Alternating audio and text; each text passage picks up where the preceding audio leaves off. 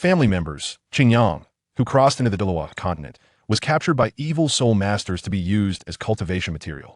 When awakening his martial soul, he suddenly manifested golden armor and punched the evil soul master Ghost Shadow into the mountain wall. Previously, they had been despairingly trapped in an iron cage. How would Qingyang deal with the evil soul masters in the future? Let me tell you, I have never seen such a ridiculous martial soul awakening in my life. Just a second ago, those two evil soul masters treated me like a lamb waiting to be slaughtered, and the next second, with a burst of golden light, I directly manifested a ridiculously cool set of golden armor. That so-called soul sect Ghost Shadow was dumbfounded, his mouth wide open enough to fit an egg. He still didn't believe in evil and conjured a black energy ball to throw in my face. But guess what? I didn't even move. That thing hit me and didn't make a sound before vanishing. Then I instantly appeared in front of him, simply ordinarily, with one punch. Just one punch. That guy directly turned into a shadow, bang, and embedded himself into the mountain wall, unable to be pulled out. But we need to rewind a few days. Who understands? Just a second ago, I was a traveler full of fantasies about the Dalawa continent, and the next second, I was trapped in a dark, damp iron cage in a cave with a few village buddies. We were captured by two evil soul masters, pure villain templates. One was a spooky, bamboo-like figure named Ghost Shadow. The other was as stout as a bear, exuding murderous intent.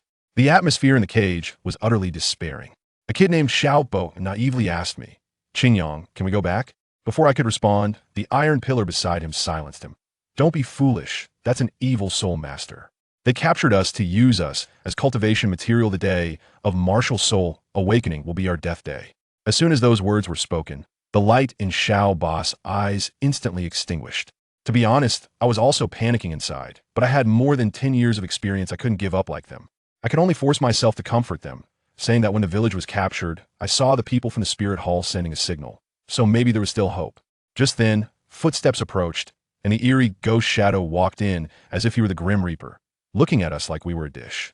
He grinned and said, "I don't know if the spirit hall will come, but you definitely want to see that day."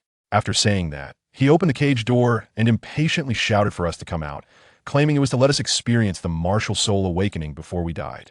I supported the terrified iron pillar and, along with a few other partners, stepped out of the cave one by one. The sunlight outside was a long-lost sight, but it didn't feel warm at all because we all knew this might be the last time we saw it. Outside the cave, that bear-like man was sitting on a large rock, impatiently telling Ghost Shadow, "Hurry up, let them awaken. I feel my soul power is about to break through." Ghost Shadow obediently called my name. Black mist erupted from his body, with 2 yellow and 2 purple soul rings as a soul master. That was like heaven in front of us kids. He pointed his dry hand at me, telling me to stand in the middle. Xiaobo and the others were terrified and could only watch helplessly. Ghost Shadow grinned maliciously, slapped a few stones, and a light curtain enveloped me. I closed my eyes and felt a magical power flowing through my body. Suddenly, my head buzzed as if I connected to the entire universe. Countless pieces of information flooded into my mind, and in that moment, I felt like I understood everything, and I knew that this was called Heavenly Tao. This feeling came quickly and left quickly. When I opened my eyes again, I felt a destructive power within me. Then, the scene at the beginning unfolded, and pieces of golden armor appeared out of thin air, instantly merging together. Tiger-shaped shoulder armor, a 5-element belt, and light wings on my back, simply stunning. I felt like I was the only emperor in the world. That pressure bent the surrounding flowers and trees. The bear-like man was startled and stood up, his eyes wide like copper bells. Mutated martial soul? This momentum, how is that possible? He, a soul king, was actually frightened by a little brat who had just awakened his martial soul. I raised my hand, looking at this imperial armor, with only one thought in my mind. I have a chance to survive. I slowly raised my head, looking at the 2 bewildered evil soul masters, and the next second, a massive golden beam of light descended from the sky, turning this valley into my domain. In this bright realm, the bear man's strength was heavily suppressed, and his soul power operation was stuck. He panicked and shouted at Ghost Shadow, "You go try him first." Ghost Shadow was almost crying. His martial attributes were completely suppressed by my holy light, and the black mist around him melted like snow in the sun. But he had no choice but to brace himself and directly unleashed his 4th soul skill, a black ball filled with countless vengeful spirits flying towards me. Howling like a ghost, an ordinary person would turn to bones upon contact. But now I was different. I didn't even give him a glance and walked straight towards that black ball. It exploded on me. Black mist filled the air, and the surrounding flowers and plants instantly withered. Ghost Shadow gasped, thinking I was done for. But guess what? The footsteps sounded, and I walked out of the black mist completely unscathed. How was that possible? His eyes were about to pop out. I didn't give him time to react with a shift of my form. I instantly got close, then, gathering strength, I swung my fist. That seemingly slow punch was impossible for him to dodge, and he was sent flying, crashing into the mountain rocks. Golden arcs of light danced around him, causing him to convulse in pain finally. He glared at me with resentment and passed out. I withdrew my fist and turned to the bear man, speaking in a voice that still carried a bit of childishness, but was full of authority. Today, you will face judgment. The bear man took a step back, frightened. You must know, he, a battle soul king, couldn't kill Ghost Shadow with one hit. He finally realized he had provoked an existence he shouldn't have, but he couldn't back down. In a fit of rage, he directly activated his martial soul, with 5 soul rings glowing in yellow, purple, and black, transforming into a 5-meter-tall giant bear, and activated 2 enhancement soul skills. His momentum was indeed terrifying. He still spoke tough. Kid, you have quite the mouth. When I was licking blood off the knife's edge, you weren't even born yet. The spirit hall can't catch me. And you think you can? After saying that, this guy shifted his tone and actually started to recruit me, claiming that joining them would bring wealth, beauties, and soul bones in abundance, even offering me a 40 share. I wanted to laugh. You just slaughtered my entire village, and now you want to talk business with me? This guy was clearly asking for death. As expected, he saw that I didn't respond and thought I was tempted. He secretly activated his 3rd soul ring, roaring to use a mental shock to intimidate me. Immediately after, his strongest 5th soul ring lit up, and he opened his mouth to unleash a stinking blood-red beam towards me. Obstinate and stubborn, I had seen through him long ago. The moment he roared, I also moved, drawing circles with both hands and pushing forward, chin to an extreme light.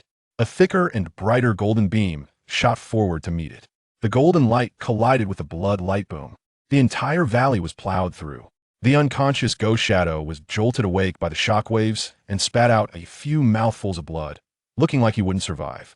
The next second, my golden light, with overwhelming force, directly engulfed that blood light and slammed into the bear man. He stared at me in disbelief, and with a thud, he collapsed to the ground, dead as a doornail. After dealing with the 2 of them, the armor on me transformed into light spots and disappeared, and an immense fatigue hit me. Instantly, I swayed and almost fell.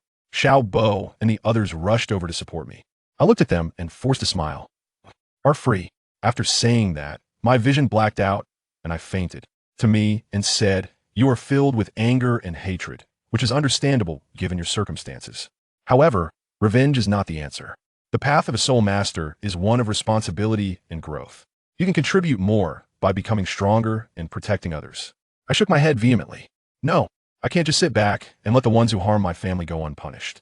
I want to fight to make them pay for what they did. BB Dong's expression remained calm, but there was a hint of disappointment in her eyes. I understand your feelings, but joining the enforcement team is not a decision to be taken lightly. The world of soul masters is fraught with danger, and you must be prepared for the consequences of your actions. I don't care about the consequences. I shouted, my voice filled with desperation. I need to do this.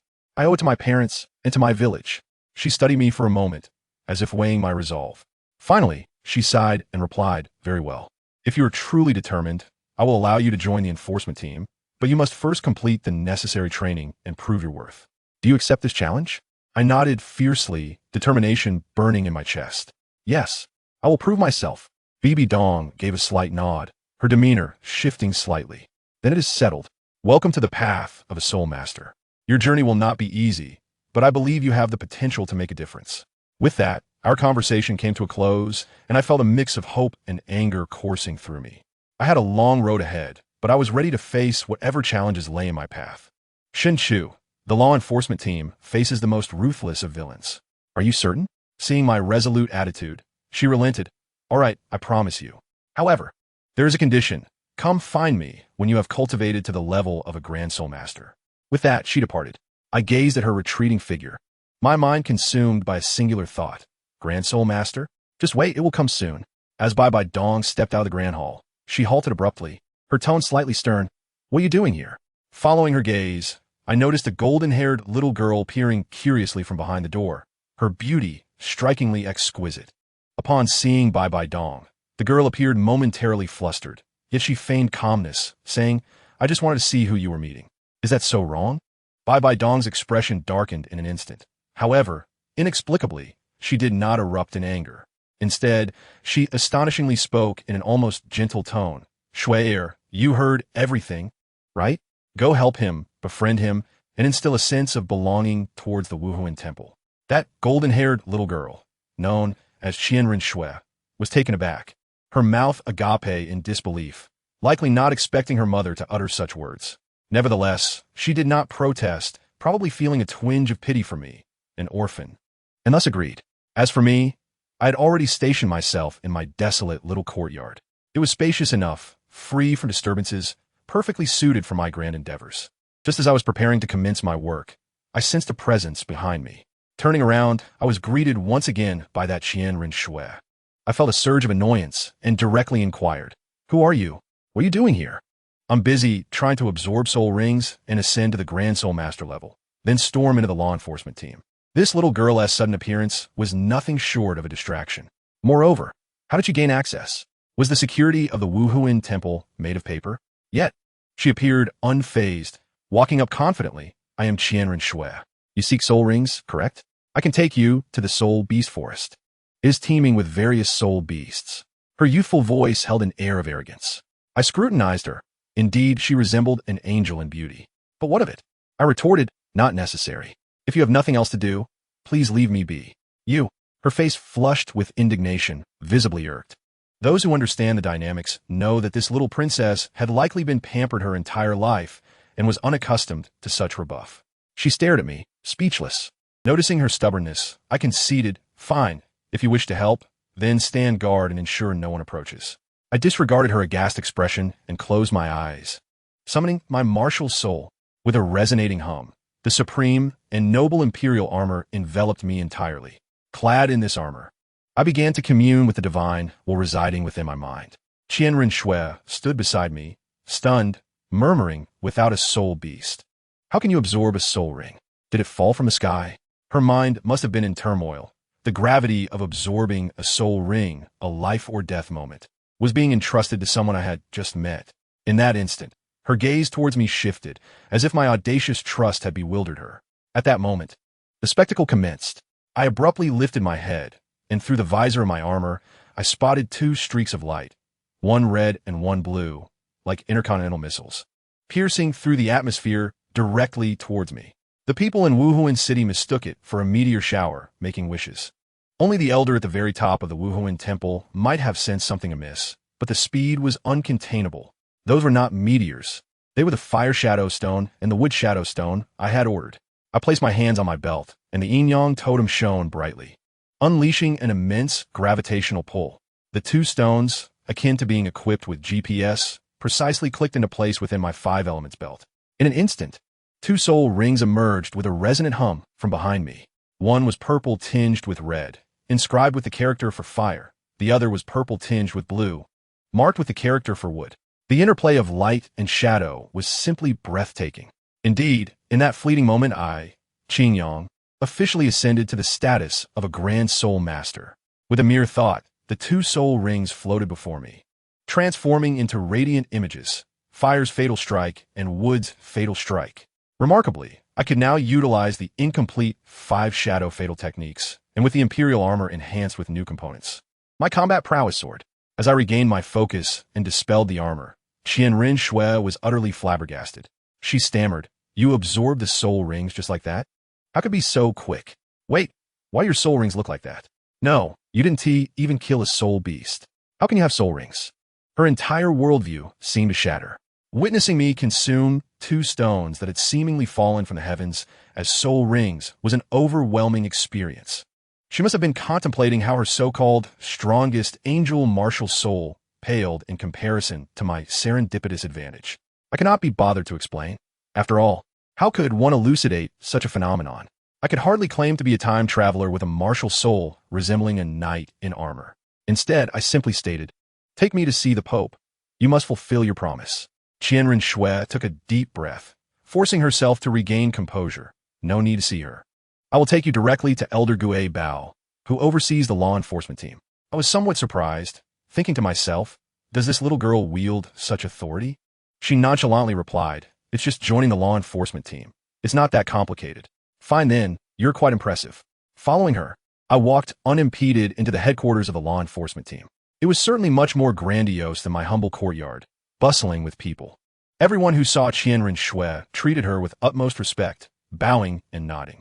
I began to comprehend that in the Wuhuan Temple, the angel family was akin to royalty. If I wished to accomplish great things in the future, such as eradicating evil soul masters and transforming this world, this little heiress would undoubtedly be my most significant ally. As we proceeded, a voice suddenly called out, "Young miss?" Upon hearing this, Qianren Shui's brow furrowed with displeasure. I followed the voice and saw a boy of about 10, with an air of self-satisfaction, sporting a smug smile. His name was Jin Yao. He approached Qianren Shui, boasting about his recent accomplishments, claiming he would soon be promoted to squad leader. Then, his gaze casually swept over me. "Young miss, is this little brother a new junior?" Those who understand know that encountering such ostentatious colleagues upon joining a new organization can be quite vexing. I cast a glance at him. He was likely around level 32, a 10-year-old soul master, indeed a top-tier genius in the outside world. Yet to me, he was nothing extraordinary. However, Qianren Shui did not indulge him. With a piercing glare, an air of authority emanated from her. "Do I need to report to you? Jin Yao, remember your place. You are merely the grandson of the second elder." Instantly, Jin Yao's face paled, and he dared not utter a word, bowing his head in apology. Qianren Shui huffed, taking my hand and leading me away. Jin Yao raised his head, his eyes filled with defiance, fixating on me. Our gazes locked, and the atmosphere crackled with tension. As Qianren Shui called for me ahead, I turned back before leaving, looking at Jin Yao's handsome face, and calmly remarked, "Your strength is quite commendable. I hope you can use it wisely." With that, I walked away without a backward glance. I could wager that Jin Yao was seething with anger. Upon entering the Elder's Hall, I was astonished to discover that the renowned Gui Bao Do Luo was, in fact, a woman. A strikingly voluptuous lady exuding wild charm lounged on a chair, her gaze fixed upon us with a languid air. Qianren Shui wasted no time. "Elder, this is Qin Yang. He wishes to join your law enforcement team. Please look after him." I stepped forward, offering a brief introduction. "Hello, Elder Gui Bao. I am Qin Yang, a two-ring battle soul master, seeking to join the law enforcement team to eradicate evil soul masters." The elder named Lien Yu rubbed his temples, his expression reflecting a headache. "My heavens, another child has arrived? Does the Pope consider this a nursery?" 8 months prior, one had been sent in, and now another great soul master had appeared. I certainly do not wish to play the role of a nanny. Qianren Shui, displeased, countered directly. "Qin Yang's strength is no less than mine. Do not underestimate him." Upon hearing this, Lien Yu chuckled, a mischievous grin spreading across his face. "In that case, Qin Yang, if you can endure 1 minute under our young lady's command, I shall appoint you as the captain of the enforcement team. What say you?" Qianren Shui's eyes sparkled with interest, clearly intrigued. However, I abruptly extinguished the conversation, declaring, "Such trivial matters hold no significance, Elder. Even if I were to lose, would you still permit me to join?" "Oh no." Lien Yu was immediately stumped, abandoning that train of thought. She shifted to a more comfortable position and stated, "All right, I shall not jest any longer. Qin Yang, I have heard about your circumstances from Wang Tao. It just so happens that I am forming a new team. You shall be the captain." Just then, a document on her desk began to glow, and a letter appeared out of thin air. She opened it and smiled. "What a coincidence. The Pope has approved my proposal, and even the grand offering has agreed." "Grandfather?" Qianren Shui snatched the letter and, upon reading it, her expression was one of astonishment and joy. "Grandfather actually wants me to join this team, stating it is to enhance my combat abilities." Lien Yu rested her forehead in her palm, her face reflecting a sense of resignation. "Alas, I have truly transformed this into a nursery. This was not my suggestion. I merely proposed that Qin Yang and Jin Yao form a team. Who would have known the Pope would include you?" Qianren Shui paused for a moment and murmured softly, "Does my mother still care for me?" Lien Yu cleared her throat and officially announced, "Thus, the 32nd team of the 7th Enforcement Division is hereby established. Captain Qin Yang, Vice Captain Jin Yao, and Member Qianren Shui. Congratulations to you all." I had no objections. The prince's team configuration appeared quite formidable. I inquired directly, "Elder, what is our first task?" Upon discussing serious matters, Lien Yu instantly adopted a grave demeanor. She produced a map, pointing to a location in the kingdom of Kexierbo, near the Star Do Great Forest. There is a village suspected of harboring an evil soul master organization. Your mission is to investigate the intelligence." She paused, her tone becoming more serious. "This task is not ordinary. Do you know why you've been assigned?" Because the local Wuhuan branch reported everything was normal, yet Jinyao encountered a completely different situation there. Subsequently, all the individuals we dispatched to investigate have gone missing. Upon hearing this, my heart sank. Good heavens! Does this not imply that the local Wuhuan temple has rotted to its core, colluding with evil soul masters? If this is true, how many innocent souls must suffer? Contemplating this, a surge of anger ignited within me. I accepted the identity badge that Lian Yu handed me, not wishing to delay for even a second. I turned and strode out, declaring, "There is no time to waste. I shall lead the team forthwith." As I exited the enforcement hall, Qianrenxue followed closely, her face a mask of confusion. Could there truly be such people within the Wuhuan temple? Her worldview had evidently been profoundly shaken. I did not indulge her with platitudes, instead unveiling the harsh reality before her. Is it not evident? Wherever there are people, there exists selfishness and conflict. The Wuhuan temple is no exception. I turned to face her, locking my gaze onto hers, articulating each word with conviction. This world has reached a point where the accumulation of errors necessitates change. I gazed at the distant Wuhuan city, my voice lowered, yet each word struck her heart like nails. "Xiaoxue, may I call you that? Are you willing to join me in transforming this tragic continent?" She appeared dazed, as if stunned by my words. She looked at me and my seemingly frail silhouette, her eyes filled with a complex array of emotions. After what felt like an eternity, she bit her lip and gently nodded. "If it is you, I am willing." I smiled and turned to her, saying, "Thank you, Xiaoxue." Just then, Jinyao arrived. Upon seeing us together, especially the captain's badge at my waist, his eyes turned red with envy as he gritted his teeth. "It's you again. You have taken my position as captain." He moved to strike. "Jinyao, what do you intend to do?" Qianrenxue's sharp reprimand halted him in his tracks. I interposed myself before Qianrenxue and stepped forward, extending my hand. "Qingyang, captain of Team 32, second ring Great Soul Master." Jinyao scoffed and introduced himself. "Jinyao, vice captain, 32nd level Battle Soul." He grasped my hand, surging his soul power in an attempt to intimidate me. I can assure you, his feeble soul power felt like a drop in the ocean. I did not even flinch. He was puzzled, thinking I was merely putting on a brave front, but the next moment, his complexion changed as he recoiled, as if electrocuted. Good heavens! This fellow stood there, clutching his hand in shock, staring at me in disbelief. It felt akin to spraying a water gun at the sun, completely futile, only to be scalded by the heat in return. His entire right hand burned fiercely.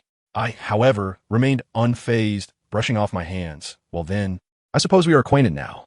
Young Master Jean, enough dilly-dallying. Lead the way, I am pressed for time." He remained unconvinced, muttering under his breath about how I was just a child, inexperienced and untrained, questioning my right to be captain. I retorted succinctly, "My friend, you are entirely correct. But in this continent, weakness is the original sin. Only the strong hold true authority. Furthermore, next time, please refer to me as captain." He snorted disdainfully but ceased his argument, turning to escort us to the designated transport. To my surprise, rather than a carriage, we boarded a colossal eagle that soared into the wind, looking quite impressive. The wind was so fierce that it tousled my hair. I waved my hand, conjuring a purple-green wooden barrier to shield us from gusts.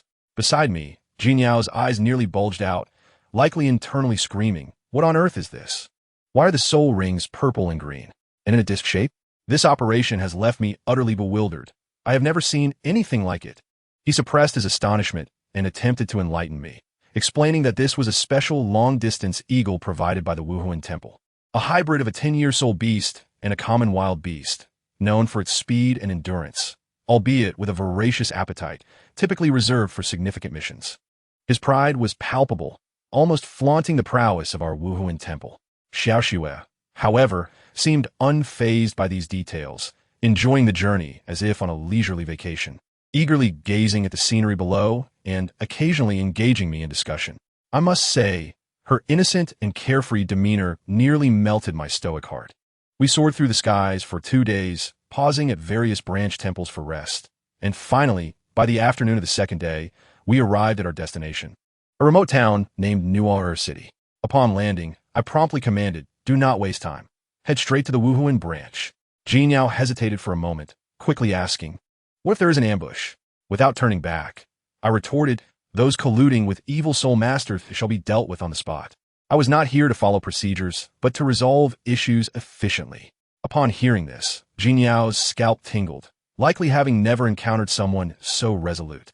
Xiao Xue leaned closer, quietly inquiring whether I was confident, to which I assured her, "Fear not. As long as I am here, if anything feels off, just signal for help." Upon hearing this, her eyes sparkled, likely eager to witness my full potential. Upon entering the branch temple, I was left speechless. Fellow comrades, who understands? A humble branch temple had been adorned more lavishly than a royal palace. The floors were made of white jade, and the windows were crafted from glazed glass. It was overwhelming. I immediately instructed them to prepare for battle, sensing that something was amiss. We were certainly not awaiting benevolent souls. Sure enough, the woman at the reception desk, upon seeing us, wore a smile so artificial it resembled something generated by AI. A mere glance revealed her to be unwell, as if her life force had been drained by some unseen force. I directly struck the enforcement team's badge against her face, causing her to drop her pen in fright. She then attempted to feign a desire to report the incident herself, but I swiftly intervened, asserting that we would accompany her. With no other option, she reluctantly led us onward, casting furtive glances at others along the way, desperately trying to buy time. Just as our patience was wearing thin, the main figures finally arrived, a flamboyantly robed elder accompanied by a middle-aged man, the local bishop and his son. Upon seeing 3 children before them, they could hardly maintain their composure, tauntingly inquiring if we were lost children. My gaze fell upon the middle-aged man, whose nauseating aura was particularly overwhelming. I approached him boldly and retorted, "Do you think I jest?" As he prepared to argue, I coldly stated, "Then allow me to share a joke with you." Without needing to lift a finger, Jin Yao instantly comprehended my intent, roaring, "Golden crocodile possession." With a howl, he transformed, revealing 3 soul rings, 2 yellow and 1 purple, emanating a fearsome aura that sent the attendant staggering back in fright, cold sweat trickling down his brow. The elder, sensing the precariousness of the situation, hurriedly attempted to smooth things over, claiming it was all a misunderstanding. I regarded him with a smile that did not reach my eyes and challenged, "Misunderstanding? Pray tell, why do I sense an aura of malevolence within your hallowed spirit hall?" He continued to feign ignorance, and I had no desire to engage in further banter. Imperial armor, unite. My transformation was instantaneous, and, as I raised my hand, I unleashed the Imperial Wood Seal. In a flash, a blue halo ensnared all present from the spirit hall, rendering them immobile, their soul power suppressed. The bishop's son screamed in terror, while the bishop threatened to report me to the Pope.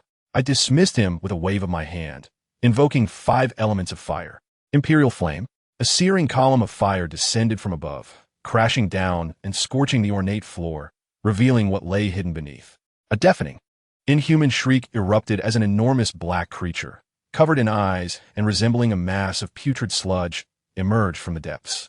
Even more appalling was the sight of a multitude of ordinary people, drained of their vitality, barely clinging to life in the basement. Xiao Xue immediately erupted in fury, her spirit manifesting in a radiant display.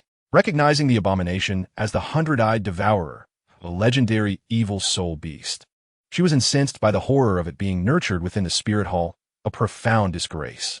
Without hesitation, she activated her 2nd soul skill, Angel's Guardian, enveloping the 3 of us in a golden shield. The creature retaliated with a blast of green malevolence, which Xiao Xue managed to withstand, though it drained her considerably. It then lashed out with a sludge-like tentacle, the air cracking under its force.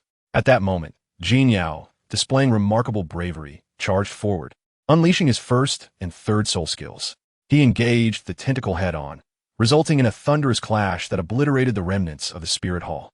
Jin Yao sustained some internal injuries, blood trickling from his mouth, and urgently advised me, "Captain, this creature is at least a 30,000-year-old soul beast. We must decide swiftly whether to fight or flee." My eyes swept over the dying souls in the basement, and my hands clenched tightly. "We cannot retreat. If we flee, the entire city will perish." Jin Yao sent a distress signal. I turned to the 2 of them, my tone unwavering. "I can restrain this beast for 10 seconds, immobilizing it. Do you have the confidence to eliminate it?" Without hesitation, Xiao Xue summoned a white longsword, the angelic sword, while Jin Yao revealed his trump card, a dark golden soul bone radiating faint light on his right arm. He looked at me earnestly and declared, "If you can hold it, I assure you I can breach its defenses. Then let us commence." I spread my hands wide, invoking 5 elements of wood, 5 elements of fire. 2 halos surged forth, forming an intricate magical array before and behind the creature. Seal, 2 instruments array. I clasped my hands together as the creature thrashed wildly. In the next moment, its terrifying soul power abruptly ceased, plunging into silence. Now, Jin Yao's eyes lit up, and he propelled himself forward like a cannonball, activating the dark golden claw technique. A massive dark golden claw formed, striking down towards the creature's main eye with ferocity.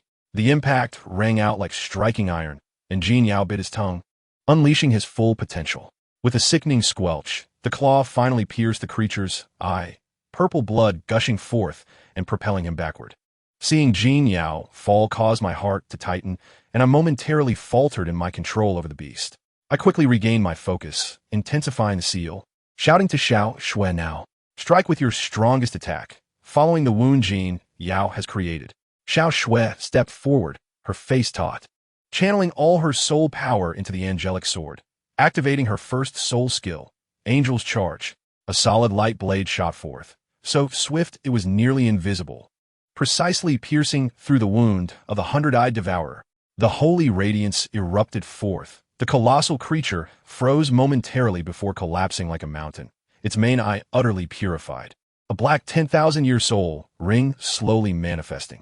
I exhaled in relief, quickly dispersing the soul rings and rushing to their side to heal Jin Yao with my wood-based soul power. Xiao Shui leaned on her sword, gasping for breath, clearly exhausted. The aftermath left the spirit hall in ruins, resembling a demolition site rather than a battlefield. The lower minions had long since fled, leaving behind only the dead or the wounded, particularly in the basement where the 100-eyed devourer had emerged. It was akin to a hell on earth, with the weak having perished. Jin Yao, recovering some strength, boasted, "I actually faced off against a 10,000-year-old soul beast." Even the second elder would regard me with newfound respect. However, upon turning around, he spotted a familiar figure and kicked him, exclaiming, "Old man, you're still alive? Where's your son? Did he not take you to safety?" It turned out to be the bishop who had previously been subdued by the Imperial Wood Seal. Now, in a pitiful state, his ornate robe reduced to rags. Hearing Jin Yao mention his son twisted his face with rage. "This has nothing to do with me. It was all that wretch's doing. Had he not fled, I wouldn't have been beaten. These wretched peasants will one day pay for this." The old man attempted to deceive Jin Yao, offering to take them to Leighton Village to return the stolen vitality. Jin Yao glanced back at Qin Yang, but before he could speak, the bishop erupted in fury, activating his 4 soul rings. "Want to escape?" Qin Yang raised his hand, golden energy coiling around the bishop's throat from a distance. The bishop struggled in midair, his face turning purple, before Qin Yang flung him into the ruins as if he were refuse.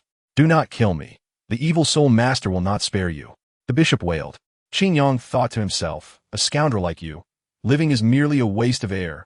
He swiftly ended the bishop's life. With the bishop dealt with, Qin Yang turned his gaze to the over 100 villagers, barely clinging to life, and felt a pang of compassion. Xiao Shui quickly reassured him. "Qin Yang, do not be disheartened. It is all the fault of these vile creatures." Qin Yang took a deep breath, looking skyward, and activated his martial spirit. The wood soul rings burst forth, showering the villagers with green light, as if it were rain. His armor transformed into light, his face pale. Yet a smile graced his lips. Although the villagers regained their physical strength, their psychological scars would take time to heal. Thankfully, the 100-eyed devourer lacked mental attacks. Otherwise, today would have truly been catastrophic. Just then, a group of individuals burst in, bewildered by the scene. The leader, a burly man, looked upon the bishop's corpse with disdain, a hint of satisfaction in his eyes. Upon seeing the villagers in the basement and the corpse of the 10,000-year soul beast, he was utterly dumbfounded. "I'm Cryan, the captain of the patrol team in Nuar City. The Wuhuan Palace has come under attack, and you few are the only ones awake. Quickly, tell me what transpired." Cryan gazed at Qin Yang and his companions, his tone softening as he thought to himself that these 3 children were no ordinary individuals. Qin Yang promptly produced a badge, declaring, "We are members of the Wuhuan Palace's enforcement team. First, handle the situation here, then take us to meet the city lord." Cryan was taken aback, Upon inspecting the badge, he realized its authenticity. Looking at Xingyang, he sensed that a storm was brewing in Nuar City. He hastily commanded his subordinates to rescue the wounded and led Xingyang and the others to the city lord's residence. On the way, Xingyang feebly remarked, "In this continent, there are hardly any organizations capable of nurturing a 10,000-year-old beast, are there?"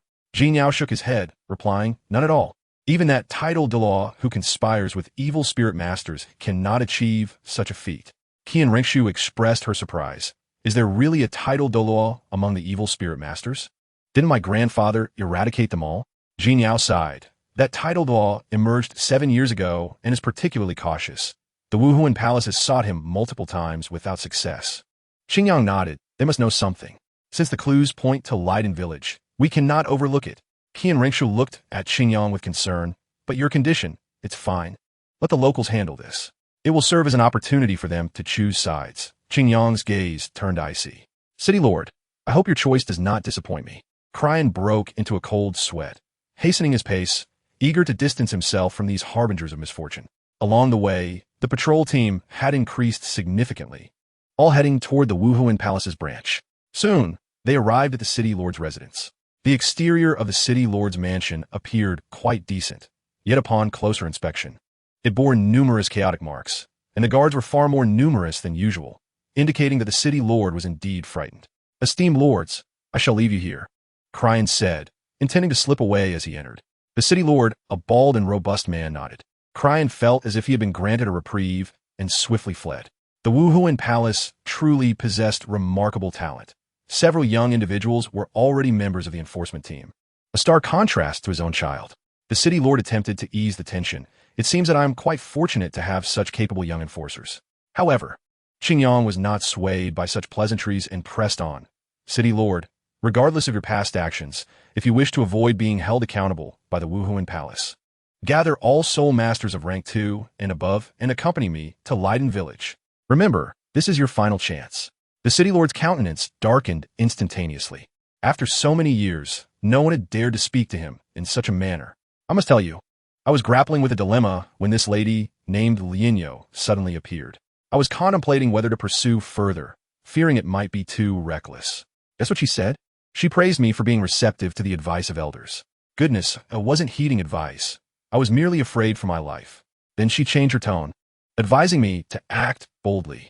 "Our presence is meant to ensure your safety." Wow, this lady understands us young people, promoting an encouraging style of education. She even mentioned that, due to our previous actions, she had pinpointed the lair of the evil spirit masters, which contains significant targets. It was even possible to uncover clues about that title de law. The mission was assigned. "Xingyang, your task is to destroy this stronghold. To make things even more thrilling, I will join you in this endeavor." At that moment, I felt a sense of security. Having a title de law leading us is akin to having an unfair advantage. The following morning, as I descended for breakfast, I was surprised to find Qian Ringshu had also come down. Upon seeing Lianyo beside me, her face fell instantly, and I could tell her expression radiated disdain. In her mind, she must have been thinking, "Why is this old lady here? Trying to act youthful? Family? Who can comprehend the acrid sin of jealousy that wafted even from 800 meters away?" Shortly thereafter, Jinyao appeared, seemingly unfazed as he grabbed a piece of bread to eat, exuding a nonchalant demeanor akin to Lianyo's. The atmosphere in the small inn's hall became quite peculiar. After breakfast, the main event commenced. Lianyo produced a device resembling a crystal rod, claiming it was a soul power testing instrument, a portable and exquisite version. The name sounded akin to the latest smartphone of 2025. She asked me to go first, and upon testing, I was astonished to find I was at rank 24.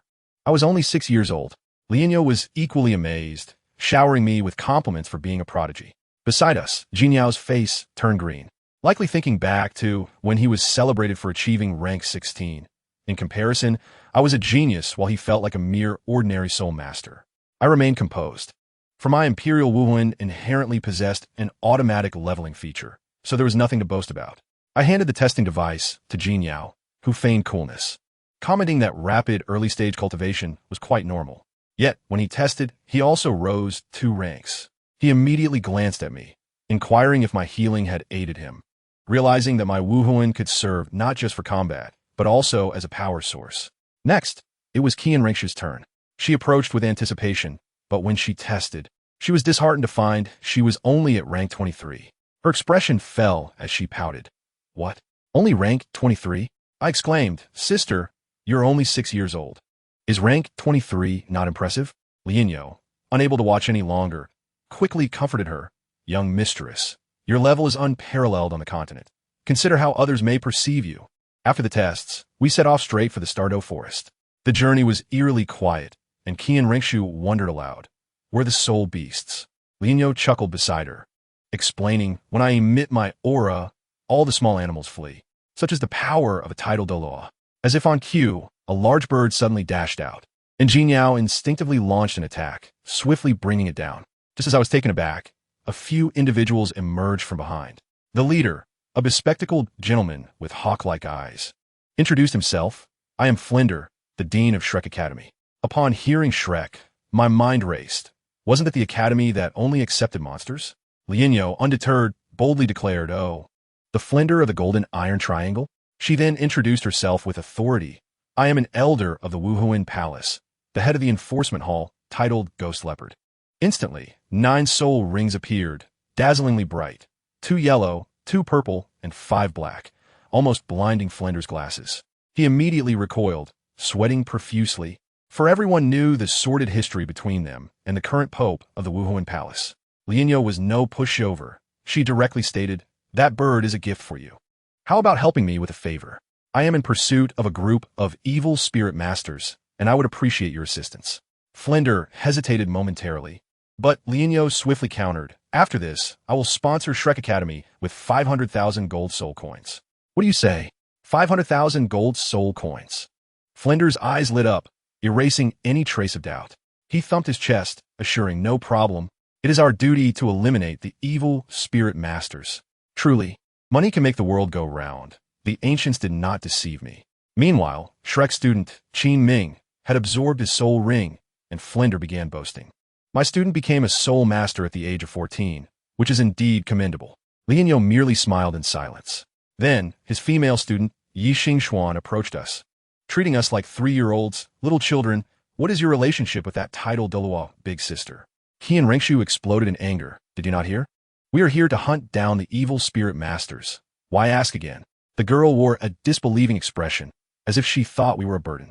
Qian Rengshu unleashed her sarcasm.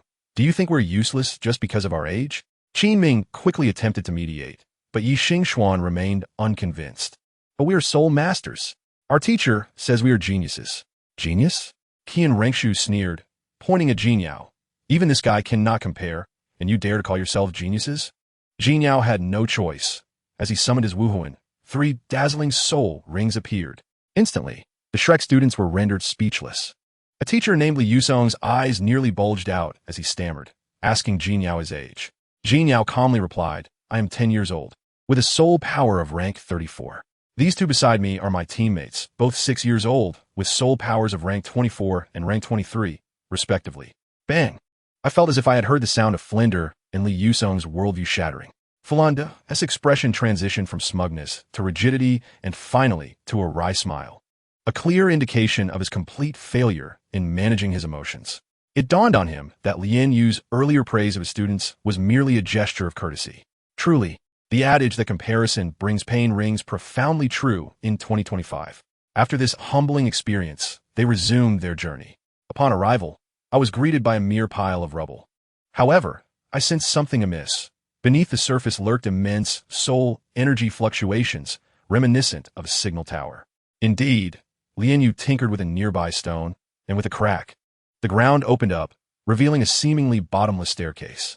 My word, this lair of the evil soul masters resembled a film set from a tomb raiding saga. We descended alongside Lian Yu, only to discover an expansive underground city.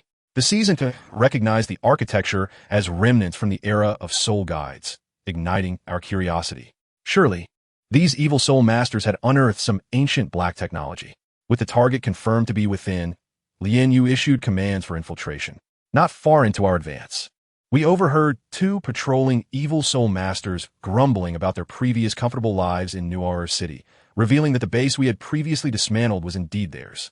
At this juncture, Shrek's Yi Xingxuan approached me, inquiring about the sealed buildings guarded nearby and what they might contain.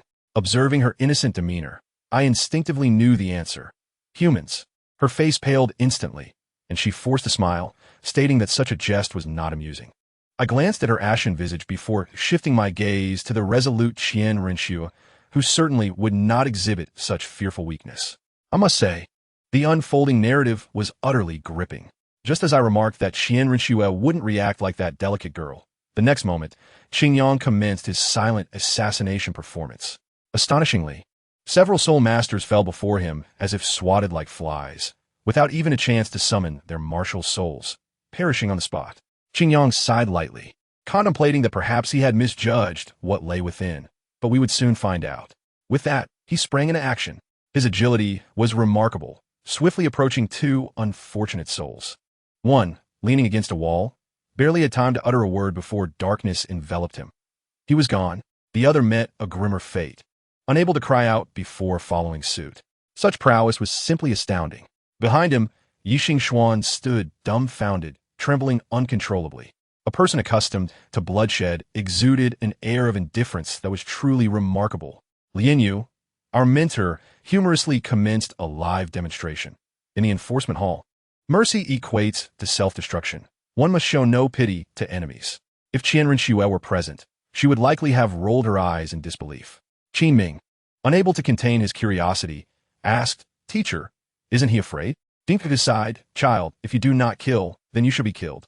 After dealing with the sentries, Qingyang kicked the door, but remained steadfast. This door was enchanted, bearing soul power suppression. It appeared that brute force was the only option. The scene shifted to the heart of the ruins, where numerous figures were typing away like programmers. Suddenly, someone shouted, "My lord, we have intruders." The masked female leader remained unfazed, replying, "A trivial matter. Do not disturb my experiments." She dismissed the intruders entirely, contemplating offering 2 heads as nourishment for her experimental subjects. Her gaze fell upon a massive cocoon in a pool, filled with a viscous green liquid, emanating malevolence. In the next chapter, a high-energy alert. With a resounding thud, Lian Yu used his martial soul to slice open the door. The sight within caused Yixing Xuan to retch. The room contained not only several decaying corpses, but also numerous old beasts bound like Zongzi. One winged tiger, battered and barely clinging to life, was infested with repulsive insects. A truly harrowing scene. These soul beasts were ensnared by 4 chains, with clumps of putrid matter voraciously draining their vitality.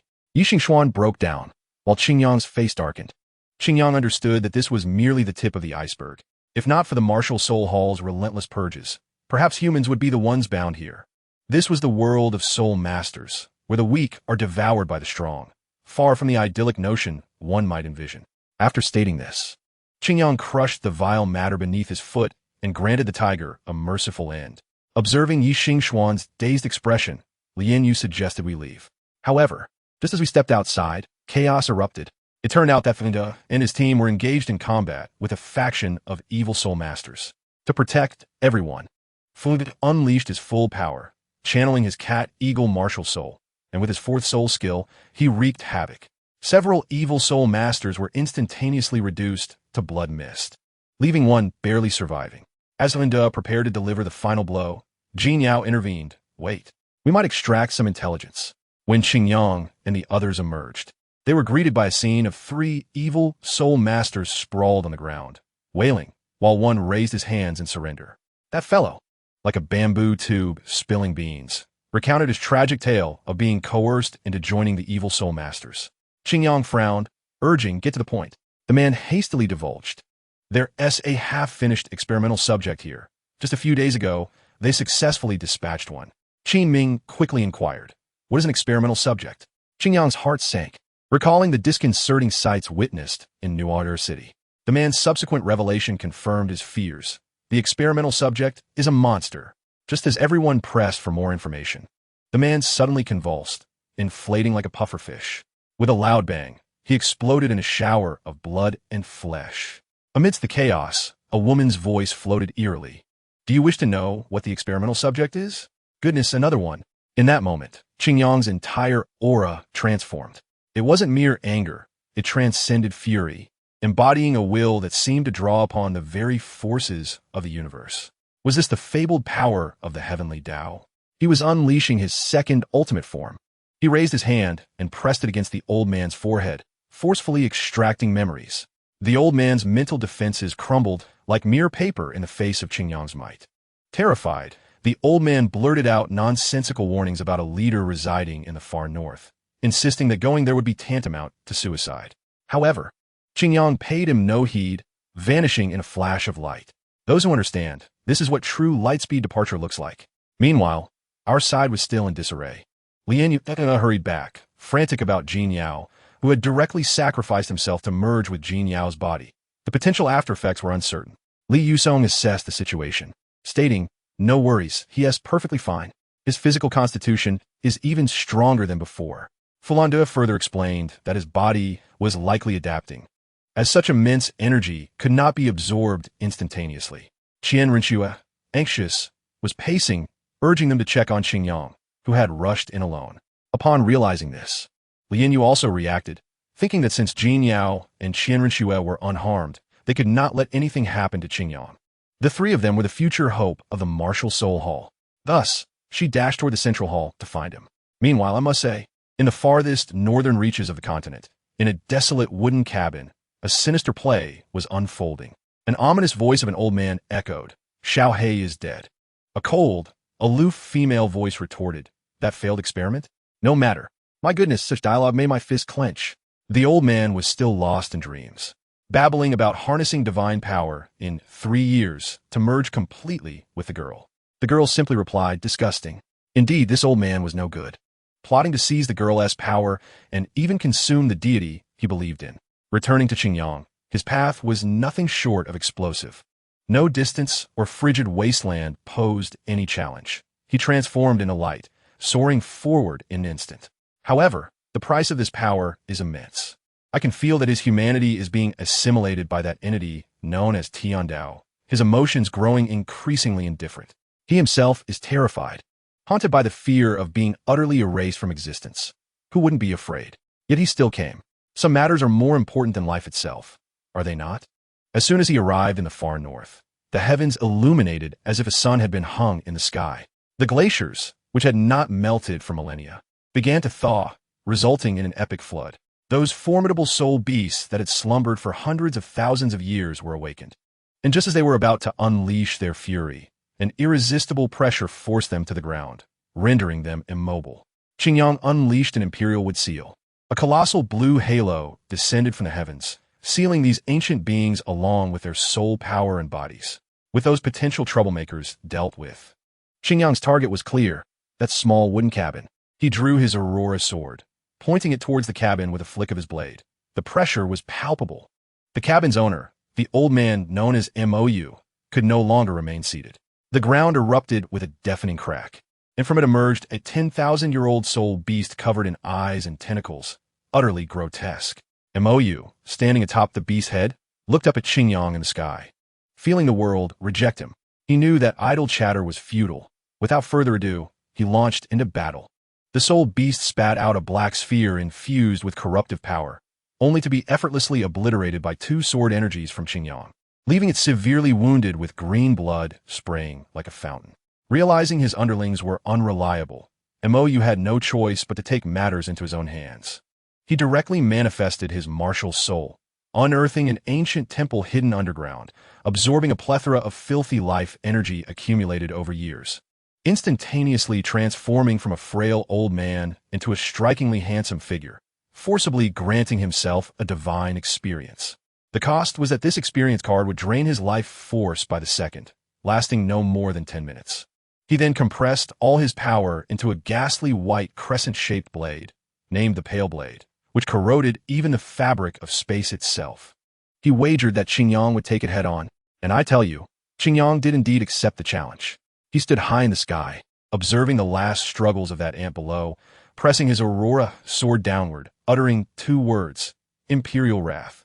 A colossal sword shadow descended from the heavens with a thunderous roar. The spectacle was akin to the apocalypse. The entire geography of the far north was altered. The tremendous collision lasted a full 10 minutes. And only when the noise subsided did Qingyang intervene, forcibly suppressing the calamity with the power of the five elements. When I looked at MOU, he was utterly spent, reverting to that withered old man, plummeting from the sky, muttering about his failure. Yet he was not entirely finished. In his final moments, the power of the evil god, along with the half-dead soul beast, coalesced with all his remaining strength into a beam of bloodlight, surging toward the only intact wooden cabin. Inside that cabin resided a girl named Su Ishue. I assure you, she had never seen such a brilliant light in her life. That light was Qingyang.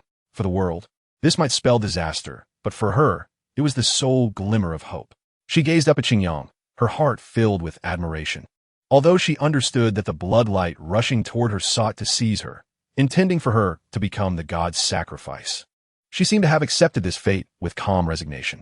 The girl, Su Ishue, appeared to have already resigned herself to her destiny. Yet MOU's dying words echoed in my ears. Who understands the family ties? This entire scheme had been in motion since the moment she was captured. She intended to perish alongside that damned god. If she died, the god could not descend upon this world. For others, this could be a terrifying outcome, but for her, it held no adverse implications. However, at this moment, Su Ishue inexplicably felt a twinge of reluctance, not towards this world, but towards the light that Qingyang embodied. Having grown accustomed to darkness, she now found the absence of light profoundly unfamiliar and unbearable. In the sky, Qingyang coldly observed everything.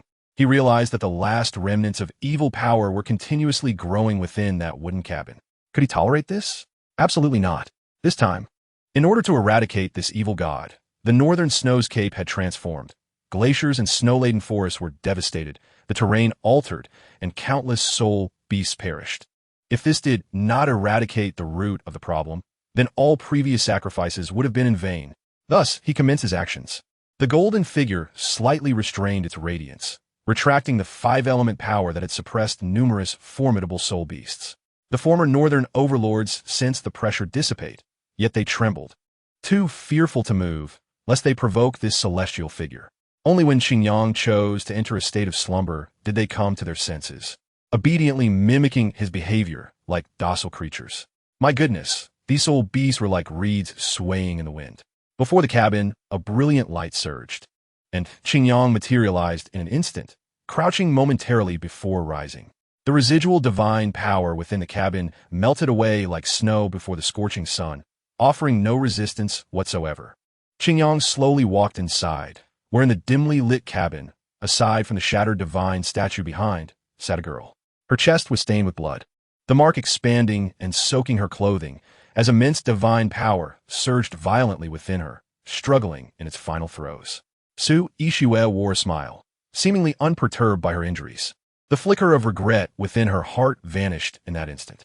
"It is truly wonderful to see you," she murmured, as her life force extinguished like a candle in the wind. With her relinquishing the will to survive, the divine power lost its host's protection, dissipating in the light. To this, Qingyang felt little. His final will was fervent yet cold, indifferent and thus more ruthless. Instinctively, he extended his hand, enveloping Su Ishue in the power of the five elements, infusing it with the energy of yin and yang. Instantly, flowers and grasses revived, withered trees blossomed anew. The lifeless wooden cabin sprouted fresh green leaves, and vibrant flowers bloomed upon the white earth. A kaleidoscope of life emerged upon this snowy expanse, radiating a pure and harmonious vitality. This was nothing short of the best performance art of 2025, a force that reversed the very essence of life and death materialized within that ordinary wooden cabin. After a considerable time, as Qingyang's presence began to fade, he finally halted his actions. The imperial armor vanished in an instant, and the fire and wood crystals hidden within him unleashed a vast reservoir of five-element energy, transforming into an incomprehensibly profound amber crystal, preserving Qingyang's final essence within. A fiery red and deep blue halo emerged, alternating above and below, flickering with an enigmatic pulse. Meanwhile, in the cosmos, a green meteorite adorned with peculiar patterns erupted with a tremendous energy, cascading like a torrential waterfall. Powerful entities in nearby planetary systems sensed this supremely pure essence of water. When they arrived to investigate, the meteorite had already departed from this star domain at an unprecedented speed. Before long, the meteorite traversed innumerable worlds, ultimately reaching the Doloa star where Qingyang resided. It streaked across the sky, leaving a brilliant meteor tail before merging seamlessly into the amber crystal enveloping Qingyang, as naturally as a raindrop merging with a river. The water shadow stone, imbued with the power of the five elements, instantly radiated a gentle and nurturing essence, enveloping Qingyang's nearly assimilated will. All anomalies faded away, and the battle-scarred, icy expanse returned to tranquility. For years passed in this manner.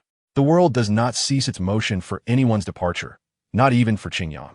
Throughout these 4 years, Doluo continent continued to operate according to its own rhythms, conflicts erupting in various locations as if one were gorging on melons. Among them, the most notable was the continent's foremost Soul Master faction, Wuhuan Temple. Initially, Wuhuan Temple, for reasons unknown, mobilized in grand fashion, declaring that for the sake of peace on the continent, they would eliminate all evil Soul Masters. Thus, a team composed entirely of pure Soul Masters was born, unprecedented in scale. Led by the elders of the Wuhuan Temple and the master of the Law Enforcement Hall, a formidable team of elite Soul Masters was assembled, forming a law enforcement squad to oversee the various branches of the Wuhuan Temple across the land. They even summoned a number of powerful registered Soul Masters. With generous rewards as bait, ample strength as support, and a considerable number of personnel as a foundation, they launched a vigorous campaign to eradicate evil spirits. In no time, their presence was felt across the 2 great empires and numerous duchies and kingdoms. This campaign lasted for 2 years, significantly impacting the situation on the continent. Particularly, the Battle of Miluo Mountain was a desperate struggle for the evil Soul Masters. This conflict resulted in the demise of a 100,000-year Soul Beast, 3 Soul Duluos, and 7 Soul Saints, with countless others of lesser strength falling as well. Following this campaign, the remaining evil Soul Masters were thrown into disarray, fleeing to the City of Slaughter, never to rise again. From that point on, the evil Soul Masters on the continent were utterly annihilated, and the term Evil Soul Master was on the verge of becoming a relic of history. Consequently, the Wuhuan Temple gained immense renown, but at that moment, a shocking event transpired. The former pope of the Wuhuan Temple, the current law enforcement elder, and the foremost member of the angel family, Qian Xuanji, was gravely injured. It was said that he was injured while attempting to capture a transformed 100,000-year soul beast, clashing with the prodigy of the Haoyan sect, Tong Hao. At that time, Qian Xuanji was accompanied by 2 elders of the Wuhuan Temple, both of whom were titled Doluo level, together with Qian Xuanji. This trio possessed strength far surpassing that of the campaign against evil. Yet the outcome was hard to accept. In that battle, the 100,000-year soul beast was sacrificed, allowing Tong Hao to ascend to title Doluo, and he subsequently killed the 2 elders of the Wuhuan Temple while gravely injuring Qian Xuanji. The narrative seemed almost ludicrous. Due to this incident, the Haoyan sect once again demonstrated its prowess as the foremost sect, and Tong Hao became the fastest individual to ascend to title Doluo on the continent. Meanwhile, the prestige of the Wuhuan Temple, which had been amassed from its eradication of evil soul masters, collapsed in an instant, leading to a significant decline in its reputation. A year later, news of Qian Xuanji's untimely demise further deteriorated the situation. The Wuhuan Temple, although still the dominant force on the continent, was no longer as formidable as it once had been.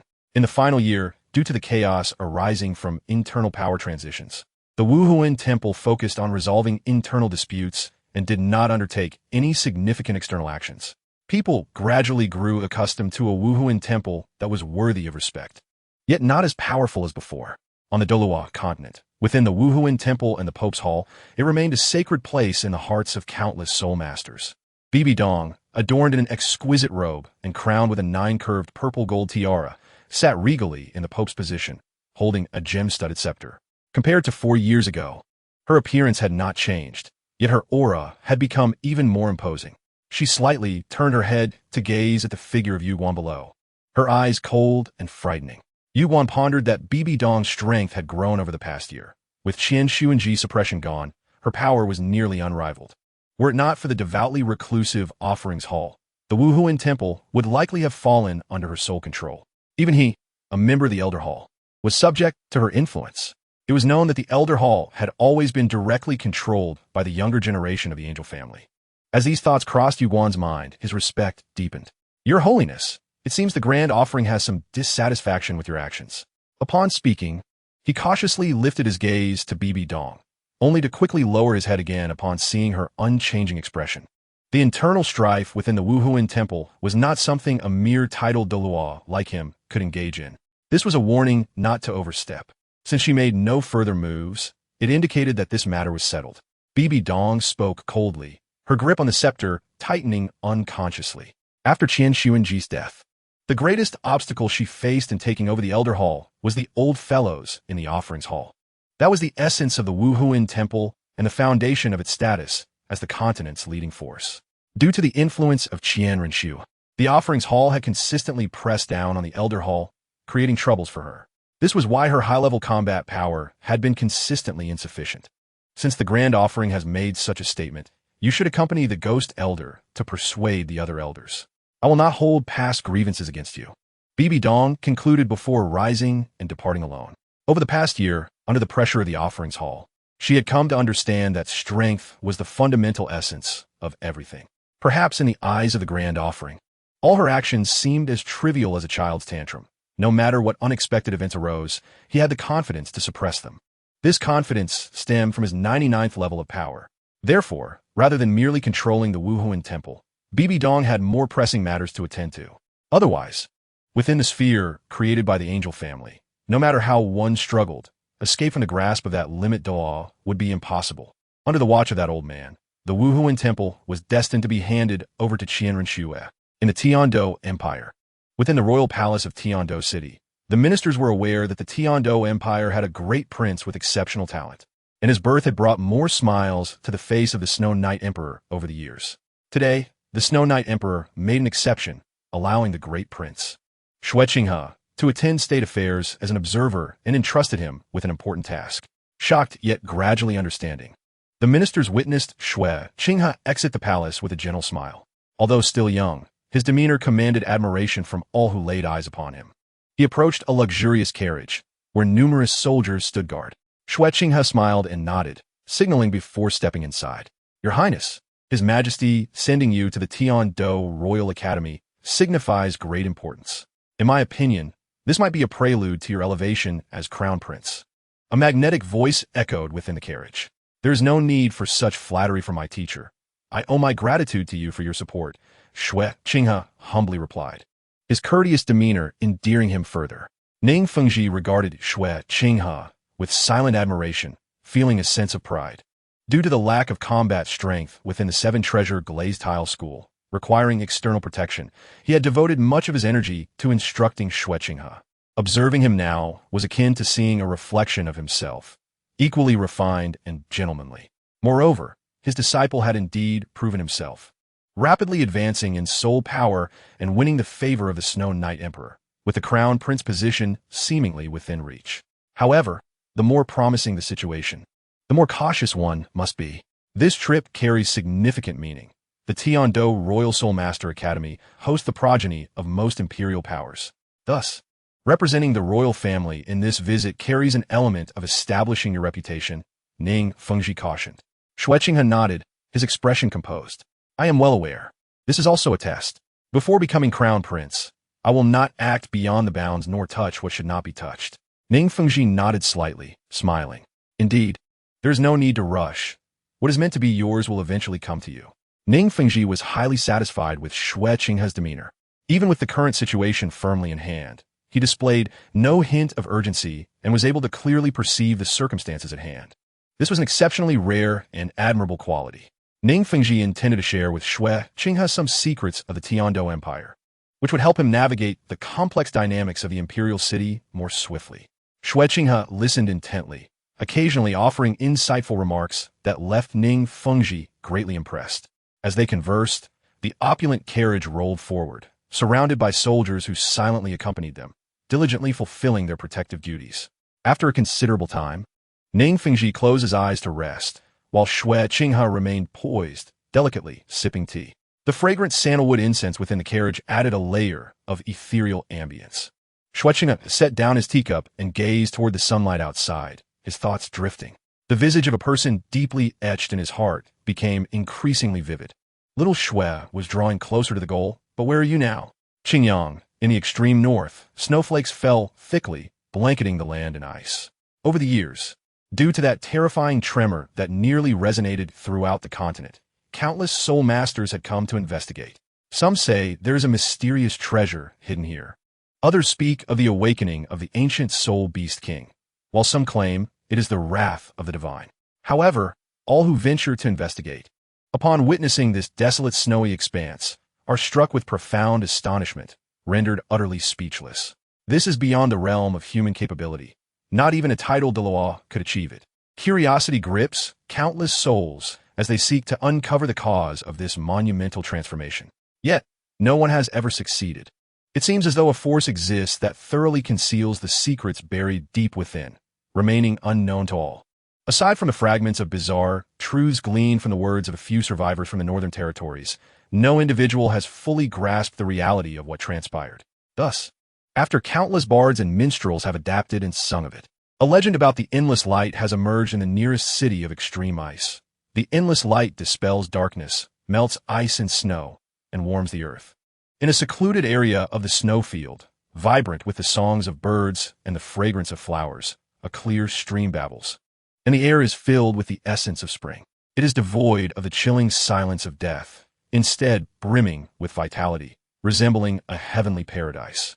In this astonishing realm, a breathtaking young woman, around 15 years of age, kneels before a towering ancient tree, fervently engaged in prayer.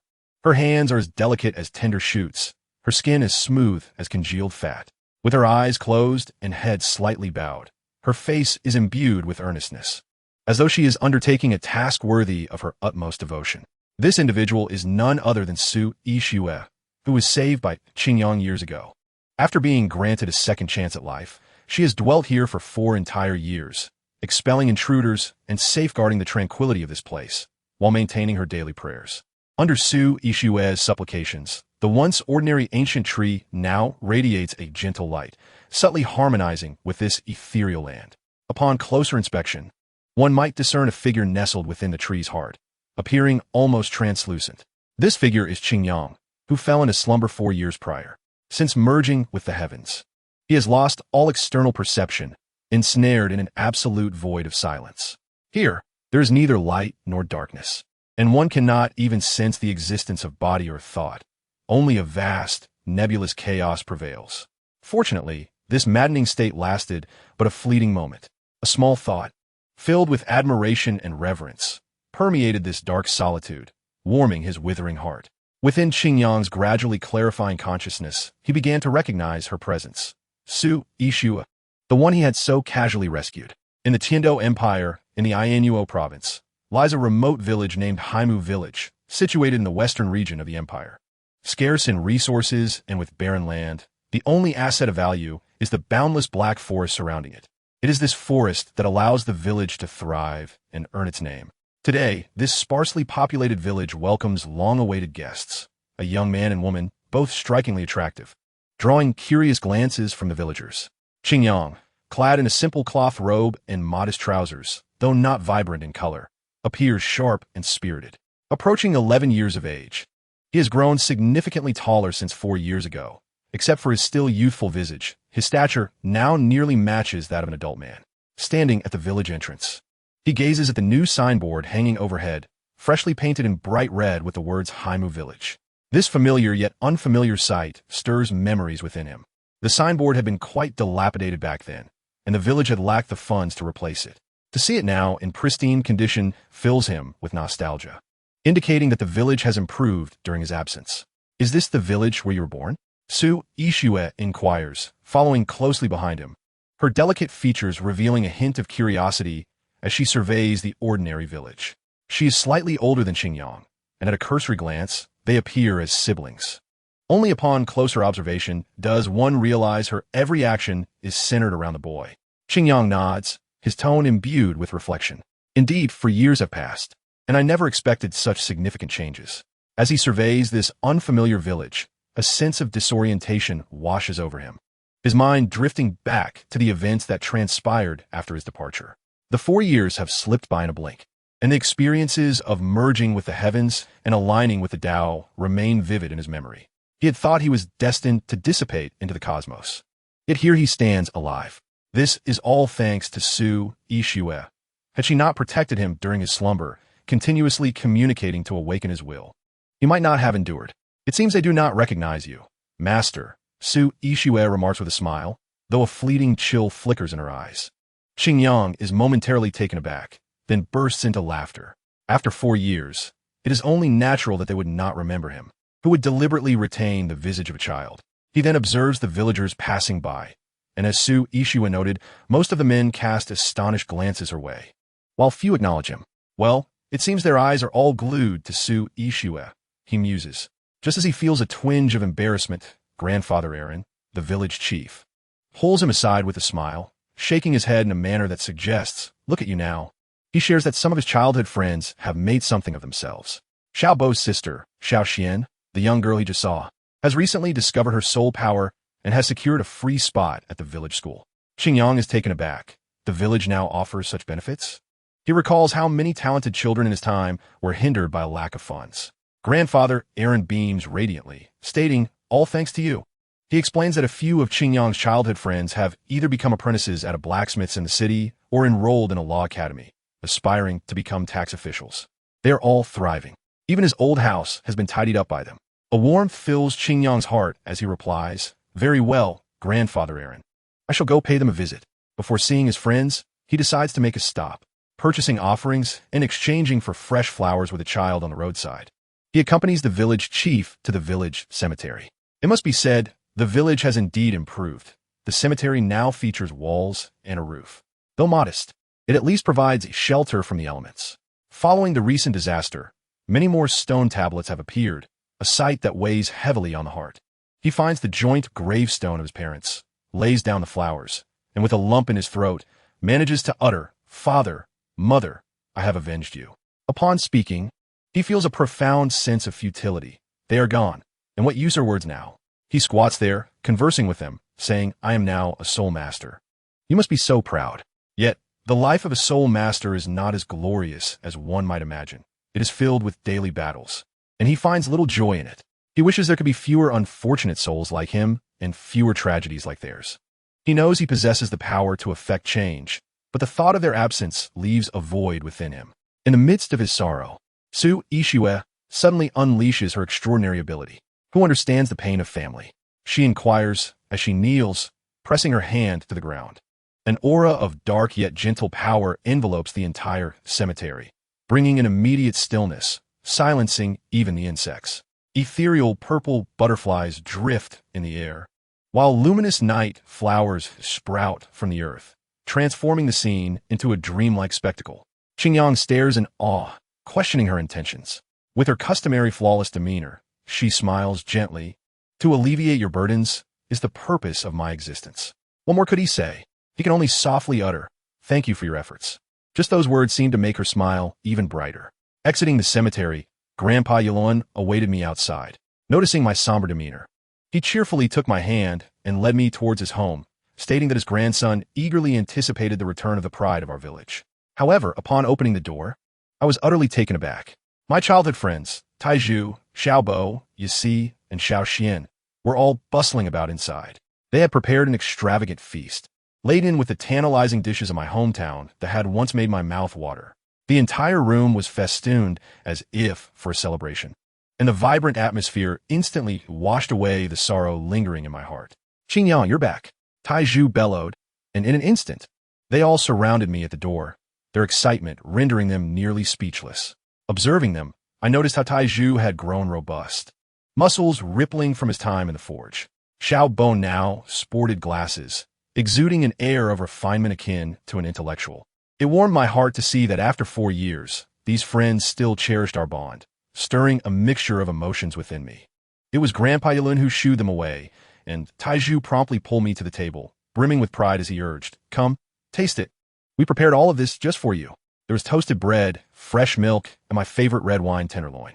Though the cuisine at the Wuhan temple was exquisite, it could not compare to this familiar flavor. As we ate and drank, Xiao Xian, with her big sparkling eyes, asked, Big brother, what level are you at now? Next to me, my number one little admirer, Yisi, immediately chimed in. Brother Xingyang must be an extraordinary soul master now. I smiled gently.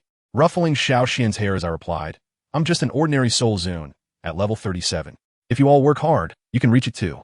This was the truth. My 4 years have been spent in a healing slumber, causing my level to rise rather slowly. Yet upon hearing this, their eyes nearly bulged out in disbelief. Taiju gave me a thumbs up. Xiaobo adjusted his glasses, repeatedly exclaiming how impressive I was, while Xiao Xian gazed at me in awe, and you see, like an ardent fan, nearly offered me incense on the spot. Just as the atmosphere reached its peak, a loud knock resonated at the door. It's Deacon Yuan, Xiao Xian exclaimed. The village head welcomed him inside. He was a young man, around 27 or 28, dressed in the uniform of the Wuhan Temple. Upon entering, he politely apologized for the intrusion, but quickly focused his gaze on me, bowing slightly and speaking with urgency. Captain Qin Yang, you've finally returned. The situation at Wuhan Temple is dire. Please hurry back. Our meal was abruptly interrupted at the village entrance. As we bid farewell, reluctance mingled with their eyes, conveying a silent encouragement to pursue greater endeavors. I understood clearly. These people and their simple yet warm lives were what I was determined to protect. Once aboard the specially designed Flying Soul Guide of the Wuhan Temple, Deacon Yuan began to brief me fervently. To my astonishment, I learned that while I had been asleep for 4 years, chaos had erupted outside. He informed me that the Wuhan Temple had been searching for me tirelessly. Had they not still sensed my life force, they would have presumed I had perished. They had discovered that I had defeated the evil soul master, MOU, a titled Deluo, and were utterly astonished. I prompted him to get to the point. What calamities had befallen the Wuhan Temple? He sighed and explained, 2 years ago, Tang Hao the Haotian killed 3 of our elders, causing our prestige to plummet. The Pope has been preoccupied with internal chaos, resulting in a severe lack of manpower. Numerous external forces have begun to stir restlessly, necessitating your swift return to aid us. I realized that the plot of Dalu was officially commencing. I inquired, doesn't the Wuhan Temple still have the Elder Hall and the Worship Hall? Is it truly insufficient with 3 elders gone? Yuan Fei wore a bitter smile and replied, the figures in the Worship Hall never involve themselves in affairs, and only a handful in the Elder Hall align with them, disregarding the Pope's authority. The Pope can only mobilize a few individuals while needing to maintain order internally. Thus, there truly is no one available. I comprehended the situation. It was an internal struggle. Bei Baidong had just ascended to power, and her authority had yet to solidify, while many awaited her downfall. The flying vessel moved swiftly, and before long, we arrived at Wuhan City. Upon landing, I found myself at the Pope's Hall. What a scene it was! Numerous titled Deluo gathered, as if for an all-star conference. Bei Baidong sat regally upon her throne, flanked by Gui Luo and Zhu Doluo. As I entered, the elders below regarded me with expressions akin to searchlights, curiosity, scrutiny, astonishment, and more.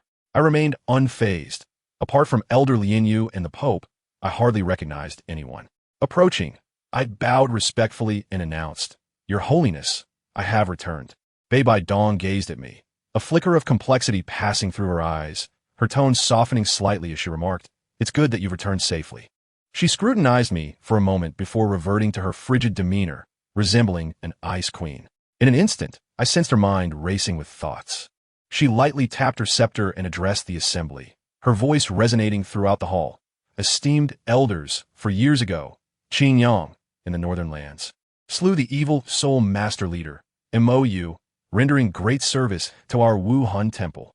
She paused, her gaze sweeping across all present before decisively declaring, Therefore, I have decided to reorganize the Doluo Hall, establishing a formidable team of elite soul masters responsible for quelling disturbances, with Qin Yang appointed as the hall master. Elders, what say you? I was momentarily stunned. Doluo Hall? Wasn't that merely a place for worshipping the deceased? The elders below wore expressions of bewilderment, yet none dared to voice dissent. This was not a discussion. It was an edict from Bei Baidong. Noting no objections, she nodded in satisfaction. Very well, the Doluo Hall shall be officially reorganized. Personnel will be drawn from the Law Enforcement Hall and supplemented from the Academy. The upcoming operations will also involve the Doluo Hall. I grasped the situation clearly. This woman was indeed adept in the art of political maneuvering. She had created a department for me out of thin air, one that would answer solely to her while bypassing the elders entirely. Moreover, I realized she had crafted a strategy that extended beyond a single move. The Doluo Hall, on the surface, served as a memorial for the titled yet beneath it lay the legacy of the god of angels. This secret had long been a core mystery of the Qian Daolu family, and Bei Bai Dong had likely only caught wind of it. By positioning me as the hall master, she aimed to plant a stake in Qian Daolu's backyard. Should I stir any commotion in that place of inheritance, it would be a considerable gain for her. Of course, she understood the risks involved. This was purely a speculative move. Yet the beauty of it was that only I could execute it. Were anyone else to take my place, Qian Daolu would hardly spare a glance. Hence, Bei Bai Dong had invested heavily, bestowing upon me the honorary title of Elder of the Wuhan Hall to bolster my standing.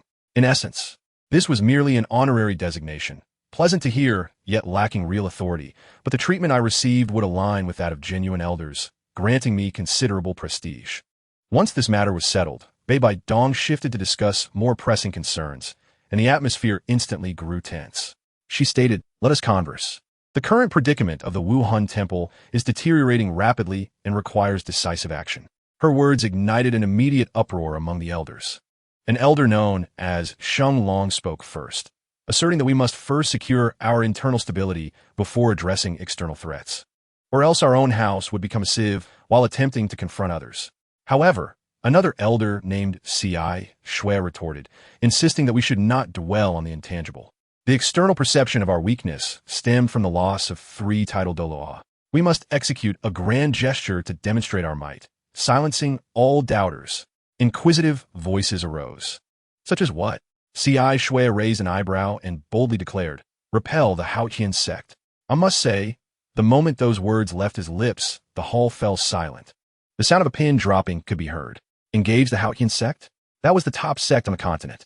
These elders, though vocally assertive, will be far more cautious when facing true danger. If the Haotian sect's zealots decided to engage us fiercely, no one would emerge unscathed. Ultimately, it was Lianyo, my old acquaintance, who stepped in to mediate and proposed a compromise plan. Essentially, she articulated the thoughts that were lingering in Bai Dong's mind. The strategy was to unfold in 3 phases. First, to suppress the disobedient sub-branches across various regions, thereby resolving internal issues. Second, to tackle the weaker factions. And third, if the initial 2 phases were successful, to concentrate forces and confront the Haotian sect. Upon presenting this plan, everyone agreed, recognizing its balance between offense and defense. A far more prudent approach than an all-in assault on the Haotian sect. Noticing the absence of dissent, Bai Dong made an immediate decision, and the matter was settled. As the meeting dispersed, Lianyo intercepted me, exuberantly praising my unassuming yet significant contributions, remarking that I was almost on par with her despite being only 10 years old. She then began to inquire about my absence over the past few years, mentioning that Xiao Shui had been nearly frantic searching for me. I understood she was referring to Xiao Shui, and could only manage a wry smile without elaborating. Sensing my reluctance to discuss it, she shifted the topic, inviting me to visit Tiando City to see Xiao Shui and casually mentioning that Jin Yao had grown capable enough to stand on his own, insisting that I meet him. Upon arriving at the law enforcement hall's training grounds, we found Jin Yao engaged in a practical combat session. To my astonishment, he was single-handedly taking on 3 opponents, all of whom were also Soul Kings.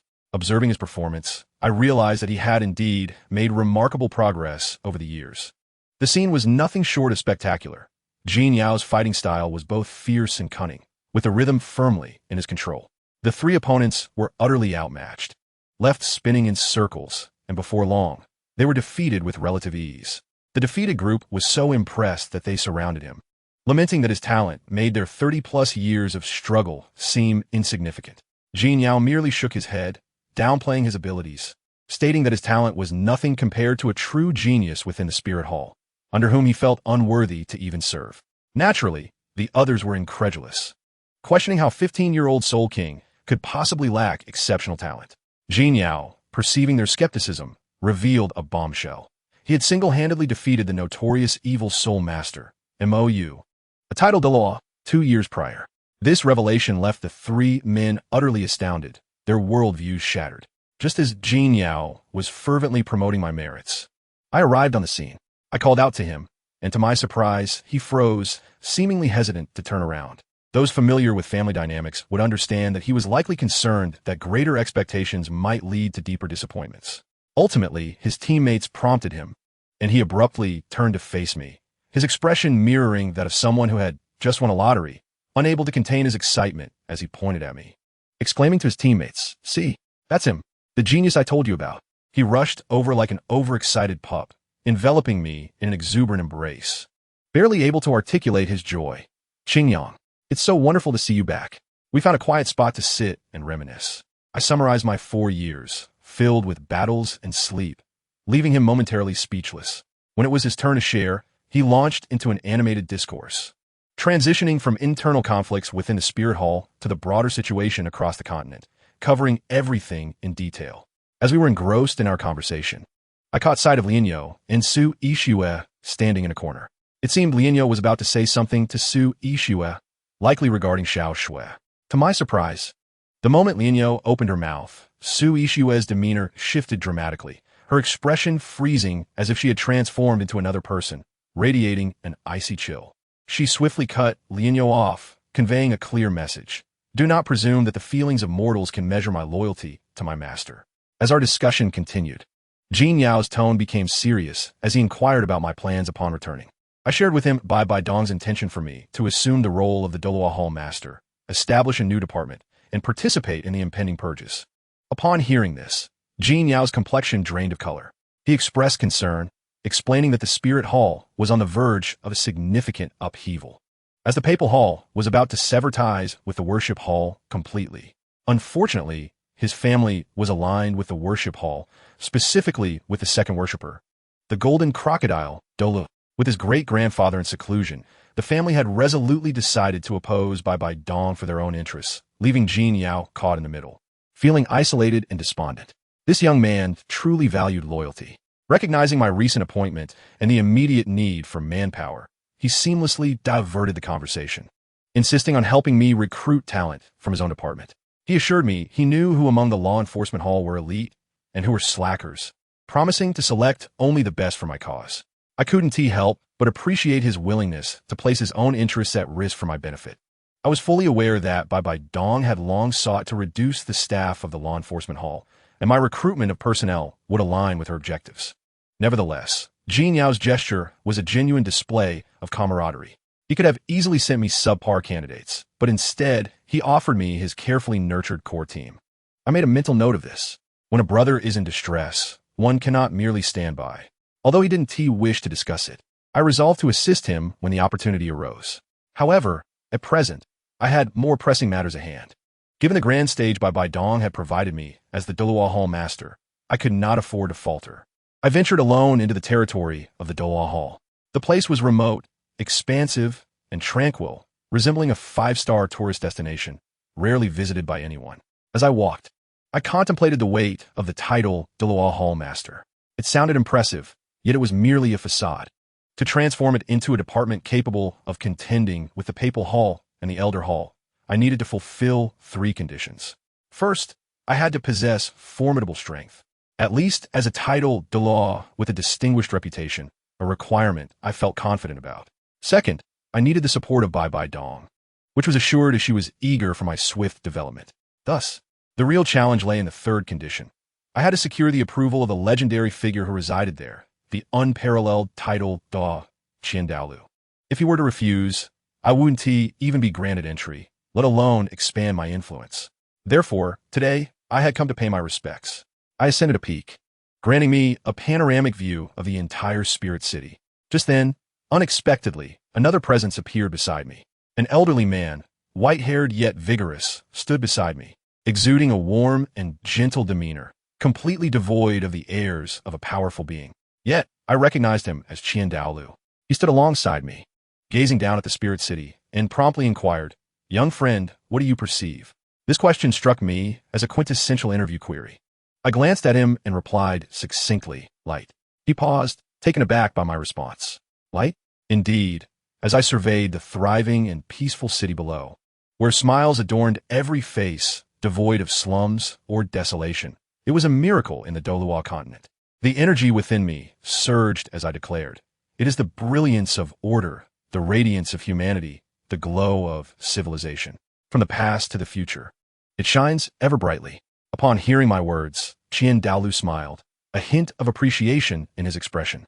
"Ah, that is an intriguing perspective." I sensed dissatisfaction with my reply. He remarked on my calm demeanor, and unwavering resolve, commending my ambition to change the world at such a young age, which was indeed remarkable. Internally, I thought to myself, please do not flatter me too much, or I might become overly elated. Nevertheless, I humbly responded, you flatter me. I am merely contemplating. To my astonishment, the old man shifted the conversation, directly beginning to confide in me. Since that is the case, I shall no longer regard you as an outsider. He inquired, do you understand why Doloa Hall has become one of the 3 great halls? I thought to myself that it was quite evident. It was merely the inheritance of deities. However, I feigned ignorance and replied, I would like to hear the details.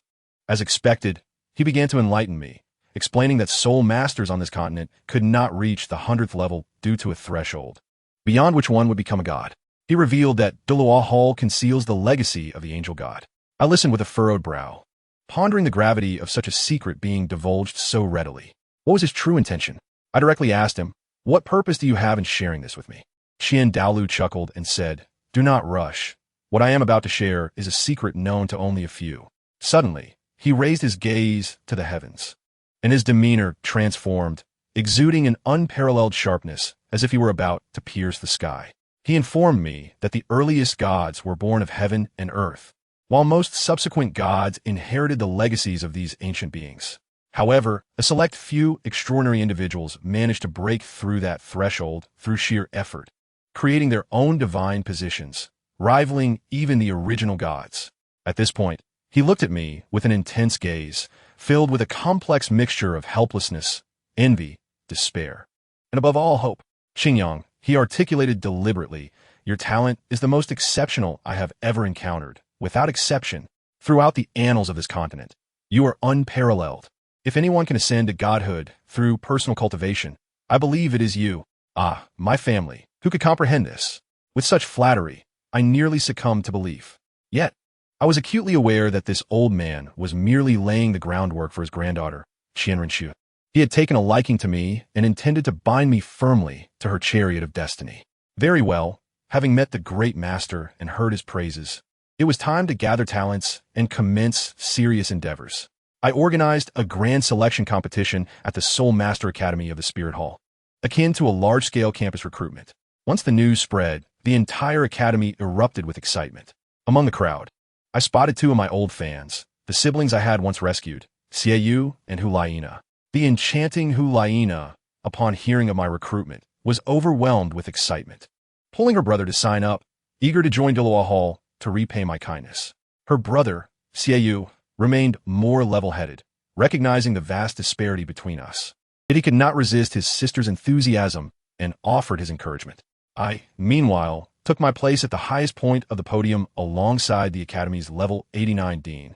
Sean, the old man, showered me with insincere praise, claiming my presence had elevated the Academy's status. I cut him off, stating, enough with the pleasantries. Let's discuss the details. His smile faltered, yet he dutifully began his report. This competition would feature 3 divisions for the junior, intermediate, and advanced academies, with a straightforward and chaotic battle format. Each division would continue until only 10 participants remained. This would test not only strength, but also intellect and luck.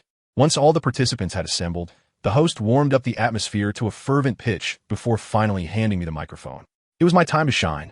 I rose, unleashing a surge of golden soul power that enveloped the venue, silencing the tens of thousands in attendance with an immediate and palpable pressure. I began with an official statement, announcing that this competition was organized to select the most outstanding talents to join Doloa Hall. Then I dropped a bombshell. In addition to all rewards provided by the Academy, I paused, surveying the eager faces below, and declared that I would personally offer an opportunity for one soul to undergo evolution. Take note, this is a chance for soul evolution. Only once. Among the 30 victors, one fortunate soul would have the chance to evolve their spirit. As soon as my words fell, an eerie silence enveloped the hall. 1 second, 2 seconds, then boom, the crowd erupted. Everyone went wild. The cacophony of screams, discussions, and gasps nearly lifted the roof. Soul evolution. That was a legendary phenomenon. Even Dean Sean beside me was taken aback, stuttering, Qingyang Hall Master, you must be joking. I shot him a sidelong glance. Do I appear to be jesting? He instantly donned a flattering smile, his demeanor marked by utmost respect. Naturally, there were always a few dissenters. In the advanced division, a fellow named Cairo, handsome yet brimming with arrogance, scoffed. His classmates trembled with excitement beside him, while he merely huffed. I am more curious about what qualifications he has to sit there. His friends were astonished, exclaiming, "Are you out of your mind? Did you not feel that overwhelming soul power moments ago? The disparity is insurmountable."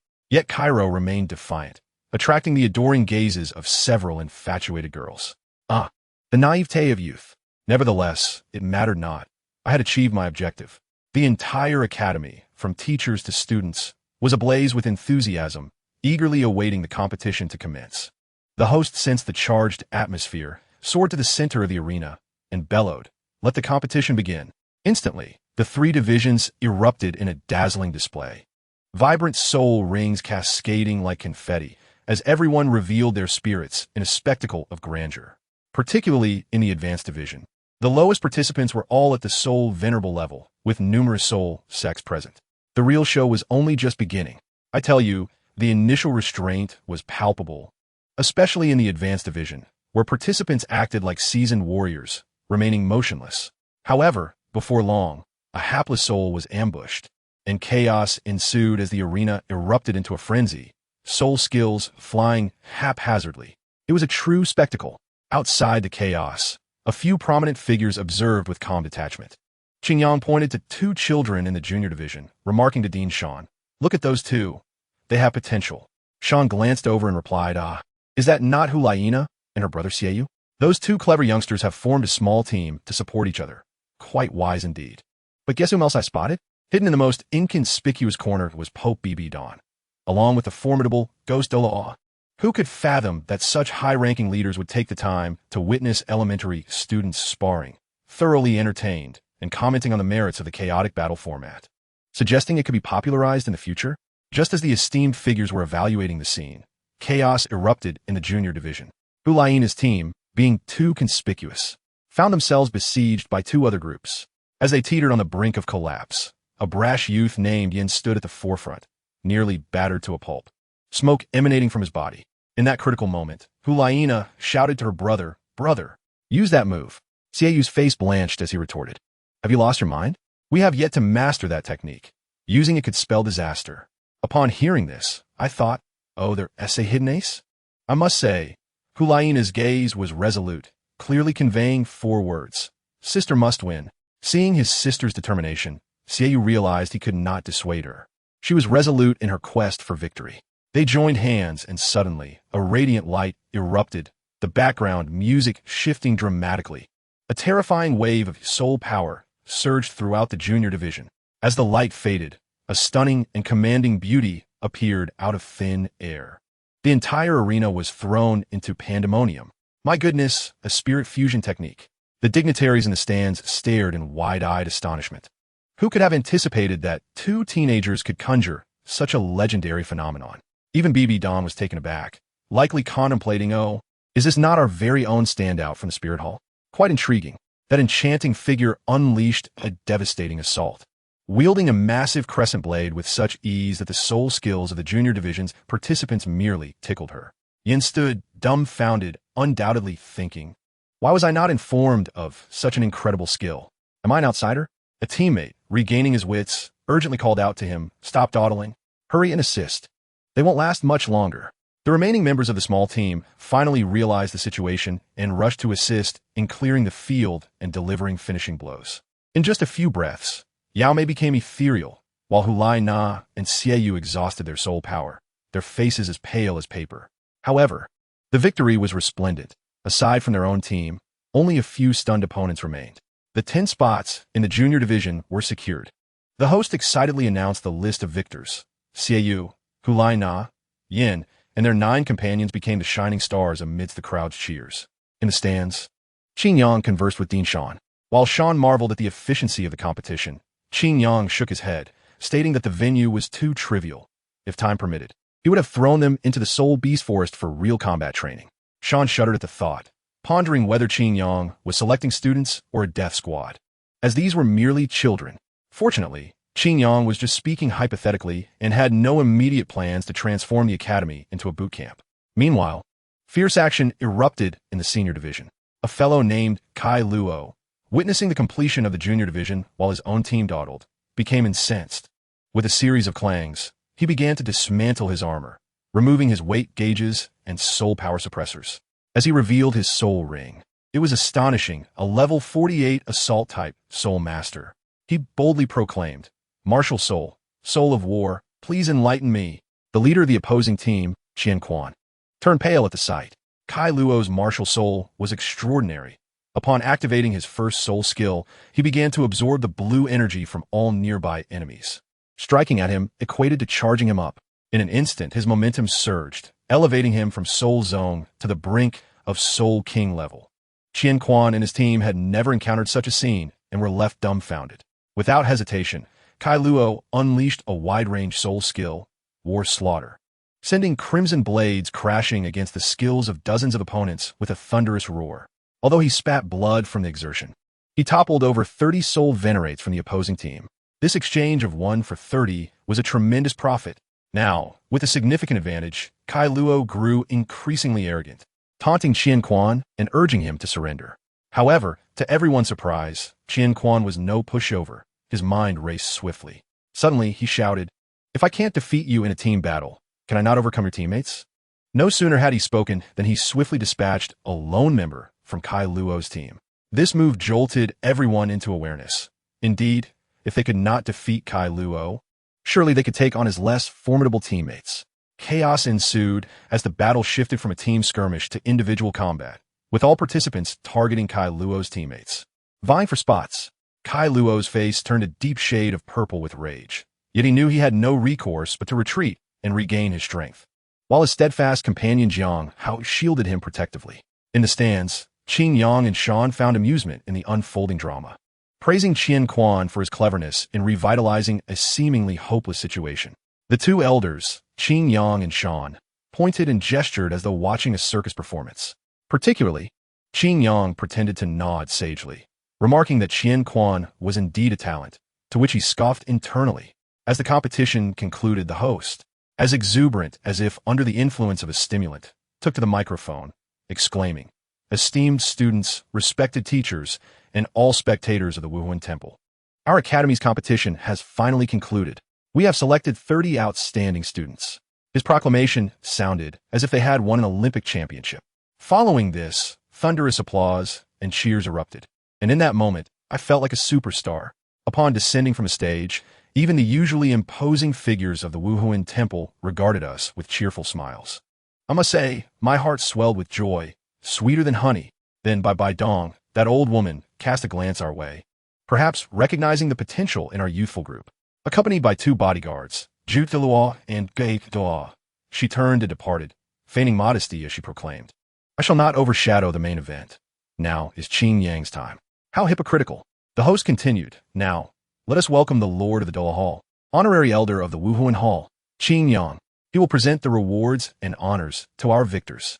At last, it was time for the rewards to be distributed.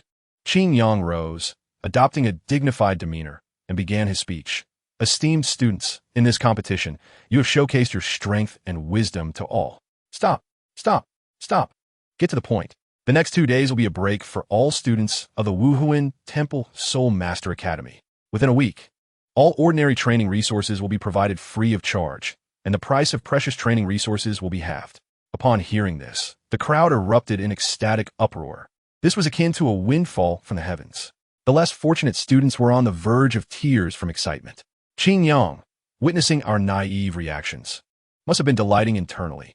Yet, he maintained an air of nonchalance, continuing to the 30 victorious students, "On behalf of the Wuhuan Hall, I will bestow upon you silver medals, and in addition to a single opportunity for martial soul evolution, the Dola Hall will offer unparalleled rewards to be distributed shortly."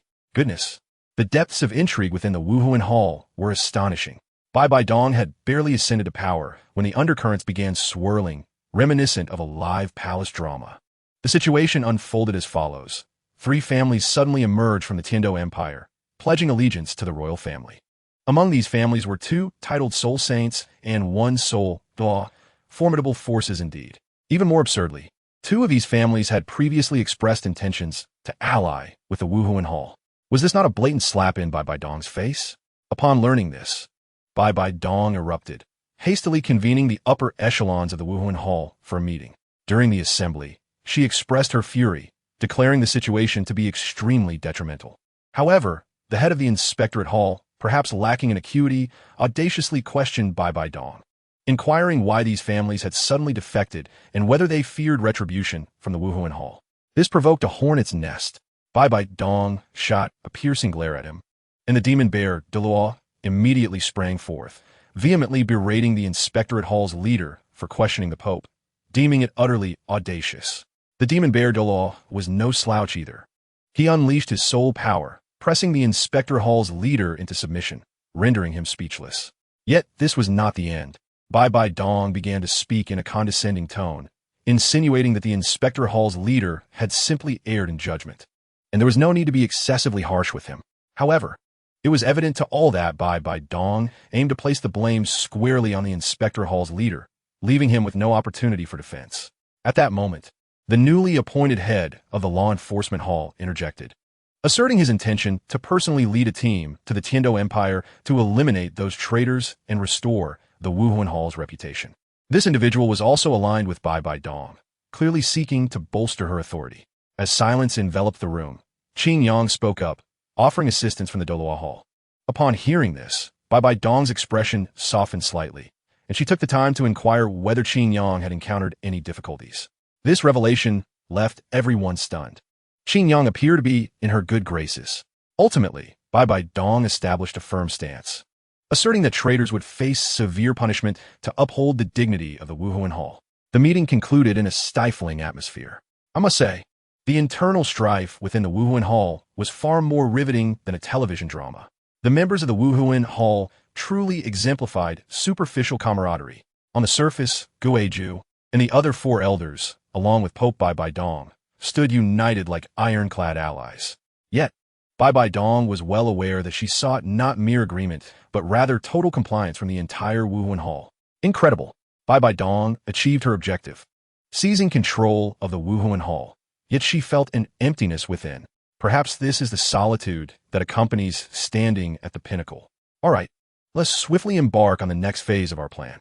The matters concerning the three prominent families will be entrusted to the Jifa Dian, and I shall await good tidings. With a light utterance, Bai Dong elicited immediate loyalty from the head of the Jifa Dian, who guaranteed resolution within 2 months. Bai Dong continued, asserting that the current deterrent power of the Wuhuan Dian has significantly diminished, necessitating decisive action. A thorough cleansing must be conducted against those unruly factions. Naturally, the elders voiced no objections as their livelihoods are intertwined with the Wuhuan Dian. However, the expressions of the various hall masters soured. Who understands our plight? Each of these hall masters has reaped their share of benefits. Previously, there was an unspoken understanding among us, but now Bai Dong is poised to take serious action. Xiao En, the head of the Wuhuan Dian Soul Master Academy, stepped forward with trepidation, questioning whether such an approach might be overly radical. Bai Dong retorted without hesitation, "Then let them rebel. The Wuhuan Dian does not harbor traitors." With her staff thrust into the ground, the entire assembly reverberated with a hum, signaling that a tempest was imminent. Bai Dong let out a cold snort and departed.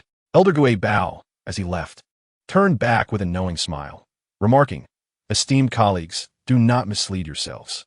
Once Bai Dong exited, the venue erupted into chaos. Who she thinks she is? When Xian Sunji was present, she wouldn't dare utter a word. Now she flaunts her authority before us. Unacceptable. If this continues, the Wuhuan Dian will be doomed. She has lost the people's support. And what are the offerings? Why are the elders following her blindly? Qing Yang listened to the grievances of the hall masters, his heart brimming with delight. These masters, who often pretended to be dignified, have now revealed their true colors. Haven't they? Xiao En approached Qing Yang cautiously, inquiring, "Master Qing Yang, is the Pope truly intent on taking action against those within the Wuhuan Dian?" Qing Yang did not conceal the truth, responding directly, "Indeed. Prepare to witness the unfolding spectacle." This revelation sent the hall masters into a frenzy as they began contemplating their allegiances. Xiao En shined, hunched over, likely returning to calculate his own interests. As Xiao En departed, Meng Yi, the master of the Wu Wei Dian, waddled over with a grin. "Master Qing Yang, what an honor it is to finally meet you. I have long desired to assist regarding the Pope's affairs. What should our Wu Wei Dian do next? Qin Yang mused that this man was quite adept at gauging the winds of change. Meng Yi, you flatter me. I shall relay your concerns. But the final decision rests with the Pope. Upon hearing this, Meng Yi beamed with delight. Thank you, Master Qin Yang. Should anything arise in the future, do not hesitate to command me. While these two were performing their charade, others in their circle were already cursing and storming out, evidently resolved to band together in opposition. Qin Yang shook his head, pondering that these individuals were likely headed for ruin. He informed Meng Yi, I have matters to attend to and must take my leave. I shall convey news to you in due course. Meng Yi smiled broadly as he bid him farewell. Once Qin Yang departed, Meng Yi's demeanor shifted instantly, his previous smile vanishing without a trace. A group gathered around him, eagerly questioning, What news? What is the situation? Meng Yi leisurely seated himself, mocking, Why inquire of me when you can discern for yourselves? The master of the Duca Dian declared vehemently, Meng Yi, this is no longer trivial. Our survival hangs in the balance. Meng Yi waved his hand dismissively, impatiently replying, I am aware. During the time of the Angel family, these petty matters mattered not, as long as orders could be executed. But now with Pope Bai Dong, he scoffed, his face marred with disdain. The Duca Dian master joined in precisely. Over the years, we have discerned her true nature. She is a cold-hearted woman. She seeks to turn the Wuhuan Dian into her own dictatorship. Why should we endure this? After toiling for so many years, what is wrong with reaping some benefits? Meng Yi sarcastically remarked. Indeed, with the title Doloa, we have numerous soul Doloa, and we need not fear her. Furthermore, we are not incapable of producing title Doloa. At this juncture, his mockery intensified. Surely, you do not genuinely believe this? The assembly fell silent.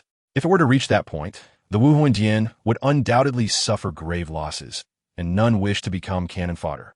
As for me, I intend to live a stable life. Do not seek me out. After stating this, Meng Yi rose to depart. After a few steps, he paused, not turning back as he added, By the way, I must caution you. That new hall master is not to be underestimated. The grand offering, the Pope, and the young master, the three most esteemed individuals of the Wuhuan Dian, share close ties with him. Should you harbor any intentions, perhaps you might consider discussing them with him. With that, Meng Yi vanished from sight. His words plunged the assembly into contemplation. Qin Yang is indeed formidable. Bang! The master of the Duca Dian slammed the table, his expression fierce. What is this? Finding an escape, route only to sever ties with us. Does Bai Dong truly regard him with favor? He bellowed at the others. We have no retreat. To survive and attain everything, we must take a bold stand. Meanwhile, Qin Yang was preoccupied with arranging trial tasks for the new students when he noticed Lien Yu waving at him with a smile. It seemed she was waiting for him or had something to discuss. Qin Yang approached and inquired, Elder, were you waiting for me? Lien Yu nodded, then gently ruffled Qin Yang's hair. Observing his expression turn impassive, she could not help but chuckle. Yes, indeed, I was waiting for you. Do not display such a face. It makes me uncomfortable. You ought to smile more. Lien Yu retracted her hand, a hint of awkwardness in her tone. Qin Yang sighed internally, feeling somewhat exasperated with Lien Yu's whimsical nature. Nevertheless, this interaction softened his previously rigid demeanor, rendering him more approachable. Elder, if there is something to discuss, please be direct. I have matters to attend to. Lien Yu cleared her throat, masking her emotions, her expression shifting to one of seriousness. The Pope has instructed me to convey certain messages to you in a private manner, without formality. Upon finishing, she seemed to recall something amusing, her expression laced with teasing. She conveyed that if anyone sought to align themselves during this time, you should assess their suitability for acceptance. If you can manage it, the Pope will reassign those halls beneath the Doloa Dian. What do you think? The Pope's support for you is considerable. Do you feel a sense of surprise at your newfound favor? Under Lien Yu's teasing gaze, Qin Yang did not object, nodding in agreement.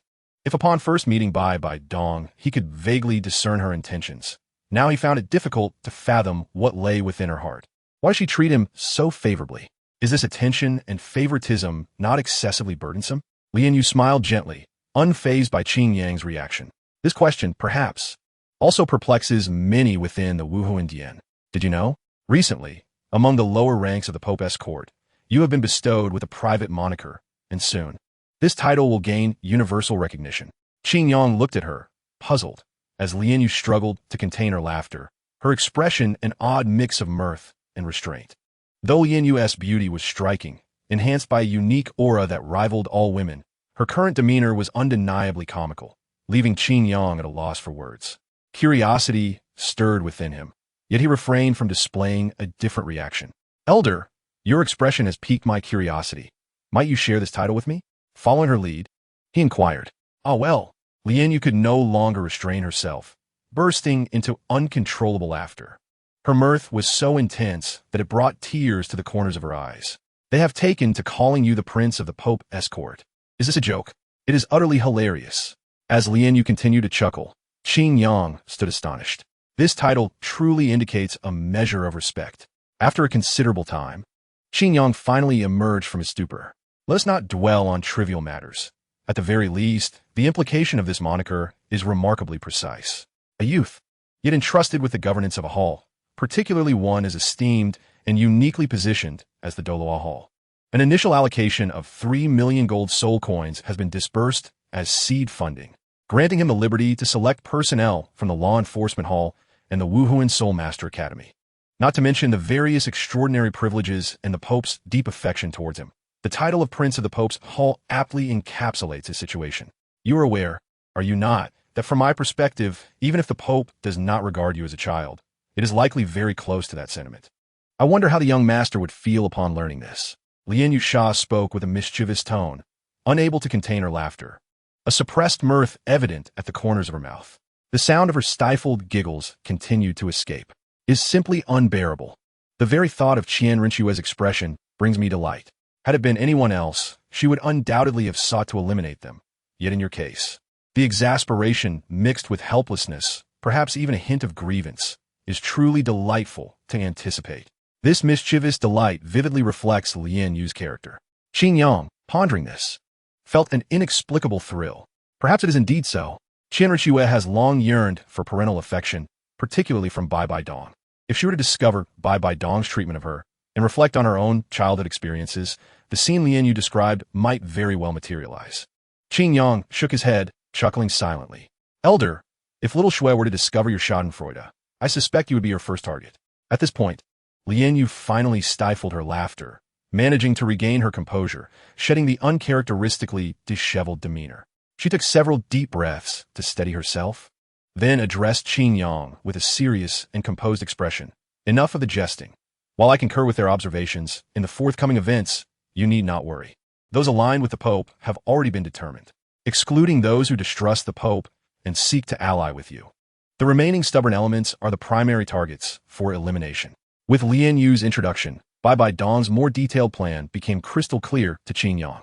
He had not anticipated that Bai Bai Dong had categorized the Wuhuan Hall into 3 factions: the Pope's forces, her own faction, and the rebels. While the title of Prince of the Pope's Hall might elicit a mere chuckle from him, Bai Bai Dong's classification truly astonished Qin Yang. This transcended mere support. It was an endeavor to establish a new force rivaling that of the Pope's Hall. In other words, Bai Bai Dong did not regard him as a subordinate. Why would the Pope devise such a plan? If she were willing to express her stance and accept the allegiance of the neutrals, surely they would not resist. Qin Yang voiced his confusion. In his view, Bai Bai Dong had no need to pursue such a course. It would be far more advantageous for her to consolidate all power within the Wuhuan Hall. Lian Yu, however, displayed an indifference to the matter. Who can say? Ultimately, Qin Yang remained unable to fathom Bai Bai Dong's true intentions. Nevertheless, this was inconsequential. Bai Bai Dong harbored no malice towards him, having always been considerate of him since childhood. This was a positive sign. Understanding this was sufficient, and there was no need to delve deeper. The current developments represented a promising beginning for Qin Yang, and the ensuing impacts would undoubtedly be monumental. After bidding farewell to Lian Yu, Qin Yang did not return directly to the Doloa Hall. During his journey, he recalled a minor yet significant concern, prompting a change in his itinerary. Qin Yang sought to establish some rewards for the upcoming trials of the 30 new members. Otherwise, aside from the one individual who would receive the reward for Wuhuan evolution, the remaining 29 would find the situation rather unfriendly. Even the Law Enforcement Hall offers task contribution points as rewards, which could be exchanged for various resources.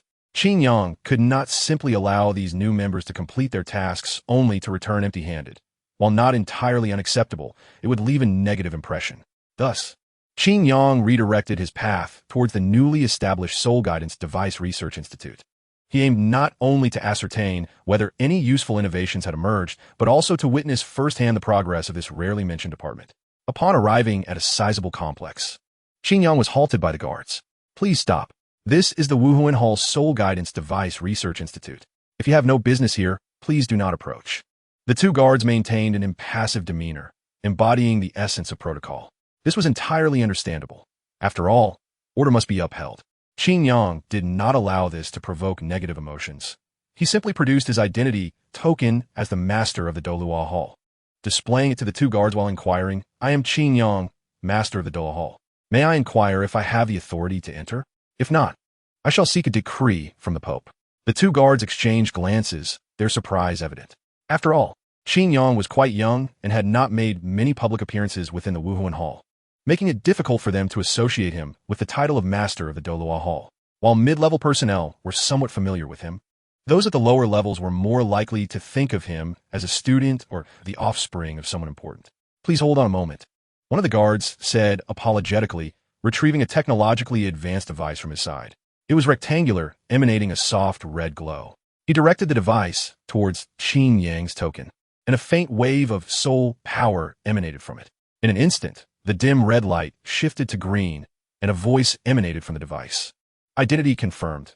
Master of the Dolua Hall, Honorary Elder, Qin Yang. Permanent access granted, highest level." The emotionless, distorted voice prompted the guards to step aside respectfully, saying, "We sincerely apologize, Master Qin Yang. You are permitted to enter without the Pope's decree. I am Chen Xian. May I accompany you?" Qin Yang's curious gaze shifted from the device, or rather the Soul Guidance device, to Chen Xian. Frankly, the innovations produced by the Soul Guidance Device Research Institute over the past few years were quite impressive. His anticipation for this unexpected venture grew. "I would appreciate your assistance," Qin Yang replied with a smile. "You are too kind. It is my honor," Chen Xian said, flustered, as he promptly led the way while introducing Qin Yang to the surroundings and the peculiar experimental soul guidance devices scattered about. Our Soul Guidance Device Research Institute was established 4 years ago with the Pope's approval. Initially, it was modest in scale, with limited funding and merely a handful of researchers. Only 2 years ago, after acquiring a substantial amount of research data and personnel from the Evil Soul Masters, did our scope begin to expand to its current level. Qin Yang nodded thoughtfully, recognizing this as one of the changes he had brought about. Had it not been for him, the uncertainties surrounding that mission 4 years ago, relying solely on Jin Yao, would have been profound, and the demon-slaying operation 2 years prior would not have occurred. Even though the Evil Soul Masters lost MOU under the continuous pressure from the law enforcement hall, they would not be eradicated in a single battle. Yet they were destined for gradual extinction. However, this also meant that the related data on soul guidance devices would not surface in the near future. The greater likelihood was that they would vanish entirely amidst ongoing strife and turmoil. "Master, do you see that experimental sweeping soul guidance robot? It is a product we developed based on fragmented ancient materials. Although the ancient soul guidance civilization was remarkably advanced, we evidently hold our own. Much like these soul guidance robots, which are nothing short of revolutionary products." Chen Xian pointed to a cluster of oddly shaped, robust large melons on the pristine stone floor, his tone and demeanor brimming with excitement and pride. "With their existence, we possess the means to liberate human labor and transform the Dolua continent." Qin Yang felt a surge of astonishment, realizing that such sophisticated soul guidance technology existed in the continent's history. His previous assumptions led him to believe that soul guidance devices primarily served to enhance combat power or function as formidable weapons. How exactly were these robot-like soul guidance devices constructed? As Qin Yang contemplated sharing his thoughts, 2 soul guidance robots collided with a resounding thud, inadvertently facing each other and clashing in a comical manner. A slight twitch appeared at the corner of Qin Yang's mouth, and his thoughts vanished in an instant. The 2 robots continued to bump into each other, attempting to rectify their cleaning error. Suddenly, a rapid red light flashed, and after a beep, both robots abruptly froze, motionless as if lifeless. Observing this, Qin Yang hesitated and remarked to Chen Xian beside him, "What you mentioned seems a bit inaccurate." Chen Xian chuckled awkwardly, quickly rushing to the 2 robots, pressing a series of buttons to restart them. The robots ceased their conflict and rejoined the ranks of the cleaning brigade. wandering about on the immaculate surface. Upon returning, Chun Xian's expression subtly changed. When did Qingyang's combat prowess become so formidable? Goodness, he starts off with such explosive drama. Let us dive into an intense narrative before unraveling the details. He continued, I must say, Chun Xian has just returned, and his face looks quite flustered. He must be holding back some grand surprise. Chun Xian, what brings you here today? What new inventions have you been tinkering with? From the crowd, a long-haired woman with a strikingly modeled face was fiddling with a wristband, her gaze never lifting. If not for her voice, one might easily mistake her for a man. Chun Xian, seemingly unfazed, responded politely as if he were already accustomed to her presence. Senior sister, I brought some visitors for a tour. Please continue your work without minding us. Upon hearing the lack of excitement, the woman immediately lost interest, turning back to her research. Chun Xian hastily introduced Qingyang. This is my senior sister, a research fanatic who has recently become obsessed with spatial soul guidance devices. She has been burning the midnight oil, transforming herself into a spectral figure. Qingyang cast a curious glance at the woman, thinking, now this is a true researcher. At that moment, a disheveled yet spirited man in his 40s rushed in, calling out energetically, Chun Xian, where are you? Upon spotting the man, Chun Xian's face lit up with joy as he waved, Instructor, over here. The man hurried over, his attention immediately drawn to Qingyang. However, upon noticing Qingyang's age, his brow furrowed in confusion. This age doesn't seem right. Yet he quickly dismissed the thought, confident in the identity verification of his research institute. Allow me to introduce myself. I am Abite, the vice president of the Soul Guidance Institute. Abite spoke in a calm tone, yet he earnestly introduced himself, likely due to the respect commanded by his position. Qingyang paid little heed to this formality, engaging in brief pleasantries before directly addressing the topic at hand. Vice President Abite, has the Institute developed any soul guidance devices to enhance the survival and combat capabilities of soul masters over the years?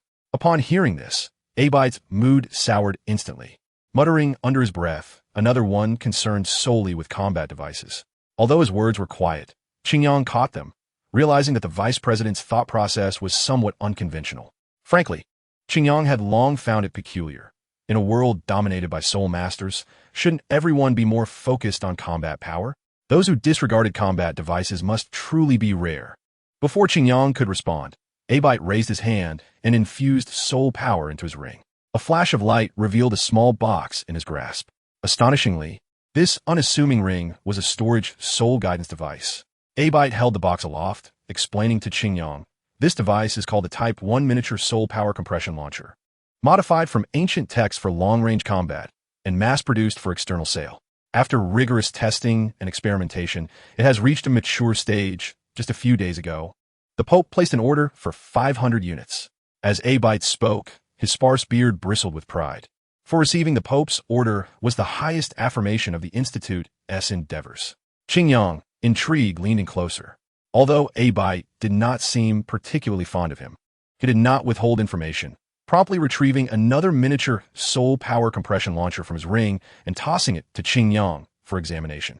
The device appeared rather unremarkable, yet its craftsmanship was notably superior to others. While it may not have reached the level of a masterpiece, it had certainly shed the Institute's typical roughness. Clearly, mass-produced items required proper packaging. Enough of the inspection. U1T gleaned much insight from mere observation. Let me demonstrate its power and usage. Abite interrupted Qingyang's analysis, striding towards the central control console and pressing several buttons. Instantly, a few mechanical dummies rose in the arena. Abite glanced at Qingyang, reminding him, watch closely. The next moment, with a surge of soul power, a resounding boom echoed as a fist-sized charred mark appeared on one dummy's chest, smoke billowing from it. From the gaping rupture, one could even glimpse its internal structure. The power was astounding. Except for Qingyang, none could discern precisely what had transpired. Propping his chin thoughtfully, Qingyang mused, infusing soul power. Condensing and accelerating its release through simple processing has achieved a level of potency that most soul masters cannot attain. It is immensely powerful. If a defense-focused soul master were to withstand this, even a 3-ring would likely falter, and only a 4-ring could barely endure. Abite paused, turning to Qingyang with a peculiar expression, exclaiming, I didn't expect you to possess such insight. Indeed, Even the simplest methods, when executed to perfection, can yield tremendous results. Moreover, for soul guidance devices, such operations that demand high levels of experience and control are merely programmed routines. Abide's words were laced with disdain for soul masters and a profound sense of pride. Qingyang found himself momentarily at a loss for a retort. In certain respects, soul guidance devices undeniably surpassed soul masters. Not to mention, as history progressed, humanity's reliance on soul guidance devices only intensified, leading to the emergence of many astonishing innovations. This device is impressive. Can it be mass-produced? What is its unit price? Qingyang inquired, disregarding Abide's earlier comments. Abide did not respond directly, but instead continued to manipulate the console. Before long, the remaining dummies were clad in thick steel armor, perfectly fitted and intimidating to behold. Now, these dummies possessed defenses comparable to an average defense-type soul sect. Take another careful look, Abide stated, adjusting the soul guidance device in his hand and aiming it at one of the dummies. With a surge of enhanced soul power, a minuscule energy sphere flashed from the launch port. The next instant, a deafening explosion erupted as the dummy shattered, debris scattering and affecting the surrounding 2 meters. Qingyang was left astounded, realizing that this device could even modulate its power. Abide grinned with satisfaction. How could a soul guidance device developed by my apprentice be so simplistic? Even an offensive type must possess its unique features. This device, when utilized at its minimum power, can also be wielded by a soul master, albeit at the level you have just witnessed. However, a soul master can only use it a few times before their soul energy is depleted. Its might is formidable enough to pose a threat to even a soul king, but it requires a soul sect to manipulate it, rendering it ineffective for lower-rank soul masters. Qingyang's curiosity was piqued, leading him to grasp the compact soul energy compression launcher and instinctively employ his abilities. A fleeting golden glimmer appeared in his eyes, and he discerned the intricate structure of the entire soul-guiding device with clarity. The processes of storage, transformation, condensation, amplification, and release became evident to him. He mastered various techniques, functionalities, and material properties, even identifying several imperfections. Qingyang's mind began to form an inkling. Although he lacked extensive knowledge of soul-guiding devices, his keen vision allowed him to conduct a preliminary analysis of the apparatus. Following Abide's earlier demonstration, Qingyang aimed the launcher at a mannequin protected by steel armor. After infusing a small amount of soul energy to fill the storage compartment, he pressed a button to activate the soul-guiding device. In that moment, time seemed to slow for Qingyang. The intricate patterns of each component, their functional effects, and the flow of soul energy transformation were laid bare before him. Devoid of any secrecy, he could even perceive the changes occurring to the soul energy he had infused. Boom! Another resounding explosion echoed. Qingyang retracted the soul-guiding device and pondered for a moment. The concepts and philosophies embodied in the device sparked considerable inspiration within him. He sensed a vague idea forming, suggesting that it might be possible to create another type of luminous armor through a unique method. How much would you require? Abide, noticing Qingyang deep in thought, assumed he was overwhelmed by its power and hastened to inquire, feigning calmness as he turned away, though his incessantly tapping fingers betrayed his true feelings. After all, no one wishes to turn away from monetary gain. The Research Institute's projects are notorious for being financial black holes, and the funds allocated by the Pope are hardly sufficient. Standing nearby, Chen Xian observed his mentor's pretentious demeanor and felt a surge of anxiety. If they allowed Qingyang, this major client, to slip away, their research funding would once again become strained. Recalling their previous days of financial struggle, Chen Xian could no longer contain himself and boldly approached, enthusiastically promoting their offerings. Lord Qingyang, you have witnessed the superiority of our soul-guiding devices. 3,000 gold soul coins is truly a modest price, merely covering material costs. Were it not for internal purchases from the Wuhuan Temple, the price would easily triple or quintuple, without room for negotiation. Chen Xian spoke with fervor, as if Qingyang were reaping a tremendous advantage. Although the reality may not align with his claims, the prospect of potential benefits in the future was enticing. However, that was a matter for another time. Noticing Qingyang's expression remained unchanged, Chen Xian intensified his pitch. He seized a ring from his mentor's hand and grabbed his senior sister's bracelet, returning to Qingyang with both items in hand, undeterred by their furious glares. Of course, if you purchase our accompanying 2 types of soul-guiding devices, we can reduce the price to 2,500. Furthermore, The prices for the accompanying products will also be discounted. I assure you, the efficacy of those two devices will not disappoint. Qingyang found himself somewhat impressed by Chen Xian's versatility. For the sake of the research institute, he seamlessly adapted to various roles, proving himself invaluable in multiple capacities. Not only was he adept in research, but also in combat and sales. His multifaceted talents were indeed commendable. From this, Qingyang concluded that the Soul Guiding Device Research Institute was genuinely in need of funds. While he was willing to contribute additional resources to expedite their research, he was adamant that he should not incur losses. The two types of soul guiding devices that receive your endorsement must possess unique advantages. Could you demonstrate them for me? Qingyang's inquiry elicited joy from Chen Xian, who eagerly approached to provide an elaborate explanation.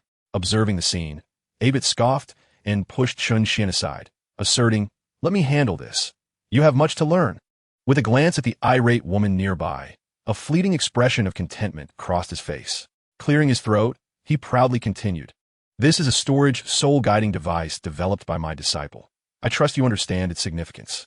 It can accommodate items not exceeding 2 cubic meters, although due to technical limitations, it cannot store living creatures or plants." Qingyang nodded in agreement. Indeed, a storage soul-guiding device was essential. With it, tasks would become significantly more convenient. Previously, soul masters traveled with cumbersome packages, often constrained by their carrying capacity. The widespread adoption of storage soul-guiding devices would undoubtedly bring about substantial transformation. Abit proceeded to elaborate. This bracelet is a defensive soul-guiding device. Its advantage lies in its ability to autonomously activate its protective functions once soul energy is infused. Unlike soul techniques that require activation, this device can provide significant protection against ambushes. Just as Abit was about to further illustrate its merits, he heard the words he had long awaited. "I would like to procure 100 sets of each of these 3 soul-guiding devices for the Doluo Palace. If their practical performance meets expectations, I may consider additional orders." Qingyang calculated and stated this figure. 30 sets would go to students of the Soul Master Academy, 20 to elite members transferred from the Law Enforcement Hall, and the remaining 50 would serve as backups. Abit's face illuminated with evident delight, but suddenly he recalled something and inquired, "Aren't you interested in testing the defensive capabilities of this device?" Qingyang chuckled lightly and shook his head, responding, "The effectiveness of the items must be verified by the Soul Masters themselves. However, I have faith in the Institute's technology." Abit nodded, pleased with this affirmation. Chen Xian, unable to contain himself any longer, quickly calculated the total and exclaimed, "Lord Qingyang, the total comes to 750,000 gold soul coins.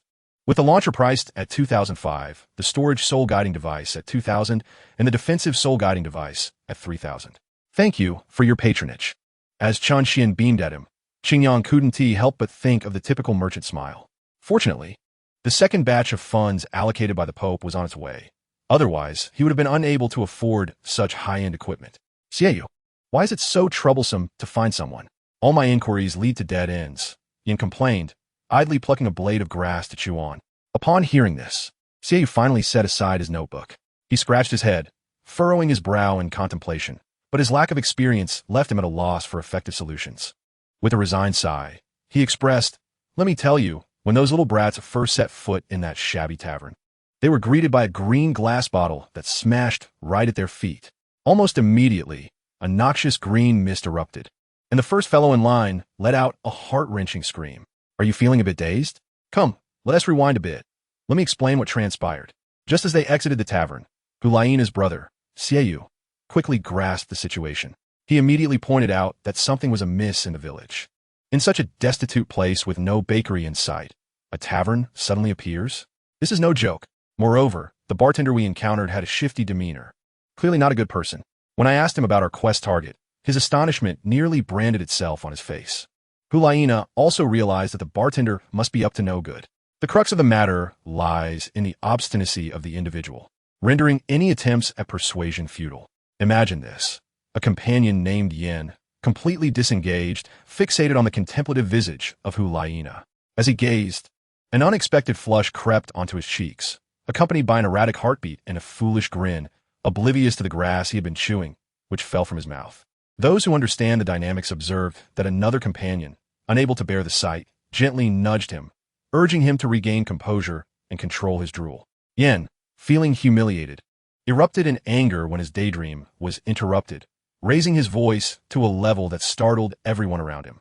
In an attempt to mask his embarrassment, he impulsively declared, "Why ponder so much? Let us simply bind him and interrogate him. We possess the identity token of the Dolua Palace. Does he dare to resist?" This fellow had a penchant for asserting his authority, resorting to his status whenever faced with indecision. Strangely enough, upon hearing this seemingly crude suggestion, Xiaoyu found merit in it and offered a compliment. Yin, invigorated by the surprise in Hulaina's eyes, straightened his posture, eliciting a smile from her.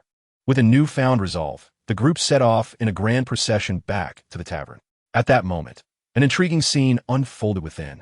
A disheartened individual nursing a drink at the bar was none other than the former notorious gang leader, nicknamed the Fierce Wolf.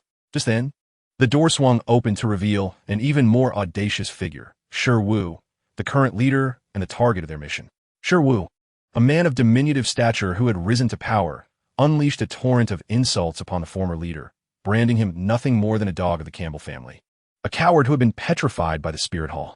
He tossed a bag of gold soul coins onto the bar, exuding an air of arrogance that declared to all present that he was now in charge. The shifty-eyed bartender, upon receiving the coins, began peddling information, advising Shi Wu of a few youngsters inquiring about him. Shi Wu, intrigued, chuckled, "Oh, someone dares to plot against me?" The bartender, dismissive, replied, "It's probably just some rookie soul masters from the academy. A bunch of kids cannot pose a threat." Just as he finished speaking, the door creaked open once more. To their surprise, Xiaoyu and his companions, the future stars of the Spirit Hall, stormed back in. The atmosphere thickened instantly. Shi Wu's gaze, predatory as a wolf's, fixated on them, recognizing immediately that these youths were not to be underestimated. A nervous rookie, overwhelmed by anxiety, blurted out, "He seems to be the target." The audacity of that statement was palpable, as it practically broadcasted their intentions to Shi Wu. Years of experience sharpened his instincts. Without hesitation, he drew a small green vial from his waist and hurled it at the ground near Xiaoyu and his comrades. The ensuing green fog swiftly enveloped the area, causing the arm of the frontmost teammate to rot and emit a foul odor, leaving him writhing in agony. Xiaoyu's pupils dilated in shock as he quickly pulled his teammate to safety. Yin, fueled by rage, summoned his spirit and cloaked himself in molten lava, unleashing his first spirit ability, Hell's Lava Surge. The fiery eruption incinerated the toxic mist and set the tavern ablaze. However, this was precisely what Shi Wu had anticipated. Amidst the chaos, as smoke billowed and visibility diminished, 3 poisoned arrows whizzed forth from within the tavern. The young talents, unaccustomed to such peril, faltered, resulting in 2 teammates collapsing from their wounds, their blood a sickly green. Hulaina, on the verge of tears, raged against the cowardice of their assailants while frantically tending to her injured comrades. Xiaoyu, equally distressed, bellowed for the healing soul master to act swiftly and turned to Yin with a voice as cold as ice. "Yin, we charge in." Yin, consumed by fury at the thought of Hulaina's distress, could not forgive such an affront. Relying on the resilience of his spirit, he dashed into the inferno of the tavern, absorbing the flames along his path to forge a way for Xiaoyu. Xiaoyu entrusted command to Hulaina and followed suit, both knowing they had to hold the line to prevent their entire team from collapsing. Upon entering the fiery chaos, they discovered that Shi Wu and the bartender had vanished, leaving only the former fierce wolf behind. Without hesitation, Yin landed a punch squarely on the man's face, demanding, "Where's Shi Wu?" The coward, eager to avoid punishment and seeking vengeance, promptly divulged they escaped through the back door. The duo raced towards the indicated exit, with Yin leading the charge. However, as they burst forth, a thunderous crash echoed, and Yin found himself tumbling into a deep pit, surrounded by sharpened bamboo stakes. A trap, indeed. Fortunately, his spirit's defensive prowess saved him from a fatal fate. Clambering out of the pit, he cursed the empty path before him, realizing that their quarry had long since fled. Did you believe they had escaped far? How naive. The two were nestled in the branches of a nearby tree, playing a game of concealment. The bartender inquired, "Boss, why didn't we eliminate those 2 youngsters earlier? A sneak attack would have been highly advantageous." Shi Wu scoffed, still shaken. "Do you think I wanted to?" Just as I was about to strike, an unseen powerhouse warned me with their soul power. If we had engaged, we would have been reduced to cybernetic ashes. These youngsters have influential backing. Both men, drenched in cold sweat, hastily retreated to seek refuge with their allies, the Campbell family. When Xiaoyu and Yin returned, disheveled and defeated, they found their superior, Luo Ye, waiting for them, having observed the entire debacle from the shadows. Witnessing the pallor of his teammates' faces, Xiaoyu felt a deep pang of remorse. Their arrogance had led them to underestimate their target, and they had been blindsided by his unscrupulous tactics. Luo Ye's expression was grave as he informed them that the poisoned teammates, though under the influence of an antidote, were incapacitated for the remainder of the mission, marking a failure. He presented them with a stark choice, with 4 members now sidelined. They could either withdraw or press on with the mission. This inquiry weighed heavily on the group, plunging them into silence. Yin, unable to endure the tension, declared, "Is there even a question? We must continue.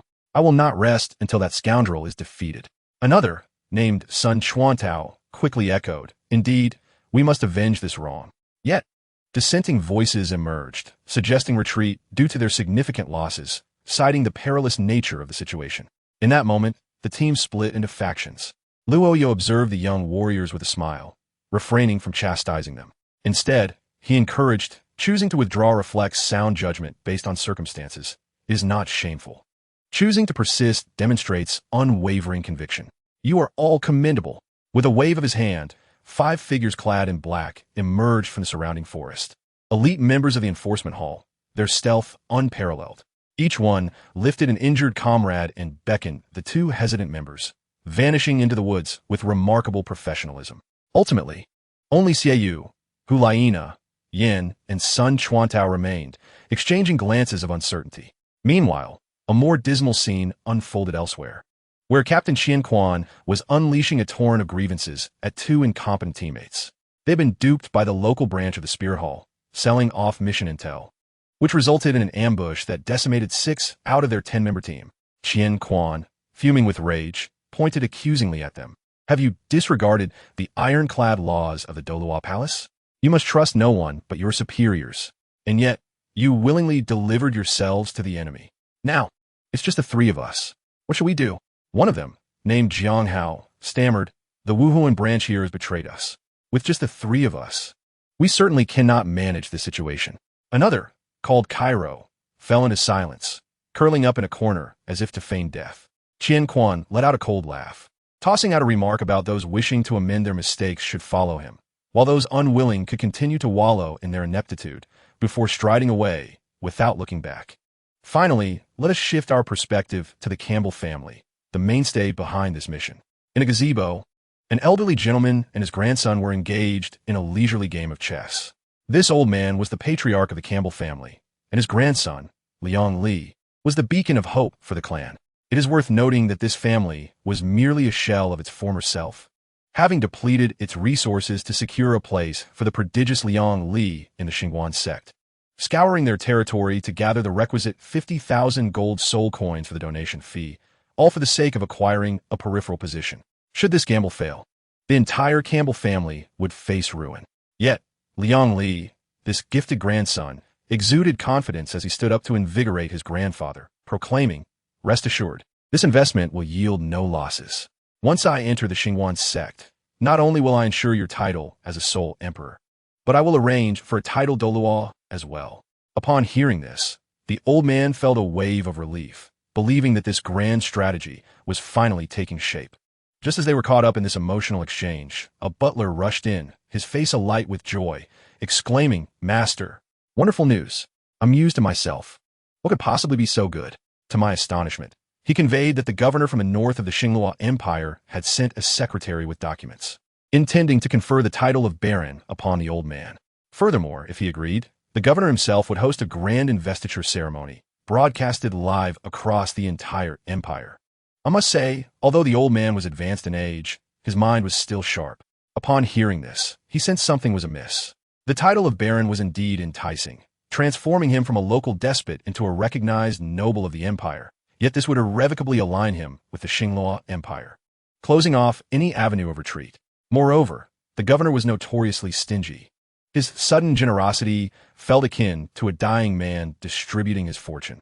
Who could believe there were no ulterior motives? At this moment, Liang Li stepped forward once again, wearing an expression of someone who had seen through the ruse, beginning his analysis. "Grandfather, this matter is simple. The Xinghua Empire has likely perceived the Wuhuan Temple's decline and seeks to provoke a reaction. Consider this.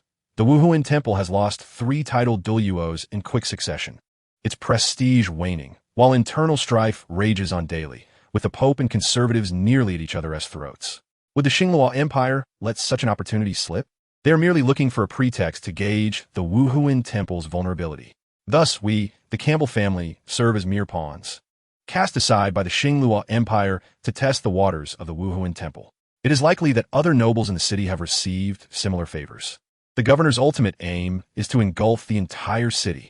As they engaged in their high-stakes game, the scene shifted dramatically to the city, which was in dire straits. An elderly steward of the Wuhuan branch, named Annie, carried a large basket filled with food from his own home, distributing it to the starving victims in the square. The entire city was on the brink of famine, the Wuhuan branch nearly incapacitated, with core members having fled, leaving only honest souls like Annie to hold the fort. Each day, he and a few kind-hearted individuals shared black bread and steamed potatoes, but to the family suffering, it was merely a drop in the bucket. The square was crowded with people, mothers clutching their children, the sick, and the wails of despair echoed, shattering hearts. As Annie walked through the crowd, a woman grasped his arm, pleading for help for her sick child.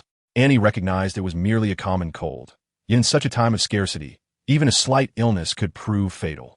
With no other recourse, he could only offer words of comfort.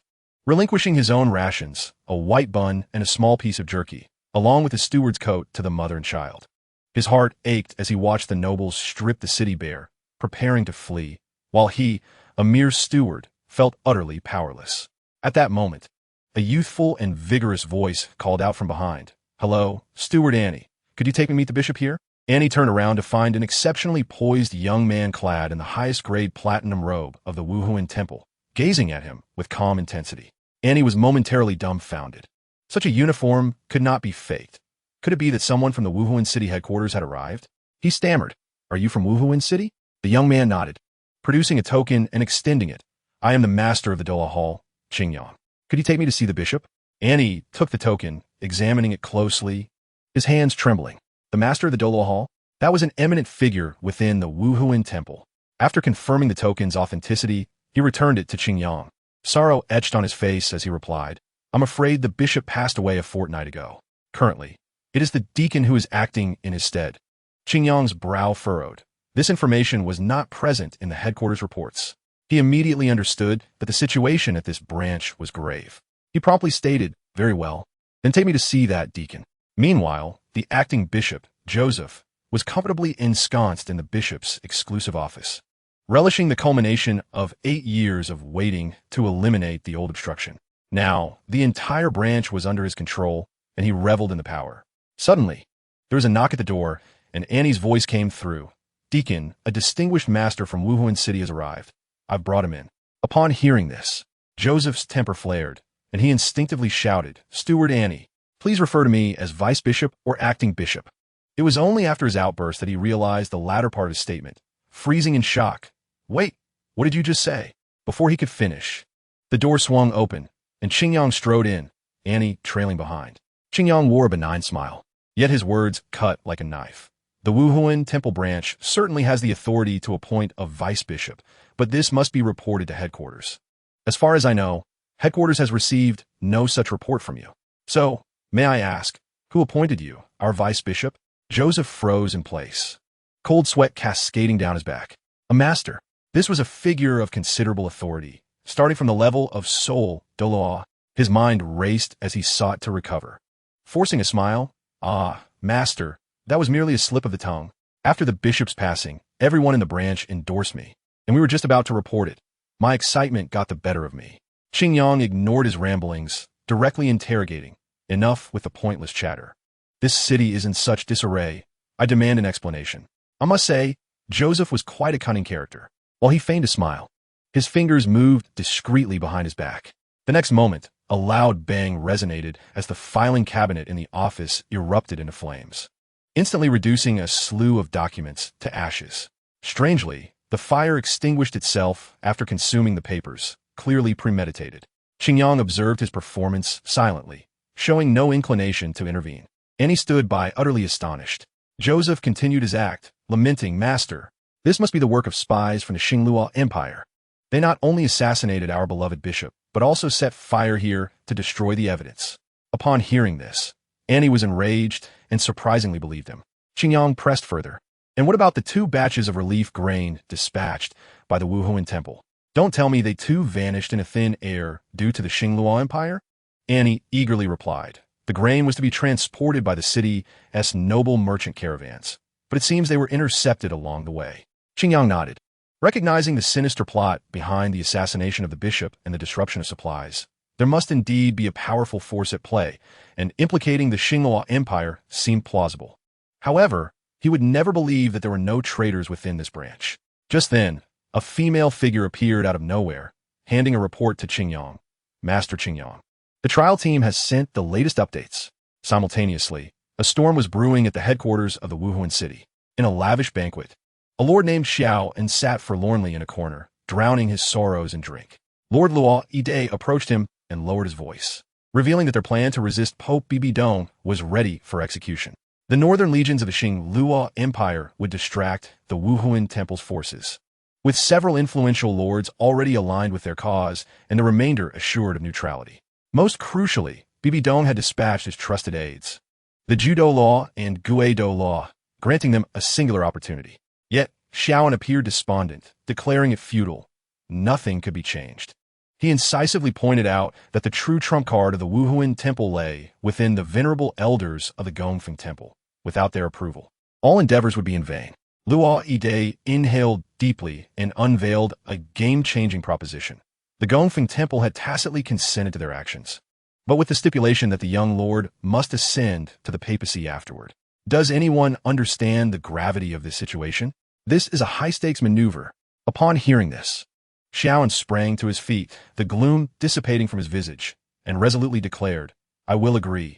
If the young lord ascends, the Wuhuan temple shall remain unchanged.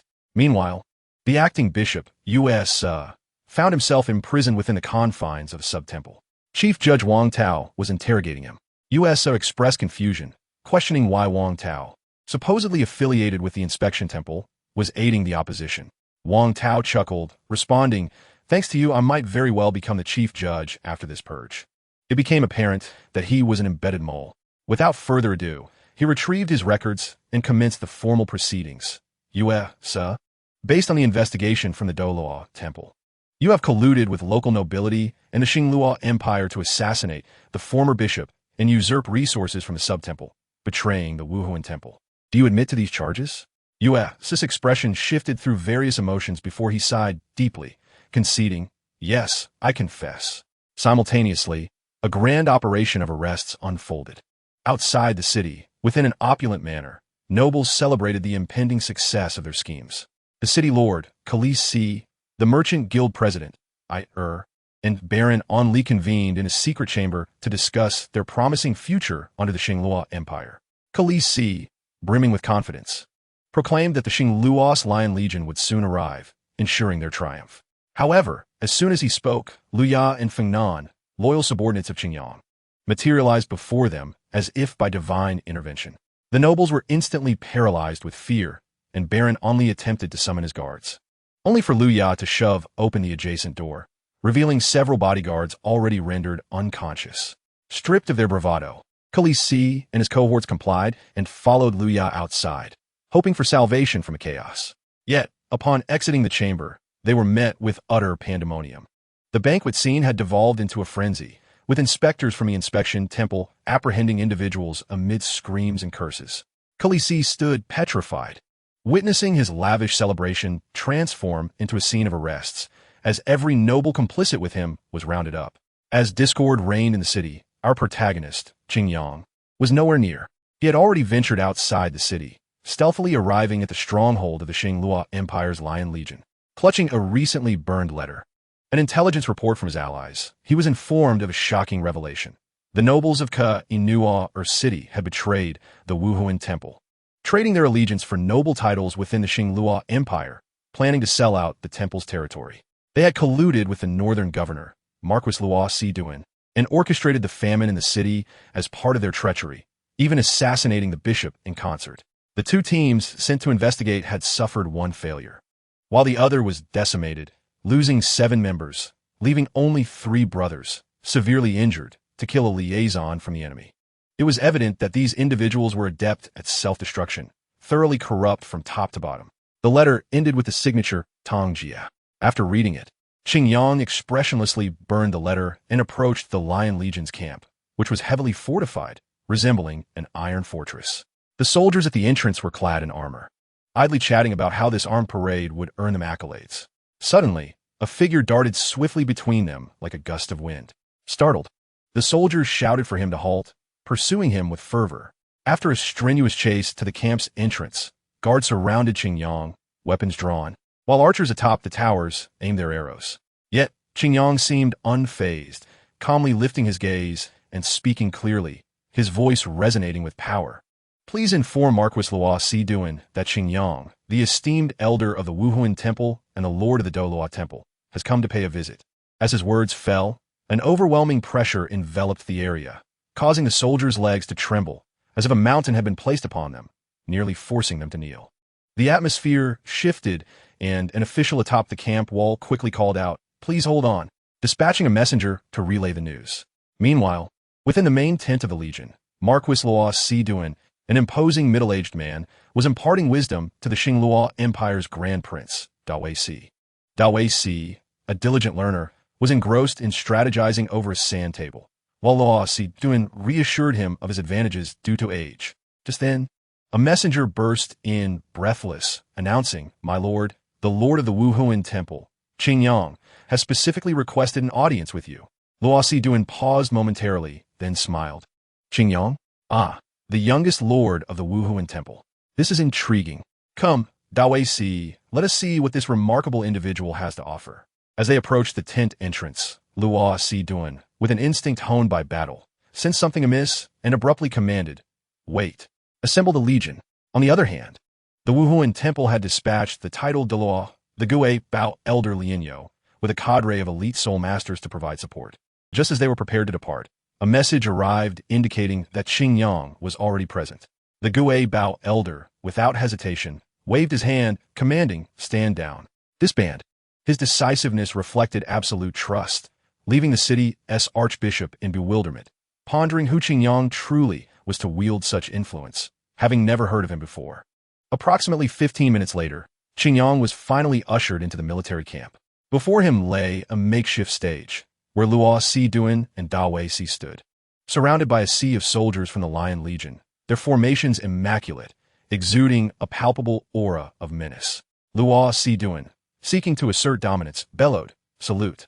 In unison, thousands of soldiers executed a military salute, the clang of armor echoing with a resonance that could rattle the bravest of hearts. Yet, Qingyang appeared unfazed, traversing the stage as if in his own garden, a smile gracing his face, exhibiting no reaction. Noticing this, Luo Siduan felt a twinge of apprehension, realizing the young man was no ordinary figure, and quickly plastered a smile on his face. "Ah, Lord Qingyang, you are indeed a prodigy. Please have a seat."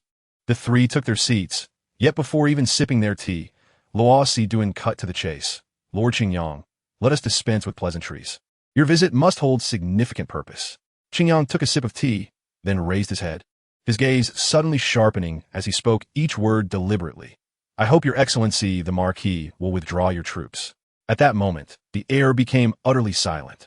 Loston's expression immediately darkened, and the young Prince Davis beside him turned pale, hardly daring to breathe. He couldn't fathom whether this young man was insane, charging into a camp of thousands and demanding a retreat. Loston was so enraged that he laughed, pointing at the dense ranks of soldiers below. "Withdraw. My 8,000 brothers are eager to achieve glory. Do you think we will leave at the whim of your words?" How naive. As his voice fell, 8,000 soldiers simultaneously unleashed their martial spirits. With a resounding hum, countless soul rings illuminated the air, the overwhelming pressure seeming to pierce the heavens. Loston, emboldened by this immense aura, fixed his gaze on Qingyang and countered, "Master Qingyang, how do you intend to persuade them?" Qingyang stood as well, looking at Loston with a faint smile, his eyes reflecting the same indifference one might reserve for a flock of common fowl. "Marquis, perhaps you have never contemplated that what you deem your strength is merely a gathering of insignificant creatures in my eyes. These words utterly infuriated Loston. He broke his composure and roared, "I shall see what gives you such confidence." In an instant, 8 soul rings erupted, and a massive lion's claw surged toward Qingyang with ferocious intent. Yet Qingyang, with an effortless grace, extended his right hand to meet it. In the blink of an eye, resplendent armor of gold, silver, and black coalesced around his arm. With this armored hand, he gently tapped the enormous lion's claw. With a thunderous crash, a terrifying shockwave of soul power erupted, collapsing half of the raised platform. The soldiers around were blown off balance, struggling to remain upright. Loston staggered back 2 steps, his blood surging. Before he could regain his footing, he heard Qingyang's calm voice. 8th Ring Soul, Daw, Level 81, Unstable Foundation, recently broken through. Commendable strength. I must say, this display is not particularly damaging, but it is profoundly humiliating. Loston's face turned a shade of green. He realized he had encountered a formidable opponent and took a deep breath, shouting, "You are indeed strong, but it is insufficient to compel our retreat." In the next moment, he issued a direct order. The soul rings of thousands of soldiers flared to life again, but this time they unleashed their soul skills. I assure you, a deluge of debuffs rained down upon Qingyang. Gravity, slow, restriction, fear, mental pollution. This combination was their famed technique for subduing a soul saint in years past. Qingyang instantly felt his body weigh down, the world spinning, his senses severely disrupted, making it impossible for him to stand. Loston, witnessing Qingyang's immobilization, finally laughed. "You're still too young." As he spoke, he gathered his soul power once more, preparing to deliver a final blow. At this critical juncture, despite his inability to move, Qingyang managed to smile faintly and raised his head with difficulty. "Marquis, is it not a bit premature to draw conclusions?" Before his words had faded, a deep azure-green light erupted from within Qingyang, accompanied by 2 mysterious rings. This light formed a spherical shield, effortlessly blocking Loston's anticipated strike. Immediately thereafter, an endless surge of life energy flowed into Qingyang. Those chaotic negative states swiftly purged as if snow met the blazing sun. His previously blurred vision gradually cleared under the cleansing force of the 5 elements. Qingyang turned to face Loston's grim visage, his expression devoid of emotion, disturbingly calm. In the palm of his hand, a black-red ring of light appeared, slowly rotating and expanding, soon enveloping the entire camp. As the surrounding blue and green rings merged and ascended, integrating with the immense red aura, he addressed Loston. "Marquis, please open your eyes and behold carefully. This power is beyond your imagination and comprehension." These words drifted into Loston's ears, and in the next instant, his countenance turned to one of horror. Before him unfolded a scene of overwhelming shock, impossible to forget. The extreme of the 5 elements, the will of heaven. A blinding yet gentle light seemed to obscure the sun, bearing an insurmountable aura of supreme pressure, illuminating the entire camp. This pure white light, taking the form of a ring, resembled an eye devoid of emotion, coldly surveying the multitude below. It bore no intent to harm, yet under its radiance, an instinctive tremor arose from the depths of their beings, causing every soldier to change countenance. An inexplicable sense of terror gripped their hearts, far more terrifying than facing the collapse of the earth. Simultaneously, their bodies seemed to groan under the weight of the world, yearning to move, to escape this despair. Yet discovered, even such minuscule actions were beyond their reach. Their bodies, minds, wills, and souls sank into this abyss. This was a pressure more ruthless and despair-inducing than that of the most fearsome dragon. 1 second, 2 seconds. The renowned Lion Legion could no longer withstand the fear within or the burden upon their bodies, and they began to kneel, bowing their heads as if before an incomprehensible, irresistible greatness. Instantly, it vanished. That overwhelming sense of despair rapidly receded from their bodies, minds, and spirits. And only then did the soldiers realize their bodies were soaked in sweat, appearing as if they had plunged into water, their feathers drenched like bedraggled fowl. What was that? Alex felt his mind tremble, his expression dazed, staring blankly at the once solid ground, now pressed flat, unable to grasp the enormity of what had transpired. I cannot comprehend whether that master is still human. Beside him, another patrolling soldier weakly supported himself on the ground, mumbling incoherently, his entire demeanor one of desolation. His combat boots had sunk deep into the earth, leaving profound impressions as evidence of his struggle against the will of heaven. Surrounding the collapsed platform, not a single soldier stood proudly. All were engulfed in faintness, fear, trembling, surrender, and capitulation. Countless members of the once indomitable Lion Legion had been utterly crushed, their spirits extinguished. Regardless of rank, whether high-ranking officers or squad leaders, all bowed their heads. Even the remnants of their pride and defiance dared not surface. Davis, his throat dry, swallowed hard, averting his gaze from the indifferent, desolate eyes above. At that moment, he felt a strange relief that Xingyang allowed him, a prince, to retain a semblance of dignity, enabling him to stand, unlike the soldiers around him, to subdue an entire army with but a single individual. Davis surveyed his surroundings, his voice trembling slightly as he struggled to articulate his thoughts. This tale, existing solely in the realms of noble literature and poetic fables, this absurd event in the annals of history, had truly unfolded before my very eyes. In the times to come, the continent shall witness the emergence of a living legend. It shall not belong to the Xinglua Empire. Davis cautiously directed his gaze, filled with fear, complexity, and reverence, towards the figure of Xingyang, who bathed in pure radiance, seemed to occupy the very center of the world. Chapter 87, A Respite. It is I who have lost. Loston's voice no longer resonated with its usual vigor, and he appeared to age considerably in an instant. He stood dazed on the platform, surveying his most proud legion, yet could not fully recover from the brutal blow of reality. Having exhausted his heart's blood and the resources of his family, the once mighty Lion Legion, which had roamed the continent with pride, had indeed fallen without the power to resist. They had been defeated by a singular individual, a mere 10-year-old boy who had yet to attain the title of Doloa. Indeed, you have lost. Xingyang cast a glance at the bewildered Loston and reiterated in a calm tone. With a flick of his palm, he gestured towards the eye in the sky, which transformed the celestial phenomenon into 3 distinct colored halos that merged into his being. The warm rays of the sun were no longer obscured, once again bathing the earth and invigorating all living things. The suffocating sense of despair and fear finally dissipated from the expansive military camp. Yet, everything here could never return to its former state. The entire encampment felt eerily silent, lacking in vitality. The sounds of human voices, insects, birds, and beasts had diminished to near silence, and although they were slowly returning, they remained sparse compared to the past. Hearing Xingyang's words jolted Loston back to reality. He turned to face Xingyang, his expression no longer one of despair, but rather illuminated by a sense of self-sacrifice and solemn responsibility. Loston had come to understand that despite the devastating defeat, a final mission remained unfulfilled. He could not afford to succumb to despair. He must at least ensure that the foundation of his family, the cornerstone of the governor's office, and the elite of the Xinglua Empire, the Lion Legion, were returned intact.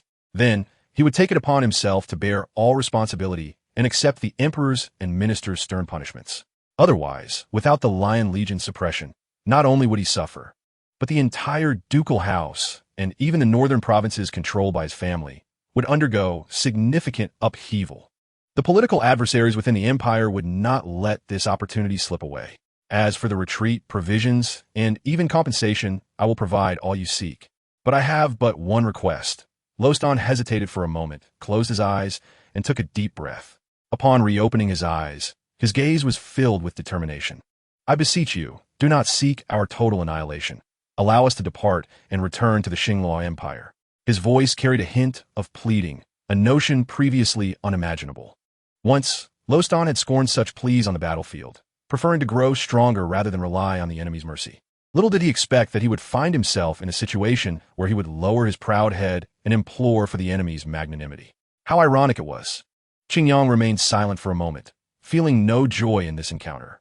In Loston, he perceived the fall of a once brilliant star. The illustrious reputation forged over years and the spirited dominance across the continent had all crumbled today, serving merely as a stepping stone for Xingyang himself. Even if Loston were to return home, such a defeat would be enough to strip him of everything he held dear in the martial atmosphere of the Xinglua Empire. I had no intention for this. Let this conflict conclude here. Xingyang sighed quietly within. The armor on his right arm gradually receded, dissipating into light. This brief battle had indeed exhausted his full strength. Confronting an elite army of 8,000 head-on without resorting to underhanded tactics would have required immense personal sacrifice, Otherwise, even victory would come at a steep price.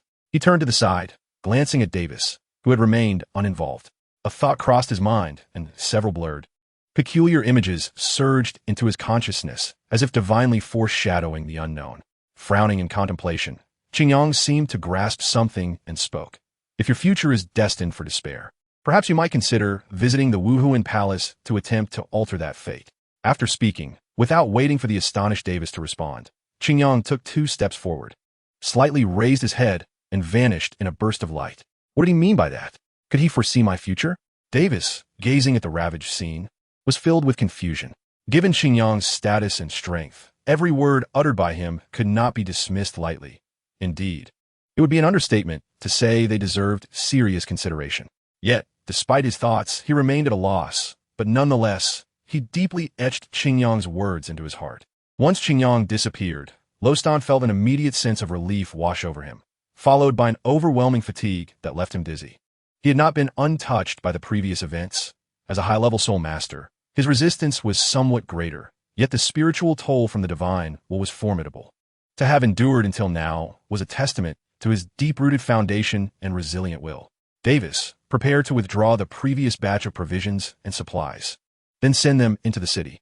Once accepted by the Wuhuan Palace, we shall retreat. He continued, release all those captured as well. After such a defeat, any merit from them has become utterly insignificant. Such as politics, Lostan lamented, filled with weariness and helplessness, while Davis suppressed his questions for the time being. After some thought, he decided to gently remind Lostan of a matter he had overlooked in his moment of despair. My lord, the Wuhuan Palace headquarters is about to take action. With our current failure, we cannot assist those involved. What is our next course of action? Lostan paused, nodding in agreement. That is indeed a concern. We should send someone to notify the Wuhuan sub-palace. Ideally, we could reach that Lord Qingyang. If I recall correctly, he aligns with the Pope's faction. Perhaps we might elicit a measure of goodwill from him, as a form of gratitude for sparing us. After speaking, he looked down at the gradually rising Days Lion Legion and sighed, assigning someone to relay the message. Regardless of the outcome, this operation was at least concluded for them. Whatever turmoil transpired within the Wuhuan Palace would no longer concern them. Even the Xinglua Empire, in the short term, would lack the capacity to act against the Wuhuan Palace. Aside from the northern provinces, mobilizing forces would require considerable time. Should such actions be pursued, they would not be mere exploratory endeavors. Chapter 88, The Impact. A few days later, outside the city of Kinur, the Campbell family, whose territory was situated outside the city, temporarily evaded disaster. Once a sign of exclusion and isolation from a circle, this circumstance now positioned them to profit. In the study, the elderly patriarch examined the intelligence in his hands. His expression grave, no longer the calm demeanor he once possessed. Before him, Liang Li slowly recounted the current situation. The nobles within the city, led by the city lord, had all been captured in a sweeping operation, with the chief judge of the Wuhuan Palace and his inspection team conducting thorough investigations into the implicated and complicit parties. The scouts beyond the city relayed intelligence indicating that the Xiongshi army, after a personal visit from a formidable figure of the Wuhuan Temple, has ceased its advance and is now retreating back to the Xinglua Empire. At this juncture, Liang Li's tone bore an incredulous quality that could not be avoided. Not long ago, this city, along with several surrounding ones, was firmly in control. Yet now, within a mere span of time, the situation has taken a drastic turn. Presently, it is not merely a matter of achieving glory for the Xinglua Empire. Even the preservation of one's life and family assets has become a pressing concern. The Wuhuan Temple is notoriously unforgiving towards traitors. Grandson, your decision was prudent. Your reluctance to hastily align with any faction has silenced the voices of the elders who once criticized you. Thus, we have managed to evade the initial onslaught of the Wuhuan Temple's targets and can still cling to survival, the elders stated, placing the intelligence report aside. Closing his eyes, he reflected on the recent events, rapidly assessing the situation to identify any advantageous circumstances. After a considerable pause, he sighed, alas, this is far from sufficient. Liang Li nodded in silence, sharing the same sentiment.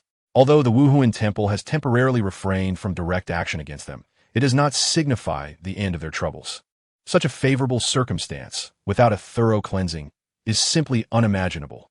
After some contemplation, he broached another matter. What shall we do about those young, formidable talents from the Wuhuan Temple? At the mention of this, the clan leader rubbed his temples, his face etched with deeper lines of concern. Recently, those impudent youths, emboldened by their affiliation with the Wuhuan Temple, had come demanding the surrender of an individual, showing utter disdain for the Cambier family. Had they not been associated with the Wuhuan Temple, he vowed to ensure that those brats would never see the light of day again. With a deep sigh, he lamented, "For now, we must acquiesce to their unreasonable demands.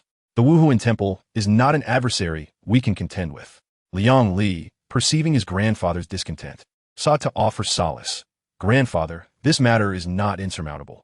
Since Sure Wu has become obsolete, rather than allowing him to squander resources, it would be more prudent to hand him over to the Wuhuan Temple as a gesture of goodwill. A worthless Sure Wu is not worth sacrificing the family for." In response to these children's coercion, we can simply defer to the Wuhuan Temple, which would also spare us considerable loss of face. The clan leader, gripping the armrest of his chair, considered this and ultimately conceded that it was indeed a viable approach. With a newfound resolution, he clenched his teeth and said, "Yet, this is still insufficient. Grandson, you must personally escort Sure Wu to the Wuhuan Branch Temple to offer our apologies to those children. Only by demonstrating our sincerity can the family navigate this calamity unscathed." Liang Li looked up in surprise at his grandfather's resolute demeanor, fell silent, and slowly nodded, albeit with a heavy heart. Though the reality was harsh, he recognized that, compared to the decline of their family, this may well be the most prudent course of action. In a room designated for the bishop, an NI meticulously read through a document. Owing to his efforts in pacifying the populace during the preceding turmoil, he had been bestowed with the title of acting bishop by the master of the Doluo Temple, thus granting him access to this chamber. The rapid elevation in rank did not elate him. Rather, it instilled a profound sense of responsibility, compelling him to work with utmost diligence to avoid disappointing the expectations of the temple master. An NI, Vice Bishop, here is the inventory list from the Wuhuan Branch Temple.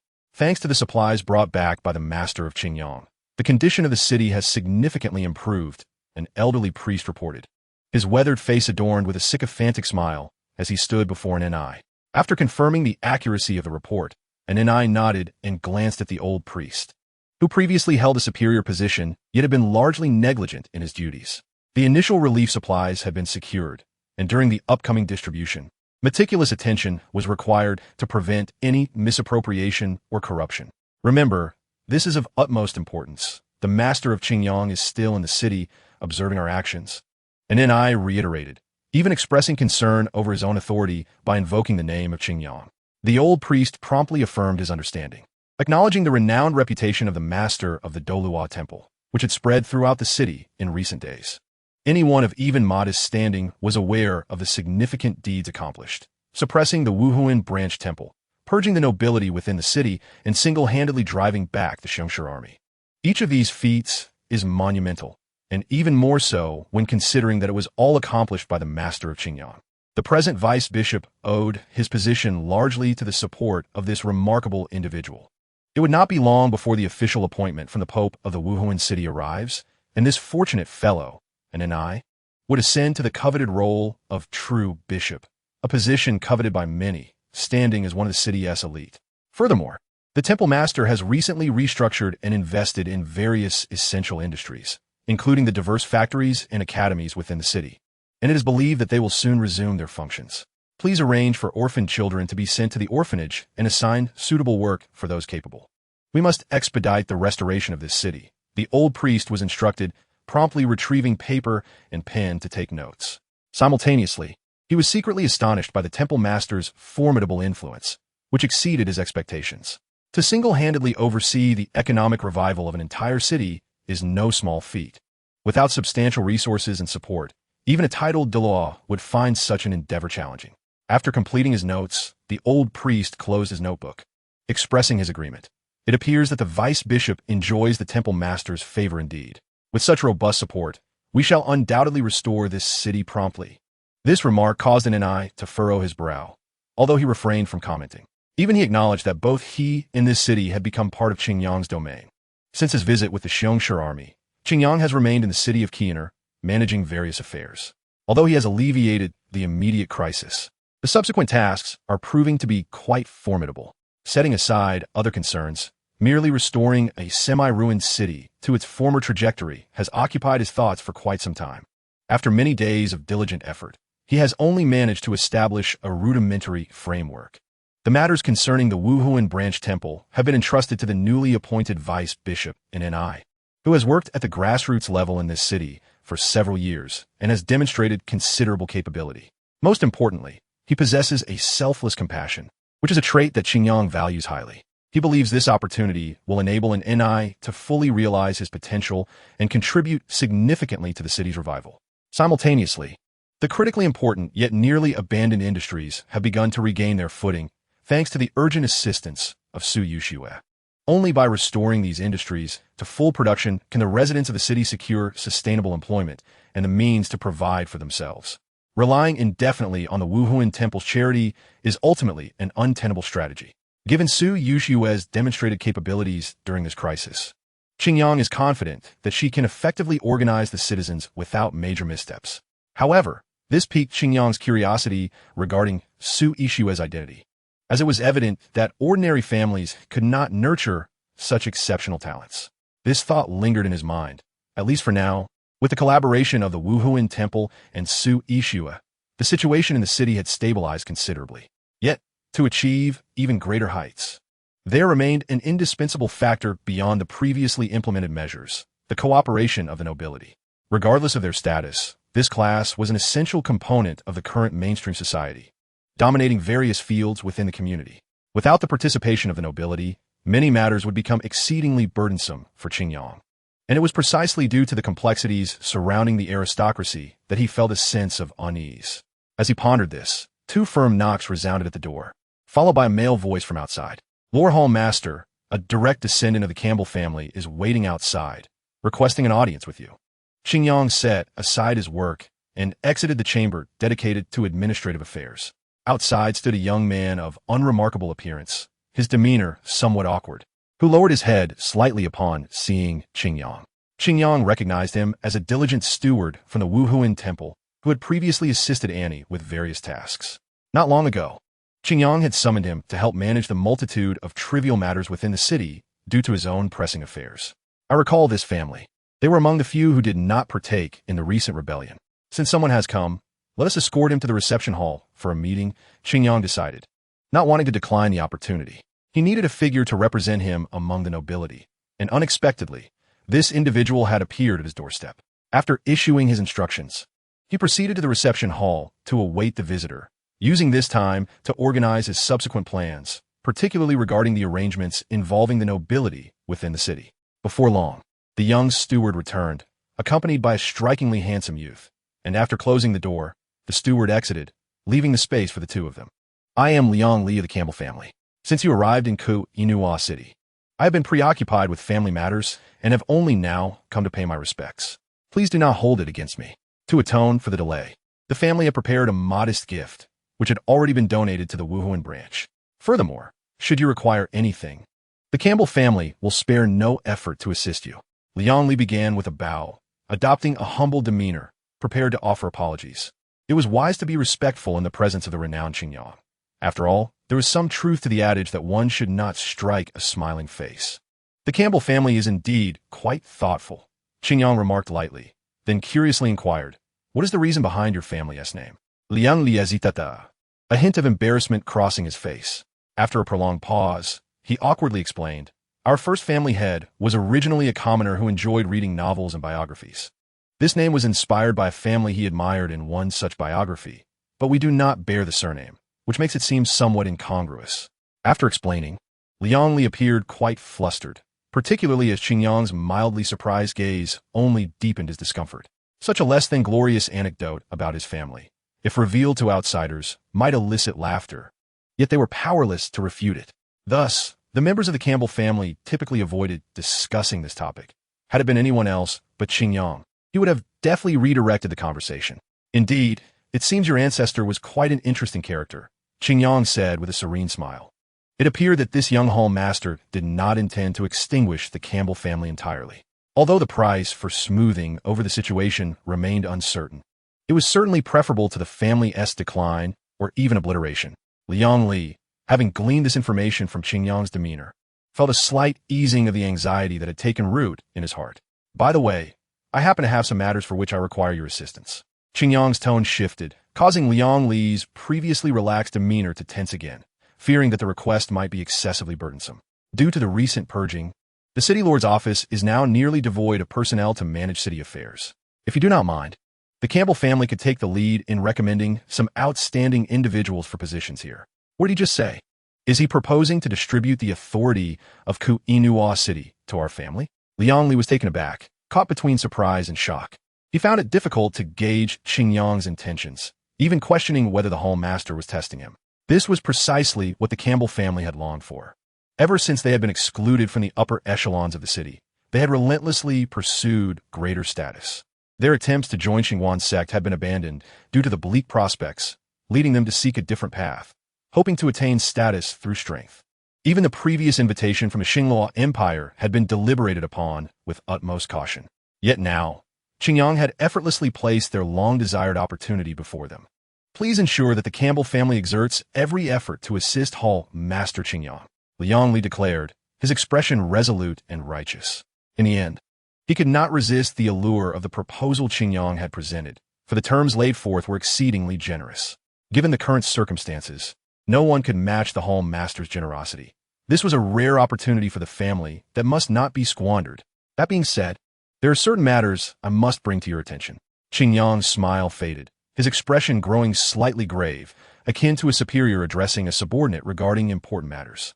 Liang Li's heart raced, and he immediately focused intently, knowing that the forthcoming words required careful analysis and documentation. As the city emerges from turmoil, I will not permit any actions that contravene the law to occur, including any dealings your family may have. Ensure that everything is handled appropriately. Liang Li did not hesitate, nodding vigorously in agreement. This was not an unacceptable request for the Campbell family. Following this, they would become beneficiaries of the rules, making it essential to uphold them. As for underhanded tactics like those employed by Shi Wu, they paled in comparison to the benefits at stake, and thus could easily be relinquished. Rest assured, my lord, during my visit, with the assistance of several talented individuals from the Wuhuan Temple, I captured a notorious bandit. I have brought him here, and I believe such malevolent occurrences will be eradicated from this city in the future. Liang Li's assurances were firm, and he even went so far as to delineate a clean break from any unsavory elements in front of Qingyang. Although the facts may have been somewhat distorted, the overall appearance was satisfactory, and the intent was ultimately positive. No one would pursue the matter too rigorously. Qingyang regarded Liang Li with a penetrating gaze, saying nothing further. He trusted that Liang Li would discern what actions were appropriate and which were not. Should he stray from the righteous path again, Qingyang would not hesitate to eliminate this error that had arisen because of him. Regardless of the circumstances, Qingyang has initially achieved his objective, enlisting the Campbell family to preside over matters in order to acquire the resources and connections of the remaining nobility in the city. With the manpower of the commoners, the resources of the nobility, and the prestige of the Wuhuan Temple, the interplay of these three powerful groups in the city will facilitate a swift recovery. Once the calamity has been cast off, the city of Qiener will become a potent fulcrum in Xingyang's hands. From that point onward, the Wuhuan Temple will not only hold significance in the headquarters of Wuhuan City, but will also exert influence in local affairs. At the very least, the position of the city's bishop will belong to the faction of the Wuhuan Temple. Upon exiting the city lord's mansion, Liang Li felt a lingering daze.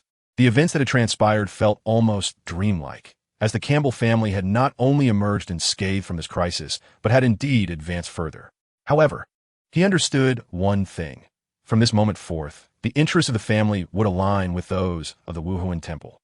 The better the Wuhuan Temple developed, and the more stable its position became, the more firmly the family could secure its place at the pinnacle of the city. It was even conceivable that, leveraging the influence of the Wuhuan Temple, they could infiltrate other cities. At that point, the family would truly ascend, becoming a formidable lineage, impervious to decline. As his mood gradually lifted, Liang Li quickened his pace, eager to return to the family and share this good news with the clan leader and the elders. Standing outside the city lord's mansion, he halted, glancing repeatedly around the vicinity, but found no sign of his target. A sense of confusion washed over him. Where had my coachman and carriage gone? Apart from a sparse crowd and a few individuals starting to engage in street-side commerce, there was nothing else in sight. His coachman and carriage had completely vanished. It must be noted that this was the family's carriage, Absent any pressing matters, the coachman would not leave without reason, as family rules were not to be trifled with. Yet, here he was confronted with such a situation. At that moment, 3 elegant children emerged from the nearby Wuhuan sub-temple, making their way toward the city Lord's mansion. Among them, a red-haired boy exhibited an extreme arrogance, even making a provocative gesture as he passed Liang Li. The other 2 did not seem inclined to apologize and appeared rather pleased by the encounter, their demeanor far from amiable. Witnessing their behavior, Liang Li immediately surmised that these mischievous children were likely responsible for the issue at hand. "Xiaoyu, have you seen my carriage?" Reluctantly, Liang Li inquired of the more composed-looking child. Xiaoyu glanced at him, his gaze somewhat unfocused, his lips moving as he hesitated, yet ultimately provided an answer. "We saw those 2 horses earlier. For reasons unknown, they suddenly went wild, taking your carriage and seemed to have bolted toward the outskirts of the city. By now, they might be hidden away in some corner." Liang Li was momentarily taken aback, realizing that this was indeed an act of retaliation by the children. Previously, when he had handed over Wu, these resentful children had not shown him any kindness, and now they resorted to such childish pranks. They clearly lacked any understanding of political art, falling far short compared to the master of Qingyang. With a sudden burst of laughter, Hulaina could not contain herself after Xiaoyu spoke, and upon noticing Liang Li's glance, she quickly covered her mouth, stifling her mirth and turning her head away. Yan, on the other hand, laughed unabashedly.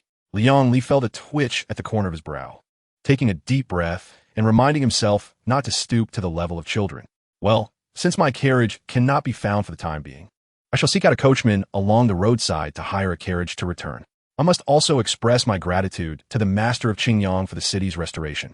Had this been a few days ago, the city would have been filled with disaster victims, and finding a coachman would have been utterly impossible."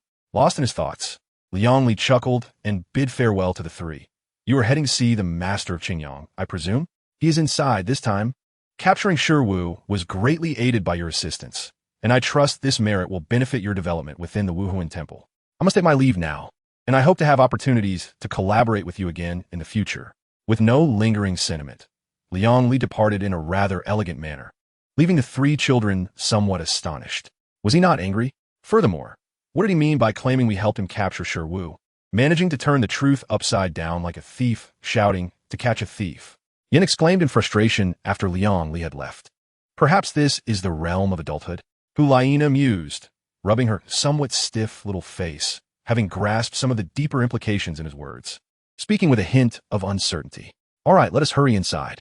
Although this trial task was arduous, we managed to complete it, and I hope the master will not be disappointed in us." Listening to Xiaoyu's urging, Yin and Hulaina instantly cast aside their thoughts of Liang Li, each wearing a worried expression. Chapter 91. Departure. Qingyang, standing by the window, witnessed the scene that had just unfolded, a faint smile gracing his lips. This trial had successfully exposed the young soul masters, who had long resided in their ivory towers, to the realities of the outside world. They experienced the difficulties of undertaking missions beyond the Wuhuan Temple, and he believed that these fledgling recruits, having faced such trials, would temper their arrogant attitudes and cease to look down upon others. He was confident that one day they would leave their mark on the continent. Qingyang spoke with a gentle tone, clearly harboring great expectations for them. Beside him, Lian Yu, tall and graceful, bore a troubled expression, reflecting on Qingyang's words. Her heart sighed once more. The current generation of children always seemed to be a source of concern. In the future, they would undoubtedly shine among their peers. But by then, you would likely have already become a predecessor like us. Qingyang's expression remained unchanged, still as tranquil as ever, whether acknowledged or not. He was indeed an existence beyond the norm. No one could truly compare to him. The elusive yet tangible nature of talent always evoked a sense of helplessness. Enough of this. Qingyang, have you truly made your decision? Lian Yu shifted the topic, looking at Qingyang with a hint of advisory inquiry. Qingyang withdrew his gaze from the window, turned around, and slightly raised his head to meet Lian Yu's bright, caring eyes. Their silent exchange conveyed their resolve to one another. Lian Yu smiled helplessly, recognizing that there was no trace of wavering in his gaze. She already knew the answer. From various sources, it was becoming increasingly evident that since the Pope took power, the conservative factions within Wuhuan City were preparing to launch an offensive.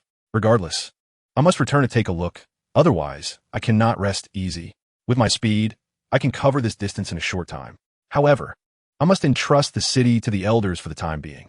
Qingyang spoke slowly, his words clear and organized. It was precisely because of this clarity that Lin Yu found it impossible to oppose him. The situation in Wuhuan City was already tense, with tensions that could no longer be contained. Meanwhile, the southern territories of the Wuhuan Temple had been resolved by Qingyang, now largely at peace, with only the final touches remaining, leaving her and the entire Soul Master Legion with little to do. In the absence of external troubles, had she not been unable to return a short span, she might have made the same choice as Qingyang. You always love to trouble me. Very well. I shall remain in this city and act according to your wishes. Lin Yu ultimately relinquished her attempts to persuade Qingyang, resignedly acquiescing to his request. Externally, it appeared as though she had suddenly lost all interest, her demeanor lacking vitality. She casually retreated a few steps and plopped down onto the soft, spacious chair, her form sinking into it as if she were devoid of bones. Her youthful and radiant visage still bore a hint of reluctance. Elder, time is of the essence. I shall leave now. I leave this city in your capable hands. Qingyang feigned ignorance to her unwillingness and set forth his arrangements. Lin Yu nonchalantly responded with a few half-hearted murmurs, then wrapped herself in a nearby plush fur, completely enveloping herself. Her demeanor elicited a resigned shake of the head from Qingyang.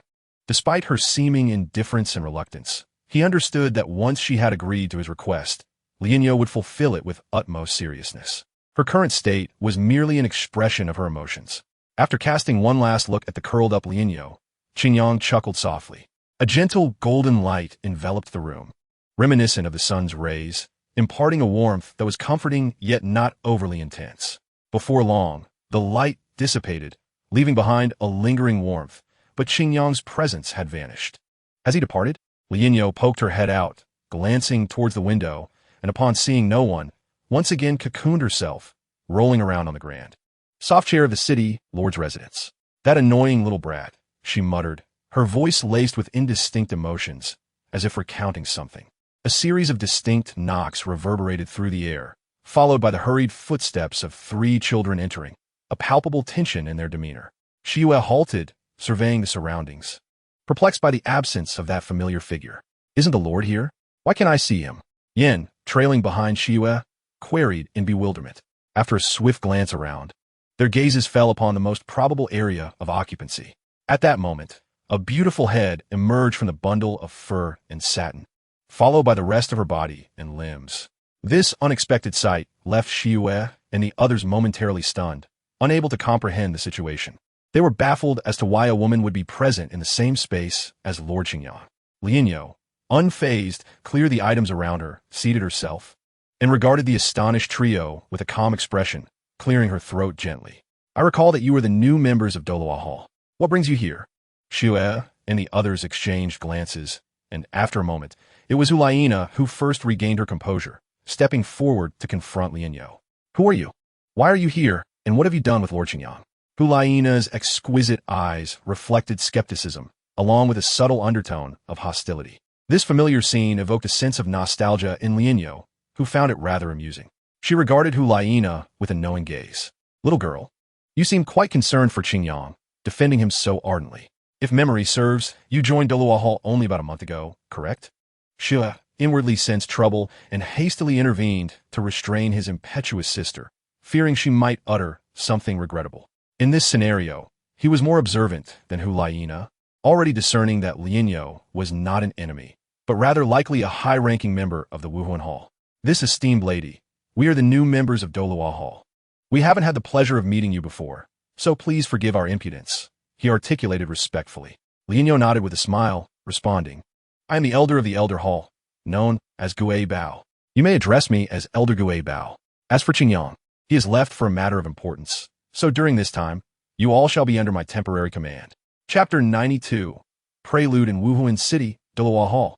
Jin Yao and Jin Yu sat facing each other around a table. The table was adorned with an array of exquisite snacks, vibrant in color and steaming with warmth, enticing one to indulge. The cozy fireplace crackled with orange flames, radiating a comforting warmth. Everything seemed idyllic. Yet at that moment, neither of the two had their minds on such pleasures. Jin Yao, what are you truly thinking? A voice laden with skepticism shattered the brief tranquility of the room. Jin Yu's words escalated in intensity. At this point, nothing you do will suffice. The family has already been ensnared by those individuals, intent on a desperate gamble. We cannot thwart it. Jin Yu's agitation prompted him to lean forward slightly, exuding an air of pressure. In contrast, Jin Yao bowed his head, remaining silent. However, his hands clenched beneath the table, revealing his inner turmoil. Under Jin Yu's relentless questioning, Jin Yao closed his eyes, his voice dry. Is there truly no way back? Jin Yu scoffed, returning to his seat, shattering Jin Yao's last flicker of hope. I can inform you now that tonight, the family will mobilize in full force, collaborating with several hall masters and all opposing factions in Wuhuan City. You must understand what this signifies. Jin Yao slowly opened his eyes. The brightness that once shone within them now appeared weary. The family had drained him of much spirit, leaving no glimpse of hope for change. The fickleness of human sentiments eluded his comprehension entirely. Were it not for Qingyang, perhaps he would have chosen to join his family on the path to ruin. With this thought, Jin Yao relinquished his last shred of hesitation, his gaze resolute. He had finally made the decision to transform everything, even if the journey entailed necessary suffering. To be frank, I have little faith in them. Without the support of the priest, how could they possibly contend with the Pope? Consent sounds appealing, but what good does it do? The priest hall merely views these hall master families as pawns, seizing the opportunity to cleanse them. To them, the Pope is ultimately closer than anyone else. Rising from his seat, Jin Yao revealed a small box hidden beneath the table. Inside lay a black cloak capable of concealing one's presence, accompanied by a corresponding oversized robe. Also contained within was an ancient blade exuding a chilling aura, forged from white bone and yellow metal, sharp yet emanating a pulse of soul power. This was an artifact Jin Yao had obtained 4 years prior from a relic site, preserved untouched since its modification by the Soul Guidance Research Institute. It was unexpected that its first official appearance would be under such circumstances. What do you intend to do? Jin Yu gazed at Jin Yao, who was armed and exuding an icy aura, momentarily taken aback. Since the family was unwilling to return to the right path, he would lend them a hand and force them into seclusion. Jin Yao's tone was frigid, laced with an unwavering determination. What if they refuse? Jin Yao finally closed his eyes, inhaling deeply, reaffirming his inner conviction. As you have said, tonight is the night of turmoil. If they are unwilling, then they might as well perish. Jin Yu looked at him incredulously, as if gazing upon a madman. He never imagined that beneath Jin Yao's usually carefree and elegant exterior lay such a frenzied mindset. Jin Yu abruptly stood up, his eyes wide with disbelief as he stared at Jin Yao. Are you unaware of the family strength? Even though our great-grandfather, a SoloedEvil, is advanced in age and nearing death, there are still 2 soul sages and 6 soul emperors. Even without the clan leader and myself, there remains 1 soul sage and 5 soul emperors. You are merely a soul king, not even a soul emperor. How do you intend to confront them and compel them to retreat? Jin Yao remained unfazed, donning a mask to conceal his identity, his right hand gripping the battle blade. A palpable aura of slaughter emanating from him. He regarded his cousin, a relatively exceptional individual with a broad perspective. With my 2 soul bones, the unique sacrificial soul ring, the top-tier martial soul of the Golden Crocodile King, and the soul guiding device, the fierce crocodile battle blade, I am not an ordinary soul king. I merely face a mediocre soul sage. His words fell with the calmness of stating a fact, and Jin Yao had already vanished from the room. Jin Yu stood there in a daze. A sharp knife scar had mysteriously ripped through his clothing at the heart, yet it left no mark upon his skin. A genuine soul ring-equipped soul emperor, even with carelessness and distraction as reasons, could not conceal the reality that he had little power to resist. The burst of speed and strength in that instant, along with the fleeting surge of soul power, perhaps he could indeed accomplish it. Jin Yu exhaled deeply, raising his gaze towards the wide-open door, his heart filled with lingering dread. The sun gradually sank, its brilliance concealed beneath the horizon. The most prosperous city on this continent had shed the clamor of the day, revealing a tranquil and gentle aspect. In the streets, crowds were visible everywhere, bustling about, with ornate carriages in abundance. Taking advantage of the still bright sunset, people hurried home after a day's work. Meanwhile, in the shadows, countless hidden eyes had opened. Like wolves prowling in the night, they awaited the opportune moment, revealing their greedy and sinister gazes. This night was destined to be anything but peaceful. The sun's radiance was completely extinguished, and innumerable lights flickered to life, scattered across various buildings, resembling a city that never sleeps, yet ultimately incomparable to the day. Suddenly, a blaze erupted, rapidly spreading. In the blink of an eye, it soared skyward, merciless flames consuming everything in sight, visible even from a great distance. Soon after, chaos erupted in the upper city, the civilian district, the southern gate, North Street, and the central palace. Every corner seemed to respond to a call, all descending into disorder, with not a single place remaining tranquil. The city, which had just returned to calm, erupted into clamor. Chaos began to spread. The sounds of human voices and beast roars intertwined, accompanied by the destruction of buildings. Everything fell into disarray. Quickly return and convey the news to the sect. The turmoil in Wuhuan City has commenced. Relay the message back to the Tiando Empire. Regardless of who wins or loses this time, it will ultimately serve our interests. Another round of weakening? Again and again? I truly hope it can perish completely. The Wuhuan Temple has truly caused great unrest in many hearts. In the shadows, spies from various factions whispered with excitement, fervor, and fear. Chapter 93. Slaughter in a secluded area of Wuhuan City, far from the center and situated in a prosperous district. There existed a substantial complex of buildings, resplendent and grand, all enclosed within walls, severing contact with the outside world. It could be deemed a city within a city. Such micro-cities were not uncommon in Wuhuan City. They were all originally prominent families that supported the Wuhuan Temple. For a long time, they had enjoyed the privileges and benefits bestowed by the Wuhuan Temple, resulting in the present state. This place was the stronghold of the Jin crocodile family. Yet for some unknown reason, a location that should have been steeped in tranquility was ablaze with light. In the courtyards and streets, crowds flowed, and within the buildings, disputes erupted, indicating that something was amiss. Jin Yao stood at a distance, his expression beneath the mask growing increasingly indifferent. The pale and dark yellow fierce crocodile battle blade exuding a fierce aura. From his elevated position, the scene within the family came into sharp focus. Some sat calmly with their blades, awaiting orders, while others paced anxiously, and a greater number gathered spontaneously around the family's council hall. Approximately 1,000 individuals from the family, excluding unimportant branches and servants, had already congregated, prepared for action. Just as Jin Yu had mentioned, they had resolved to participate, collaborating with other rebels to overthrow Bibi Dong, now merely awaiting the final command to commence their actions. Jin Yao sighed inwardly, knowing that time was short. The family had become too deeply entrenched to withdraw easily. At least, he could not achieve it alone. Perhaps the second elder or the Doloa Hall master could manage. But the second elder remained in seclusion, adopting an attitude reminiscent of mere excuses, which Jin Yao had only recently come to fully comprehend. Their intention was clear. They did not intend to intervene in this matter. As for Qin Yang, he was not present in Wuhuan City at this moment. And Jin Yao did not wish for him to pay too high a price for a family he held little affection for.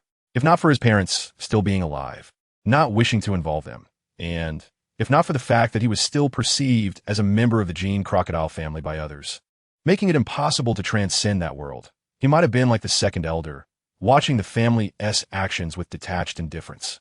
Thus, Jin Yao, who did not reach such a level, could only resolve the matter himself, through tangible actions, to demonstrate his stance and determination to the Pope, who was destined for victory. This was also to ensure the family's preservation, preventing them from heading towards destruction. The final sentiments were buried deep within his heart. Once he had adjusted his state, Jin Yao vanished from that place. Inside the walls, numerous patrol teams moved about, vigilantly guarding the perimeter. However, they appeared somewhat distracted, occasionally glancing towards the family's direction. Many faces betraying excitement, their countenances flushed in the glow of the lights. The family was finally about to take action, those old fogies who still hesitated. It was truly hard to fathom what they were thinking. The clan leader was far too conservative. The family had been struggling increasingly in recent times. Yet he still hesitated to effect change, fixated only on compromise. Two patrol members of the family walked their usual route within the walls, complaining as they patrolled. They were exceedingly dissatisfied with the family's current state, or rather, with the losses to their own interests. The elderly wise ones might be able to resist their inner desires through life experience and accumulated wisdom. In contrast, the youth often lacked accurate judgment and were easily influenced by their surroundings and external factors, leading to irrevocable consequences.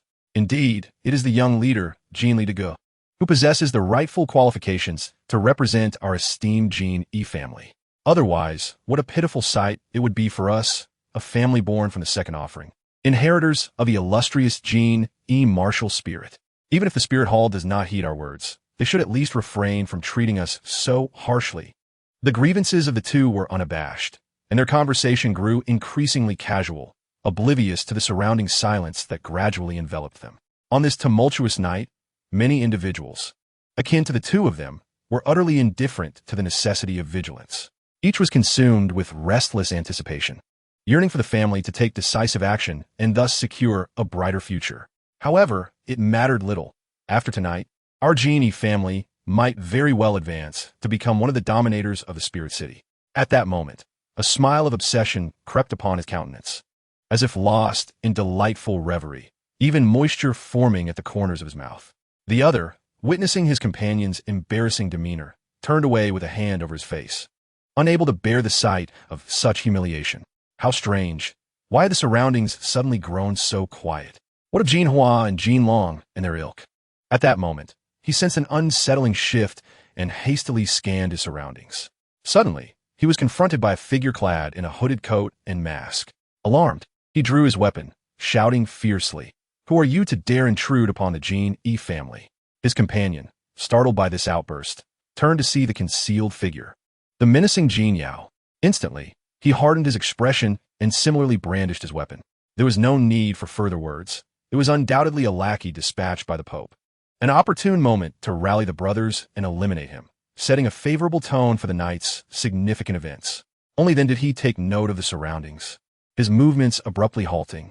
If he was not mistaken, the figure sprawled on the ground some distance away was a fellow patrol member, similarly assigned to guard duty. But why had he suddenly collapsed? Observing the cold blade in the hands of the concealed figure, a chilling realization struck him, sending tremors through his body as he urgently called out, "Quick, fire a signal flare to alert the others." Upon hearing this, another individual hastily retrieved a flare from his pocket. Just as he was about to ignite it, a chilling blade of soul energy severed the flare in two. "Now, let us retreat to the chamber and quietly await the dawn, shall we?" A voice deliberately hoarse and ambiguous in gender suddenly broke the silence, instilling discomfort. No response was given. The two patrollers, unremarkable ordinary soul masters, had already summoned their martial spirits, nervously aiming their weapons at him, contemplating their responses. In fact, at the moment he spoke, one had even unleashed a soul technique imbued with negative effects.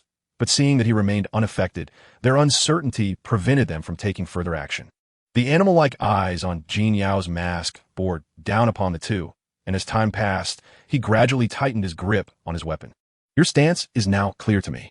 A voice imbued with a hint of regret resonated, and in the next instant, two fierce blades of soul energy pierced the chests of both individuals, drawing forth a spurt of crimson. Chapter 94. Identity within the expansive hall, over 10 individuals gathered anxiously, awaiting news from within. Compared to those waiting outside, this group consisted entirely of direct descendants from various branches of the family, their strength and status vastly surpassing those outside. Among them, one individual subtly emerged as the leader. He was none other than Jean Lee, who advocated for a show of force to unite all factions in pressuring the Pope, thereby securing the family's interests and gaining the support of his kin. Why has no order been issued yet? Other factions have already begun their operations.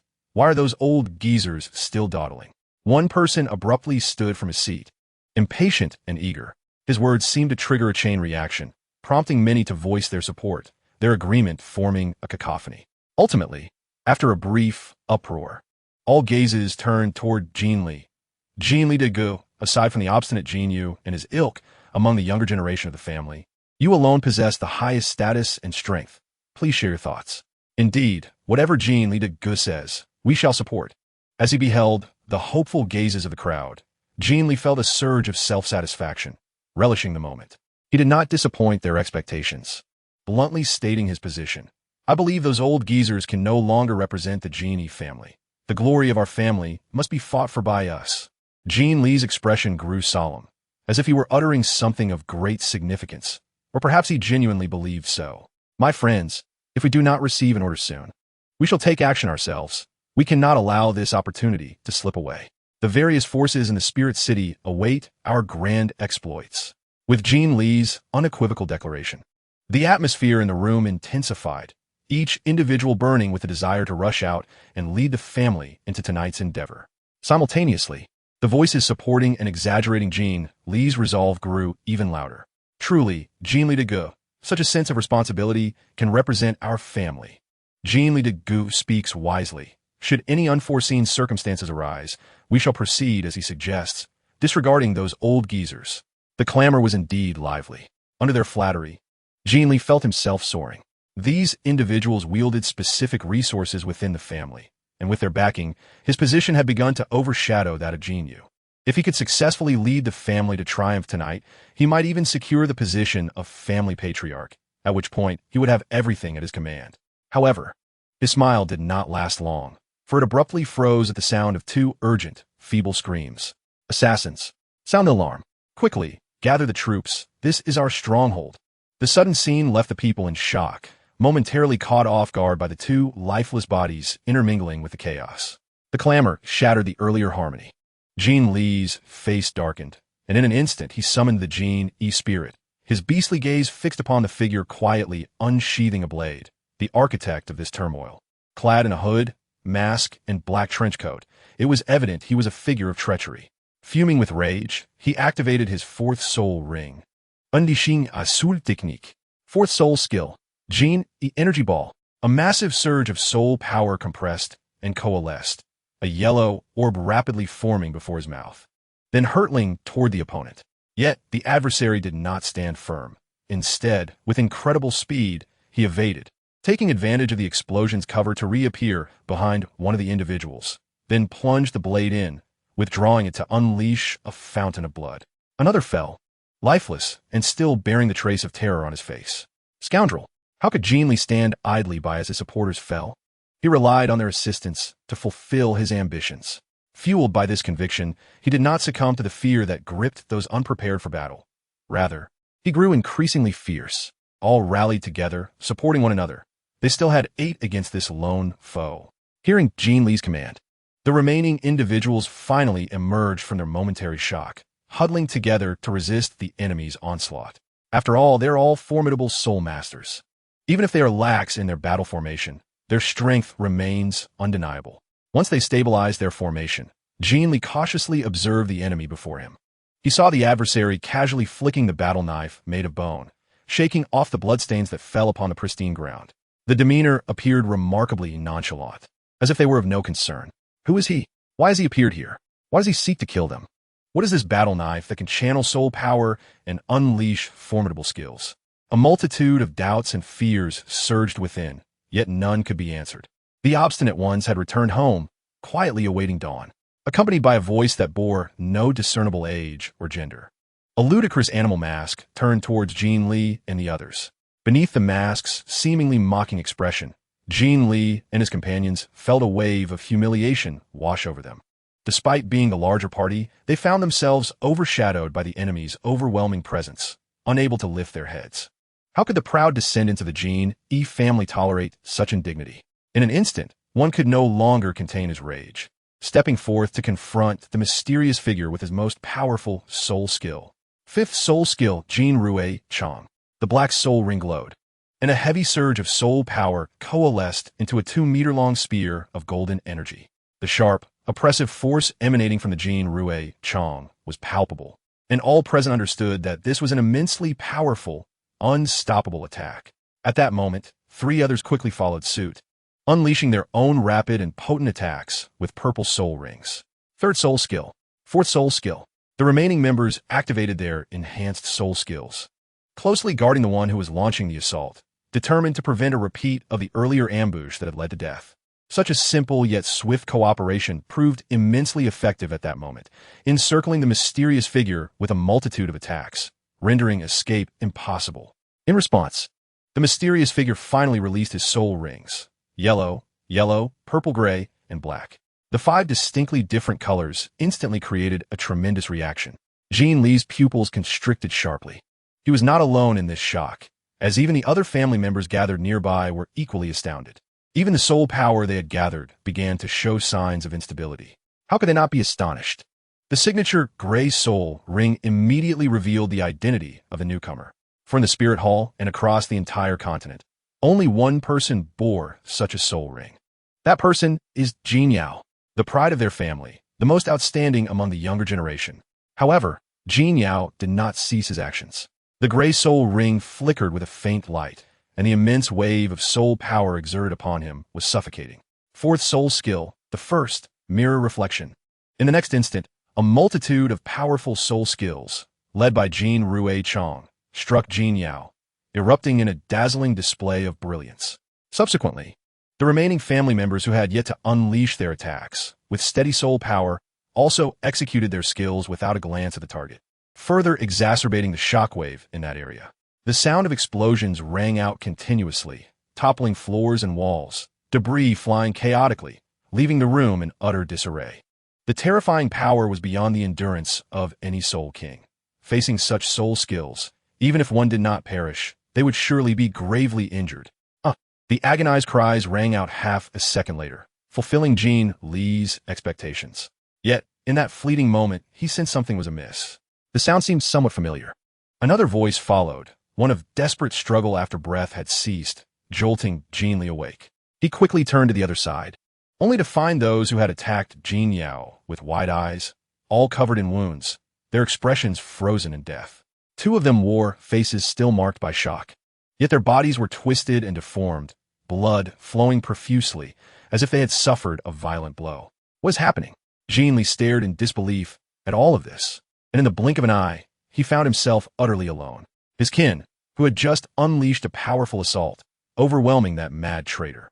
But who could tell him why this had happened? Why had all his relatives silently perished before his eyes? At this moment, Jin Yao emerged from the dust and debris, his attire tattered, a piece of his mask missing, clearly not entirely unscathed. Yet his steps remained steady. The soul skill that had nearly destroyed half the room seemed to have inflicted minimal damage upon him. The soul skill mirror reflection could greatly diminish all damage received, while simultaneously doubling the reflected damage back upon the designated target. Thus, the fiercer their previous attacks, the more gruesome their demise became. Jin Yao's youthful voice emerged, no longer bearing the discomforting rasp. He no longer needed to conceal himself. Those who witnessed his true face would soon meet their end, rendering such pretense meaningless. Is it not so? Jin Li stared blankly at his companions, momentarily at a loss for words. The core members of the family, aside from the decision-making patriarch and elders, were the most powerful and influential. Yet in a mere instant, they had all been eliminated by a descendant of a Soul King. What hope remained for the family, and could they sustain their grand ambitions? Jin Yao halted before Jin Li, observing the tragic remains of his companions, and could not help but recall the child who had been sacrificed to him long ago. Perhaps back then, he had yearned to return all the suffering he had endured to those cruel tormentors, thus giving rise to this soul skill. Fueled by intense hatred, he had saved himself once, yet at that time, he had been powerless to save the child. He could only watch helplessly as the sacrifice became his soul ring and soul bone. At the very least, this time, I can preserve hope for the family. Jin Yao's gaze turned icy as he slowly raised his wicked blade, condensing sharp soul power atop it, aimed at Jin Li's heart. In the face of life and death, Jin Li's expression momentarily froze, and he quickly regained his senses. He glared at Jin Yao with unbridled hatred, his eyes filled with venomous resentment, as if gazing upon a lifelong enemy. Jin Yao, why must you do this? What wrong has the family ever committed against you? Why do you seek to destroy it? Turning your blade against your own kin?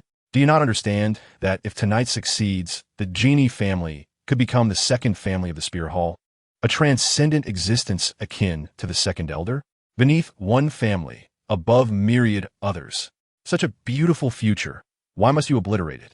Jin Li's anguished, desperate roar revealed his final madness. At that moment, his eyes were bloodshot, his demeanor lost, yet he neither struggled nor resisted. Perhaps, having lost all hope, he had ceased to care about anything at all. Jin Yao plunged the blade in, blood splattering. As he gazed upon Jin Li's wide, bloodshot eyes, he remained utterly indifferent, not swayed in the slightest. Jin Li's thoughts were not incorrect. Human nature inherently yearns for elevation.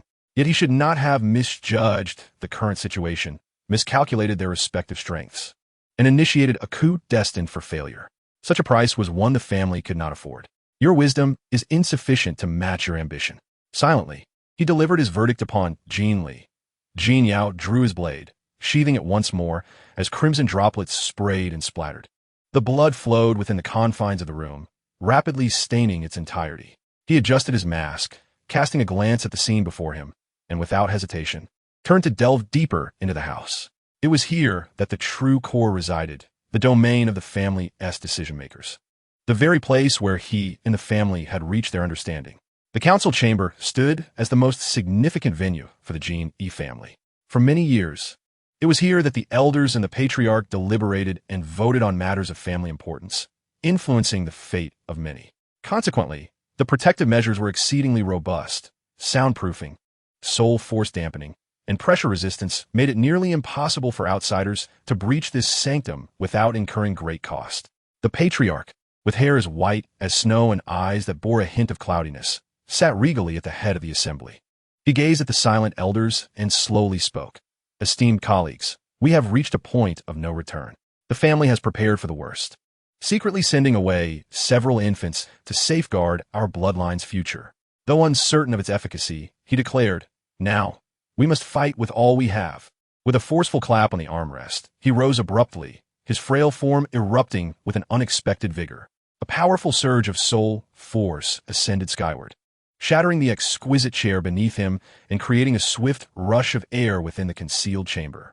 The elders, faces resolute, rose in unison, unleashing their own formidable soul forces to demonstrate their allegiance. "We shall follow you to the death, Patriarch," they proclaimed in unison, echoing their commitment to his call. In that moment, a myriad of soul forces intertwined, and under their weight, the air grew heavy and oppressive. The patriarch's expression softened slightly as he led the charge outward, shedding his ornate regalia to reveal a battle garb beneath. "Now, follow me as we lead the Jin Yi family to unite with the forces of the various lords and confront the Pope." All present bore expressions of unwavering determination, following the patriarch like valiant warriors, fully aware of the peril, yet resolute not to turn back. Chapter 96. Arrival. Regrettably, you shall advance no further. Suddenly, a youthful sigh echoed, halting the patriarch's steps as he stared blankly towards the exit. At that moment, the imposing aura surrounding him dissipated entirely.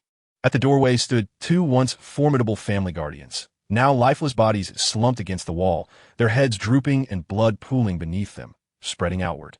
Before the corpses stood a man, his face obscured by a mask resembling a fragmented animal, his attire tattered and marred with scratches and soot. He gripped a gleaming, bone-like long dagger, leaving a trail of crimson footprints as he slowly approached with an unsettling air of dominance. "Are you Jin Yao?" The patriarch's voice trembled, disbelief etched upon his face. Yet the familiar voice unmistakably conveyed the grim reality, shattering his illusions without mercy. "Have you ultimately chosen to align with the Wuhuan Temple?" The patriarch's tone was complex as he regarded the family's most distinguished prodigy, a whirlpool of emotions surging within him, culminating in a deep sigh. Perhaps in the past, there were connections, but now, with Jin Yao wielding a bloodied blade and exuding an aura of chilling malice, the patriarch understood that the two sides had become irreparably opposed, with no possibility of reconciliation. Just as the Wuhuan Temple and the Jin Yi family now stood, it was a matter of life or death. Jin Yao remained silent, his gaze fixed on the 7 family leaders before him, his eyes scanning their hesitant and furious faces from beneath his mask. Once formidable figures in his memory, they now appeared utterly diminished. "Those who dare to partake in rebellion shall perish." The cold, unfeeling voice of Jin Yao conveyed his indifference. His words seemed to stun the elders, and after a moment, the oldest among them stepped forward, taking the patriarch's place to scold. "Jin Yao, is this how you speak to us? Is there no respect for hierarchy? Return to the Wuhuan Temple at once, and we shall pretend nothing has transpired." Jin Yao turned slightly, his icy gaze locking onto the venerable elder, a soul saint of considerable power. Suddenly, a thought seemed to amuse him, and he let out a derisive chuckle. "Ah, dear elder, you are truly naive. Having committed such acts, none within the family shall escape retribution, myself included. So what purpose does your plea serve? Great elder, I have always held you in high regard, but on this occasion, I must decline your goodwill." Jin Yao paused, his smile fading slightly. Then, Raising his voice dramatically, he growled, "Look at my current state."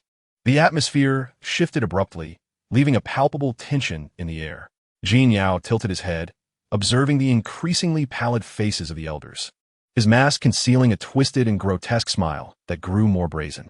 He plunged his blade into the ground, extending his arms slightly as he gestured towards the family decision-makers. The residual blood dripped from his tattered garments, the pungent scent of iron gradually saturating the chamber. The overwhelming aura of lethal intent intensified, becoming chillingly palpable. Perhaps you have your suspicions, yet you remain unwilling to believe? If you were to learn of my actions, even you would not forgive me. For you, the family ultimately holds greater significance than anything else, even when aware that this path is fraught with despair. Yet you stubbornly cling to it, fearing any harm to its integrity, hoping against hope as it spirals towards destruction. As Jin Yao's words hung in the air, an elder could no longer contain himself, his voice tinged with urgency and fear. "Jin Yao, what have you done? To appear tonight in the family, drenched in blood, have you?" Jin Yao smirked, drawing the blade from the ground and performing a stylish flourish, droplets of blood inadvertently splattering before the elders, reflecting their increasingly ashen faces. Just now, 200 core descendants of the family have been reduced to mere remnants. Jin Yao's tone was nonchalant, feigning indifference, yet the elder appeared stricken, clutching at his heart as he staggered back, ultimately collapsing to one knee, gasping for breath. The elder bent forward, eyes vacant and filled with disbelief. The remaining elders, including the patriarch, turned pale as if coated in white powder. The air felt alarmingly thin, their eyes wide with terror as they struggled to breathe. In that silent chamber, only the sound of heavy breathing remained, creating an eerie and terrifying atmosphere. Jin Yao seemed unperturbed by their distress, mercilessly adding salt to their wounds. His tone casual as he stated, "Enough of this trivial chatter. I hope the family can withdraw from the world after tonight, remaining silent and uninvolved. Otherwise, you will meet your end." His furious roar unleashed a torrent of soul force, overwhelming the room with an oppressive energy that shattered everything in its wake, reducing them to mere fragments. The questioning elder appeared deranged, his face flushed with rage. He completely exhausted his soul power, even sacrificing his own life force, transforming it into the most formidable strike of his lifetime. The sixth soul skill, Shanbengdi Lieji, the terrifying soul power coalesced into lifelike, solid scales. A massive golden crocodile tail descended with the force to cleave mountains and split the earth, ruthlessly crashing down upon the diminutive Jin Yao. Truly a pity. A soft whisper, unheard by anyone. The fourth soul skill, Part 1, Jing Fan. The powerful soul energy surged forth, causing the gray soul ring to glow once more. Jin Yao let out a muffled groan, a trickle of blood escaping from the corner of his mouth, merging into his damp robe. Boom! The fierce clash between the two obliterated countless objects around them, creating a powerful gust that forced the clan elders to channel their soul power to shield their faces with their sleeves. Moonlight streamed through a shattered corner, illuminating the deformed assembly hall. There, the enraged clan elder stood. All that remained at his location was a swirling mist of blood, his figure now indistinguishable. Yet, Jin Yao seemed unscathed, although the scent of blood on him grew more vibrant and intense. The collapse of the assembly hall lasted but a moment, and eventually, Jin Yao calmed his turbulent soul power, exhaling gently. He gradually raised the fearsome crocodile warblade in his hand, the blade glinting ominously under the violent fluctuations of his soul power, poised to strike at the clan leader. At that moment, a small hand gently pressed down, halting the blade that Jin Yao had begun to lift. The soul power dissipated, leaving Jin Yao in a daze. He turned his head slightly, his murderous intent faltering, as if he had seen the sun melting the ice and snow. "Those people I killed." Qingyang stepped forward, standing before Jin Yao, his youthful yet reassuring visage meeting the clan leader's gaze. "Furthermore, I hope you seriously consider Jin Yao's proposal. I am not as easy to converse with as he is." Chapter 97. Thoughts on the release. To summarize briefly, the first volume is subpar. It focuses solely on a rigid progression without any engaging content, relying entirely on its themes and imaginative concepts. The second volume is somewhat recyclable waste. It has improved slightly, with a more coherent and gentle plot, finally offering some marginally readable content, yet it remains substandard. I hope for better in the future. I would like to thank Yuan Shin This book has 1 chapter per day, with 2.5 updates per chapter, and surprisingly, it has received recommendations, something I never anticipated. I also extend my gratitude to my readers for their support. When I initially published this book, I merely intended to practice writing without any expectations regarding its performance. However, your encouragement has prevented this book from becoming a solitary endeavor. The active readers on TheGolden and Q have provided me with some much-needed motivation. Currently, this book has 600 collections, which may seem barely acceptable, yet it is truly remarkable. Doloa fans on TheGolden are typically a gathering place for novices. Subscriptions are not particularly strong, and the post-release collection-to-subscription ratio can break the 100 lower limit. The average collection-to-subscription ratio for typical books is around 21, so I am mentally prepared for the disheartening results in the future. Nonetheless, I still hope for a higher initial subscription after the release. Well then, I shall strive to continue writing diligently, aiming for 2 chapters daily to achieve full attendance. I ask for your blessings. Tomorrow at noon, the VIP chapters will be unlocked on TheGolden. May I maintain my updates, work hard, and achieve 500 consistent updates within 3 months of publication. Chapter 98, The Final Judgment. With Qingyang's arrival, the atmosphere crackled with tension.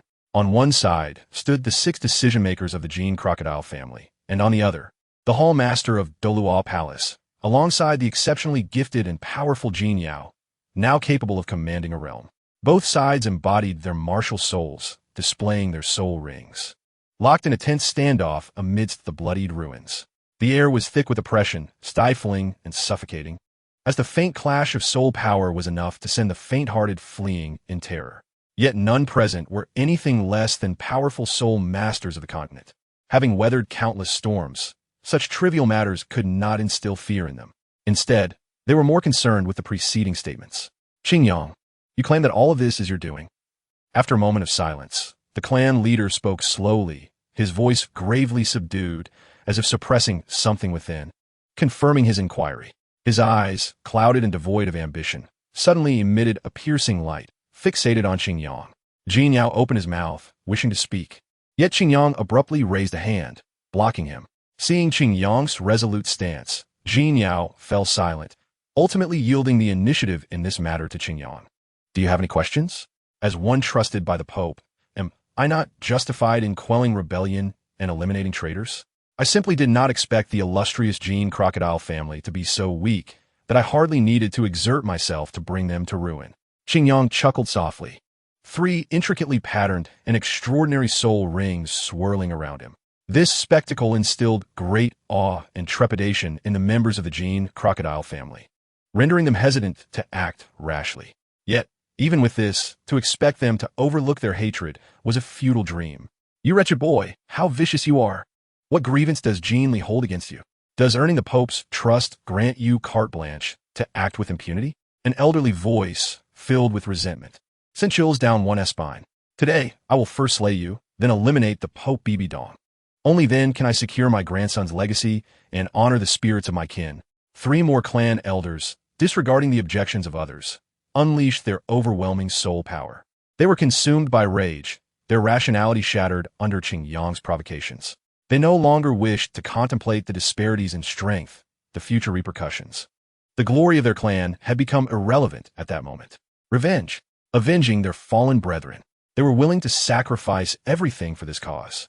The deep-seated flames of hatred consumed all else, becoming their singular conviction. For soul emperors? So be it. Qingyang grew slightly more serious, raising his right hand. As the dark red ring behind him shifted to the forefront, he lightly tapped his index finger, channeling all his soul power into the intricately patterned soul ring, which instantly emitted a crimson light so intense it was blinding. In the next moment, a torrent of flames erupted from the red ring, surging forth and swiftly engulfing everything visible. The terrifying heat was sufficient to melt metal, consuming all in its path, leaving no trace, not even ashes, as it burned everything to cinders. At that moment, the world was awash in blinding flames, illuminating even the darkness surrounding the Jin crocodile family stronghold. Within the chaos of the martial soul city, few noticed this occurrence. However, the powerful soul masters who were instigating the turmoil were stirred by this surge of soul power. Their expressions filled with astonishment as they gazed toward the skyward blaze. countless questions and thoughts emerged, and in their perplexity, they could only focus on the unfolding spectacle. At the Gene Crocodile stronghold, ruins lay scattered, debris strewn across the ground. Is there anyone still alive? If not, the genie family shall meet its demise. Qingyang waved his hand, causing the remaining ferocious flames nearby to be drawn into the Fire Soul ring, as if fledglings returning to their nest, without a hint of resistance. Once the blazing flames that obscured vision dissipated, Jin Yao was astonished to discover that an area of over 20 meters had been transformed into a desolate white expanse. The once majestic council hall was now utterly invisible, and the ground beneath was crystallized like exquisite glass. Only in the distance could remnants of charred remains be seen, bearing witness to the fire's wrath. Qingyang, could it truly be so? Jin Yao's voice tinged with urgency, unable to restrain his desire to inquire. However, at that moment, 2 weak coughs abruptly echoed in the surroundings. "Old man, I'm not dead yet." From beneath the ground, 2 figures, their bodies charred black, struggled to rise. Their formidable martial souls lay shattered in this instant. The 2 individuals, exuding a burnt odor, could barely maintain their martial spirit state, relying solely on an indomitable will to extract the remnants of soul power within, allowing them to stand, albeit precariously. A spurt of scalding blood erupted, instantly evaporated by the lingering heat upon contact with the ground. The clan leader trembled as he raised his head to survey the devastation around him, and could no longer contain his laughter. His aged laughter was filled with sorrow and desolation, the ultimate expression of a heart that has met despair. "Now, can we calmly consider my proposal? Otherwise, that companion of yours may not endure much longer. And for those who still live nearby, if you truly choose to disregard them, let this picturesque Gene residence become their tombstone." Qingyang's voice remained serene, as if the actions he had taken were inconsequential, a demeanor that deeply wounded the clan leader's heart. It seemed that only the Gene disciples could exhibit such disdain within a martial soul hall. Yet now, the clan leader suppressed his inner grief, glanced at the elder beside him, the only other soul saint of the family. Turning away, he painfully surveyed the Gene residence, now littered with corpses and bloodstains amidst the ruins. Ultimately, he closed his eyes, a single tear escaping and cascading down his cheek. At this juncture, do I still possess any choice? The victors and the vanquished, there is nothing more to say. His lips quivered slightly, but the charred visage could no longer uphold the former dignity of the clan leader. A foolish yet wise decision. Had you been able to fully control the family from the outset, unbound by the opinions of your kin, perhaps the outcome would have differed. Qingyang retracted his smile, the dark red soul ring returning behind him, gradually fading away. He approached Jin Yao, standing beside the clan leader, adopting a somewhat pretentious demeanor that was bound to wound the clan leader's psyche, gazing down upon him. Qingyang's youthful visage remained endearing, yet his eyes held no trace of compassion, only indifference and estrangement. "From this day forth, you shall personally lead your kin to the inspection hall to accept your punishment, surrendering all assets and resources obtained from the Martial Soul Hall, and depart from Martial Soul City. Thus, the Genie family shall completely withdraw from the world, never to set foot upon this continent again. This is the final decree issued by the Lord of the Doloa Hall. Do you accept?" Chapter 99, Apology. That night, the Genie family became the first to exit the stage. The nearly exhausted clan leader, facing Qingyang's pressure, dared not refuse, nor could he. No matter how profound the hatred, how intense the resentment, or how overwhelming the humiliation, it proved utterly futile. As long as he prioritized the family, in light of near annihilation, he would surely sacrifice everything for a glimmer of hope. This was the mark of a competent clan leader, willing to devote all for the family, indifferent to life and death. However, he could only concern himself with his own family. The ordinary Genie, foolishly aspiring to stand alongside angels, failed to comprehend that this burden was one even the Crocodile King could not bear. In the brightly lit, yet sparsely populated Martial Soul Hall, Qingyang and Jin Yao traversed its corridors. Currently, the rebellion in Martial Soul City had only just begun, with opposing forces emerging continuously, even escalating in intensity. Qingyang, alone and unable to attend to numerous matters, planned to head to the Doa Hall to oversee the situation. The rebels were channeling all their energies toward the Papal Hall. If a formidable force could be introduced at this juncture, it would have a decisive impact on altering the current state of affairs. Within the Martial Soul Hall, such forces were few and far between, Yet fortunately, the Doloa Hall, as one of the three grand halls, held an unparalleled moral advantage. If strength could be equalized, the rebellion could be quelled by nightfall. Jin Yao followed closely behind Qingyang, still grappling with the weight of recent events. The severe internal injuries he had sustained earlier had been fully healed, yet the wounds to his spirit remained unhealed. As they walked, he paused, lowering his head in silence. Sensing this, Qingyang also halted and turned to face Jin Yao. "Qingyang, why did you do this?" Jin Yao removed his mask and raised his head, his handsome face reflecting a bewilderment rarely seen before.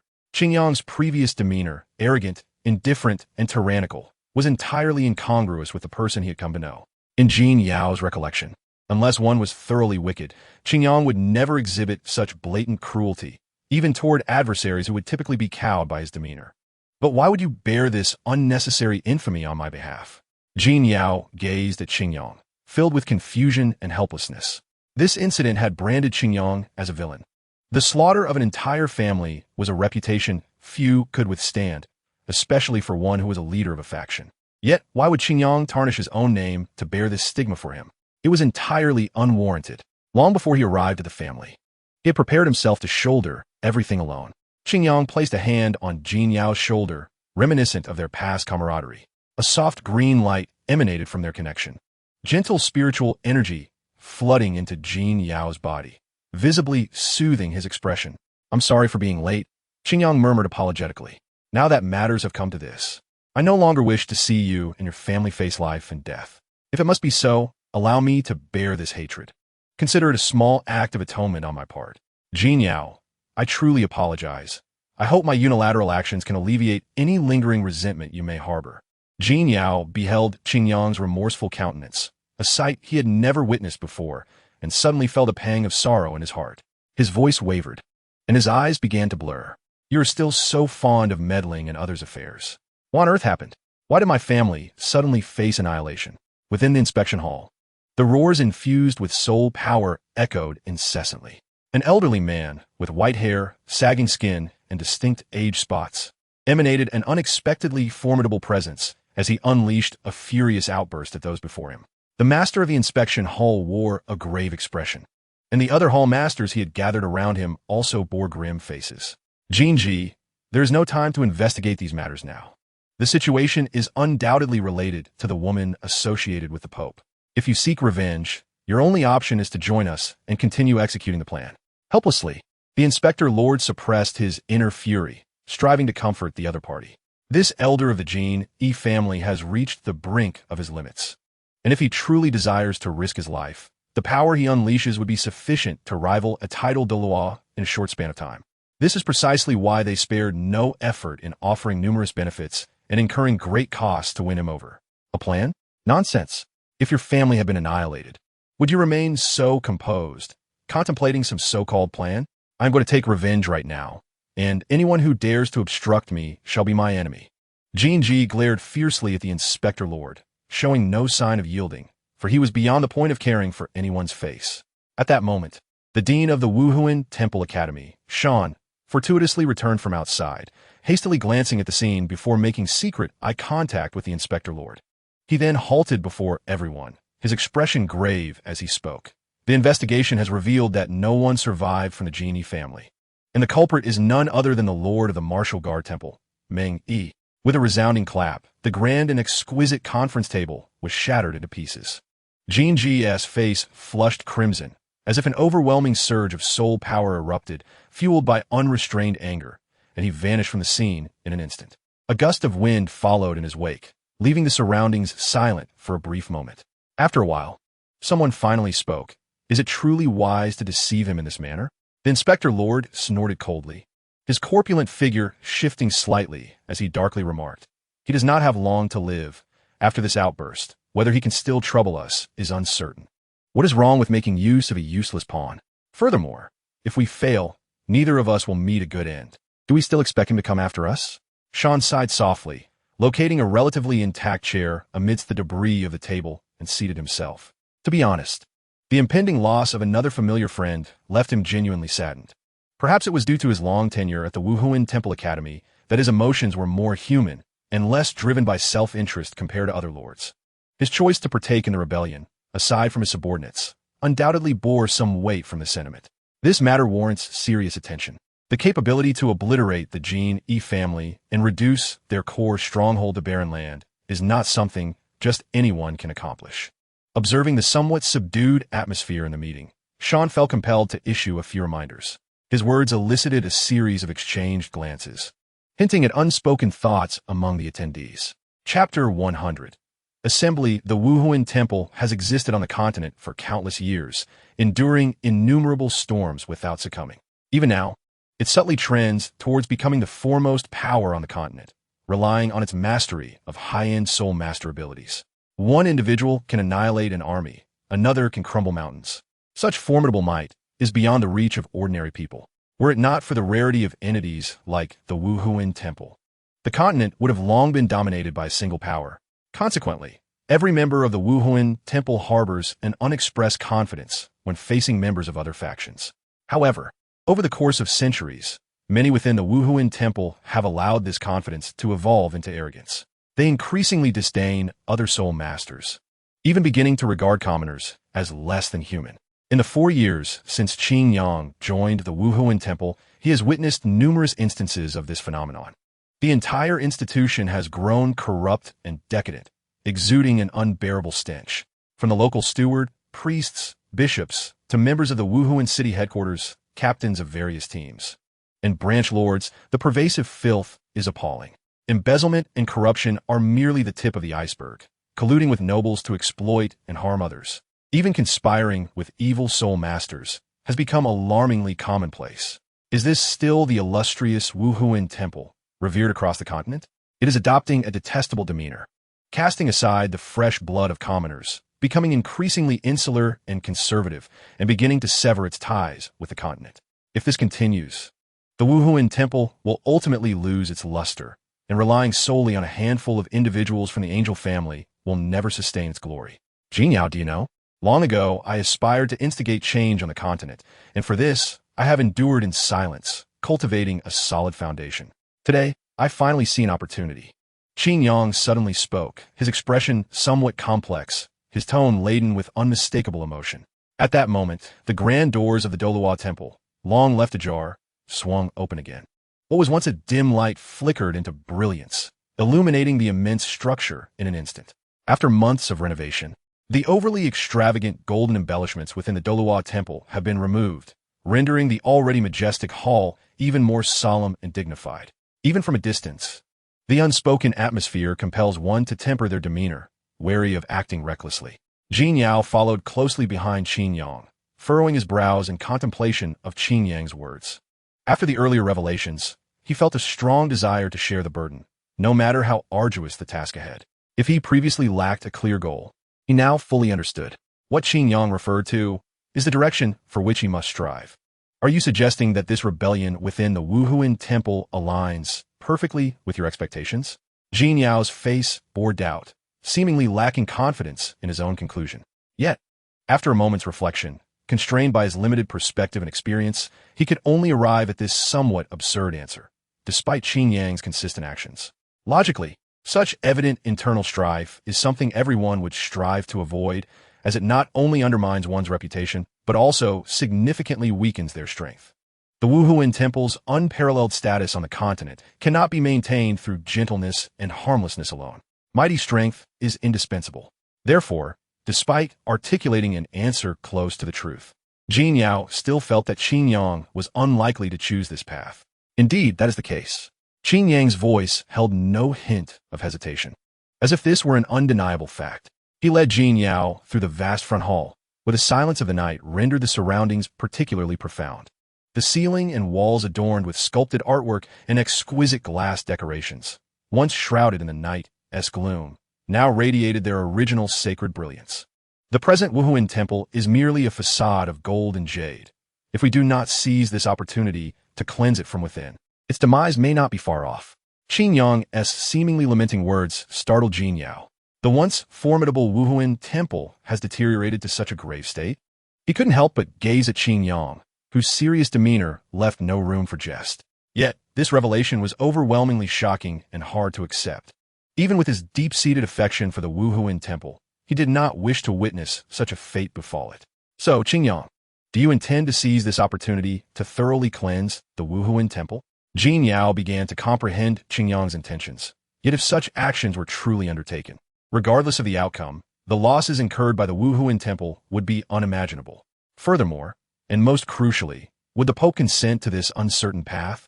Contemplating this, Jin Yao felt a weight in his heart, as if he were already grappling with immense pressure that rendered his future prospects suffocating. However, swiftly, Jin Yao's gaze solidified with determination as he turned to Qingyang and declared, "Regardless of the circumstances, I shall support you." Qingyang paused briefly before breaking into a smile. "Jin Yao, thank you." In the grand courtyard of the Doluo Temple, a dozen elegantly designed high-backed benches encircled a large conference table, positioned prominently in the center. Compared to the Pope's meeting chamber, while the seating was more sparse, the decor was equally opulent. More importantly, the absence of an imposing distance created a significant formal shift, rendering it even more vital in a certain sense. Qingyang approached the head seat, gesturing lightly, and several name cards adorned with delicate golden patterns floated into his grasp from the tables before their respective seats. Faintly, one could discern the names inscribed, signifying their identities. As Qingyang infused these unique name cards with his distinct soul power, they glimmered softly before dissipating into ethereal light. Concurrently, throughout the exquisite eaves of the Wuhuan temple, various powerful individuals, some deep in thought and others plagued by worry, received this summons. The Doluo Temple's master, Qingyang? Why would he summon me at this moment? Had he not already departed from Wuhuan City? The master of the Doluo Temple, the Pope's heir, the embodiment of light, and the youngest formidable force in history. The situation appeared to grow increasingly intricate. How intriguing. At long last, a turning point had arrived.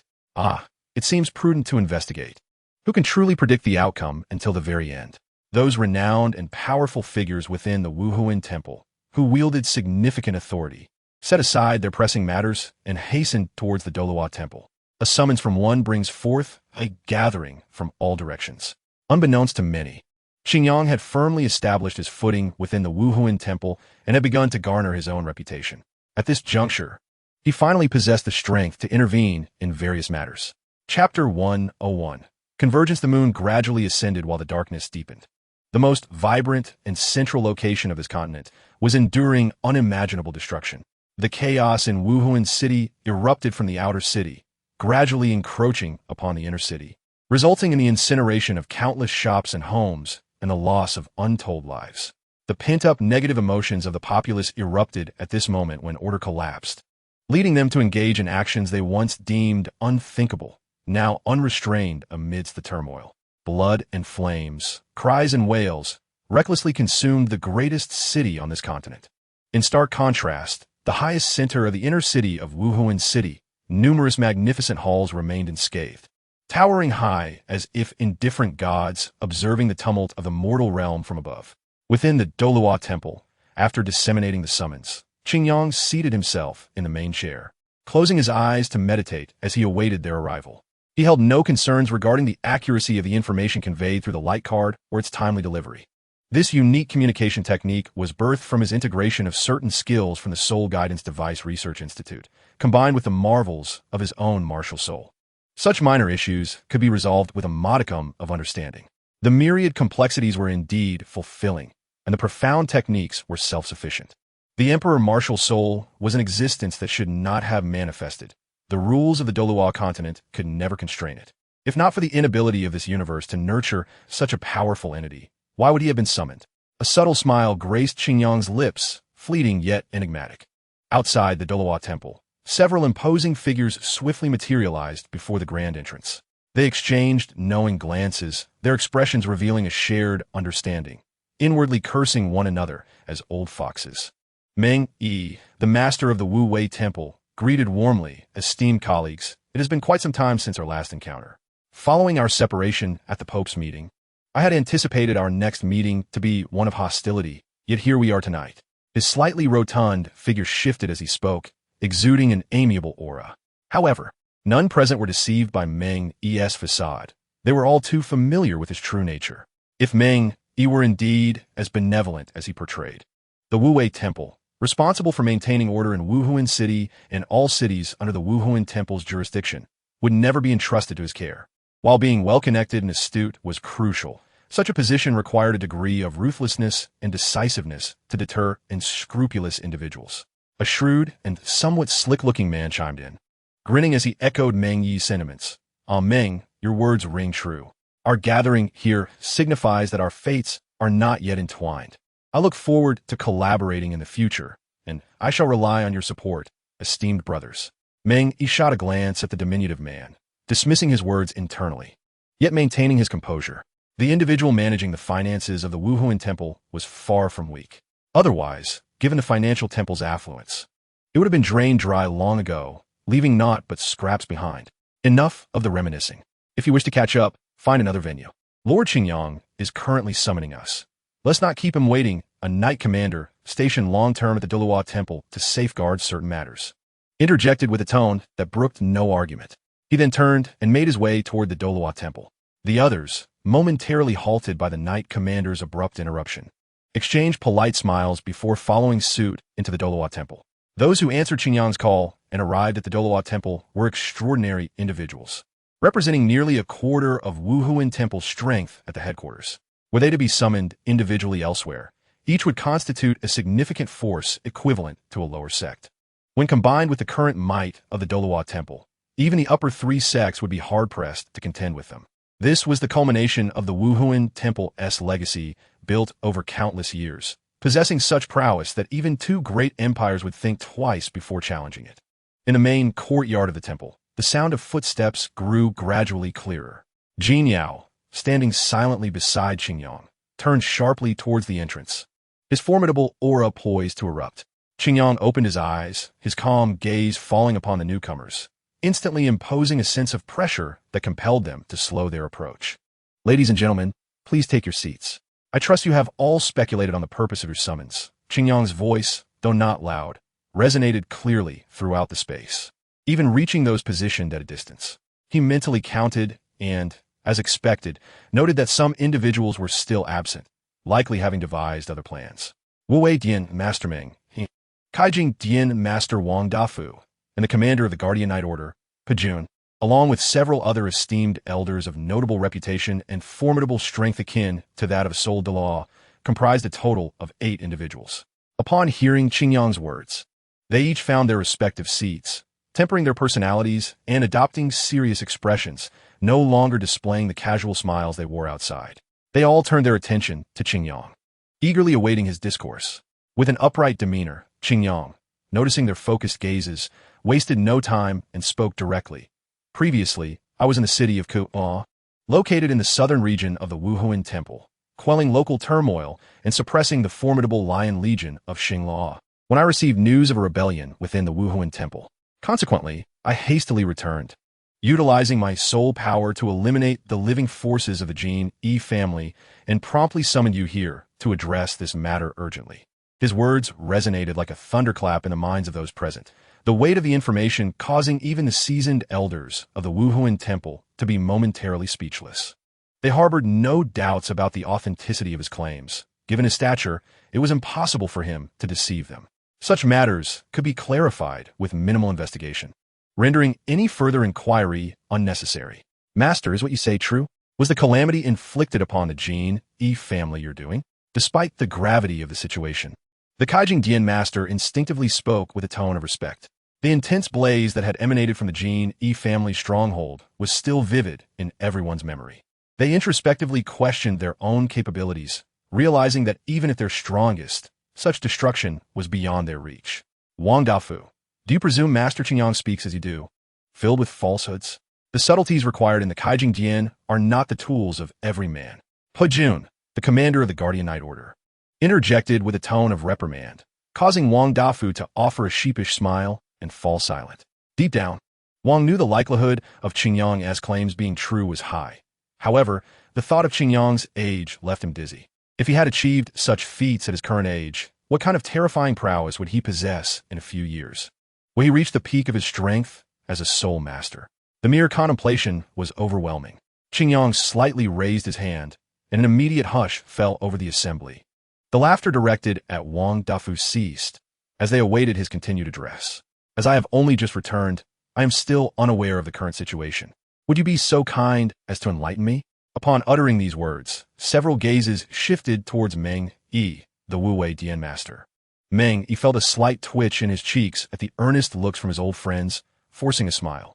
He could not refuse this inquiry. As the overseer of the Wu Wei Dian, he was more acutely aware of the shifting tides than others.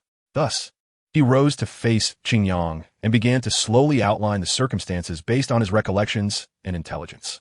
As the head of the Wu Wei Dian, I possess a clearer understanding of the current state of Wuhuan City, which is primarily characterized by several components.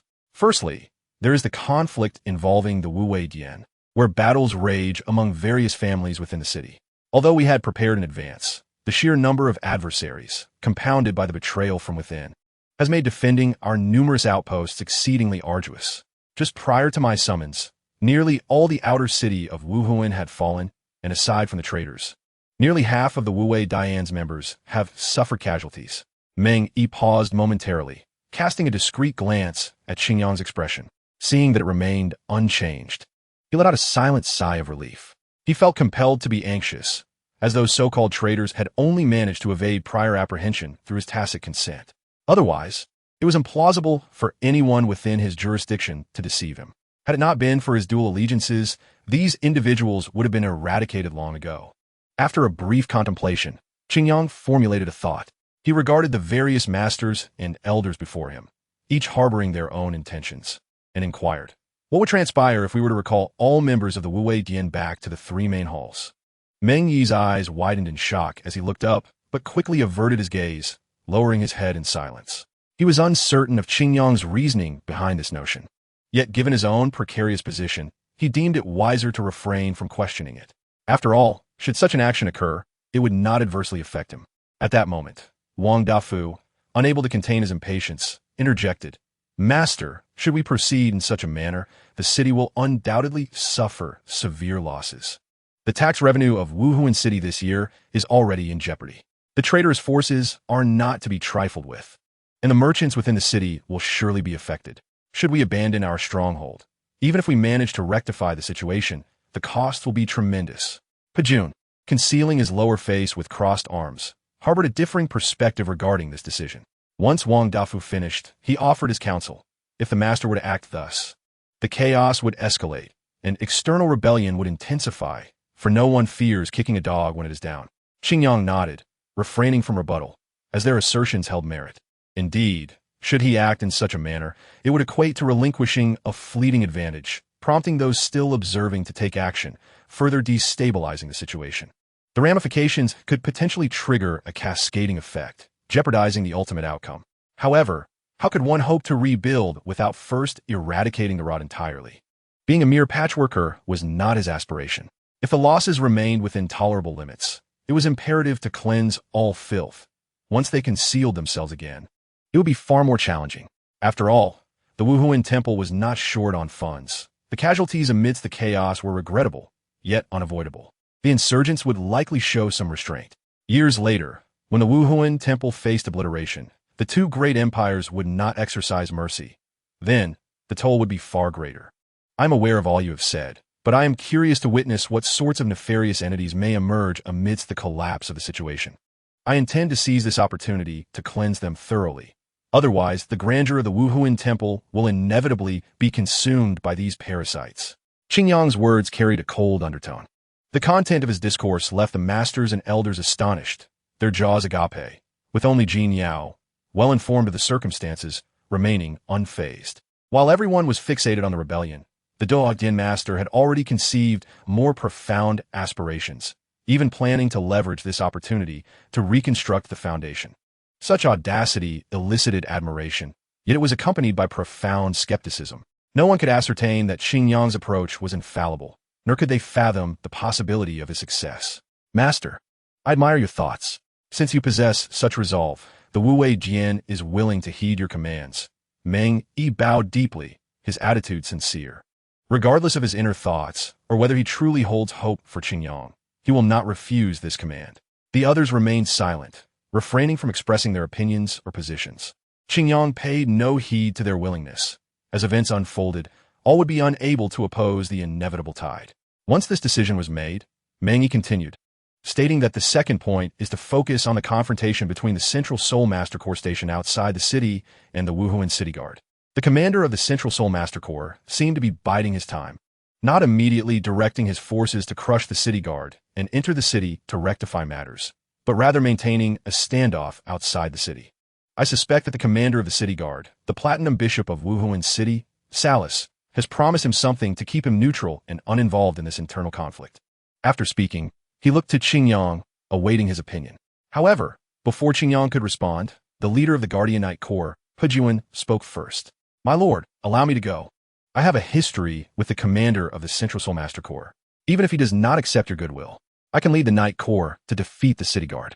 Pejuan's assurance was as resolute as his character. Having witnessed Qingyang's intentions, he was already inclined to serve him as the new direct superior of the Knight Corps. Now it was the perfect opportunity. Qingyang, taken aback by Pejuan's determination, did not refuse. The city guard, under the command of the Platinum Bishop of Wuhuan City, posed a significant problem if left unaddressed. I wish you success, Commander Pejuan. I will await your good news here.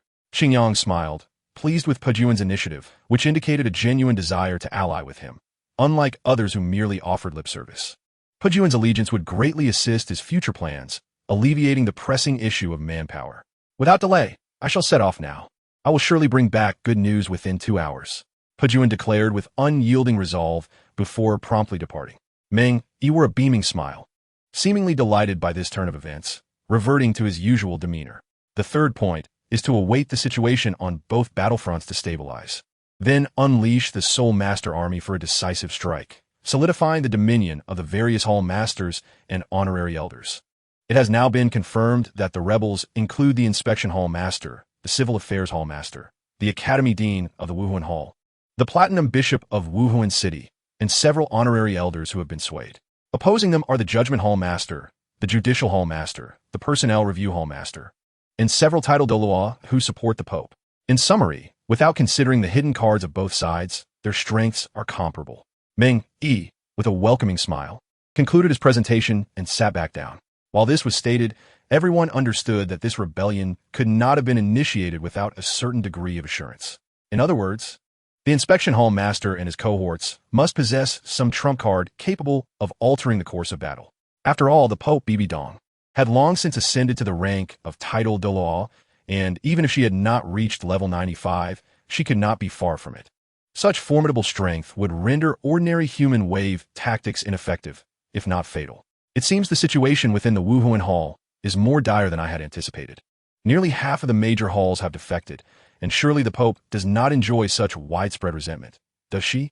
Qingyang's calm gaze swept over the assembly, causing each individual he locked eyes with to instinctively lower their heads, avoiding his gaze. Bibi Dong, however, would not be so reckless, at least in this context. The facts were as stated. Yet, the fact that she sought to centralize power, dismantling the previously semi-autonomous structure to exert full control over the Wuhuan Hall, was intolerable to all, damaging their own interests. Even a lofty Pope could not quell their rebellious hearts. Moreover, Bibi Dong was not even a member of the Angel Clan, lacking the overwhelming strength to command unwavering support from the Worship Hall. Never mind that, Minister of Finance, after the rebellion is quelled tonight, the Wuhuan Hall will undoubtedly undergo significant transformations, and your responsibilities will be substantial, so prepare yourself mentally. Wang Dafu responded respectfully, but his heart ached. It was evident that he was expected to provide financial support for various measures. But what gives Qingyang such confidence?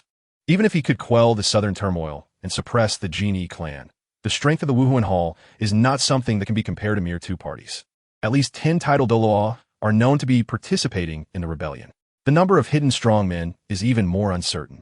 Such strength would compel even the Pope to tread carefully, wouldn't it? But why does Qingyang possess such confidence? As Qingyang began issuing various commands and formally intervening in the affairs of Wuhuan City, the royal family of the Tiando Empire welcomed 2 distinguished guests. In the exquisite palace garden, the Crown Prince, Xue Qinghe, donned a striking outfit befitting his prowess, hosting 2 elders from the Wuhuan Hall as they hunted amidst the lush wilderness. A sharp arrow whizzed through the air, followed by the sorrowful cry of a fox. Riding a pure white warhorse, Xue urged his steed onward to the thicket where his prey was concealed. After a swift glance, confirming his successful hit, a bright smile graced his face. Quickly, we must secure the prince's catch. Also, maintain vigilance. We must not let our guard down for a moment. Immediately, a squad of fully armed soldiers rushed forward to capture the fox and place it in a nearby hunting cage. Meanwhile, other soldiers spread out around Xue, dispersing overly aggressive soul beasts and standing guard against any unforeseen incidents. Having long heard of Xue exceptional archery skills and gallant demeanor, the elders, Xishue and Xilong, rode closely behind him, their eyes filled with satisfaction. Their demeanor hardly resembled that of guests. Hearing their praise, Xue smiled modestly, showing no trace of pride, and humbly replied, "You flatter me, esteemed elders. This little trick of mine hardly merits such high regard." Although Xue still bore a hint of youthfulness, everyone who met him believed he would grow into a paragon of virtue. The crown prince's commendable reputation had even spread to neighboring countries, with numerous envoys seeking ways to cultivate favorable relations with him. However, the more outstanding Xue appeared, the more pronounced the smiles of the two elders became. They were well aware that the current Tiando Empire was ultimately preparing a splendid garment for their Wuhuan Hall.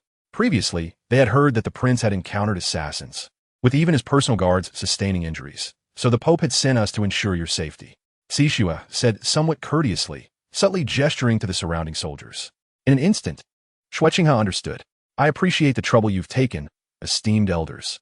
With an expression of regret, Xue turned to the captain of the guards and made a request. "Captain, please take some of your men and fetch me some food. I wish to host a banquet for the two elders here." The captain hesitated for a moment, but upon seeing Xue's warm smile that was reminiscent of a spring breeze, he found it impossible to refuse. With a resigned sigh, he replied, "Your Highness, I will return shortly with some men. Please exercise caution and avoid venturing into any dangerous areas." There was a temporary rest area nearby, and he did not worry excessively about Xue's safety, especially with the presence of two elders from his spirit hall. Nevertheless, he prudently left 2 squads of soldiers behind, ensuring that should any unforeseen events occur, they could buy him some time to return. As he watched the captain's figure disappear from view, Xue's smile faded. At that moment, Xilong narrowed his eyes and unleashed his martial spirit, a fleeting ripple of soul power dissipating in the air. In the next instant, the soldiers surrounding them seemed to be affected by some unknown force, collapsing to the ground in unconsciousness. Once the situation was under control, Xue and Yulong exhaled in relief, dismounting simultaneously to kneel in homage. "Young master, it has been quite some time." The false, deliberate smile that had always adorned Xue's face vanished, replaced by a hint of anxiety and sorrow as he could not help but inquire of the two elders. "Elders, please rise. What brings you here so suddenly? Has a rebellion in the spirit hall truly begun? Is Qingyang with you? I hope he is unharmed." The string of questions caused the two elders to share a wry smile. Their emotions were complex, for the young master of the spirit hall, upon their arrival, seemed most concerned not with the state of affairs, but rather with the well-being of the young man named Qingyang. This was indeed disheartening. "Young master, there is no need for concern. Everything is as the Pope anticipated. Before long, the entire spirit hall will be under her control. As for Qingyang, he has likely achieved considerable success by now. The master of the Doloa Hall and the Pope's son, even I, an old man, cannot help but feel envious."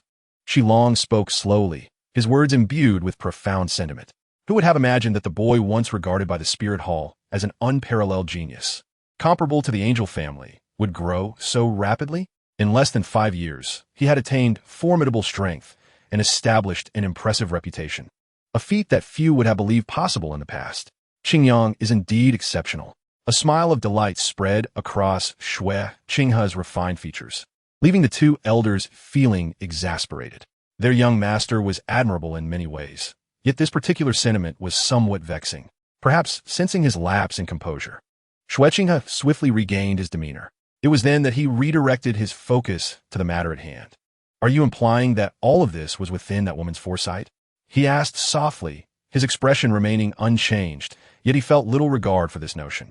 Bibi Dong, though exceptionally talented in every regard, politics and martial prowess alike, was, without a doubt, a deficient mother. Consequently, Xue harbored a rather unfavorable impression of her, particularly following her swift power grab after his father's death. Were it not for her staunch support of Qingyang, he would have severed ties with her long ago. Indeed, it must be acknowledged that this pope is perhaps one of the few unmatched geniuses within the Spirit Hall. The purpose of sending us here, beyond safeguarding the young master, is also to have C.I. Shui address the situation at the Spirit Hall in Tiando City. According to intelligence gathered by the Enforcement Hall, the cardinal here has been rather unruly, and this opportunity can be utilized to re-establish the Spirit Hall's influence in Tiando City. Shilong succinctly outlined the situation. Although Shui Qinghe held a lofty position within the Tiando Empire's royal family, his youth rendered him lacking in personal power. Therefore, such weighty matters could only be speculated upon. As the vigorous Emperor Shui, you would not discuss such matters with him. I understand. Shui Qinghe nodded gently, his mind racing as the entire situation began to crystallize within him. The vigilance of the Tiando royal family, the anomalies surrounding the Haotian sect, the stance of the Blue Lightning Tyrant Dragon clan, and the increased support from the Seven Treasure Glazed Tile School. All these pieces of information left no room for doubt. Given the sheer magnitude of the Spirit Hall, even a slight movement could resonate across the continent, let alone the gravity of an internal coup. With his grandfather's presence, there was no need for him to worry about the Spirit Hall. Elders, since you have come all this way, I have a few tasks for you.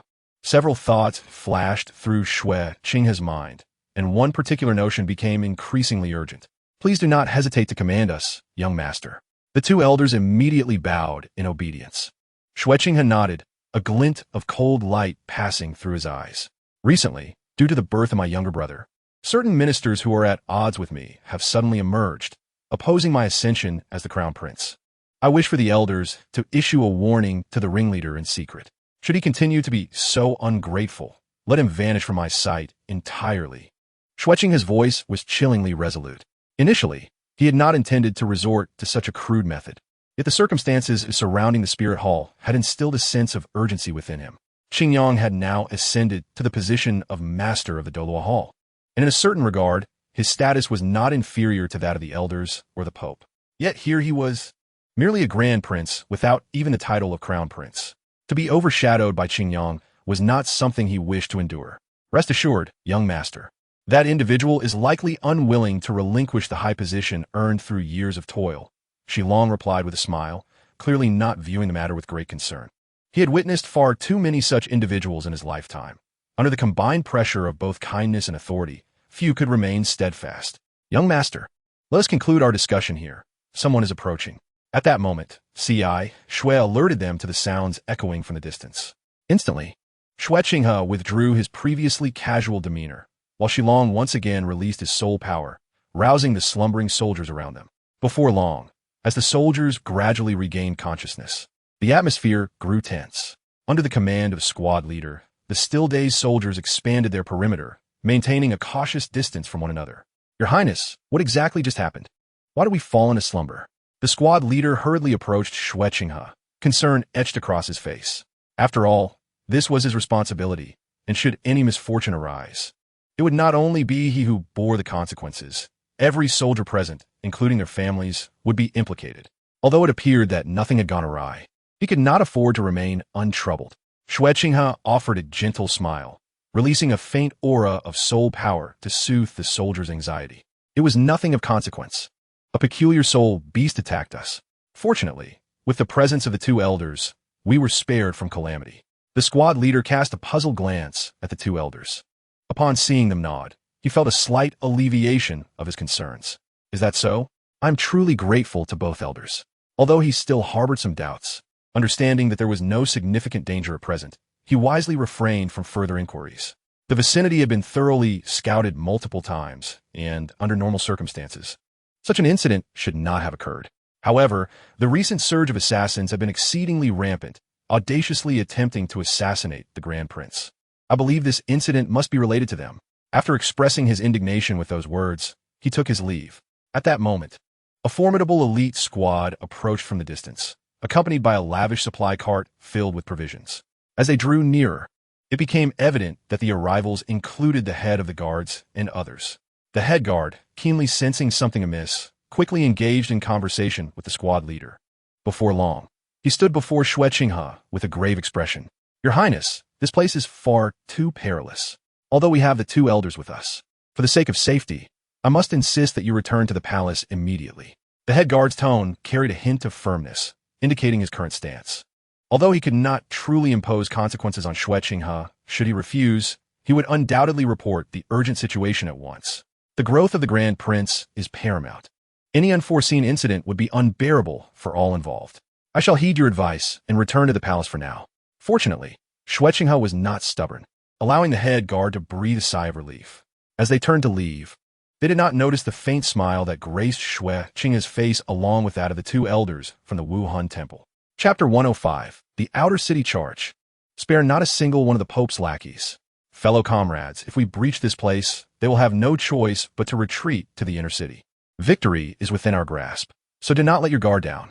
Overthrow the tyrannical rule of the Pope. Triumph is imminent.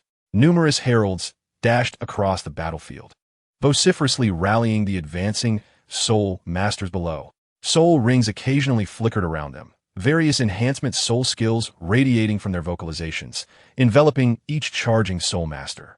As they absorbed the power-laden sounds and were influenced by countless soul skills, the soul masters surged forward with fervent eyes, their emotions heightened. Countless arrows rained down upon the crowd, spilling forth a tide of crimson, yet they felt no pain, nor a trace of fear.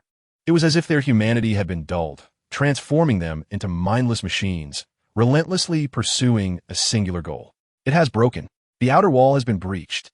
A voice filled with exhilaration erupted from the throng ahead, even as the next moment rendered it abruptly silent, as if a hand had clasped around its throat. No one cared to dwell on it. All were swept up in the dual influences of the battlefield and soul skills, roaring with excitement, hastening their advance. With the soul master's fearless assaults, the once impregnable wall finally succumbed under the force of several powerful soul skills, collapsing utterly. A countless tide of people surged toward the breach, and the battle surrounding the fallen wall intensified with ferocity. In a high tower at the makeshift command post in the rear, an elderly woman with an emotionless visage observed the scene below. It seemed that the casualties on both sides were of no concern to her.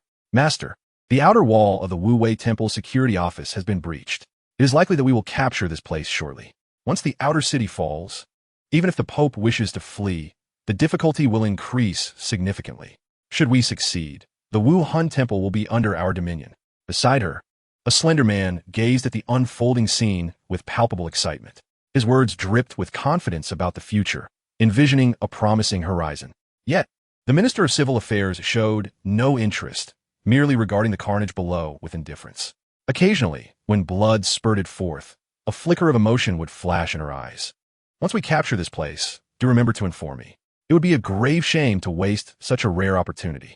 The slender man's expression faltered for a moment before he seemed to recollect something, promptly nodding in agreement.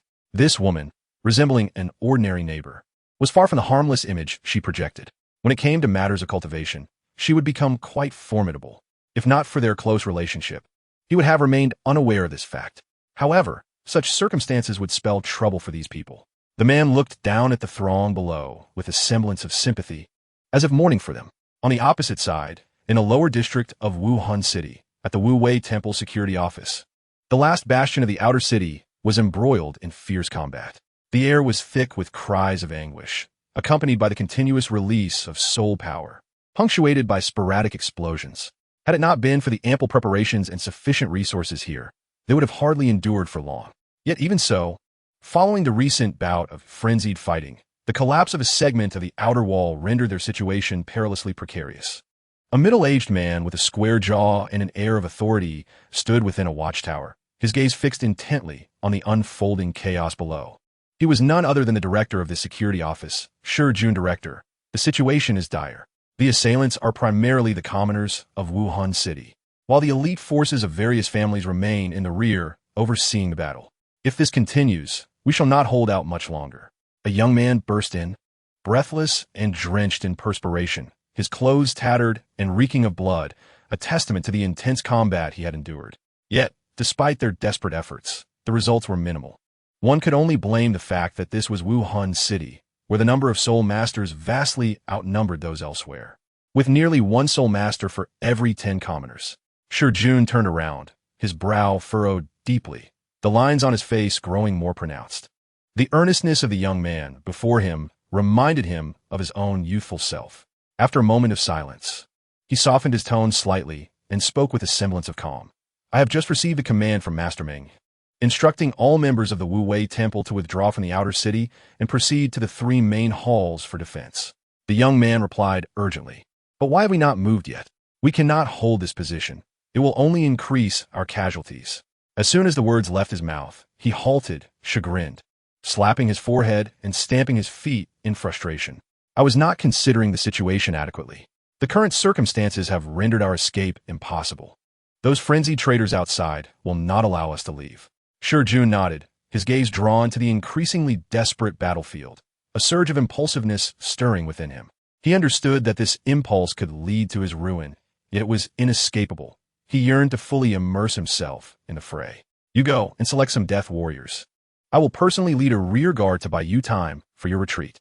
Jun resolutely made his decision, discarding his cigarette and crushing it underfoot. He fixed his sharp gaze on the astonished young man, emphasizing his words. "Hurry." The young man, startled, instinctively responded yes, returning to his senses. He quickly shook his head and, with a confused expression, urged, "Director, don't speak foolishly. This is far too perilous and inappropriate. You are the director. Let me take the rear guard." Observing the man's slightly flustered demeanor, Jun's heavy heart eased a fraction. He chuckled lightly, then scolded without restraint. "What use is a useless person like you staying behind? I'm a Han Yuan de law. At least I can buy us some time. Stop being so wishy-washy. If this continues, none of us will escape." With that, Jun delivered a decisive kick, channeling some soul power to send the man flying. Noticing that the individual understood his words and did not return, he tidied his attire. This might be his final moment of leisure. In truth, he did not wish to court death. After all, what harm is there in living? With a soft sigh, he raised his head, his gaze piercing the distance, locking onto the eyes of an elderly woman. He knew she was not to be trifled with.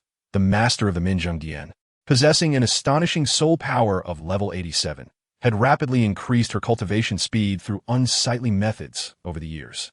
If he were to confront her, he had no confidence whatsoever.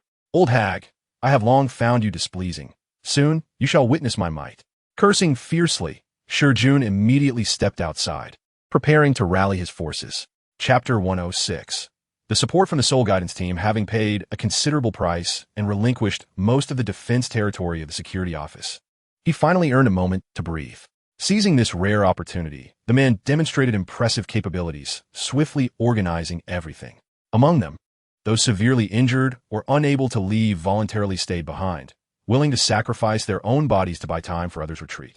Others, though reluctant and filled with rage, could only hasten their steps under his firm insistence. "This is the last batch to evacuate.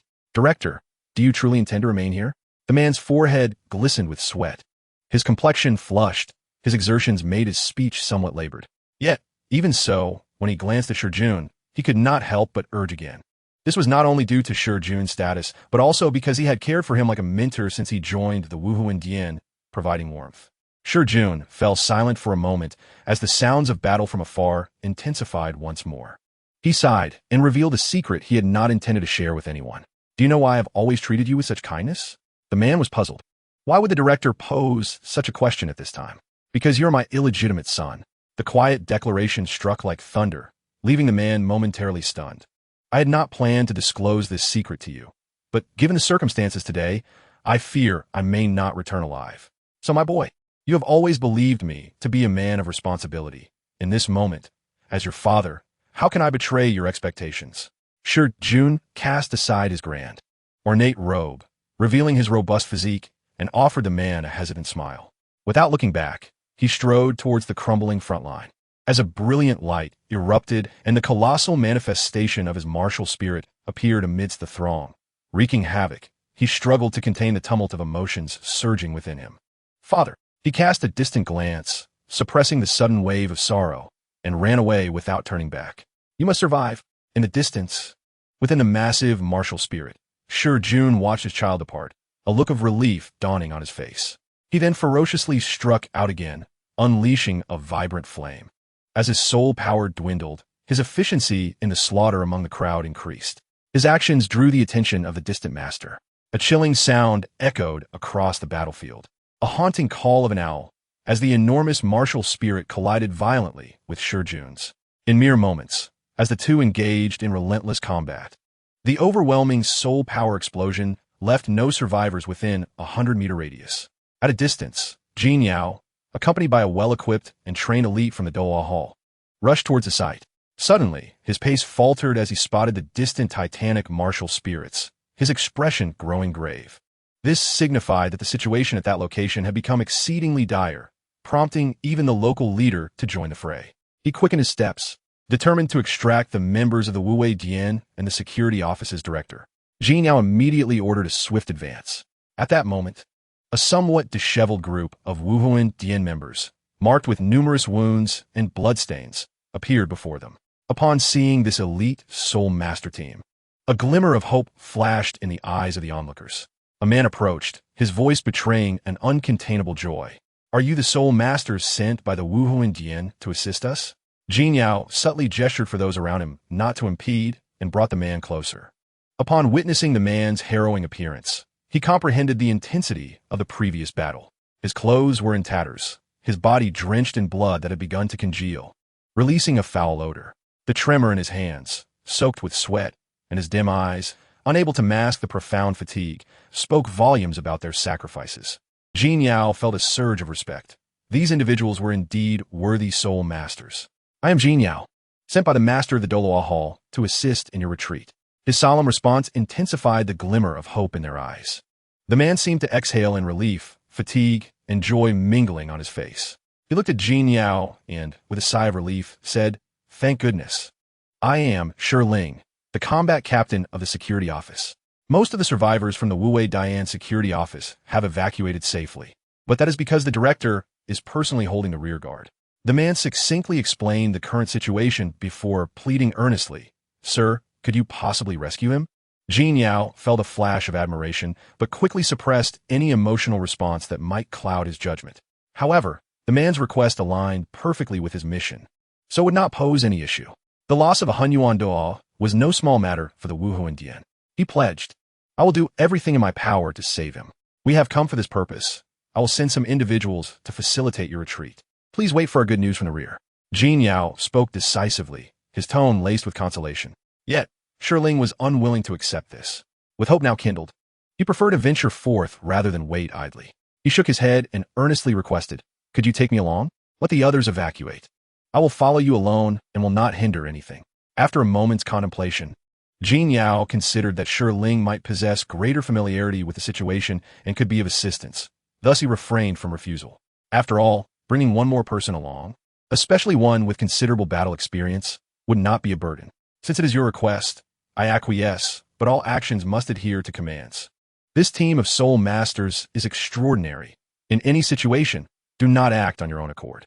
Ling gazed at the 30 or so individuals behind Jin Yao, looking down upon them in unified silence, a hint of curiosity blossoming within him. He believed that the Wu Huan Temple's decision to dispatch these individuals for support was surely rational. Yet observing their auras, their soul power seemed rather unimpressive. If they were not formidable soul masters, what hidden cards could they possibly possess? All members, conduct a final check of your soul guiding devices. We must reach the public security office with utmost speed, and once in position, we shall engage in battle. Therefore, I do not wish for any unforeseen circumstances at this critical juncture.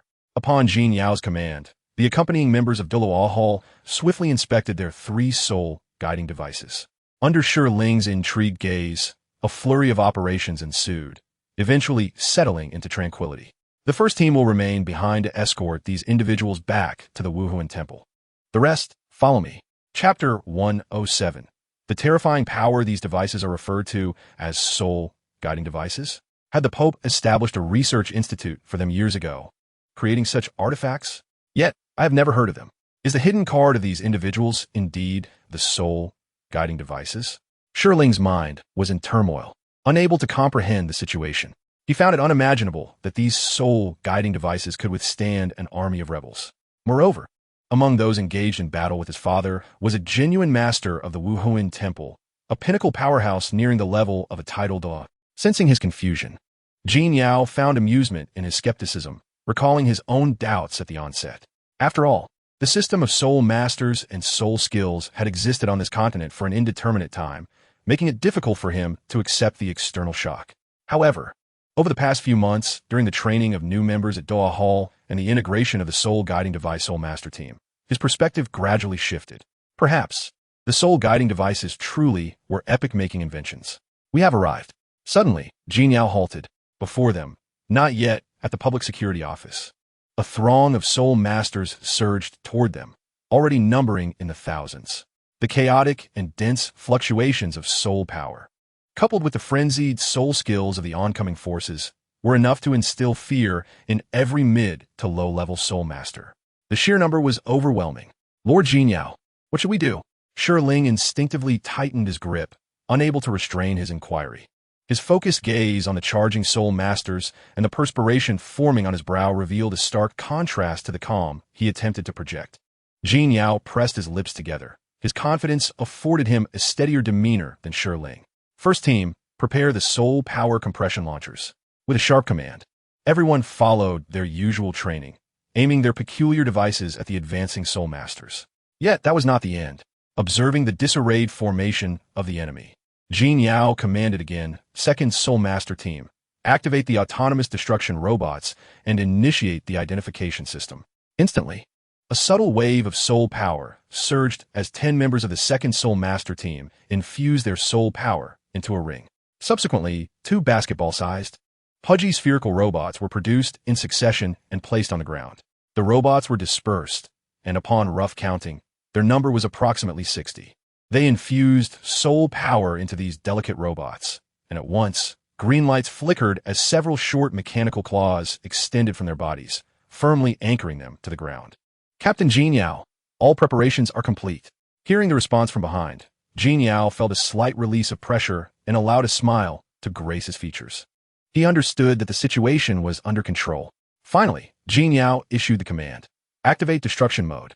With the successive clicks from the Doha Hall personnel, the green lights flashed rapidly. Accompanied by the crisp sounds of beeping, a foreboding red light illuminated from these autonomous robots. In the next moment, they all scurried toward the approaching soul masters with swift little steps. At that moment, the brooding man leading the soul masters in pursuit shared a similar sentiment. A mere 20 or so individuals, nothing but a rabble. His confidence soared, even with the chaos of soul skills. The 2,000 soul masters were not to be hindered by such a small contingent. He eagerly anticipated the scene of his rebels tearing these foes apart. Congratulations, my lord. After this achievement, your elevation is assured. With such excellence, who could contest your future position as Hall Master? A sycophant beside him, brimming with flattery, incessantly praised him, further deepening his smile. He even contemplated granting this individual a position once the Pope's regime was overthrown. After all, finding a skilled flatterer in these times was no easy task. My lord, those papal lackeys seem to be up to something. Wait, what is that? The brooding man turned to see the white metal sphere being manipulated across from him.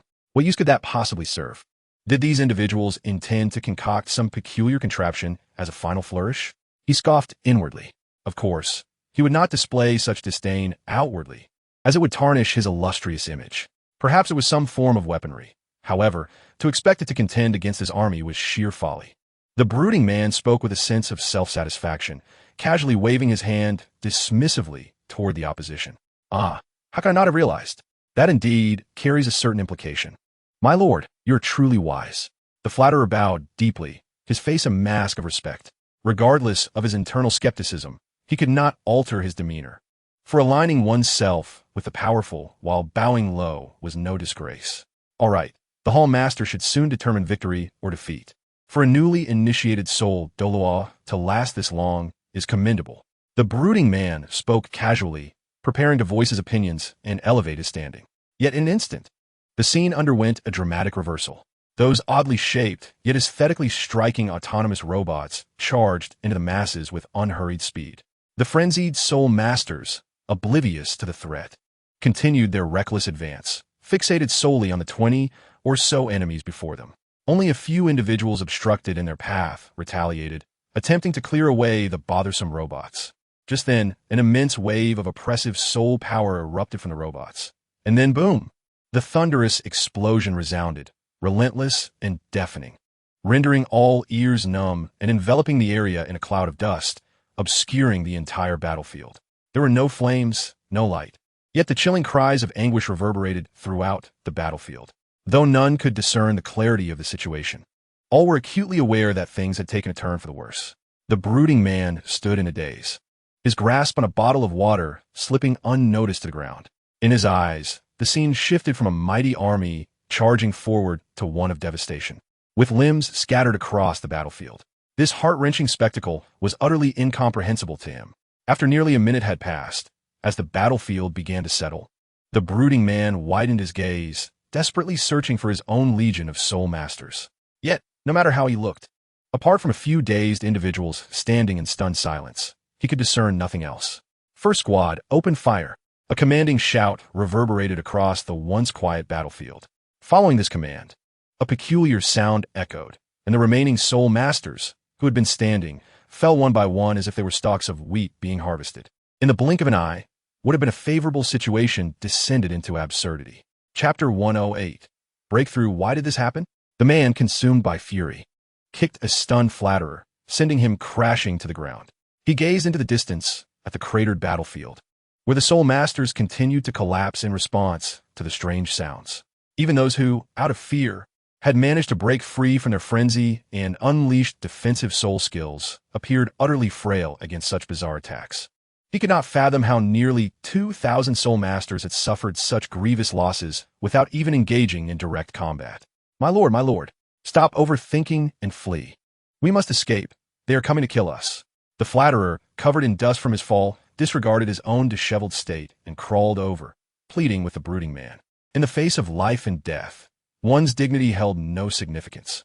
The terrifying squad of soul masters, after decimating their forces, had not pursued them with those strange weapons. Instead, they were making a beeline toward the battlefield where the two soul WOs were engaged in combat. He realized that if he did not convince this irrational man to flee, he would be doomed to share the same fate.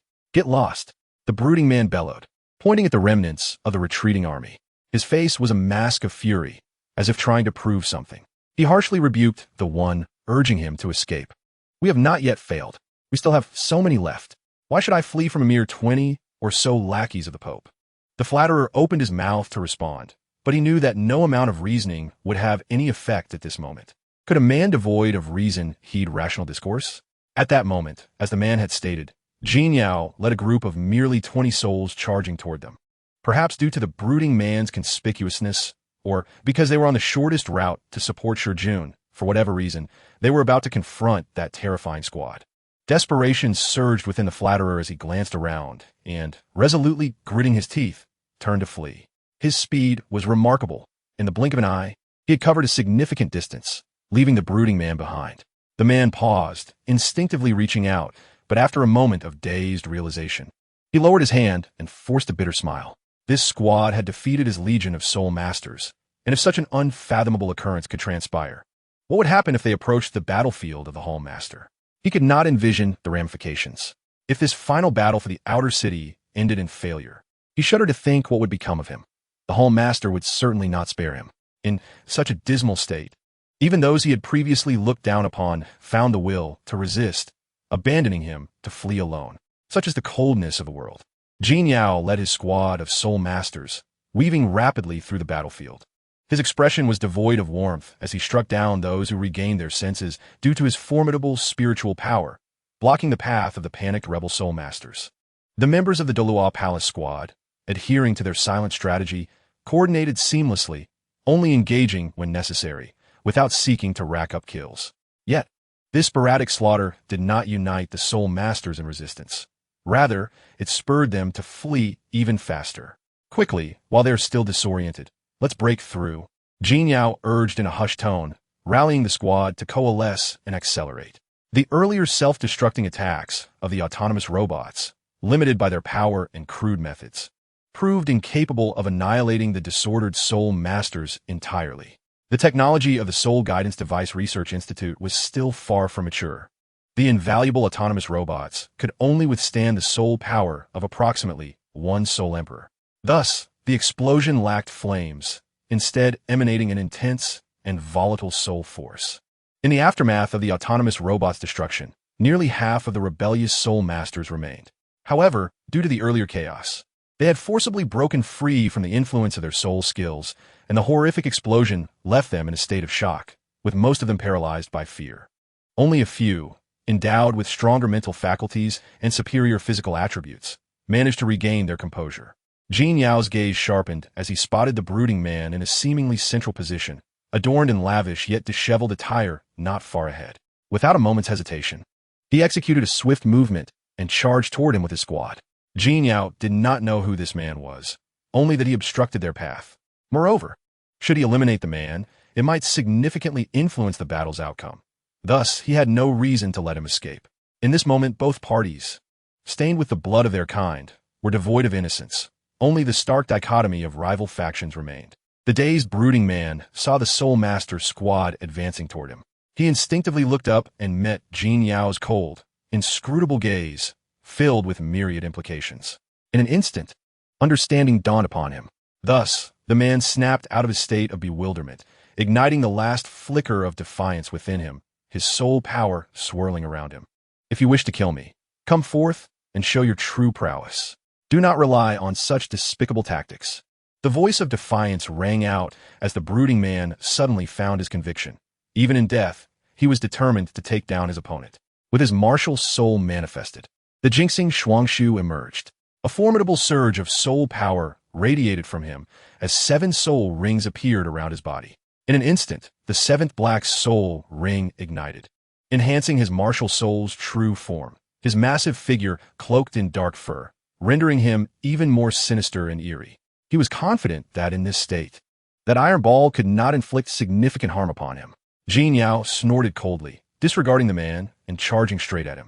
During this confrontation, the Golden Crocodile King Martial Soul manifested. Golden Crocodile King S Body. Golden Crocodile King S Soul.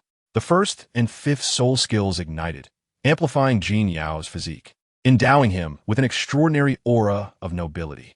Beyond that, Jin Yao made no further movements. Instead, fueled by the explosive surge of soul power and skills, he accelerated, creating distance between himself and his squad.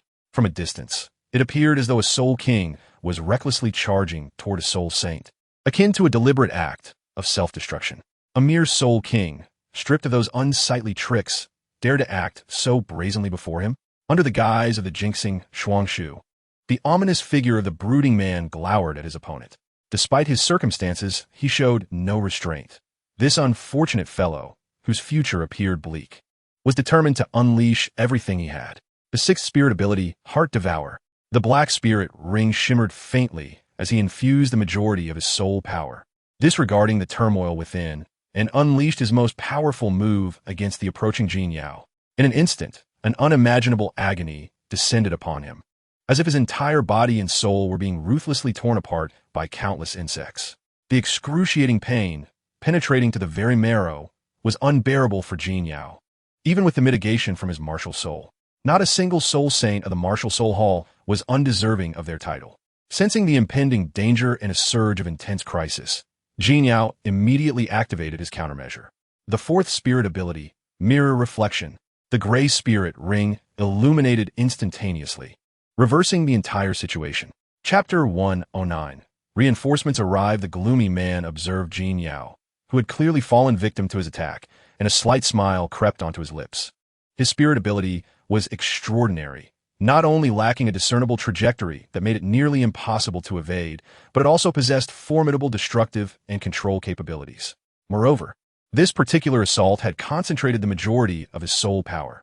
Even his martial soul's true form began to weaken, as he could hardly believe that a Soul King could withstand it. However, just as he was filled with confidence, his expression suddenly changed. His already ethereal martial soul true form shattered.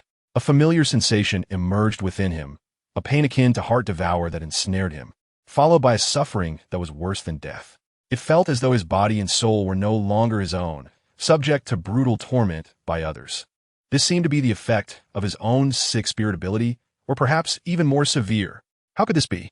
The gloomy man appeared bewildered and perplexed, before he fell heavily to the ground, unable to control his soul power due to the loss of his martial soul true form.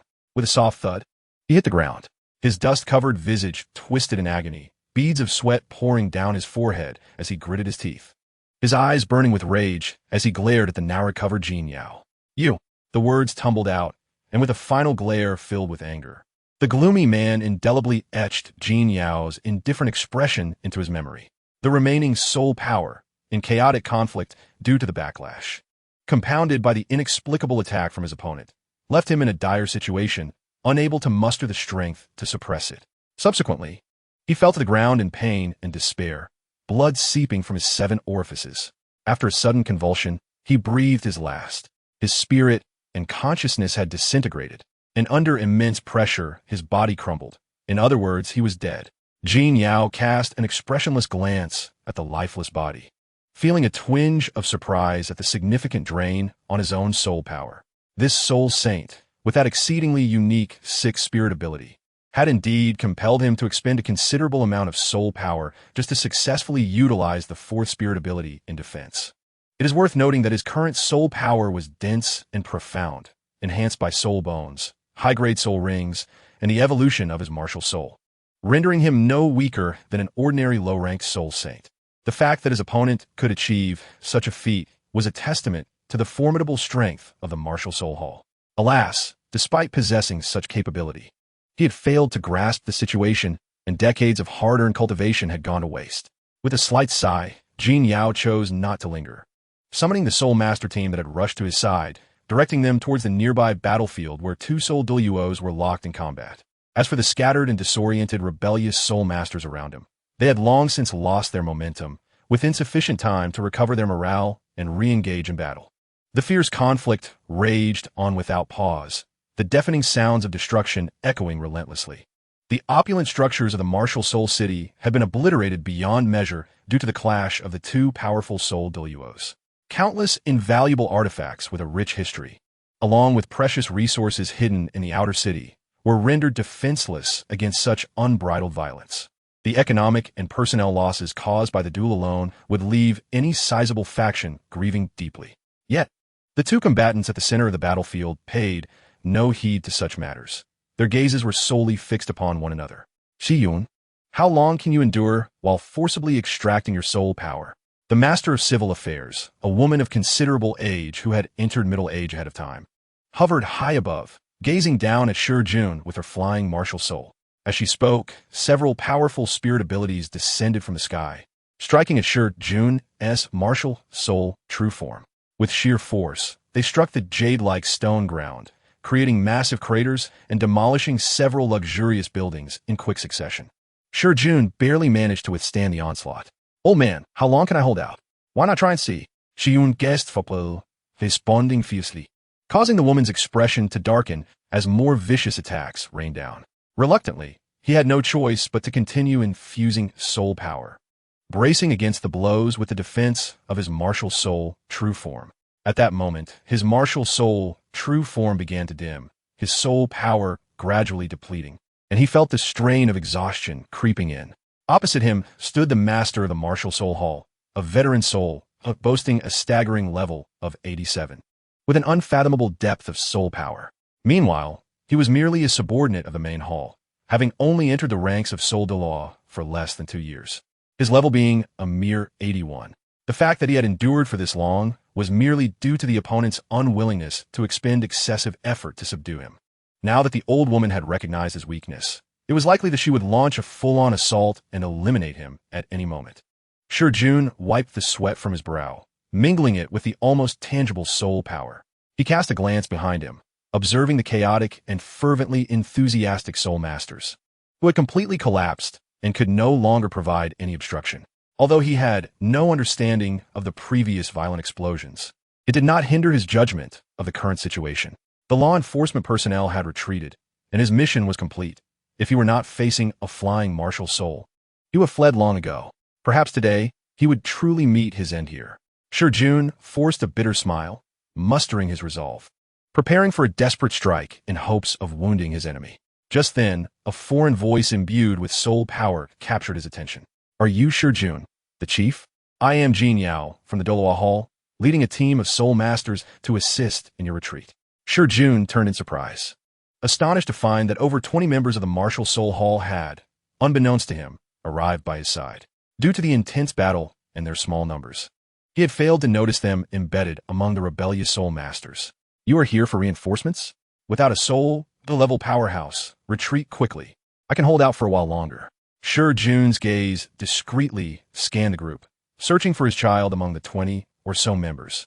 Ignoring the excitement in their eyes, he turned to address Jin Yao, who had spoken, clearly the leader of the group. As these 20-plus individuals had already manifested their martial souls, he could easily discern that none of them were soul Duos, with the strongest merely being a soul emperor. Slightly disappointed, he harbored no grievances, instead urging Jin Yao and the others to leave. Are you ignoring me? Since you have come, none of you shall leave. A voice laced with fury resonated from the sky, followed by several sharp wind pressure attacks descending upon them. The petite figure of Jin Yao and his companions hastily evaded, resulting in the destruction of 2 shops, with wooden splinters and stones scattering in all directions. Sure Jun quickly positioned himself between the 2 parties, aware that these supporters lacked true martial spirits, rendering them exceedingly fragile. A direct hit could spell the end for them. Chapter 110. Slaying Jin Yao leapt from his position, landing atop a crumbling wall, gazing up at the airborne female, SoloedEvil, her expression slightly grave. This situation was decidedly unfavorable for them. Once a flying soul master reaches the soul saint level, they acquire a remarkably prolonged ability to soar, bestowing them a significant advantage over ground-bound soul masters.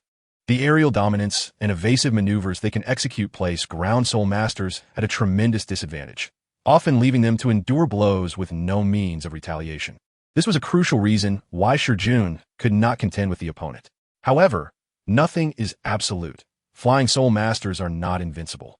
Throughout the vast history of soul masters on the continent, flying martial spirits have long ceased to be a mystery. In such scenarios, aside from countering with another flying soul saint, there exist numerous methods capable of suppressing or even slaying the opponent. For instance, a control-type soul master could immobilize the foe, combined with a powerful attack from a strength-type soul master, ensuring that a well-timed strike could leave the flying soul master with no chance of survival. Just like the soul saint Jin Yao had recently faced, even the Lord of the Hall could not disregard the effects of the heart-devouring soul technique. Although Jin Yao did not possess such conditions, he had prepared for this moment and could opt for an alternative approach. With a swift and lethal strike, he aimed to catch the opponent off guard, delivering a decisive blow that would end the conflict without prolonged engagement. Achieving this, however, required that the attacker vastly outmatch the SoloedEvil in some regard, rendering it nearly impossible otherwise. Jin Yao gripped the fierce crocodile battle blade, calming the turbulent soul power within him. Director Sure, since I've come this far, I am confident in my abilities. Please have faith in us. Shi Yun posed, taken aback by the resolute gaze of Jin Yao. After a moment of silence, he nodded slightly. The current predicament seemed devoid of cause for concern. Rather than being gradually worn down, perhaps it was better to trust this young man, who might indeed possess a hidden card. If survival was within reach, who would reject it? I understand. What do you need me to do? Sure Jun's voice was heavy. The relentless assaults from above appeared unending. Although they did not inflict severe harm, they gradually drained his soul power. The dimming of his martial spirit served as evidence. Had it not been for the resilience of his martial spirit, he would have been incapacitated long ago. With a series of agile leaps, Jin Yao landed in a relatively concealed, open area, raising the fierce crocodile battle blade to point directly at the female lord. Facing such a formidable enemy, Jin Yao prepared to unleash the soul technique he had previously been prevented from using by Qin Yang during his confrontation with the family patriarch. This was the most powerful attack he could muster up until this point. You need not do anything but maintain your position and draw her attention to yourself, Jin Yao instructed, taking a deep breath to seize the opportunity. He then focused intently on his target, channeling his soul power into the soul guide in his hand, awakening its latent abilities. A faint yellow glow illuminated the scene, and the battle blade, resembling a collection of joints, began to absorb the surrounding energy of the heavens and earth, releasing a fierce wave of soul power. Shi Yun iti Dino his instructions, continuing to fend off the female lord's soul techniques. Even as his complexion grew increasingly pale and his evasions became more frequent, he remained silent. Stealing a glance back at Jin Yao, he noticed his form was enveloped by an overwhelming surge of energy, rendering him nearly indistinguishable. The massive energy began to manifest strange phenomena, whirlwinds swirling around him, and the stones beneath his feet were lifted and shattered, a palpable pressure beginning to expand. Just by looking, it was evident that something extraordinary was taking shape. What is this? That weapon possesses such power? Sure, Jun pondered, his reaction slightly delayed by astonishment, allowing the Lord to seize the opportunity and land several more blows. The imminent shattering of his martial spirit was now a pressing reality. In the sky, the female Lord, her expression momentarily softened, prepared to eliminate Sure Jun entirely, only to detect a formidable soul power that even she could not overlook. Turning her gaze, she beheld a previously unremarkable Soul Hall youth, wielding an anomalous weapon, channeling a soul power that sent chills down her spine. It appeared he was on the verge of unleashing a tremendous attack. To prevent any lingering uncertainties, it would be best for you to perish here, she hissed lowly, her immense martial spirit beginning to concentrate soul power, intent on eliminating this unpredictable variable. However, at that moment, Jin Yao was fully prepared. Everything is about to conclude, Jin Yao murmured, his lips moving as he uttered the final words of fate. Even as the battle blade, resembling a collection of joints, shattered completely, a colossal crocodile-shaped phantom coalesced above it, its regal gaze fixed upon the Lord in the sky. In the next instant, Jin Yao gently thrust the battle blade forward. An infinite surge of soul power, accompanied by the energy of the heavens and earth, flashed forth in an instant, illuminating the entire night like a beam piercing through darkness. Upon unleashing this attack, Jin Yao immediately collapsed to the ground, a member of the Diloa Hall promptly rushing to support him. Yet, he had no time for gratitude.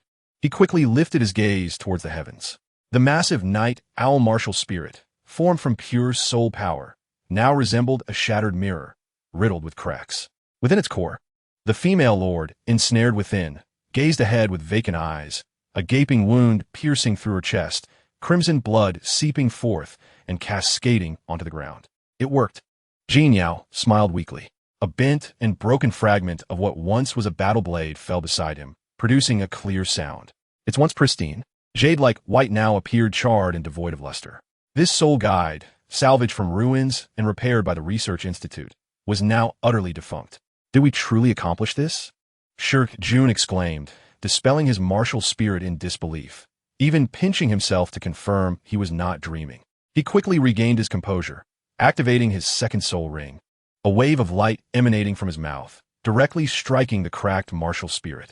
In the next moment, the sound of shattering glass echoed. The martial spirit, formed from soul power, was utterly destroyed, scattering into fragments that swiftly dissolved into the world around them. Like a meteor shower, it erupted in a brief yet dazzling display. The female Lord, once shielded by her martial spirit, was now entirely invisible, and all present understood she had completely fallen. Chapter 111. The rebel within the sacred hall, illuminated brightly. This expansive space shone as if it were daylight. A towering statue of an angel stood at the forefront, its hands poised as if holding a sword, casting a benevolent gaze upon the multitude below. The staff members moved with light steps, cautiously moderating their pace, fearful of disturbing the esteemed individuals within. Within the hallowed halls of this grand edifice, in a core reception area, Xiao En strode in with a hurried pace, his face a tapestry of complex emotions, as if burdened by some ineffable sentiment. The chief inspector, resting his chin on his hand, gazed intently at a map hanging on the wall, occasionally turning to compare it with the enormous sand table before him, deep in contemplation. The sand table and the map were marked with various symbols, intricate yet exuding an inexplicable order, revealing an alternative aesthetic. Had there been a cartographer present, they would have discerned that the information annotated corresponded precisely with the current situation in Wuhan City. As the door swung open, the chief inspector turned to see the newcomer, his expression softening ever so slightly. "Ah, Xiao En, do you bring news?" The others had retreated to their quarters, and it was unlikely they would return until called upon. Thus, the urgency in Xiao En's approach was unmistakable. The chief inspector, confident in his assessment, noted the underlying worry that flickered across his features. Xiao En gently closed the door behind him and approached the chief inspector, directing his gaze towards the expansive sand table. After a moment of silence, he spoke slowly. "I have a piece of good news, a piece of bad news, and a third piece that remains somewhat unclear. Which would you prefer to hear first?" The chief inspector, momentarily taken aback, then chuckled, turning to his old friend with a teasing glint in his eye. Xiaowen, since when did you adopt the whims of youth? This is hardly amusing. Now, share what you have. I have no time for riddles. Despite his light-hearted tone, his ears were perked up, and the tension in his tightly clenched hands belied his outward demeanor. Xiaowen sighed softly, comprehending the turmoil that lay beneath the surface of his companion's calm exterior. The impending rebellion against the Pope of Wuhuan Temple was a monumental issue, and anyone would feel the weight of such an immense pressure. The chief inspector's ability to maintain his composure in their interactions only underscored his exceptional character. Recognizing this, Xiaowen chose to dispense with any further ambiguity and spoke plainly. The messenger just informed me that the outer city of Wuhuan City is now entirely under our control. Many of the undecided noble families within the city are beginning to align with us upon witnessing this development. A smile involuntarily crept across the chief inspector's face, and he nodded in satisfaction. This is indeed splendid news. Our power will grow significantly, and with their endorsement, our subsequent efforts to take control of Wuhuan Temple will be considerably easier. After a brief pause, he feigned nonchalance as he inquired, "And what are the bad news?" Xiaowen met his gaze and uttered a few succinct words. The guard knights have already proceeded to the Central Soul Master Legion. The sound of a snapping baton echoed in the room as the chief inspector's expression turned rigid, his command staff breaking under the pressure of his involuntary grip. Unfazed, he turned to face Xiao indirectly. "Are you certain? The guard knights are not directly under the Dola Hall. They have always been tasked with the protection of the Angel's Sacred Hall. Why would they venture here?" The chief inspector's reaction was not unwarranted. If the offering hall represented the most powerful forces at the title Doloa level, then the Guard Knights were the mightiest organization at the Soul Doloa tier, entrusted with safeguarding the sacred grounds of the Angel God. This confidential information had been inadvertently revealed by a friendly elder from the offering hall. To the best of his knowledge, only one individual held the authority to mobilize the Guard Knights, Qian Daolu. Observing the chief inspector's bewilderment, Xiao In understood the gravity of the situation and offered a rueful smile. "So it is. While I cannot ascertain the full implications of the Guard Knights' movements, the circumstances at the Central Soul Master Legion appear dire. The urgent news from Salus indicated that the leader of the Guard Knights was personally received by the commander of the Central Soul Master Legion upon his arrival at their base. Given the commander's respectful demeanor, Salus suspects that he may no longer be able to maintain control over them." The chief inspector suppressed a myriad of emotions, striving to retain a semblance of calm. He paced the command room, finally exhaling a deep breath. This news was indeed troubling. The formidable presence of the Central Soul Master Legion was not something the city guards could contend with. Should they enter the city to rectify matters, the consequences could be catastrophic. Ultimately, the chief inspector could not devise a strategy. He merely lowered his voice, continuing his inquiry.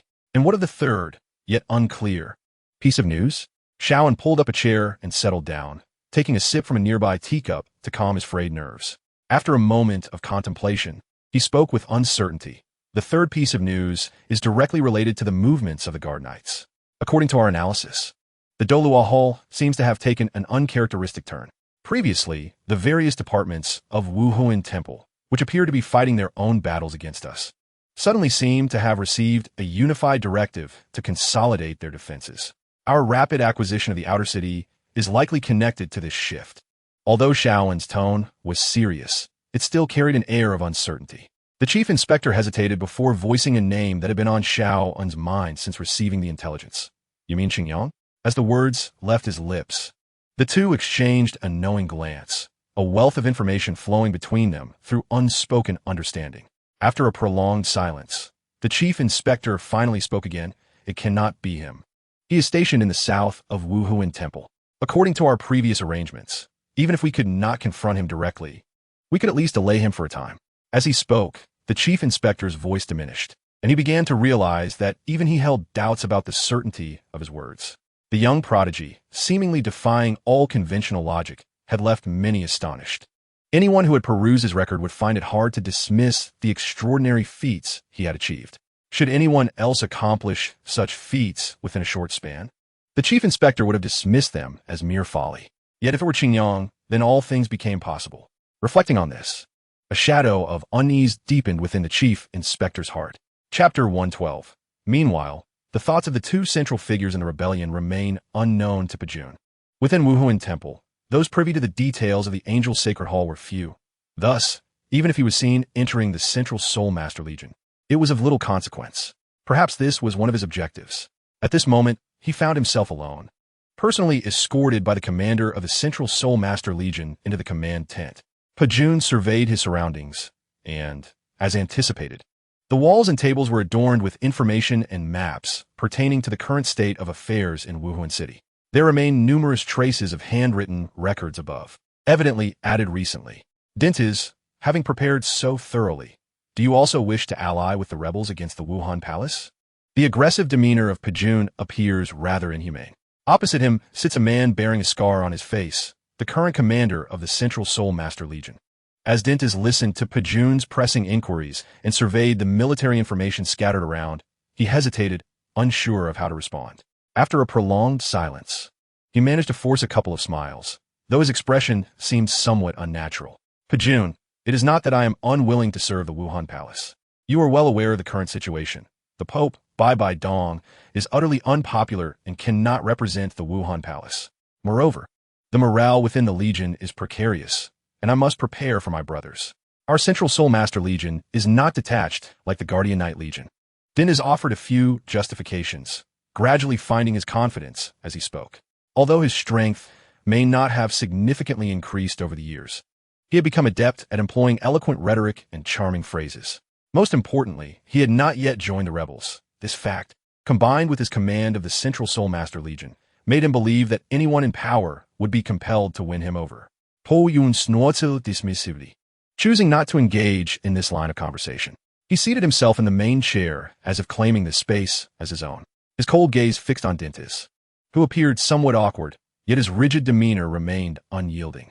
After leaving Dintiz in silence for a moment, Pajun softened his tone slightly, though still brusque.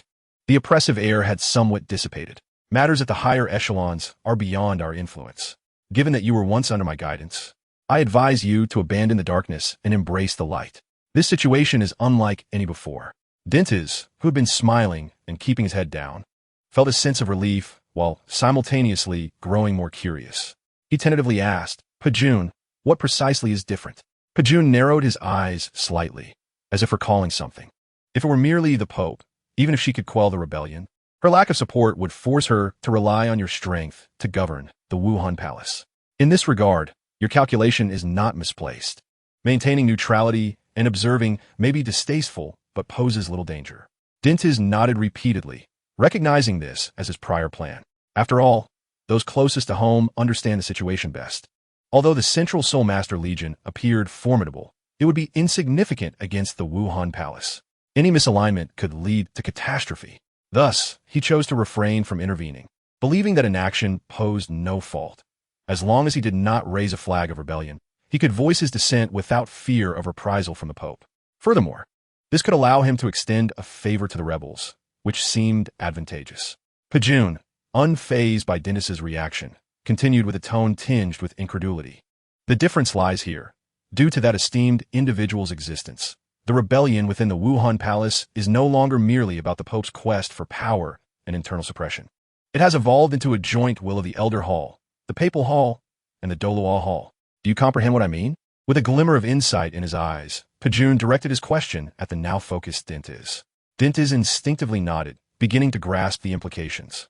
However, he pondered who this esteemed individual could be, capable of uniting the support of the three highest powers within the Wuhan Palace. It was well known that Pope Bai Dong had always been at odds with the Elder Hall, and the true master of the Dolois Hall, Qin Dao Lu, had long secluded himself, ignoring worldly affairs. Gaining the collective support of the three factions seemed nearly impossible. Even Qianren Xue would struggle with such a feat yet. If this were achieved, even without being part of the Wuhan Palace, that individual could become its true ruler. If that were the case, facing the rebellion of the three great halls would render them utterly hopeless. Who would have imagined that the rebels' actions were a deliberate indulgence by the Wuhan Palace? How laughable that they believed they merely needed to overthrow the Pope. Dintiz murmured softly, his expression a tapestry of emotions, as Pajun's words shattered his previous understanding of the Wuhan Palace. Once the three great halls shared a common will, all factions within the Wuhan Palace would have no room for resistance, compelled to obey unconditionally. The Inspector Hall Master had previously sought to rally various powerful hall leaders, esteemed elders, and SoloedEvil Soul Masters, but this was contingent upon the tacit approval of the offering hall. Should this support wane, every hall master would reconsider, as no one would willingly march towards death. In the face of life, relinquishing all interests would not be a difficult choice.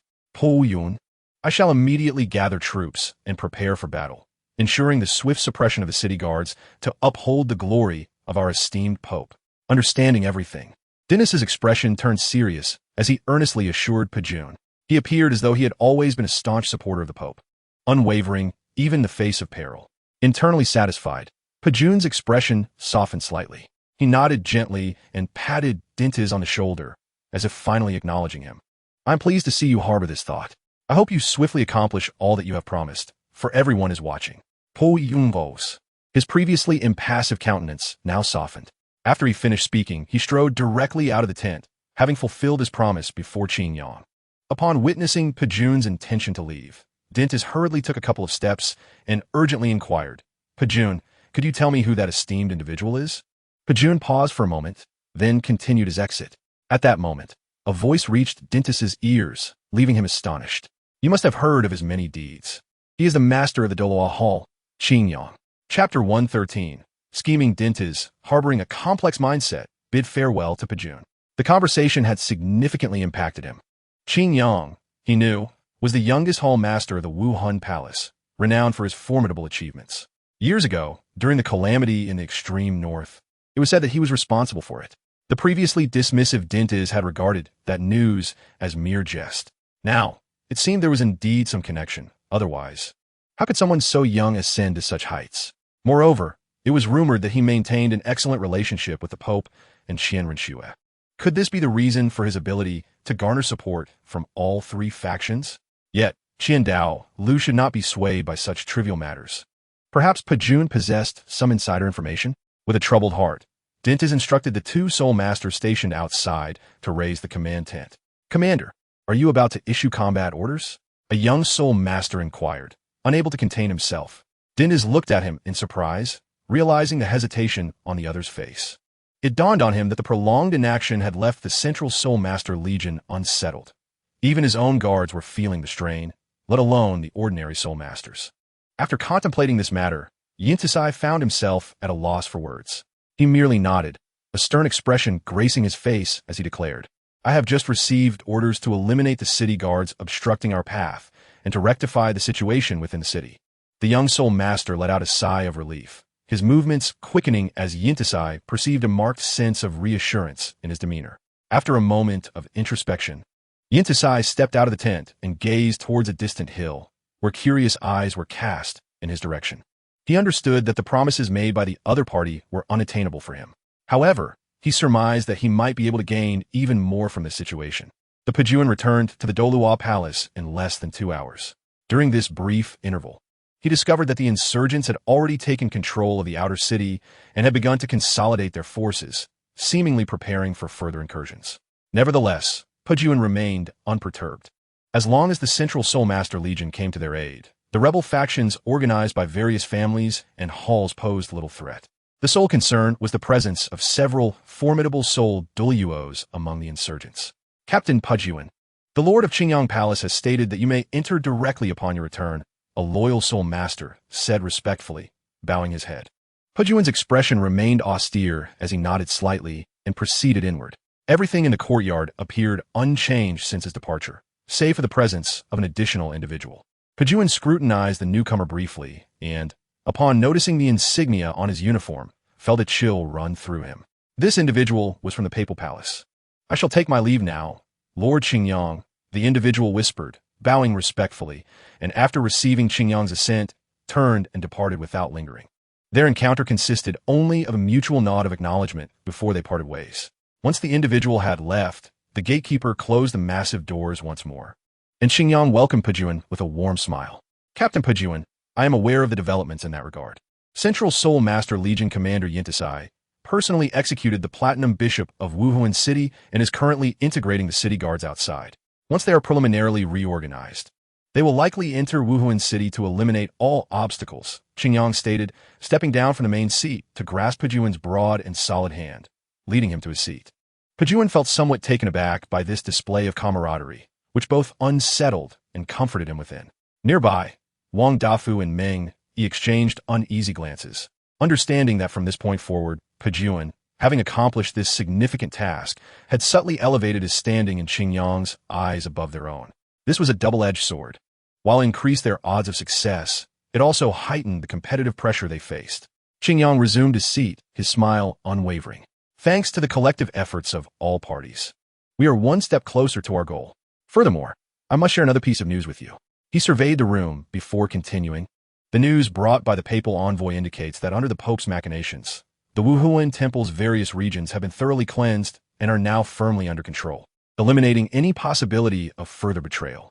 In the Eastern and Western kingdoms, all archbishops of the Wuhuan Temple have succumbed to the coercion of the two elder palace lords, pledging their loyalty to the Pope.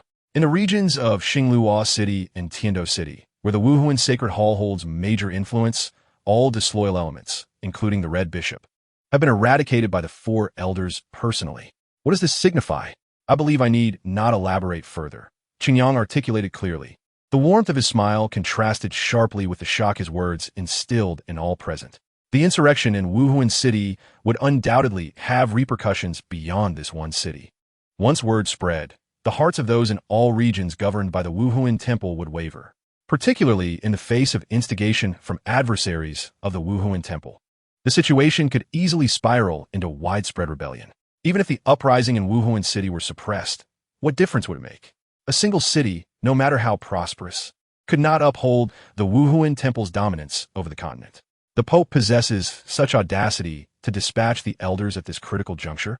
Wang Dafu exclaimed, incredulous. For someone not well-versed in combat, the Pope's actions were beyond comprehension. Meng Yi, too, bore a complex expression. In terms of political acumen, the Pope had evidently surpassed many within the angelic families, and under his command, the Wuhuan Temple might indeed progress towards dominion over the entire continent. Was this truly the same Pope who had recently been suppressed, a mere puppet? His remarkably daring yet astute judgment, while sending the elders to quell unrest and cleanse the Wuhuan Temple of infiltrators, raised questions about the Pope's own security. Pejuan felt both astonished and perplexed. In principle, he believed that his concerns were entirely reasonable. How could anyone gamble with their own safety? Did the Pope possess some hidden trump card? He cast a sidelong glance at Qingyang, then shook his head. Even the Pope could not have anticipated Qingyang's return at this juncture. Chapter 114. Retreat thus. The Pope must be confident in his ability to resolve the current situation, entrusting it to Qingyang upon his return. Pejuan pondered deeply, finding this line of reasoning the most plausible. With the situation stabilizing across the various regions of the Wuhuan Temple, and the elders personally overseeing internal cleansing while promoting the common folk, a transformed Wuhuan Temple would soon emerge. Qingyang smiled, clearly in good spirits. At such a time, no one wished to dampen the mood, especially since the current circumstances were decidedly advantageous for them. The victors would inevitably claim everything from the vanquished. They would not risk losing everything by engaging in irrational actions. I have informed the Pope that the insurrection in Wuhuan City will be quelled tonight. I ask you all to join me in this endeavor. Meng Yi, Wang Dafu, and the others nodded in agreement, smiling in affirmation of Qingyang's words. Suddenly, a thunderous noise erupted. The group felt a tremor as dust and debris fell from various parts of the hall, subtle cracks appearing in the walls. Only when Qingyang furrowed his brow and waved his hand, exerting an indescribable force, did the tremors finally cease. At that moment, an enraged voice reverberated throughout the Doluo Palace. Meng Yi, come out. Don't think you can hide in the Doluo Palace and escape retribution. After annihilating the genie family, you must pay the price today. Meng Yi was taken aback, instinctively turning his head to see Qingyang regarding him with a contemplative expression. He felt a wave of exasperation.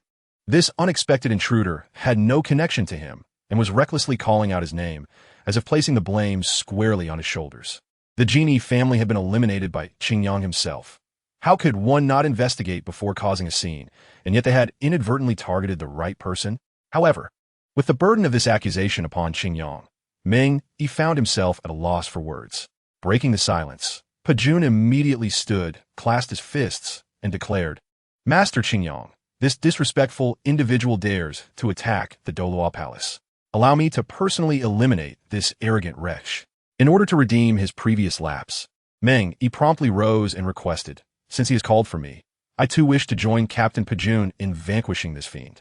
Qingyang lifted his gaze, piercing through the edifice before him, and beheld the distant, colossal form of the golden crocodile, along with a frail elder concealed within. The elder relentlessly unleashed ranged soul attacks, each infused with formidable soul power, resembling bombs that detonated across the Doluo Palace. This scene illuminated Qingyang's understanding. The malevolent elder was indeed a remnant of the Golden Crocodile clan. Casting a glance at Jin Yao's complex expression beside him, Qingyang resolved firmly, commanding, to assault the Doluo Palace with such impunity, disregarding all decorum, is a transgression that cannot be forgiven. At this moment, only a swift execution will restore the dignity of our Doluo Palace. Pajun, Ming, you have 3 minutes to quell this unexpected turmoil. Otherwise, I shall take matters into my own hands. I hope you do not disappoint me." Upon hearing Qingyang's subtly chilling words, Pajun and Meng Yi bowed their heads in acceptance.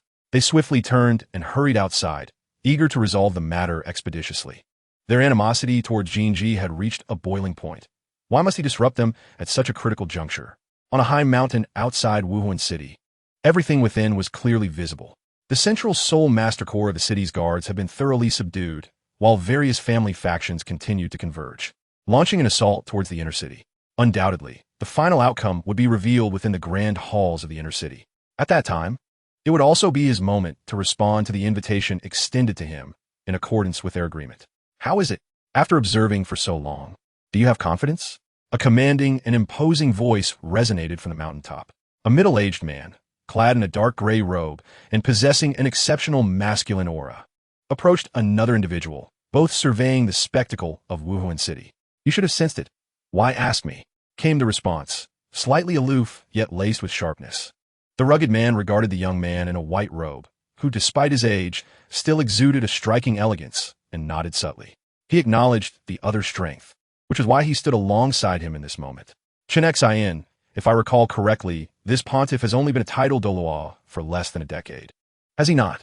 To break through that seemingly insurmountable barrier at such an age and enter a new realm is truly an unimaginable gift." The rugged man expressed a mix of admiration and regret. The soul power emanating from the grand structure was profound, undeniably indicating the might of the individual within. It was a unique aura only achievable by those who had transcended the ordinary title Dao, reaching above level 95, detectable even from such a great distance. Only they, two title Doluo of level 95, could perceive it. Chen Xian fell silent. As the man had stated, such talent left him feeling inferior. After pondering for a moment, he chose not to dwell on the matter any further. He turned, arms crossed, and said, "Remaining here serves no purpose. I intend to depart now. If those offerings discover us, it will lead to further complications." The imposing man raised his right hand, upon which a colossal hammer materialized slowly. After a long pause, he sighed and remarked, "I shall take my leave as well. Given by Dong's current strength, those palace masters stand no chance of success. Staying here has become meaningless." He hesitated momentarily, his mood visibly dampening. "The might of the Wuhuan Palace is ultimately beyond our reach." Chen Xian's gaze narrowed slightly. As the man had articulated, even after 4 years of painful decline, the Wuhuan Palace remained beyond their capacity to confront. In stark contrast, the sect to which he belonged, the Haotian sect, had severely offended the Wuhuan Palace and would likely face even greater adversity should the palace recover. This was the reason for their presence here. No one wished for another tyrant to emerge from above. Should an opportunity arise, they would instinctively reach an understanding and exert every effort to weaken the Wuhuan Palace. Suddenly, a sound akin to thunder, yet resembling a melodic chant, echoed through the air. The two men were startled, turning their attention to the magnificent structure they had previously been observing. Golden lightning coalesced into a dragon-like form, piercing through a colossal soul beast, shattering the darkness behind it. They exchanged alarmed glances, their eyes filled with astonishment. This unimaginable assault could not be ignored, even by them. When had the Wuhuan Palace acquired such formidable individuals? Chapter 115. The Final Battle. Master Qingyang, I sincerely apologize. This old fellow possessed a soul bone, and we momentarily overlooked this detail, failing to eliminate him in time. Meng Yi reported, sweat beading on his forehead as he bowed his head before Qingyang. He produced a somewhat dull yellow right arm soul bone and presented it. It was this soul bone that had exceeded his expectations, combined with the reckless fighting style of the old man, which had prevented them from swiftly capturing Jin Ji. For someone as prideful as him, this was a significant blow.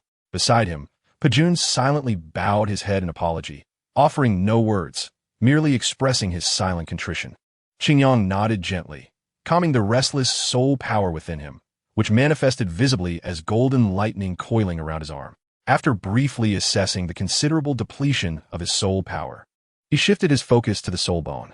This right arm soul bone appeared to be of remarkable vintage and was exceptionally intact, compelling him to take action. Had it not been for the immense soul power contained within him, which encompassed myriad phenomena, others might not have succeeded in achieving a decisive strike.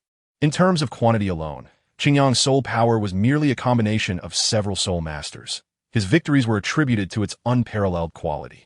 This soul bone had managed to withstand the assaults of two powerful SoloedEvil for a brief period, underscoring its extraordinary nature.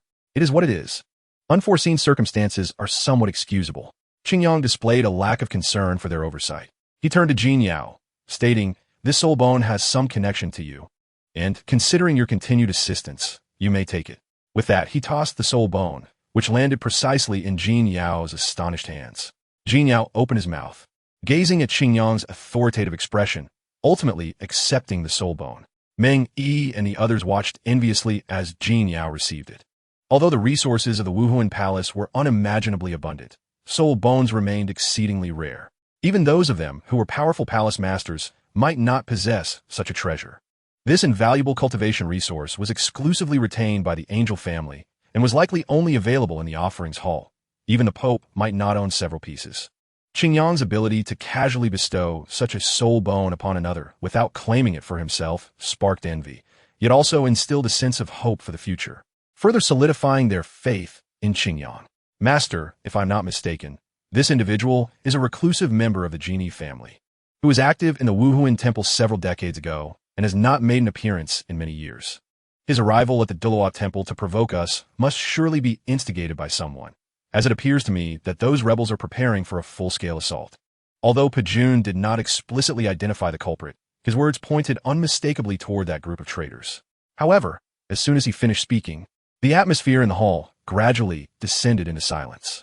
The others, unlike Pajun, who understood the situation well, possessed an unparalleled confidence regarding the current circumstances. Qingyang had anticipated this statement from Pajun. If the situation were to drag on, it would become increasingly difficult for those individuals, whether it be regarding the re-entry of the Central Soul Master Legion or the reinforcements from various Wuhuan temples, both of which would inevitably alter the current dynamics. Hence, to achieve their objectives, it would be most prudent to engage in a decisive battle in the short term, rallying the collective strength of the people.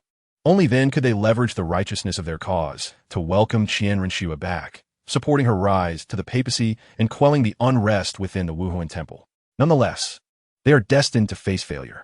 Qingyang spoke with an air of ease and confidence, which in turn imbued Meng Yi and the others with renewed assurance. Unbeknownst to them, he could distinctly sense that the Pope, Bai Dong, had already reached the level of 97, a realm far beyond that of an ordinary title Daw. Even without Qingyang, this rebellion was fated to falter, becoming nothing more than a rather insignificant farce. Although the rebellion appeared formidable, encompassing a significant portion of the Wuhuan city's halls, their high-level combat capabilities were alarmingly deficient. Without the support of the worshippers, none would stand a chance against Bai Dong. Those individuals perhaps still believed that Bai Dong was merely an ordinary title de law. Thus, emboldened by the tacit approval of the worshippers, they dared to act so recklessly. They could hardly fathom that merely a few years after breaking through to title Daw, Bai Dong's cultivation had ascended to an unimaginable level. They remained oblivious to the fact that the worshippers' tacit approval was precisely what Qingyang had conveyed. Otherwise, with the pride of the worshippers, they would not have paid any heed to these individuals. Tonight, the world of Wuhuan City was unfathomably profound. All around, the lights had extinguished, plunging the place into darkness, with only flickering flames illuminating the pitch-black night.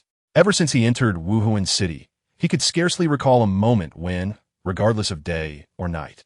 The city did not radiate a brilliance that was both resplendent and unquenchable. At that time, he had perhaps never imagined that he would be the first to upend such radiance. Had the steward who had guided him into the Wuhuan temple known, he would likely have wished to flay him alive. The inspector temple master gazed at the night before him, his thoughts drifting uncontrollably. How had it come to this? Even he found it somewhat perplexing. Perhaps it was an inevitability. Regardless, having reached this juncture, there was no turning back. By this point, some individuals were unlikely to arrive. Accompanied by a tone of melancholy, Sean approached. He glanced at the distracted inspector temple master and continued, "Everyone is prepared. The various family halls have brought their people close to the three main temples. It is time for us to act." The familiar voice interrupted the inspector temple master's wandering thoughts. Observing Sean's inexplicably calm demeanor, he collected his thoughts and remained silent for a moment. Ultimately, he set aside all apprehensions and distractions, transforming them into a decisive declaration. "Let us depart." Seanadith, directing his gaze towards the powerful soul masters standing atop the various structures of Wuhuan City. Each of them possessed at least the strength of a SoloedEvil, and upon a cursory glance, there were already over 20. These individuals, hailing from various halls and families, were the backbone of their bold opposition to Bye Dawn. Should their plan succeed, they would likely possess an 80% chance of triumph. Sean sighed internally. If their design came to fruition, Wuhuan Temple would be in turmoil, restraining the Pope's already scarce manpower, while the Xingluo invasion would draw away Qingyang. Coupled with the covert support of the two major sects of Tiando, he could scarcely conceive what means the Pope would have to resist. Yet, among the three stages, only one had succeeded. He could only hope that future developments would unfold as they wished. Chapter 116. The obstruction in the halls of the Wuhuan Temple were marked by a magnificent staircase of 99 levels, crafted from white jade, which elegantly separated the various halls from Wuhuan City.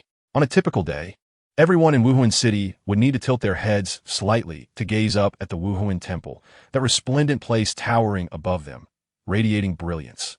In the past, many had speculated about this distinct separation. Some claimed it represented the inherent nobility of the angel family, while others argued it symbolized dominion over the realm of the skies. Regardless of public discourse, it remained a constant presence. At this moment, however, the staircase, resembling white jade, was devoid of any guardians, as if the master of the Wuhuan Temple were extending an invitation for them to visit. What does this signify? Is it a sign of disdain towards us? One individual, with a troubled expression, spoke with a mix of embarrassment and anger. The assembled crowd displayed varied expressions upon witnessing this scene. The unguarded nature of the various halls indeed surpassed their expectations. This elevated position, which was ideally suited for defense, had led them to prepare for an assault. Yet none anticipated such an outcome. Perhaps the Pope realizes the tide has turned against him and seeks a dignified retreat? Another individual smiled, appearing overly optimistic. In any case, less resistance would be advantageous for them. Although the Inspector Temple Master had brought forth an elite force composed entirely of soul masters above the Soul Emperor rank, numbering over 200, any reduction in their expenditure would be beneficial, as this would provide them with the necessary foundation to command the Wuhuan Temple in the future. There is no need for further words. Let us proceed. Sean was the first to step onto the familiar white jade staircase, his action dispelling the hesitations of the others. Subsequently, hundreds of figures swiftly flickered, collectively ascending this staircase, which represented the gateway to the various halls. The Inspector Temple Master cast a final glance back. The unrest in Wuhuan City appeared somewhat subdued due to their control. Simultaneously, the night sky sank into its deepest and most profound moment. It remained uncertain whether the forthcoming dawn would reveal itself for their sake. Due to the turmoil of the night, most of the halls were left unguarded. The overwhelming majority of personnel had either joined the rebels led by the Inspector Temple Master or allied with the defenders led by Qingyang. This was a fact well understood by all participants in the rebellion, for their purpose was the three main halls, which constituted the very core of the Wuhuan Temple. Consequently, this sizable contingent of over 200 individuals did not act like marauding bandits as they passed through the various halls. Apart from the rigorous management of the respective temple masters and the tense atmosphere, there was also the matter of their own ranks. After all, for those of the Soul Emperor and Soul Sage levels, ordinary wealth and riches held little sway over them. Among the three main halls, the Doloa Temple occupied the foremost position, followed by the Pope's Hall, and finally, the Elder Hall. Du confront BB Dong directly. The first obstacle to overcome was the blockade of the Doloa Temple. If it were any other time, this would not pose a problem. The unguarded Doloa Palace could not hinder their advance. However, after a series of unforeseen events, the head of the inspection hall was filled with unease. Halt! A sharp command echoed, causing everyone to come to a standstill. The head of the inspection hall, with a stern expression, led the other SoloedEvils forward. Before them stood a group confronting him, comprised of those unwilling to defy the Pope, including Pajun, who now led the retreating Soul Masters, watching them with vigilant eyes. Where's Qingyang? If my assumptions are correct, he should have returned by now. Scanning the surroundings, the head of the inspection hall did not spot the figure he wished to see. These individuals had never been worthy of his attention. As the overseer of the spirit hall's various regions, he held authority second only to the three major halls. Naturally, his strength and reputation were formidable, allowing him to command respect. While the circumstances played a role, his exceptional capabilities were equally indispensable. In his view, there were few within the spirit hall who could stand on equal footing with him, and certainly none among the individuals before him. You remain so arrogant. Seeking to meet Hall Master Qingyang? He is indeed within the Doloa Palace. Feel free to enter at your leisure. Meng Yi chuckled, exuding a warm demeanor even in this tense moment, though a flicker of sharpness glinted in his eyes. At this point, the Central Soul Master Legion had completed their regrouping and was advancing toward the city, while those with ulterior motives began to surface amidst the chaos. If they could eliminate the last of the rebels' elite forces before them, then everything would be settled. The Spirit Hall was on the verge of entering the era of Pope BB Dong, or rather, Qingyang. They would consequently reap the benefits of this transformation. Indeed, since I have arrived here, I am not prepared to advance alone. Whether welcomed or not, I shall breach the Doloa Palace. The head of the inspection hall sneered. As he spoke, Sean and the other powerful figures stepped forward. Hundreds of potent soul energies were unleashed, intertwining in an almost palpable manner, causing the surrounding air to feel as if it had solidified. A tangible pressure descended upon the Doloa Palace, heavy and oppressive. Among them, the most terrifying presence was an ordinary-looking man with 9 soul rings, emanating an unyielding aura akin to a mountain. Title Doloa, Boyun's Gaz is sharpened, whispering in disbelief. Wang Dafu and Meng Yi, witnessing this, were momentarily struck dumb, staring in astonishment at the imposing figure. Even the leading members were awestruck, their companions drenched in cold sweat. Overtaken by anxiety, the emergence of a titled Doloa, the pinnacle of soul masters, commanded reverence wherever they appeared. The atmosphere fell silent. It was evident to all that the presence of the titled Doloa had shifted the balance of momentum, placing the head of the inspection hall's side in a position of dominance over the Doloa Palace's occupants. The head of the inspection hall snorted coldly, intent on pushing past them toward the Doloa Palace. Should they fail to recognize their situation, he would not hesitate to resolve it right here. At worst, the Spirit Hall would experience temporary disruption. The head of the inspection hall had ample reason to be confident. The disparities between each major tier of soul masters were vast. To suppress a title Doloa, ordinary soul masters would require nearly 10 SoloedEvils. Should the adversaries choose to act thusly, the SoloedEvils he commanded would find themselves without a matching force. In that scenario, the Hall Masters would be more than capable of obliterating these obstructive individuals. Chapter 117. The Forbidden Soul Sealing Array. How is it that we possess a titled Doloa? Who is he, and why have I never seen him before? Amidst the standoff, one of the traders approached Sean, known for his amiable nature, and conveyed his thoughts through soul energy. His question resonated with many in their ranks. Titled Doloas were not common, and those publicly recognized across the continent could be counted on one hand. Even within the Spirit Hall, one would instantly ascend to the Elder Hall upon recognition, thereby stepping away from mundane troubles. Yet, this individual was unfamiliar to them. They could not even recall his likeness. Was he an external aide summoned by the head of the inspection hall from some clandestine location? Sean snapped back to reality, retracting his gaze from the title Doloa, his expression still reflecting disbelief. He recognized the man. Specifically, he had encountered him 20 years prior when he had merely been an unremarkable youth, hidden away by the head of the inspection hall, never to be seen. Back then, Sean had found his peculiar aura puzzling. After coming to terms with his identity, he had thought he would never see this memorable figure again, believing he had been dealt with, only to discover he had been nurtured instead. We need not concern ourselves with his identity. As long as he stands with us, That is sufficient. Contemplating this, Sean redirected the conversation, refraining from expressing his suspicions. The implications were far too significant. Ahead, Ming, Yi, and the others, observing the advancing head of the inspection hall, gritted their teeth and prepared to counterattack, intending to force him back. At that moment, a radiant white light illuminated the expanse, and the intricately carved stone pillars, alongside the mysteriously patterned, pristine ground, emanated a peculiar wave of soul energy. The area covered was vast, enveloping the entire roadside. All present felt an undeniable and weighty pressure abruptly descend upon them. Countless individuals were horrified to discover that their once commanding soul energies now felt as stagnant as dead water, no matter how they attempted to harness it. They could not muster an ounce. Under this invisible strain, their martial spirits reverted to a dormant state, their soul rings dimming until they vanished completely. Their soul power was not non-existent, but rather rendered exceedingly difficult to wield, leaving them, aside from their physical prowess, nearly indistinguishable from ordinary people. Ancient civilization truly exceeds imagination.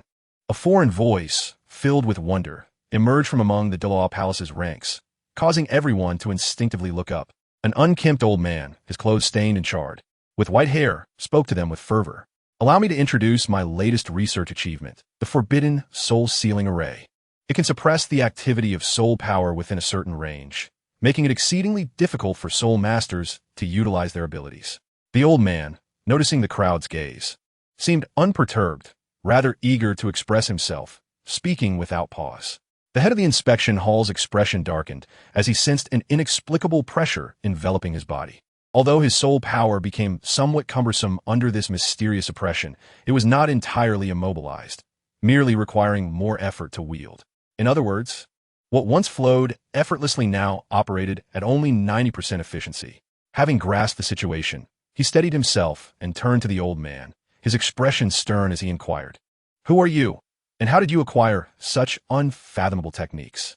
The old man turned to him, seemingly unperturbed by the unease that others displayed. As if he were prepared for this encounter, he took a couple of steps back, returning to the side of Pao Jun and Ming, assuming a demeanor as if addressing students utterly devoid of understanding. With an air of inexplicable disdain, he began to elucidate. "I am Abite, an ordinary researcher at the Soul Guidance Device Research Institute. This esteemed lord, due to the incompleteness of the soul sealing array and the rarity of the materials, does not yield the desired effects on powerful soul masters. According to previous experiments, soul masters of the Soul Emperor rank are unable to channel their soul power, while soul saints are nearly halved in strength. For Soul Dilaw, it may prove to be of negligible benefit. As for Title Dilaw, the effect is virtually non-existent. So there is no need for pretense. I am fully aware of everything you are capable of." The Inspector Lord felt a pang of embarrassment, his gaze shifting to the illuminated stone pillars in the ground. If he were to destroy these items, a spark of inspiration ignited in his eyes, and he was about to attempt it. Without the constraints of soul saints and soul emperors, his objectives would become increasingly challenging. Useless. Can you not conceive of the very same notions that we can? Abite's expression reflected disdain, seemingly unwilling to provide further explanations. He disregarded them and turned his attention to Pajun and the others, nodding slightly at their astonished faces. Subsequently, he pivoted to walk away, his head bowed as if lost in contemplation, departing the scene. The Soul Guidance Device Research Institute possesses such formidable items.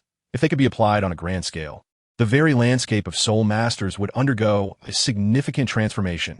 No wonder the Pope and Qingyang Zhongzhu hold them in such high regard. It appears these individuals harbor immense power. Wang Dafu's face was a canvas of disbelief. Previously, when Bibi Dong had requested funding, he had been most reluctant. Yet who would have thought that these seemingly disheveled individuals, so out of place with the Spirit Hall, would indeed be so formidable? Although the materials were undeniably costly, even the wealth of the finance hall could scarcely endure such extravagance. Gritting his teeth at the sight of the exquisite materials being etched and sculpted, he quickly steeled his mindset. Now, even if you wish to forcefully break through, there are not many left to use, so what do you intend to do next? Wang Dafu observed these individuals with amusement, who had once exuded authority but now resembled a panicked beast. Apart from a select few, the rest were hardly worth noting. The Soul Guidance Device Research Institute, indeed, is noted. I shall remember it well. The Inspector Lord snorted coldly, casting a glance at the group of soul emperors behind him, who struggled to mobilize their soul power, raising his voice. Silence. What sort of conduct is this? Are you not the elite of your respective families and halls? You appear no better than refuse. After reprimanding them and quelling the clamor of panic, he fixed his cold gaze upon them and commanded, Sean, take the lead. Organize the soul, Doloa, and above to accompany me into the Doloa Hall. I wish to see what Qingyang is truly scheming. With that, the Inspector Lord stepped forward unreservedly, leading the silent title Doloa as they made their way toward the Doloa Hall. Behind them, Sean took a deep breath, waved his hand, and followed along with the other soul Doloa. Meng Yi stood silently to the side, and only after they vanished from sight did he turn to regard those left behind. Although they were merely soul emperors and soul saints, they represented the backbone of their families, the elite among the elite. Rebels, unforgivable, seized them. In the courtyard of the Doloa Hall, the Inspector Lord and his entourage swiftly traversed the corridor, surrounded by countless bas-reliefs, ornate lights, and exquisite decorations, none of which captured his attention. Each object in this place, if brought to the outside world, could command a place in the grand auction, becoming a coveted treasure. Yet, none were worthy of a moment of his gaze. Moreover, as the powerful figures following him remained vigilant, scrutinizing their surroundings and every suspicious corner, fearful of potential traps, the Inspector Lord appeared to disregard all of it, as if they did not exist. His focus remained steadfastly ahead, never wavering. How do you intend to face Qingyang? Sean seized the brief moment of tranquility to approach the Inspector Lord, quietly inquiring. The other's attitude would determine the nature of their forthcoming meeting, and the current situation seemed rather ambiguous.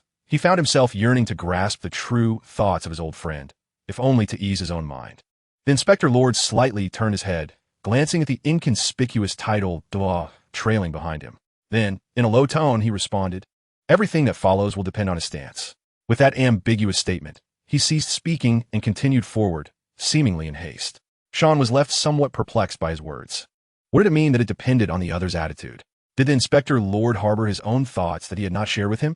With a heightened sense of doubt, Sean furrowed his brow, struggling to discern the intentions of his old companion.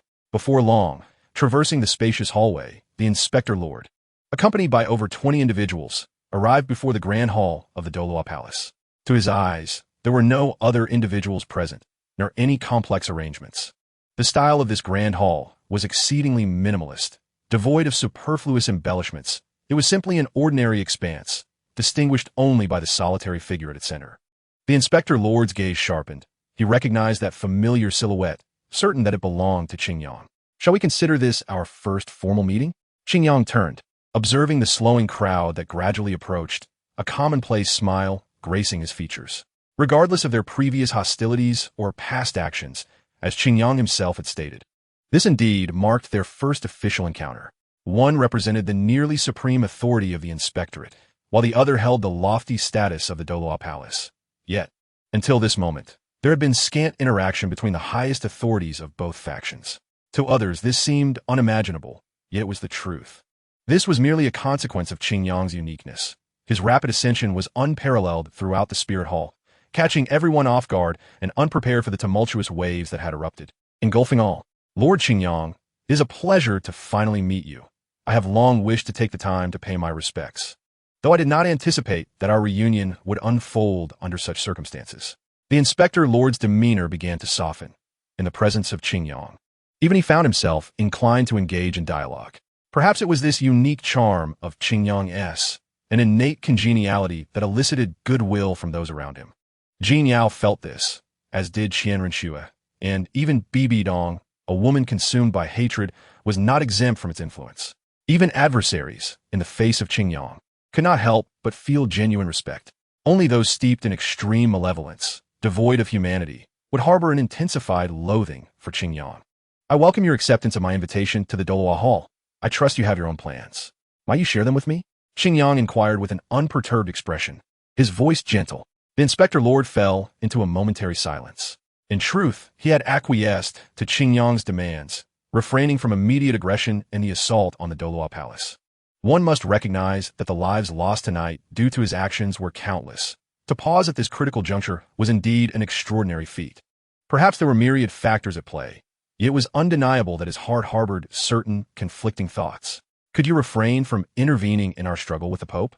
He inquired. Regrettably, I cannot, Qingyang replied, shaking his head. Then may we proceed? The Inspector Lord pressed once more. That too is not possible, Qingyang steadfastly refused. Despite the resolute nature of his responses, the outcome seemed already predetermined. Yet the Inspector Lord felt compelled to make one last appeal, this being his final gesture of sincerity. He relaxed his posture slightly and exhaled deeply. Qingyang remained silent, his gaze tinged with curiosity, eager to ascertain the form this final sincerity would take, compelling the Inspector Lord to act against his better judgment.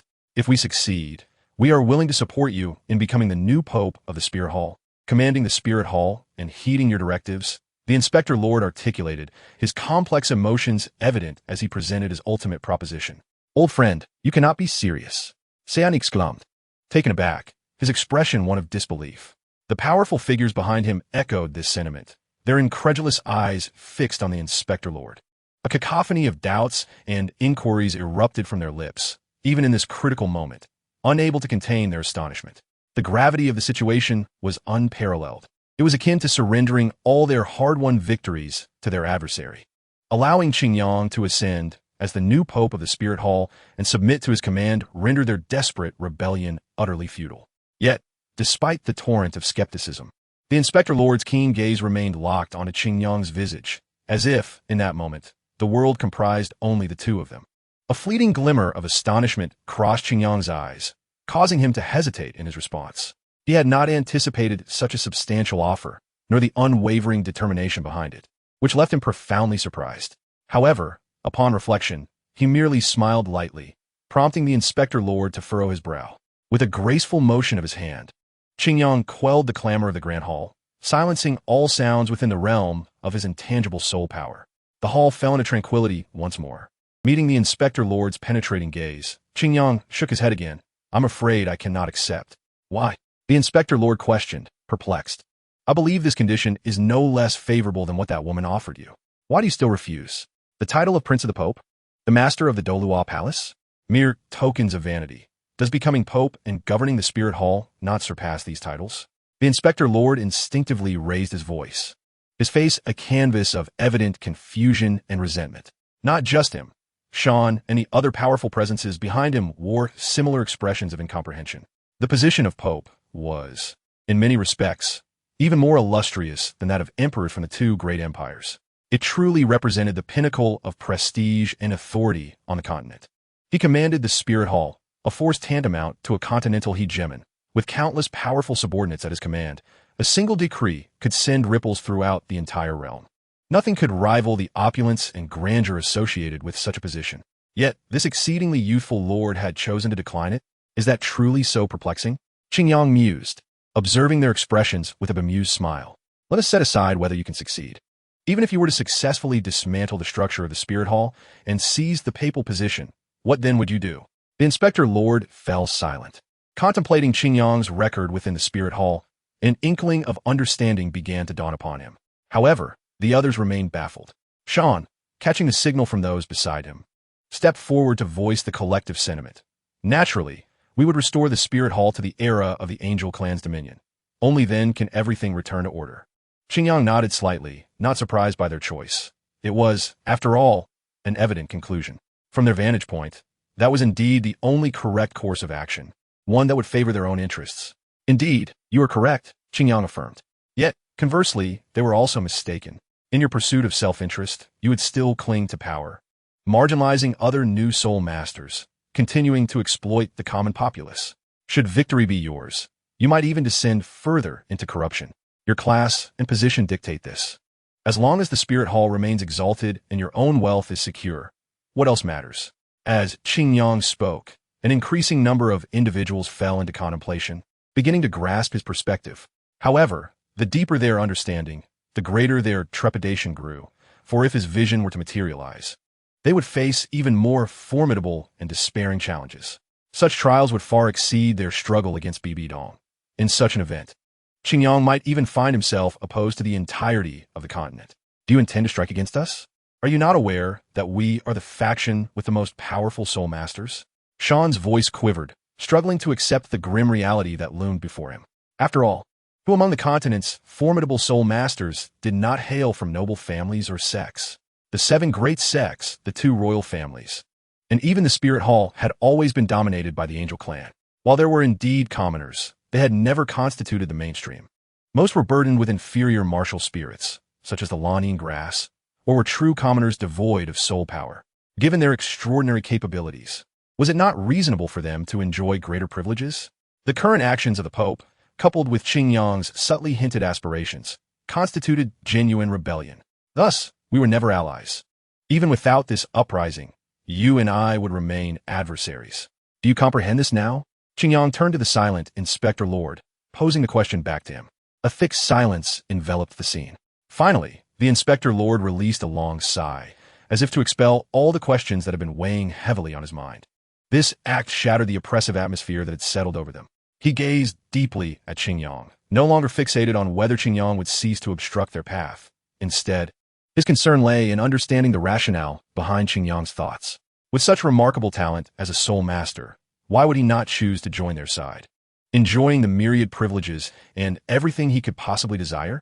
Why must one toil without reward, even risking great peril, in an endeavor to instigate a monumental transformation for those who are but mere ants in the grand scheme of existence? Is it merely due to the circumstances of one's birth or a disdain for their actions? Perhaps this is indeed the essence of my being. Qing Yang shook his head, reflecting upon his own experiences, the awakening of his martial soul, and everything he had witnessed upon entering this world. All these elements coalesced to shape his current resolve. It seemed as though some force had been relentlessly pursuing him, influencing his path. The Inspector Palace Master slowly closed his eyes. Though Qing Yang, a being that rendered all others pale in comparison, possessed exceptional wisdom and could discern the underlying logic, he remained unable to comprehend it fully. Yet, he understood one truth. Qing Yang, traversing this path, was destined to stand in opposition to them. Oh, Qing Yang, your ideals shine as brilliantly as your existence, instilling fear with their grandeur, overwhelming with their brilliance, and chilling with their intensity. We, who dwell in shadows and reside in filth, hidden in darkness, are fated to never walk beneath your pure ideals. Thus, as he murmured softly, the Inspector Palace Master abruptly opened his eyes. His gaze erupted with a fierce radiance, exuding an aura of palpable menace that lowered the surrounding temperature. The overwhelming fluctuation of soul power began to manifest, a tremendous pressure causing the Grand Hall to tremble ever so slightly. Everyone heed my command. Utilize every means at your disposal and eliminate Qing Yang. His voice, imbued with soul power, shattered the ambient tranquility, prompting the anxious assembly to spring into action. They transformed their fear and trepidation into the deepest intent to kill. In the vast hall, chaos erupted in an instant, accompanied by the dazzling display of massive soul rings, revealing the true forms of martial souls and weapon spirits. The potent soul power surged forth, accompanied by dozens of profound, killing intents, shattering the floor beneath them and causing it to descend by a level. Were it not for the immense grandeur of the Doloa Hall, it would have been impossible to accommodate such a multitude of formidable soul masters. In the next moment, over 20 powerful soul masters, their powers unfathomable, unleashed their fierce soul techniques. Supported by the overwhelming soul power that solidified the air and intensified the wind pressure, they charged towards Qing Yang. You must die. In the midst of the overwhelming soul techniques, the Inspector Palace Master quietly uttered his final words, casting a lingering glance at Qing Yang, who stood resolute amidst the onslaught of over 20 formidable soul masters. Then, with a swift motion, he joined the fray. Chapter 120. Instant Kill. Qing Yang gazed at the approaching adversaries, his expression growing increasingly frigid. Each of them was a figure of immense renown across the continent, an undeniable force. Yet at this moment, they showed no mercy, their intentions laced with malevolence. Soul de Law and Title de Law, the pinnacle of soul masters, now appeared devoid of the dignity that typically accompanies strength. Ultimately, strength must prevail. A barely perceptible sigh faded amidst the tumultuous waves of soul power. Then, an aura of supreme intention emanated from him, enveloping his form in a radiant golden light. In the next instant, golden armor gradually materialized from a void, swiftly assembling upon Qing Yang, while 3 enigmatic soul rings began to rotate in a pentagonal formation behind him. This entire transformation occurred in the blink of an eye. Before anyone could react, the Emperor Martial Soul had already been fully manifested. Qingyang lifted his gaze slightly, a flash of crimson igniting across his armored visage. In an instant, his figure vanished from sight. What astonishing speed! Where'd he go? A muscular giant, as solid as stone, gazed at the afterimage of Qingyang. His heart suddenly gripped with shock. The adversary's speed had reached an unimaginable level. Even as a soul master not renowned for swiftness, he was still a genuine SoloedEvil. Yet, even so, he could not discern Qingyang's presence. Be careful, he is behind you. A cry of alarm caused the giant's muscles to tense instinctively. In an instant, he unleashed his formidable soul power, seizing a massive battle axe. With all his might, he swung the axe in a half-circle, sending shards of earth flying as he aimed it behind him. In that moment, his diminutive frame and the disproportionately large blue thunder battle axe created an unexpectedly harmonious sight. With this strike, even if a small mountain obstructed him, he was confident he could cleave through it. This was his most powerful attack, the weapon's spirit true form. The thunder battle axe. As his attack approached the elusive Qingyang, a glimmer of frenzied delight shone in his eyes. His weapon spirit true form had previously felled 3 fellow soul saints, one of whom wielded a defensive martial soul.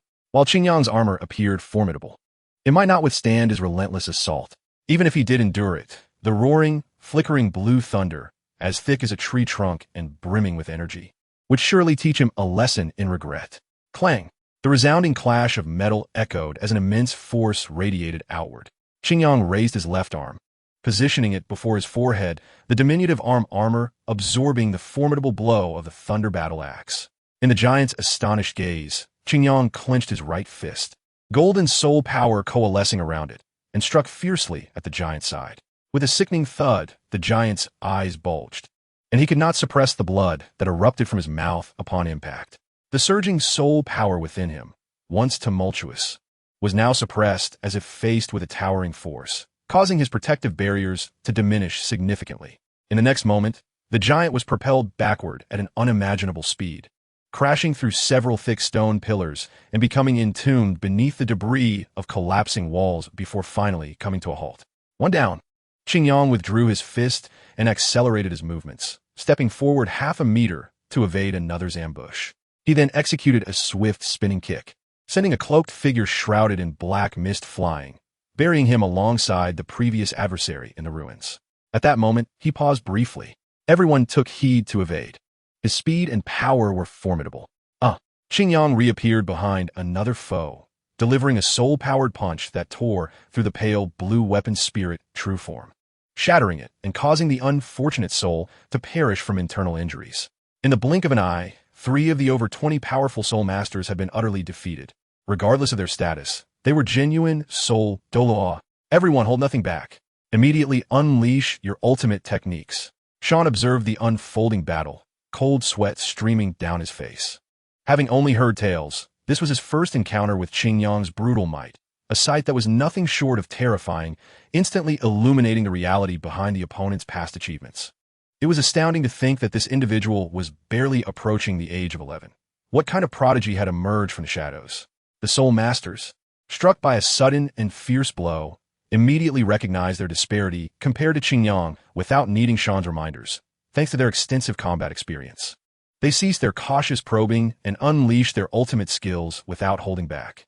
Black soul rings illuminated around them, and the pervasive waves of soul power once again surged forth, enveloping Qingyang in a familiar yet loathsome sensation. Soul power suppression, sensory blockage, mental chaos, and enveloping darkness. All were formidable abilities stemming from soul rings that were no less than 10,000 years old, infused with immense soul power by the SoloedEvils, rendering even 100,000-year soul beasts unable to withstand such oppression. These were not the soul masters Qingyang had recently confronted. The prowess of the soul masters here far surpassed that of the soldiers he had faced, their soul skills operating on an entirely different level. Qingyang felt a shadow cast over his mind as various negative states of soul power entwined around him. However, he was no longer in the state of facing the Lion Legion. His Emperor Martial Soul had already manifested. Although there were still effects, the impact was significantly mitigated by his armor, preventing it from causing him severe detriment. Once again, Qingyang vanished from his location, reappearing behind another SoloedEvil to deliver a powerful punch.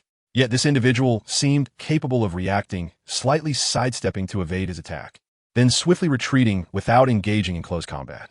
The soul skills are effective. They can now track his movements. Everyone, maintain your effort without holding back, shouted a soul master hiding nearby. And as he said this, the situation had become apparent to all. Their eyes brightened as if they had discovered Qingyang's weakness. And the expenditure of soul power seemed to pose no concern as they intensified their deployment of negative soul skills. This is troublesome. Qingyang murmured, 5 elements, wood. 5 elements, water. 2 soul rings shifted above his head, intertwining and shining brilliantly. As his spirit stirred, a radiant glow began to blossom, forming a delicate shield that enveloped his body. Purification, life guardian. As if dust had been wiped away, the resistance formed by the soul skills vanished in an instant. Regardless of how the surrounding soul skills eroded or how powerful the contained soul power was, it could not surpass the protective light encircling him. Unobstructed, Qingyang resumed his merciless combat, and before the onlookers could regain their senses, 2 more soul Duos were grievously injured and howled as they exited the fray. Currently, although the Grand Hall had not collapsed entirely, it lay in utter disarray. Even the finest of constructions could not withstand such devastation. The Inspector Hall master halted, refraining from engaging further in this futile siege, his expression dark and foreboding. Each soul Duo that fell was not mere cabbages on the street. Each loss was a significant blow that he could not afford to ignore. He had no intention of halting his advance before Qingyang, as he still needed to confront the ultimate objective of this mission, Pope Bibi Dong. He could not allow such losses to accumulate here. You make sure to stop him. The Inspector Hall master slightly turned his head and coldly commanded the inconspicuous title de law who had been following him. The man, possessing an unremarkable appearance, nodded without question or dissent and strode directly toward Qingyang. Concurrently, 9 soul rings began to manifest in accordance with his steps. Yellow, yellow, purple, purple, black, black, red, black, black. An immensely heavy, almost tangible pillar of soul power was abruptly unleashed, suppressing the chaotic waves of soul power within the hall, presenting itself singularly to the world. It roared like a tiger in the mountains, dominating all in its presence. This was a solidified soul power, starkly different from that of the soul Duos.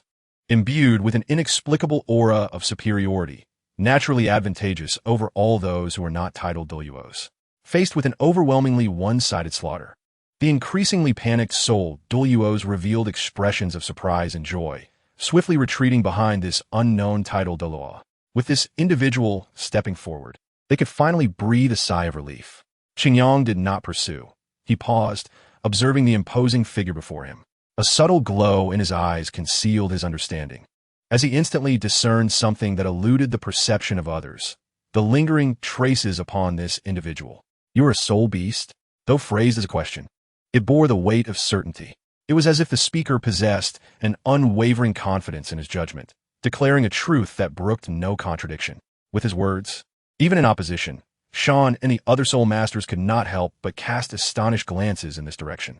Especially Sean, who had sensed something amiss long ago, but had never anticipated, or rather had not considered, this possibility.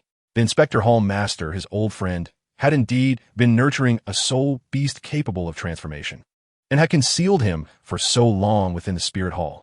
The ordinary-looking man momentarily paused, and after a lengthy silence, he spoke in a gravelly voice. "How did you discover this?" It was difficult for him to comprehend. Although the transformation of a soul beast was usually quite evident to a title de law, that was under normal circumstances. In his current state, he was indeed a title de law. Even a being above level 95 would struggle to unveil his true nature. Yet how had this Qingyang Hall master managed to perceive it? All illusions in this world cannot escape my gaze, especially since the aura you exude bears much resemblance to that which I encountered in the northern lands, perhaps due to the martial soul's manifestation. Qingyang's voice carried an air of grandeur and authority. The man nodded, interpreting Qingyang's ability as a certain innate talent, as many soul beasts exhibited similar traits. However, the others contemplated even more. Rumors abounded that Hall Master Qingyang, shortly after joining the Spirit Hall, had slain a title de law in the extreme northern regions of the continent, resolving a crisis that could not be spoken of, even altering the landscape of the entire north.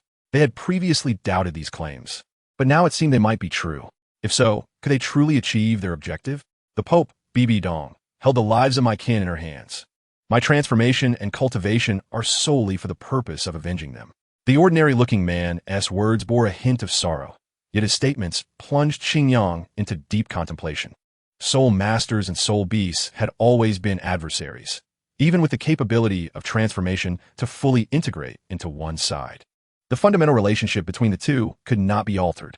Each year, countless lives were lost on both sides due to the conflict between soul beasts and humans, no less than that caused by any other factors. While I can somewhat empathize with your mindset, I regret to inform you that I cannot allow you to pass. Xingyang's voice softened slightly, as this individual reminded him of his past self. In that time, he too had harbored thoughts of vengeance, driven by an unimaginable resolve and tenacity. Had he not been blessed by fate, he might have found himself like this man, clinging to a hopeless goal, ultimately losing his life in some endeavor. I comprehend that you are human and I am a soul beast, and we have always been adversaries. You seek to slay me, and I, in turn, would seek your demise. There exists no notion of right or wrong between us, for our positions have been inherently divergent.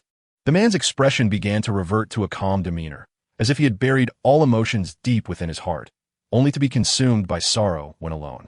Their conversation resembled that of friends, devoid of any palpable tension, yet imbued with an inexplicable significance. However, I shall not retreat from my family. I have sacrificed nearly everything at this moment, so to thwart me, you must end my life. His resolute and decisive tone revealed an unparalleled conviction. In pursuit of vengeance for his kin, even in the face of the most esteemed individual on the continent, the absolute sovereign of the Wuhuan Temple, he refused to relinquish hope. Mastering transformation, he infiltrated the Wuhuan Temple, lying in wait for a singular opportunity. The Wuhuan Temple boasted over 20 title de law and countless formidable soul masters, while he was merely an ordinary transforming soul beast. The thought of the Pope's demise seemed as absurd as a mayfly attempting to shake a great tree. Yet, even so, he continued down this path, fraught with uncertainty, unwavering in his resolve. Now, as he stood on the cusp of his goal, how could he possibly abandon it? I understand. Since this is your decision, I shall respect it. Xingyang ultimately said nothing further, allowing his rarely stirred heart to once again find tranquility. He gazed at the man before him, indistinguishable from a human, slowly extending his hand, forming a fist in front of him. Chapter 122. Soul Masters and Soul Beast. Sean seized a fleeting moment to rush to the side of the Inspector Hall Master, disregarding his intense focus ahead, and pulled him aside. His voice resonated with an evident tremor, grasping the other's hand with an instinctive firmness. How can you do this? That is a soul beast. They are soul beasts, and we are human. This is a racial enmity that cannot be likened to our internal strife. How can you shelter and harbor a soul beast? Sean raised his voice, and though in the grand hall it was not overwhelmingly loud, a few individuals took notice. Nevertheless, he had no intention of releasing his grip, maintaining a tight hold on the other, his words laced with an undercurrent of coercion. The Inspector Hall Master attempted to break free, momentarily unsuccessful. He felt a flicker of irritation and muttered, "Let go." Sean was momentarily taken aback, meeting the other's cold gaze, as his impulsive emotions gradually subsided. He released his grip, but showed no signs of retreat, his sharp gaze fixed intently on the Inspector Hall Master. No one knew that in his past, before he had risen to prominence, his most significant companion had been slain by a soul beast, though he understood that it was due to his own inadequacies. From that moment onward, he had harbored a lingering animosity towards soul beasts. As the years passed, his attitude remained unchanged. Rather, through the accumulation of experience, his perspective deepened, and he never displayed leniency towards soul beasts. This was an irreconcilable conflict, a discord between two races, with a deeper layer that struck at an unalterable relationship. The continent's history, spanning countless years, had instilled an endless hatred within both parties that no one could resolve, no means could alleviate. Two disparate races may take years to cultivate love, yet hatred often ignites in an instant. This profound and intense animosity would not dissipate due to that fleeting love, but would instead brew until erupted. I understand what you are saying, but at this moment, every bit of power is worth fighting for, especially a tidal Doa transformed from a 100,000-year soul beast. Its strength surpasses even that of an ordinary tidal de law. With its assistance, our chances of success would be greatly enhanced. How could I possibly refuse? The Inspector Hall Master's tone was somewhat frigid, seemingly indifferent to the matter. After all, as he stated, this soul beast aligned perfectly with their objectives, and he even owed it a debt of gratitude. What was wrong with leveraging its strength? A mere tidal daw transformed from an ordinary soul beast. What significance did that hold? Is that truly how you feel? Sean's face bore an expression of disbelief. He could comprehend, but acceptance eluded him. This temporary compromise was nothing more than self-deception, failing to genuinely consider his humanity. The Inspector Hall master frowned, no longer directing his gaze at Sean, and coldly remarked, "Enough. Given the current circumstances, let us focus on the present and not dwell on these futile matters." Despite his words, he felt dissatisfaction with Sean's reaction. How could he still be entangled in such trivial issues at this juncture? Sean took a deep breath twice, ultimately allowing reason to prevail. He looked at the other, showing no sign of yielding, and articulated his final stipulation. "Once this matter is concluded, dispose of him immediately." Hearing this resolute declaration, the Inspector Hall master furrowed his brow more deeply.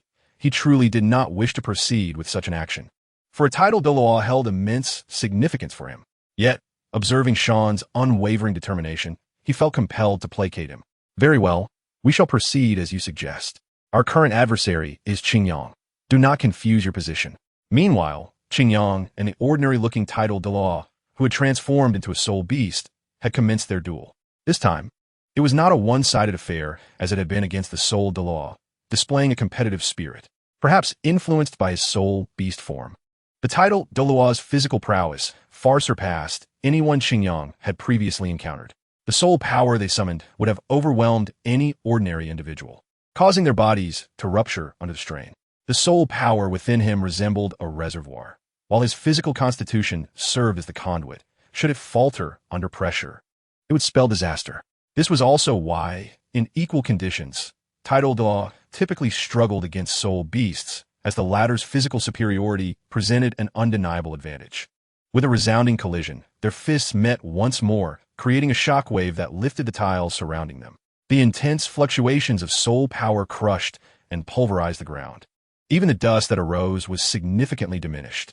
Qingyang shook his right hand, gazing at the opponent's fist, enveloped in soul power and enhanced by his martial spirit, and could not help but express admiration. "Your strength is formidable. This marks the first occasion I have encountered someone capable of withstanding my assault." Though his words reached the man's ears, they evoked no reaction. Such praise held no significance for him, as his sole desire was to defeat his adversary and confront the Pope. Thus, without hesitation, they adjusted their stances and controlled their bodies before launching into the fray once more. The black soul rings shimmered slightly, and this time he employed a soul skill. Fifth soul skill, Divine Oxbody. A faint black luminescence emanated from his form, and an overwhelming surge of soul power instantly enveloped him.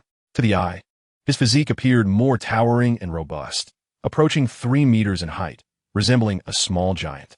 Moreover, a layer of glossy, dark muscle rapidly manifested over his body, exuding an unmistakable aura of formidable strength. In the face of his opponent's strike, Qingyang remained vigilant, channeling an abundance of soul power that surged within him, enveloping his being and enhancing various attributes. To an onlooker, he appeared as though bathed in golden light, exuding an aura of unparalleled majesty and sanctity. With a swift whoosh, the overwhelming speed of the clash was followed by a violent explosion. An immense cloud of dust and smoke instantly enveloped the Grand Hall, obscuring the situation within from all present. Before they could fully comprehend the events unfolding, 2 deafening collisions reverberated through the space, causing the very hall to tremble violently. Had they underestimated this force? Was this truly the might of a title de law? What level of power had Qingyang attained? The expression of the overseer of the hall darkened considerably. Since the rebellion began, nothing had gone according to plan, and all that was meant to unfold had been thrown into disarray. Throughout this turmoil, Qingyang's figure remained elusive yet ever-present. Chapter 123. The 5 Shadows Deadly Strike. Qingyang's gaze was unperturbed by the harsh environment surrounding him.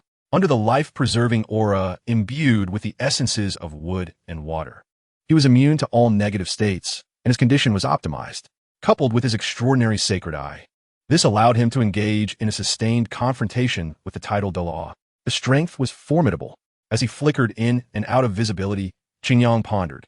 The opponent's original form was evidently a soul beast characterized by power and defense. now transformed into a martial soul, it seemed even more formidable. Despite the overwhelming potency of his Emperor martial soul and the purity of his soul power, he found it challenging to dominate his adversary. Were it not for the three sources of energy continuously replenishing his soul power, he might have already succumbed, his soul armor disintegrating into nothingness.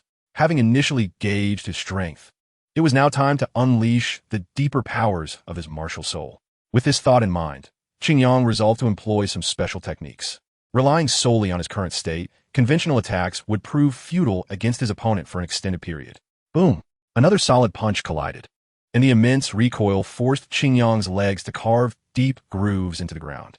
Seizing the opportunity during their brief separation, he subtly adjusted his stance and flicked his right hand to his waist. The yin-yang 5 elements belt flickered and twisted slightly. At that moment, Qingyang's right hand formed a virtual grip as if to extract something from the void.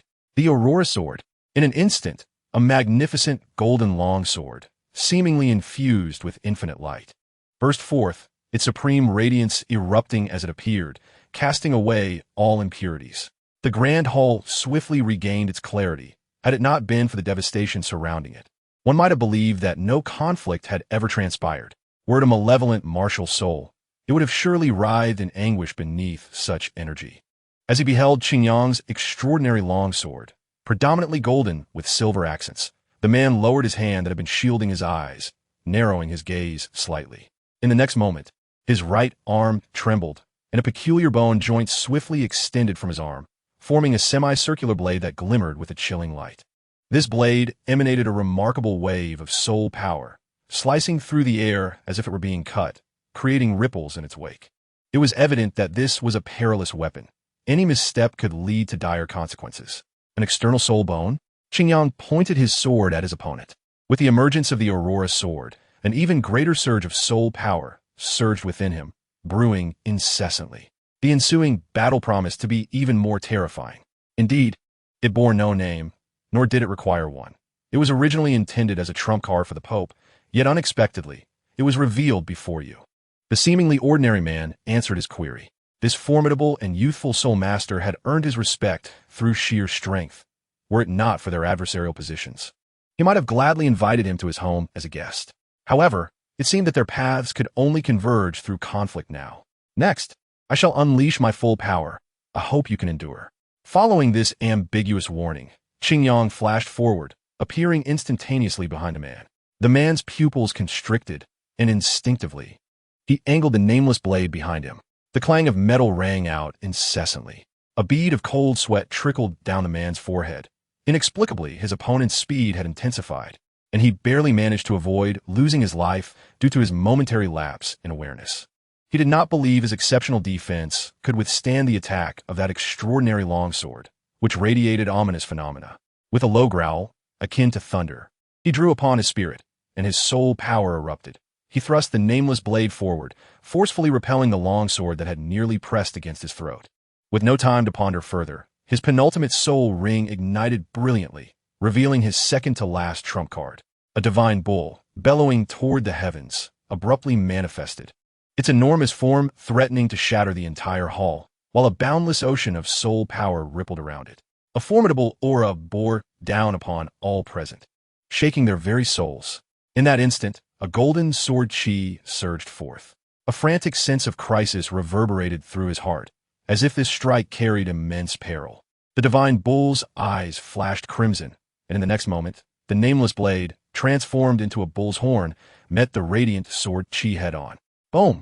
A deafening explosion ensued, uprooting the very ceiling of the grand hall, sending debris swirling like a sandstorm. The soul duos present were compelled to retreat to avoid the ensuing chaos. Even so, they gazed upward in shock, their eyes wide with astonishment. Qingyang sensed his opponent's soul power had ascended to an unfathomable depth, brimming with unparalleled might. With this comparison in mind, he hesitated no longer and resolved to unleash his most formidable killing move. Light! Qingyang slightly raised his head, his crimson eye armor glimmering as the light enveloped his form. In this moment, the power of yin-yang and the 5 elements began to merge into his being from all directions. This force was immense and boundless, within mere breaths. Qingyang's armored figure expanded to resemble a small mountain, nearly matching the size of his opponent's martial soul. The soul power coursing through him swelled, elevating his strength to new heights.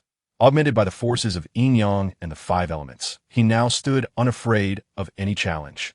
Were he to fully command the power of the five elements at this moment, he would be channeling the supreme force of the heavenly way, rather than merely the yin-yang and five elements. Nonetheless, this was sufficient. With a flash of red light from his eye armor, Qingyang fixed his gaze upon his opponent. Observing the divine bull's true form, he noted the purple horns erupting with terrifying energy. Qingyang concentrated, placing his hand upon his belt. In an instant, the symbols of the fire dragon, wind eagle, and black rhinoceros materialized before him. Simultaneously, 3 soul rings began to spin into existence, merging with the symbols, forming a triangular configuration that manifested as a luminous sigil. The elements of fire, wood, and water began to rotate slowly, hovering before Qingyang. Qingyang paused for a moment. As the horn of the title de Loi, the true embodiment of his martial spirit, had completely detached from him, manifesting before him as a sharp ray of light that pierced through space. With this strike, even Qingyang, at present, could not accurately gauge its impact. The emotions that surged within him were swiftly suppressed, and then Qingyang stood resolutely with his sword.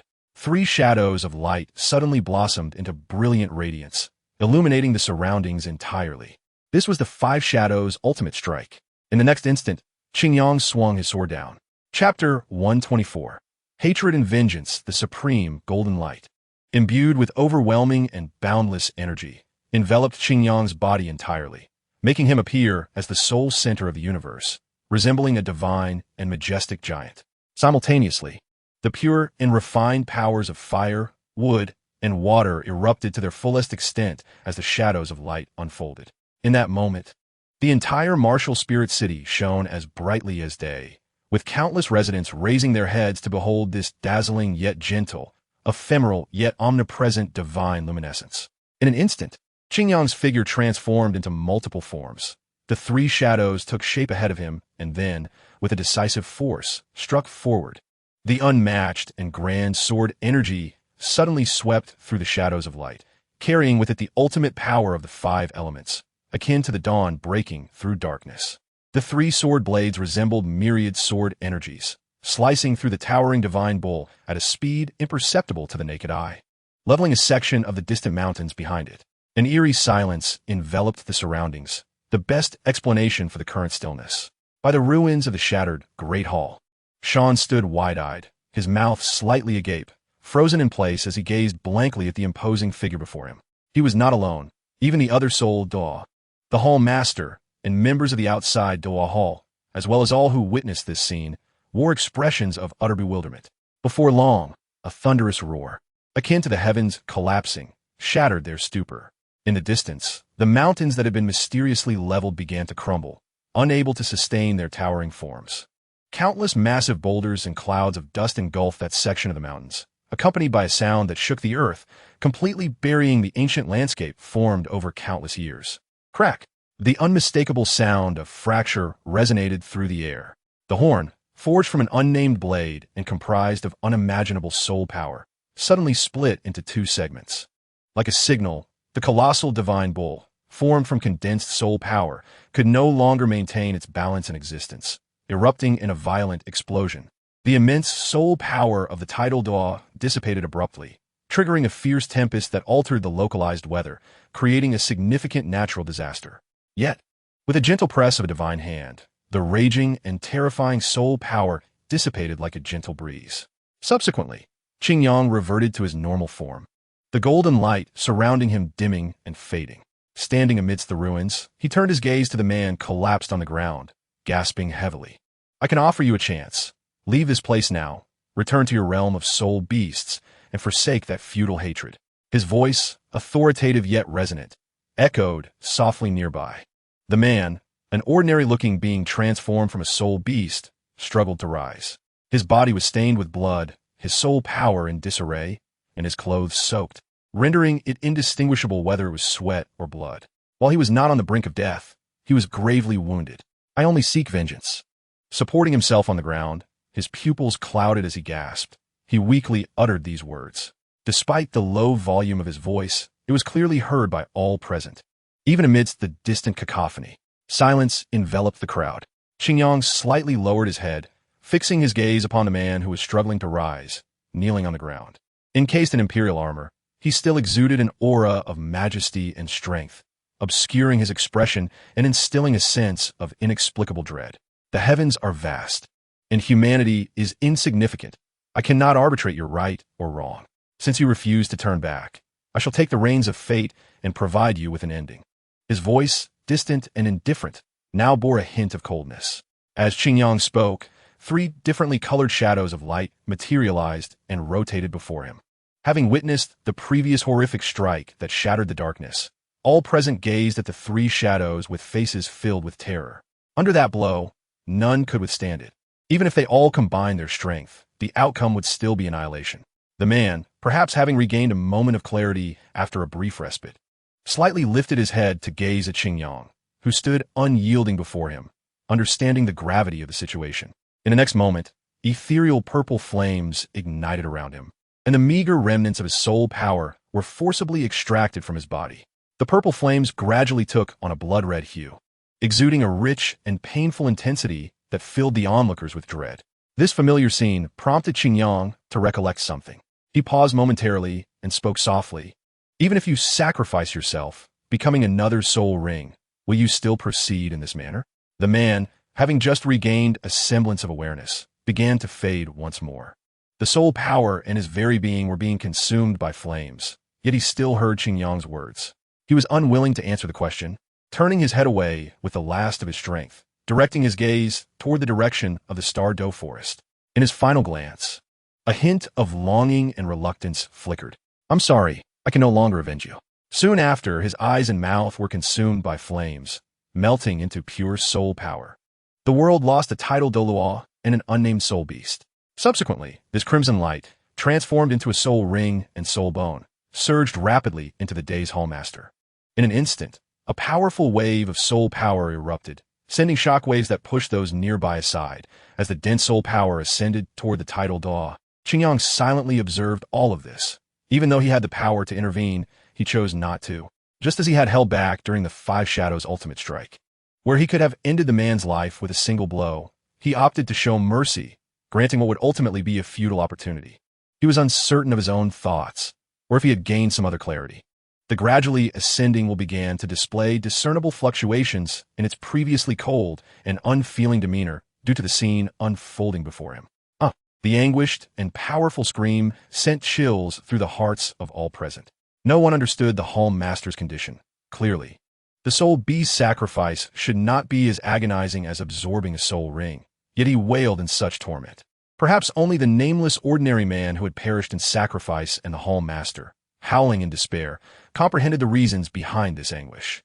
Chapter 125. The conclusion. The dense and surging soul power radiated from him, forcing others to retreat, except for one individual. Confronted by the newly ascended Dalaw, Xingyang remained unmoved, seemingly impervious to the overwhelming pressure he exuded. In fact, through a deeper mastery of his abilities, he had grown even stronger than before. The whispers of the Soul Master and Soul Beast echoed within his mind, laced with a hint of confusion. Unfazed by the presence of the Dalaw, he was deeply engrossed in thought. With a sudden impact, the Dalaw absorbed the soul ring, causing his clothing to burst at the seams as he staggered. Barely maintaining his balance, hands braced against his knees, facing the ground. Breathless and considerably larger, the Doluo looked as though he had just emerged from water, drenched and gasping for air. Yet, simultaneously, 9 soul rings materialized around him. Yellow, purple, black, red. He had undeniably transformed into a tidal Doluo, boasting 100,000-year soul ring and soul bone, a formidable presence among his peers. A voice, tinged with exhaustion, resonated in Xingyang's mind, uttering his title. He turned slightly to regard this new title Dalaw. At this juncture, retreat was no longer an option. The imperative to vanquish Bibi Dong transcended mere personal ambition. The cryptic words conveyed a dire intent, yet they could not deter Xingyang. He understood fully, moments ago, as the man performed the sacrificial rite. He infused his deepest will into the overwhelming soul power. This meant that the Dalaw was now compelled to fulfill this objective, or he would suffer immensely, perhaps even face death. This was the price for acquiring such tremendous power. The Doluo lifted his head, weariness etched across his features, yet he appeared somewhat rejuvenated. The contours of his face sharper than before. However, he had no time to contemplate this. The cacophony in his mind was relentless, tormenting him. One strike. I can only unleash a single strike. After that, I will be incapable of resistance, and everything will conclude. Upon uttering this, he manifested his martial spirit. His seventh and ninth soul rings igniting. A sense of despair enveloped the ruins as his soul power surged once more. He was uncertain of the potency of this strike and whether it could truly affect the suffocating presence of Qingyang. Yet it was his most powerful attack, and there were no alternatives. He could only hope that Qingyang, having just endured a tremendous outburst, was now depleted of soul power. Indeed, everything should come to an end. Qingyang's voice was low and solemn, akin to an announcement of a final reckoning. As he spoke, he extended his hand, conjuring 3 triangular beams of light that appeared above the Dolaw. Fire, wood, and water intertwined in a graceful dance, gradually descending. A mysterious, binding force pressing down upon the encircled Dolaw below. What is this? The Dolaw gazed in astonishment at the palpable force surrounding him, filled with disbelief. He sensed the terrifying soul power he had recently acquired through sacrifice was being severely constrained, rendered beyond his control. The soul rings he had just summoned began to dim. Even the surrounding space was ensnared by an extraordinary, grand force, preventing him from escaping the tricolored light above. Qingyang leaped lightly, hovering in midair, casting a gaze upon the ensnared Dolaw below. With S extension, a dazzling sword aura manifested as he held the Aurora sword aloft. In the next instant, he pressed the sword's tip against the wooden projection, unleashing an overwhelming force of wood. A radiant beam descended upon the Dolaw, enveloping him in pure power, causing his form to freeze, resembling a statue. Why can't I move? Panic gripped the Dolaw. In this state, he was no different from a lamb awaiting slaughter. Had Qingyang's earlier attack truly left no mark on him? Why did he still possess such terrifying power? Yet, no one would answer his queries. Observing the subdued Dolaw, Qingyang did not pause, but pressed on with his assault. Water's concealment. Countless shards of ice cascaded down, each embodying the essence of the ultimate frost, unleashing no explosive force. The chilling air enveloping the surroundings in a layer of frost. The entire hall was blanketed in a thin veil of white. In mere moments, under this pure and refined power, the Dolaw was encased in an ice sculpture.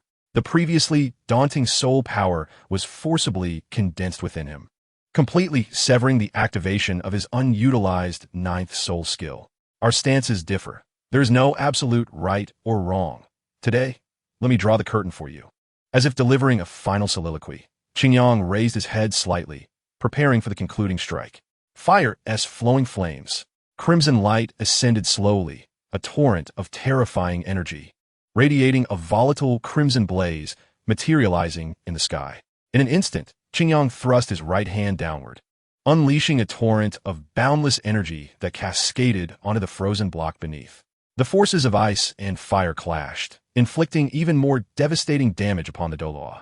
A deluge of mist erupted, only to be consumed in an instant. Curiously, this formidable energy was confined to a small area. There was no sound, no resistance.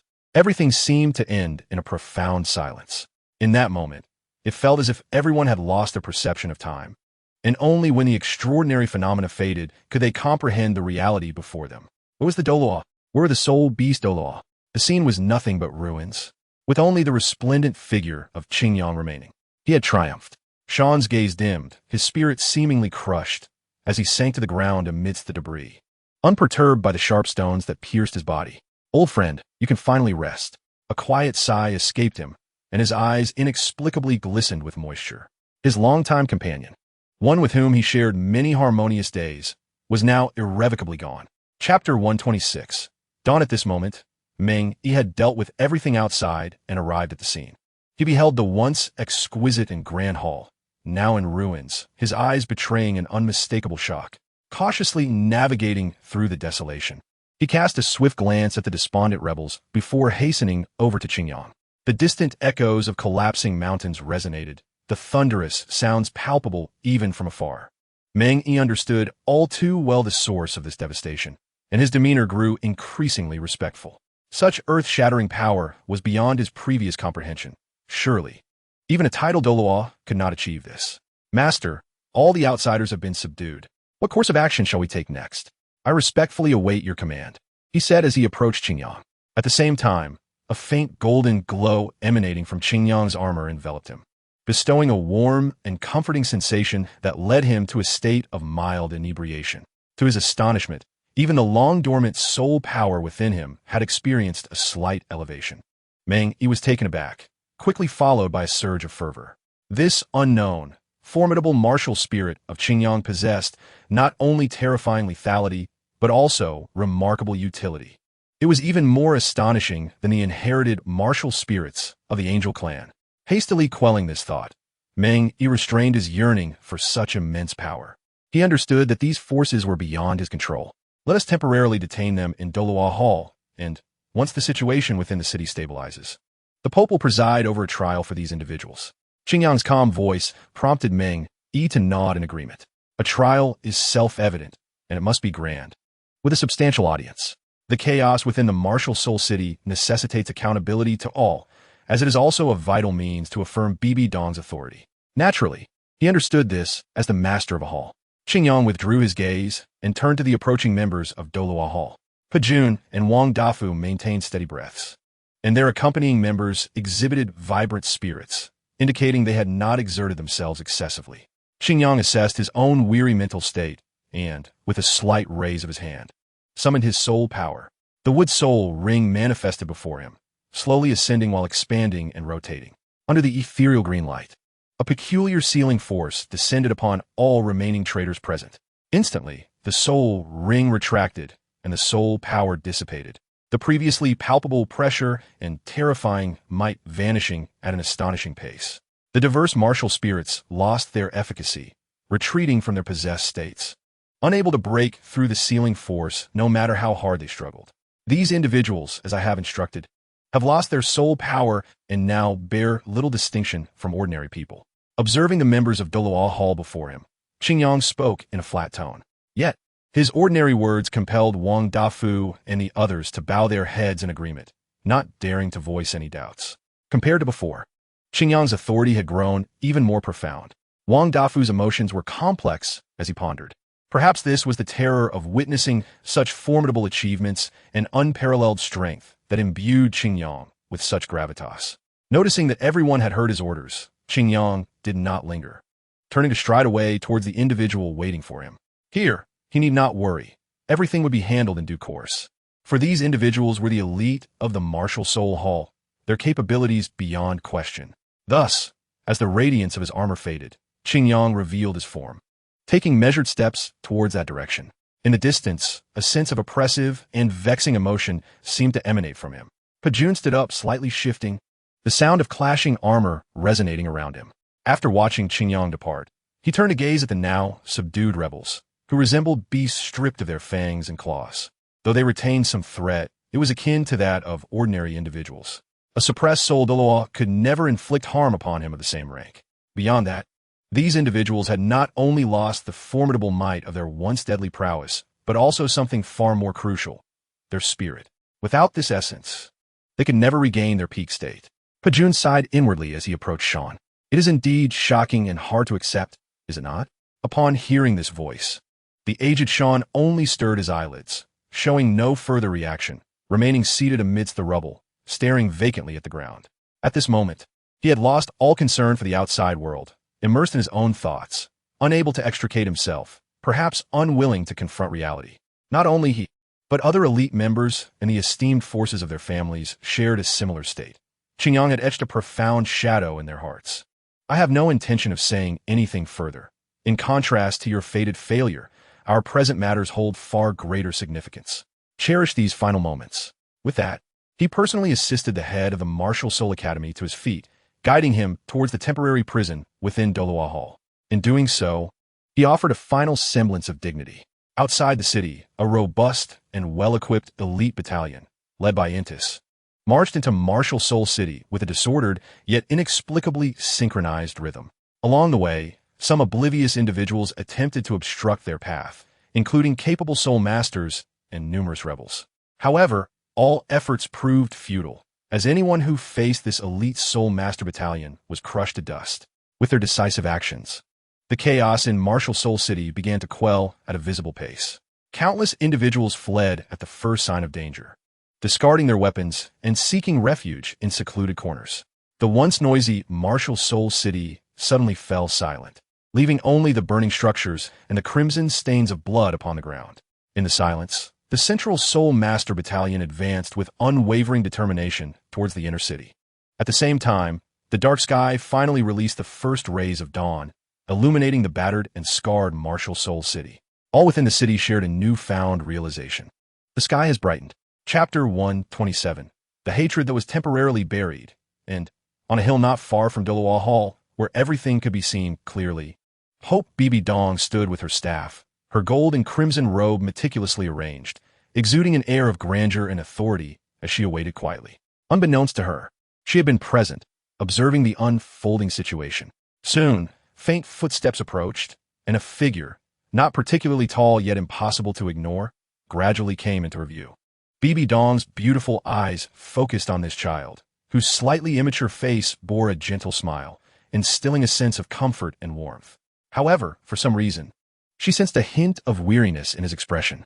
It is over. Standing before this stunning woman, Qingyang halted his steps, his voice steady. The rebellion within the Martial Soul Hall was a long-planned scheme of Bibi Dong, one that Qingyang was eager to witness. It had fermented for an extended period, culminating in a night of upheaval, now finally concluded. Although the outcome aligned with his expectations, achieving the intended goal of eradicating all decay and filth, Qingyang found no joy in the resolution. Instead, he felt a weighty burden and pressure.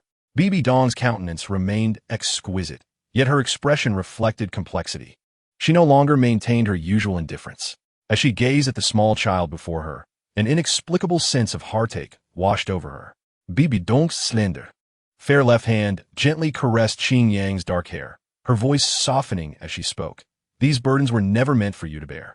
Your tender age and fragile will are insufficient to shoulder such lofty ideals, yet you possess an unimaginable strength. This was all too early for you, and is not a good thing. Qingyang slightly closed his eyes, feeling the divine energy flow into his body, soothing his fatigue and the tension in his spirit.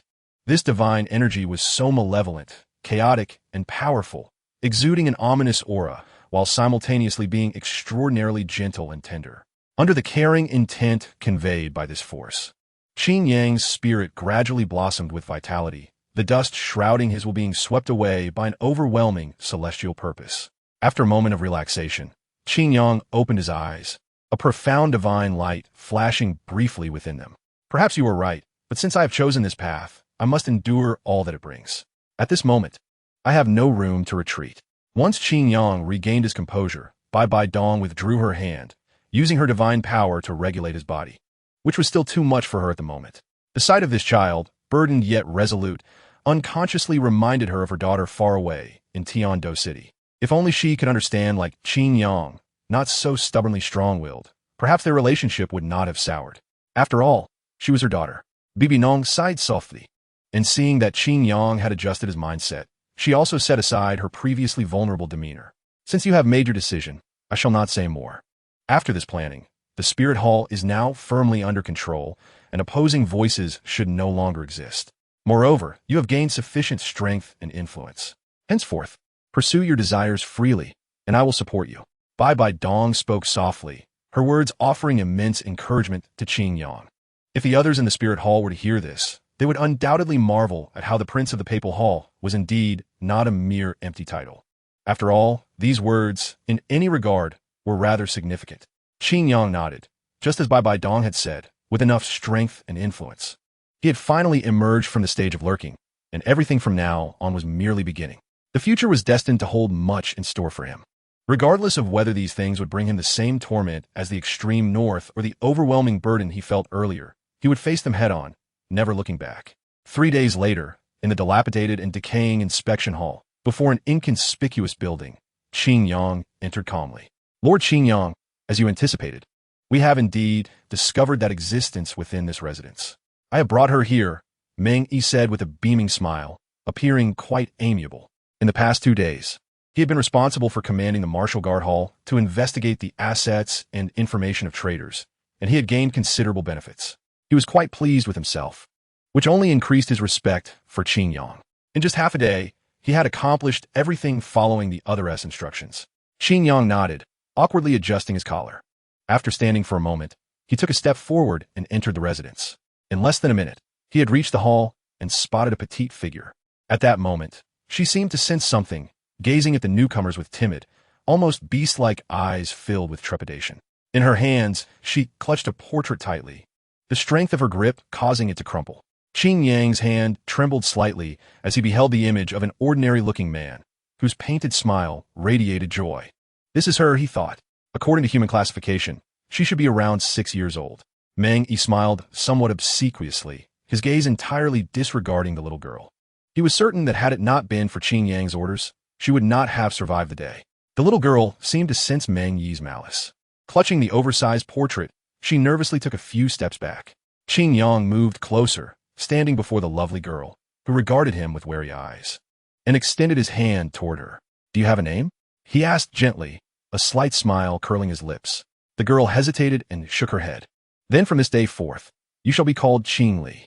The little girl, now named Qingli, paused for 2 seconds, seemingly sensing no malice from Qingyang, which was entirely unlike her previous encounters. Tentatively, she reached out her small hand to touch his, warmth flowing through their connection and filling her heart, reminiscent of her father holding her hand. Qingyang grasped her hand, a gentle smile gracing his face. The girl's wariness gradually dissipated, although she still held onto the portrait. She no longer resisted Qingyang. Leading Qingli by the hand, Qingyang guided her out of the old, decaying, oppressive building and into the sunlight outside. Many formidable beings within Wuhan City seemed to sense something in an instant, casting curious glances from the shadows. However, upon seeing Qingyang's figure, their aura momentarily stilled before they nonchalantly retracted their latent, terrifying soul power. On the street, Qingli hesitated for a moment before looking up, her bright pupils glimmering with hope. "Will father come back?" she asked. Qingyang suddenly halted, and as Qingli began to panic, fearing she had spoken out of turn, he replied, "Perhaps he will." His words carried a sense of wistfulness, and without further explanation, he continued walking, leading the now reassured girl, who smiled, along the path. Their intertwined figures gradually elongated on the street. Chapter 128. Busy Ling entered Qingyang's office, carefully carrying a thick stack of documents. Despite his soul power level, making a fall nearly impossible, he remained cautious, taking precautions to avoid any mishaps that could affect the papers in his hands. After placing the documents down, he let out a gentle sigh and turned to Qingyang, who had just set down his pen, revealing a bright smile. "Master, I have brought all the documents," he said, producing a substantial report from the top of the stack and handing it to Qingyang. "Thank you for your hard work. I imagine you encountered quite a few challenges in gathering and organizing this information," Qingyang replied, receiving the report with a smile. Through years of handling administrative affairs, he had gained an air of refined elegance. Ling scratched his head with a chuckle. Although he was much older than Qingyang, he now seemed like a junior. There have been no significant troubles, as all the responsible parties have been exceedingly cooperative. However, the work has become somewhat tedious. It is worth mentioning that the changes we see today are largely due to your efforts, my lord. Realizing the inappropriateness of continuing in front of Qingyang, Ling paused. Acutely aware that this esteemed leader disdains the practice of invoking past grievances to highlight present achievements, which comes off as excessively sycophantic. It is in light of this attitude that the previously restless atmosphere within the Wuhuan temple has swiftly settled. Stealing a glance at Qingyang, who had begun to peruse a report, Ling cleared his throat and shifted the topic. Reflecting on the myriad of information that flashed through his mind, he succinctly began to brief Qingyang. After 2 years of restoration and reconstruction, Wuhuan City has tentatively regained its former splendor. The city has not only expanded its area considerably, but has also been restructured for a more logical layout, maximizing space utilization to its fullest potential. Moreover, with the collaborative efforts of the Soul Guidance Institute, the city's defense system has been fortified with numerous large-scale defensive soul tools, composite soul tools, and embedded soul tools.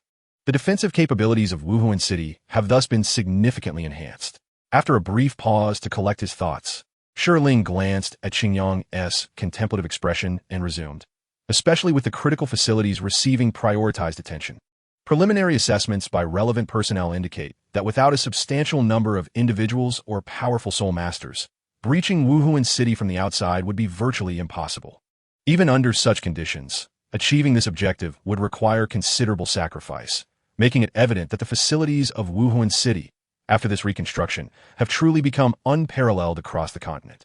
As he spoke, a sense of pride welled within Shirling, having witnessed the resurgence of Wuhuan City. For someone who considers this place a second home, such accomplishments are indeed a source of pride, a sentiment shared by all who reside within Wuhuan City.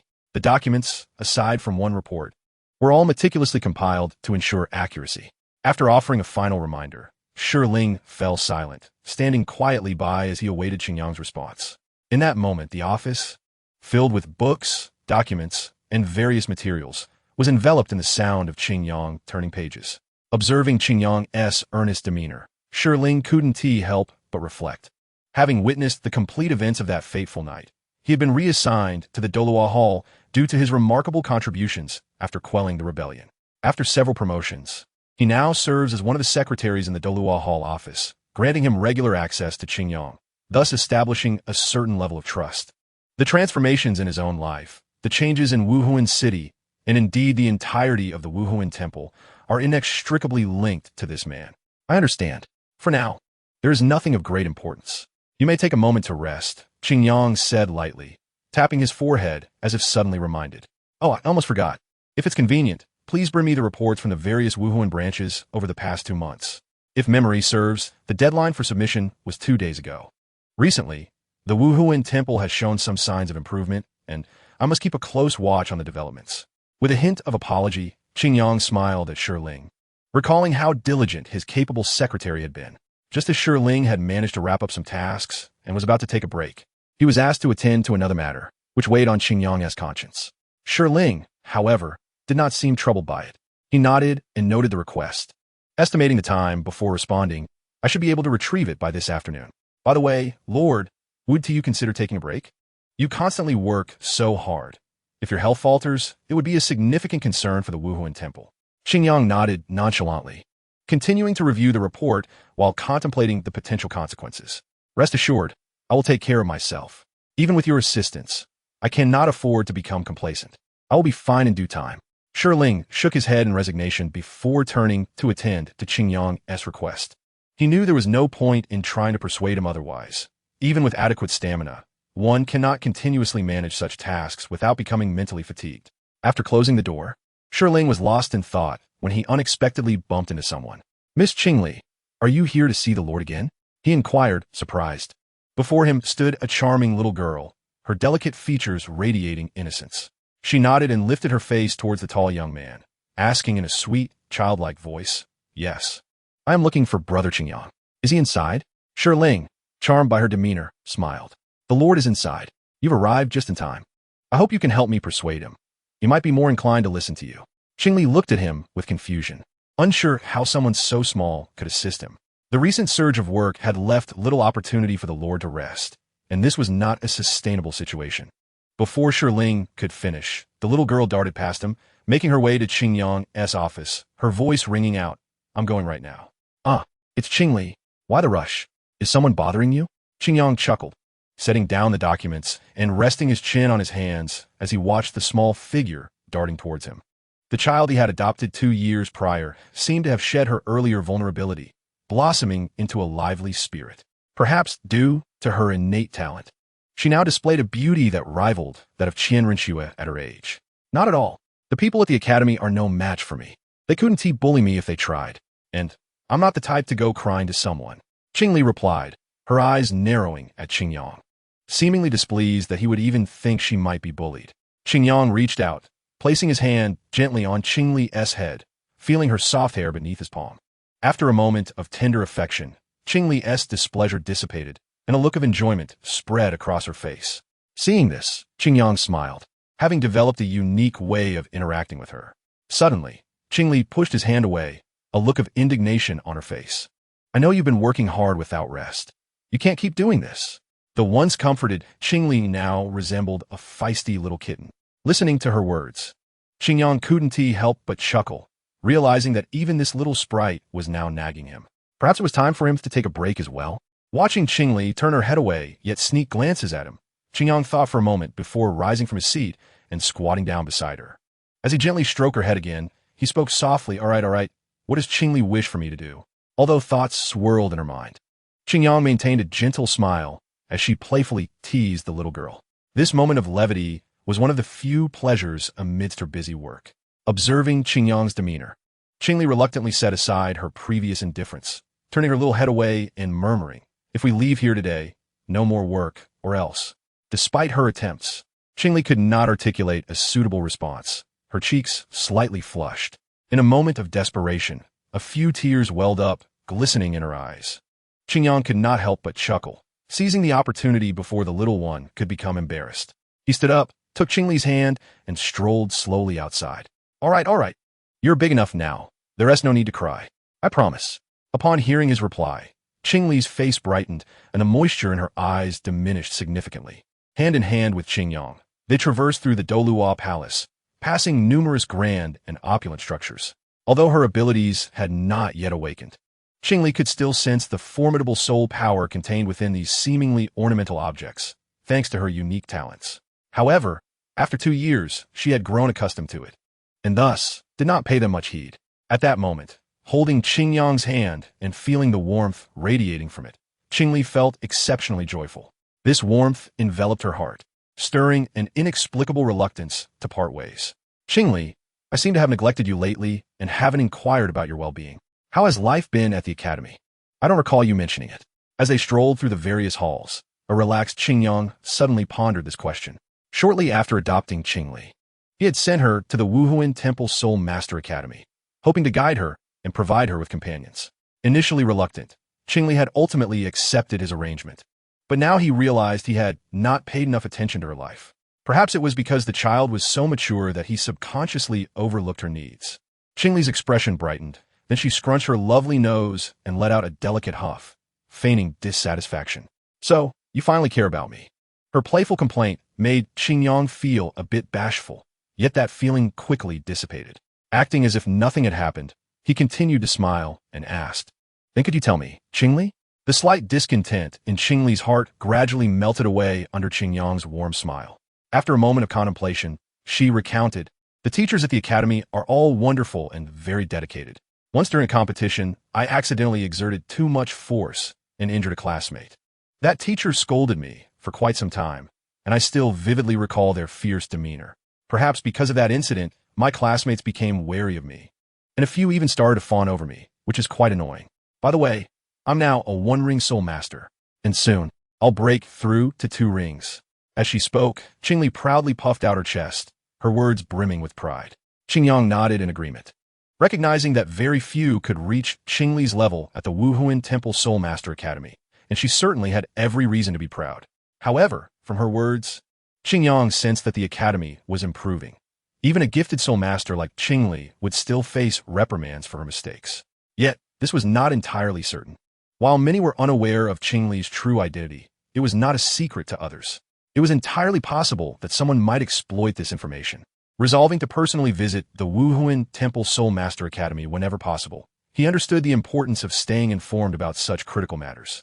Our Qingli is truly remarkable. Before long, I fear your soul power may surpass mine. Despite the myriad thoughts racing through his mind, Qingyang maintained his outward praise for Qingli. As he had stated, the past 2 years had been consumed with various responsibilities and important affairs, making it challenging to find time for cultivation, even with Bibi Dong's assistance. Nevertheless, for him, even without actively cultivating or resting all day, his soul power would continue to grow, much like the legendary dragon. Consequently, his soul power had surpassed level 40, and he had acquired another light and shadow stone. It wouldn't be long before his imperial martial soul would begin to take shape, enabling him to truly connect with the powers of heaven and undergo a complete transformation. Hearing Qingyang's praise, a joyful expression washed over Qingli's face. However, it wasn't long before a thought crossed her mind, and her previously bright expression fell. Brother Qingyang, that compliment lacks sincerity. Even if my soul power surpasses yours, it's meaningless. This comparison is utterly pointless, she pouted, feeling quite disheartened.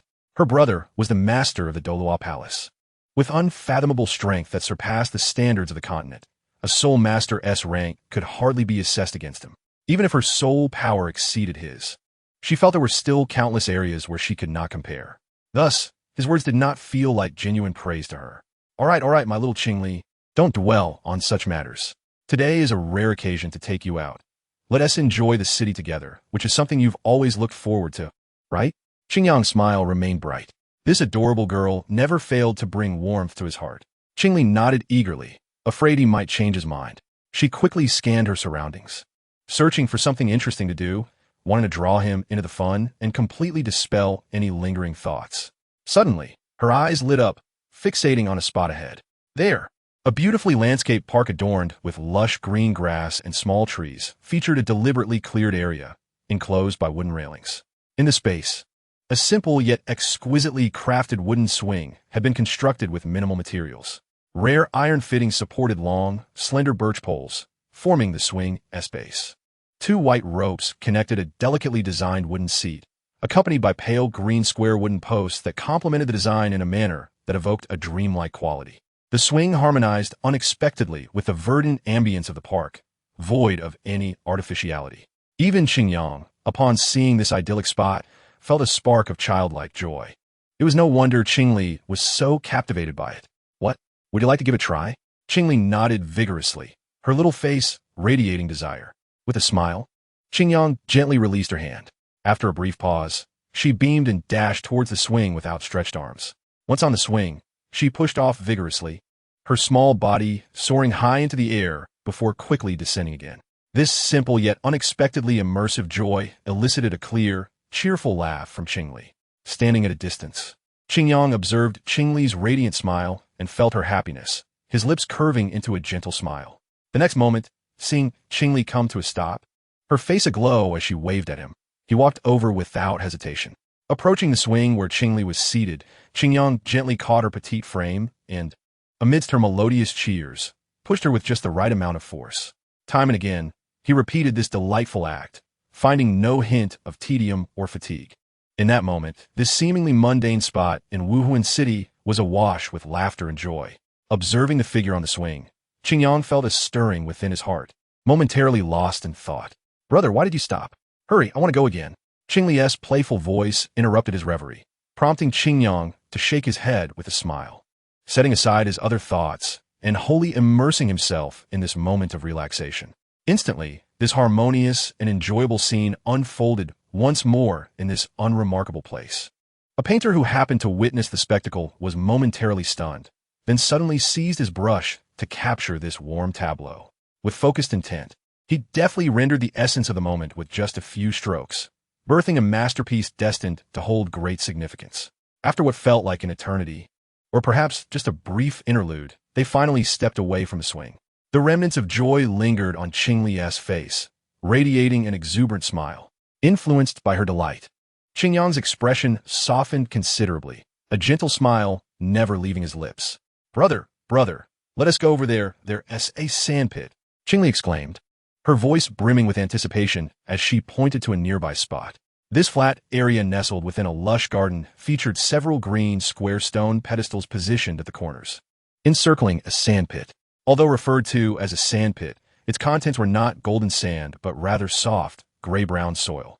I brought some tools. Since Qingli wants to go, let us proceed, Qingyang said, retrieving a small bucket filled with water and a little shovel from the spatial soul guide on his ring finger. With a cheer, Qingli dashed ahead and leaped into the sandpit, followed leisurely by Qingyang, who carried the tools. By the time he arrived, Qingli was already eagerly digging with her little shovel. Watching her earnest demeanor, Qingyang, for once, scratched his head, then cast aside his reservations and seated himself in the sand. Without the platinum robe that symbolized his status and identity, he felt liberated from societal expectations. He scooped a handful of the moist, pliable earth, which revealed itself to be excellent modeling material. Adding a splash of water transformed the soil into a malleable substance akin to clay, its cohesive properties ensuring that whatever he shaped would hold firm. In this moment, the children could manifest their dreams through their own hands. Brother, I want to build a castle, Qingli declared, brandishing her shovel with enthusiasm. A big, beautiful one, just like the Pope's palace, a magnificent castle. She gestured dramatically, only to wipe her face, inadvertently smearing mud across it. Unperturbed, Qingli energetically continued to excavate the earth, driven by her aspirations. Qingyang smiled and reached out to wipe the dirt from her left cheek, leaving a small patch of gray. You should keep at it. Let me help you, he encouraged. Yes, thank you, brother. Qingli nodded vigorously. After digging for a while, she set the shovel aside, squatting on the ground to shape the castle she envisioned with her hands. Sensing Qingyang's gaze upon her, she looked up and beamed, holding 2 balls of molded clay high, signaling to him, "You're the best, brother." Qingyang was momentarily taken aback by her radiant smile, his actions pausing instinctively. In that instant, he seemed to grasp his lifelong pursuit, realizing his true aspiration. It was for the sincere smiles like Qingli's that he could press forward without hesitation, embracing the journey ahead. Chapter 131. A visit to the temple. Ultimately, Qingli could not realize her modest dream. Even with Qingyang's assistance, the castle born from her imagination remained merely a rudimentary form. Yet, despite its simplicity, one could envision the beauty it would embody once completed. Nevertheless, after spending several hours without success, Qingli felt a twinge of disappointment and fell silent, appearing somewhat despondent. In response, Qingyang had little recourse but to employ his usual strategy to redirect her attention. "Qingli, this morning we played on the swing and built a castle. How about we visit the Angel Temple in the city this afternoon?" As expected, his words piqued Qingli's interest instantly. Observing her lift her head, curiosity glimmering in her eyes, Qingyang felt increasingly confident. Across various regions, the Wuhuan Temple features a structure known as the Angel Temple, which, rather than exuding solemnity, resembles more tourist attraction. Our city's Angel Temple is indeed the largest, frequented daily by a steady stream of visitors. Would you like to see it, Qingli? His enticing tone made her swallow hard, her anticipation deepening. After all, as a young girl, she was naturally inquisitive about everything. Recognizing her eagerness, Qingyang gently took her small hand and turned towards the renowned scenic area known as the Angel Temple. This temple did not possess the same profound legacy as the Doluo Temple, which harbors the inheritance of the angel god. It merely housed statues of angels, welcoming visitors for sightseeing and prayers. There were no stringent requirements or special restrictions. Rather, its rich history and beautiful surroundings attracted generations of people. While Qingyang understood that the angel temples established by the Wuhuan Temple shared some connection with the one in Doluo Temple, it did not detract from the enjoyment of their outing. After all, it was merely a device for energy collection, facilitating access to the angel god's legacy, with no other significant purpose. Consequently, the angel family did not place much importance on these sites. Their existence sufficed. Visitors and devotees, be sure to purchase a few souvenirs as mementos. Upon entering the ancient doors of the temple, vendors harmoniously blending into the environment were enthusiastically calling out. Regardless of how well their attire matched the setting, their voices shattered the ambience. Yet this also invigorated the surroundings with life. Visitors from afar, witnessing this display, felt any sense of reverence dissipate instantly. "Boss, I'll take 2 flower ropes. They'll be perfect for my wife." A young man approached, selecting his items without hesitation. "Sure thing. That'll be 2 silver soul coins. Thank you for your patronage," the jovial vendor replied, rubbing his hands together. The prices here are rather steep, yet the tourists, albeit reluctantly, still parted with their money. A multitude of onlookers gathered, for it was a rare occasion to visit the Shundian in Wuhuan City, and it would be unthinkable to leave without purchasing a token of remembrance. A slight increase in price mattered little, as future visits remained uncertain. Observing the scene, Qingyang felt a sense of satisfaction. The relentless efforts over the past 2 years had finally revitalized Wuhuan City. The flourishing tourism industry served as a powerful testament to this revival. However, Qingli's attention was elsewhere. She glanced around and tugged at Qingyang's sleeve, discreetly pointing to the tourists with a tone of envy, exclaiming, "Brother, their attire appears so unique and beautiful." Qingyang followed her gaze and indeed noticed that these individuals were clad in ceremonial garb of the temple, which was loose-fitting, elegant, and exuded a sacred aura, making them exceptionally striking. This attire, distinct from their everyday clothing, leaned more towards ceremonial wear. Even the halls of the Wuhuan Temple seldom saw such richly traditional garments. Their current uniforms retained some ancient style while accommodating modern practicality, resulting in a highly simplified design. "Would you like to try some on?" Qingyang inquired softly. "Yes." Qingli responded without hesitation. "Very well, let's take a look." Qingyang surveyed the shops a little further away, which appeared more formal than the small vendors nearby. Thus the garments there would naturally be pricier. Nevertheless, the variety of styles available alleviated any concerns about finding something suitable. That one over there, Lan Yuxuan, seems to be a boutique dedicated to women's clothing. With that, Qingyang took Qingli's hand and led her towards their destination. Given their current state, the shop would have the necessary facilities to freshen up. As for food, there was no need for concern once they entered the temple. Welcome. Two elegantly youthful ladies greeted them with polite bows at the exquisite entrance. They did not let Qingyang and Qingli's appearance or age deter them from offering their courtesy. Such behavior could harm the reputation of a small establishment, but for a large chain like theirs, it was crucial to uphold their standards. Upon entering, the selection of items was surprisingly limited, almost sparse, and the decor blended seamlessly into the surrounding environment, making some items appear less like merchandise. Had it not been for the displayed prices, one might not have guessed this was a commercial space at all. Brother, the items here seem quite expensive, Qingli remarked curiously, observing the lavish decorations that rivaled even those of the Dolua Hall. A saleswoman, possessing refined features and a measured pace, momentarily paused in her steps, but maintained her standard smile. Though internally she began to critique, she concealed her thoughts well. The Angel Temple in Wuhuan City is renowned across the continent, attracting wealthy visitors. Hence, establishing a few upscale settings not only enhances service quality, but also elevates the temple's prestige. Qingyang continued to explain to Qingli, who appeared to grasp only fragments of his words, and he did not press for her understanding. However, his discourse caught the saleswoman's attention, prompting her to regard Qingyang with newfound seriousness. Such knowledge was not common, even among Wuhuan City, as generally more culture populous. May I assist you, esteemed guests? At Lan Yuxuan, a rising upper-tier brand, we offer a rich variety of exquisite items that are sure to meet your satisfaction. The saleswoman approached with a warm smile. Slightly bowing, Qingyang found no peculiarity in her demeanor and was about to respond when a well-dressed man, exuding an air of professionalism, rushed down from the upper floor. The saleswoman's expression shifted to one of surprise as she respectfully greeted him. Manager Liu. Manager Liu, without acknowledging her immediately, scanned the surroundings with urgency. Upon spotting Qingyang, his eyes lit up, and he approached with a smile that conveyed both respect and warmth. Lord Qingyang, your presence truly graces Lan Yuxuan. Please follow me. Our esteemed proprietor is eagerly awaiting you upstairs. His enthusiastic demeanor did not come across as obsequious, yet the juxtaposition of his fervor and respect left the saleswoman momentarily stunned. Despite her extensive training in etiquette, she nearly faltered, and the smile on her lovely face began to waver, as she observed the somewhat disheveled appearance of the two. The traces of the city's entertainment facilities were evident, filling her with curiosity. What could their identities be?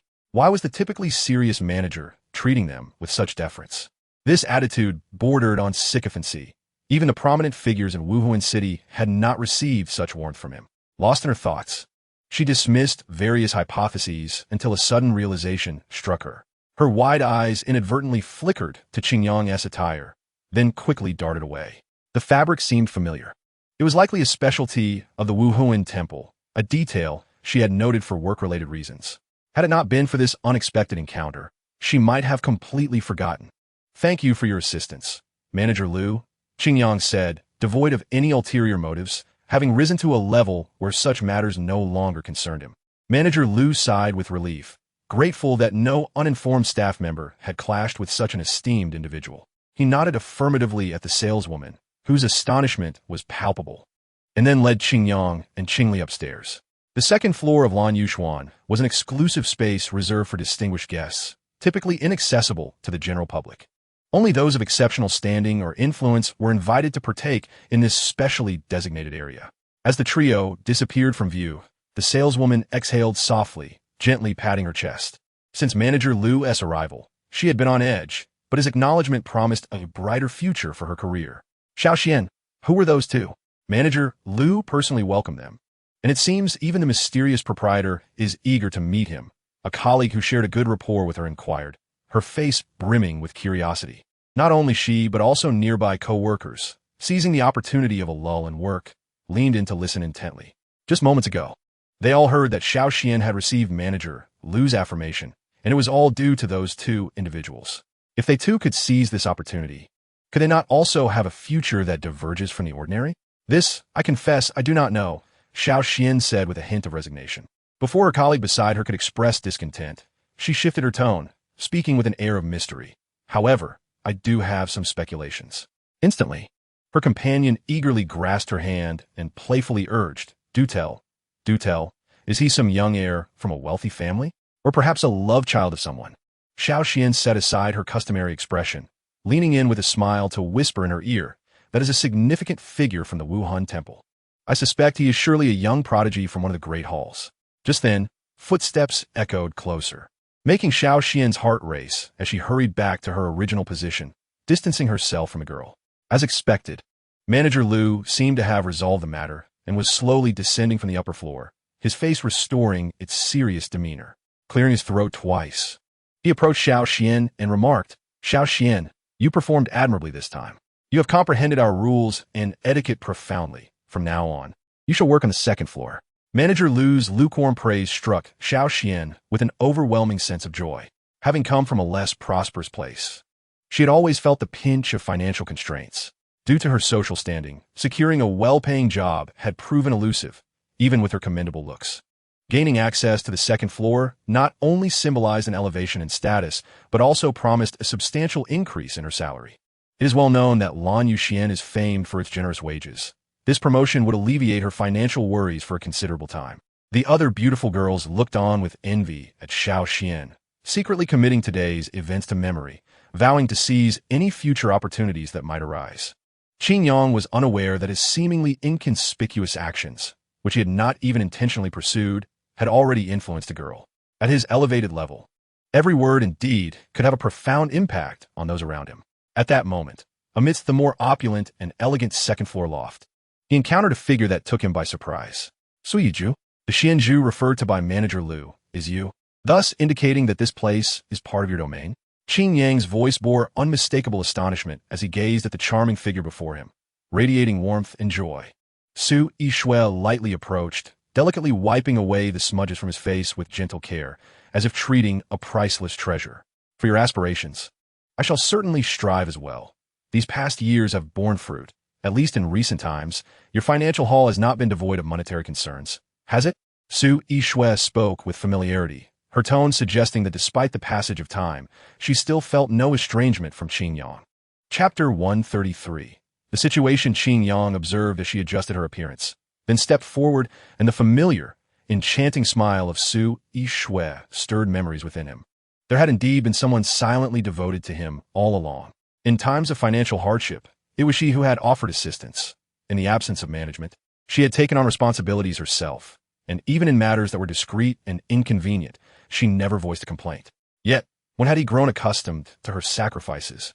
Taking her presence for granted, Su Yishui appeared more mature, exuding an even more captivating allure, her exquisite figure snugly enveloped in a white lawn palace gown. Her rounded, ample bosom was perfectly restrained, accentuating the curvaceous thighs that glimmered with an ivory-like sheen. It seemed she sensed Qin Yang's thoughts, her delicate and beautiful face lighting up with a subtle smile that carried an inexplicable allure. You need not feel this way.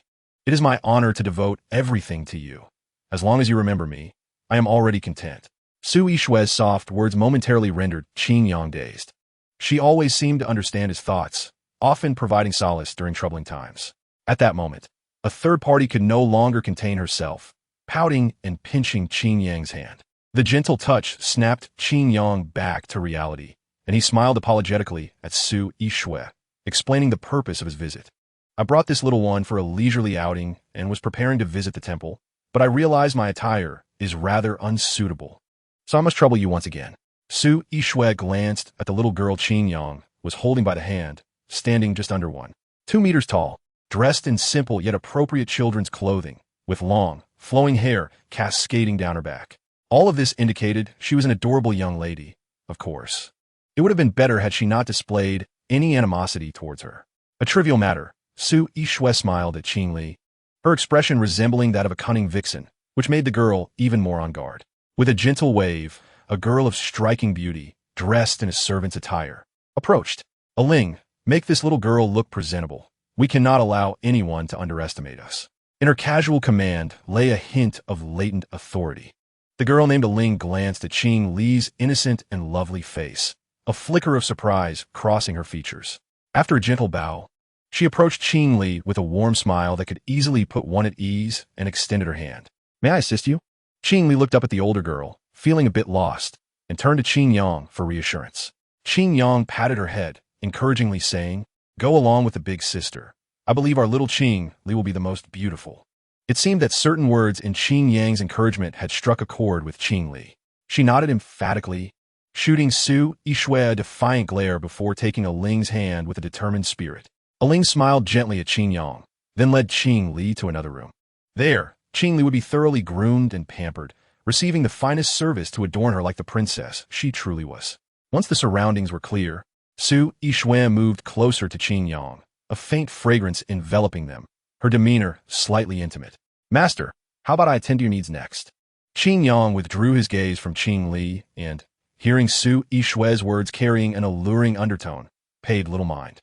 "Indeed, I do need to refresh myself. Though I could use soul power to achieve this, it would ultimately create a sense of distance. Then I must trouble you." Qing Yang smiled warmly at Su Yishui, who was considerably older than him.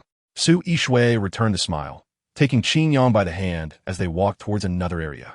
This part of the premises was unopened to anyone else, belonging solely to Su Yishui.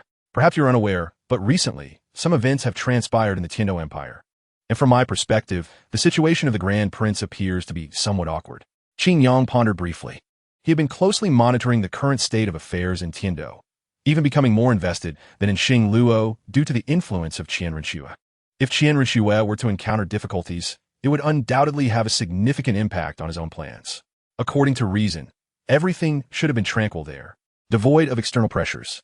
Could it be that the Tiando Empire has encountered some unforeseen circumstances?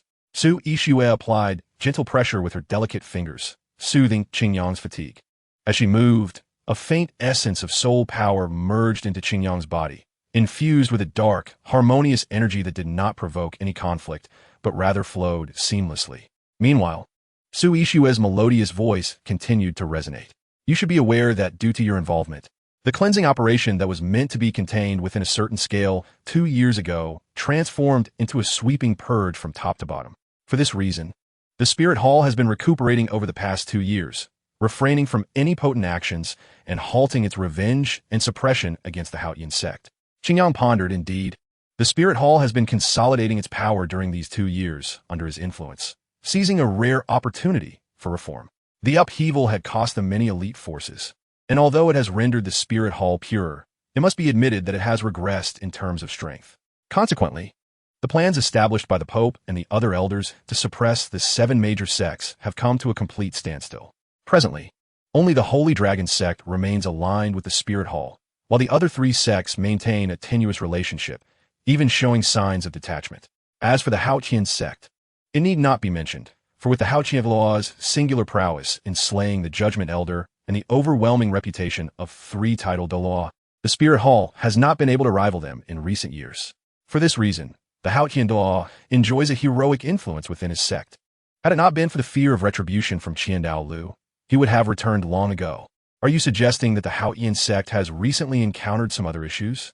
Qing Yang considered this possibility, believing it to be the most plausible source of complications. Su Yishui's gentle touch, warm and soft, left Qing Yang somewhat entranced. After she completed a series of rhythmic motions, he felt significantly rejuvenated. Yes, if possible, you should perhaps venture to the Tiando Empire, for only individuals of considerable stature can manage the situation there. Wiping her brow, Su Yishui rose, clad in a short top and hot pants that accentuated her flawless figure. Beside her, a meticulously selected divine attire with a retro, sacred, and splendidly intricate style awaited. Su Yishui earnestly assisted Qing Yang in donning the exquisite garment. Chapter 134. Transformation. Upon emerging, Qing Yang beheld the transformed Qing Li, her charming and adorable appearance illuminating his eyes.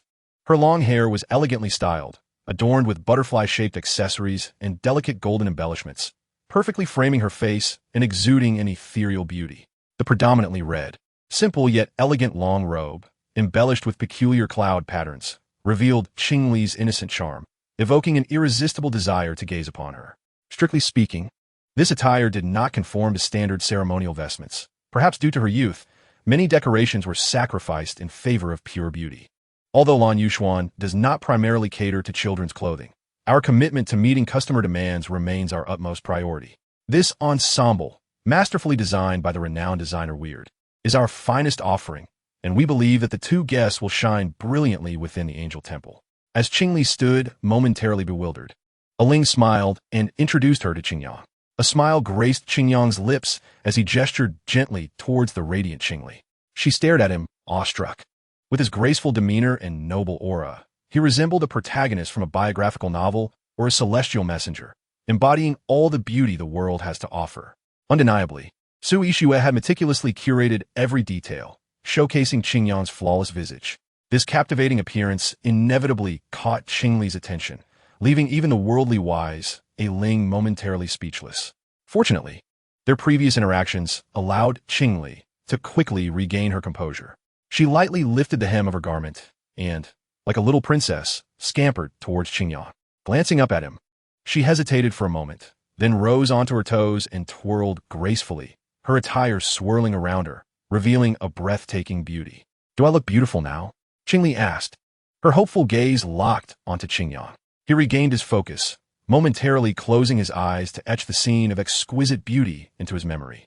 It was not flamboyant nor seductive, but rather a pure and innocent charm that resonated deeply within him, impossible to forget.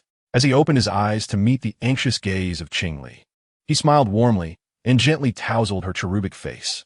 "You have always been incredibly beautiful in my eyes."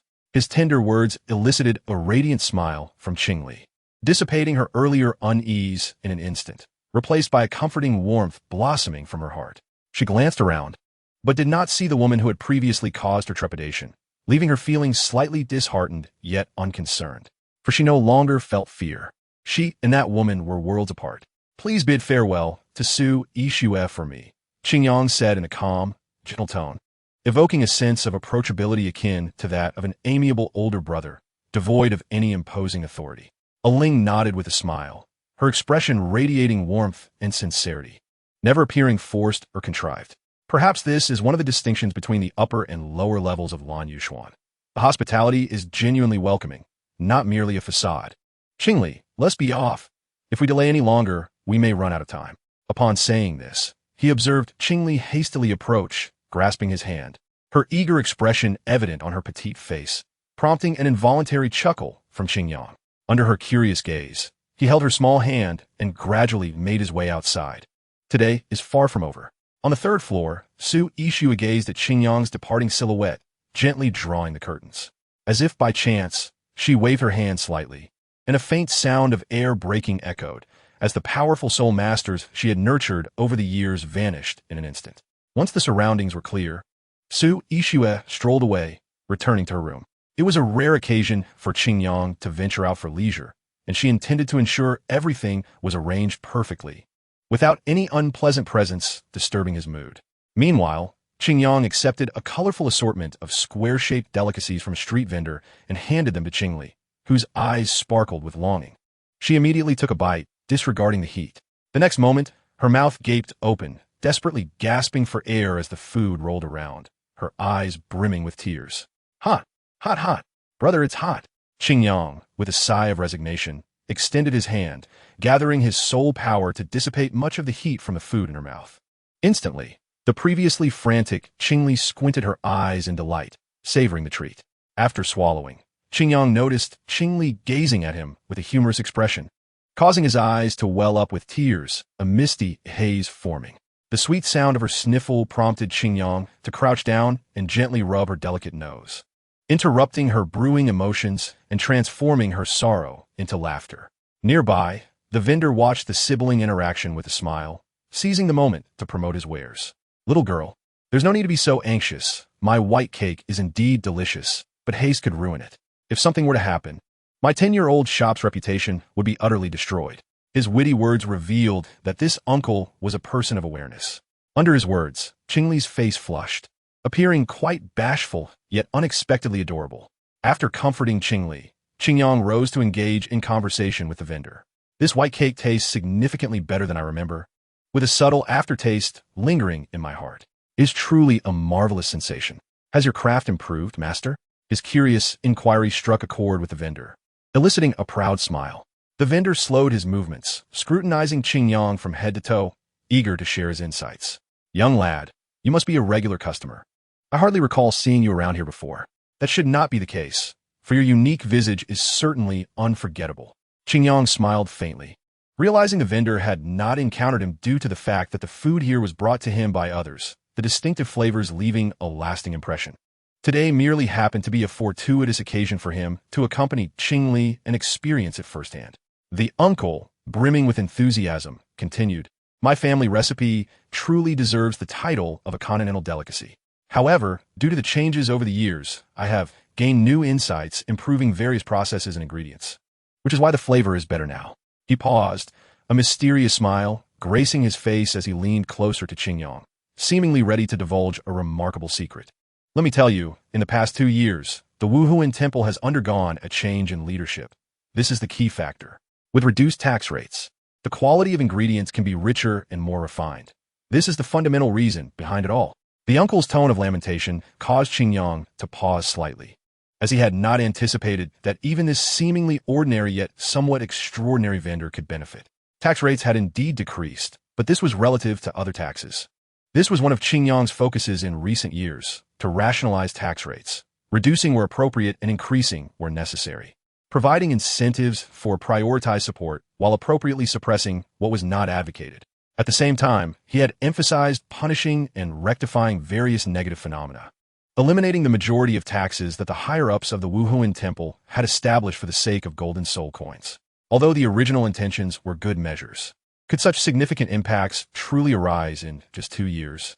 Qingyang could not help but gain a deeper understanding of his work. "Young brother, since it has been a pleasure chatting with you, consider this meal on the house. Don't be shy. My temperament has always been like this." The uncle chuckled, patting Qingyang's shoulder, appearing in excellent spirits. Qingyang was momentarily taken aback, then shook his head in amusement, fumbling with the golden soul coins in his hand, feeling somewhat at a loss. However, the fact that the uncle could afford to treat others indicated that his business was indeed thriving, a realization that brought Qingyang great comfort. "Thank you, uncle. The food here is truly exceptional." He expressed his gratitude before bidding farewell. "We must take our leave now. We are eagerly anticipating the sacred ceremony at the temple." The uncle nodded in agreement, wishing them well. "I hope you enjoy yourselves. If not for the business, I would join in the festivities. The Angel Temple ceremony is renowned across the continent." The ceremony at the Angel Temple was a grand celebration, derived from ancient sacrificial festivals, having lost its solemnity, yet gained a vibrant atmosphere of joy and festivity. The celebrations in Wuhuan City were indeed unparalleled, attracting countless attendees each year. "Boss, 2 portions of white cake." A call rang out as a young couple, filled with passion, approached. They, too, donned colorful attire, strikingly evident though not necessarily expensive. The couple glanced at Qingyang and Qingli, their eyes filled with admiration, but quickly averted their gaze, returning to their affectionate banter. Qingyang noticed. Perhaps it was due to the girl's playful jab at her companion's side that brought him back to reality, comforting his girlfriend. The uncle was momentarily taken aback, but quickly beckoned them over, bidding farewell to Qingyang. "Ah, young brother, more customers have arrived. You two go ahead. As an older man, I must properly attend to these guests to ensure their happiness. Otherwise, my reputation may be at stake." With that, the uncle donned a warm, familiar smile as he prepared the white cake for the new customers. Qingyang, not wishing to disturb the flow, took Qingli's hand and slowly departed the scene.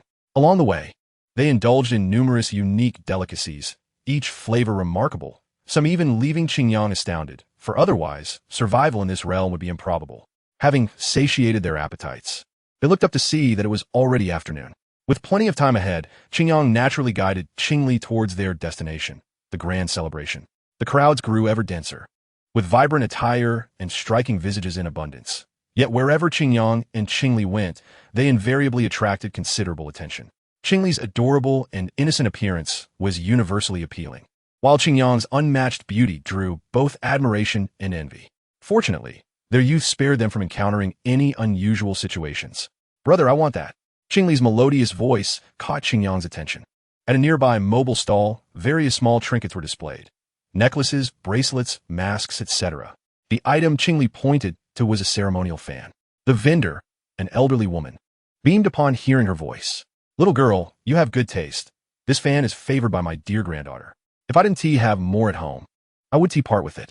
Qingyang led Qing Li to the stall, picking up the simple round ceremonial fan and placing it in her hands. Joyfully, she exclaimed and eagerly accepted it. "Excuse me, how much for this ceremonial fan?" The elderly woman's smile deepened as she regarded Qing Li holding the fan. "Not much at all. It's only 2 silver soul coins." Qingyang glanced at the item, knowing that the fan was certainly not worth such a sum, both in material and craftsmanship. Merely decent at best. Perhaps due to the location, the price seemed exorbitant. Without contesting, he produced 2 silver soul coins and handed them over. "Thank you for your patronage. Let me share some news with you. The Holy Maiden of the Wuhuan Temple will also be attending this ceremony." The elderly woman quickly accepted the payment while conveying this significant information to Qingyang. Qingyang was somewhat taken aback. The saintess of the Wuhuan Temple must be Hulaina. A year prior, due to her exceptional talent and her charming personality that endeared her to Bibi Dong, she was taken as a disciple by the Pope and bestowed the title of saintess.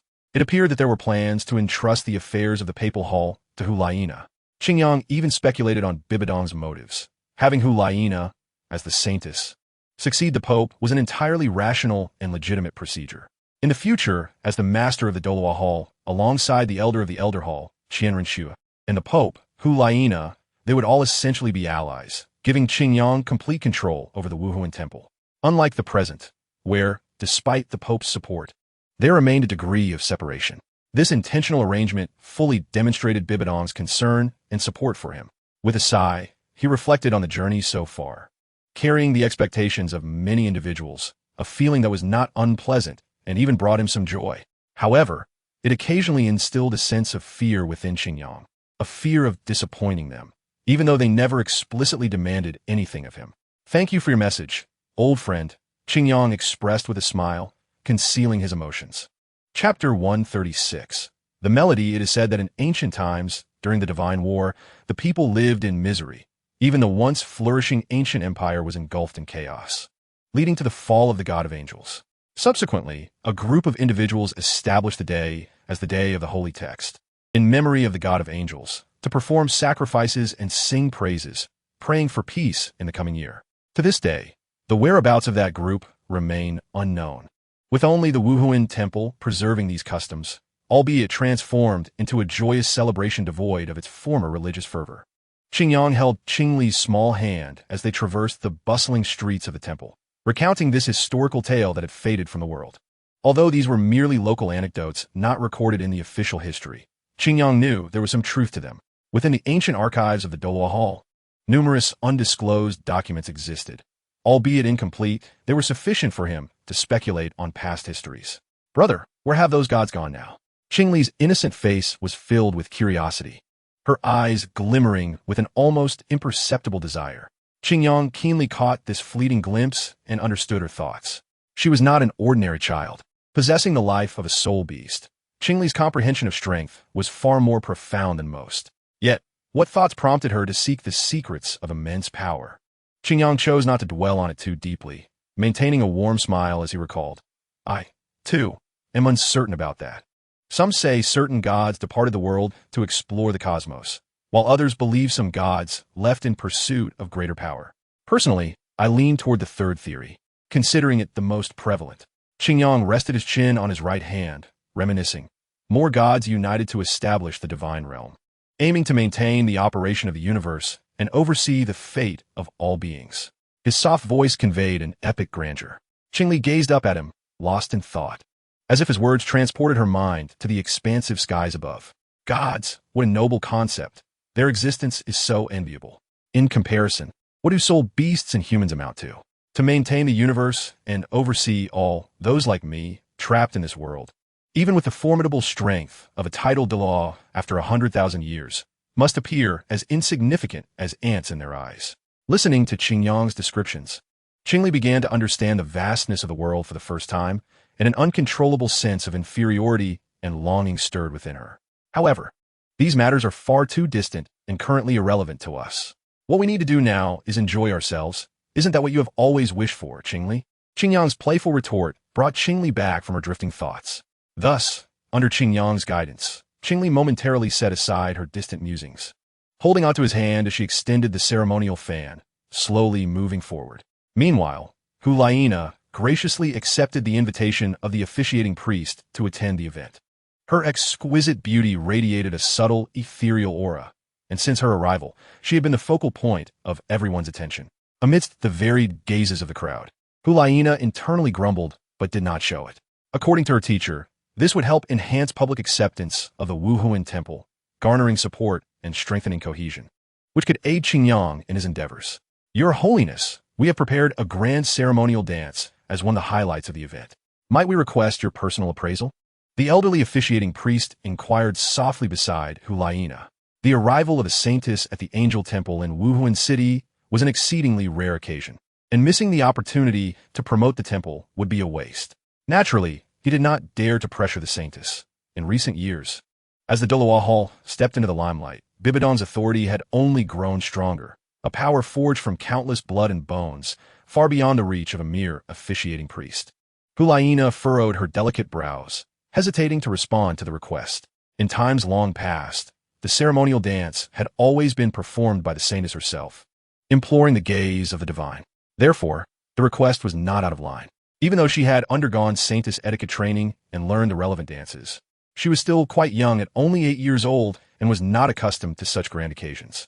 She had never experienced being in front of so many people, which made her feel somewhat timid. If it is merely an appraisal, I can assist, but I cannot perform myself. Hulaina mustered her courage and expressed her determination to the officiating priest in a somewhat timid tone. The officiating priest shook his head helplessly, responding, "You are the saintess. How could I dare to ask that of you? I assure you, such a situation will not arise." Hulaina sighed in relief, her sudden surge of anxiety somewhat alleviated. While she was open to showcasing her song and dance, Hulaina preferred to perform solely for the individual she revered, not before an audience like a troupe. Although she recognized that her mindset might be somewhat unreasonable, she simply wished to think this way. The melodious and clear, sacred song began to gently waft through the Angel Temple and even into Wuhuan City, cleansing the hearts of the people. The previously bustling temple, filled with a cacophony of sounds, fell into a hushed silence as everyone ceased their movements, captivated by the stirring and resonant melody. In an instant, a sense of serenity enveloped the Angel Temple. To gather the singers, the officiating priest personally selected soul masters with vocal abilities and nurtured them for 2 years before presenting this astonishing performance. The melodies emanating from these songs are imbued with a profound spiritual essence, naturally bestowing upon them various mystical applications capable of influencing the hearts and minds of individuals. The effects appear quite remarkable at present. The officiant of the ceremony nodded in satisfaction before turning to offer a final reminder.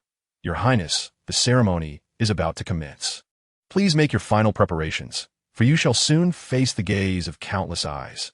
His words caused Hulaina's heart, which had only just begun to relax, to tighten once more.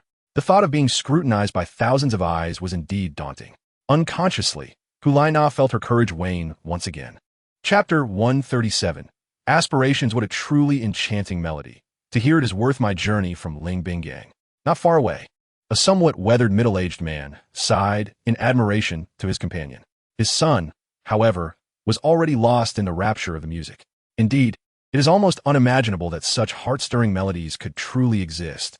I had previously thought it mere boasting. Qingyang turned slightly, captivated by the awe displayed on the faces of the two men in response to the exquisite sound. As the harmonious song grew clearer in his ears, imbued with a soothing spiritual power, Qingyang understood that the sacred rite had commenced. Not just the two men, but as the hymn gradually filled the air, discussions among the surrounding crowd began to swell. Even those unfamiliar with musicality could sense the beauty. However, it was evident that even while conversing, the people were consciously lowering their voices, fearful of disturbing the enchanting notes. Qingyang raised his gaze to behold the sea of humanity ahead, a path choked with throngs of people and devoid of any openings, and he couldn't help but smile wryly. It seemed there was no way to approach a vantage point for the ceremony. Observing Qing Li, who was enraptured by the performance, Qingyang felt a twinge of regret. Yet, there was little that could be done. The massive turnout for this celebration had been anticipated, and they had not arrived early to secure a good position, making their current predicament entirely reasonable. Of course, had Qingyang revealed his identity, he could have obtained preferential treatment, but he was reluctant to do so. This outing was a spontaneous decision, and such actions would be contrary to decorum. Rules are established to be adhered to, not to be broken. Qingli, it appears we shall not find a suitable spot. However, the interior of the temple is likely less crowded. Let us venture there instead. With a resigned smile, Qing Yang took Qingli's hand, leading her toward the less populated area. On the distant altar that captured the gaze of the multitude, a group of graceful young maidens danced, their movements both exquisite and ethereal, their steps light yet agile. A little farther away, a troop of handsome men and beautiful women sang, their voices intoxicating. Above them, where the eyes of the crowd converged, Hu Laina sat in the central position. Adorned in elegant attire that accentuated her beauty, her enchanting countenance drew the attention of countless spectators. Suddenly, Hu Laina's gaze faltered as it was drawn to a familiar figure. She thought she had spotted someone she recognized, yet upon focusing her vision, she found nothing. I must have been mistaken. The esteemed Qing Yang must be quite busy and unlikely to attend the sacred day. After a moment of self-reassurance, she still found it hard to quell her inner turmoil. Externally, she appeared distracted, glancing around, and this peculiar state of mind even eased her inner tension. Qingli, this is the Yu Shenju. It is said that by shaking it and allowing the wind chimes to ring, one can sincerely make a wish that may be conveyed to the divine and subsequently fulfilled. We are fortunate. Perhaps due to the celebration, there is no one here. I have heard that in the past, securing a spot in this area was nearly impossible. Qing Yang explained as he led Qingli to an ancient structure. Although the name Yushenju sounds impressive, it is merely a robust, thick rope that dangles vertically from the beams of the roof. The bottom of the rope is woven into a cylindrical shape to account for its center of gravity, with many delicate dark blue threads cascading down. After all, during the tumultuous times of yore, there were few exquisite items to be found, and those who wished to offer sacrifices to the deities had little means to procure fine materials for their wishes. Thus, this simple and humble object has been preserved due to its symbolic significance and relatively inexpensive materials. Is this truly the case? Then I shall make a wish. Qingli's eyes sparkled with excitement as she moved closer to the Yu Shenju, selecting a rope to shake vigorously.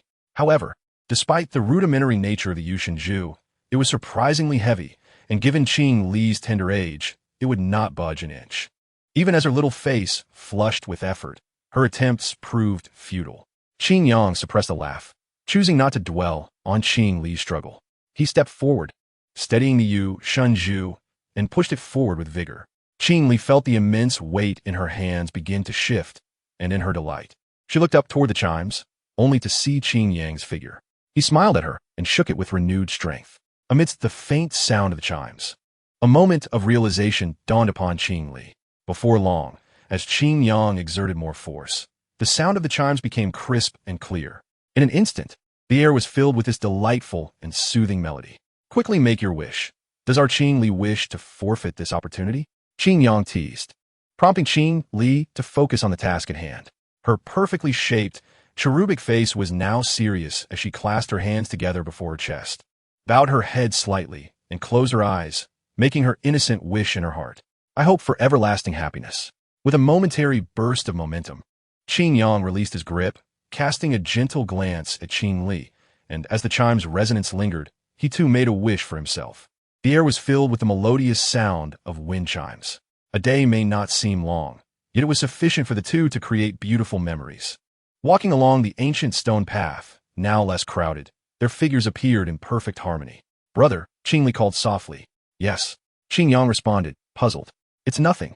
Qingli shook her little head, choosing not to elaborate. Ahead, the sun began its slow descent, casting a warm, golden glow over the surroundings. Qing Yang turned to face her, a relaxed smile gracing his features as he extended his hand toward Qingli. The light seemed to envelop him, rendering him even more ethereal and beautiful. What are you waiting for?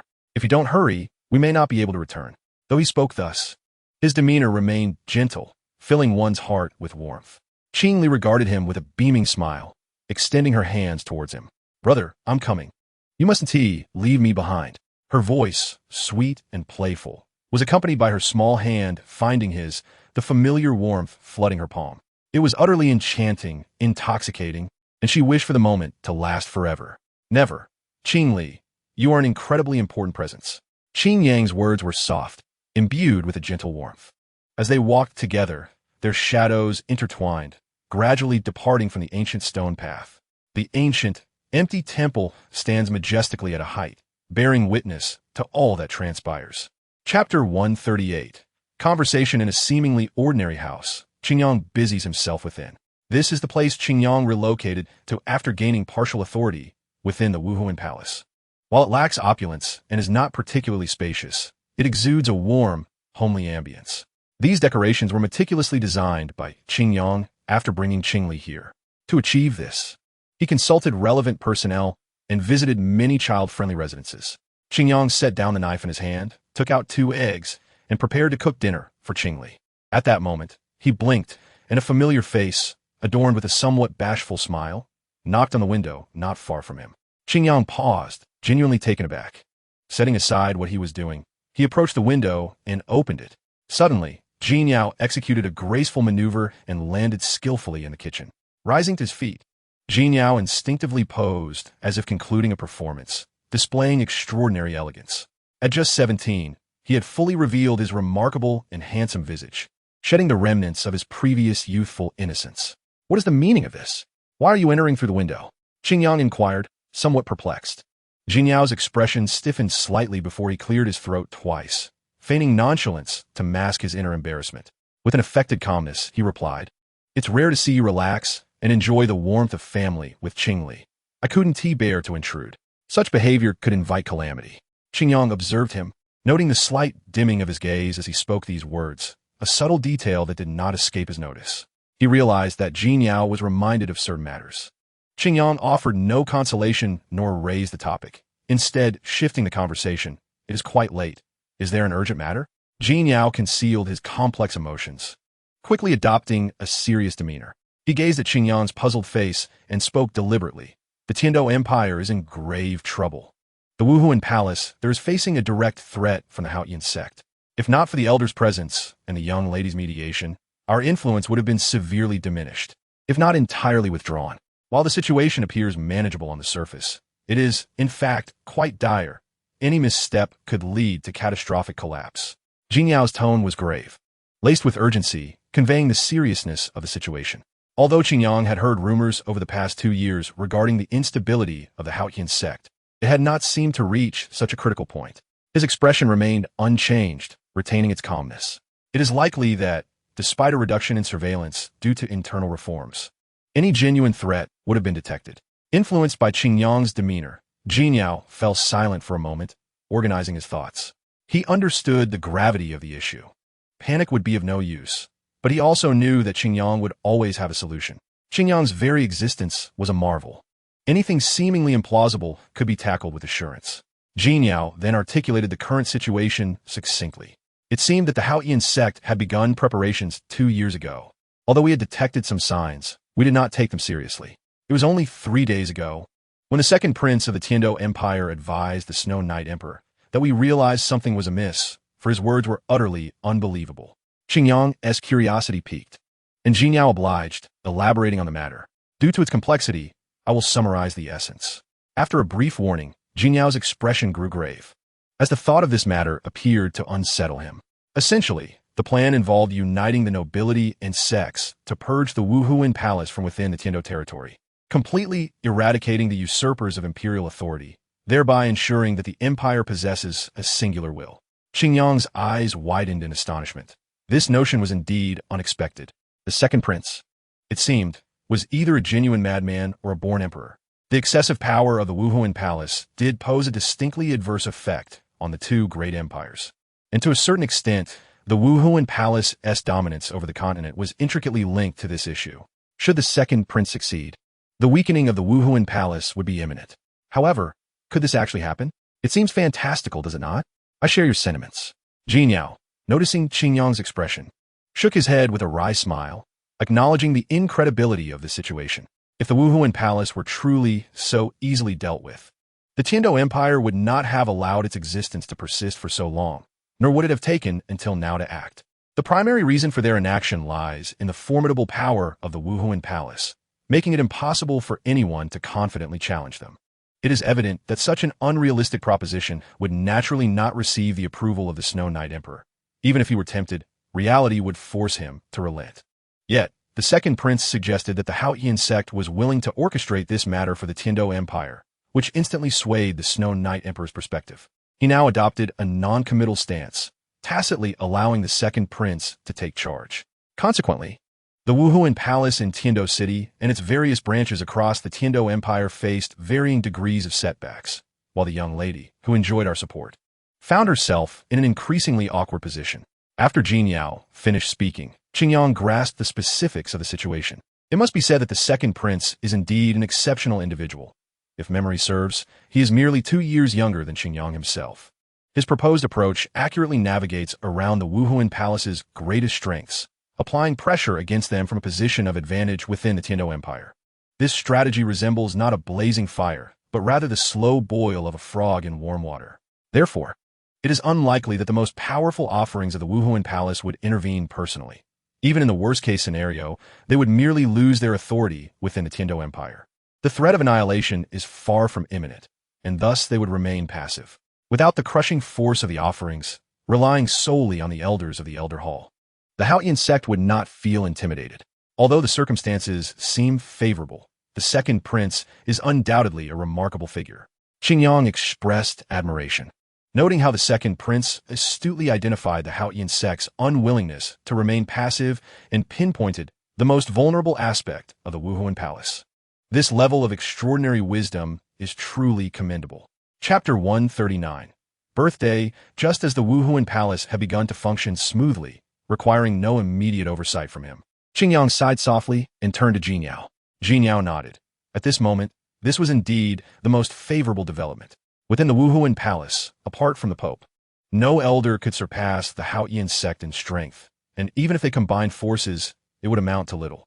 However, the Pope needed to remain at the Wuhuan Palace, making Qingyang the optimal choice in terms of both strength and status. As this thought crossed Jin Yao's mind, he seemed to recall something and asked, "When do you plan to go?" Qingyang tilted his head slightly, his gaze penetrating through the wall, catching sight of a petite figure outside. Qingli was intently focused, clutching a paintbrush as she lay on her bed, engrossed in her artwork. With a hint of abstraction in his expression and a voice that seemed ethereal, he remarked, "Let us set forth shortly. Delays may invite unforeseen complications. This venture presents an opportunity, perhaps to resolve the issues with the Tiando Empire once and for all." Jin Yao comprehended Qingyang's thoughts and nodded silently, preparing to depart. The predicament of the Tiando Empire, under Qingyang's approach, might extend their stay in that region indefinitely, leaving the timeline of their return uncertain. For Qingli, lacking proper protection, it was ill-advised for her to venture forth. Yet remaining in Wuhuan City would mean prolonged separation from Qingyang. "In that case, I shall not intrude upon your final moments together," Jin Yao stated, casting a glance at the abundant ingredients before Qingyang. Inhaling deeply, he then channeled his soul power, swiftly vanishing as if he had never been present. Qingyang withdrew his gaze, shaking his head, a faint smile returning to his lips as he resumed his task with the ingredients. Time was of the essence, compelling him to utilize his soul power, erasing any lingering enjoyment in the process. Before long, an exquisite array of aromatic dishes was presented on the table. Satisfied, Qingyang nodded at the beautifully crafted cuisine, shed his outer garments, washed his hands, and proceeded to Qingli's room. "Qingli, what are you painting?" he inquired, leaning in to observe the vibrant strokes on the white paper, utterly perplexed by her artistic endeavor. Qingli, holding her crayon, looked up with a beaming smile and lifted her artwork to display. "I've drawn many things, including the temple we visited today, the kind uncle selling rice cakes, and our current home, along with the most important thing." She excitedly scrambled to sit beside Qingyang, pointing at the intertwining golden and pink lines on her drawing, her little face alight with joy. "Look, there's you and me." Qingyang smiled, gently ruffling her hair, and as he watched her revel in happiness, the remnants of his worries dissipated entirely. The once fearful and wary figure he had seen in the inspection hall was now blossoming into maturity. Those painful memories seemed to vanish with the passage of time. "This is for the best," Qingyang mused. Rather than living in suffocating anguish like her father, it was far better to forget it all and embrace a new, beautiful life. Perhaps this was the most sincere and profound wish buried deep within your heart. His gaze shifted to a wrinkled portrait hanging nearby. His smile transformed, shedding its shadow to become more sincere and radiant. Qingli's artistry was commendable. Perhaps a portfolio could be created to preserve her works. Qingyang's suggestions sparked a glimmer of excitement in Qingli's eyes. However, it was time for her to have dinner. A good child must maintain a proper diet. Amused by Qingli's disappointed expression, Qingyang scooped her up, cradling her soft little body as he made his way outside. A joyful smile reappeared on Qingli's face as she nestled against him. At the dining table, Qingyang retrieved a paper box and placed it before her. Qingli, open it up. This is specially prepared for you. Sitting in her chair, Qingli curiously examined the box. Upon hearing Qingyang's words, she hesitated no longer and placed her tiny hand on it. With a gentle push, the flower-tied box was opened.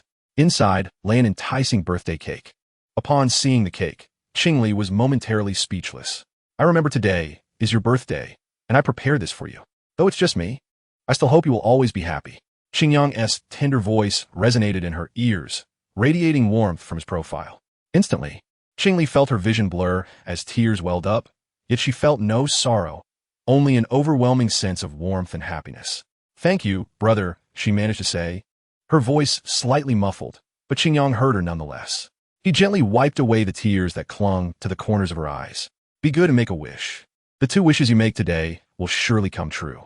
Qingli nodded earnestly, and, as the candlelight flickered, she made her wish, which held singular importance to her. Upon opening her eyes, a beautiful crystal pendant appeared before her. Qingli, this is for you. It is your birthday gift. Qingli's attention was captivated by the pendant, adorned with delicate multicolored crystals that shimmered with a mysterious aura. The platinum-like substance connected to this extraordinary object was exquisite and enchanting, exuding a dreamlike luster. Her innate instincts as a soul beast told her that this item would greatly benefit her. Brother, what is this? Qingli inquired, her expression tinged with unease. She sensed the pendant's immense value and believed it contained Qingyang's power. Would giving it to herself bring any adverse effects to him? This pendant is yet to be named. Perhaps you can give it one. It holds great significance for you. Promise me you will wear it always, all right? Qingyang's tone compelled Qingli to place it around her neck, and an invisible force emanated from it, seemingly altering something, yet perhaps nothing at all. Qingli appeared more like a beautiful princess than ever. Do not worry, brother. I will wear it, she declared resolutely, prompting Qingyang to affectionately ruffle her hair once more.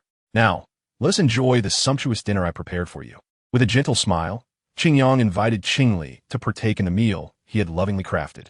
The next opportunity for such moments remained in uncertainty. Chapter 140. Tiando, as evening descended, Qingli lay upon her soft bed, her head tilted as she drifted into a deep slumber. This day had been filled with joy and enchantment for her, and even in her dreams, a gentle smile lingered at the corners of her mouth, radiating warmth. After a day of play, she had exhausted herself, leading to an unusually early bedtime. Such exertion might be manageable for an adult, yet it posed a challenge for a child. Had Qingli not been a soul master, her physical endurance might not have been sufficient to withstand the day's activities. Qingyang had finished tidying the dining utensils in the room. He gazed at Qingli's adorable sleeping face and approached her gently. A soft touch to the pendant around her neck released a gentle energy that enveloped her, rendering her expression more serene and relaxed. Happy birthday, Qingli, he whispered tenderly. Leaning closer, his left hand caressing her little head, their foreheads gently touching. Qingyang released the burdens that had long weighed upon his heart, and in that moment, he felt a sense of clarity and tranquility within. Gently rising, he cast one last glance at Qingli, leaving behind a soft smile. Then he turned and quietly departed. The room was left with only the delicate figure of Qingli, peacefully asleep. At that moment, she seemed to be plagued by a nightmare, stirring restlessly. The faint smile at the corners of her lips quickly vanished. Meanwhile, the pendant on her chest glowed a little brighter, and within the gentle energy emitted from it, Qingli's adorable face gradually regained its tranquility. Yet, from her tightly shut eyes, tears began to slowly spill over. Outside, a brilliant radiance descended, halting before Qingyang. A majestic throne, interwoven with gold, red, and white, revealed its form. Qingyang lightly leaped, settling steadily upon the shadowy steed, and in the next instant, he vanished entirely from the Dolu Palace, accompanied by a trail of light. Most were unaware of Qingyang's departure, yet a select few were not excluded from this knowledge. A figure, cloaked in black, obscuring any discernible features, seemed to have always been present, suddenly appearing in this space. An immensely sacred and mysterious power subtly leaked with the emergence of this enigmatic individual. In the following moment, a stone containing crucial information manifested abruptly on the table beside Qingli, as the mysterious figure lightly shook his wrist. Upon contact, the stone would unveil the profound yet harmless information it harbored, revealing itself before her eyes. What expression would she wear then? The mysterious figure appeared to chuckle softly, then, without lingering, vanished silently as he had arrived. This encounter served merely as a prologue, lacking decisive impact, yet remaining indispensable. In the future, there would be ample opportunities for further engagement. Shortly after, a man clad in a pristine, ancient robe, tall and dignified with silvery, flowing hair, appeared. Though no longer youthful, he radiated charm, his face marked by evident curiosity as he raised a hand, holy light emanating from his fingertips. A peculiar force, seemingly corroded, manifested within his perception, and the sacred soul power exuding a purifying strength was astonishingly nullified. This malevolent energy felt oddly familiar, as if struck by a sudden realization. He turned with confusion and astonishment, facing northward, the direction where this force had once emerged. Outside the Tiando city, Snow Qinghe exited the morning assembly, preparing to return to his residence in the South Palace. However, a small figure obstructed his path. "Brother, I have recently acquired an ancient painting, authenticated as a treasure from the era of the ancient empire. Might you have the time to appreciate it together?" Snow Qinghe paused, gazing at his younger brother. His eyes sparkled with bright light, reflecting wisdom. Compared to Snow Qinghe, he lacked the same grace but exuded cleverness. Snow Qinghe held a deep dislike for him, even to the point of contempt, yet he revealed not a hint of this sentiment. Instead, he responded in a gentle tone, of course. He resembled an utterly doting brother, unwilling to refuse. Hearing this, Snow Luochuan joyfully approached, a cheerful smile lighting his face as he grasped Snow Qinghe's hand. "I knew you wouldn't refuse. Come quickly. I prepared everything." Snow Luochuan's enthusiasm was palpable, his face adorned with childlike innocence. No one would suspect that this young prince had already gained considerable notoriety, having attracted numerous nobles and even captured the attention of the Haotian sect. Such formidable intellect seemed far beyond what a mere 10-year-old could achieve. In the lofty halls, Emperor Snow Ye observed the two depart with an impassive expression. The harmonious and respectful demeanor of the brothers seemed unable to stir even a flicker of emotion within him. Perhaps, after countless deceptions, he had become thoroughly perceptive of such matters. "Prime Minister, what are your thoughts?" Emperor Snow Ye turned, his lavish attire amplifying the authority in his calm words. Beside him stood a meticulously dressed man, sporting round glasses, his face resembling a finely carved statue, exuding classical beauty. The slightly aged gentleman bowed slightly. Though he displayed little emotion, his composed demeanor suggested mastery over the situation. "Your Majesty, do you refer to the conflict between the two princes or the strife between the Wuhuan Temple and the Haotian sect?" Emperor Snow Ye chuckled, displaying a rare tolerance towards his prime minister. "You still play this game, do you? I find it hard to believe you can't see through it. Speak frankly. I wish to hear your genuine thoughts." Any misjudgment regarding the situation could lead to significant repercussions. The prime minister gazed into the distance, towards the direction of the two princes, where the two factions lay as well. The Tiando royal family found themselves caught between the two, ostensibly allied with the Haotian sect against the Wuhuan Temple. Yet, were they not also acting as a shield, drawing potential ire? Currently, the three factions were in a stalemate, reliant solely upon whose strategies were more profound. If leveraged wisely, they might be able to resolve the looming threats posed by both the Haotian sect and the Wuhuan Temple, granting the Tiando Empire the strength to rise. Until then, we shall continue to unite against the Wuhuan Temple. Your Majesty, having paused for so long, I assume Wuhuan City has received the news and decided on their countermeasures. Let's observe their next move. The Prime Minister spoke with an air of ease. Chapter 141. Ancient Relic Map, brother. Look at my guards. Although they cannot compare to the Snow Qing guards bestowed by our father, they're still first-rate soldiers. Snow Luochuan enthusiastically introduced Snow Qinghe to the guards standing with perfect military posture in front of the estate. Snow Qinghe couldn't help but internally admire them. These guards, if placed within a military regiment, would at least hold the rank of centurion, yet they willingly served as his younger brother's entourage. Such loyalty required more than mere strategy. I am truly pleased that my younger brother possesses such elite guards. With their protection, you are unlikely to face the dangers I once encountered. Snoching has softly praised. As he noted, even as the crown prince, he was not immune to assassination attempts, most of which failed before they even saw his face. Yet, on a few occasions, it was the protection of the Wuhuan temple that ensured his safety. It was for this reason that Emperor Snow yet granted him a squad of elite Snow-Qing guards as his personal protectors under his command. However, possessing soldiers under his control within Tiando City was a privilege previously reserved for the crown prince. Now, this privilege had been extended to Snow Luochuan. What did this reveal about Emperor Snow Yes mindset? Brother, you jest. Although our father granted me a squad of guards to recruit, they cannot compare to yours. If I were relying on them, you would have likely never seen me again. Snow Luochuan remarked nonchalantly, though his words hinted at something deeper. Accompanying his statement, several hidden presences radiated around, intimidating the lurking miscreants. Shueqing narrowed his eyes slightly. Just moments ago, he had encountered 3 soul saints for soul emperors, and there were likely more hidden figures and shadows. The sheer magnitude of this power was indeed alarming. However, what intrigued him more were the implications it carried. Was this a demonstration of force directed at me? Shueqing pondered silently, maintaining an expression of calm as he engaged in increasingly animated conversation with Shuel Luochuan. He was acutely aware that Shuel Luochuan alone could never command such a formidable assembly of strong individuals, especially when he was merely a young prince yet to come into his own.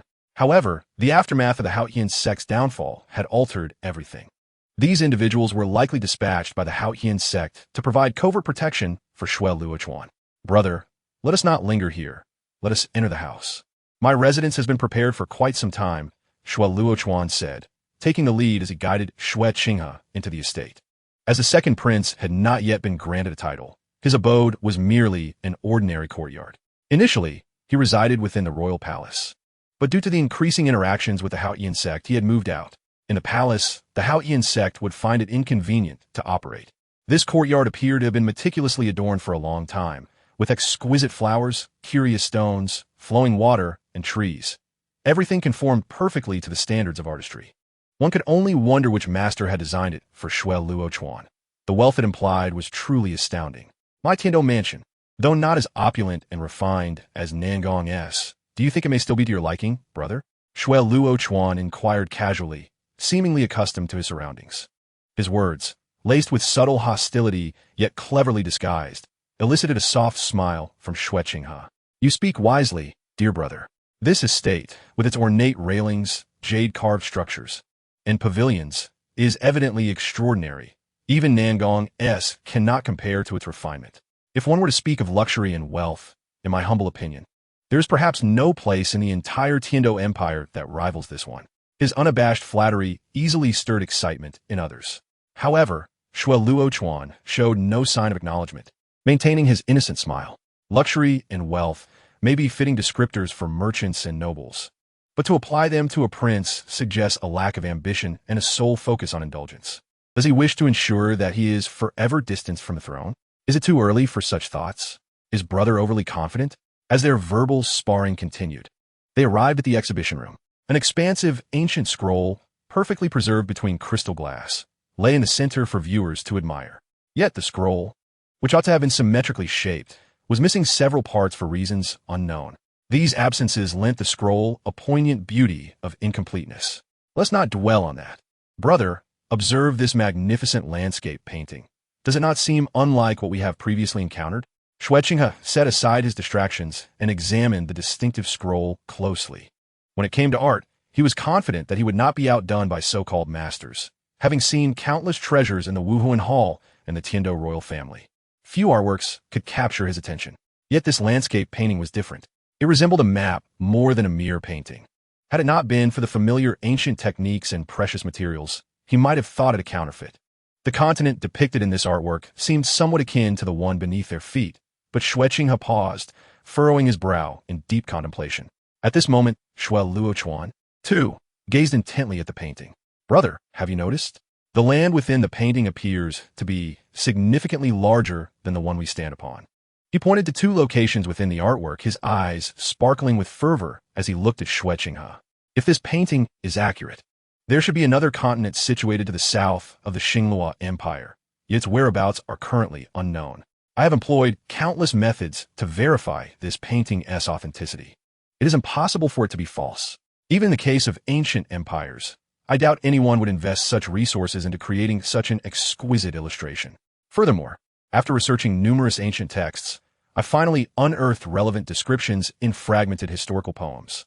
If I am not mistaken, at some point in our past, our continent was divided. This implies that somewhere across the seas, another continent still exists, an ancient world that may also be a new realm. His emphatic words resonated throughout the exhibition space. Xue Qinghe stared in astonishment at his brother's animated demeanor, which radiated an inexplicable desire.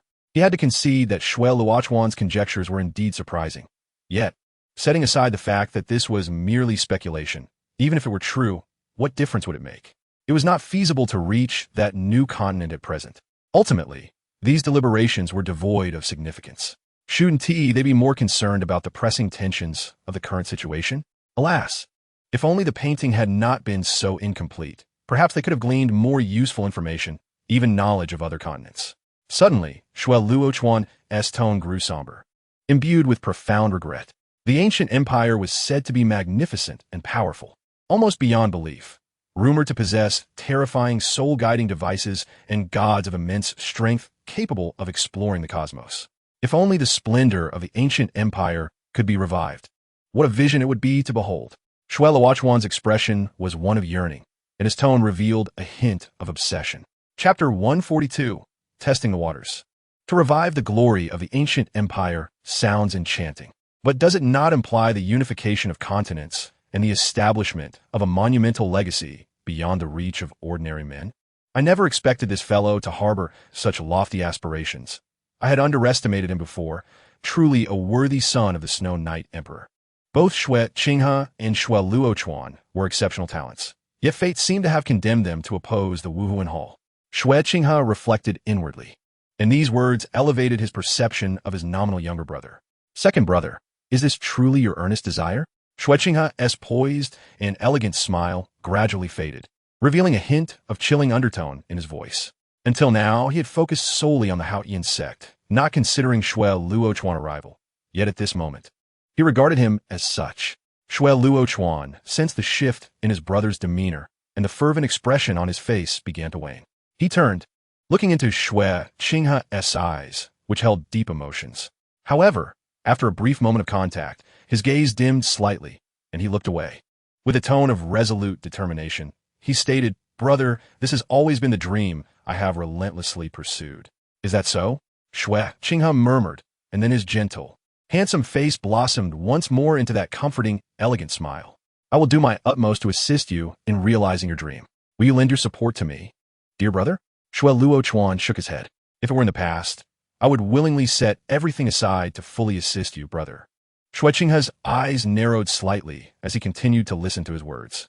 "However, now, I ask for your understanding, as I must pursue my dreams in my own way." Xue Luochuan concluded with a carefree smile, exuding an air of grace. Yet his words left Xue Qinghe pondering, giving rise to a tinge of suspicion within his heart. The distinction between the past and the present is palpable. Tentatively, he inquired in a hushed tone, "Is it because of the Haotian zone?"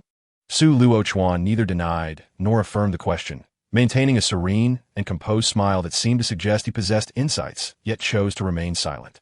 Much to Su Qinghe's annoyance, feeling somewhat disheartened, Su Qinghe realized that no revelations would emerge from this inquiry. Thus he resolved to depart and refrain from engaging in futile endeavors. "In that case, I wish my younger brother success in his endeavors. Nangong still has matters to attend to, so I shall take my leave for now. We can discuss further at a later time," he stated, offering a courteous bow before turning to exit without waiting for his brother's protest. Undoubtedly, perhaps due to the absence of onlookers, Su Luochuan exhibited no inclination to retain him, not even bothering with pretense. He merely turned, his hand gently gliding over the glass partition, his demeanor earnest and focused as he resumed studying the painting before him, as if gazing upon a cherished dream of yore. After some time, once Su Qinghe's figure had completely disappeared from view, Su Luochuan finally set the scroll aside. With a soft sigh, the young boy revealed a hint of melancholia. "Brother, all of this is simply because of you." Swiftly, He adjusted his emotions, lifted his foot, and turned his form, soon finding himself in an adjacent compartment. Here, two exceptionally robust men, exuding a masculine aura, awaited quietly. Upon noticing Su Luochuan's arrival, they offered calm salutations and stepped aside, making room for him at the main seat, showing little reverence towards the royal lineage. Su Luochuan paid no mind to their demeanor and, once seated, calmly inquired, "In this extended period, have you discovered anything?" The two men, presumably in their 30s or 40s, exchanged glances before one of them politely urged, "Elder Lu, please share your findings." The elder, stroking his thick black beard, did not decline. After a moment of contemplation, he began, "Your Highness, merely observing from a distance makes it exceedingly difficult to glean accurate information." However, just as Su Luochuan furrowed his brow in thought, Elder Lu continued, "We have indeed identified a troubling issue. The Crown Prince's soul power seems to far exceed the levels he exhibits. My estimation suggests that his soul power is nearing that of a soul king, not merely that of a grand soul master. Such talent is truly remarkable." Elder Lu shook his head in awe, a mixture of surprise and apprehension evident in his expression. A glimmer of light appeared in Su Luochuan's eyes as he sought confirmation. "Is this ascertainable?" Elder Lu, with a serious countenance, nodded. Although precise strength could not be gauged, the treasures of Hao Tianzong could provide some sense of it. The Crown Prince, concealing such terrifying levels of soul power, indicates that this matter is far from simple. What secrets lie within? Su Luochuan closed his eyes, took a deep breath, and bowed respectfully to the two men. "I sincerely thank Elder Tang Ao and the Titan clan leader. Should you require any assistance in the future, Su Luochuan will do his utmost to help." Tang Ao and the Titan promptly helped Su Luochuan to his feet. Though their strength had reached a level akin to lesser nobility, it did not grant them the liberty to act without restraint. "Your Highness, you flatter us. Such a grand gesture puts us in a difficult position. This minor favor is hardly noteworthy." After some back and forth, the two finally managed to dissuade Su Luochuan. Though they were aware this was merely a formality, they felt a touch of gratitude. After all, given Su Luochuan's status and age, he need not behave in such a manner. "Your Highness, have you discovered something significant that necessitated our presence? This matter must be of great import," the Titan clan leader remarked, a glimmer of wisdom shining in his eyes, revealing that he was not merely a brute. It would be inconceivable for one so simple-minded to lead a prominent clan. Su Luochuan smiled and shook his head, unable to reveal any signs of concern. "You are overthinking this. I am merely preparing in advance, just in case of unforeseen circumstances." Tang Ao did not press further. While he had his doubts, he found no cause for alarm and thus did not dwell on the matter. With their business concluded, he took his leave. "Your Highness, we shall return now. There are still many matters to attend to in Tiando City. If not addressed promptly, it may adversely affect our future plans." Su Luochuan nodded with a smile. "Allow me to see you off." No. It is unnecessary for a prince to accompany us for such a trivial matter. Elder Lu and I can manage our return. You should rest at your residence," the Titan insisted, reluctant to accept such an honor.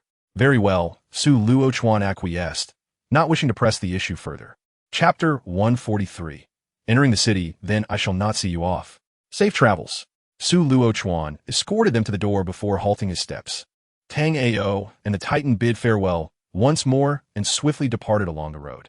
As their figures gradually faded from his sight, Su Luochuan turned and returned to his estate. "Elder brother, are you truly still yourself?" Su Luochuan no longer concealed his sorrow. Though he questioned, deep down, he already knew the answer. Long-standing doubts had been stirred, and although he had yet to grasp crucial evidence, it was sufficient for him. Had it not been for this confirmation, Su Luochuan mused, he would have never dared to stand against Su Qinghe so openly. One's exterior and martial soul may be masked, yet one's essence remains inescapable. It was this realization that compelled Su Luochuan to take initiative, even to the point of opposing his elder brother. At the Wu Huandian, he sighed once more, his slender figure disappearing entirely through the grand entrance of the Tiando estate. Along the roadside, two robust men walked side by side, each holding snacks purchased from a stall on the street. Though merely snacks, they were predominantly meat-based, perhaps explaining their impressive physiques. As they munched, they conversed. "Elder brother Tang Ao, let me guess, have you uncovered something?" Tang Ao, about to savor a piece of roasted, succulent meat, mumbled through his chewing, "Of course. That crown prince is certainly hiding something. Otherwise, Su Luochuan would not have sought our assistance. The Titan observed Tang Ao's voraciousness. His own appetite awakened. He bit into a chicken leg he had also acquired, relishing its flavor and tenderness. After swallowing with satisfaction, he resumed his discussion with Tang Ao. While that may be the case, we lack tangible evidence. Therefore, it remains uncertain. Furthermore, why would Su Luochuan approach us? He is no ordinary fool. He is genuinely intelligent. Otherwise, he would not dare to challenge that shrewd Su Qinghe. Upon hearing this, Tang Ao slowed his eating and began to ponder deeply. If one were to consider this perspective, then Shue Luochuan indeed need not seek them out, as a considerable number of individuals from the Tiando Empire have already been drawn to his side, particularly among the nobility. It stands to reason that these individuals would be closer to him than to their own Hautian sect. Might I inquire as to why that is? Should you fail to articulate a cogent explanation, you must concede that your intellect is decidedly inferior to mine. At this juncture, Tang Ao expressed his dissatisfaction, simultaneously digging a metaphorical pit for Titan. He felt that the analysis presented by the latter made him appear less astute, which was, in essence, a veiled insult to his own intelligence. Come on, then if you truly believe that, just admit it and accept that you are foolish, Titan retorted, casting a disdainful glance at his close companion, Tang Ao. I suspect that Shue Luochuan intends for us to act as pawns, following the trail he has laid out for us. Once we uncover any issues, our influence will surely allow us to handle them adeptly. At that point, when Shue Qinghe encounters difficulties, he will undoubtedly benefit from our efforts. With a smug grin, he regarded his companion with a sense of pride. What do you think? Is it not true? Tang Ao scoffed, muttering under his breath. Old fool, what is there to be so pleased about? At your age, you still act like a child. Titan, with keen hearing and their proximity, caught every word. Enraged, he shot back. Are you trying to play tricks on me? How dare you? With a swift motion, he hurled a roasted pig's trotter, which landed squarely in Tang Ao's mouth, leaving him wide-eyed and glaring at Titan. Titan felt a wave of exhilaration wash over him, as if every pore in his body had expanded, bringing him unparalleled comfort. He cleared his throat and, seizing the moment before Tang Ao could retaliate, swiftly reverted to the matter at hand. Now, let us discuss whether we should pursue this line of investigation. If we proceed, Shue Qinghe will certainly become aware of our actions, and we risk becoming mere tools to draw his attention. Before he could finish, Titan, who had been observing Tang Ao intently, exploded with anger. What on earth are you trying to do, old man? At that moment, Tang Ao retrieved a whole roasted pig from the large bag he carried, its size comparable to that of a small pig. His expression was dark as he glared at Titan, ominously stating, nothing much, just perform a feat of consuming a pig in 3 bites. Or else forget about discussing serious matters with me. We'll all face punishment together, and the food is right here. You figure out. Titan's eyes twitched, perplexed by Tang Ao's seriousness. Did he not grasp the severity of sect punishments? Mishandling this could lead to dire consequences, perhaps even resulting in the loss of the elder position he had just acquired. Yet, knowing Tang Ao's temperament, Titan understood that he might be quite serious. Taking a deep breath, Titan silently grasped the roasted pig. This is not over, he declared fiercely, and with the courage of a martyr. He opened his mouth wide and took a hearty bite. Days later, outside Tiando City, a streak of light descended from the sky, landing in the outskirts. However, due to the daylight, few noticed this occurrence. An empty expanse of grassland lay before him, and Qingyang, riding his light shadow steed, hovered gracefully in midair. Upon confirming he had reached his destination, Qingyang leapt down, landing precisely on the grass. Instantly, the light shadow steed transformed into light, vanishing into the distance. Calculating the time, Qingyang had traversed from Wuhuan City to this location in less than half an hour, a speed that was simply unfathomable. Upon reaching the 4th ring, he could summon the light shadow steed, which, in a sense, liberated him from the constraints of distance. He could even begin to explore the starry sky, having met the basic requirements.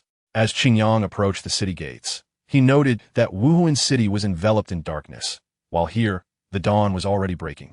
After paying the entrance fee to the city guards, he entered Tiando City, one of the 3 major cities on the continent, comparable to Wuhuan City and Xinglua City, a hub of unimaginable prosperity.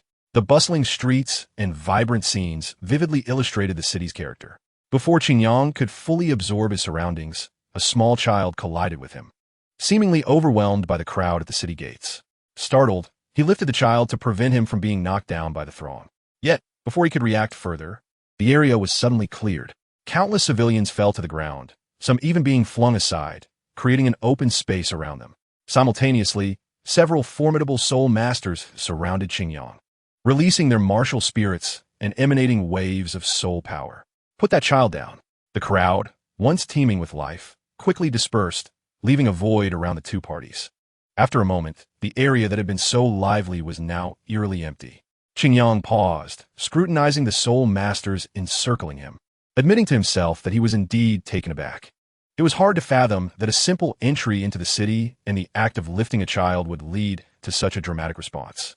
He could understand if the child's parents approached him, fearing his intentions, but this seemed rather excessive. "Could you enlighten me as to this child's identity?" Qingyang inquired softly, gently setting the child down. Seizing the opportunity, he observed the boy's features. About 7 or 8 years old, his face displayed a hint of panic. Yet he struggled to maintain a facade of calm.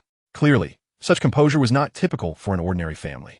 No one responded to Qingyang's question. Instead, the serious expressions of the soul masters grew more intense as they closed in, their soul power poised for action. Had it not been for their concern for the child, they might have already intervened. "I am the son of Prince Xuesheng. I sincerely appreciate your assistance. These individuals are my father's guards, and it is due to my presence that they have acted so rudely. Please forgive them." Once on the ground, the boy adjusted his attire, striving to uphold a sense of royal dignity as he spoke politely to Qingyang. Yet, his youthful appearance, coupled with the remnants of anxiety and fear, only heightened the desire to protect him. "Prince Xuesheng?" Qingyang nodded, releasing his subtle grip on the boy to prevent any unexpected incidents. If that were the case, it was understandable. As the child of a noble prince, he would indeed warrant such protective measures. "My name is Shui. If possible, please remember me," the boy stated earnestly, casting a glance at Qingyang before swiftly turning back to his guards. Seeing Shui approach them, the tension on the faces of the guards visibly eased. However, just as the leader reached out to grasp Shui, Qingyang's hand shot forth, seizing the man's wrist. "Do you think that such a ruse could deceive me?"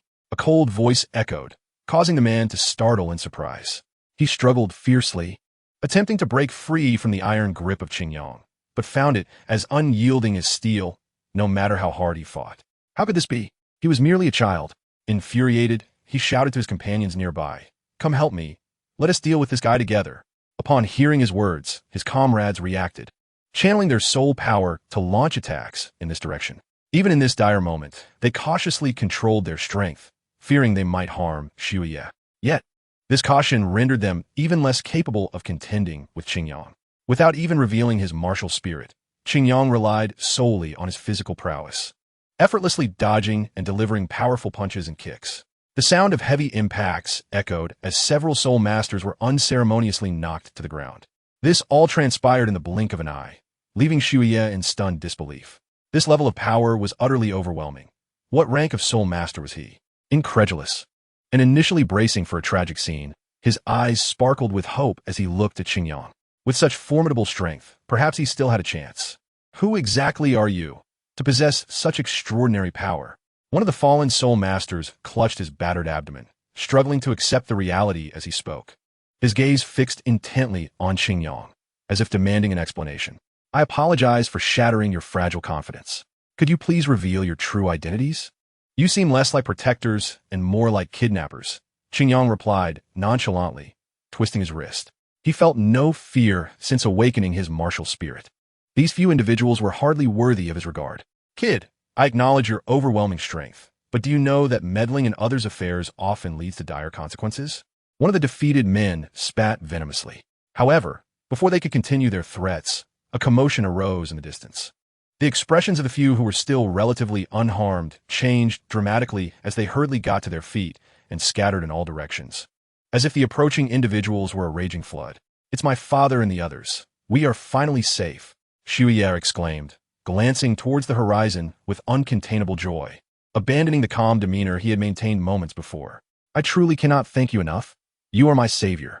By the way, how did you realize something was amiss?"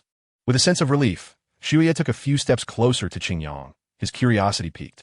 Although he had previously attempted a signal, he honestly did not expect it to yield any results. as his earlier attempts had proven ineffective.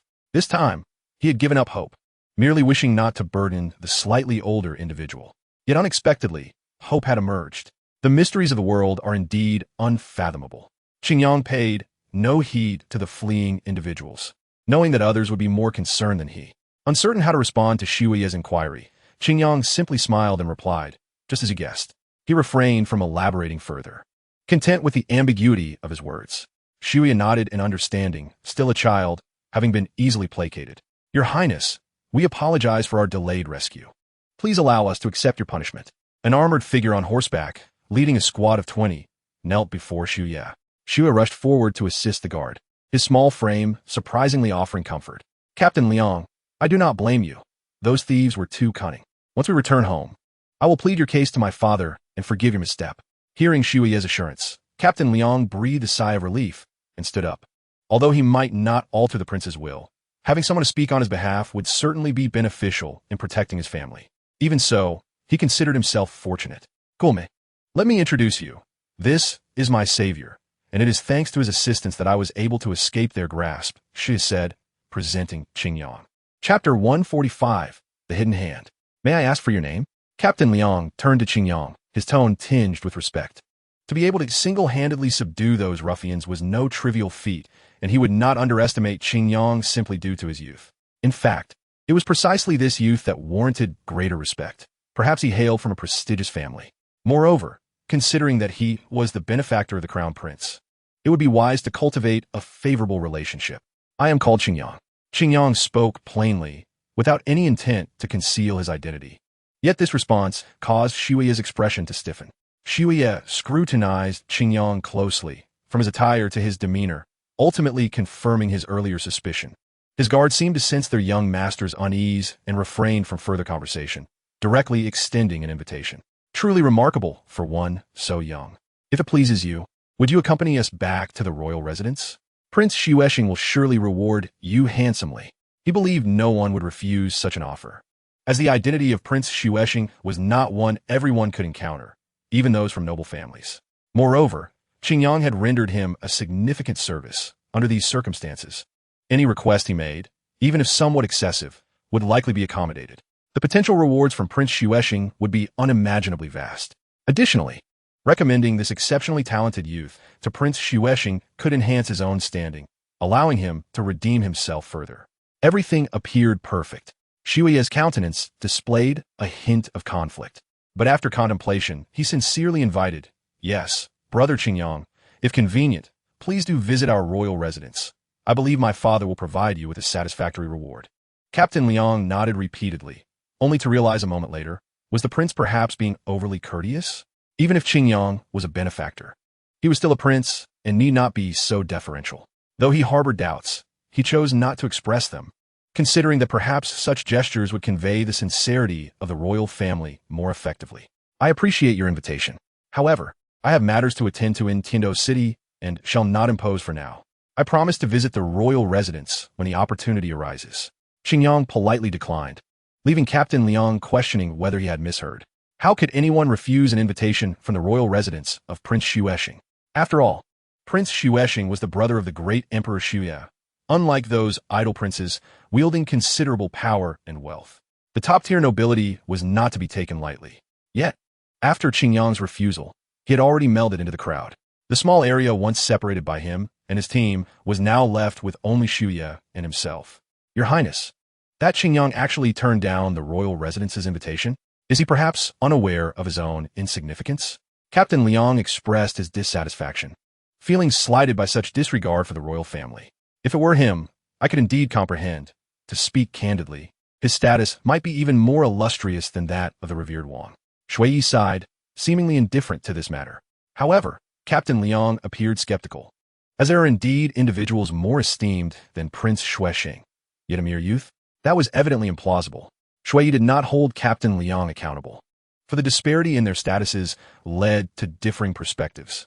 He had long been familiar with the feats of that esteemed Qingyang Dianzhu, as the personnel structure of the Wuhan Temple had consistently drawn attention to his exploits. Yet, for Captain Liang, it was possible that he remained oblivious to the identity of the Do Luo Dian's master. Never mind that. Had the identities of the assailants been ascertained? Shui shifted his inquiry to a matter of greater concern, for those audacious enough to target a prince's offspring, nearly succeeding, were clearly no ordinary individuals. If clarity eluded him, he would remain in trepidation for the next encounter. Even though he exhibited a certain precocity, he could scarcely withstand such a blow. That was not the life he desired. Captain Liang scratched his head, uncertainly stating when the prince was furious. I seem to have heard that it was the Wu Hun Temple that made a move. Shui's expression shifted in alarm as he turned to him. Asking once more, what did you say? Captain Liang, perplexed, replied, it should be the Wu Hun Temple. Our current relationship is tense, which should be quite normal. Shui shook his head, deep in contemplation. This was not right. It could not possibly be them. Otherwise, why would they have rescued me? Captain Liang, listening to Shui's murmurs, found it difficult to comprehend why it could not be the Wu Hun Temple. After some thought, considering their usual amicable relations with the prince, he inquired, why is it impossible? I find this quite reasonable. Shui explained, do you know the identity of that person earlier? He is none other than the master of the Do Luo Jian, one of the 3 prestigious halls of the Wu Hun Temple, the Qingyang Jianzhu.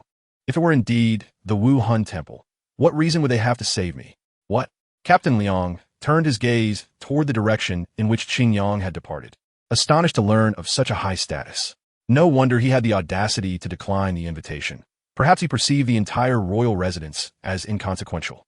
Enough of this. The city guard has arrived.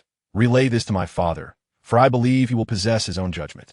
With that, he looked ahead, where a large contingent of the city guard was dispersing the civilians, marching in orderly formation toward them. The entire Tiando city had been shaken by the Prince Shui Xing. Had he not emerged unscathed today, far more terrifying events would have transpired. For the majesty of the royal family cannot be trifled with.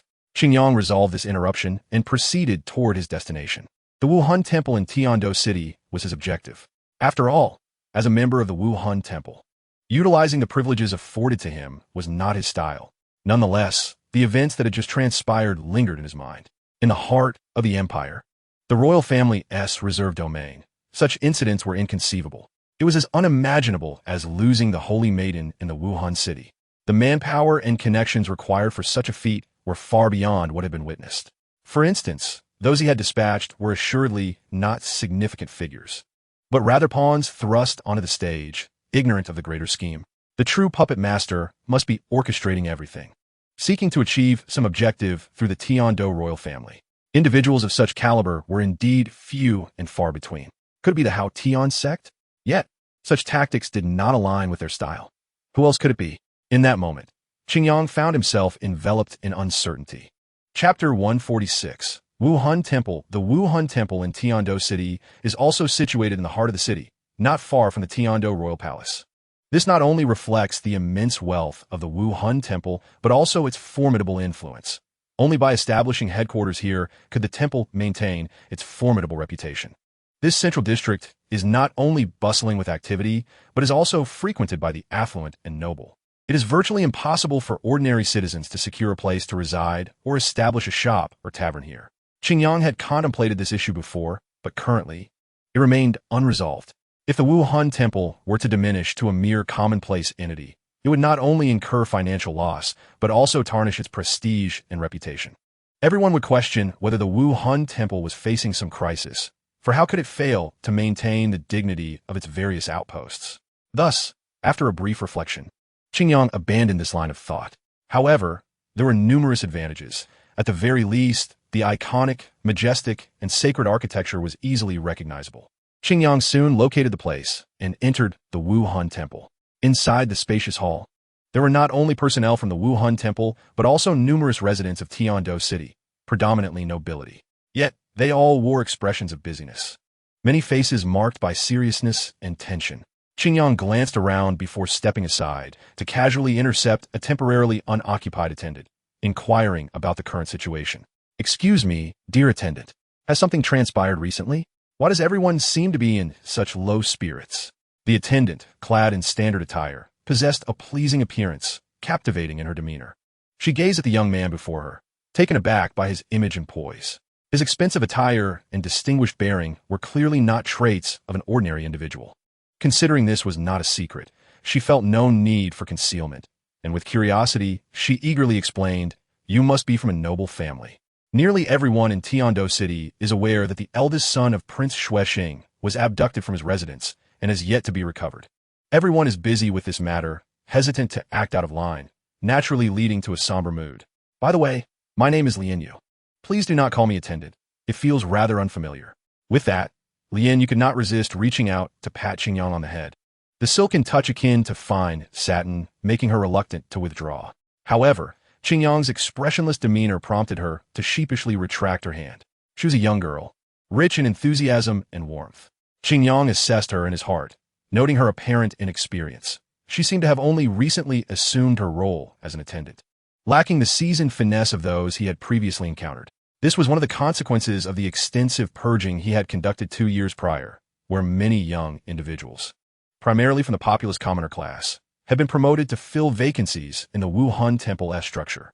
This was a positive development, allowing her to interact amicably with a stranger like him, devoid of prejudice or arrogance. Yet, it also bore a downside.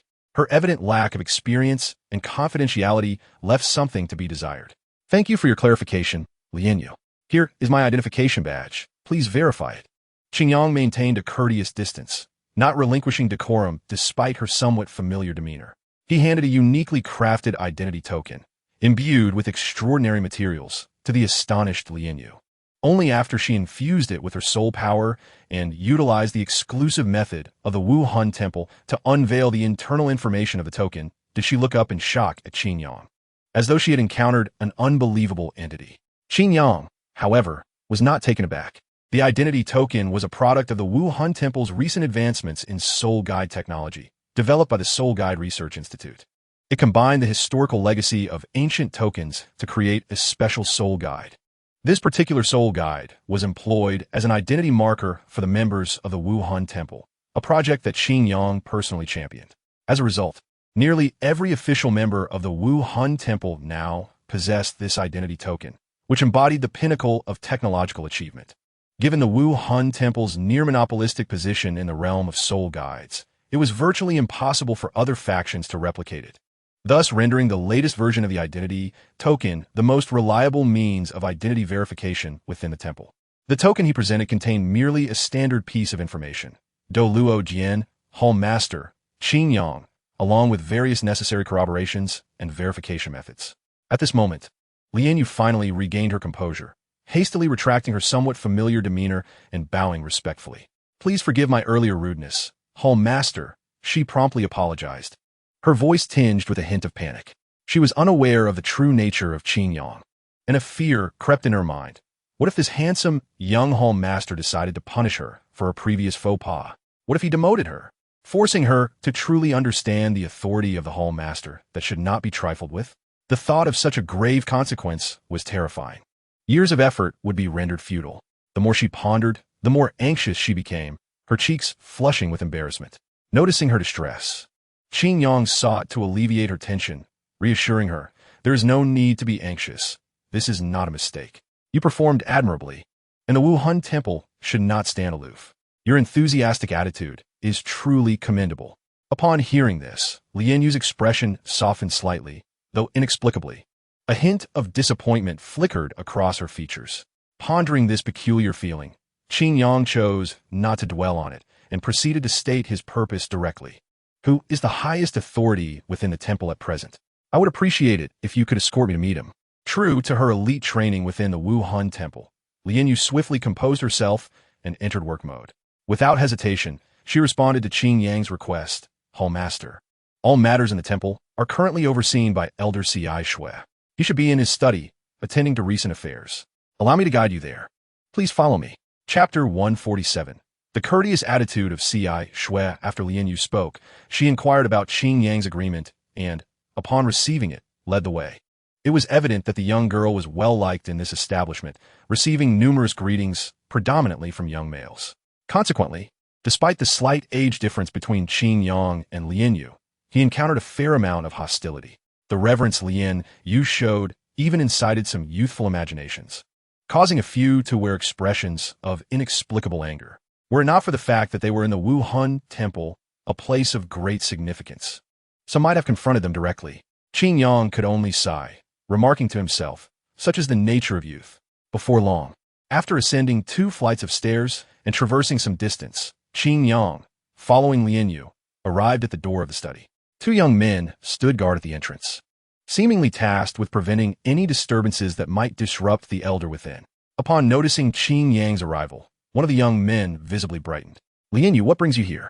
Is it because of me? I'll be off duty shortly, so don't worry about me, he said with a self-satisfied air. Qin Yang observed that when this overly confident youth spoke, his companion wore an expression that suggested he found the scene hard to watch, as if he had witnessed this behavior countless times before. Don't be foolish. Lian Yu clearly didn't come here because of you. Wake up, the companion bluntly interjected. Ignoring his friend's despondency, the young man turned his attention to the 2 newcomers, dutifully inquiring, "May I ask what brings you both here?"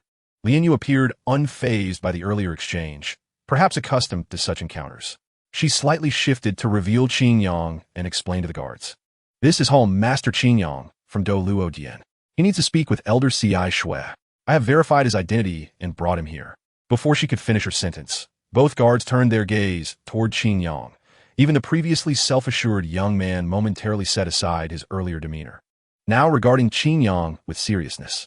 Understanding their curious scrutiny, Qin Yang calmly presented his identity token once more. Moments later, as had transpired earlier, the guards reported to the study and, after a brief exchange, respectfully invited Qin Yang inside. Once the door closed, the 3 relaxed their expressions. Standing before one of the Wu Hun Temple's authorities, even someone as amiable as Qin Yang still evoked a sense of pressure. The Hall Master of Luo Dian has always been a figure of legend. I never expected him to be so young. I dare say there is no one as remarkable as the Hall Master across the entire continent. The previously self-assured youth broke the silence, his face alight with admiration, his words reflecting a hint of burgeoning obsession with Qin Yang.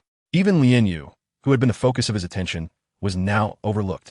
I suspect the Hall Master's visit to Tiando City is due to the recent turmoil, the royal family's targeting, and the prince's disappearance. Things seem increasingly amiss. The other young man mused contemplatively. Nevertheless, these major affairs are beyond our purview. We must simply obey the orders that come from above, Lian Yu remarked nonchalantly. Though it was clear her thoughts lay elsewhere. The 2 young men noticed this, yet perhaps out of deference to Lian Yu, they refrained from commenting further. As for Lian Yu, she showed no intention of departing, instead remaining here, seemingly anticipating something. Upon entering, Elder Ci Shui, whose somewhat portly figure approached with a broad smile. "Greeting, young Wadamli. Hall Master Qin Yang, what an honor. It's rare for you to visit. You should have informed me. I would have prepared a proper reception rather than this humble setup. Come, let us enjoy some tea. This is a special blend from the Tiando royal family. Its flavor is distinct from our own, and I assure you, you won't be disappointed." His exuberant demeanor hardly resembled that of an elder, catching Qin Yang off guard. However, after a moment's reflection, he surmised that this warmth was likely due to his connection with Qian Renshui. Among the 9 elders, Ci Shui and Shilong can be considered the true kin of Qian Renshui, a bond that was forged in their youth. If one were to meticulously assess their relationship with Qian Renshui, it is even more profound than that with Qian Daolu, let alone the Pope, Bibi Dong. With this thought, Qin Yang found himself recalling the image of Qian Renshui. He wondered what the once innocent girl had become. As he observed Ci Shui, who seemed intent on preparing tea himself, Qin Yang hurriedly intervened. "Elder, allow me to handle this. I heard from Xiao Shui that aside from her grandfather, you and Shilong are the people she respects the most. I cannot accept such kindness from you." His position was almost equal to that of the elder, only slightly superior. However, since both were elders to Qian Renshui, their relationship was more of equal standing. It would be improper for an elder to serve him tea, and such news would surely be deemed inappropriate. "Oh, I've spent my life serving the young lady. I'm quite indifferent to such matters. Moreover, what status do you hold that could render this inappropriate?" Though he said this, Ci Shui ultimately set aside his intentions, allowing Qin Yang to breathe a sigh of relief. Through their exchange, Qin Yang discerned that Ci Shui did not mind the hierarchical distinction of their titles. Yet, therein lay the crux of his unease. What truly mattered to Ci Shui was the unique bond Qin Yang shared with Qian Renshui, which accounted for his earnestness and willingness to set aside his dignity. Of course, Qin Yang's strength was equally indispensable, for it had earned him Ci Shui's genuine respect. After all, someone who regarded Qian Renshui as the most precious treasure would not easily relinquish her to another. This very reason was what made Xingyang feel uncomfortable. By the way, when you come to Tiando City, when do you plan to meet the young lady? I will arrange it promptly, finding a suitable reason. The young lady had endured much over the years. When they finally met, he must not cause her any distress, or he would certainly seek an explanation from her. As expected, Shui immediately zeroed in on the critical point of the matter. Observing the rotund figure before him, Xingyang realized that he had no recourse but to offer a wry smile. Chapter 148. Prince Xuesheng. Recently, the situation at the Prince Xuesheng's residence has not been favorable. Ever since that incident, the prince has been in a foul mood. In just a few days, every servant in the mansion has faced severe reprimands, and some familiar faces have disappeared without a trace. Particularly those who were present with the prince on that day. Their fates remained shrouded in mystery, as if they had vanished from existence. While the servants feared to converse about it, they understood the gravity of the situation all too well. Those unfortunate souls had likely met a gruesome end. Today, a distinguished guest is expected at the royal residence, prompting the butler to send several male and female servants out for procurement. Clearly, the butler intended to meticulously prepare for the guest's arrival, while also showcasing the enduring strength of the royal house. However, upon the servants' return, they discovered that two individuals were inexplicably missing. In a fit of rage, the butler conducted a thorough search, only to uncover a deeply disturbing and serious issue.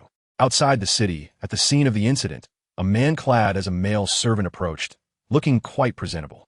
Marue, what is the situation? This area, typically avoided by ordinary folks, was a filthy gathering place for vagrants, beggars, and others lacking means. The dilapidated structures stood haphazardly in a chaotic expanse, overgrown with weeds and littered with refuse. Enduring the nauseating stench, Marue leaned back slightly, attempting to distance himself from the discomfort. He replied impatiently, "It has been 2 days, and the prince's whereabouts remain uncertain. It will only become harder to retrieve him." The situation had nearly solidified, and he continued, "You should honor your promise, return the remaining payment, and release Wei Er." His words were met with raucous laughter from those around him. What did he say? I must have misheard. Ha ha ha, what a naive child. You nearly made me cry with laughter. Some even exaggeratedly collapsed to the ground, clutching their stomachs in mirth, further soiling their already tattered garments. The derision was palpable, and even Marue could discern it, causing his expression to shift as he demanded, "What are you laughing at?" The leader, Milad, whose hair was slick with grease and whose face was smeared with a mixture of sweat and dirt, emitted an unusual odor that obscured his features. Yet, despite his exaggerated laughter, his eyes glinted with a wolfish malice. "People like you will never understand. What is a promise to us? Can it provide food, or drink, or ensure our survival?" Milad fixed his gaze on Marue, enunciating each word with a tone that was far from cordial. As Marue's gaze faltered, Milad suddenly burst into laughter, slapping Marue's pristine face, leaving behind a smear of filth that was unbearable. Gritting his teeth against the revulsion, Marue shouted angrily, "Do you intend to go back on your word? Are you not afraid I will inform the prince? You won't be able to escape then." Another round of mockery erupted. Harsh and grating, Milad shook his head, saying, "No, you misunderstand. We never intended to honor any commitment. It was all a deception from the start. Since we never intended to comply, how can it be considered going back on our word?" Marue's complexion began to pale, instinctively retreating a couple of steps as he grasped the grim reality of the situation. These people were truly insane. They had no fear of retribution from the prince. Did they not understand the terrifying power the prince wielded? With a mere command, even Tiando City would tremble. How dare these worthless scum disregard such authority? Frustrated at his failure to secure his escape, he realized he had erred by remaining here. If he were to die in this place, Prince Xuesheng would undoubtedly learn of it, and they would face the prince's wrath. With a fierce determination, he spoke, "Wait until the prince finds out. You will all regret this." Just as he uttered these words, he looked down in disbelief to find a bloodied, rusty dagger piercing his chest. As the blade was withdrawn, his body crumpled to the ground, blood gushing forth, soaking the parched earth. The royal family was poised to cleanse this tainted land, reclaiming their last bastion of survival to ensure the glory of Tiando City endures. It was said that the one responsible was Prince Xuesheng himself, since death was inevitable. Why not allow the lofty nobility to experience such suffering? Milad posed this question to the fallen body, his tone laced with mockery and disdain. He viciously stomped on the figure beneath him, staining the once pristine attire with filth. Deep, dark footprints stained the continuously bleeding back of Ma Rue. Mulada turned around, gazing at his band of subordinates, people who had nothing left to lose.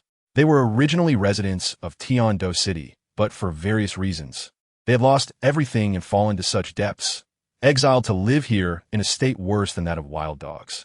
Now, a malevolent figure sought our assistance, claiming to offer everything we needed. I cannot bring myself to believe it, nor do I wish to surrender. Yet, this group of seemingly worthless individuals found themselves exploited once again, and soon we would face the brutal suppression of the city guard.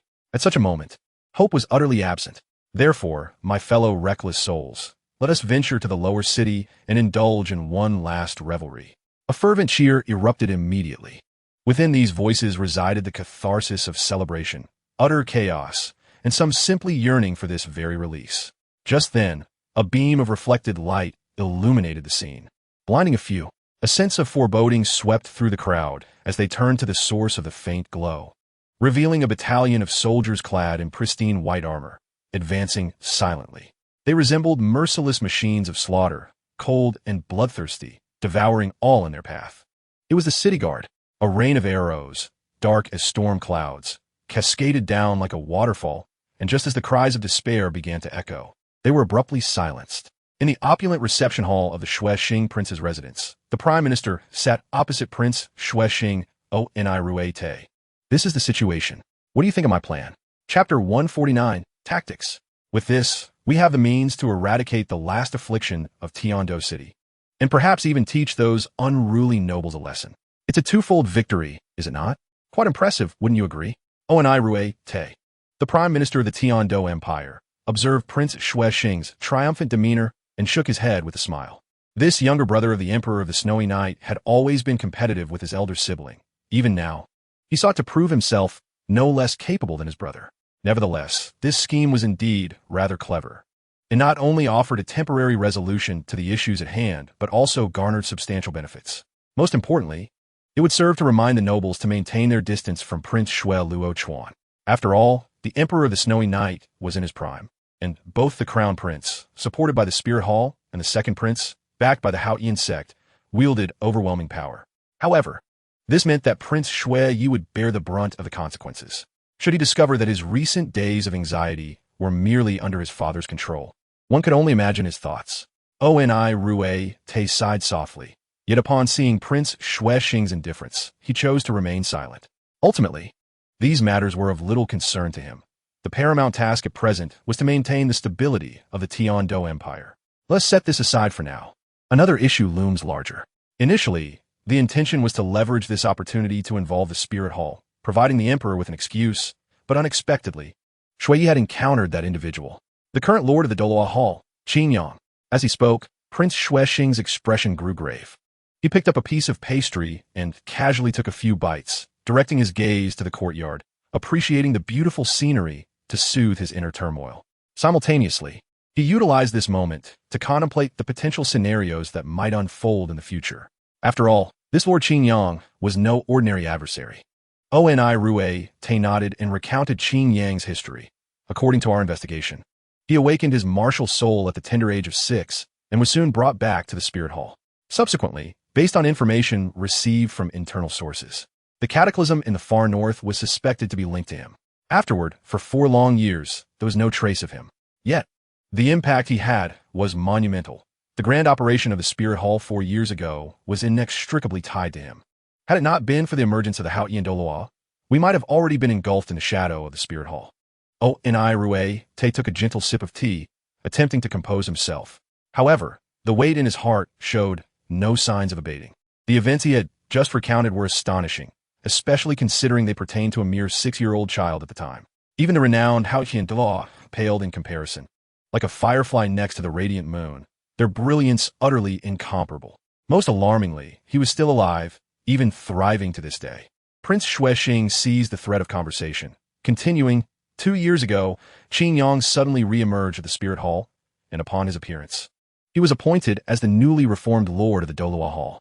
Strangely enough, not a single soul opposed this decision. In a remarkably short span, he established the framework of this hall and set the stage for internal strife within the Spirit Hall. Following that, he suppressed the northern governor of the Qing Luo Empire, compelling them to relinquish their opportunity for invasion. Then, through unknown means, he returned to Spirit City, personally orchestrating the suppression of the rebellion. As their dialogue progressed, the atmosphere between the two men grew increasingly somber, dispelling the earlier lightheartedness. Faced with such a terrifying presence, they were at a loss for how to proceed. The incredulous experiences associated with him instilled fear in all who bore witness. Oni Rue Te chuckled, yet his smile bore a rare bitterness. In a single day, he quelled the rebellion and took complete control of the Spirit Hall situation, enacting unimaginable reforms. Even the Pope and the elderly dignitaries of the worship hall expressed no dissent.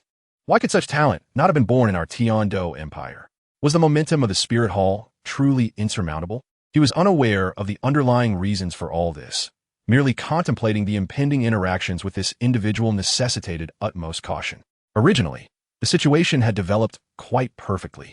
The influence of the Spirit Hall was gradually waning, while the status of the Tiando Empire was becoming increasingly significant.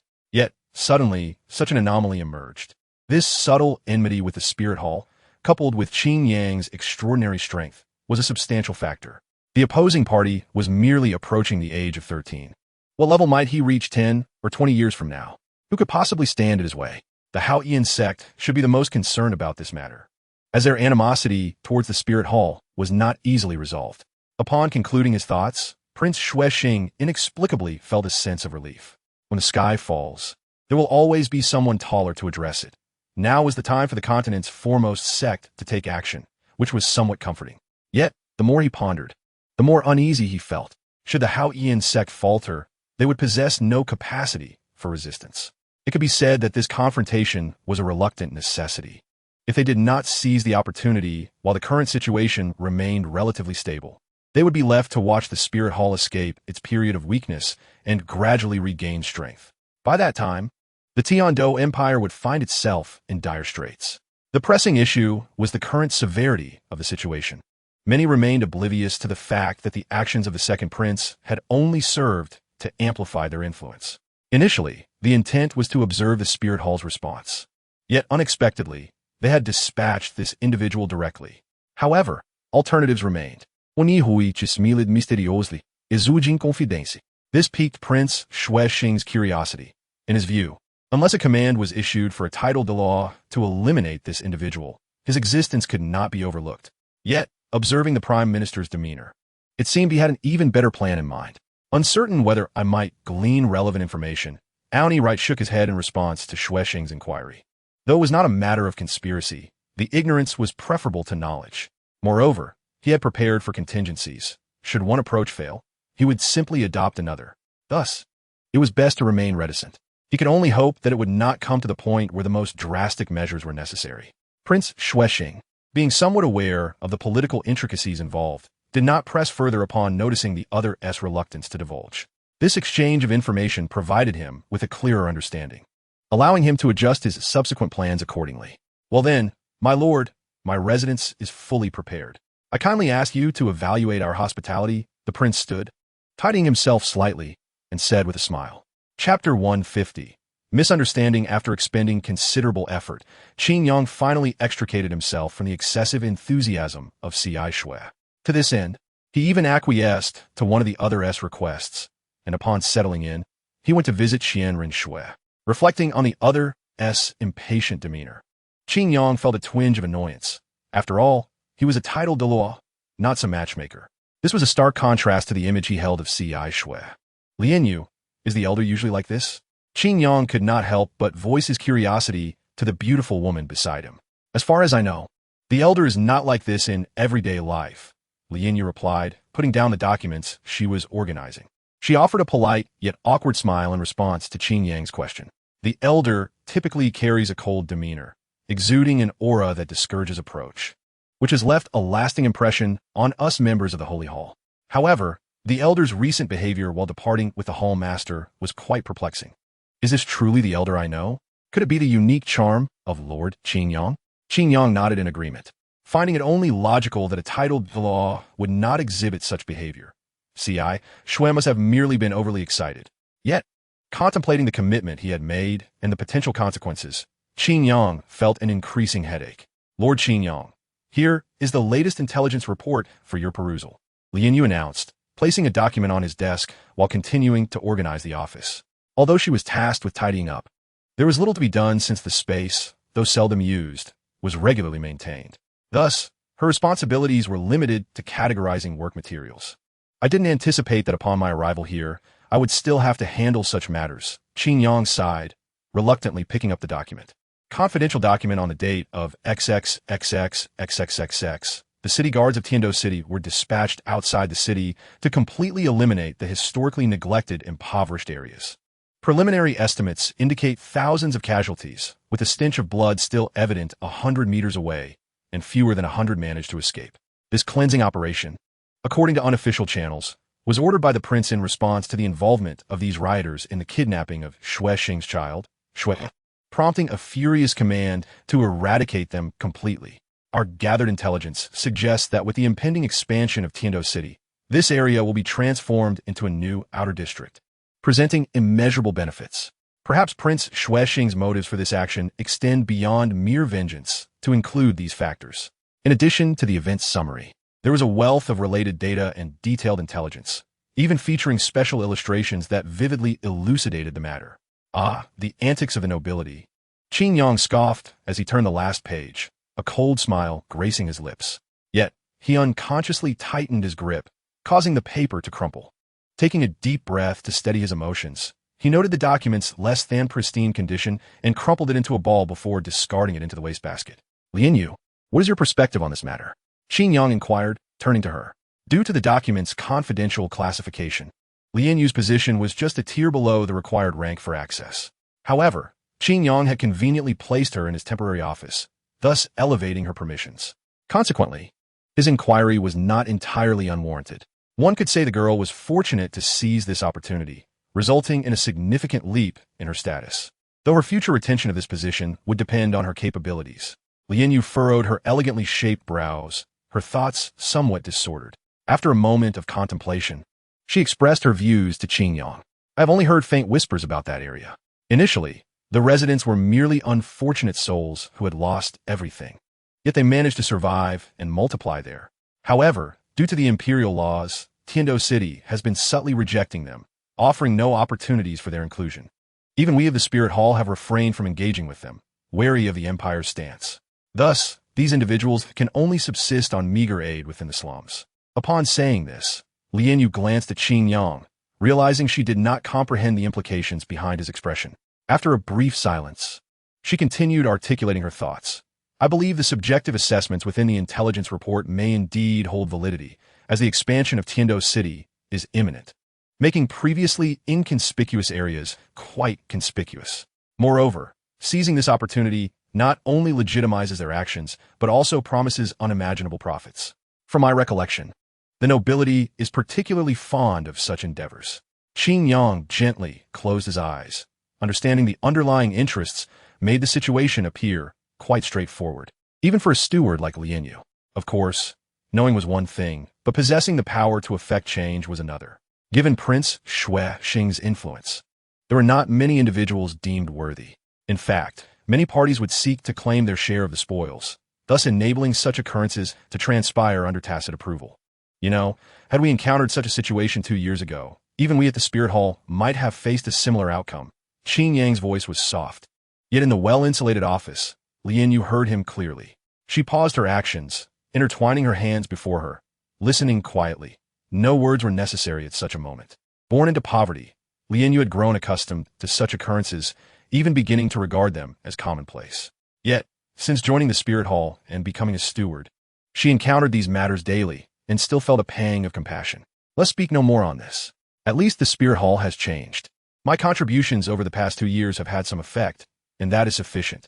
With a gentle sigh, she acknowledged that the events had transpired, and no amount of lamentation could alter that.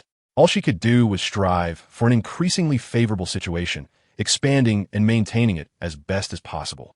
Lian Yu pondered for a moment before continuing. My lord, along with this intelligence report, there is also an invitation letter. It was personally delivered by the prince's steward, who mentioned that the prince wishes to invite you to apologize for the previous misunderstandings regarding the Spirit Hall. Qin Yang paused, his eyes narrowing slightly. Misunderstandings regarding the spirit hall? It is evident that this is highly improbable. Does this imply that the other party has reassessed the situation and opted for a different course of action? Regardless of the circumstances, the animosity between the two parties is undeniably evident. What remains uncertain is the means by which it may escalate further. Chapter 151. The meeting in the end. Qingyang accepted the invitation extended by the other party.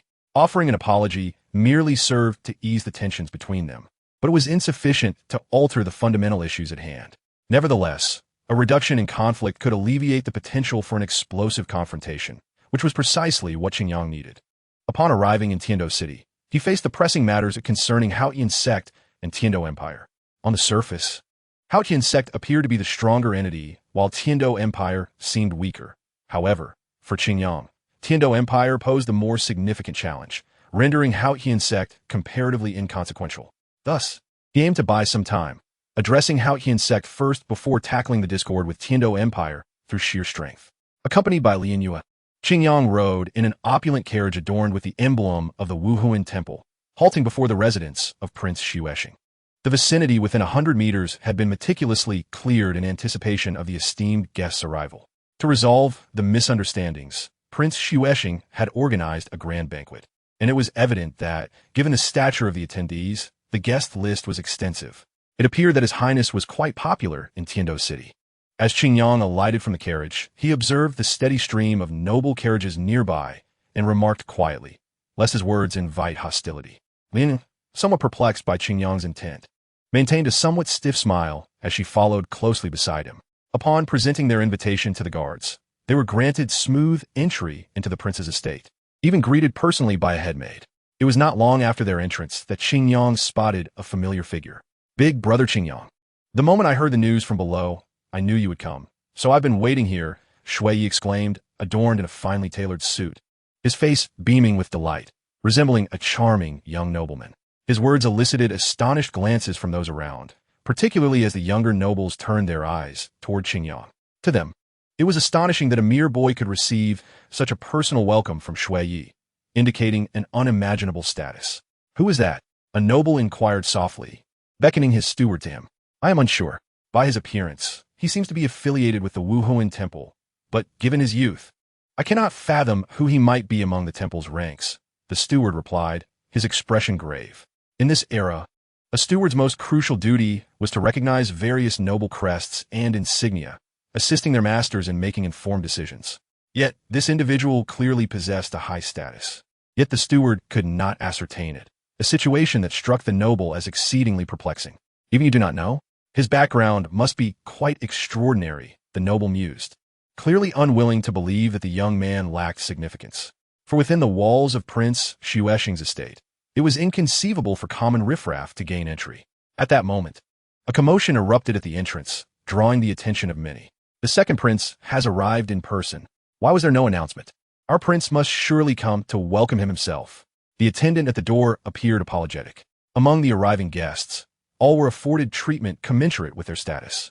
Typically, only barons and viscounts were denied entry, while earls, or those of considerable wealth, possessing significant influence, were granted access. Yet even so, this merely allowed for guidance by servants. To have someone attend to them personally required an even higher status, as exemplified by Qingyang, who was received by a prince himself. Otherwise, even with a close personal relationship with a prince, such formal occasions would not permit deviations from protocol, as every action of Shui represented the prince's estate. The second prince's presence has been anticipated. My father instructed me to wait here. Please, allow me to escort you inside. Shui responded swiftly, offering an apologetic smile before courteously ushering the second prince into the hall. Only Qingyang and the second prince held the privilege of such a welcome. Shui Luochuan wore a courteous smile befitting royalty. Compared to his brother, he exuded a more relaxed demeanor. Accompanied by his loyal protector, Titan, he followed Shui inside while maintaining polite conversation. Little brother, what a bond we share. Upon hearing of your safety, I have been eagerly preparing for this banquet. I simply cannot miss it. I have chosen a gift for you which I shall present to your father later. Do take note of it. For now, let's not linger on pleasantries. As he spoke, he affectionately ruffled Shui's hair, displaying an endearing lack of pretense. Shui immediately donned a pained expression. as a noble etiquette he had so carefully maintained was swiftly undone, at least as two of the empire's most esteemed individuals. The other nobles tactfully turned a blind eye to the breach of decorum. Had it been anyone else, they would have been ridiculed as bumpkins. Yet, how could a prince and a young lord ever be considered unsophisticated? Their kinship transcended formalities, embodying the warmth of royal affection. This esteemed guest must be the focal point of the banquet organized by Prince Xuexing. Xue Luochuan remarked upon being led to Qingyang's side, his eyes sparkling with intrigue. Seemingly oblivious to Titan's taut, watchful stance, Titan's gaze was fixed on Qingyang, resembling a muscular gorilla brimming with strength. Qingyang regarded Xue Luochuan with a slight nod, feeling a sense of astonishment. He sensed no malice from this second prince, despite being a pivotal figure in the conflict, which intrigued him greatly. Xue Luochuan, the second prince? Truly, he is the offspring of the Night Emperor, surpassing even Xue Qinghe in certain aspects, Qingyang assessed, his admiration evident as he appraised the spirited youth, who radiated an extraordinary charm. However, such commendations elicited a hearty laugh from Xue Luochuan. While their statuses were indeed distinct, they were both merely youths, and such remarks struck as amusing. Master Qingyang, I am taken aback to receive your praise. I am truly flattered, but my elder brother exceeds me in many ways. I cannot accept that, Xue Luochuan replied with a smile, his demeanor devoid of discomfort. Xue Yi, not wishing to allow their banter to prolong indefinitely, urged, let us proceed inside. Our father has been awaiting your arrival, and I would rather not be the subject of scrutiny like a circus monkey. Both young men paused momentarily before bursting into laughter, for indeed, the attention of all present was now fixated upon them, akin to a spectacle of monkeys. Chapter 152. The distinguished guests as the host, Xue had his own responsibilities to attend to. Although he was but a child, the strict upbringing he had received precluded him from frivolous distractions. Thus, after escorting the two esteemed guests inside, he excused himself to attend to his own affairs. Accompanying them were Ling, Titan brought by Xue Luochuan, and the other noble attendants and stewards, who were guided to another area of the estate by designated personnel. Therefore, for the time being, only Xue Luochuan is present around Qingyang, as the other nobles, despite their desire to engage in conversation, are restrained by the identity of the second prince and have refrained from taking action out of courtesy. Qingyang Dianju, this should be our first meeting, correct? Xue Luochuan initiated the conversation, displaying no sign of hesitation, revealing that he is indeed a very loquacious individual. Even when confronted with Qingyang, a high-ranking figure from the Wuhuan Temple and a rival of the Tiando Empire to some extent, he still maintained a certain degree of goodwill. It was evident that Xiao Yi holds you in high regard. I have not seen him show such earnestness towards anyone before, not even towards me, his brother. At this juncture, he shifted the conversation, inquiring, by the way, what are your thoughts on this child? Qingyang pondered for a moment. The proactive demeanor of this unique prince left him with a favorable impression. Furthermore, from Xue Luochuan's words, it was clear that he places great importance on the bond of brotherhood, displaying profound affection even towards his cousin, Xue Yi. This child, although my interactions with him have been limited, possesses remarkable qualities.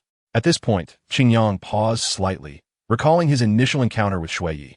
Faced with personal crises, he was able to maintain remarkable composure and an underlying kindness, a standard that many adults fail to achieve. Despite his youth, Xue Yi accomplished this, which Qingyang found to be a rare and commendable trait. Should Prince Xue Yi reach adulthood, he may become an exceedingly important member of the royal family, Qingyang mused. Even those unfamiliar with him would recognize this as high praise, and given Qingyang's status, he had no need for insincere flattery.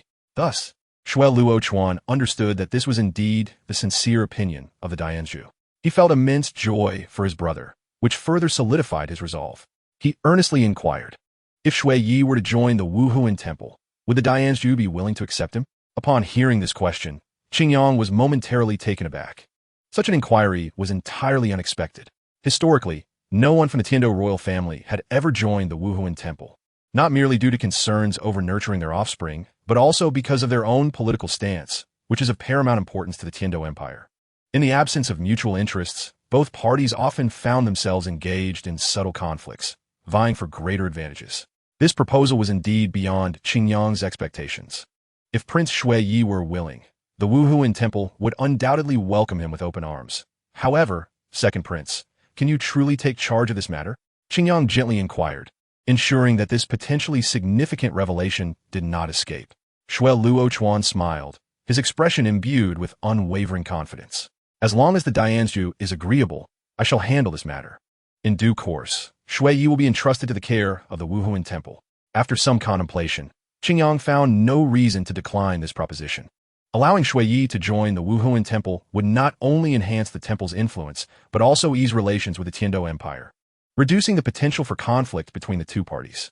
It was astonishing to discover such remarkable individuals within the Tiando Empire. Qingyang gazed intently at Shui Luochuan, who had not left his mark in history, yet possessed an extraordinary vision.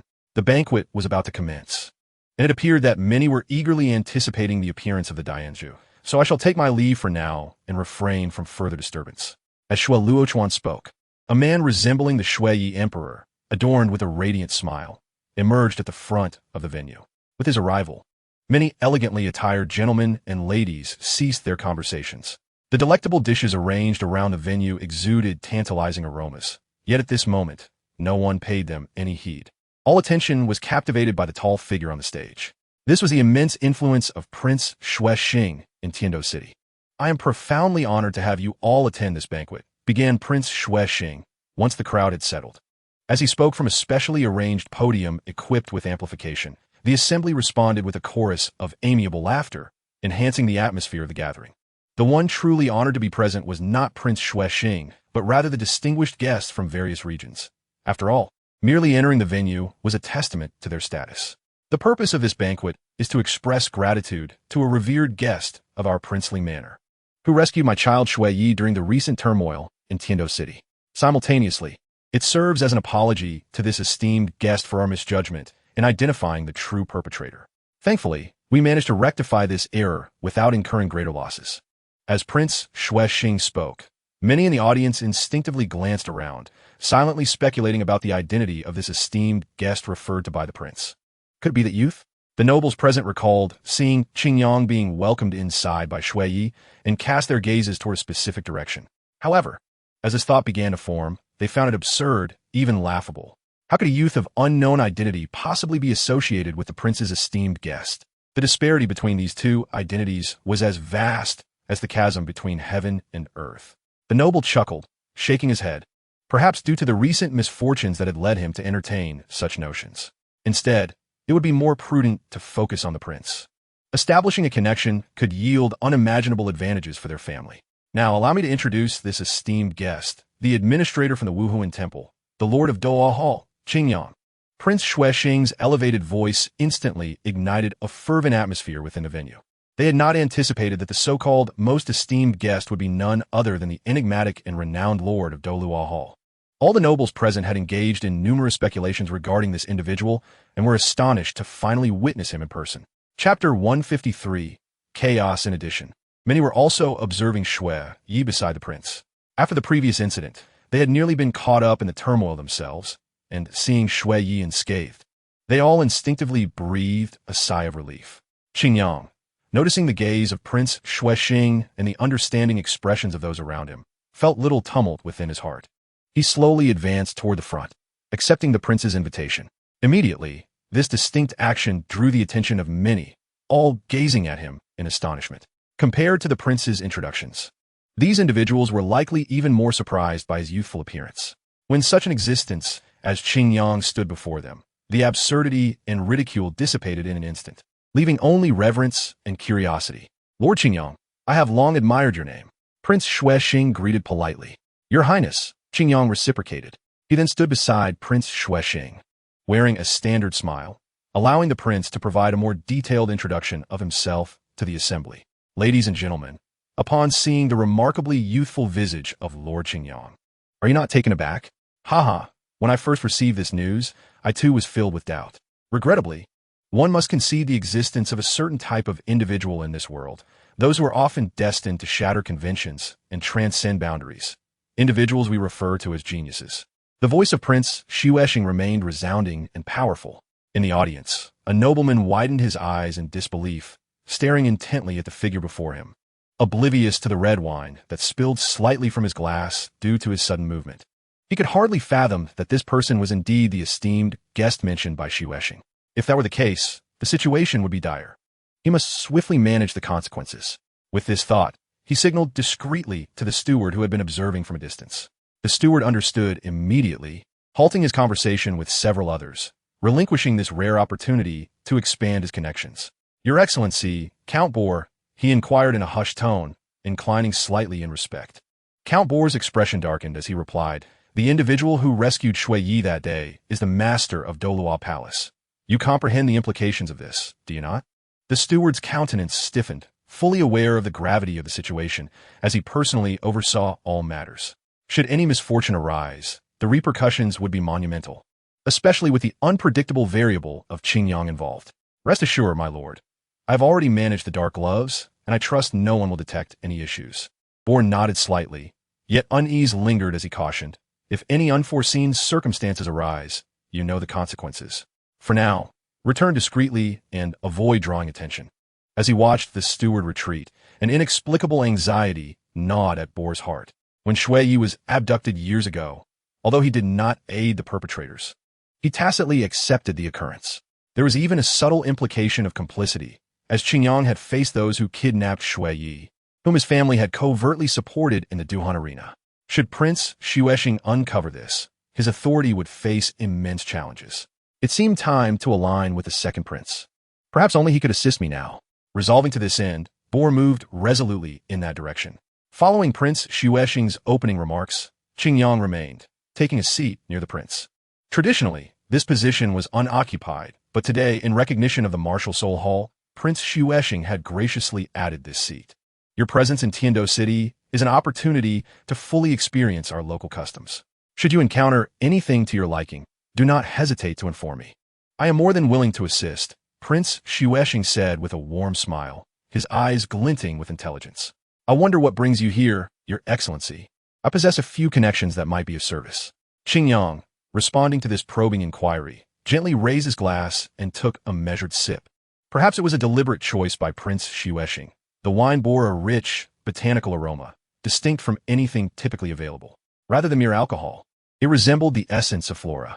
Reflecting on this, Qingyang maintained his composure, determined not to bring shame to the martial soul hall, and turned his gaze towards Prince Xuexing.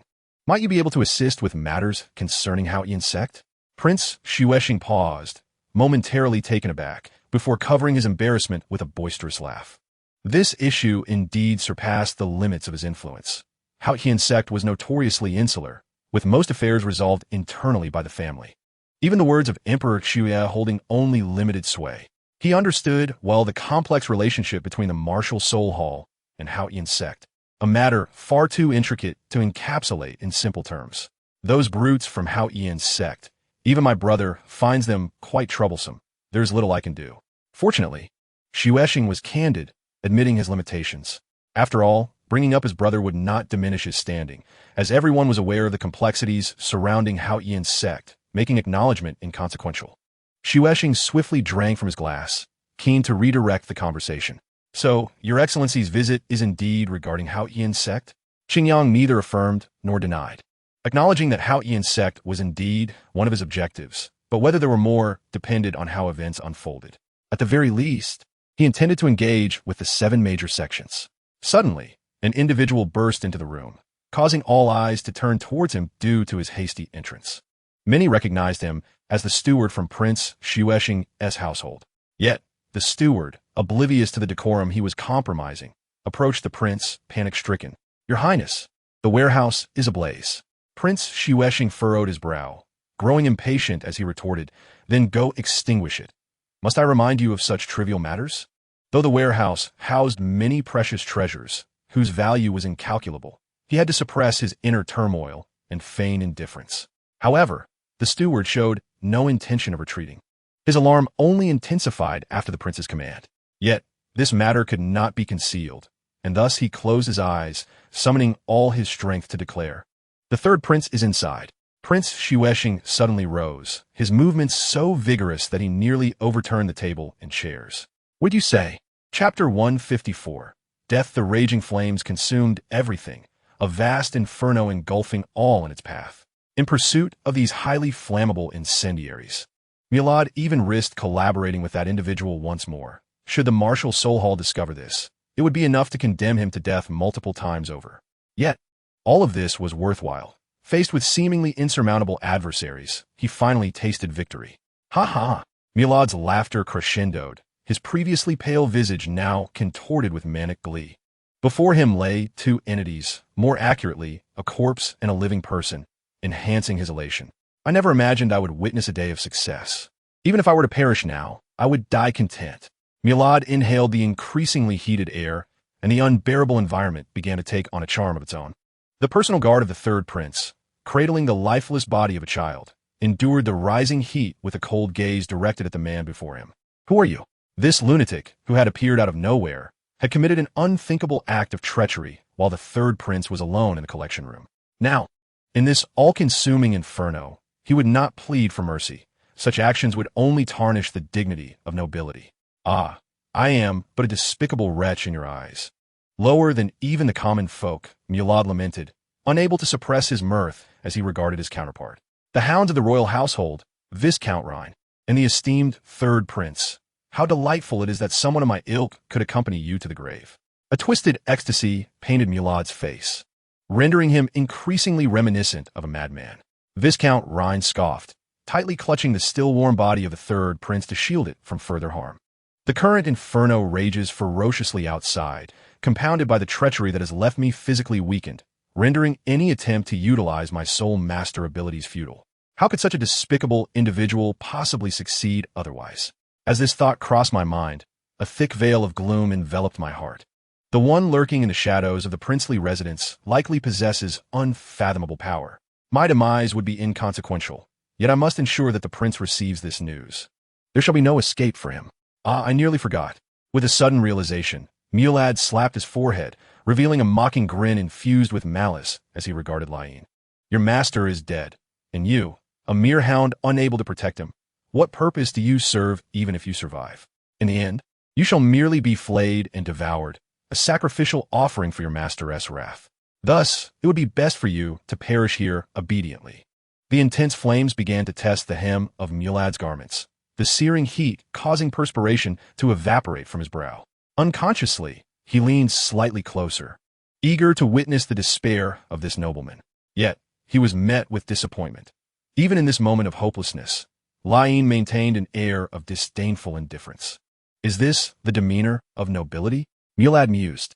Lain channeled the remnants of his soul power, concealing it within a peculiar artifact embedded in the chest of the third prince. This was a soul-guiding device bestowed upon the prince by his highness, purchased at a premium from the Wuhuan temple 2 years prior, with hopes of serving the prince's interests here. Simultaneously, Lain continued to speak in a frigid tone, hoping to divert this villain's attention. The distinction between nobility and commoners like you has never been merely one of status. You shall never comprehend this. To Mulad, these words were nothing short of a blatant mockery.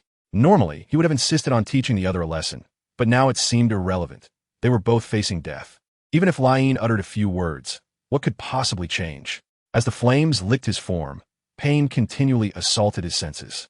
In mere moments, his garments were reduced to ashes, exposing a grotesque body marred by grievous wounds, crudely mended by assorted flesh and skin. Death, after all, was merely a return.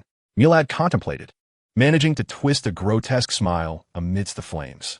The item imbued with intelligence was delivered by Lain, and upon completing this act, a sigh of relief escaped him. Upon witnessing Mulad's disfigured form, Lain's expression hardened. The injuries upon this man, discernible through years of battle experience, were clearly beyond salvation. Yet, he remained whole. This was invaluable intelligence, reminiscent of a significant operation 4 years prior. Regrettably, it seemed impossible to convey this now. As the flames consumed Mulad, they gradually began to encroach upon Lain's body, yet he remained silent, tightening his grip around the third prince's form, striving to shield him from external harm. In the banquet hall, the atmosphere had turned decidedly ominous. The prior joy and harmony had evaporated with the butler's abrupt entrance, delivering alarming news, replaced by a heavy, oppressive ambiance. Quickly, take me to see. If anything has happened to the prince, I shall ensure they pay dearly. Prince Shueshing seethed, unceremoniously kicking the butler, an act of rudeness unbecoming of his status. His composure was shattered. All the nobles witnessing this scene could only remain silent. Lord Qingyang, I sincerely apologize. What was meant to be a gathering in your honor has devolved into this chaos. Please forgive my rudeness. I must attend to the situation. Kindly wait here." With that, Prince Xuexing did not await a response from Qingyang and swiftly departed with a throng of followers. The grand banquet, devoid of its host, could not possibly continue. Guests exchanged glances, murmuring amongst themselves. "Lord Qingyang, you must have noticed something amiss. It appears someone has deliberately targeted us. I now intend to accompany the prince to assess the situation. May I have your thoughts?" SoloedEvil approached Qingyang, his face etched with concern, extending an invitation. Regardless of Qingyang's thoughts, he had no reason to refuse, especially as it appeared an assault had occurred on the princely residence, yielding tangible results. Such power was rare indeed. Unfortunately, both the Wuhuan Temple and the Haotian sect were among the few who possessed it, yet neither harbored the motive to act. Chapter 155. Extinguishing the Flames. Esteemed guests. His Highness, the Prince has encountered some difficulties. I believe it is time to demonstrate our camaraderie and lend our support. SoloedEvil, steadying the increasingly panicked Shuya, addressed the assembly. This approach was undeniably astute. When crises arise, prompt control of the situation is imperative. Currently, Prince Xuexing was preoccupied, and the residence was in disarray. SoloedEvil's presence as a royal was essential to restore order. The prince has always been a paragon for us nobles. In light of this incident, we shall do our utmost to assist. Count Boer was the first to step forward in support. Following his lead, other nobles voiced their agreement, and the previously unstable atmosphere began to stabilize. On behalf of Prince Xuexing, I extend my gratitude for your assistance. Let us not delay and follow me. As he spoke, he gestured toward the distant Titan and promptly set off, leading others away from the banquet. Before long, the nobles, alongside SoloedEvil, arrived at the site of a massive burning structure located behind the princely residence. The oppressive heat was palpable even from this distance, with beams collapsing intermittently. Numerous servants hurriedly transported water, striving to quell the raging flames. Yet, their efforts yielded little success. The primary force combating the blaze remained the water-type soul masters within the residence. Their continuous release of soul techniques was the only reason the inferno had not entirely engulfed the area, but it was still far from sufficient. "Are there no more water-type soul masters? Hurry and summon them," the butler shouted hoarsely, and the flurry of activity intensified. Yet, extinguishing the fire was an urgent matter, and time was not on their side. It was not that Prince Xuexing could not summon powerful water-type soul masters. Rather, time was of the essence. The low-level soul masters, lacking sufficient energy, were inadequate in number, resulting in the current predicament.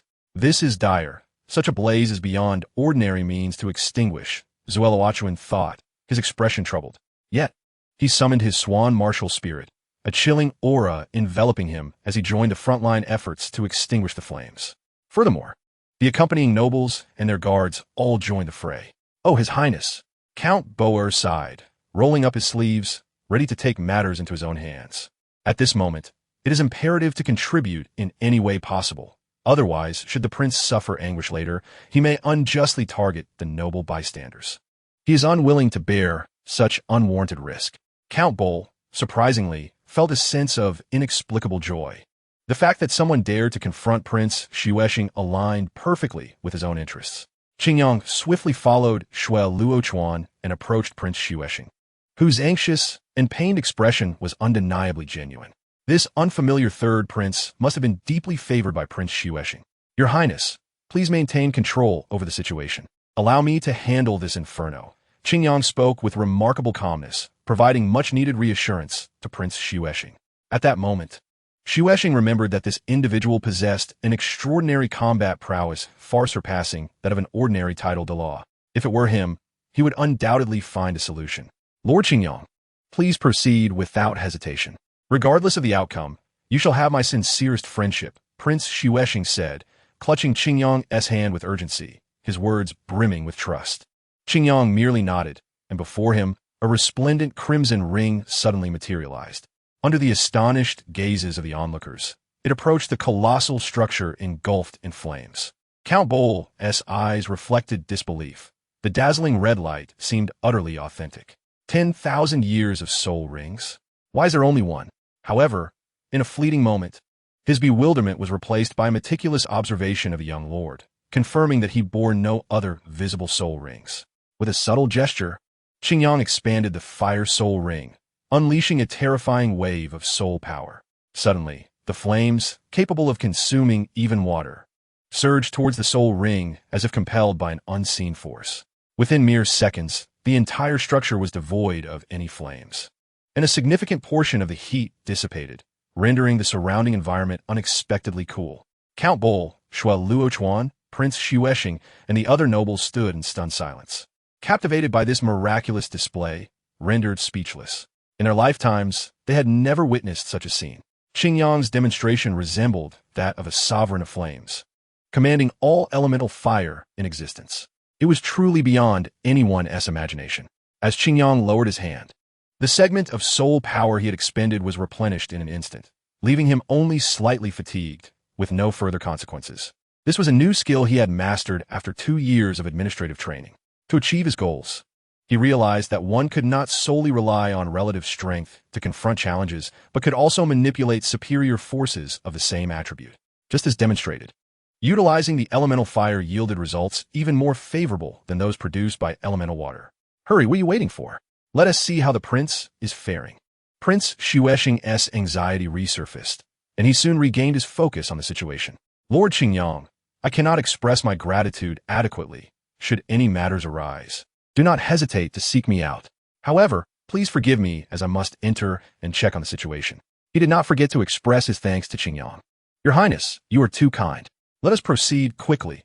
Aside from the risk of this large warehouse collapsing, there should be no other dangers, Qingyang responded, acknowledging the prince's gratitude while offering a gentle reminder.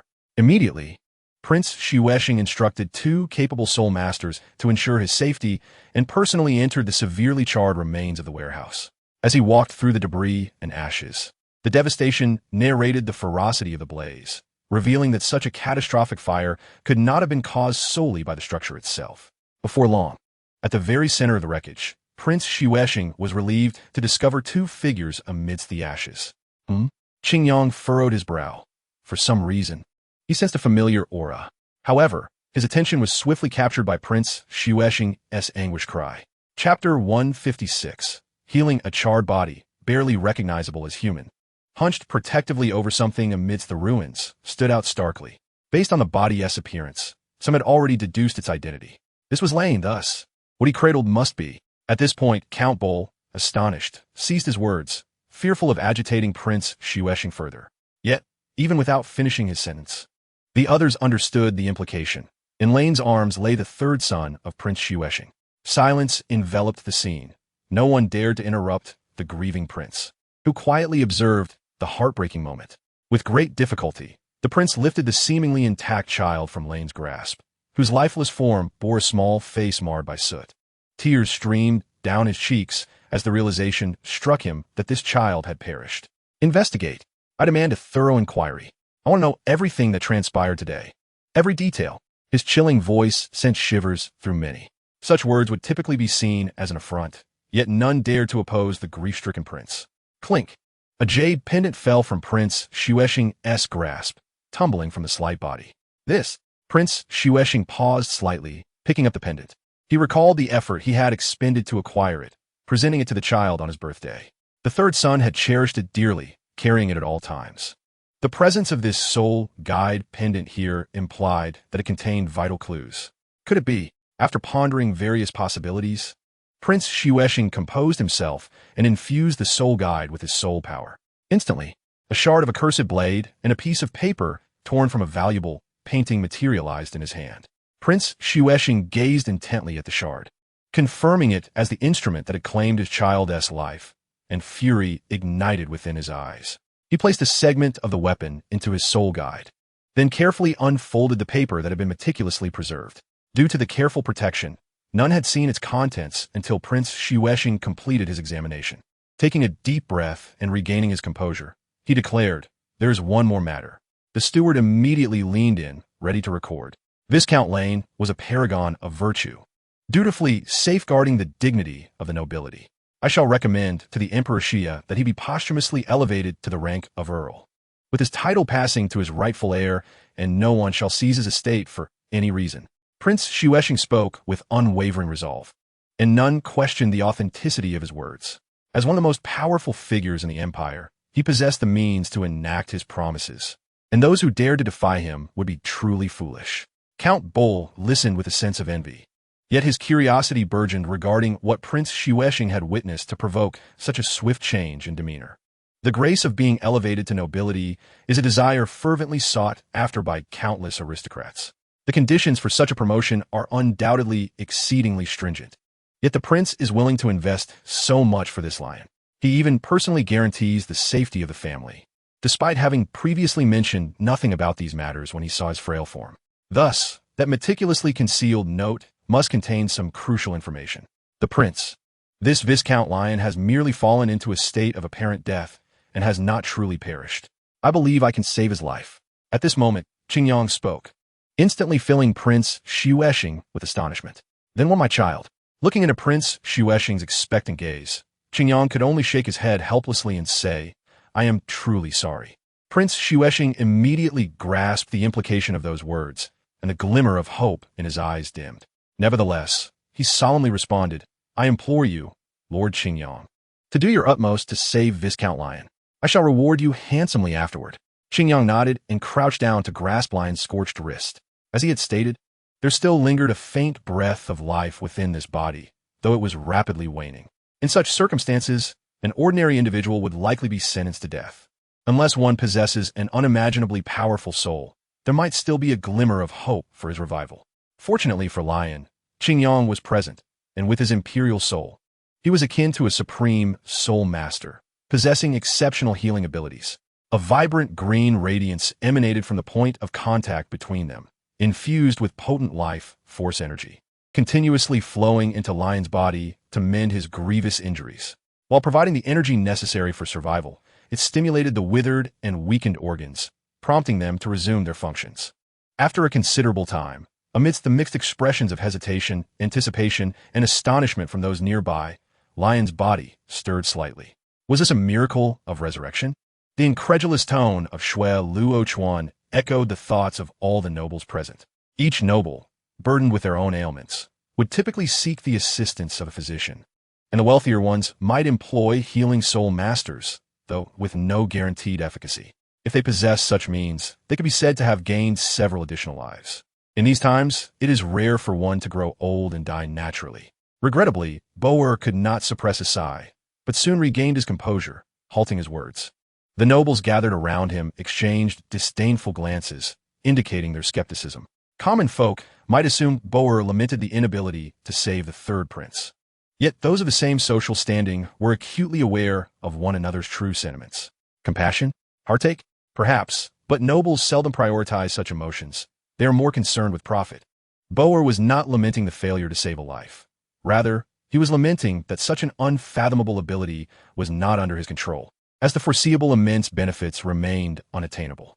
This was the genuine reason behind his expression of regret. Lord Qingyang, I am truly grateful to you. Lion is breathing. But why is he not yet awakened? Prince Xuexing expressed his gratitude before inquiring with a tone of bewilderment. He felt a growing impatience within. The information that Lion possessed would undoubtedly be more detailed and comprehensive than the intelligence left behind, and if he could awaken, it would greatly aid in understanding the events that transpired. Your Highness, please remain calm. The Viscount's body has endured tremendous strain from the recent conflagration, and even I cannot hasten his recovery. Merely sustaining his life is a stroke of fortune. Viscount Lion requires time to rest and will likely face many lingering aftereffects, which I hope he can accommodate. Upon hearing this, Xuexing tempered his eagerness and nodded in agreement with Qingyang's words. A few days' delay would have no adverse effects. As long as Lion could awaken, that was all that mattered. At this moment, he began to reflect soberly on the current situation. After a brief contemplation, he asked the steward, "Where is that boy Shuya?" The steward promptly replied, "For the safety of the prince. I have arranged for him to be taken to a secure location, with numerous personnel assigned for protection. There will be no issues." The last remnants of worry in Prince Xuexing's heart were immediately alleviated. He solemnly entrusted the corpse in his arms to the steward, and then, with a flash of cold determination in his eyes, addressed the others present, "My esteemed guests. I sincerely apologize for the shocking occurrence that has threatened your safety at this banquet. Please rest assured that the prince's residents will confront the miscreants until they are apprehended. For now, let us disperse this gathering. and I shall offer my apologies at a later date. The prince's intent to dismiss them was anticipated. In light of such an incident, the prospect of continuing the banquet was unthinkable, and thus, the nobles nodded in agreement. Your Highness, I shall take my leave. Should you require any assistance from me, please do not hesitate to ask. I will exert my utmost efforts. Count Boer was the first to acknowledge Prince Xuexing's intentions, bidding farewell with a smile. Certainly, Prince Xuexing managed to maintain the demeanor expected of a high-ranking noble, giving a slight nod. Your Highness, upon my return, I shall mobilize my family to pursue information relentlessly. If I uncover any intelligence, I will visit you at the earliest opportunity. Please do not refuse. Another noble offered polite words. Of course, the prince's residence welcomed such overtures, and if any pertinent information arose, there would undoubtedly be generous rewards. Prince Xuexing smiled once more. We feel the same. Within a short time, the numerous nobles discreetly departed, leaving only the members of the prince's residence and a few trusted individuals behind. Coincidentally, Qingyang remained present. Steward, immediately dispatch someone to follow them. I wish to know every single move they make upon their return. Prince Xuexing's expression shifted from feigned cordiality to one of fury. Particularly fixating on Boer, he commanded, if there are any issues, act decisively and eliminate them all. With the absence of outsiders, Prince Xuexing showed no signs of mercy. However, SoloedEvil's face appeared troubled. The nobles were a faction he was currently trying to cultivate. Yet Prince Xuexing had justifiable reasons for his actions. Even if some nobles suffered repercussions, it could ultimately be accepted. Thus, he chose to remain silent.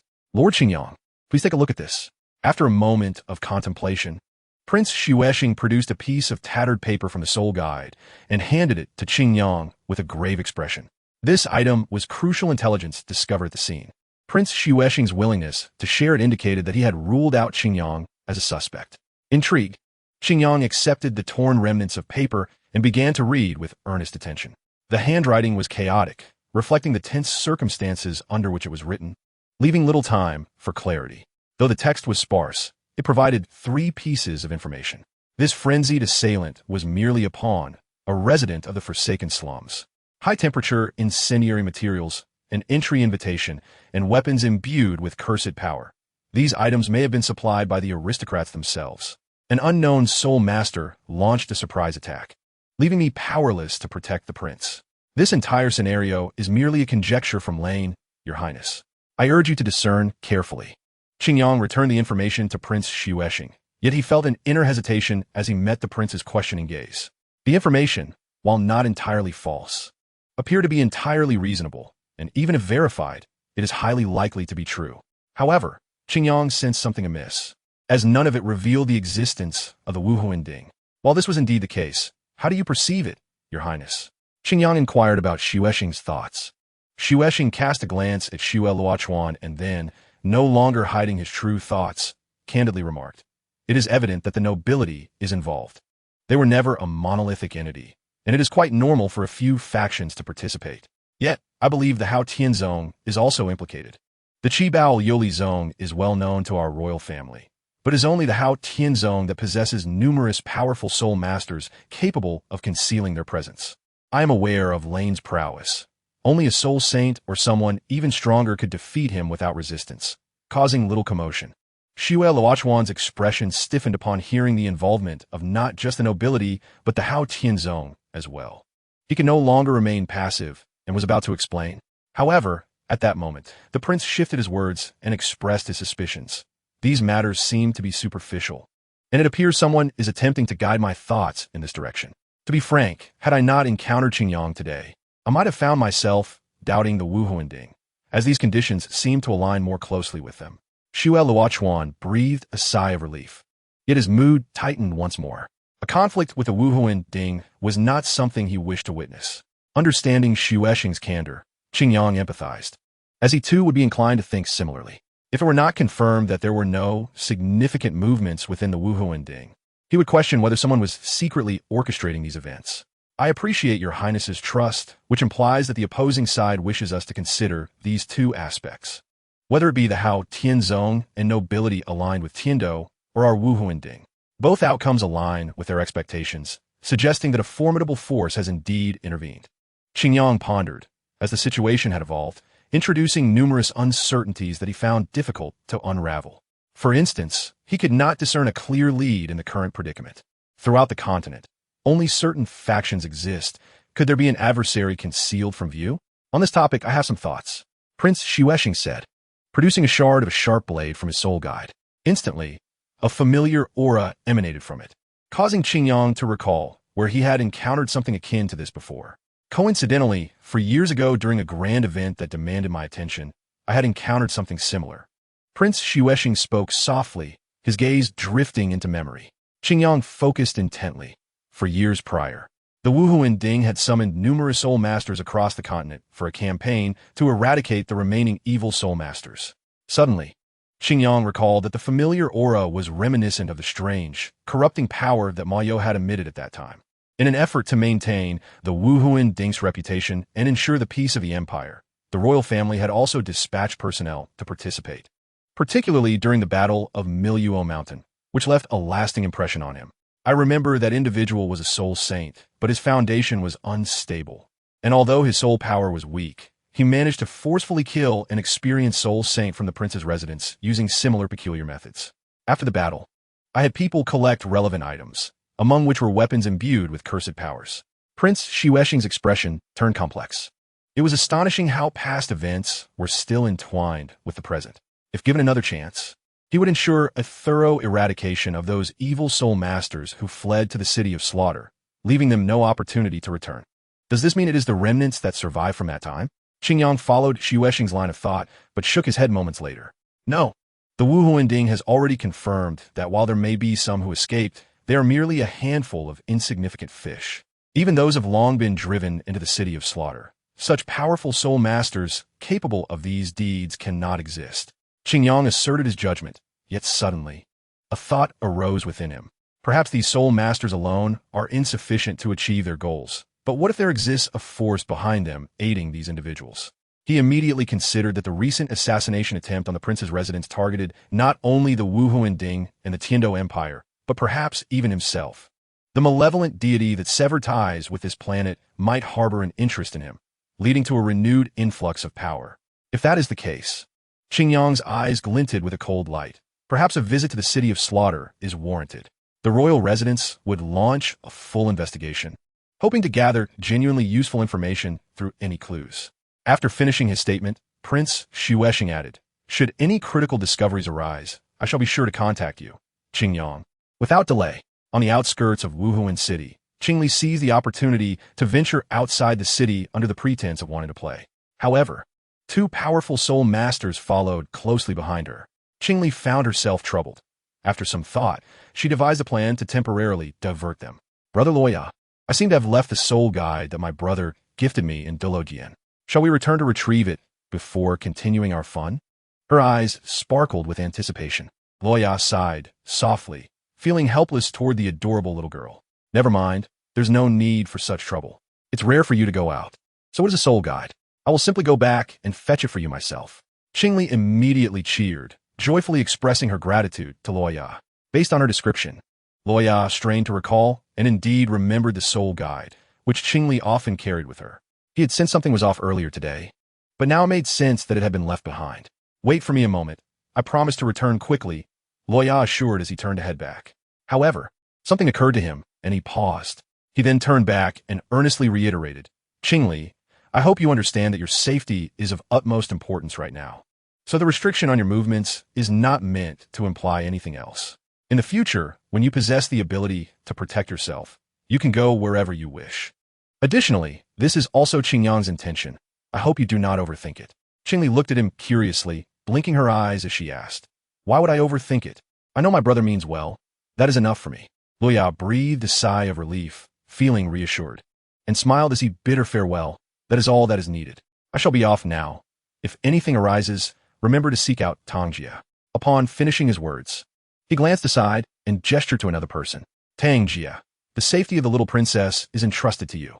Standing on the branch, Tangjia nodded without uttering further words. At this moment, Luo Yi gently patted the little head of Qing Li, watching as she swiftly darted away, before he turned away with a wry smile. Utilizing his soul power, Luo Yi moved with extraordinary speed, and at this pace, It would not be long before he returned to Wuhan City. Observing Luo Ye's departing figure, Qing Li patted her chest, releasing a sigh of relief. She turned to Tang Jie, whose gaze was a mixture of tension and ease, and revealed a smile. Instantly, Tang Jie felt as though the world was spinning. His vision began to blur, and after a few breaths, he fell into a deep slumber. Now, in this sparsely populated wilderness, only Qing Li remained, along with one other person. How can you be so certain that the images I showed you last time were not fabricated? A woman's voice, imbued with a magnetic charm, resonated from the surroundings. Curiously, Qing Li turned around to find a woman shrouded in a black cloak with a hood obscuring her face and figure, suddenly appearing behind her. Qing Li had anticipated this person's appearance, or rather, this outing was intended for this very encounter. In response to the other's words, Qing Li's expression became complex as she bit her lip, yet she could not deny that she had long harbored suspicions. When my father departed, he instructed me not to seek revenge, nor to avenge him. He merely wished for me to live happily. I could not comprehend why he, who lived by this principle, would not allow me the same. However, over these past 2 years, I believe I have begun to understand the unspoken meaning behind my father's words. Qing Li's melodious voice carried a hint of sorrow and nostalgia, yet there was not a trace of hatred. The mysterious woman furrowed her brow, momentarily at a loss for words, as the situation seemed to surpass her expectations. Chapter 159, News of Xiao Wu. A slow smile spread across Qing Li's face, further aggravating the mysterious woman. What you informed me earlier, I had already anticipated. Many are aware that Qin Yonggugu killed my father, yet they do not wish for me to know. However, they remain oblivious to the fact that I have known all along. Even Qin Yonggugu, as she spoke, a note of pride tinged her voice, as if she had freed herself from sorrow. The mysterious woman could no longer contain her frustration. This was not the revelation she sought from the young girl. Do you not realize that your mother was slain by Dong, and your father fell to Qing Yang's hand? Even at this point, the mysterious woman paused, a sinister chuckle escaping her lips. Your sister, Xiao Wu, nearly perished at the hands of Bai Dong a few years ago. Though she narrowly escaped, her mother was not so fortunate. Qing Li's complexion paled slightly, her head unconsciously lowering, yet the mysterious woman continued unabated. Your entire family harbors a deep-seated enmity towards the Spirit Hall, and even your race cannot reconcile with humanity. Why do you have to let go of it all? Do you not see this as betrayal?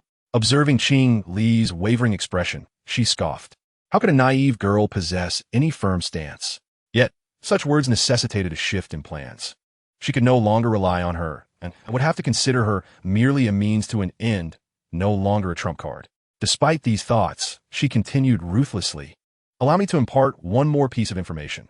That rabbit, Xiao Wu, is now like you, transformed into a human. Haha, she is currently in Nuoding City. Perhaps you might have a chance to meet her. However, unlike you, she does not possess the protection of that figure. How long can this rabbit girl conceal herself among humans? The mysterious woman observed the 5-colored pendant on Qing Li's chest, her eyes gleaming with greed and malice. Xiao Wu is in Nuoding City? Qing Li suddenly raised her head, her eyes fixated on the mysterious woman ahead.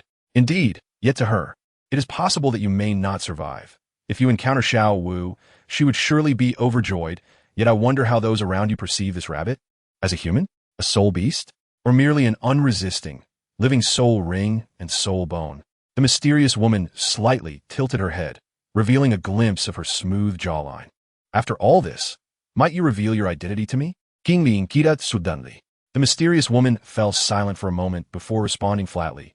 Yi, a nameless soul who should have perished. Qing Li pondered deeply, but could not recall who Yi might be. She had never heard this name in her life, as a soul beast, or after becoming human. Was her quest tied to Qin Yonggugu? Very well. Now that your intentions are clear, I must take my leave. Lingering here may alert that old one to my presence. Should you wish to find me, continue using that stone. Since you desire to forget the past, cherish your present life. The mysterious woman, cloaked in black, vanished from sight.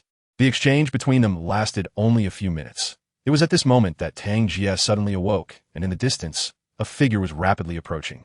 Tang Jie squinted, confusion lingering in his gaze. Yet, upon seeing the unfamiliar green leaves before him, memories flooded back.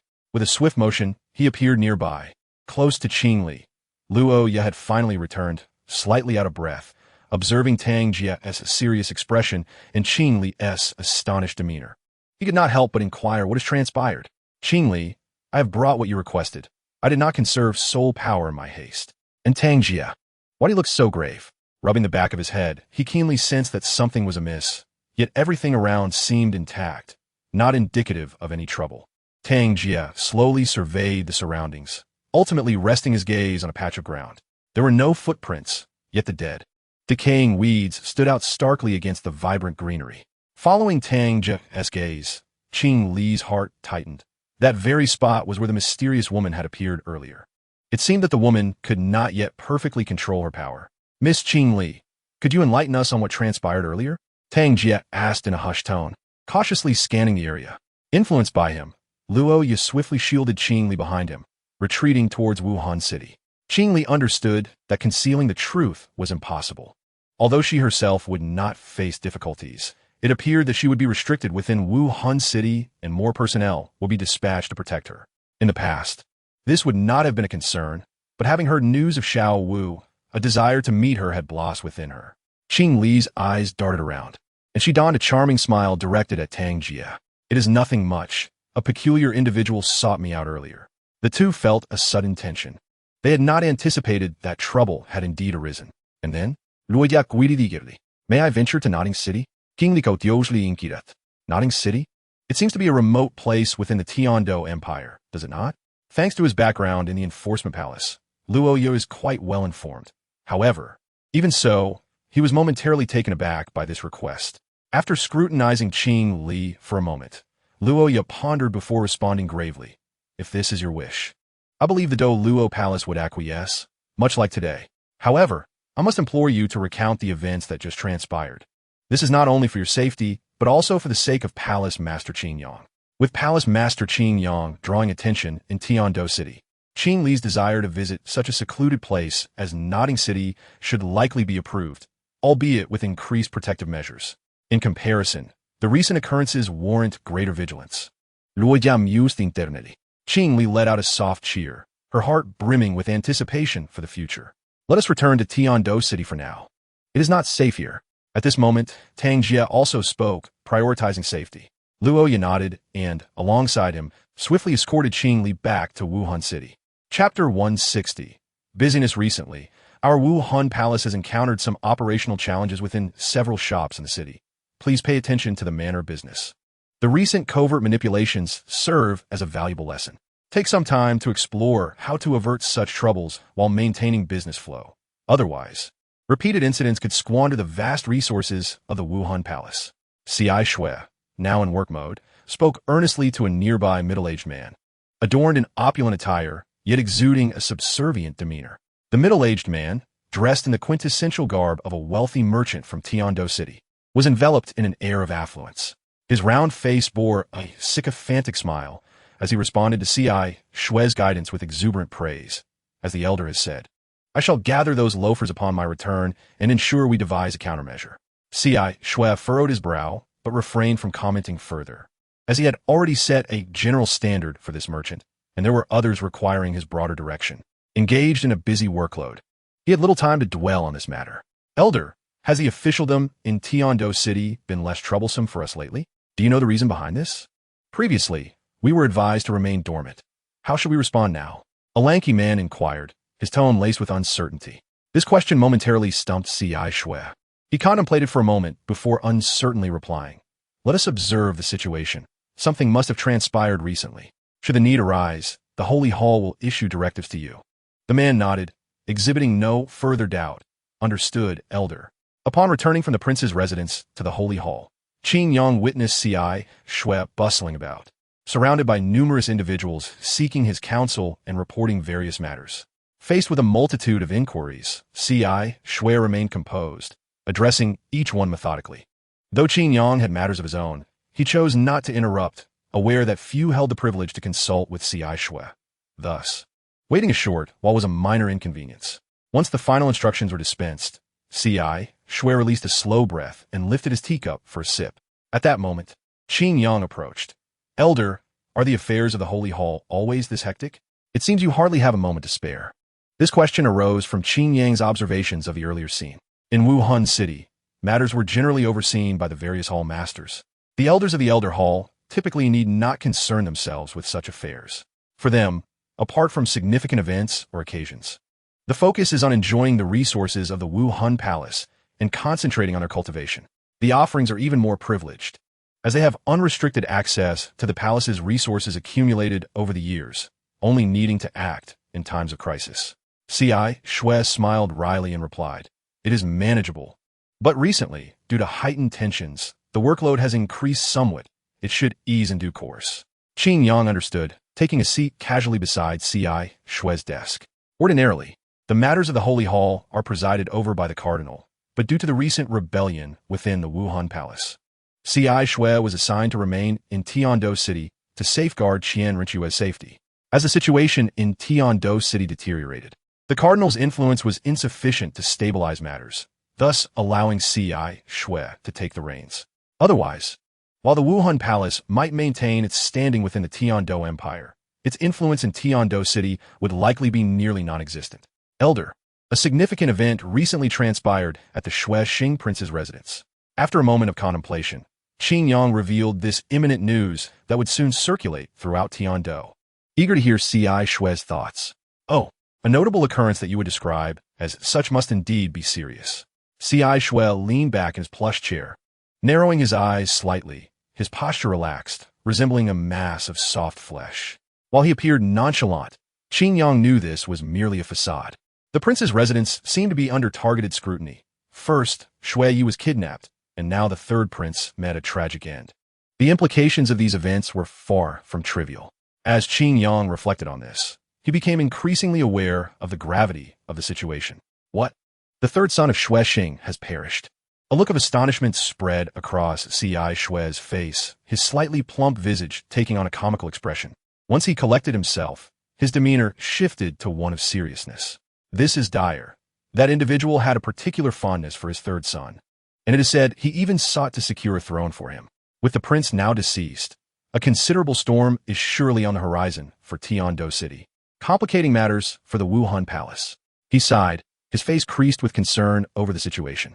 To successfully execute an assassination of a key figure within the heavily guarded confines of the Shui Xing Prince's residence, even he could not help but question the capabilities of the Wuhan Palace.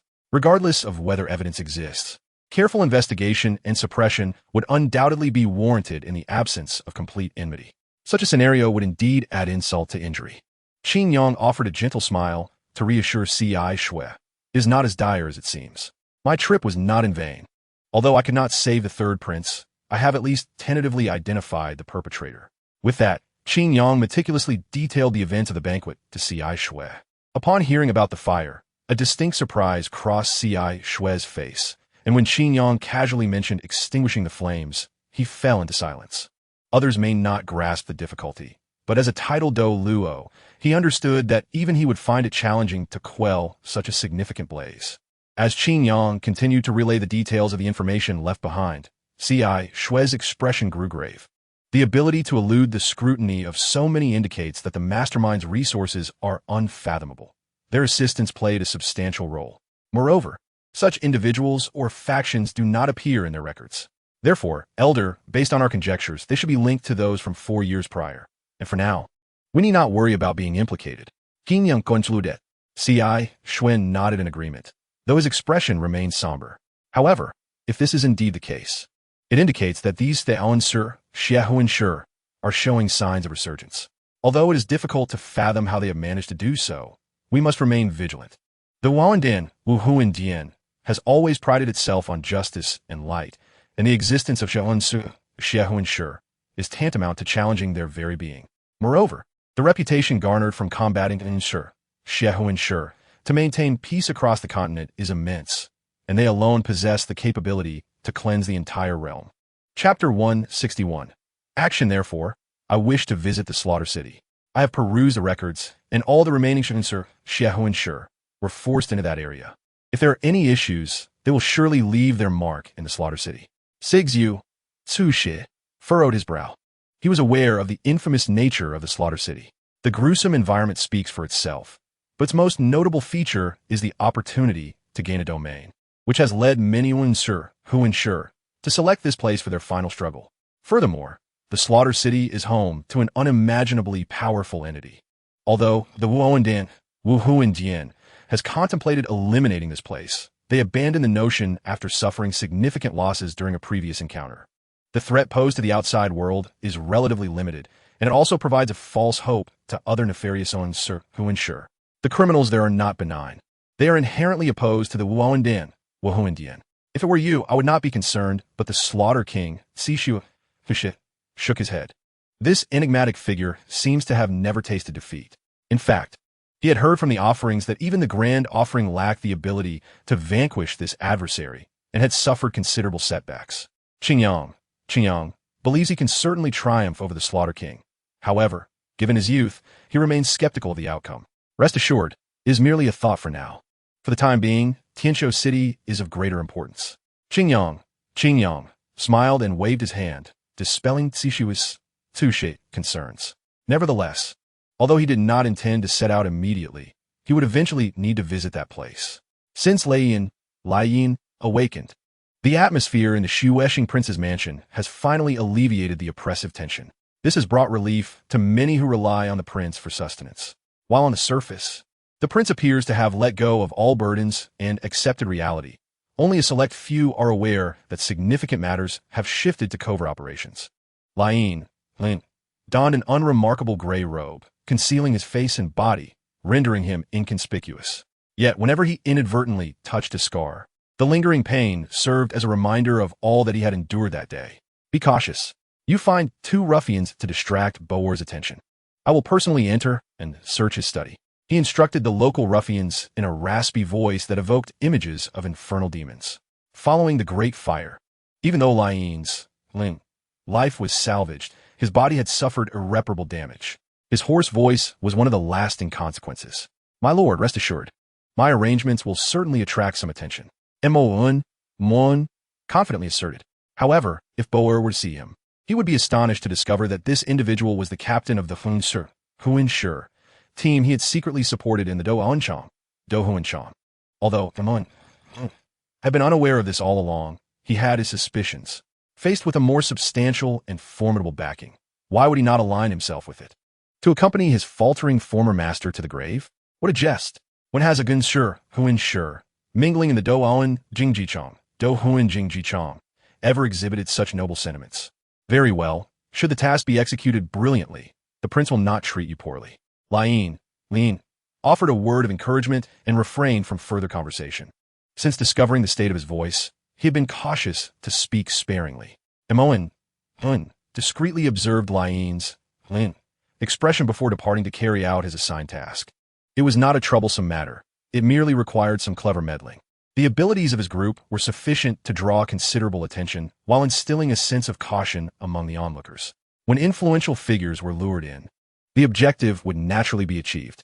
Lin remained oblivious to Mon's intentions and paid them no mind, as his noble status set him apart from such individuals.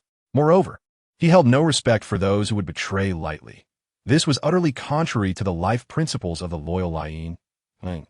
A commotion erupted at the entrance, prompting Lin to wait a moment longer. As the clamor intensified and more people gathered, he commenced his actions.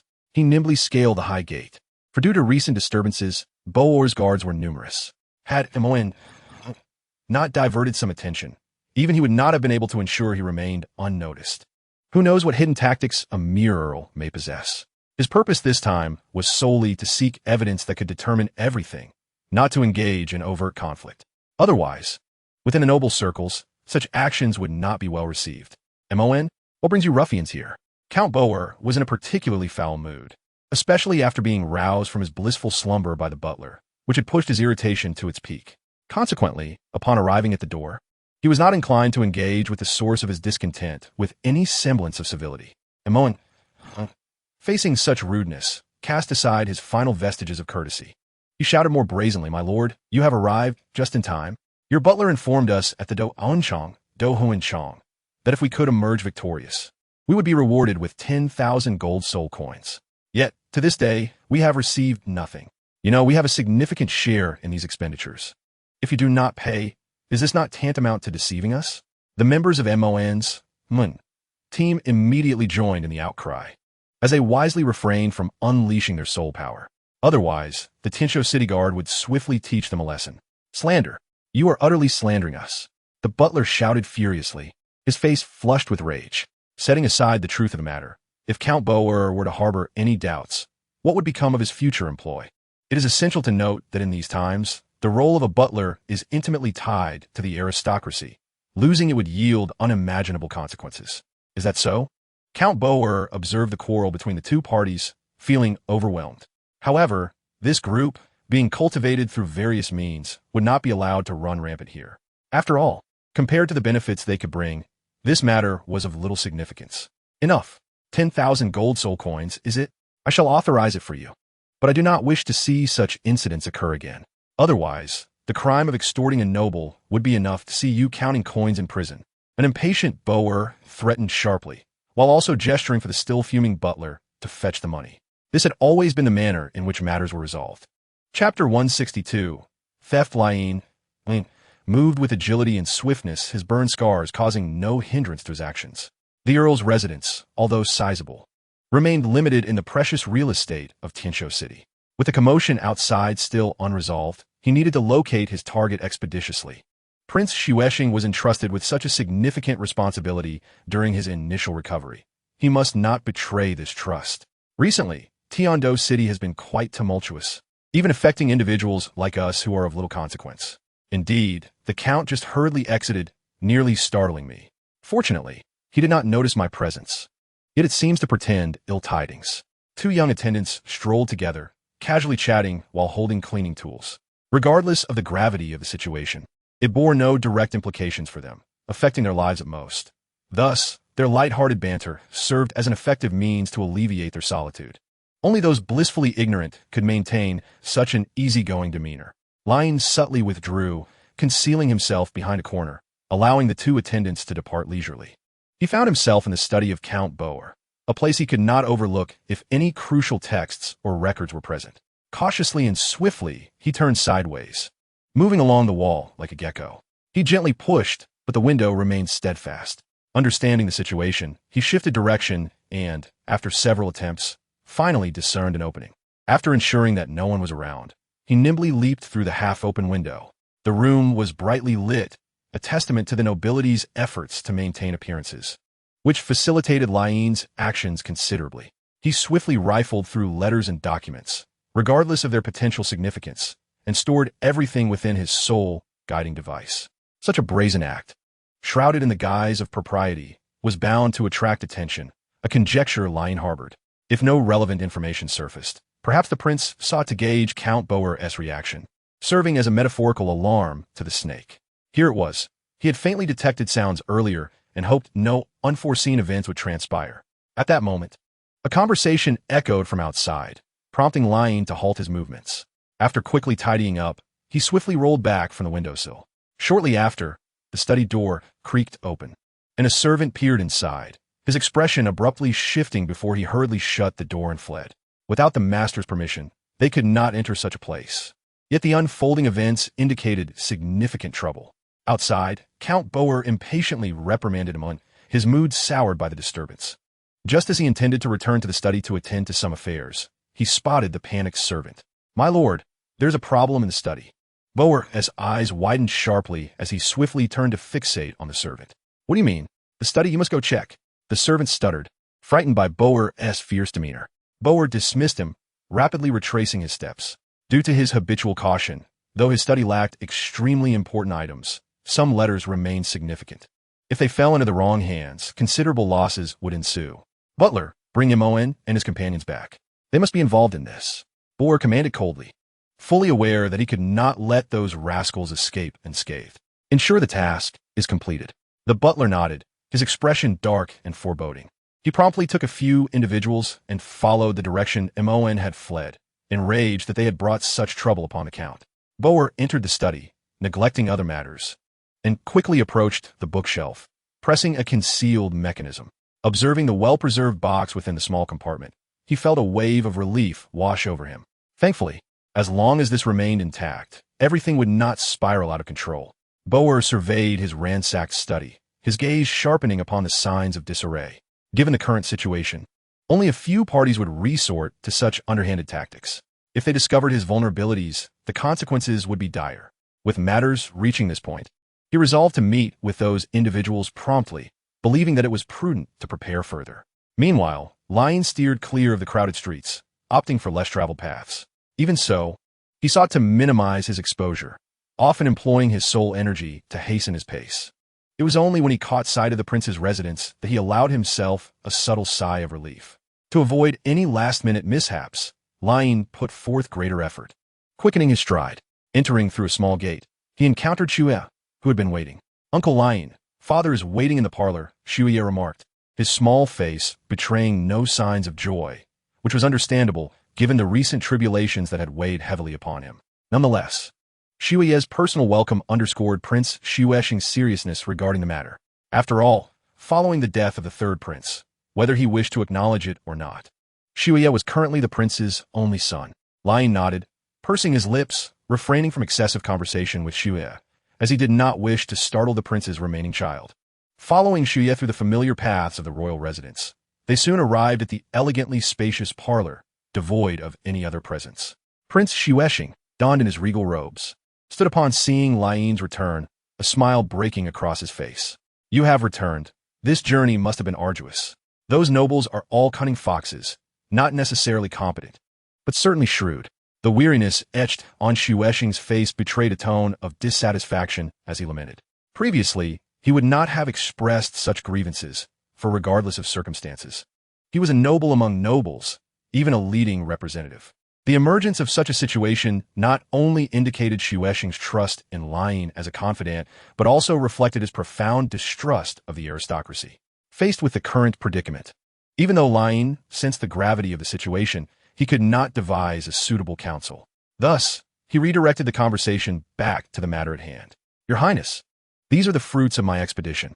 I hope they prove beneficial to you." Removing the soul guiding device, he respectfully placed it on the tea table.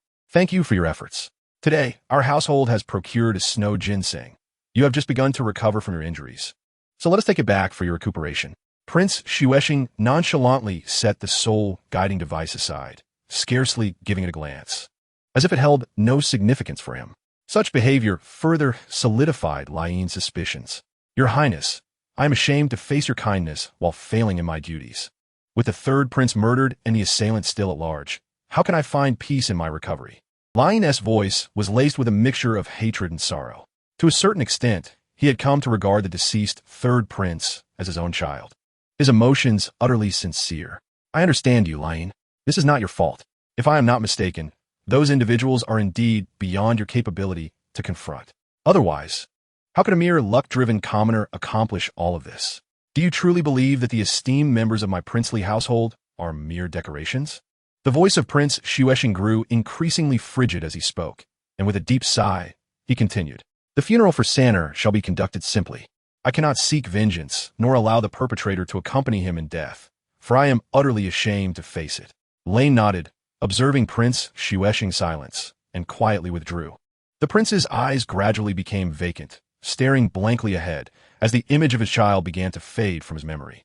All that remained was the faint outline of a frail body, marred by charred marks, devoid of noble bearing, becoming ever more vivid before him. "Your Highness, the sixth elder of the Hautian sect has come to pay a visit. Should we not receive him?" A gentle voice called from outside. Regaining his composure, Prince Xuesheng noticed the butler standing nearby, his face etched with concern. "Hautian sect? What business do they have here? Are they here to mock me?" Prince Xuesheng rubbed his face, his tone decidedly brusque. After a moment's contemplation, he resolved to meet with the visitor. As the royal family currently maintained a certain level of alliance with the Hautian sect, perhaps they might offer some assistance. "Let me prepare myself. Just bring him in directly." The butler, observing the prince's somewhat dispirited demeanor, nodded gently before departing to make arrangements. Before long, a robust figure appeared, escorted by the butler. This individual was none other than Tang Ao, the newly appointed sixth elder of the Hautian sect, a formidable SoloedEvil. Ignoring the surrounding picturesque scenery, Tang Ao approached Prince Xuesheng, and upon seeing the prince's current state, frowned slightly. "Your Highness, I bring greetings from the Hautian sect. We are deeply saddened by the recent events. However, I implore you to regain your composure. As a vital member of the royal family, you must not relax your pressure on the Spirit Hall. We have heard that their recent activities have all come to a standstill. Not good. The butler sensed the cold arrogance in Tang Ao's demeanor and immediately felt a sense of foreboding. As expected, Prince Xuexing's brow furrowed, and he forced out a response. And what of it? Tang Ao detected the discord in the prince's tone, yet for the sake of the Haotian's sex reputation, he could not afford to relent. At such a crucial juncture, how can we simply halt our efforts? The Spirit Hall is on the verge of faltering, and their influence in Tiando City is waning. To abandon our cause now would only grant them an opportunity. Tang Ao's words grew sharper, tinged with a hint of reproach. If it were anyone else, they would have long since acquiesced to the Haotian's sex demands, conforming to their wishes. This was a common phenomenon, given the Haotian sect's rising prominence and increasingly domineering demeanor, which had emboldened them to issue veiled challenges to the Spirit Hall. However, Prince Xuexing was no ordinary individual. Even the Haotian sect could not compel him to bow. Is this your stance, or the stance of the Haotian sect? Prince Xuexing's tone turned unfriendly, shedding even the pretense of courtesy. Having just endured the agony of losing a child, he found it intolerable to face the Haotian sect's aggressive posture, especially given his status as a high-ranking prince of a great nation. The Haotian sect's domineering style might work elsewhere, but it would not prevail here in Xuexing's territory. Tang Ao fell silent for a moment, scrutinizing Xuexing, whose distress was palpable on his face. Yet for the sake of the greater good, Tang Ao remained resolute, articulating each word deliberately. This is the will of the Haotian sect, and it is also your brother's will. A surge of formidable soul power suddenly emanated from him, and under such blatant pressure, Prince Xuexing's pent-up emotions erupted. The overwhelming soul power enveloped the surroundings in a layer of frost, prompting Lane, who had been observing from a distance, to rush forward and stand protectively before the prince, wary of Tang Ao. You wish for me to continue targeting the Spirit Hall? Very well. As long as you find the culprit and avenge my child, this is entirely acceptable. If you cannot do this, then we have nothing more to discuss. Even if Shui Yi himself were to come, or if your sect leader stood before me, my response would remain unchanged. Prince Xuexing's fury boiled over as he slammed his hand on the table, sending shards flying. Yet, in the face of such pressure, Tang Ao maintained his cold composure, not even releasing his own martial spirit. No matter how furious the prince became, he could not match Tang Ao's strength. Had it not been for the latter's status, he would not have needed to regard the outburst of such a weaker individual. Is this the attitude of your highness? I understand. I hope you do not come to regret this decision. Ultimately, the royal family is subject to the words of the great Emperor Shui Yi. Tang Ao's voice turned icy as he delivered a statement that was not a threat, but rather a harsh truth. With a flick of his robe, he turned and departed. The butler, having witnessed the prince's earlier outburst, dared not follow, standing nervously to the side as Tang Ao exited. Lane remained steadfast, not retreating even as beads of cold sweat began to form on his brow. Is this a threat directed at me? Does the Haotian sect truly consider the princely household to be a soft target? Prince Xuexing retracted his martial spirit, his indignation palpable as he dismissed the matter with disdain. Had it not been for his own willingness to compromise, had Shui Yi not been born just slightly before him, the Tiando Empire would not necessarily be under Shui Yi's command. It was precisely because of this that despite Shui Yi ascending to the throne, he was still compelled to expend considerable effort to placate Prince Xuexing. This was also the reason the Haotian sect sought an audience with him. Laoyan, you may withdraw for now. Butler, tidy this place up. I shall see what gives the Haotian sect the audacity to be so domineering before me. The chill in Xuexing's tone was unmistakable. Chapter 164. The teachings of the Tiando royal family, the events occurring within the Prince Xuexing's household quickly reached the Spirit Hall, and the information was meticulously compiled and delivered to Qingyang's office. Qingyang perused the report briefly, then revealed a subtle smile. This intelligence was even more detailed than he had anticipated, with the exchanges between Tang Ao and Xuexing carefully documented. The information network of the Spirit Hall was not so robust. Even the royal princes could be penetrated to such a degree. Of course, this was not to say that it was impossible, but rather that it was not worth the effort. For instance, employing a title d'Olois to gather intelligence would certainly be feasible, but who would take such measures? Thus, the contents of this intelligence became remarkably intriguing. Lian Yu, do you think this information was intentionally leaked to us by Xuexing? Qingyang remarked with evident amusement. Lin Yu, who had just delivered the compiled message to Qingyang, found it difficult to respond to this question. In her view, there was undoubtedly a motive behind it. Otherwise, the information would not have arrived so swiftly and accurately, almost as if it had been deliberately sent. Yet, what could Prince Xuexing hope to gain from such actions? With her limited experience, she struggled to analyze the underlying reasons, for she was merely an ordinary steward, and the matter at hand was too profound for her to grasp. Qingyang did not seek an answer from Lin Yu. He merely wished to articulate his thoughts. If Lin Yu truly understood, he would have been astonished. Xuexing is leveraging his position, standing on the side of the Tiando Empire. Naturally, we at the Spirit Hall must regard him as a formidable adversary to be subdued. However, from Xuexing's perspective, anyone who encroaches upon his interests is an enemy. The future of our Wuhuan Temple may unfold in such a manner, yet at present, it is evidently the Haotian clan that incites his ire. Qingyang chuckled softly, as if reminiscing about an amusing incident. This time, the Haotian clan has demonstrated a remarkable lack of mercy. While I can somewhat empathize with their stance, I must assert that this is hardly a prudent approach. The Xuexing prince is no ordinary figure. After all, Lin Yu's eyes sparkled, seemingly grasping the implication. Do you mean to suggest that the Xuexing prince might ally with our Wuhuan temple? If that is indeed the case, it would be splendid. For the predicament in Tiando City could certainly be resolved with such an alliance. Her tone brimmed with delight and cheer, as she had been closely linked with the Wuhuan temple since childhood, and the ongoing dire circumstances had filled her with anxiety. With the prospect of improvement for the Wuhuan temple, her spirits soared. However, it is not so simple. Qingyang set aside this piece of information, exhibiting little enthusiasm. His words promptly deflated Lin Yu's momentarily buoyant mood. Nevertheless, it may not be a bad thing. Perhaps the situation could serve as a turning point for the circumstances in Tiando City. Lin Yu sensed that Qingyang was toying with her, for who speaks only halfway through a thought. Yet, since it could be a positive development, it is indeed worth celebrating. Qingyang took up a pen and paper, jotting down his thoughts and observations, and after organizing them, he handed them to Lin Yu. This, I must trouble you to deliver to Elder Zishue's office. I believe he will know how to maintain the current situation upon reviewing it.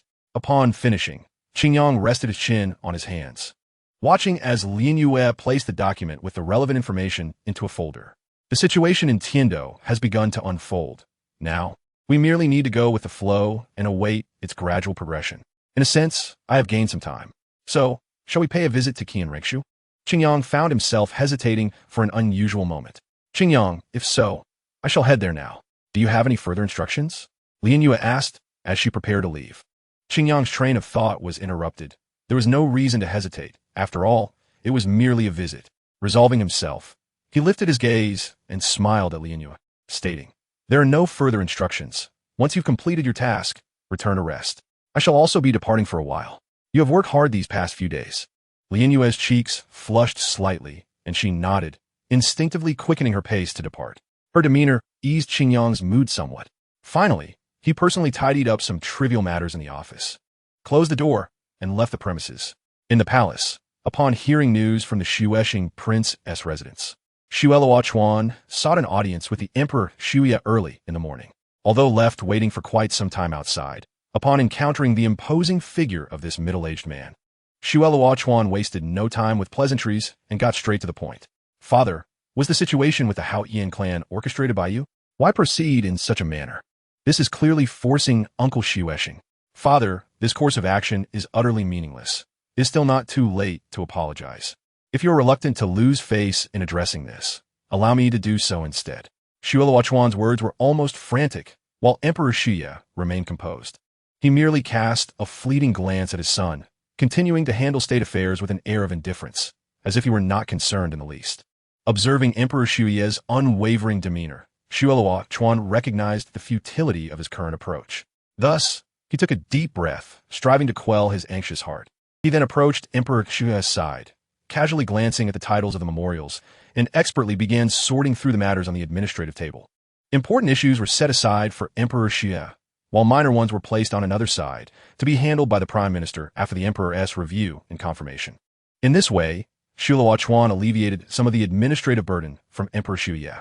Primarily, these matters were beyond his purview, for he lacked the qualifications to review or comment. and even his elder brother was not permitted to engage without the emperor's approval. Otherwise, he would have taken matters into his own hands, as that would undoubtedly expedite the process. Thus, currently, this was all he could do. Emperor Xia merely cast a brief glance at the documents before continuing with his work, neither opposing nor agreeing with Shua Chuan's initiative.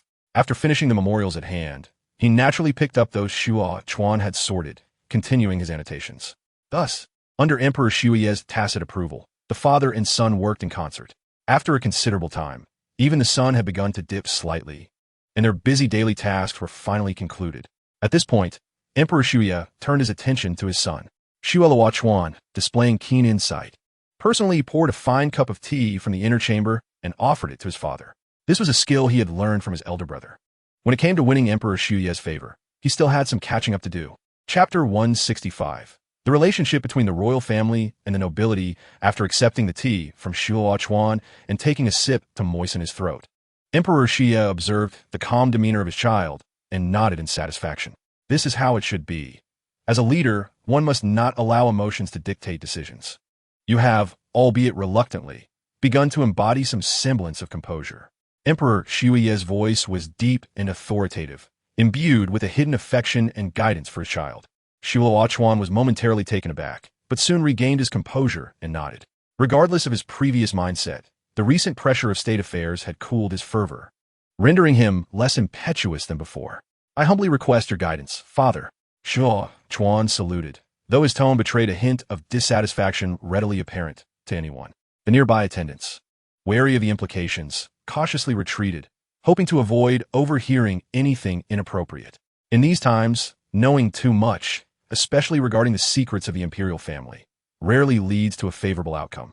Ah, you stubborn child, you are just like this. Your elder brother surpasses you in this regard, as he at least understands the importance of acknowledging his mistakes.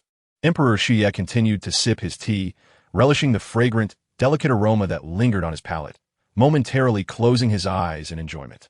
Indeed, compared to the tedious task of educating a son, managing state affairs seemed far less daunting, and even savoring tea became a more pleasurable experience. Shua Chuan's defiance did not incite Emperor Xia's anger.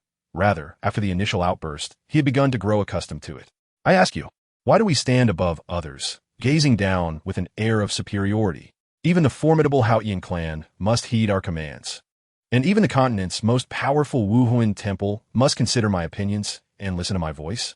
Emperor Shui's tone remained calm, yet the content of his words resonated with immense authority. Shua Chuan pondered for a moment, then resolutely replied, "It is because we have garnered the support of the people. No matter how powerful the Wuhuan temple or Haoyan clan may be, they ultimately arise from the populace." Emperor Shuya felt a twinge of surprise, but soon recognized that this was indeed something the third prince would say, as he had always harbored unrealistic dreams. However, this answer ultimately felt too distant. In comparison, he was more inclined to favor the response previously given by Zwiking. The statement may not appear problematic at first glance. Indeed, it embodies a certain truth. However, a crucial aspect has been overlooked.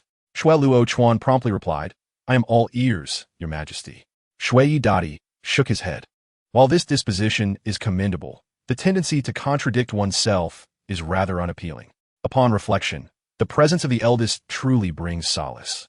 Despite the tumult of emotions within, Shui Dadi patiently elucidated, our royal family has attained a transcendent status, commanding respect due to the support of our citizens. Yet, it is imperative to recognize that this support is not directly ours.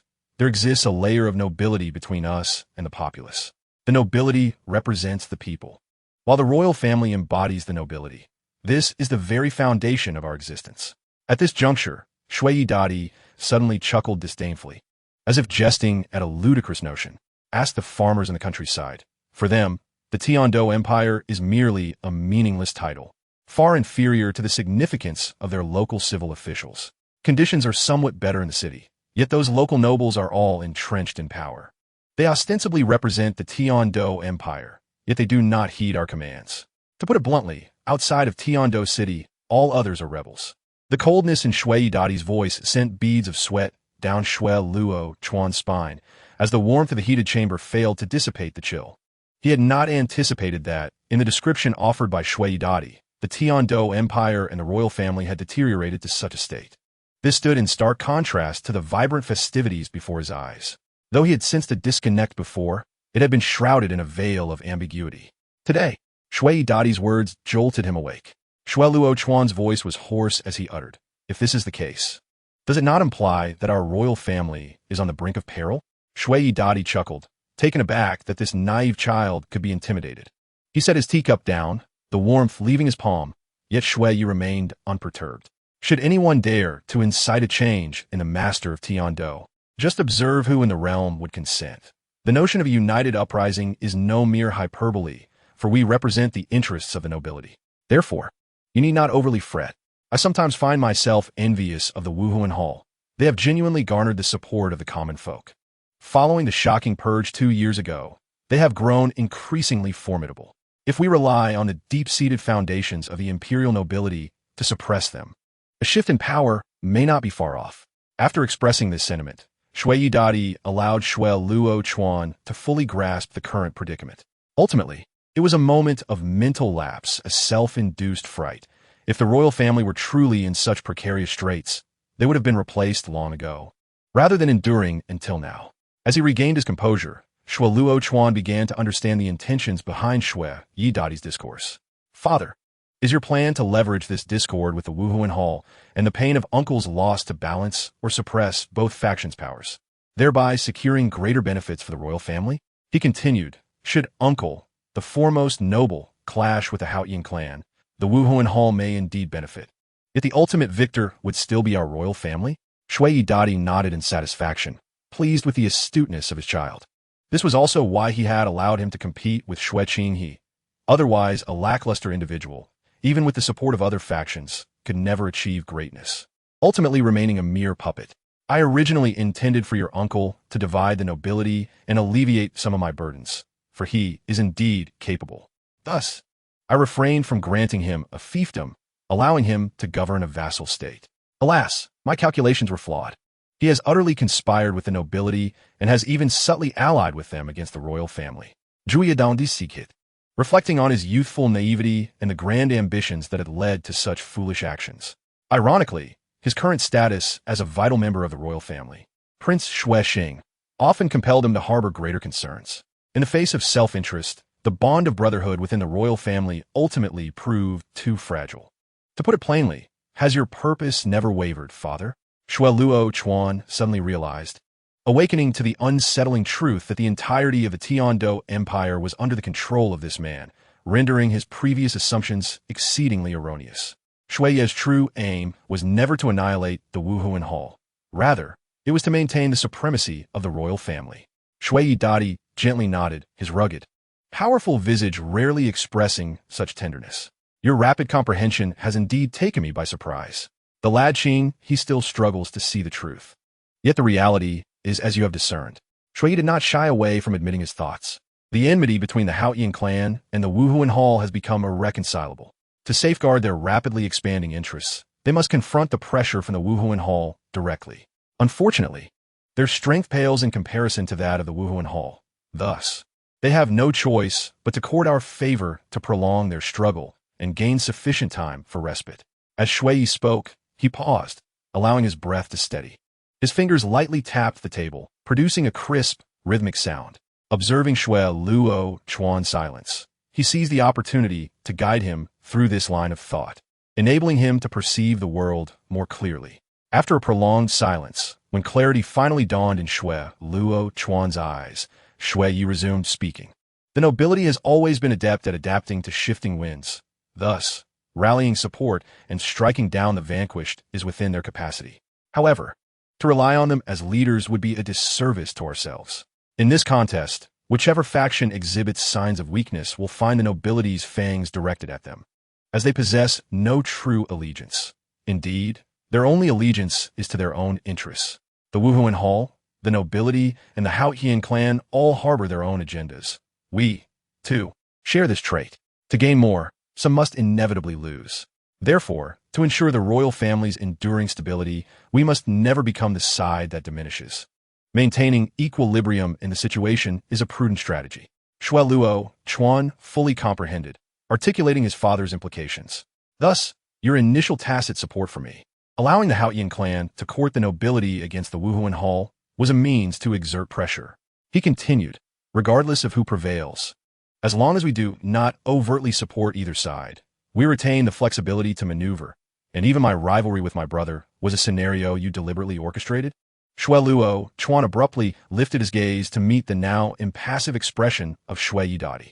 In his heart, he felt an unmistakable voice affirming the validity of his suspicions.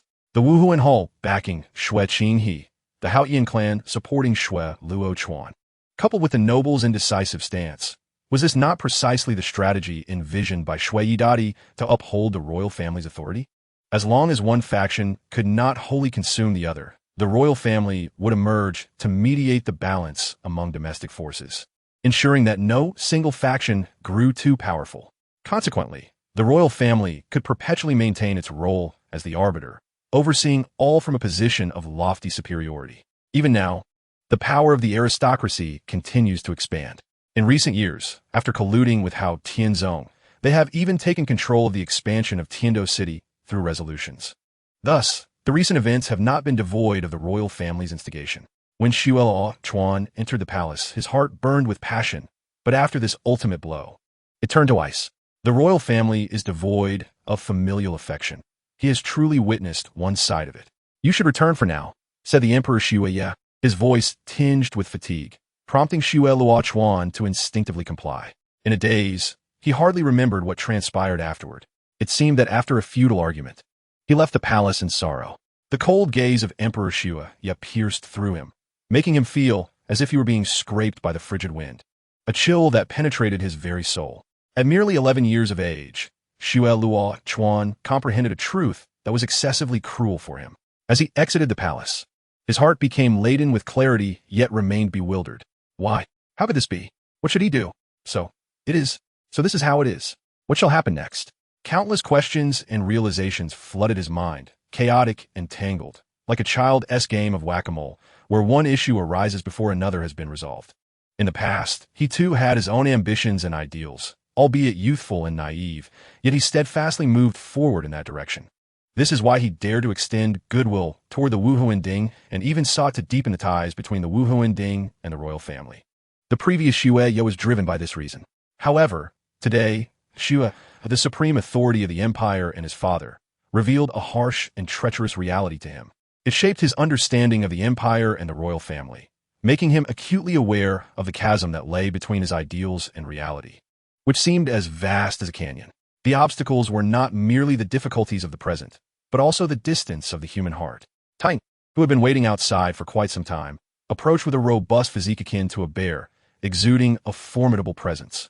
Your Highness, has the Emperor Shui spoken to you? You seem unwell. Shui Luo Chuan temporarily suppressed his questions, raising his gaze to meet Titan's concerned expression, feeling a complex swirl of emotions within. Hao Tianzong, although not explicitly stated, he could already deduce from his father's teachings that if the aristocracy was a privileged class, then so too were the Soul Masters. The pinnacle of the aristocracy is the royal family, while the apex of the Soul Masters is the Wuhuan Ding. It is precisely for this reason that the Tiando royal family can unite the aristocracy and Hao Tianzong, relying on this alliance to maintain a subtle resistance against the Wuhuan Ding for centuries without falling behind. Yet, in terms of the ideals he had long upheld, these entities were undoubtedly obstacles. Perhaps the brilliance of the ancient empire lay in their unwavering unity, allowing them to truly control everything and unleash their utmost power. Shui Luo Chuan shook his head with a bitter smile, feeling a sense of despondency welling within him. With a deeper understanding of the harsh realities before him, he could not help but look back at the brilliance that existed in history. Titan scratched his head, a puzzled expression adorning his rugged face. Just earlier, the young prince had been full of vigor, even daring to storm into the palace to confront Emperor Shui. How could he have become so disheartened in such a short span? What on earth had transpired? Chapter 167. A reunion with Qianren Shui upon his first visit to the Tiando Palace. Qingyang was filled with curiosity about everything around him. The exquisite and splendid arrangements and decorations were beyond words. However, if one were to discuss distinctions, the design of the Wuhuan Ding emphasized a sense of solemnity and sanctity. while the Tiando Palace exuded an air of dignity and grandeur. The two styles cannot be judged as superior or inferior, yet they reflect a certain difference between the Wuhuan Ding and the Tiando Empire. Although he had never visited the Xinglua Palace, Qing Yang surmised that it must be exceedingly simple and unadorned, yet imbued with a powerful authority. Walking on a marble floor, as pure as white jade, Qing Yang followed the prince's attendant through the palace. Since this was merely a private meeting, Qing Yang did not formally request an audience. Thus there were no grand reception protocols. He was simply led to meet Xue Qinghe. Despite the apparent simplicity of the occasion, the princess attendant was acutely aware that nothing was as straightforward as it seemed. The crown prince, the future heir of the empire, had prepared meticulously for this guest, ensuring that the crown prince's residence was thoroughly tidied. Many items had been refurbished, and even the snacks generally reserved for esteemed guests were replaced with the newest and finest batch. In this regard, the treatment he received was far beyond that of an ordinary person. Therefore, even with the modest scale of the reception, he would not underestimate this individual. Entering the unadorned crown prince's residence, the surroundings contained only the essentials to maintain the prince's dignity. Indeed, even these basic decorations were superior to those of most individuals. Additionally, even some seldom-used luxuries were quite aged. It was evident that Xue Qinghe was not one to indulge in excess. The crown prince is within. This is not a place I can freely traverse, so I cannot continue to guide you. You may proceed directly inside, the prince's attendant respectfully stated before the chamber. Such a private area belonging to the crown prince was not accessible to just anyone. Each individual present was someone the prince trusted implicitly, not even allowing himself entry. Qing Yang, however, was not overly concerned. He merely nodded and smiled at the attendant before pushing open the grand door and stepping inside. Outside, the prince's attendant proactively closed the door and distanced himself, standing guard at the entrance. The room within the crown prince's residence was exquisitely lit, neither glaring nor dim. Qing Yang first laid eyes on a beautiful figure, accompanied by the vigilant guard, Shalom. Qing Yang, a melodious voice, laced with sweetness, captivated Qing Yang for a moment. After years apart, the once youthful girl seemed to have matured significantly. Qing Yang thought to himself as he gazed at the radiant Qianren Xue, filled with delight. Shalom chuckled lightly and discreetly exited, leaving the two alone. His only task was to ensure that outsiders remained unaware of the situation, and with Qing Yang present, he felt entirely at ease. Xiao Xu, it has been a long time, Qing Yang finally uttered, breaking the silence.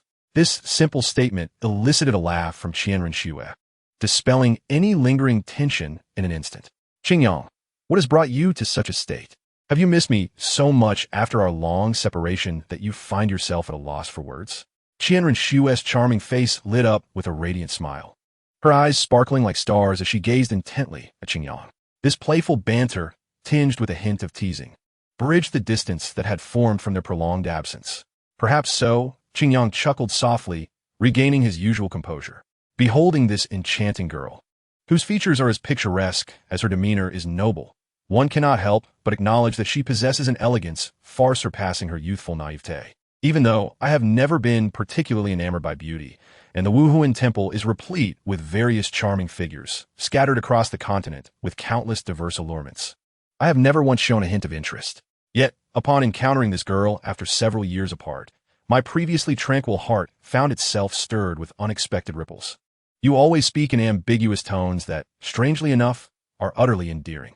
Qianren Xue approached Qing Yang, her delicate hands adjusting his attire, accompanying her gentle reproaches with an unmistakable warmth of concern. Although he intended to refuse her assistance, having never permitted anyone to serve him in such a manner, even Su Yixue, he found himself unable to voice his objection in light of her earnestness. Qianren Xue seemed dissatisfied, transforming what should have been a simple adjustment into a comprehensive style overhaul. Amidst Qing Yang's helpless smile, the harmonious atmosphere inadvertently lengthened. After a considerable time, gazing upon his own striking visage, Qing Yang bit his lip, conceding that he indeed looked more handsome now. His already remarkable appearance and demeanor were fully brought to life by Qianren Xue, and combined with the distinctive attire of the Tiando Empire. He resembled the quintessential ideal of a prince charming, the very figure of youthful fantasies. One wonders what compelled Qianren Xue to prepare such things in her room. Satisfied? She nodded, observing how perfectly they complemented each other, akin to a celestial couple reflected in a mirror, wishing to preserve this moment forever. At last, she deemed him pleasing to the eye. "Qingyang, you must have been quite busy since arriving in Tiando City," she mused, her sudden vulnerability revealing a hint of anxiety over their time apart. Observing her demeanor, Qingyang felt an unexpected pang of embarrassment. Indeed, he had been busy, but to claim he had been so overwhelmed that he had no time to visit would be an exaggeration. The primary reason for his absence was not this triviality, but rather his uncertainty in facing her. Nevertheless, he found it difficult to convey this truth to Qianren Shui. It seemed best to let her remain in her misconception. Today, upon seeing Qianren Shui, he sensed an increasing sense of helplessness within himself. Thus, he resorted to his most adept method of handling the present situation. "Xiaoxue, are you not concerned that your blatant exposure of identity might attract unwanted attention? If memory serves, there are indeed some individuals in Tiando City with such capabilities." With this adept shift in topic, it was no surprise that the unsuspecting Qianren Shui was instantly captivated. "Rest assured, I've been infiltrating the palace for many years, cultivating numerous connections, and I have never once drawn suspicion. Do not underestimate me." Qingyang, her melodious voice held a hint of pride, as if she had long yearned for someone to confide in. Having worn a mask for so long while residing in this foreign land, the people around her might not have been enemies, but they were certainly not friends. This weight was far too burdensome for her, once merely a girl. There was no need for Qianren Shui to endure such a life, being of noble lineage destined for greatness. Qingyang was uncertain how much of this burden stemmed from his own influence, yet as he gazed in her bright, hopeful eyes, he felt an even greater heaviness in his heart. Unbeknownst to him, he had formed many ties and was no longer alone. "Seeing that you are well brings me peace." He spoke, his gaze appraising Qianren Shui's exquisite figure, prompting a faint blush to grace her fair cheeks. The facade of falsehood could not hinder his perception. He sensed her condition, the undeniable strength of her holy soul power clearly within his grasp. While her soul power was indeed commendable, it scarcely matched her esteemed identity. "Is your soul power somewhat lacking at present?" Qingyang furrowed his brow, voicing his concern. In his perception, Qianren Shui's soul power was only at level 50, which, while unfathomable for an ordinary person, was rather slow for her. It is worth noting that even Jin Yao, with a comparatively weaker martial spirit, had already ascended to the rank of Soul Emperor. While various fortuitous opportunities played a role, the daily dedication to training was also a crucial factor. As anticipated, upon hearing Qingyang's words, Qianren Shui appeared somewhat flustered, unsure of how to defend herself. The noble and graceful girl displayed such an expression, which Qingyang found endearingly charming. Observing her bashful demeanor, he sighed, intending to admonish her in a more serious tone. However, as the words formed on his lips, his voice softened. "For those who cannot reach the pinnacle, the position of a nation's ruler may seem desirable. Yet for you and me, it is but a hollow pursuit. You must understand this. Spending so much time in such a manner, even if you were to become the sovereign of the empire, you would lose the very steps necessary for your ascent. That is a fate I do not wish to witness." Qingyang spoke with a tone of counsel. Qianren Shui pouted, feeling an inexplicable sense of grievance. "Isn't it because of you?" she muttered, her voice tinged with a raspy undertone, which Qingyang could clearly hear.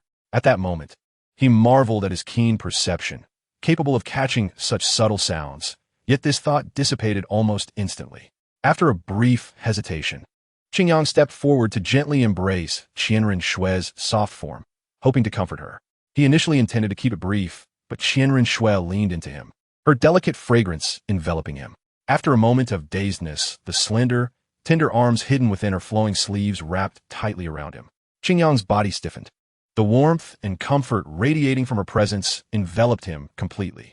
This marked their first intimate physical contact. "Qingyang, I can hear you.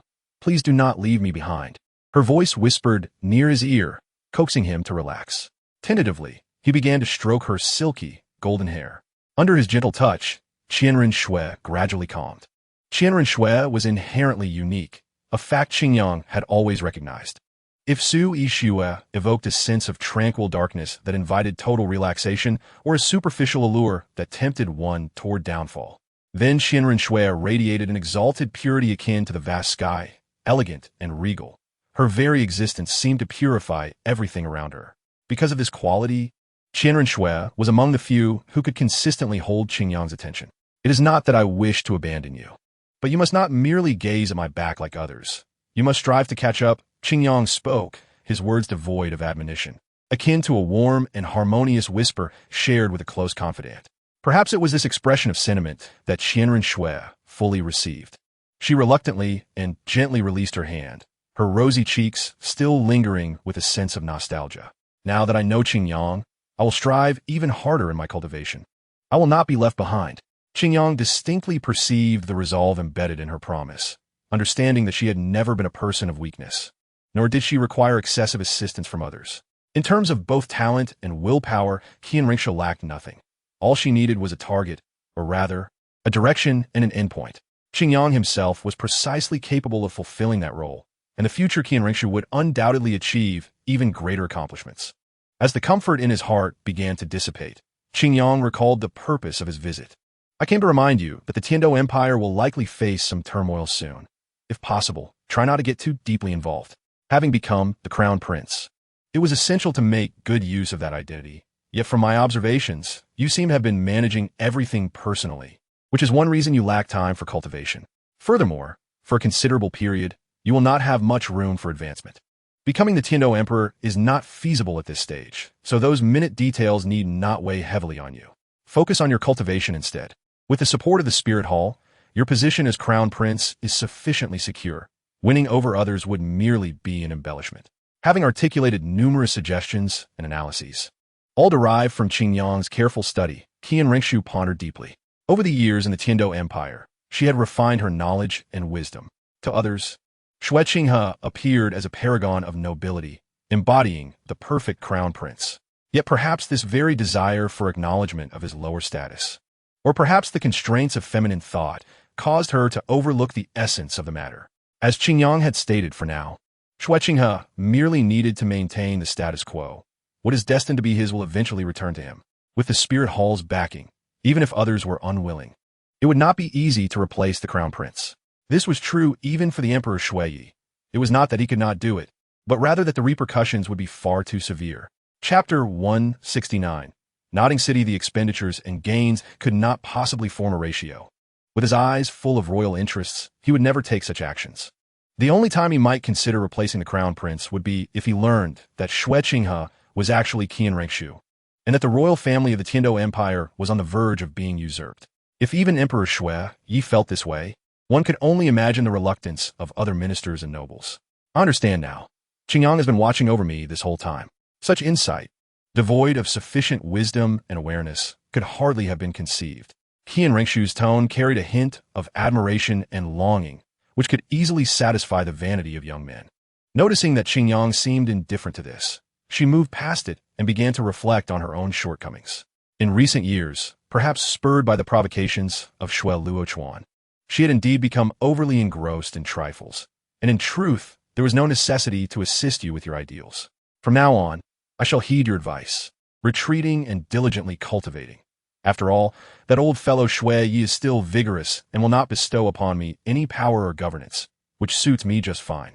Qianren understood quickly, and her compliance was seamless.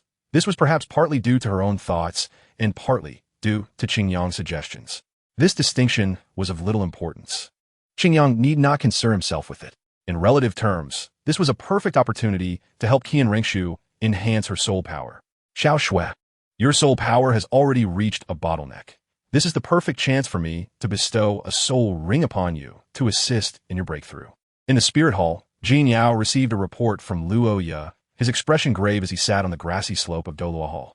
Having just been disturbed from his cultivation, he found it impossible to regain his tranquility and enter the meditative state once more. Luoya, what are your thoughts on this matter? Jin Yao turned to Luoya, who had developed a leader's aura after years of honing his skills. Luoya pondered for a moment. He had many speculations regarding the situation. After some deliberation, he articulated what he believed to be the most plausible viewpoint. It should not be due to greed for soul rings and soul bones. Otherwise, they would have acted by now. I suspect that the mysterious individual is targeting the Hall Master. After saying this, Luoya glanced at his former superior, noticing he remained expressionless. For a moment, Luoya could not gauge Jin Yao's stance on the matter, nor was he certain if his assertions were correct. Jin Yao's mind was racing. He knew far more than Luoya. A few days prior, when the Hall Master departed, The worship hall had reported the appearance of an unidentified powerful soul master near Dolua Hall. From this perspective, your reasoning is quite sound, Jin Yao replied calmly. However, Luo Yu felt a sudden shock in his heart. The message from the worship hall implied that the worshippers were the first to discover the anomaly, while others lacked the ability to perceive it. Coupled with the fact that Tang Jie had been easily subdued, it was likely that the unknown mysterious individual possessed strength beyond imagination. Perhaps they were a title de law. Such a person could effortlessly eliminate Qingli and Tang Jie. So why had they not acted? It was evident that they had ulterior motives. Let us first relay this information to the hall master, while simultaneously enhancing protection for Qingli. I will go personally. She wishes to travel to Notting City. I shall accompany her. If someone intends to take action, leaving the Spear Hall would undoubtedly provide an excellent opportunity. If no action is taken, it indicates their target is indeed the hall master. Jin Yao swiftly assessed the situation and laid out the subsequent arrangements. It must be said that this was indeed the most prudent course of action. Now that Qingyang had left Hua Hall, it was impossible for him to seek approval for every matter, thus necessitating Jin Yao's decisive judgment. I will make arrangements immediately. By the way, Captain, where are you planning to go? Luo Yu observed Jin Yao rising and walking toward a deserted direction, feeling puzzled. Naturally, to the worship hall. Do you think I alone can handle such a situation? It is essential to request a worshipper to stand guard. Jin Yao's voice echoed before his figure vanished from sight. Luo Yu, somewhat incredulous, scratched his head and murmured, has the situation escalated to such a degree that we need to call upon a worshipper? He had previously thought that it would suffice to transfer a couple of elders, as the Spirit Hall had long understood the dynamics of other forces on the continent. The presence of elders would be enough to address the vast majority of scenarios. Yet now, Jin Yao actually intended to summon worshippers? It should be noted that elders range from level 91 to 95 title de law, while the worshippers had surpassed that threshold, all being limit de law between levels 95 and 99. 2 days later, Qingli remained unaware that her personal matters had prompted significant developments within the Spirit Hall. She only knew that she had finally managed to go out, particularly delighted at the prospect of meeting her former companion, Xiao Wu. While the Spirit Hall was indeed excellent, and her fellow students were exceptionally amiable, she often felt a sense of disconnection due to her circumstances. Only when Xingyang was present did she feel a sense of belonging. Notting City is so small, and it appears rather dilapidated. I actually spotted a beggar by the roadside. Do such people truly exist? On the carriage, Qingli exclaimed in astonishment as she leaned against the window. As she journeyed along this path, she encountered numerous sights previously unknown to her, particularly gaining insight into the distinctions between the Wuhuan Temple and other regions. That child is quite pitiable. Should we not offer him a little charity? Qingli suddenly interjected, tugging at Jin Yao's sleeve and pointing toward the young beggar by the roadside outside the curtain. Jin Yao let out a slight sigh and replied, it would be futile. That child is likely released from an orphanage or under the control of the gang. If we were to rescue him, his companions would suffer as a consequence.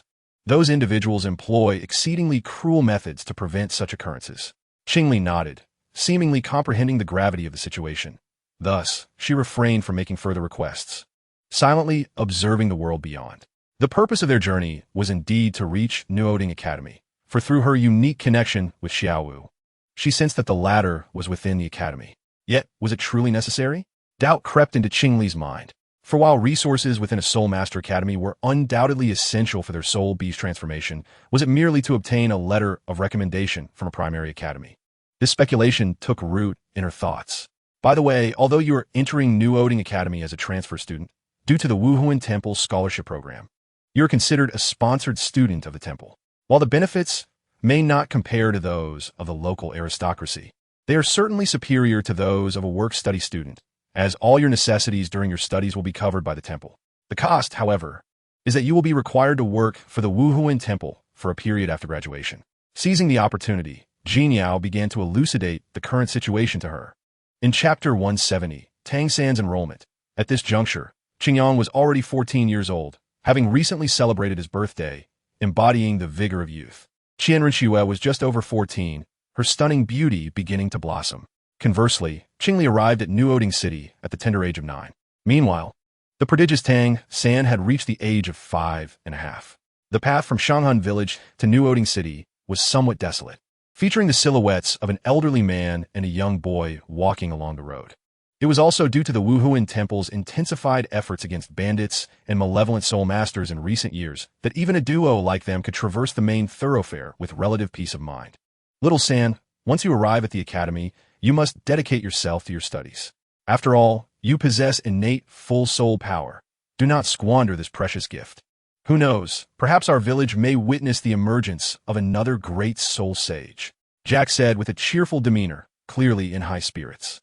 Even such fanciful thoughts, typically beyond the realm of possibility, were playfully directed at Tang San, who consistently displayed an unusually mature disposition. Perhaps it was this exceptional talent that inspired a flicker of hope within him. Alas, it was merely Lan Chao.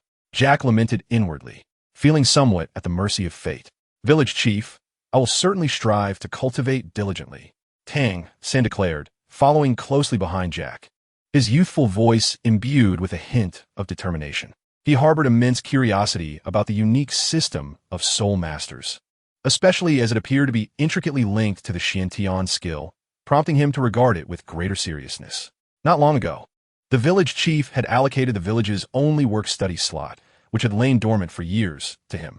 Moreover, he had mentioned that if Tang San performed well at the academy, he might secure a scholarship from the Wuhuan Temple, alleviating any concerns regarding tuition fees. Most importantly, this opportunity could be utilized at the Intermediate Soul Master Academy, where work-study positions were non-existent. He could not afford to let the village chief's kindness go to waste. Regrettably, they were not at the Wuhuan Temple, where it was said that children with soul master potential could receive free education. Had that been the case, he would not have to endure such hardship. Jack, walking ahead, spoke energetically, his incessant chatter providing Tang San with a sense of comfort, perhaps due to his advancing age. Even though his health remained robust, Jack had become increasingly prone to reflections. After pondering Jack's comments for a moment, Tang San recalled having heard something similar. It seemed that the Wuhuan Temple had experienced a significant event in the past, prompting them to enhance their support for ordinary individuals lacking noble status or financial means. While he was unclear about the specifics, he sensed that the current situation was quite favorable. Shenghan Village had not seen a child with soul master potential in many years. Yet this opportunity had not been retracted. Larger villages likely had even more such opportunities. The allocation of work-study positions to impoverished children with soul master potential and scholarships to those with certain qualifications appeared to be a well-suited combination. Additionally, the steward Su Yuntao, though seemingly stern, was, in fact, a remarkably gentle individual. The Wuhuan Temple must be a commendable organization. Why did father detest them so? Tang San mused quietly as he followed Jack. His father, Tang Hao, had never concealed his disdain for the temple, and Tang San had observed countless times how his father's brow furrowed whenever the Wuhuan Temple was mentioned. Little San, we have arrived. This is New Oding City. Shortly, we shall reach the New Oding City Primary Soul Master Academy. Old Jack halted, a benevolent smile illuminating his face as he introduced Tang San to the surroundings. Gazing at the imposing city walls, Tang San momentarily lost himself in thought before nodding and accompanying Jack through the city guard's inspection. Once inside the city, the roads became considerably easier to navigate. After a brief period of inquiries, they soon found themselves at their destination, the Primary Soul Master Academy, located on the western side of New Oding City.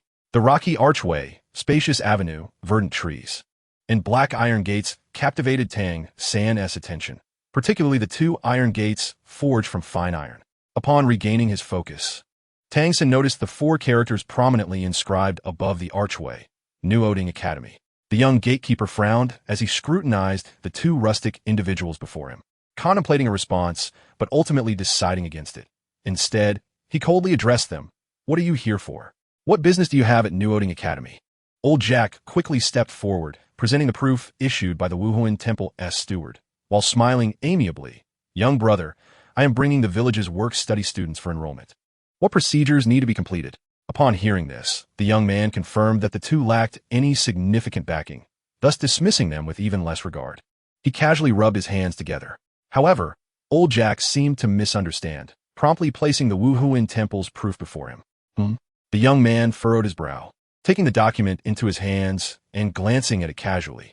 TCH, Lan Chao, this useless martial soul, possesses innate full soul power?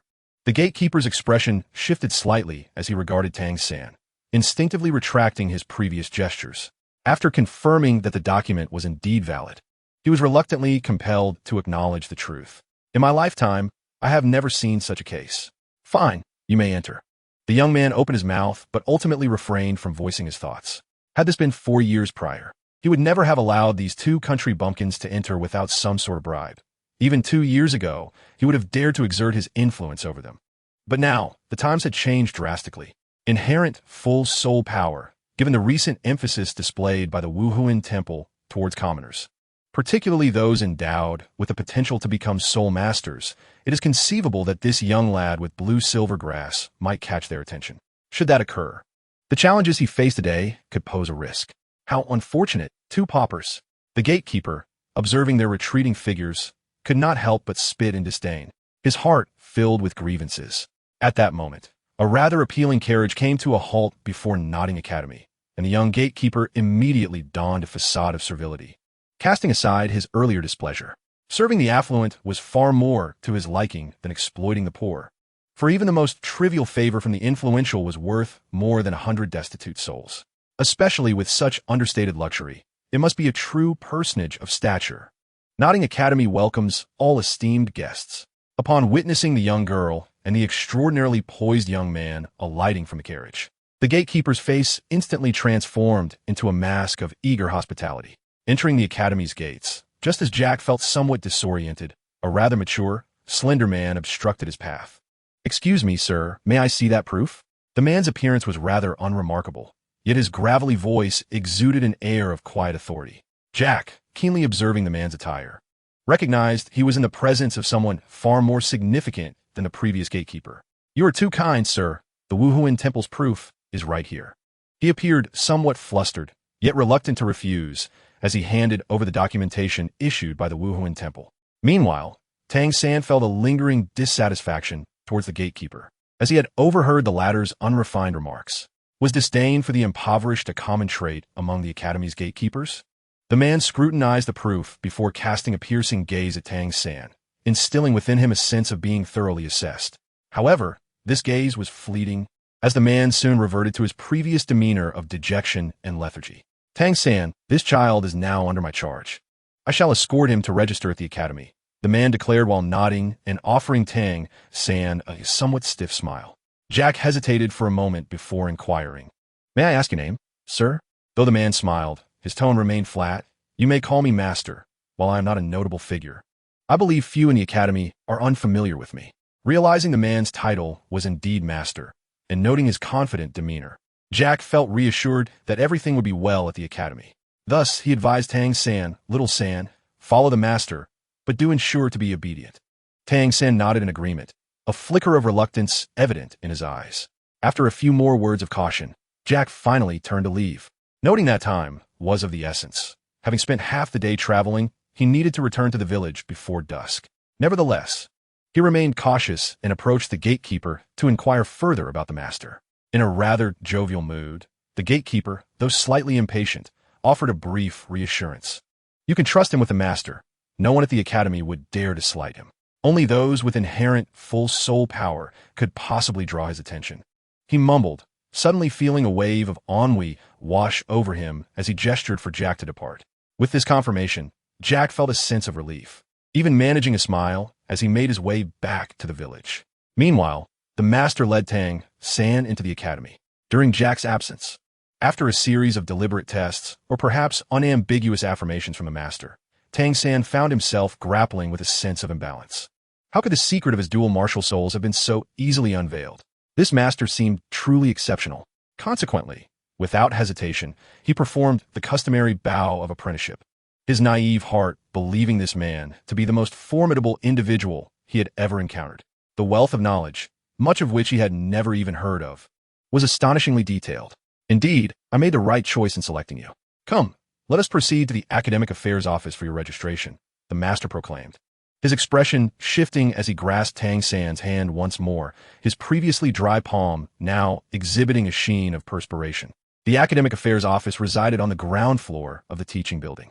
However, due to the influx of students on registration day, the area was bustling, albeit not overwhelmingly crowded, with individuals all engaged in similar pursuits. The master placed the proof from the Wuhuan temple upon Director Su's desk and briefly explained the situation before entrusting Tang San to him. Goodbye, teacher, Tang San bid respectfully. Perceiving nothing amiss, Director Su, taken aback by Tang San's words, attributed it to the innocence of youth. At that moment, a group approached from outside. Upon seeing them, Director Su hastily set aside his work and rushed over. Principal, what brings you here? An older gentleman led the way, flanked by a remarkably handsome young man and a stunningly beautiful affluent girl. Tang San turned to observe. Noting the similarities in attire between the young man and girl and the attire of Steward Su Yun Tao, albeit the former's garments appeared far more exquisite and refined. Seemingly aware of Tang San's gaze, the girl glanced back and winked at him, flashing a radiant smile. For reasons unbeknownst to him, Tang San's face flushed crimson. Having never interacted with a girl before, he felt somewhat flustered. Come, Qing Li, the principal beckoned, and, as she stepped forward, he turned to Director Su with a smile. This is a student assistant from the Wuhuan Temple, now in her 3rd year, who will be transferring to our Nodding Academy. Please register her. So her name is Qing Li? What a lovely name. She also appears quite beautiful. Moreover, being a student assistant suggests she possesses remarkable martial talent. Perhaps I could aspire to become a student assistant as well. Tang San mused, his thoughts in a whirl, as he realized he could not leave yet. Nor did he wish to. Qing Li discreetly tapped the principal's hand, prompting him to suddenly recall something. All right, let's arrange for Qing Li to be placed in room 7 of the dormitory building. If I recall correctly, that is where the work-study students reside, and it is a co-ed environment. After pondering for a moment, he promptly declared, I will instruct them to create a small partition in room 7 to separate the genders. Let us proceed with that and address other matters as well. Director Su was momentarily taken aback. The principal appeared quite generous, seemingly willing to spend without hesitation on such trivialities. Clearly, this was a spur-of-the-moment decision, indicating that this attractive young lady's status likely exceeded that of merely being a student assistant. Director Su nodded in agreement, choosing not to comment, as it was not his funds being spent, stimulated by this event. Even the revelation of Tang San's inherent full soul power in his proof did not elicit as much surprise as before. With an unprecedented swiftness, after a rapid registration, Director Su handed over 2 sets of uniforms. One set was for Tang San, and the other for Qing Li. Conveniently, both of your dormitories were located in room 7. Here, take these complimentary uniforms. Tang San, shortly, the supervising teacher will assign your duties as a work-study student. As for you, Qing Li, as an assistant student, there is little to be concerned about. I hope you both can diligently pursue your studies and soon become soul masters. Before the dean, Director Su rarely offered such encouraging words. For some reason, as I wrote, I recall that it was merely the master's task. Chapter 172, Meeting Xiao Wu Nodding Academy, was merely a preliminary soul master academy, with only 1 dormitory building. Qing Li and Tang San walked side by side. Although Qing Li, being slightly older and taller, gave the impression of a pair of siblings. After departing from the academic affairs office, the teachers and parents dispersed. Tang San caught a faint whiff of the girl's delicate fragrance, causing his cheeks to flush and rendering him somewhat bashful. Pleased to meet you. You are Tang San, right? I am Qing Li, and from now on, we shall be roommates and classmates. Qing Li smiled radiantly, extending her fair and tender hand in a friendly gesture, showing no disdain for Tang San's humble background. Born of a soul beast, she was indifferent to such matters, especially in the positive environment fostered by the Spirit Hall and the teachings of Qin Yang, which imbued her with a perspective that was refreshingly attractive compared to others. At least, it was so for Tang San. Observing the girl's smile, Tang San felt enveloped in a warm breeze, as if his nervousness had been swept away by her gentle and amiable demeanor. He too smiled, extending his hand to meet hers. In that moment, he felt a warmth akin to soft jade radiate to his heart. Hello, Qing Li, I am Tang San. It is indeed a pleasure to meet you. Having lived for many years, Tang San quickly suppressed the unusual sensations he felt. In response to Qing Li's friendliness, he returned a clean and charming smile. Despite his tattered attire, which bore many patches, and although he kept it clean, many looked down upon him. The previous disdainful doorman was a case in point.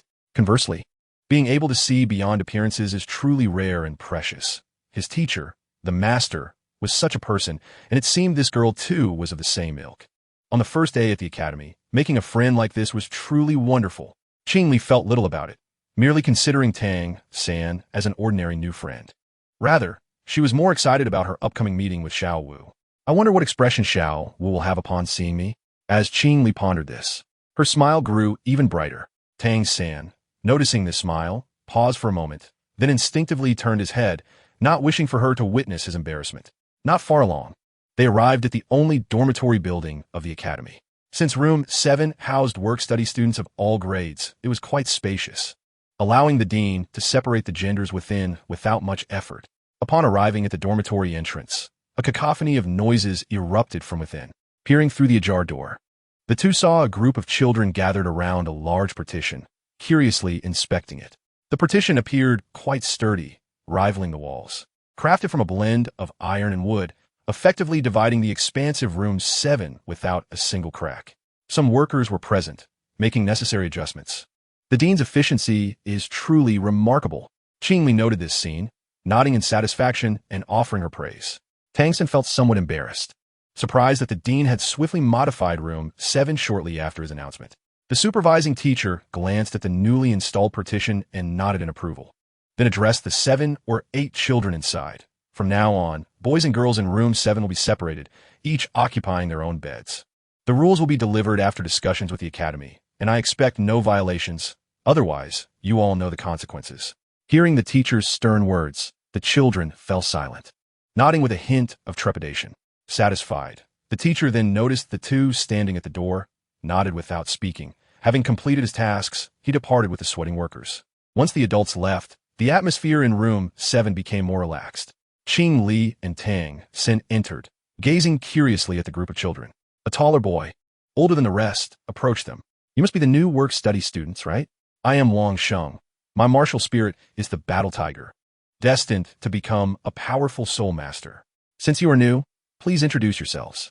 Later, according to our old tradition, we will have a sparring match. Wang Sheng spoke with a neutral tone when suddenly, a cheerful knock echoed at the door. Is this room 7?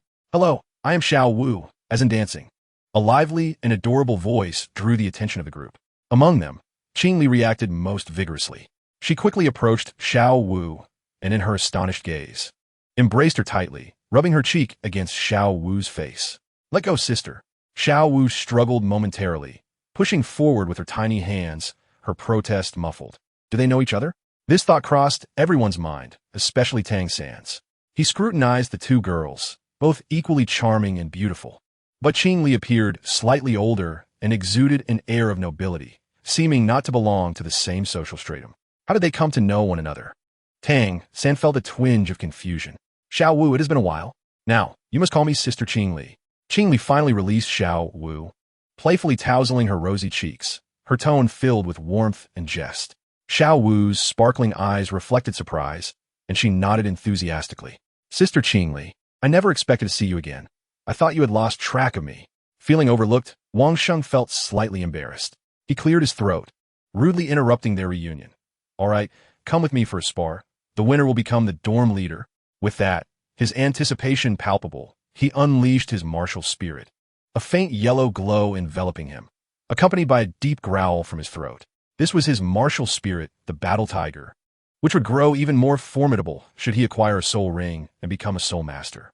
With his outstanding martial spirit among the work-study students, he had already established himself as the strongest, even harboring hopes of securing a position as an assistant student and advancing to a mid-level soul master academy. Go for it, boss. That's right, boss. Show the newcomers that we work-study students also have powerful soul masters. The shouts of encouragement rang out, their excitement almost eclipsing their own aspirations. However, in the next moment, their laughter faded. Qing Li, interrupted, wore a look of discontent, after finally reuniting with Xiao Wu. Their conversation had barely begun before being cut short by Wang Sheng. This put her in an exceptionally good mood, even bringing a hint of displeasure. Thus, 2 yellow soul rings materialized. Their resplendent radiance rendered the entire 7th dormitory eerily silent. Was that Wang Sheng still eager to continue sparring? Chapter 173. The arrival of Qingyang. While an intriguing meeting unfolded in Nodding City, Qingyang received a message from the Wuhuan Temple. Consequently, what had merely existed in the realm of planning was swiftly elevated to priority status. The situation in Tiando City had slightly eased, merely awaiting the continuous actions of Prince Xuesheng, which would gradually come to fruition. That moment would serve as the opportune time for the Wuhuan Temple to exert its influence. Therefore, seizing this brief window of opportunity, I intend to return and take a look, after which I will conveniently head to the city of Slaughter to assess the situation. After all, the enemies lurking in the shadows are ultimately unpredictable. It is far more prudent to uproot them entirely. Qingyang sat beside Sishue, his fingertips lightly tapping on the transmitted intelligence, conveying his decision. Although Sishue was somewhat surprised by Qingyang's hasty choice, his focus was evidently elsewhere. Rather than this, he was more concerned about Qingyang's recent visit to the royal palace. Now that you have a plan, do as you wish. After all, I, along with Shilong, will be here to keep watch. There shouldn't be any immediate issues. However, how did things go with the young lady? Did anything happen during your meeting? Qingyang's movements suddenly paused, and he casually withdrew his hands, placing them behind his head. Leaning back in his chair, he responded in a relaxed tone. Everything is fine. There were no issues, just a little guidance for Xiao Shui. I believe that in the future, this could provide significant assistance to our Wuhuan Temple. Perhaps it could even lead to the integration of Tiando into our ranks. Sishue listened to this and felt a twinge of dissatisfaction. This was not the response he had hoped for, as he did not believe Qingyang was oblivious to his intentions. However, considering their youth, they were merely around 14. He refrained from pressing further. Thus, this matter was temporarily brushed aside by Qingyang, though one could imagine that he would eventually have to confront it. Currently, the reason Qingyang could openly wield authority within the Wuhuan Temple and issue commands, aside from the support of Pope Bibi Dong, was closely tied to Qianren Xue. Otherwise, the members of the Angel Clan would not allow their foundation to be seized by outsiders. After all, Bibi Dong, in a sense, was also a member of the Angel Clan. Elder, I leave this to you.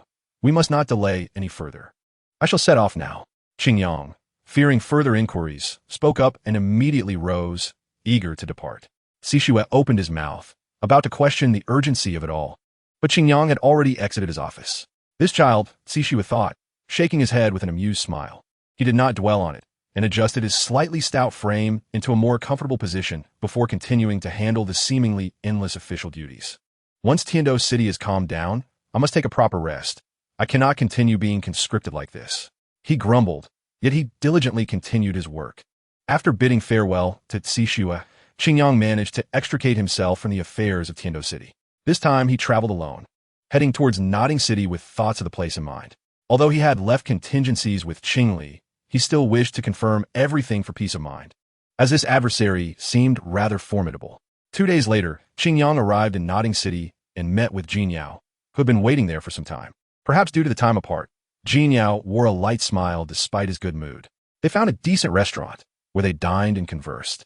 Miss Qingli had already enrolled, but recently there had been no unexpected occurrences aside from that 10,000-year-old rabbit. Furthermore, they had discovered a rare talent within the small Nodding Academy, a boy named Tang San, who possessed innate full soul power. His background seemed quite remarkable. Jin Yao devoured his meal at an impressive speed while still maintaining his composure and clarity of speech. Perhaps due to habits instilled by the enforcement hall, he ate swiftly and cleanly, eschewing the formalities typical of nobility. Qingyang, on the other hand, had become accustomed to a more contemplative lifestyle in recent years, having engaged less in combat and more in administrative duties. Thus, his dining pace was comparatively slower. Yet he exuded an air of elegance. If they met the requirements, they could proceed according to protocol and inquire whether they would be willing to join the Wuhuan Temple, especially since Qingli was also a soul beast transformed. After a moment's contemplation, Qingyang finally issued clear instructions. These matters have been briefly mentioned before, particularly the 10,000-year soul beast. Had it been in the past, Xiao Wu would likely have been captured by the Wuhuan Temple long ago. However, due to Qingyang's influence, the temple currently had the capability to absorb the elite beings of 10,000-year soul rings, thus not requiring them as much. Moreover, considering Qingli's special status, merely possessing a soul bone was evidently not worth contradicting his stance. I knew you would think this way, which is why the identity of that rabbit is known only to the offerings and me, and now, it also includes you. Jin Yao, without surprise, continued to shove food into his mouth. Due to his own experiences, he held a hidden affection for soul beasts. Qingyang watched as his meal diminished by nearly half, feeling somewhat helpless and quickened his pace. Otherwise, waiting for Jin Yao to finish would leave him with little to eat, especially considering the recent anti-corruption measures in the Wuhuan Temple, which he had personally advocated for frugality. Thus, extravagant dining was unsuitable. Even if more dishes were to be added, for someone as strict with himself as Qing Yang, it was not necessary and would be disregarded. Soon, I will visit the city of slaughter. I would like you to accompany me. What do you think? Qing Yang shifted the topic, inquiring about another matter.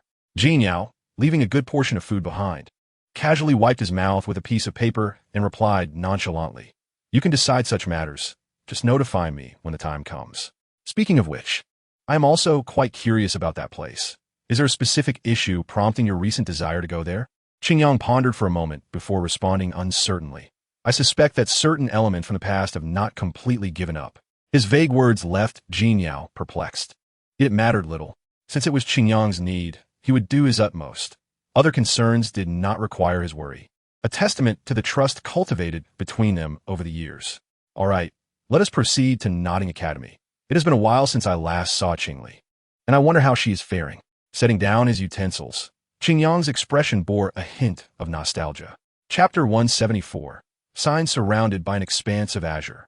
With waves undulating like a tide, a surreal and hazy sensation enveloped Tang San. He felt his small body rising and falling within this pure blue, as if lacking control. "Where is this? I recall being at Nodding Academy, where Sister Qingli treated everyone to a delightful meal, a taste I have not savored in quite some time." Thus, the pace of eating became rather hurried, and the portion size slightly increased. Tang San found himself reminiscing about those delectable dishes, even now. Since living with Tang Hao, he had not indulged in any substantial culinary delights. However, Tang San had always been indifferent to such matters. For a person with 30 years of life experience, this was nothing short of torment. Nevertheless, he still hoped for a bit more flavor in his meals. What transpired afterward? Ah, yes. There were a few noble children who could not tolerate the sight of these working students eating better than they did, leading to some verbal clashes that escalated into conflict. They truly had the numbers on their side, along with several formal soul masters. If it weren't for Sister Qingli, he might have faced a few blows himself. After all, he was still quite young, and one could hardly expect a pair of fists to contend with four. Sister Qingli was indeed formidable and possessed a kind heart. In a few days, he would work at the blacksmith shop, and when he earned some money, he must express his gratitude to Sister Qingli with a treat. Tang San was filled with a newfound sense of aspiration as he silently devised a delightful plan. Moreover, the teacher in charge seemed to be acquainted with Sister Qingli. Originally, both parties were to be punished, yet only the children of the wealthy were made to clean the dining hall. The working students faced no consequences at all. Though it seemed unjust, this punishment was indeed fitting for those haughty children. Why could they not emulate Sister Qingli's kindness, beauty, strength, and, most importantly, her impartiality towards all, never looking down upon anyone? Even the working students received her gentle and equal treatment. It must be rare for children from influential families to have the director accompany them during enrollment and to garner the teacher's respect. Tang San's thoughts were chaotic and illogical, yet they were predominantly filled with the events of the day, with Sister Qingli occupying most of his mind. "All right, young man, stop indulging in wild fantasies. I did not bring you here to witness you displaying your youthful innocence like a naive boy." A sudden mature, male voice jolted Tang San from his reverie, causing him to feel a rush of embarrassment before the realization struck him. Could this not be a dream? How could there be another person present? Was this also a dream? Dream? Perhaps, but young man, judging by your appearance, let us save that for another time. I believe we shall meet again in the future. As doubts swirled within him, a blinding brightness suddenly filled his vision. It was morning. "Xiao-san, today is our first day of classes. Why are you still in bed? You mustn't be late." Qingli had appeared at his bedside, tilting her head in confusion as she regarded him. Tang San sat in silence, still dazed from that vivid dream. "Could it be that you are unwell?" Qingli reached out her small hand to place it on Tang San's forehead, earnestly checking his temperature. Tang San sprang from the bed, dressing with unparalleled speed. Facing Qingli's astonished gaze, his cheeks flushed slightly as he awkwardly responded, "Yes, I am ready now. Let's go to class." With that, he hastily folded his blanket and glanced around. Seeing that everyone was nearly finished, he quickened his pace, completing his washing and tidying up before catching up with Wang Sheng and the others. Amidst their teasing, he was now able to accept it calmly, no longer feeling any embarrassment or shyness. At that moment, His gaze inadvertently drifted to two figures not far from the dormitory. They were the only two girls from the 7th dormitory, Xiao Wu and Qingli. Qingli cradled her warm pendant, which emitted a faint 5-colored glow that intrigued her. However, the light only lasted for a brief moment before returning to its original state. Qingli, why do you pay so much attention to that Tang-san? You even called out to him. Xiao Wu queried, her beautiful eyes reflecting her confusion. In her memory, Qingli had never been so enthusiastic. Qingli lowered the pendant, crossed her arms, and thoughtfully rested her chin on her smooth, fair hand. After a moment, she replied with unwavering certainty, I suppose I've been influenced by someone. However, I find the state quite agreeable. With that, she revealed a radiant smile, devoid of any gloom. As for why Qingli could cross to the other side of the dormitory, while the boys were restricted, it was merely a rule stated by the teacher the previous day, inferred by Wang Sheng and others based on vague regulations. After all, those rules were far too ambiguous and overly simplistic. For the sake of caution, they decided upon this arrangement. Once everyone in the 7th dormitory had finished, they formed groups and headed to the dining hall together. Although it was merely a primary school, it was evident that several small cliques had formed. For instance, Tang San and the other working students typically congregated during meals and classes, not only for psychological comfort, but also to effectively unite their strengths. Other children from affluent families, along with some young nobles, constituted different groups. If there were a hierarchy of disdain, it would undoubtedly resemble this. Children of nobility and wealthy merchants, children from well-off families, working students. While campus violence and bullying had recently faced stringent crackdowns, minor conflicts still occurred among these groups. Those working students, they defeated Noel and his gang yesterday, and even got them punished by the teacher. That girl is Qingli. As they made their way, several onlookers retreated to the side, sensing the commotion surrounding the working students. It was clear that this group had a deterrent effect on others, particularly due to yesterday's sensational events. Wang Sheng relished this scene, even finding enjoyment in it. After all, it was a moment of vindication for him after all these years. The working students had always been the ones to concede, and such a day had never before arrived. The previous day's fight had been exhilarating. Tang San, Xiao Wu, and Qingli swiftly defeated those formerly arrogant noble children, and most importantly, they had escaped punishment from the teacher. Chapter 175. Qingyang and Tang San. It was indeed exhilarating. Suddenly, in his moment of pride, Wang Sheng collided with Tang San, and he voiced his displeasure. Why did you stop so abruptly? Tang San remained silent, gazing ahead at the gentle-looking, slender youth blocking their path. At that moment, Wang Sheng also focused on the figure in front of them, realizing it was this boy who had obstructed their way. Who is this guy? I've never seen him before. Is he an outsider come to take revenge on us? Wang Sheng's expression shifted dramatically, and as he prepared to intervene and shield Qingli, a soft call halted him. Brother Qingyang, Qingli exclaimed with a sweet smile as she leaped into Qingyang's embrace. Tang San's heart tightened at that moment, but upon hearing her call, he relaxed. So, it was merely her brother. Qingli, Qingyang, such a shared surname. No wonder they appeared so close.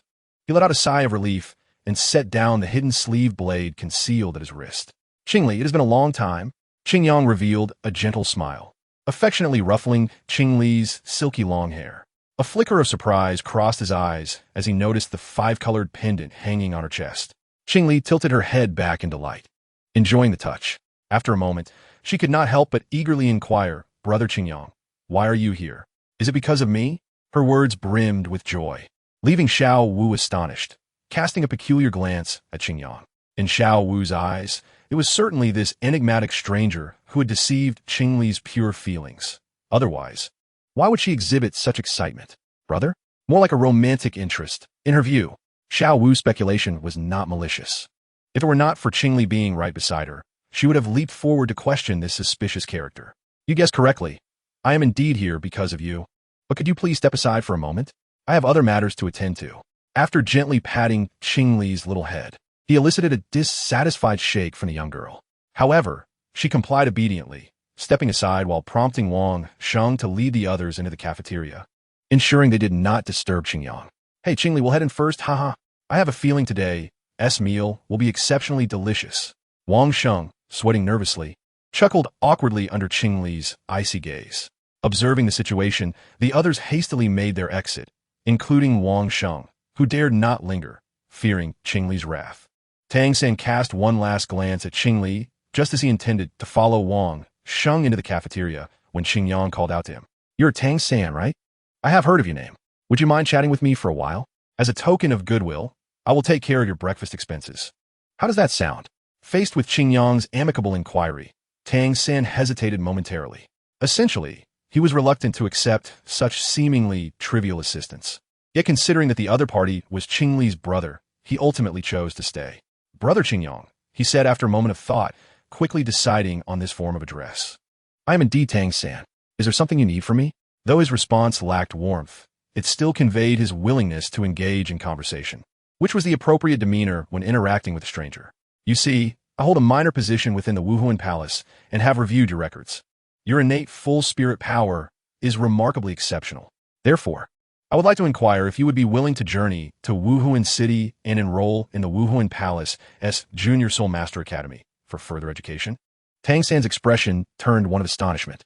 Many knew of his innate full spirit power, yet none had shown it significant regard. He began to believe that perhaps he was merely a bit special, nothing extraordinary. However, this individual was offering him a chance to enter the Junior Soul Master Academy at the Wuhuan Palace. Did he not know about his spirit? "But my spirit is the useless blue silver grass. Brother Qingyang, you may not be aware of this," Tang San candidly informed him, unwilling to deceive or mislead. Adhering to the teachings of the Tang sect, which still influenced his moral code, he could not repay kindness with malice. "I'm aware of that, but it's not an issue. Moreover, your spirit may not necessarily be blue silver grass," Qingyang replied with an affable smile, causing Tang San to startle. Could he have guessed that he possessed a twin spirit? The thought crossed his mind. After some hesitation and contemplation, Tang San ultimately declined. "Thank you for your kindness, but I already have a teacher. I should consult him regarding such matters, and I cannot agree to your offer." Qingyang nodded, unsurprised by this outcome. However, it was inconsequential. This was merely a casual inquiry. Regardless of the future, Tang San, as the protagonist, would not pose an obstacle for him. It was precisely why Qingyang had refrained from taking any action towards Tang San, allowing him to develop freely without suppression or undue support. Qingyang had reached a different echelon and need not overly concern himself with the protagonist. "Master, you say? I know him. By the current standards of the continent, he is an exceptionally distinguished scholar and will undoubtedly provide you with invaluable guidance." Qingyang remained unperturbed by the rejection, continuing to speak gently, even praising his own teacher, which relieved Tang San. He could not help but admire that, indeed, Qing Li's brother was vastly different from the noble offspring within the academy. "Since you are unwilling, then so be it. With your remarkable talent, you will surely shine no matter where you go. I look forward to your outstanding performance in the future." Qingyang's tone was light, as if he were stating an undeniable fact. His recognition prompted Tang San to solemnly nod, for this was the first person to affirm him so unequivocally. Despite harboring his own pride and confidence in his future, the words of others inevitably influenced him. Beyond his master, this was the first individual who had neither mocked him nor failed to recognize his potential. Well then, let us conclude here. I hope I have not taken up too much of your time.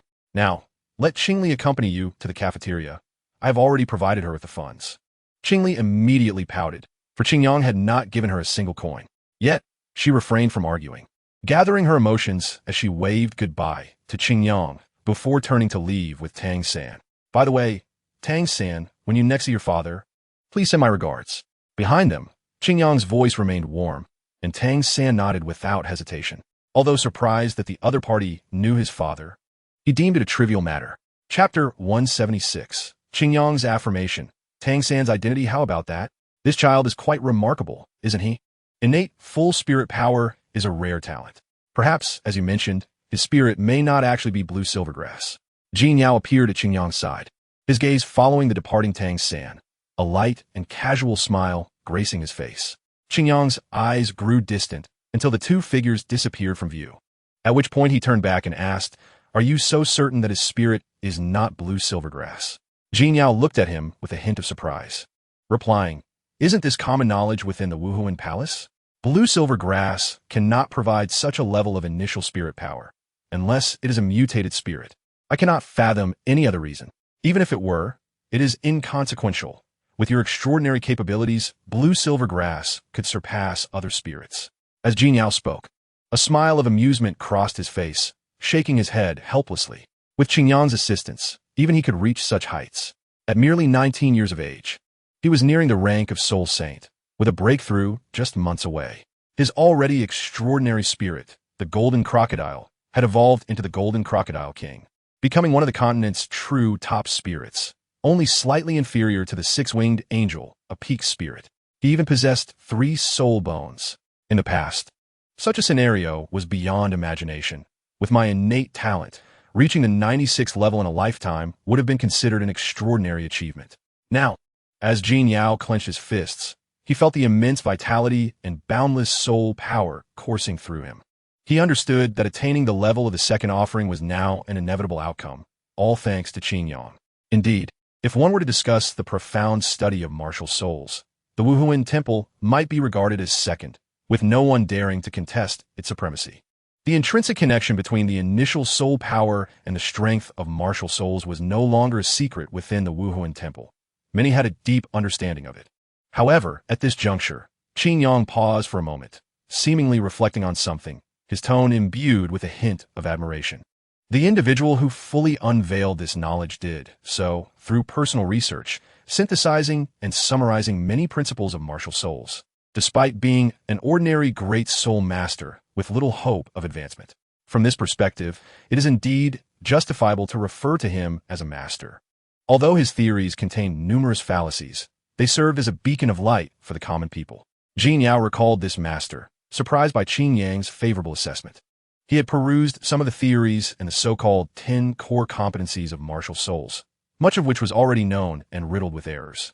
Thus, he had not paid much attention at the time. It was only when Qin Yang mentioned it today that he remembered the individual seemed to be the first to break the monopoly on soul master knowledge held by the major powers. Furthermore, due to his status as a revered elder, his words carried significant credibility, and the Wuhuan Temple gained considerable renown among the common folk. Incidentally, this master was also present at the Noting Academy.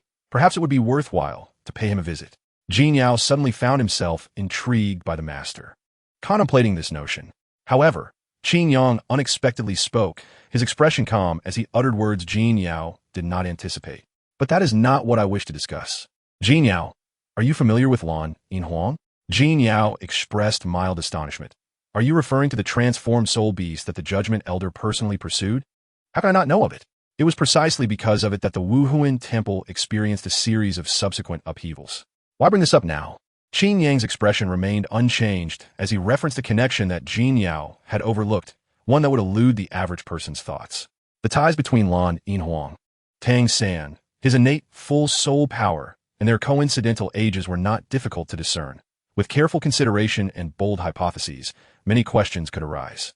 Jin Yao's demeanor shifted dramatically as he abruptly turned to gaze in the direction Tang San had departed.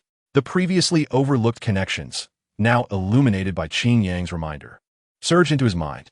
Lan Yin Grass, Lan Yin Huang, innate full soul power, Tang San, Tang Hao. 5 years ago, countless coincidences converged, transforming mere happenstance into inevitability.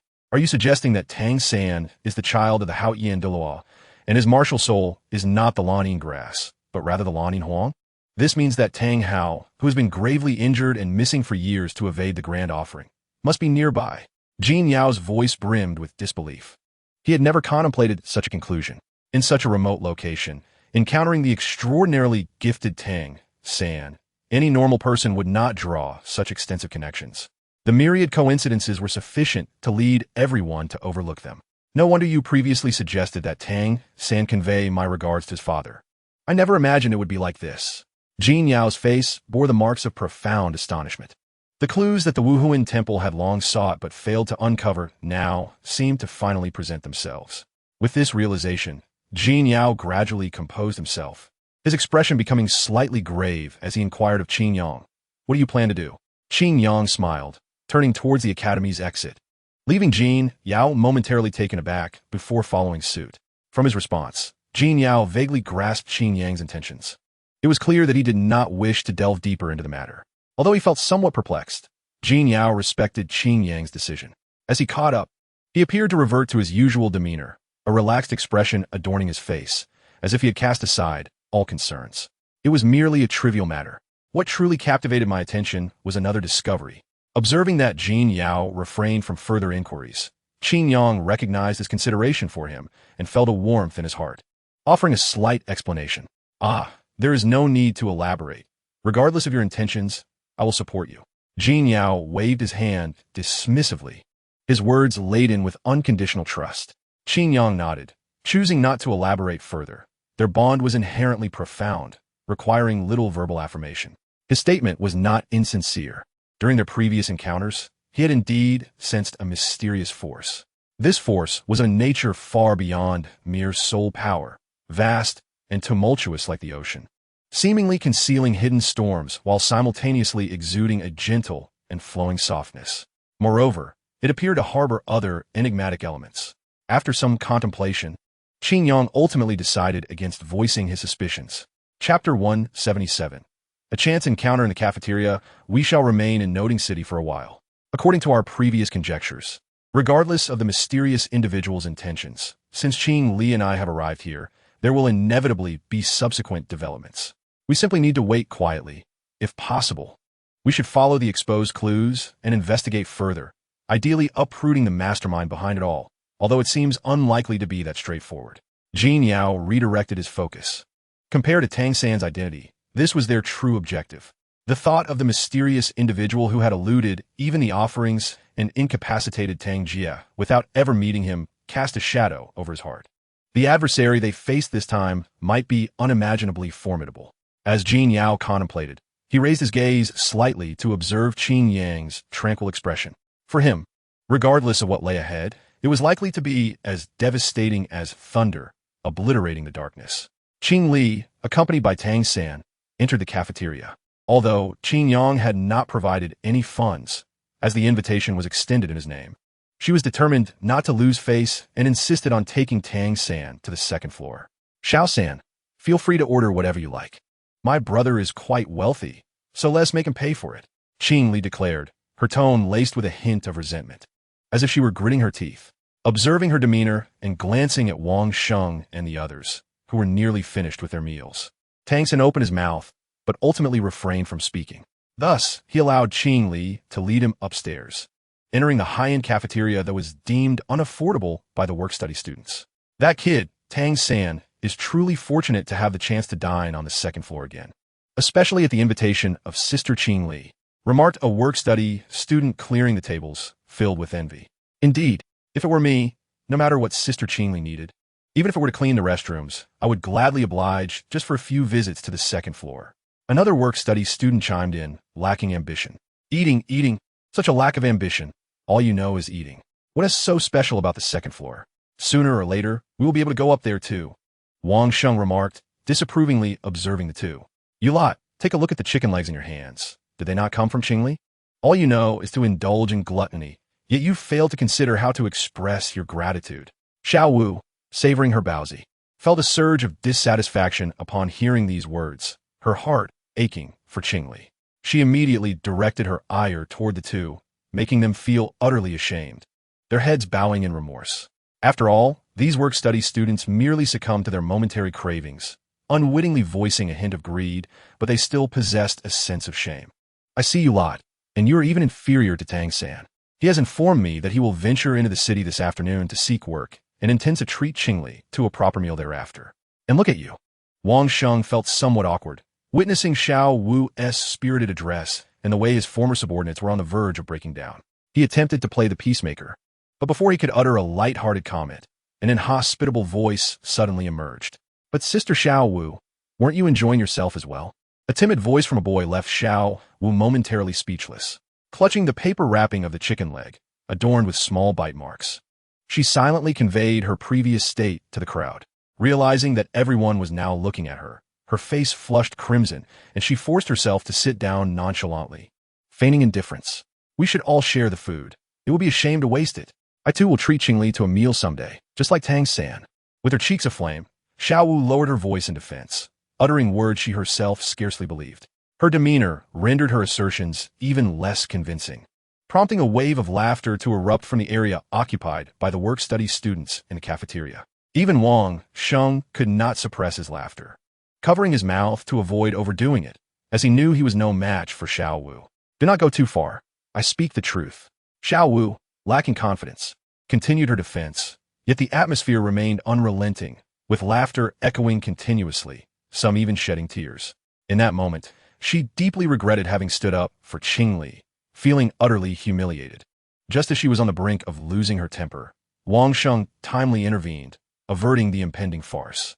As they departed the cafeteria, these classmates who once seemed unfamiliar now appeared friendlier, several daring to share harmless jokes with Xiao Wu. Through the events of yesterday and today, Xiao Wu had seamlessly integrated into this small group. On the second floor, Tang San was evidently oblivious to the happenings below. Hearing familiar voices from below, he felt somewhat puzzled. However, his focus was evidently elsewhere, as he gazed at an array of delectable food, his stomach audibly grumbling. To his surprise, the delicious dishes he had enjoyed yesterday were available again today. Under the circumstances, he had no intention of depriving his appetite. Xiao San, a deep, astonished voice startled Tang San. He quickly turned around and, upon seeing a familiar figure, his eyes brightened as he hurried over. "Teacher, I did not realize you were here. Thank you for the betting yesterday." Tang San's youthful voice conveyed gratitude and respect. Without the teacher's assistance, he would have had to share a bed with Wang Sheng. Xiao Wu was in a similar situation, but with Qingli's presence, the two girls posed no issues together. Yet, Tang San found it a bit challenging to converse so freely with a male classmate he barely knew. "It seems quite comfortable. How about I treat you to breakfast today?" The master chuckled, ruffling Tang San's hair. After a moment's hesitation, Tang San shook his head, replying, "No need, teacher. I will eat with my classmates." The master glanced at Qingli, who was waiting quietly nearby, and after observing her for a moment, he appeared noticeably surprised. It seems that his disciple not only possesses commendable character, but also an admirable charm with the opposite sex. This girl is evidently of noble birth, as her ordinary uniform paired with her well-maintained figure exudes an air of sophistication. Furthermore, her extraordinary demeanor and poise clearly indicate her exceptional background.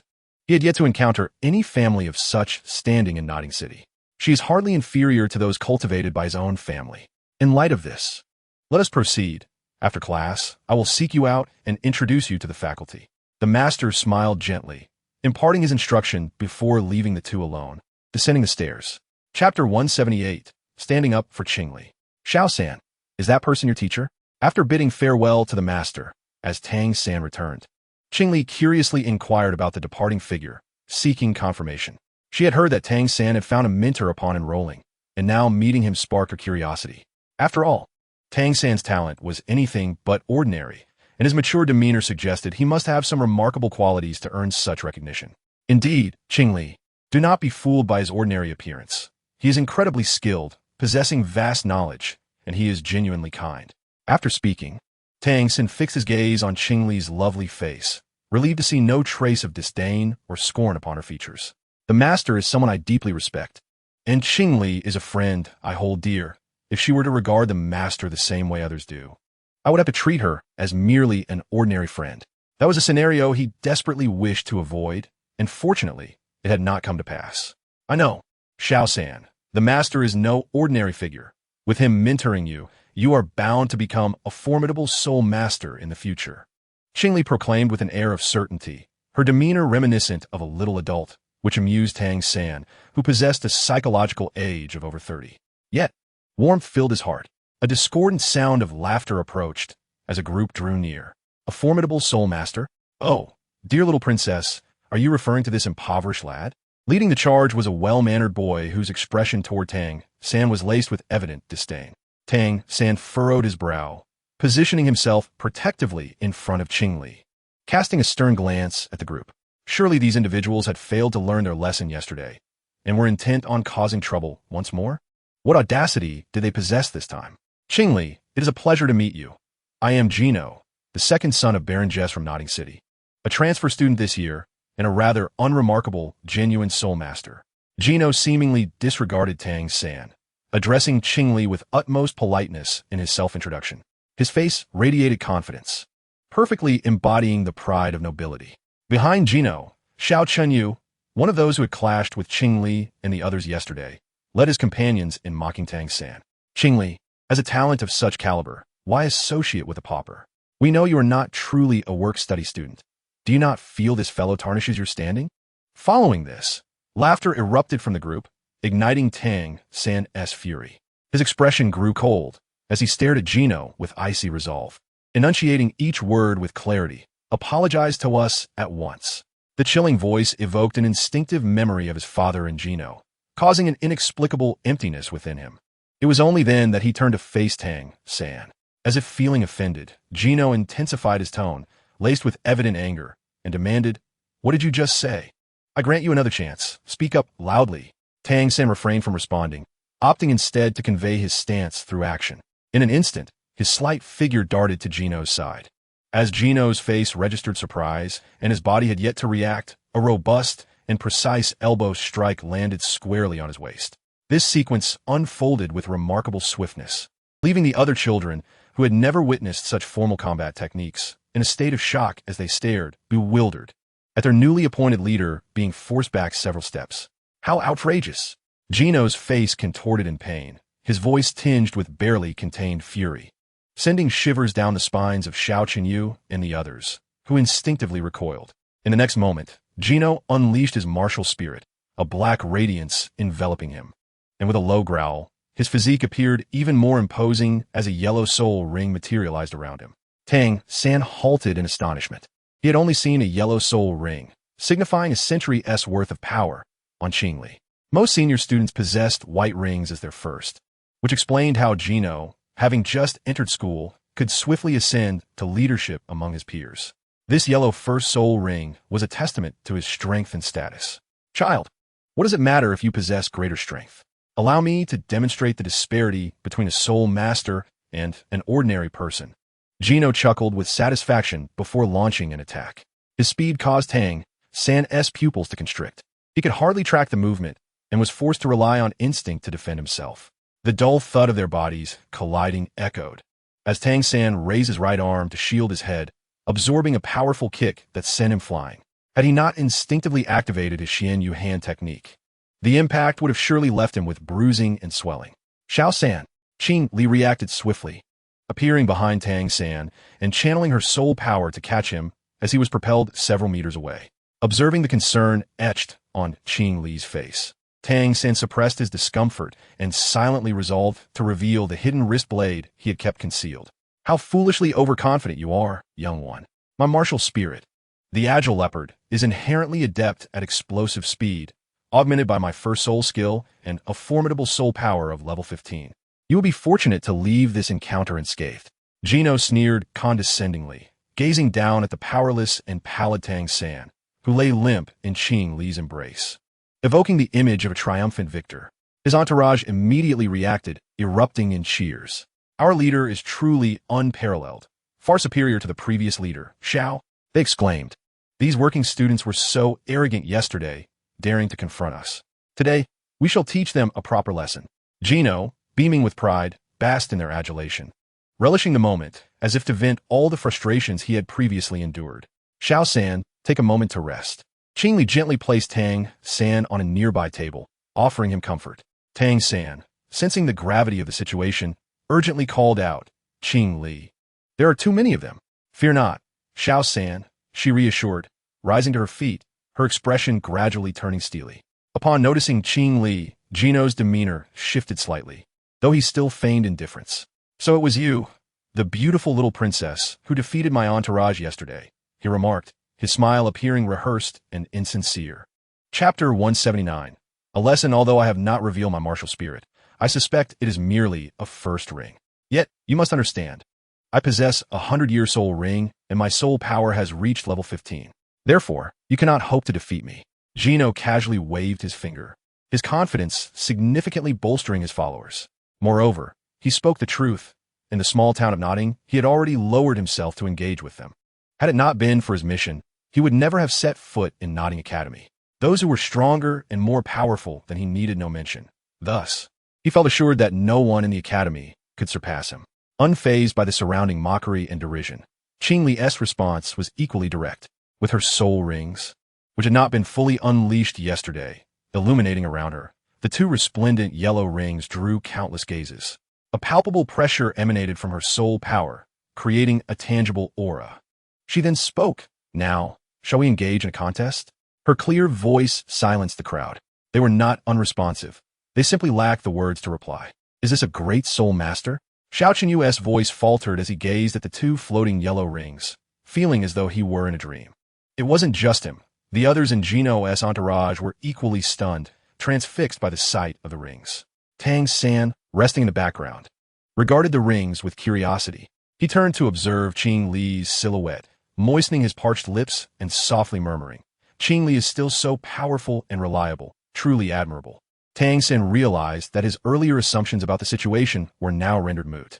The mere sight of the two soul rings had stripped these individuals of their courage to resist, making it impossible for them to band together against Qing Li to deplete her soul power. Ultimately, they were merely children, and he had overestimated their resolve. Geno, more experienced, quickly regained his composure. A strange light flickered in his eyes as he gazed at Qing Li with a mix of greed and desire. Taking a deep breath, he suppressed the excitement and other emotions stirring within him, replying with a tremor in his voice. "I never expected a great soul master to be a student at Notting Academy. My father would be immensely pleased." He declared, "Let us forego this contest. I concede. I am not foolish enough to challenge a great soul master." Upon uttering these words, Geno appeared surprisingly calm, readily accepting the outcome, as his prior arrogance dissipated in an instant. This unusual behavior left his followers momentarily speechless and astonished Tang San. Just as Geno turned to leave, he suddenly halted, taken aback as Qing Li stepped in front of him, blocking his path. "Did you not hear what Xiao San said? Apologize to us immediately." Her icy tone compelled Geno to take a deep breath. Was it humiliation? Perhaps, as he had lost face before his followers, yet he felt little emotional weight regarding it. Perhaps he had anticipated such a scenario and could accept it with composure. The simmering anger of discontent did not manifest in his emotions. After contemplating for a moment, Geno reasoned that apologizing to a prodigious great soul master was not inherently disgraceful. Without hesitation, he stated bluntly, "Qing Li, I was wrong to say those things earlier. I apologize." Xiao Qinyu observed Geno's apology and moved his lips slightly, yet ultimately refrained from uttering a word. Perhaps this was the best outcome.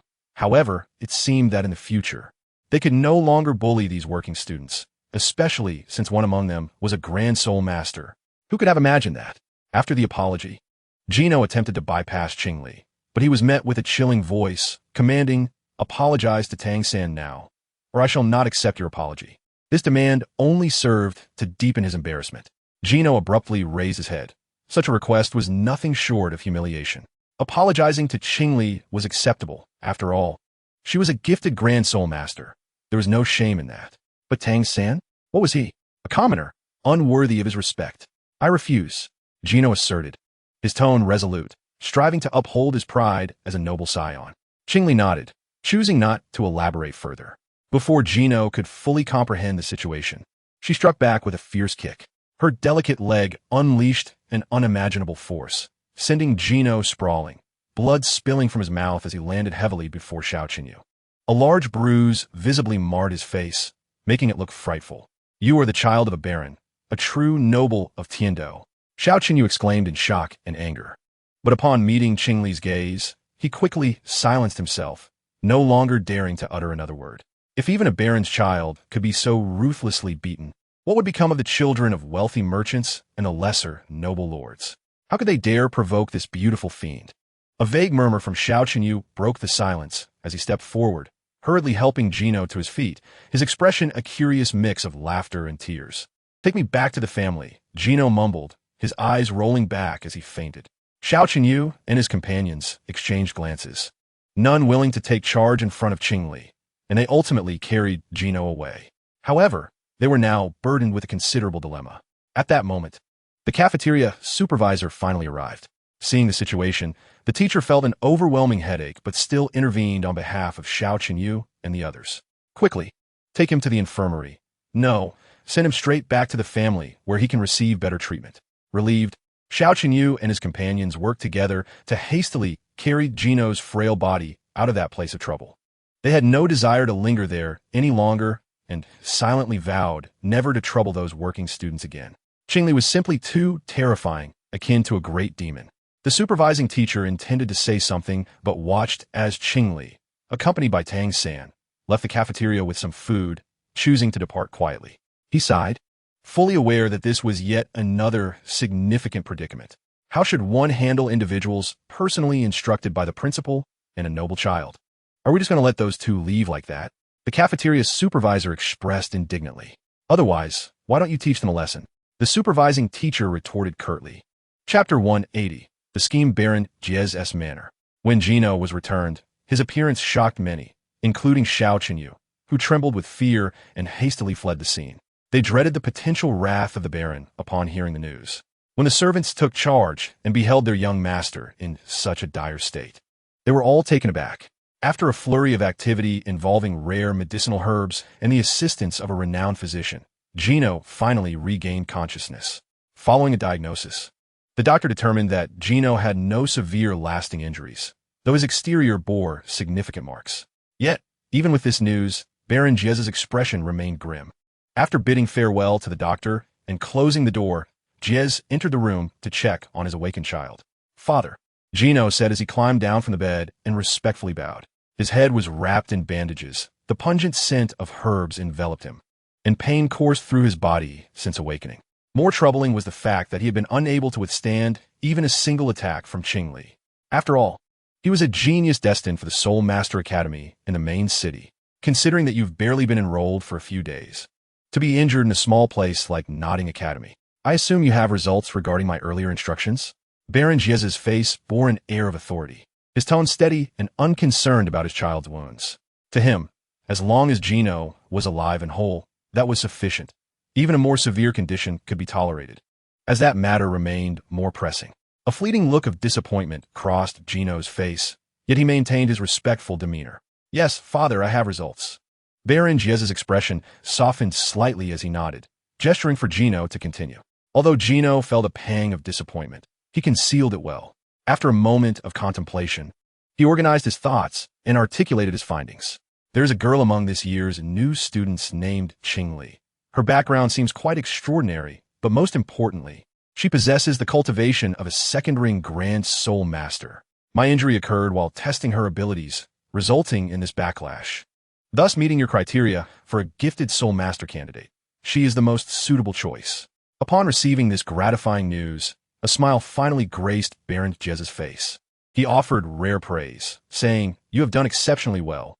A second-ring Grand Soul Master under 12 is indeed remarkable.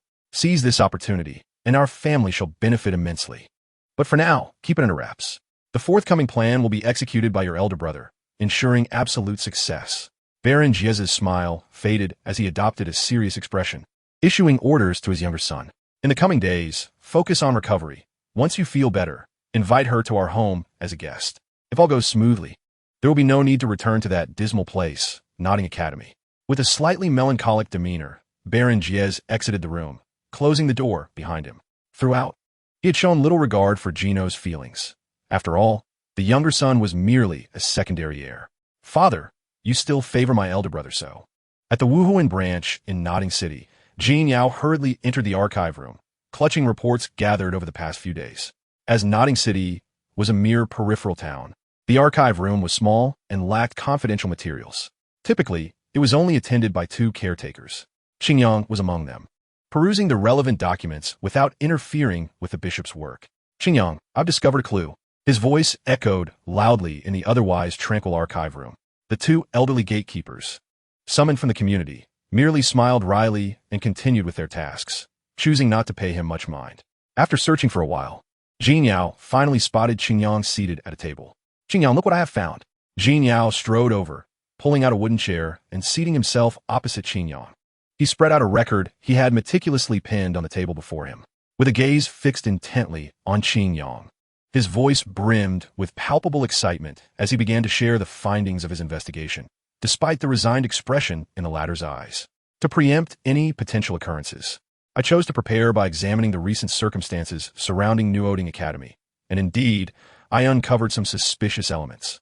As Jin Yao noted that Qingyang had set aside the dossier, he immediately delved into the crux of his discovery. The second son of Baron Jiez, astonishingly, had commenced his studies at this juncture. Given his status, it would be inconceivable for him to enter Nodding Academy without a valid reason. Thus, I delved deeper, and guess what I unearthed? Jin Yao's tone grew somber and measured, as he built suspense with an air of mystery.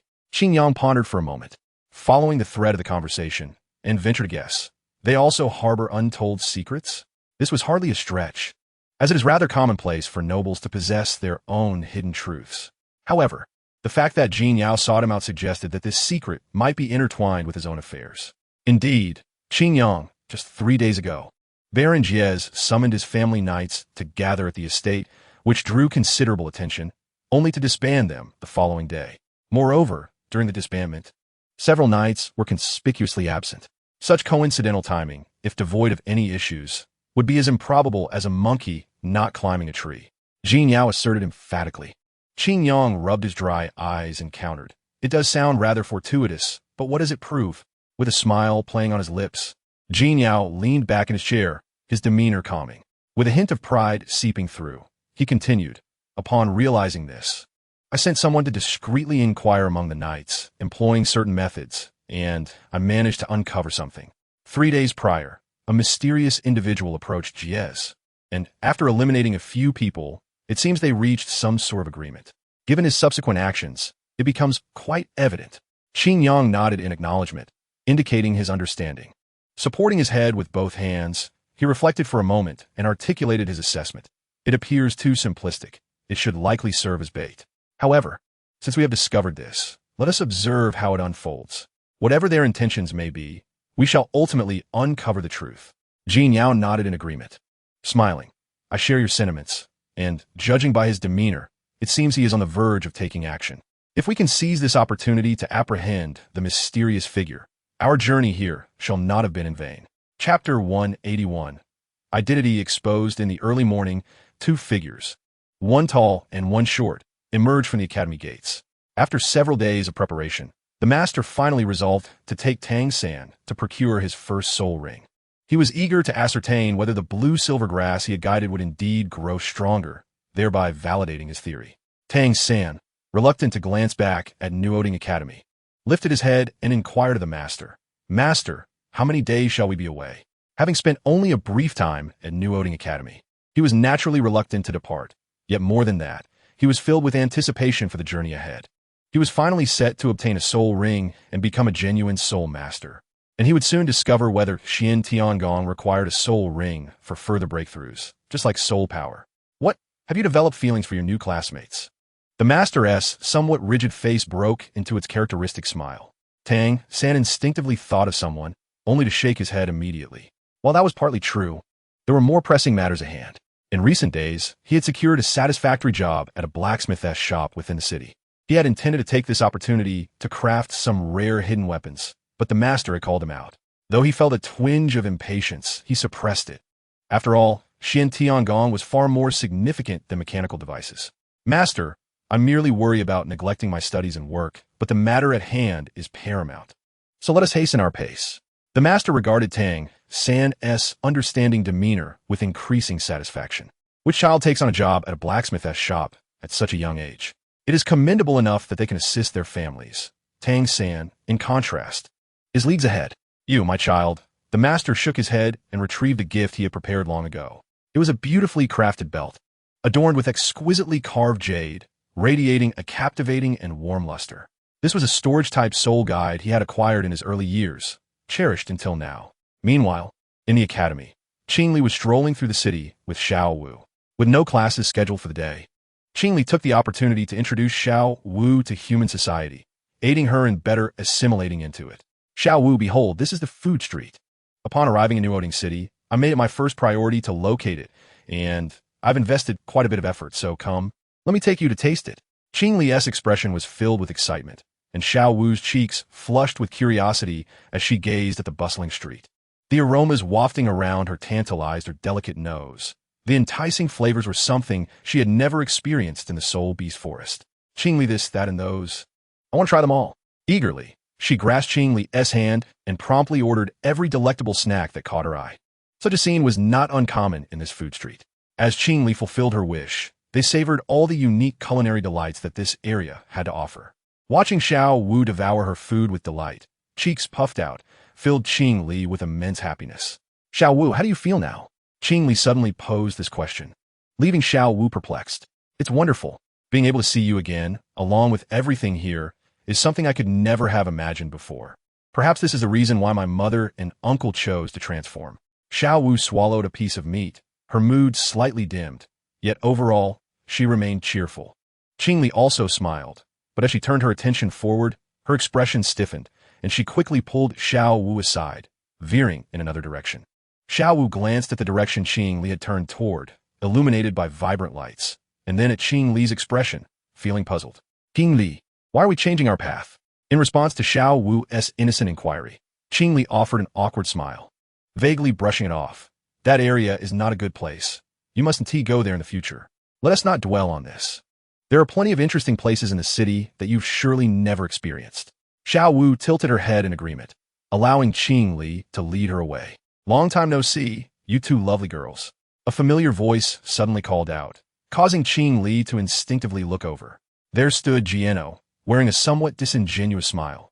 Blocking their path, Qingli frowned, uncertain of his intentions. If he sought revenge, it was clear he would not confront her alone. But what other motives could he possibly have?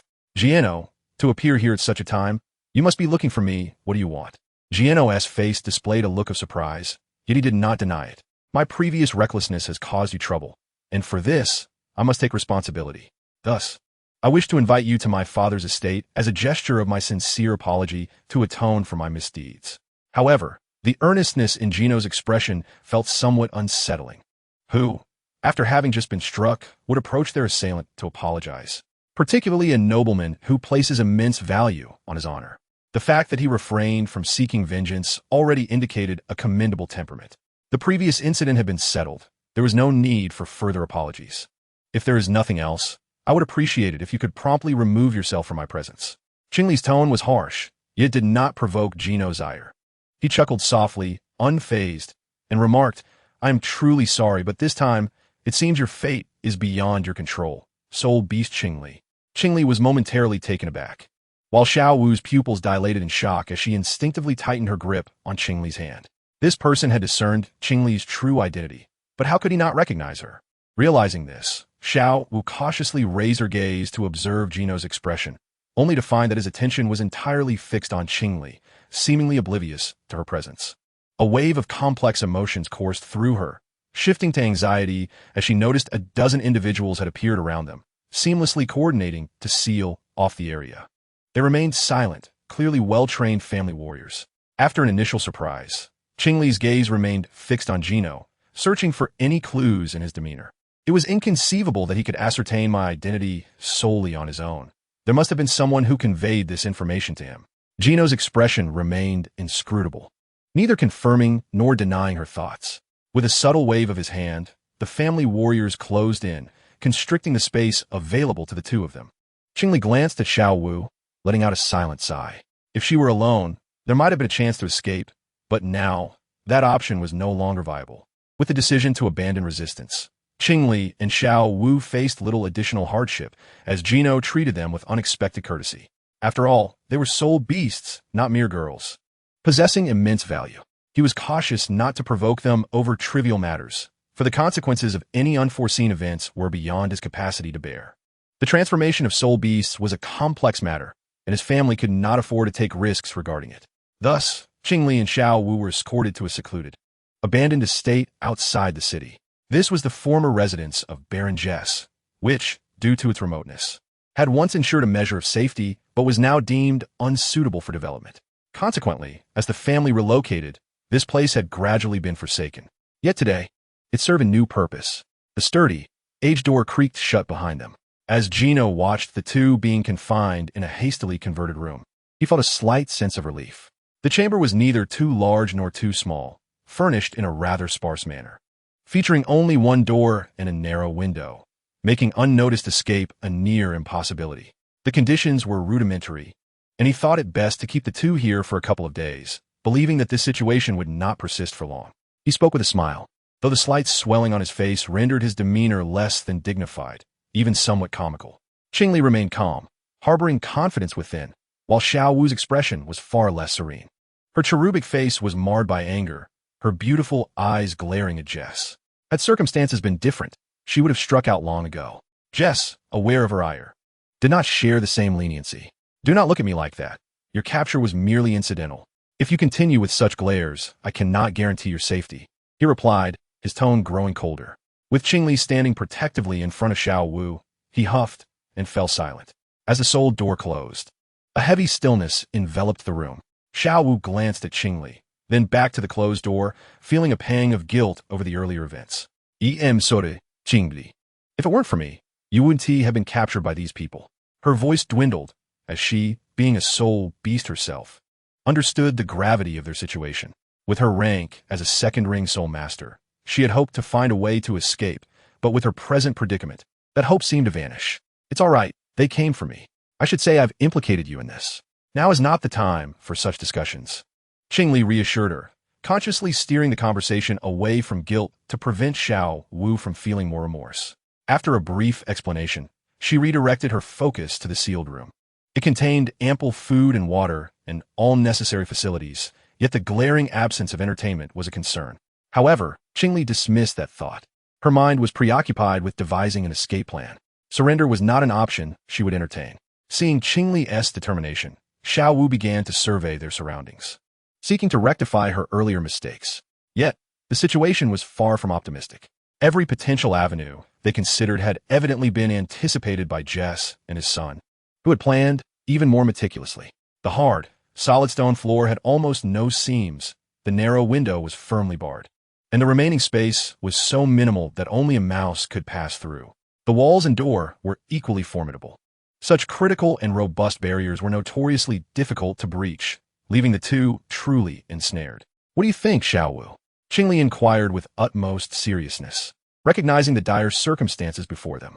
Xiao Wu despondently shook her head, her voice filled with defeat.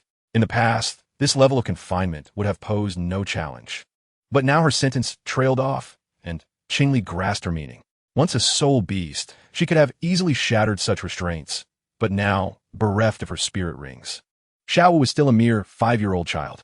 They were both trapped, unable to escape, despite being a great soul master. Qingli was aware that her destructive capacity had not reached a transformative level. She lacked the confidence to demolish their current prison. Do not worry. Gino has recognized my identity and is clearly seeking something. For now, we are safe, Qingli reassured Xiao Wu, simultaneously convincing herself. This judgment stemmed from her understanding of their situation. The greatest value of a transformed soul beast lay in its spirit rings and bones. However, it was evident that this baronial family lacked the qualifications to utilize a 100,000-year spirit ring. While they might covet spirit bones, sacrificing a spirit ring was an acceptable loss.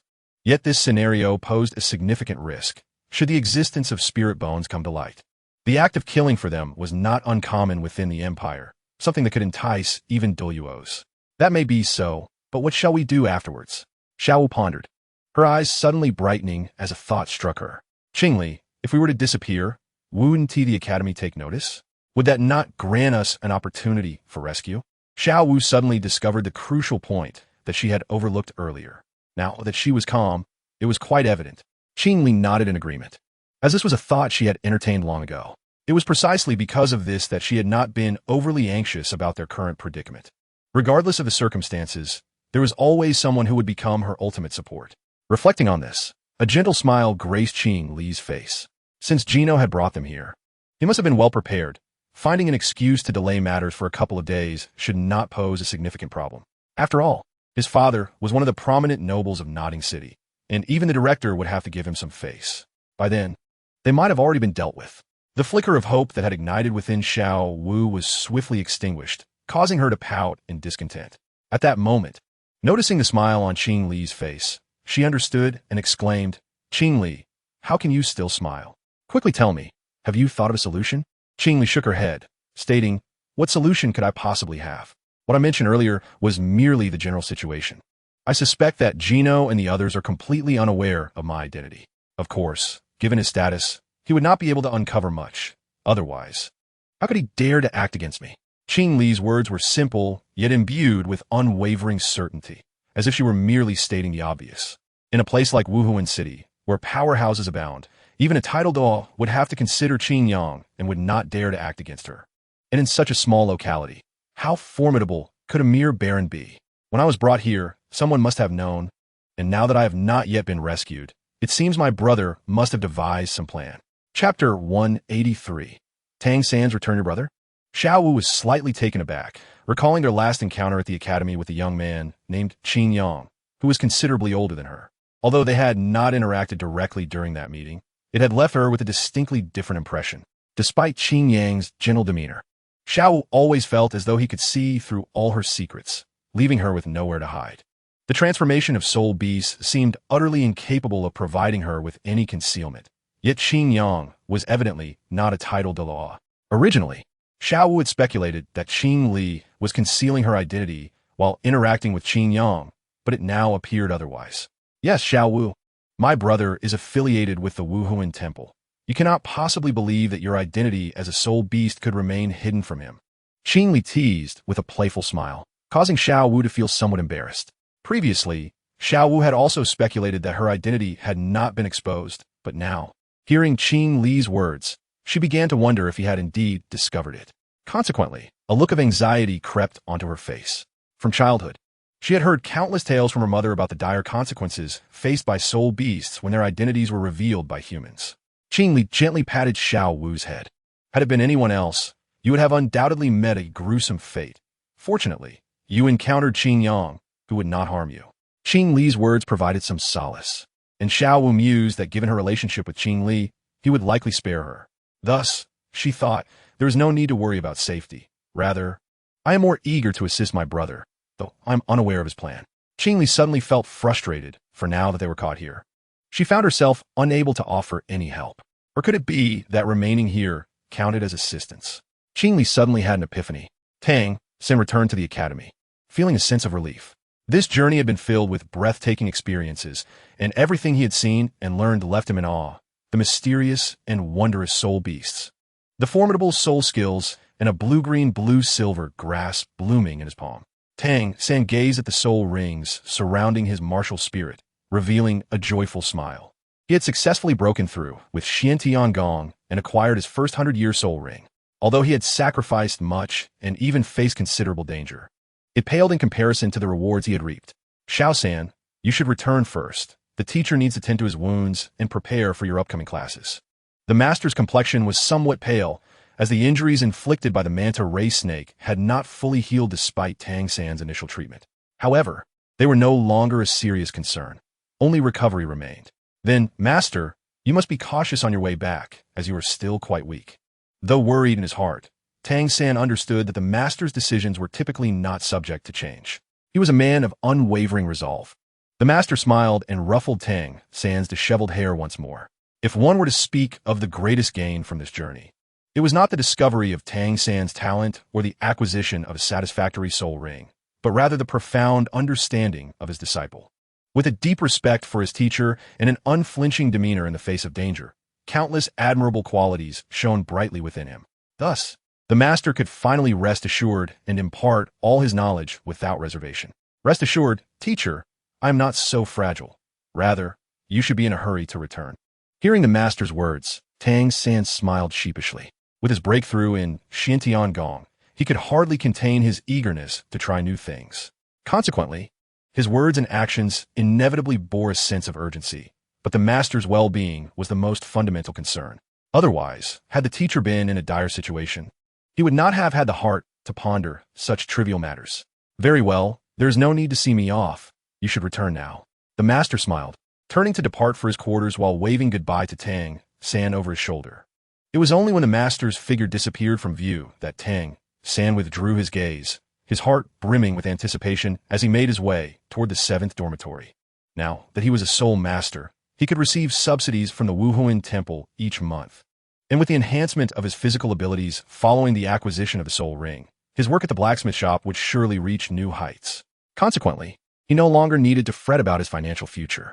Even dining in the cafeteria on the 2nd floor every day would no longer pose a problem. The future suddenly appeared incredibly bright. As Tang San's spirits lifted, his steps grew lighter.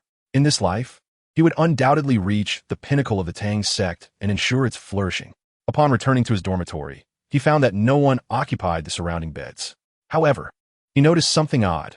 The girl's side seemed to have been left open, with bedsheets and quilts neatly arranged. In contrast, The boys' area appeared somewhat messy, as if there had been some urgent matter. Although Tang San was curious, he did not dwell on it. As the time approached noon, loud voices erupted outside the dormitory. It was Wang Sheng and the others returning. A smile spread across Tang San's face as he set aside his own matters to greet his classmates, eager to surprise them. Wang Sheng was the first to return to the dormitory, having assumed leadership among the work-study students in the absence of Qing Li and the others. However, there was not a trace of joy on his face. Instead, he appeared troubled. Wang Sheng, I'm back.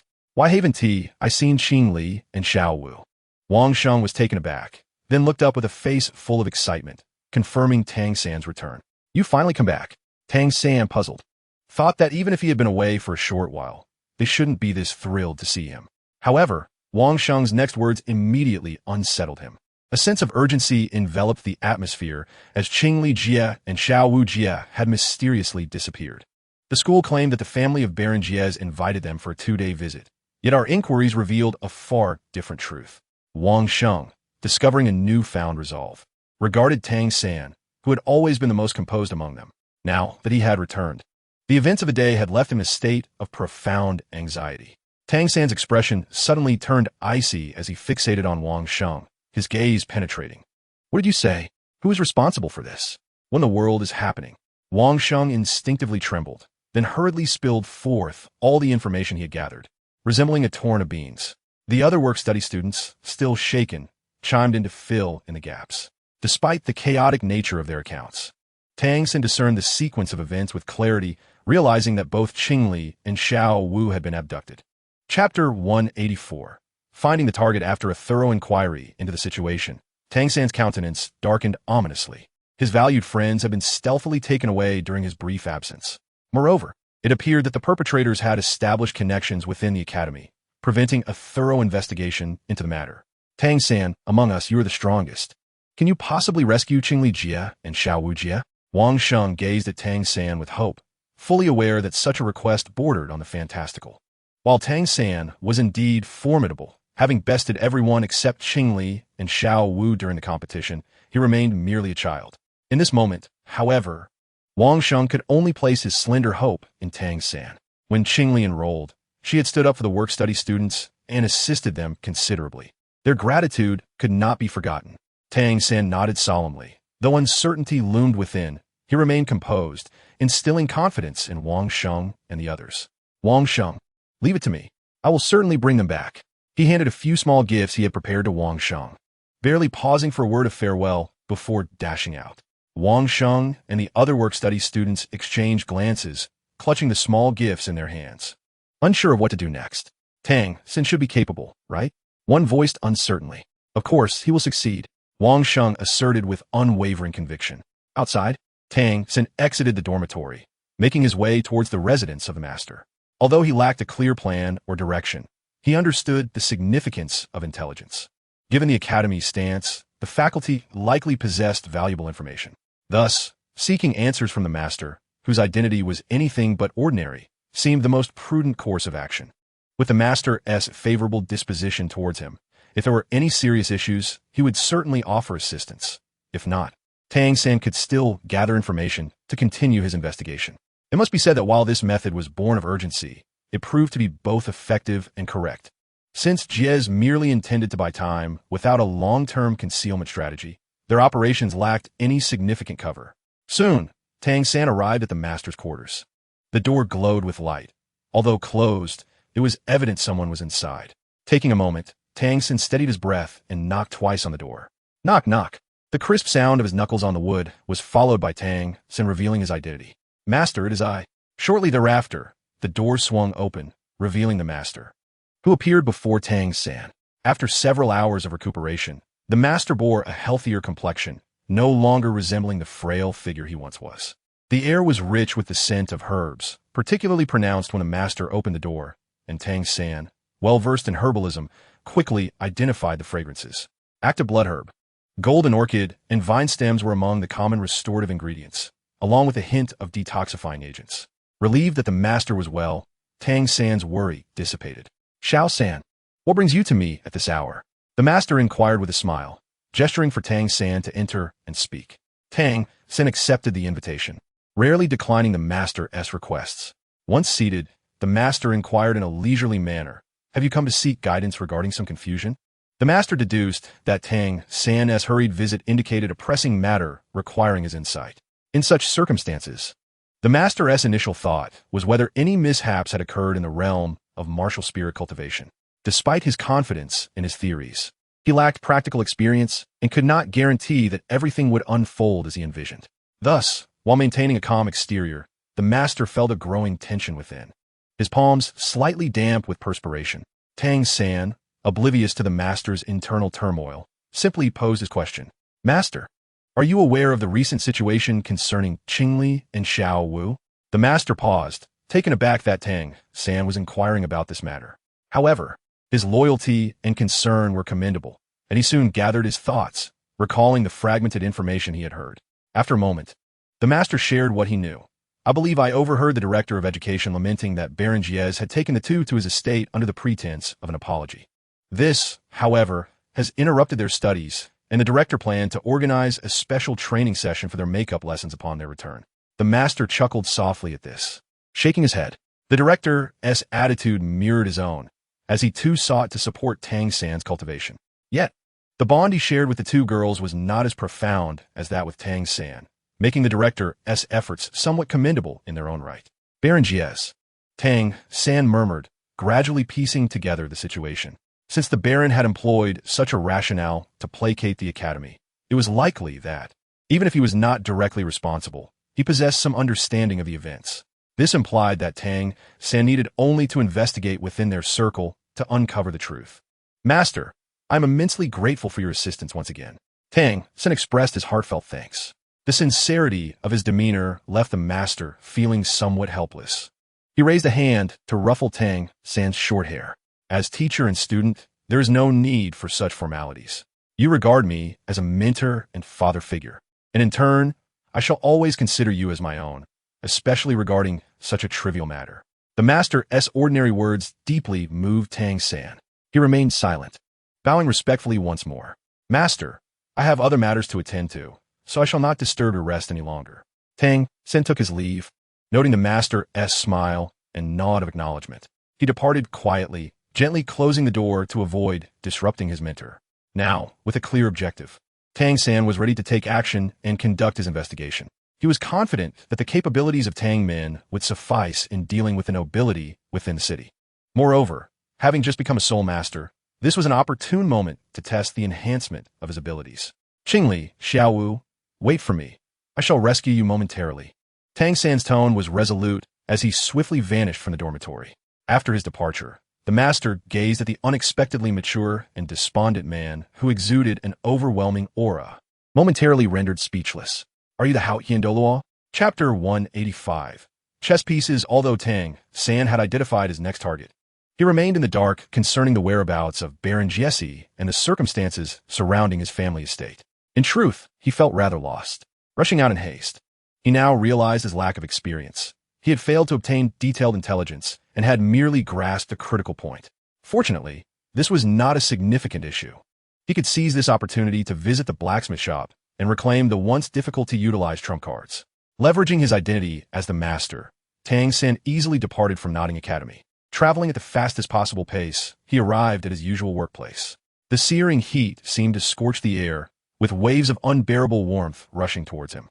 The incessant clanging of metal being forged was irksome, and the sight of sweat-drenched, muscular men made this place a realm to which gentlemen and ladies kept their distance. However, Tang San felt no aversion. Rather, he relished it. Here, he had personally crafted the exclusive mechanisms of the Tang sect, which fostered within him a peculiar fondness for this locale. A blacksmith, captivated by Tang San's skills, noticed the young boy entering, and his eyes immediately lit up. He temporarily set down his forging hammer, gestured to an apprentice nearby to take over, and approached Tang San. "Xiao San, you have returned. You seem to have grown taller and stronger. Are you planning to start work today?" His face, lined with muscle, bore a friendly smile, though to others, it might appear intimidating. Tang San nodded in response, smiling back. He understood that many here, despite their fierce appearances, possessed kind hearts. "Indeed, uncle, but I have merely come to retrieve some items. It may be a few days before I can return to work." The blacksmith nodded, still smiling warmly. Then you go ahead. I'm looking forward to consulting you again. Your last technique truly opened my eyes. Tang Sen neither rejected nor accepted, merely smiled and walked into the blacksmith shop. Beside him, the perspiring apprentice, seeing his master's demeanor towards Tang San, felt a twinge of discontent. Master, why are you so friendly to that little brat? His skills surely cannot surpass mine. Hearing his apprentice's words, the blacksmith's expression darkened. Those in their profession often had fiery tempers. To earn their respect, one needed to demonstrate their skills rather than engage in idle chatter. With a swift motion, he delivered a sharp slap to the apprentice's head, leaving the lad momentarily dazed. You little rascal, instead of honing your craft, you waste time gossiping behind others' backs. It is tiresome to hear. Though Tang San was young, his forging skills were leagues ahead of the apprentice's. Such arrogance was utterly unfounded. The apprentice, now recovering, realized he had overstepped his bounds and hurriedly apologized, yet his resentment towards Tang San only deepened. The happenings outside did not disturb Tang San, who was focused on retrieving the carefully crafted hidden weapons he had painstakingly forged over the years. Among these were even toxins he had collected on his mobile device, each one handled with utmost care. These items were pivotal for his upcoming actions. Tang San, I hear you are back. This is quite timely. We received a substantial order a couple of days ago, and we need an experienced blacksmith like you. I was contemplating it, but you should come take a look and see if you can handle these. Having finished organizing his items, Tang San was about to seek the other party when he heard this robust voice and smiled slightly. Sure San strode over, spotting Tang San and quickening his pace with a grin. Tang San also gathered his belongings and approached him. Uncle San, I was just about to ask if you knew anything about Baron Jesse. Sure San was taken aback. The topic had shifted rather abruptly. However, he refrained from commenting and pondered for a moment before replying. Baron Jesse rarely leaves his estate, only attending banquets occasionally. That estate is quite enviable.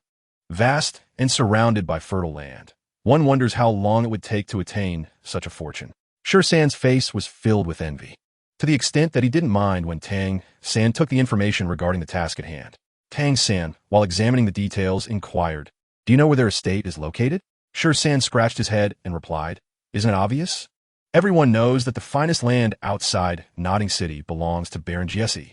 Having acquired the information he sought, Tang San hurried outside, his voice calling back, Uncle San, I reviewed the order. It poses no issues, and I shall return to work in a few days. You may proceed in the meantime. Sure San, holding the order in hand, watched Tang San's retreating figure, shaking his head in mock reproach. This lad, how can he make judgments without even inspecting the items? Nonetheless, he believed in Tang San's capabilities. After all, a person who could wield such hammer techniques would undoubtedly be reliable. Thus, after this brief interlude, the blacksmith shop returned to its bustling state. In Nodding City, at the Wuhuan branch hall within the archives, Jin Yao idly flipped through various books and documents, finding them rather tedious, mundane matters concerning people's livelihoods, along with statistical reports from previous years, such as grain yields and resident incomes. To be frank, Jin Yao had little interest in these topics. Although he had dealt with them in the past, he could not say he had developed any fondness for them. He admired Qingyang for being able to pore over such dry material for several days. From these archives, Jin Yao could clearly discern that the livelihoods of Nodding City's residents had improved significantly in recent years. Upon realizing this, his spirits lifted. It was evidence that their efforts had yielded results. Qingyang, with a gentle smile that invited closeness, elicited a nod of acknowledgement from Jin Yao, though he still found it difficult to fully grasp the implications. Qingyang, do you truly believe that remaining uninvolved is the right course of action? Qingyang closed the book in his hands and shook his head. It is not about non-involvement. You see, we have guided an outstanding young man to undertake a rescue mission. Have we not? Jin Yao's expression turned incredulous. You mean that Tang San? Qingyang nodded, smiling. In a certain sense, he has put forth Baron Jesse. While we have introduced Tang San, the conflict between our pieces is rather fitting, is it not? Chapter 186. Inquiries. Tang San did not act recklessly. He utilized the daylight hours to make ample preparations, understanding the critical nature of this operation. There could be no room for error. However, due to time constraints, he could not achieve perfection. The mechanisms he could forge were limited by materials and time. Moreover, those requiring techniques not only demanded proficiency in Xian Yugong, but also necessitated specific rare materials. Otherwise, Tang San's confidence would swell even further. Nightfall enveloped the surroundings as Tang San briskly traversed the deserted roads, drawing closer to the Baroness' estate, familiarizing himself with the path he had traversed in daylight. The once bustling streets were now eerily deserted, with only a few sporadic homes flickering with dim lights. This feeble illumination hardly sufficed to brighten the thoroughfare. Under the cover of darkness, Tang San swiftly infiltrated the grounds of the Jez Manor. The security here was decidedly lacking, with not even a single patroller on the periphery. However, Tang San understood this well. As a baron of noting city, a legitimate noble, who would dare to conspire against him? Yet, this blatant arrogance was to be shattered by Tang San this very night. Channeling his Xian Yugong, he rendered his body lighter, and with each step he took, he made not a sound. After stealthily exploring several buildings within the estate, he finally discovered the largest structure. The interior was ablaze with light, its decor far more exquisite than that of the other houses, and without hesitation, Tang San approached. Inside, Jez rubbed his temples, fatigue etched across his face. Before him, Jiano stood rigidly, the spacious living room occupied solely by the two of them. Thus, they remained oblivious to the presence of Tang San, who had appeared at some unknown moment, pressed against a stone pillar, his expression grave. "Father, why have you not yet handed over Qingli? Has something gone awry?" Jiano's familiar voice sparked a flicker of surprise in Tang San's eyes. He subtly shifted his position, emitting no sound, and cautiously peered out. In his line of sight, the figures of father and son were vividly illuminated by the light. Despite his mounting tension, Tang San's movements remained unaffected, and he listened with heightened attentiveness. Jez scrutinized his child for a moment, and only after detecting a change in his demeanor did he divert his gaze. He then tapped his head and spoke in a tone devoid of emotion, as if explaining, "The target this time is too perilous. We must tread carefully in seeking a successor." Jiano suppressed the flicker of fear within him, tentatively voicing a question. "But aren't there only a few capable factions? Does father not know how to choose?" Tang San was puzzled, wondering what they were discussing. Were they not speaking of Qingli? Could it indeed be a kidnapping? Though uncertain of Qingli's precise identity, he sensed it was of great nobility. Perhaps these powerful families held some deep-seated grudges, leading them to undertake such actions. With this thought, Tang San felt an undeniable constriction in his heart, a sense of oppressive dread. Nevertheless, he refrained from acting, seeking to uncover more information, at least based on their demeanor. It seemed that Qingli and Xiao Wu were currently safe. Indeed, among the three great sects, the Tiando Star Luo royal family and the Wuhan Hall, our options appear numerous, yet in reality, there are only two. Jez recalled his visit to the Earl's Manor in the capital of Fasno province today and frowned. That greedy individual had not even allowed him to specify the valuable items before daring to demand share. Did he not fear being consumed by his own avarice? With such an attitude, how could he trust to cooperate with him? This thought ignited a flicker of anger within him. However, being a baron of noting city for many years, he was adept at managing his emotions. "Father, are you saying that we can only trade with the Wuhan Hall and the Tiando royal family?" Upon uttering this, Jiano's understanding swiftly crystallized. While the three great sects possessed the capability to engage and could afford to pay, it was not a practical option. The Haotian sect was notoriously domineering. Their family lacked the foundation for negotiation, and they would likely dismiss any offer with minimal satisfaction, despite the immense cost they would incur. Moreover, the crucial point was that their family had no means of contacting the Haotian sect, and time was too short to forge such a connection. The seven-treasure glazed tile sect, known for its unity and friendliness, indeed represented a commendable choice. Yet, the issue remained that everyone was aware of their close ties with the Tiando royal family. Entrusting them was no different from entrusting the royal family itself, with their return capabilities being even less. After all, a sect could never rival an empire. As for the Blue Lightning Tyrant Dragon family, their distance rendered them a poor choice. Their strength paled in comparison to the other factions, not to mention their resources, marking them as the worst option. In light of this, the conclusion became evident. Indeed, the only entities capable of handling a 10,000-year-old beast were the Tiando royal family and the Wuhan Hall. Regrettably, our status is insufficient for direct dialogue with the royal family. Otherwise, a mere country baron would rise to become a count in Tiando City. Jez showed no signs of concealing his fervor, openly expressing his thoughts. A count may seem formidable, yet in reality, the privileges and enjoyments afforded to them far exceed the average person's imagination. Reduced land taxes and tax exemptions for commerce are merely the basics. The various imperial benefits are often first enjoyed by such individuals. Furthermore, imperial law even designates a special nobility law, providing counts and those of higher rank with treatment nearly diametrically opposed to that of commoners. This elevated rank, in light of the scarcity of positions above a marquis, positions one among the true elite of the Tiando Empire. To possess it is akin to holding a passport to the pinnacle of the empire, and it is hereditary and unyielding. For a country baron such as him, this truly represents an extraordinary ascent. It now appears that this path is blocked. That old fellow would not relinquish such benefits easily if he were aware. Jez chuckled coldly. Prior interactions had led him to abandon this notion entirely. Do not blame him for lacking patriotism. Blame the decaying parasites of the empire.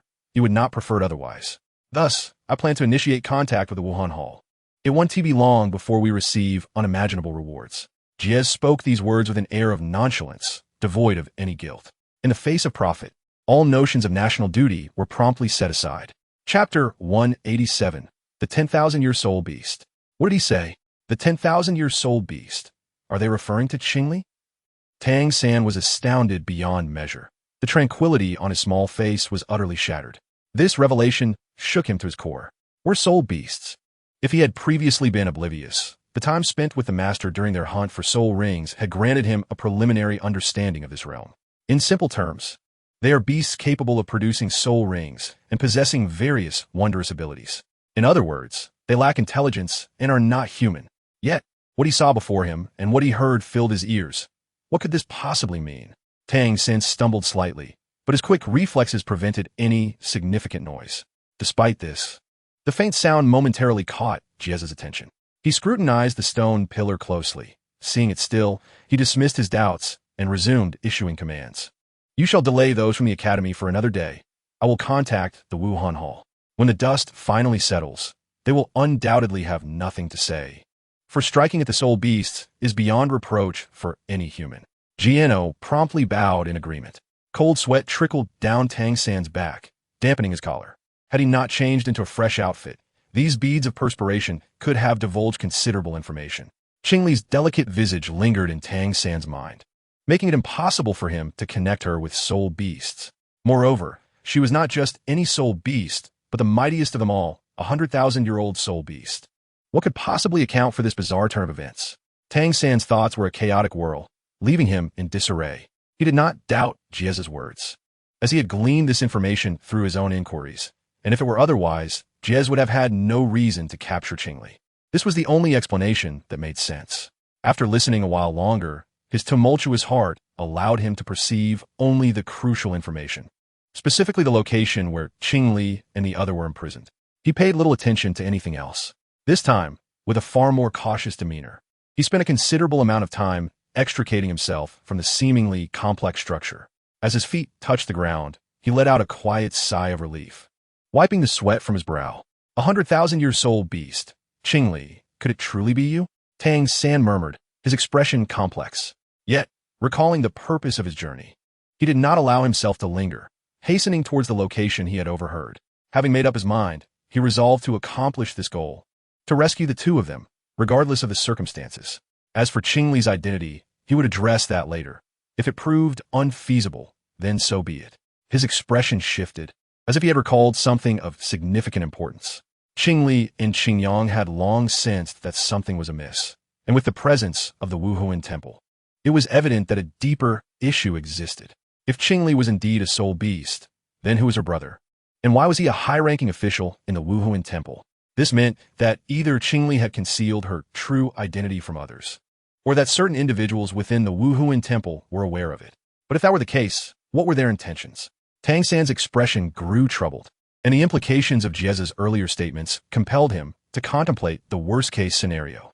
The Wuhuan Temple needed a 100,000-year soul beast, and Tang San understood the significance of soul beasts merely for their soul rings. Could it be inferred that the Wuhuan Temple was coveting Qingli's soul ring? Tang San suddenly realized that the adversaries he faced might not be as straightforward as Jez. In his anxious state, his pace quickened. Thus, under the cover of the deepest night, he arrived at the site of the Baroness's estate, before an abandoned structure.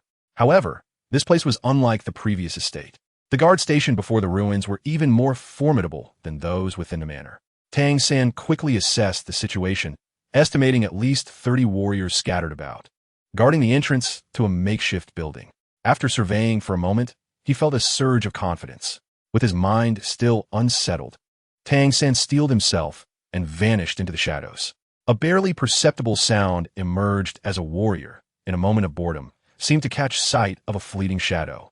In the next instant, he appeared to feel the world spinning uncontrollably, succumbing to an involuntary slumber. With a soft thud, a small arrow pierced the neck of the lifeless body, blood beginning to flow languidly. Tang San swiftly bypassed the corpse, his wavering resolve solidifying once more. Qingli, I must rescue you. In the Wuhuan subtemple, the archives room, Qingyang, with his extraordinary abilities, conjured a water mirror before the desks and chairs. Every action of Tang San was captured with flawless clarity. Goodness, this boy is relentless, just like I was in my youth, striking without hesitation and leaving no room for mercy. While I believe his approach is not incorrect, could be deemed excessive, Jin Yao exclaimed, taken aback by Tang San's decisive actions. Even he, at the age of 6, had not been so swift in taking a life. His first kill had occurred at 9. Upon joining the enforcement hall, having experienced darkness and undergone special training was the only way to achieve such composure. But why did Tang San possess this capability? After all, he was merely an ordinary 5.5-year-old child. Was this all imparted by Tang Hao? Yet what are those peculiar weapons? They appeared slightly less potent than our soul-guided devices. Yet they seemed to require minimal soul power. Jin Yao stroked his chin, contemplating everything Tang San had exhibited. He began to believe Qingyang's words. Perhaps this young lad truly could rescue Qingli. After all, such prowess was hardly typical of an ordinary child. What do you think? Is this situation beyond your expectations? Though Qingyang felt a twinge of surprise, he was at least mentally prepared for what lay before him. Thus, he did not exhibit the same level of astonishment as Jin Yao, but rather observed Tang San's performance with keen interest. Jin Yao nodded, occasionally critiquing Tang San's actions. Then interjected, "You must have had a plan all along." Qingyang withdrew his gaze, shifting towards the wall that obscured his view. His eyes seemed to pierce through, gazing into the outside world. Although everything was under his control, an unexpected development had arisen.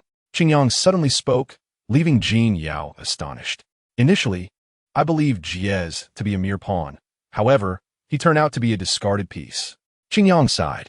His intent to deliver Qingli to our Wuhuan temple suggests he cannot locate the powers behind this. Nevertheless, there must be some clue left on Jiez. Chapter 188. Rescue. Gasping for breath, Tang San leaned against the wall, his lungs heaving with exertion. His pupils widened slightly, staring blankly at the ground, his hand tightly clutching a key, displaying signs of excessive force as veins bulged. His clothing was wrinkled and torn, a clear testament to the fierce battle he had endured. This marked Tang San's first experience of taking a life. It may sound absurd, but this is the reality. Who could have anticipated that Tang San, having lived for decades in the Tang sect, a realm rife with slaughter and death, will be facing his first act of murder? In his previous life, he had immersed himself in the art of hidden weapons for many years, never having ventured out to execute missions, nor having witnessed the world's splendor. Born from his parents' expectations in this life, he too had never engaged in acts of violence, as blood stained his hands. Perhaps it was the environment and atmosphere of the Tang sect, with its profound respect for life and indifference towards death, that shaped his perspectives. Thus, he felt little more than a subconscious discomfort. Yet, this was still murder. What was it that enabled him to reach such a point? Tang San pondered, his mind in a daze. Logically, this situation bore little relevance to him. All he needed was to contribute assistance within his capacity. No one could reproach him, and he need not exert himself to the utmost. Yet he still acted, going so far as to endanger his own life. Was it impulsiveness? Or was there some temptation that drove him to such actions? Tang San resolutely shook his head, striving to regain clarity. Unable to conceive further thoughts, he decided to refrain from overthinking, for the current situation was fraught with peril, leaving no room for excessive contemplation.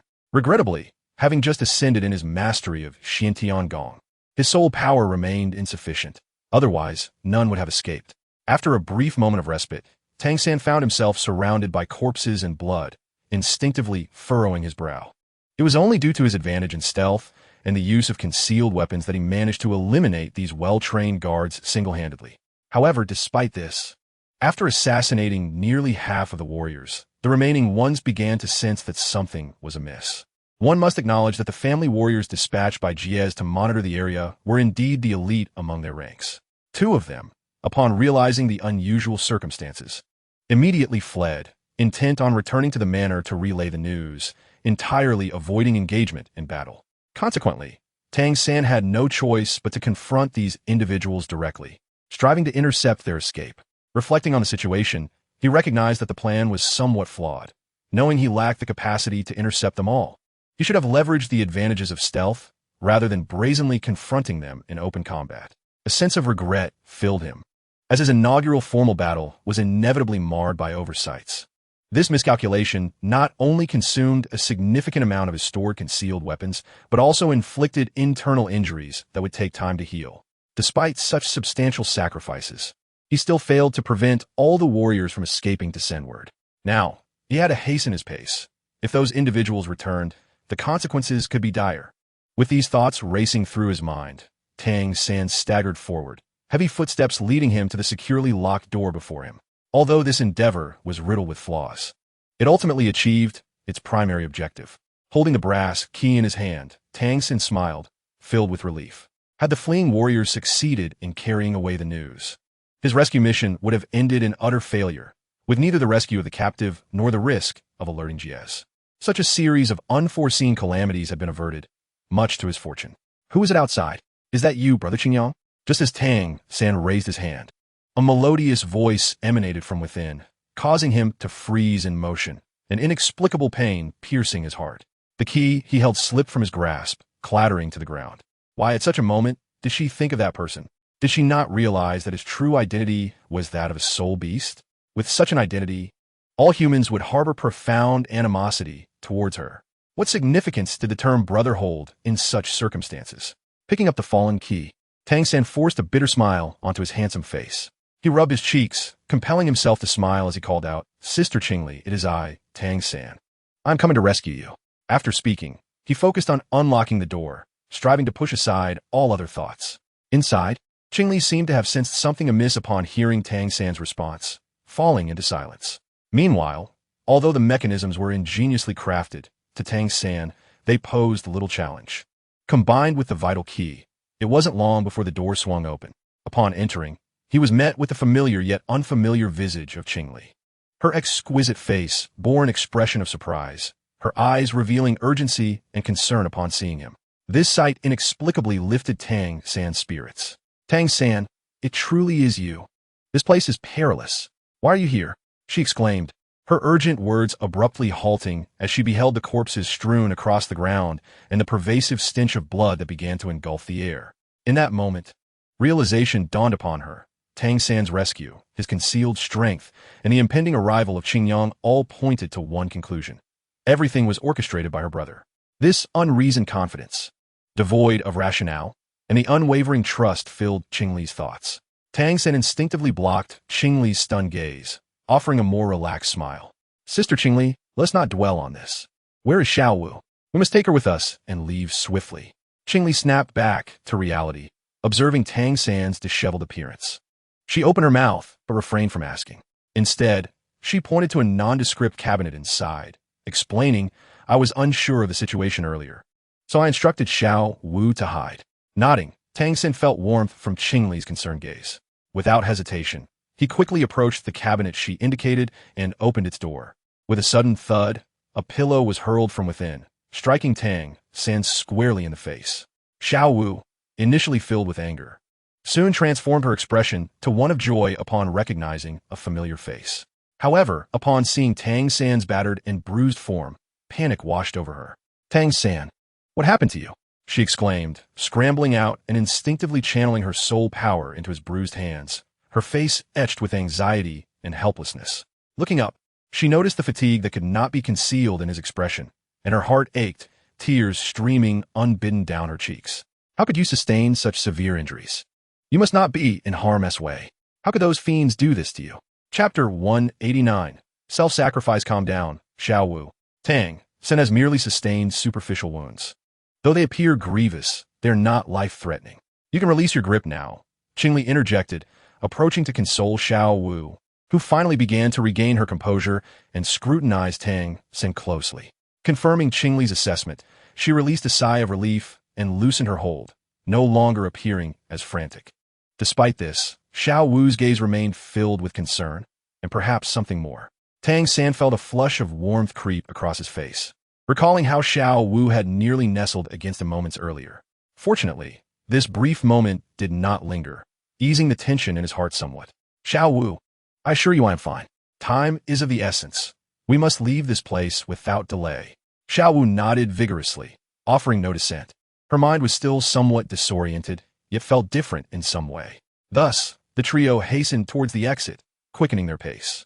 The ground was littered with corpses and blood, alongside traces of violent struggle, all indicative of the ferocity of the earlier battle. As Tang San sprinted, he collected any nearby usable concealed weapons. Crafting such items was no easy feat, and an uneasy feeling lingered in his heart. Possessing them would serve as a precaution. As for those distant weapons, he had no choice but to abandon them. Now was not the time for retrieval. Xiao Wu occasionally cast furtive glances at Tang San's back, leaving him perplexed, even leading him to wonder if she had fallen ill. Meanwhile, Qingli remained vigilant, observing the details around them, which prompted her to ponder.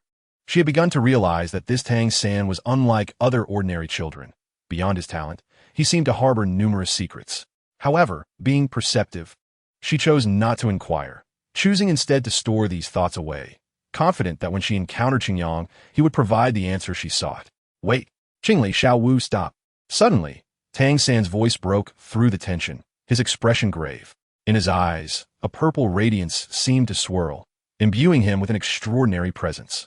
Qingli and Xiao Wu immediately ceased their movements, turning their gazes towards Tang San, whose unusual demeanor was promptly etched into their hearts. Indeed, this aura, akin to that of Guiyang Gij, did not belong to a soul master. Qingli contemplated Tang San's eyes, her thoughts racing. Meanwhile, Xiao Wu, not overthinking the situation, gazed at Tang San's peculiar behavior for a moment before snapping back to reality. Xiao San, what is happening? Qingli inquired. Tang San nodded, and for reasons unknown. Qingli discerned a hint of struggle in his words.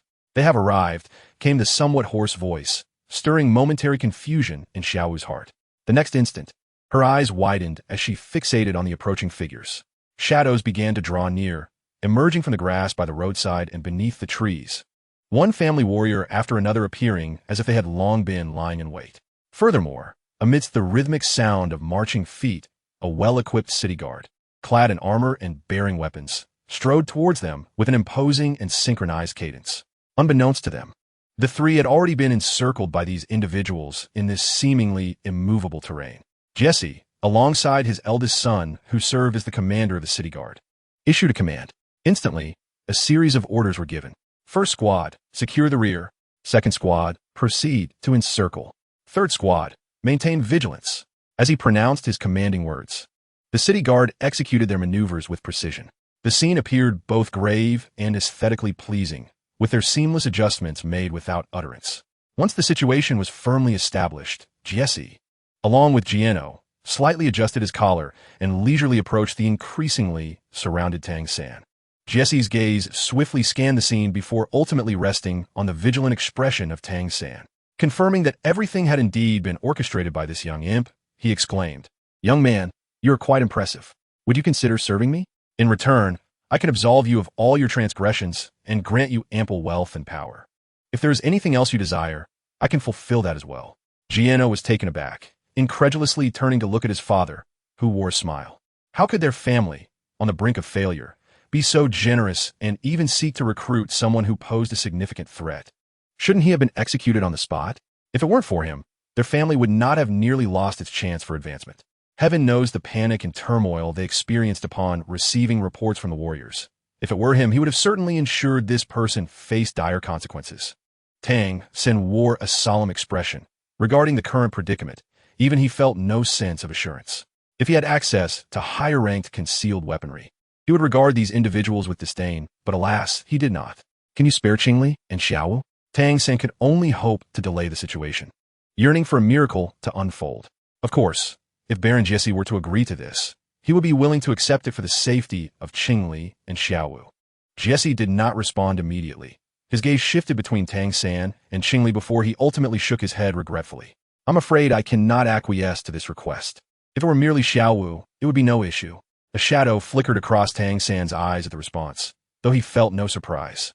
Weighing his own worth against that of Qingli, 100,000-year-soul beast, it was evident he fell short. Thus, Tang San, resolute, grasped his weapon. Since he could not secure the safety of the two, he would strive to fight for a glimmer of hope with his own life. Jesse sighed regretfully. The emotional turbulence of this day far exceeded that of the past year. Yet, perfection was unattainable, and necessary sacrifices were his to make. You are indeed remarkable. But compared to a 100,000-year-soul beast, you ultimately do not measure up. Moreover, your current demeanor suggests you are coercing me into a position where I must eliminate you. Otherwise, should you grow stronger in the future, it would not bode well for us. As Jesse spoke with a tone of lament, he raised his hand to issue a command. Wait! A youthful voice unexpectedly caught his attention. Xiaowu, with a determined expression, took a deep breath as though she had made a momentous decision. I, too, am a 100,000-year-soul beast. Spare Tang San, and I will willingly follow you. Chapter 190. Unexpected. Tang San turned back in shock. Incredulity etched across his features as he regarded Xiaowu. She remained silent, gradually stepping forward to meet the increasingly jubilant expression of Jesse. As long as you agree, I will accompany you. Otherwise, do not expect to obtain what you desire. Xiaowu's youthful voice rang with unwavering resolve, and her once vibrant demeanor had vanished. She cast a lingering glance at Tang San, her heart brimming with emotions that were swiftly replaced by determination. Ha ha ha, ha ha. An uncontrollable laughter erupted from Jesse, gradually morphing into an exuberant outburst that persisted for some time. Though no longer young, Jesse had honed his composure over the years, yet at this moment, he could not suppress his elation. His face beamed with joy, feeling as if he had become the favored child of fortune, finally bestowed with the key to the goddess of fate's chamber. Truly, the heavens had blessed his family.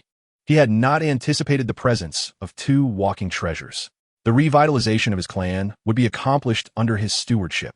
In the future, he would lead his family into an entirely new realm, and during the clan's ancestral rites, his name would be unparalleled.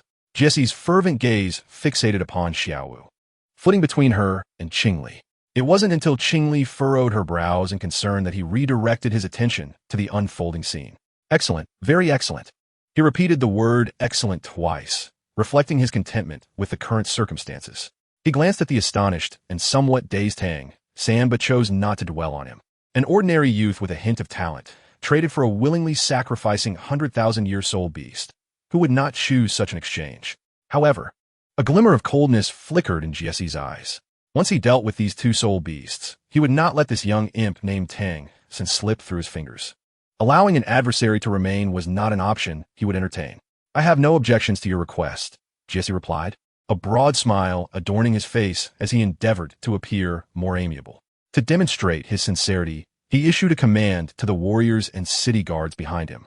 The tightly encircled throng parted to create a passage for one person, presenting it before the trio. How about this? I can allow this child to leave right now. As long as you agree to stay, everything is negotiable. Jesse's demeanor grew increasingly accommodating, resembling a kind elder encountered in the streets. Xiaowu is actually a soul beast? Tang San pondered, realizing that this could explain the close bond between Qingli and Xiaowu. If they were indeed of the same kin, everything would make sense. Yet, why was she doing this? Was it for his sake? Tang San's grip on his weapon tightened as he suddenly lifted his gaze to fixate on Jesse. His eyes sharpened with intensity. A chilling aura of murderous intent emanated from him. Yet simultaneously, a gentle warmth shielded his heart from being corroded by this lethal energy. Absolutely not. I shall not allow such a thing to transpire. Tang San's heart screamed in madness, his voice a hoarse roar. Qingli, Xiaowu, regardless of the cost. I will rescue you. He abruptly extended his hand, intercepting Xiaowu, who was about to approach Jess. Amidst Jess's stiff smile and Xiaowu's stunned expression, he stepped forward. Locking eyes with Jess, there was no trace of fear or relief from a near escape in his gaze. Rather, it conveyed a savage madness. The terrifying sight even caused Gino to retreat 2 steps, nearly stumbling over stone. If you desire their lives, you must first tread over my corpse. His voice, somewhat hoarse, made Jie's smile gradually fade.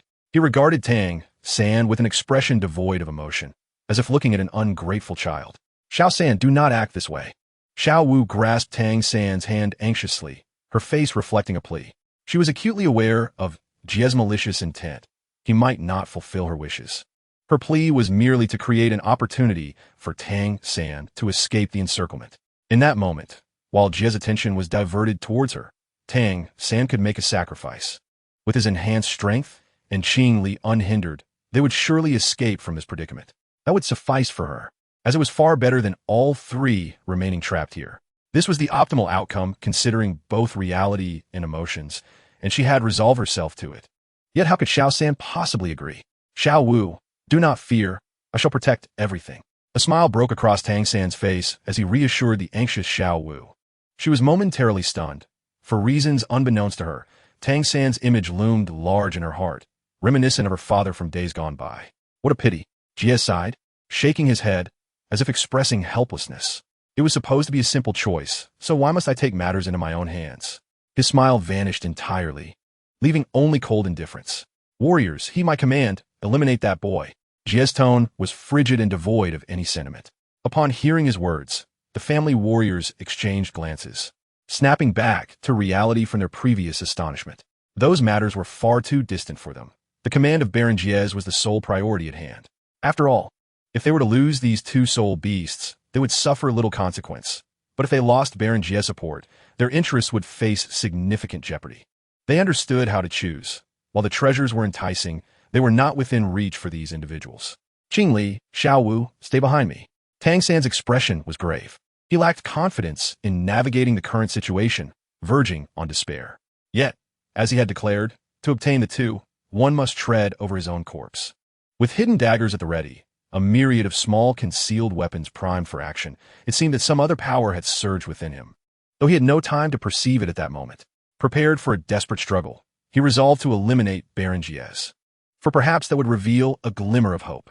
Just as Tang San was about to strike, a commanding voice halted his movements. The master of the Spirit Hall is arriving. Cease your actions at once. The booming voice resonated, amplified by soul power, unmistakably reaching the ears of those present. Tang San, astonished, glanced towards the source, his hand instinctively lowering. Could it be that an unexpected event had occurred? In contrast to him, Jia's expression first tightened, then relaxed with a sigh of relief. The Spirit Hall has arrived, which meant this operation would encounter no unforeseen complications. With this thought, a smile crept onto Jia's lips. Chapter 191, Reversal. It appears that fate is destined to assist me. The arrival of the Spirit Hall, led by the Master, renders your desperate resolve utterly futile.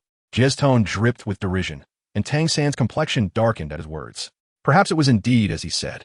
The Spirit Hall's arrival was not a mere flicker of hope, but rather the final straw that would break the camel's back. Why must it be this way? Having glimpsed a grander vista, why deny me the chance to continue my ascent? Must fate truly treat me in such a manner? Tang San's face twisted in a more menacing grimace, his grip on his weapon tightening, veins bulging. Xiao San, do not fear, we are safe now. Qing Li's voice was soft, adorned with a reassuring smile. Tang San stared at her in disbelief. She remained steadfast, always able to offer him a comforting smile, even in dire straits. Yet, how could the arrival of the Spirit Hall guarantee their safety? Was it merely that uncertain brother employed by the Spirit Hall? Qing Li, are these individuals truly here to save us? Xiao Wu's face lit up with joy. She had no reason to refuse the possibility of survival. She vividly remembered Qing Li's prior words. These individuals were indeed here to rescue her. Their voices were not soft, and Jiez naturally overheard them. However, such laughable statements stirred a sense of unease within him. Contemplating this, he dismissed the feeling, once more donning a standard noble smile as he approached the Spirit Hall's advancing team. There were only 3 individuals among the newcomers, a youth, a young man, and an elder. The elder was none other than the master of the Spirit Hall from Notting City, an old acquaintance. As for the youth and young man, he found them unfamiliar. Perhaps they were exceptional figures from the younger generation of the Spirit Hall. Yet, he had never encountered such youth among the clergy and deacons. Master, you have arrived at just the right moment. I have joyous news to share with you. Although puzzled, Jiez maintained his noble composure, wearing a faint smile. Strangely, the old master did not respond immediately, Instead, he saluted the youth, stepping back to position himself behind him. The respectful gesture even made Jie question if he had seen correctly. For reasons unknown, the feeling of unease within him intensified. "Baron, what news do you wish to share with us?" Jin Yao interjected, seemingly unconcerned with the matters of etiquette, a playful smile gracing his lips. Jie felt condescended to, but managed to suppress his emotions, observing that the master still refrained from offering his opinion. "I have received word that Nodding Academy will soon have a transforming soul beast enrolling.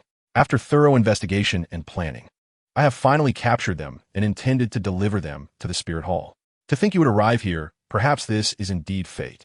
Jie feigned nonchalance as he spoke, yet the young man could not restrain himself, letting out a derisive snicker. His impolite laughter even caused the old master to avert his gaze, lowering his head in discomfort. Jie knew deep down that he was on shaky ground and, filled with indignation, he questioned, is this truly the manner in which the Spirit Hall ought to display its decorum towards a legitimate noble? His words of reproach elicited no response from the three individuals, and Jin Yao's laughter only grew more exaggerated. After a prolonged moment, as if unable to bear the spectacle any longer, the bishop sighed and cast a pitying glance at Jie, saying, "My lord Baron, this is Qing Yang, the master of the Doloa Hall in Spirit City." He then gestured towards the still-laughing Jin Yao, adding, "And this is Jin Yao, the vice master of the Law Enforcement Hall in Spirit City." At that moment, the simplicity of the introduction caused Jie's heart to skip a beat. He looked in shock at the expressionless Qing Yang and the now more subdued Jin Yao, feeling an unsettling chill within. Was this indeed the master of the Doloa Hall? The one who had stirred unrest in the Spirit Hall and brought wails of despair across the Tiando Empire? And the infamous noble executioner, the vice master of the Law Enforcement Hall, Jin Yao? How on earth did they come to be here? Calm down, there is no need to panic. He reassured himself. He had committed no grave offenses, and this operation had even garnered him significant merit. Even these two might not be able to bring him harm. With a slight alleviation of his anxiety, he steadied himself. But at that moment, a shout from behind him caused his breath to quicken. "Brother Qingyang, brother Jin Yao, you have finally arrived." Qing Li's voice, at that instant, struck Jie as the most absurd jest imaginable. How could a soul beast possibly be related to the two most esteemed individuals in the Spirit Hall? It was akin to a cat and mouse becoming the best of friends, ridiculous beyond measure. Yet, inexplicably, Jie found himself rigidly turning to observe the expressions on their faces. Qingyang's demeanor softened, even breaking into a smile, while Jin Yao ceased his laughter and waved reassuringly at the back. "But they are soul beasts. Have you two gentlemen made a mistake?" Jieno's pupils widened in alarm, his tone urgent and breathless, as if clutching desperately at a last straw. The old bishop cast a sympathetic glance at Jie, fully aware that this man was doomed. The baronial family entrenched in Nodding City for a century would find no mercy. "We shall discuss that matter later. But tell me, Baron Jie, who informed you of Qing Li's true identity?" Qingyang inquired with a courteous gesture. That question shattered Jie's final delusions without surprise. He truly knew the girl's identity all along. It was indeed true. His eyes darkened, and his steps faltered, barely managing to remain upright with Jieno's support. A bitter smile crept across his face as he comprehended the impending consequences. It was utterly ludicrous that a soul beast and a human would refer to each other as siblings. Jin Yao frowned, observing the hopelessness radiating from Jie, and spoke in a tone laced with menace. "Baron Jie, I hope you comprehend the gravity of the situation. If you do not divulge everything you know, what awaits you is far more than the life of a single individual. Your entire family may cease to exist." This blatant threat proved exceptionally potent for Jie. Struggling to shake off the now terrified Jieno, he gazed at the three figures for a long moment before finally speaking. "I understand. I will disclose everything you wish to know, provided that you spare my family." Chapter 192. Eruption. Jie had utterly relinquished his resistance. Although he could not fathom why the Spirit Hall would allow two soul beasts to roam free, such a decision was beyond his capacity to oppose. Standing behind the two transformed soul beasts, the will of the Spirit Hall was more than sufficient to crush any defiance he might muster. The pallor on Jie's face deepened, realizing that one misstep could obliterate the legacy of his family. Such an outcome was utterly unacceptable to him. "I will share everything with you, and I will cooperate with your actions. Please do not involve my family." Looking as if he had lost all vitality, Jie appeared significantly aged. The proud shoulders that once upheld the dignity of nobility had inexplicably slumped. "Veet, stop. What are you doing? Cease at once. A series of stern shouts, mingled with chaotic noises, suddenly engulfed the scene. Jiez turned in astonishment, only to witness a sudden upheaval among the family warriors and city guards, as if chaos had erupted. Suddenly, his pupils constricted. The figure writhing on the ground in agony, vividly imprinted in his mind's eye, was none other than his cherished eldest son. Before he could comprehend the situation, an overwhelming and decaying force erupted from the assailant's body. In mere moments, his son, once robust and full of life, was reduced to a desiccated skeleton, crumbling to dust in the blink of an eye.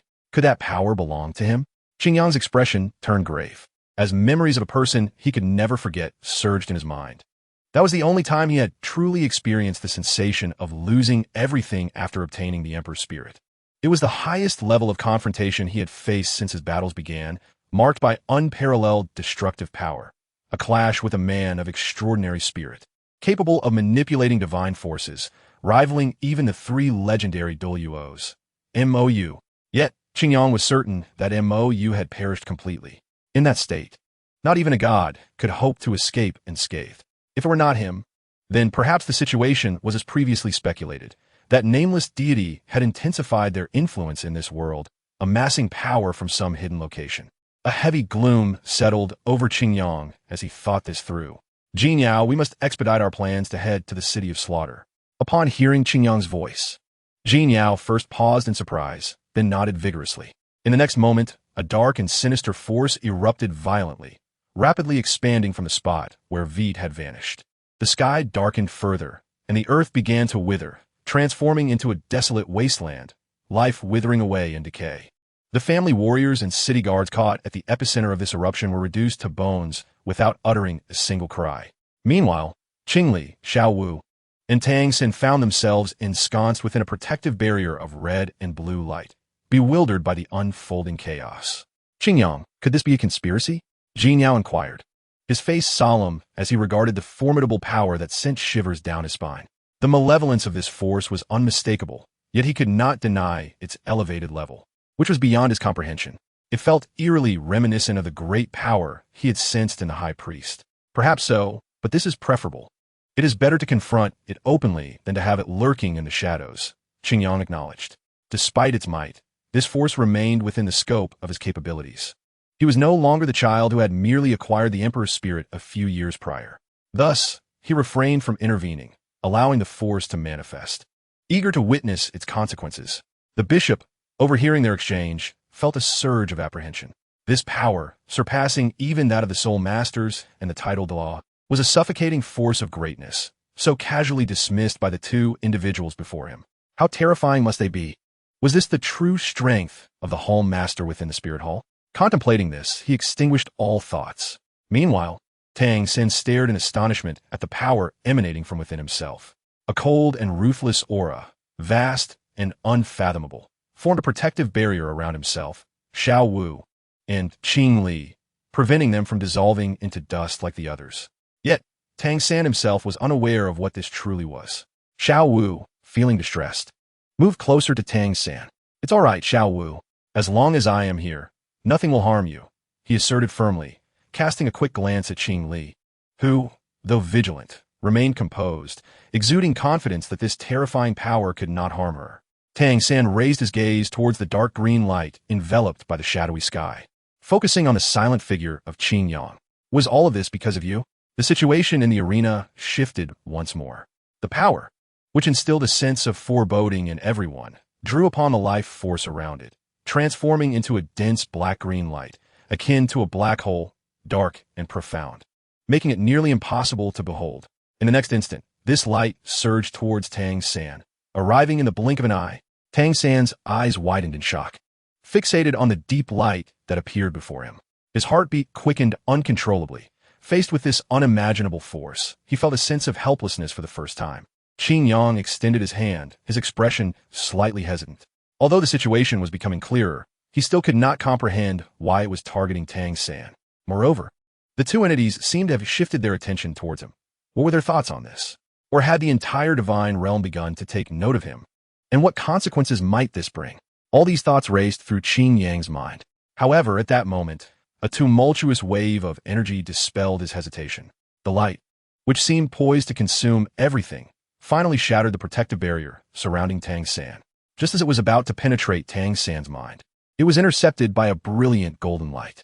This radiance emerged from the gauntlet on his hand, illuminating the darkness despite being a mere glimmer, casting light across the entire sky. Tang San stared blankly at this scene, instinctively turning his head to see a majestic figure before him. What is this? Just as Tang San pondered, the sinister power that threatened him appeared to shed its form, gradually dissolving.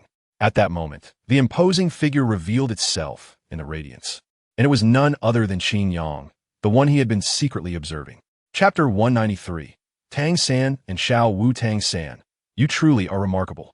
You actually brought back Sister Qin Li and Sister Xiao Wu. Wang Sheng exclaimed, patting Tang San on the shoulder with admiration. After this incident, he had completely acknowledged Tang San. Although Tang San was often eccentric, he was undeniably loyal to his friends. Indeed, Tang San, if you ever need assistance at the academy, do not hesitate to tell me.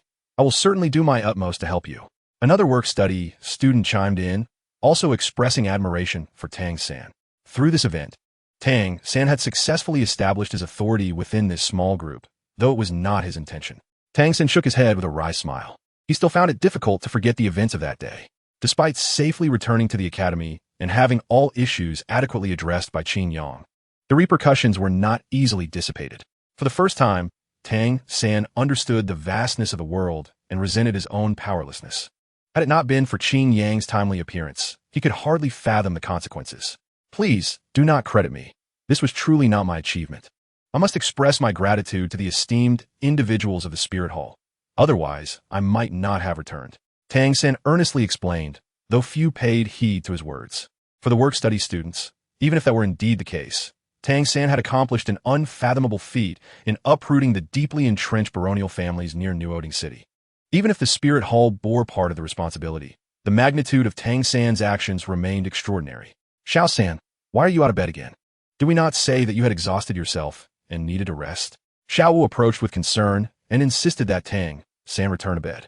She then turned to the others, scolding them angrily. Do you not realize that Xiao San needs to recuperate? Why do you continue to disturb him? Xiao Wu has spoken. Run away quickly. Do not let yourselves be caught and face the consequences. Someone shouted, prompting the surrounding work-study students to scatter in haste. Xiao Wu, both annoyed and amused by the sight of her classmates fleeing, ultimately decided to let them off the hook. She turned to Tang San, suddenly feeling a flush of embarrassment. Uncertain of what to say. Xiao Wu, I assure you, I am not seriously injured. A few days of rest will suffice. Do you agree to let me step outside? Tang San cautiously probed, inspired by an eagerness to explore the new abilities within the Xiantian treasure record after his recent breakthrough. However, Xiao Wu's exaggerated gaze made him feel a mix of happiness and helplessness. No, Xiao Wu retorted vehemently, resembling an enraged rabbit. Tang San chuckled awkwardly, unsure of how to respond. All right, Xiao Wu, what Xiao San says is indeed accurate. His condition is no longer dire, and he simply needs to focus on his recovery. Staring at him like this will only make him uncomfortable. Qin Li, having approached the two, Xiao Wu. Xiao Wu's face grew even warmer as she stammered. If Sister Qin Li says so, then I will consent. Tang San looked at Qin Li with gratitude, promptly assuring Xiao Wu, do not worry. I will be perfectly fine. Remember, this is your promise. Observing their interaction, Qin Li felt an unexpected sense of harmony, which led her to think of Qin Yang. In the Spirit Hall's branch in New City, in a confinement room, Jin Yao furrowed his brow as he regarded the dazed GS. The intelligence he had previously extracted left him with a lingering sense of unease. You mean to say that someone informed you that there is a transformed 10,000-year soul beast at New Academy, prompting you to send your son to investigate, hoping to capture it as a gift to the Spirit Hall or the Tiando Empire in exchange for merit? Jiez nodded slowly, his expression vacant, remaining silent. Jin Yao pondered in silence for a moment before asking, You do not know the identity of this individual? Jiez shook his head. Jin Yao sighed, deciding to conclude the meeting. Little intelligence could be gleaned from GSC, as it seemed the other party was not withholding information but was genuinely unaware. However, this scant news merely confirmed previous conjectures.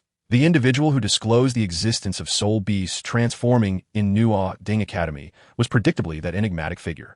Yet, what purpose did this serve? They must understand that once Qin Yang and I arrived in Nuo Ding City, this individual's every action was destined to falter. Moreover, sending individuals to the Wuhuan Temple for merit, was that not akin to a sheep entering the tiger's den? Although it was not the first time I encountered such absurdity, Jin Yao still felt an overwhelming sense of the ridiculous. It was as though the mastermind behind the scenes had not truly invested effort, instead treating the matter with careless indifference. With a sense of perplexity, Jin Yao returned to the archives room. After greeting the two elderly guards at the entrance, he approached Qin Yang. He casually pulled out a ladder and sat down, remaining silent as he pondered deeply. Qin Yang, with a smile, set aside his documents and inquired, "What troubles you?" Jin Yao nodded and then shook his head. There was indeed a slight doubt, yet everything seemed to make sense, though something felt off. The arrangements made by the other party in Nuo Ding City, to be honest, I still do not perceive any significance. Shaking his head, Jin Yao chose not to dwell further and looked toward Qin Yang, hoping for clarification. "This is quite simple and holds no particular significance," Qin Yang replied. Deepening Jin Yao's confusion, Qin Yang continued, "The other party merely seeks to remind us, gently urging us to hasten our journey to the city of slaughter. The conspiracy or purpose you envision may exist or may not. It is merely casual. There is no need for excessive contemplation. We simply need to present these matters before us." Jin Yao appeared contemplative as he began to grasp this point. The enigmatic figure had left a trail of clues along their journey, enticing them to investigate step by step, merely guiding them to a final destination. The clues, while seemingly laden with information, held little substantial value. "So, Qin Yang, have you made your decision? There may be great danger ahead." Jin Yao offered a veiled warning. "Since the other party has extended such an invitation, how could I refuse?" "You need not worry," Qin Yang replied with a calm smile. Chapter 194, Journey to the City of Slaughter. The City of Slaughter possesses an ancient history, yet its origins remain shrouded in mystery, only vaguely referenced in folklore. This place is rumored to be the legacy of a powerful deity straddling the line between righteousness and malevolence, with purposes unknown, much like the enigma surrounding the City of Slaughter itself. Among soul masters of considerable strength, many are aware of this location. Some regard it with trepidation, while others view it as a paradise. The City of Slaughter, true to its name, is a metropolis steeped in sin and bloodshed, a realm replete with death. "Jin Yao, how does the Wuhuan Temple document this place?" Qin Yang inquired as he arrived at a small town adjacent to the City of Slaughter, observing the surrounding malevolent and apathetic gazes with a curious interest. The name of this place was known even to him, yet due to a lack of urgency, he had not given it much thought, leaving his understanding rather superficial. Jin Yao, accustomed to handling numerous bounty tasks, likely had more profound insights into this area. He deftly evaded the advances of a lecherous man, channeling his soul power to deliver a decisive blow. As the disheveled man stumbled and fell before scrambling away in panic, Jin Yao smirked. "The environment here is worlds apart from the Wuhuan Temple. I find it quite disconcerting." He muttered in mild complaint before clapping his hands to introduce Qin Yang to the local situation. As for the City of Slaughter, according to the secret scrolls, its origins seem quite remarkable. However, my authority does not permit me to delve into specifics. "Qin Yang, you may learn more at the Hall of Offerings. I shall refrain from elaborating," Jin Yao explained, and Qin Yang nodded in acknowledgement. The deepest truth buried within the City of Slaughter was already known to him. It was merely the trial ground for the inheritance of the god of Shura, a fact clearly recorded in both the Angel Temple and the Rakshasa Temple. Yet, rather than this, he sought more surface-level information, specifically that which Jin Yao had encountered. The City of Slaughter, apart from its seemingly hopeless pathways, was nearly a one-way entry. Though this was relative to the average person, in reality, they maintained several bases across the continent. These individuals were ruled by a figure known as the King of Slaughter, and it was due to them that information about the City of Slaughter was not particularly clandestine, thus sustaining the city's operations. Qin Yang began to piece together an understanding. He had previously speculated that given the city's terrifying mortality rate and the rules of entry and exit, if such were truly the case, outsiders would likely be utterly ignorant of its existence. How could it be that, as it currently stood, even those with some strength were aware that the City of Slaughter was a den of iniquity? Jin Yao's explanation suddenly made sense. Only the ruler of that realm, the King of Slaughter, orchestrated everything, which accounted for the continuous influence of the City of Slaughter on the outside world. However, these were merely surface reasons, in truth. The City of Slaughter maintained covert collaborations with our Wuhuan Temple as well as the two great empires. We tacitly allow certain desperate soul masters to enter the City of Slaughter, while the city is responsible for ensuring they remain there indefinitely. This arrangement conserves our law enforcement hall's resources while providing a glimmer of hope for those doomed souls. Thus, we have collectively accepted its external portrayal. Jin Yao chuckled. What may seem unfathomable to outsiders does indeed exist. Otherwise, while we lack the strength to eradicate the City of Slaughter entirely, at the very least, it would be relatively easy to diminish its external influence. The decision not to do so was purely a matter of practicality. Not to mention the execution would require significant resources. The returns would be nearly negligible. Furthermore, it would necessitate increased investment in armed agencies like the Law Enforcement Hall, a burdensome expense that no faction could afford to ignore. These matters must have simply evolved into an unspoken understanding over the years, without any formal clandestine contracts, correct? Qin Yang suddenly inquired, catching Jin Yao off guard. He chuckled, shaking his head in resignation. Isn't that self-evident? We would never leave behind such incriminating evidence. After all, the City of Slaughter is ultimately a lawless territory. Its handling is merely a matter of capability and the exorbitant costs involved. Qin Yang nodded in agreement, realizing that otherwise, it would indeed seem strange that in his years at the Wuhuan Temple, he had never encountered any dealings regarding the City of Slaughter. At that moment, Jin Yao was struck by an idea and enthusiastically proposed to Qin Yang, if we were to handle this place in the future, would it not be worth considering transforming it into a prison-like establishment? The largest prison on the continent, the City of Slaughter. Imagine the grandeur of it. As he spoke, his tone grew fervent, his expression animated, as if he were eager to see this vision realized. Qin Yang smiled, noting that such matters lay in the future and may not come to fruition, and that the challenges ahead were unpredictable. The two conversed as they made their way to the Wuhuan Temple's observation point in the area. As the benchmark of justice in the mainland, the Wuhuan Temple, though temporarily unable to eliminate the threat here, deemed it essential to maintain vigilant surveillance. Consequently, this allowed them to evade numerous troubles and gain entry into the City of Slaughter. This locale serves as a vast arena, showcasing performances that imitate near-realistic acts of murder. Many are drawn to the allure of the City of Slaughter, yet lack the courage to enter, resulting in a proliferation of surrounding towns filled with those who linger nearby. Over time, services catering to these individuals emerged, with imitations of the slaughter performances becoming exceedingly popular. The champions of these contests are often granted the courage to enter the City of Slaughter.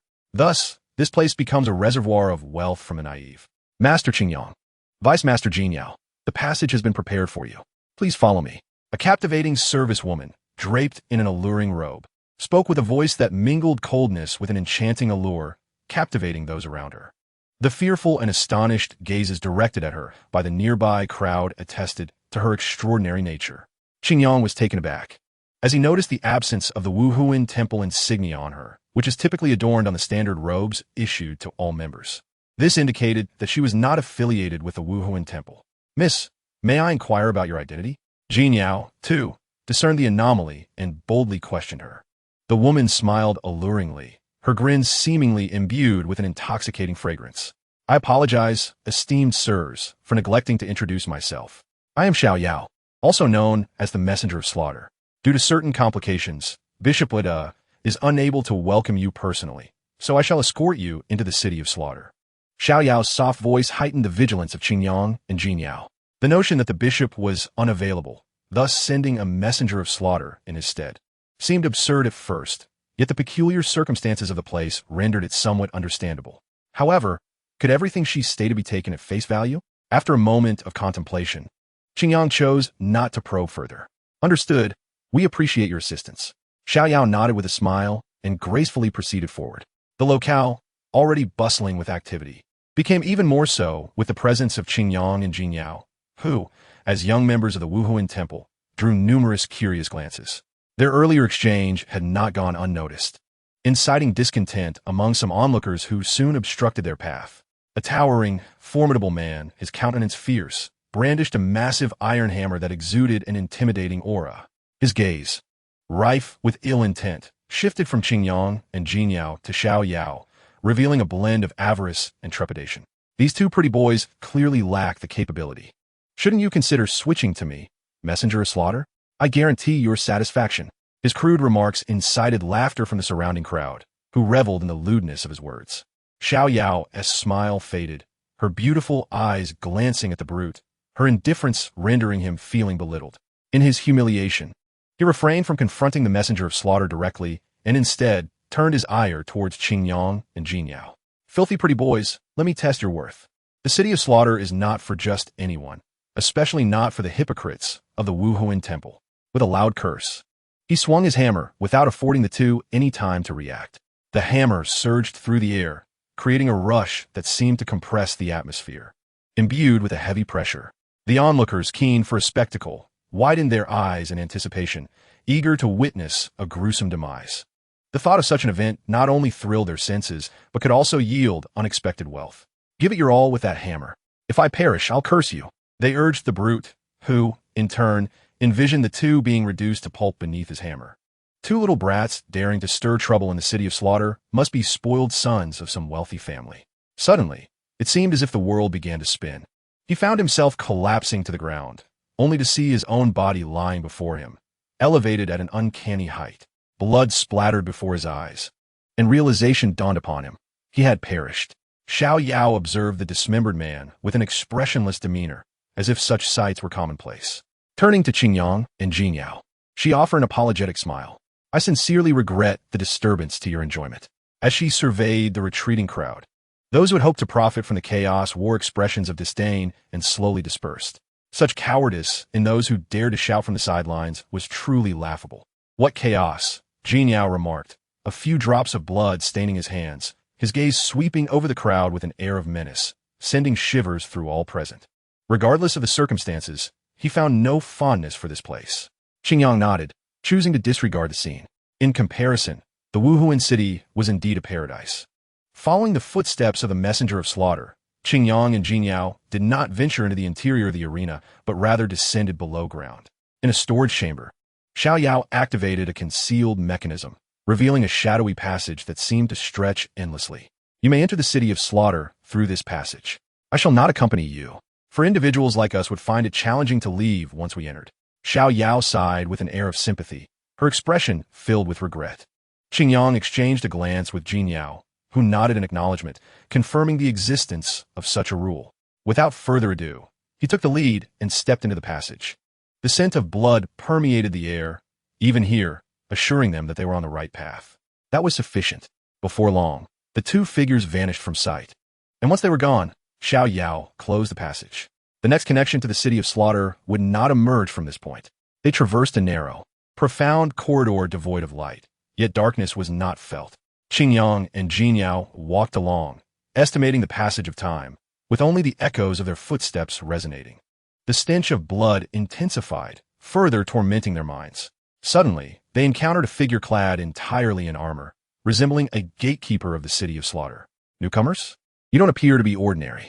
I wish you good fortune. The sound of armor clinking accompanied the gravelly voice that came from the figure, who then lost interest in them. Jinyao regarded the armored individual with a serious expression, sensing that in confrontation, he may not emerge victorious. Nodding in agreement, they chose not to engage in further discourse, continuing along the narrow path. After an indeterminate time, they finally beheld a dark and blood-soaked city, especially the scarlet moon hanging in the sky, captivating everyone's attention. Is this truly the city of slaughter? Jinyao could not help but voice his inquiry. However, he soon realized the foolishness of his question, chuckling softly as he proceeded into the city alongside Qingyang. The interior of the city of slaughter was shrouded in secrecy, with outsiders utterly oblivious to its intricate details. Although Qingyang was aware that Bai Dong possessed knowledge about it, he had never bothered to inquire further. Thus, the various signs they encountered along the way were exceedingly novel. There was a grandiosity imbued with an unsettling peculiarity. Qingyang initially attributed this to the influence of the Luo Sha god. Yet upon entering, he discovered this was not the case. At the city gates of the city of slaughter stood 5 or 6 men, who revealed sinister smiles upon noticing Qingyang and Jinyao approaching. Subsequently, these individuals took positions, closing in on the two. You two must be newcomers, they said, feigning friendliness as they advanced. Newcomers often lack understanding of this place. Let us brothers explain the rules to you. Fear not, a mere token fee will suffice. Unbeknownst to them, Qin Yang and Jin Yao found themselves encircled by these men. Suddenly, a hand concealed behind them swung forth, scattering a white powder into the air. At that moment, a blood-stained blade was drawn from a hidden pocket, plunging into the neck of a man standing beside them. Blood gushed forth as the man's eyes widened in disbelief, staring at his assailant. Yet the perpetrator exhibited no response, instead greedily savoring the man's blood. The others present were unfazed by this display. Some even mocked old Ding, who valued his brothers above all, should have considered the nature of this place. Now it seems he has received the outcome he desired. Clearly, this incident did not perturb them. They redirected their attention towards Qin Yang and Jin Yao. The absence of visible spirit rings was entirely normal in the City of Slaughter, where martial spirits were inherently suppressed. Yet, they wondered why these two had not collapsed, especially as the young man among them wore an expression of bemused anticipation. Hishan, have you miscalculated the poison? One accused, turning to reprimand. Hishan, infuriated, retorted, even if your mother were killed, I would not err in this. Let us engage directly. Why waste time with idle chatter? Those surrounding them, now devoid of pretense, gazed at Qin Yang and Jin Yao with malicious intent, inching closer.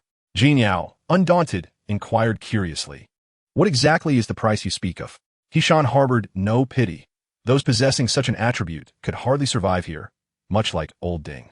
Even if they managed to cling to life, their compassion would only expand into a fatal flaw. Ah, the price is your blood. Hishan grinned cruelly, leaping forward with his dagger poised to strike. Though such weapons were ill-suited for direct confrontation, he assumed that these mere youths posed little threat. As he thought this, a swift kick landed in his abdomen with a speed that left him no time to react.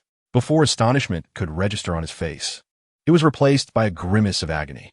His body felt as if it were disassembling, and the absence of a martial spirit left him bewildered by the force he had just encountered.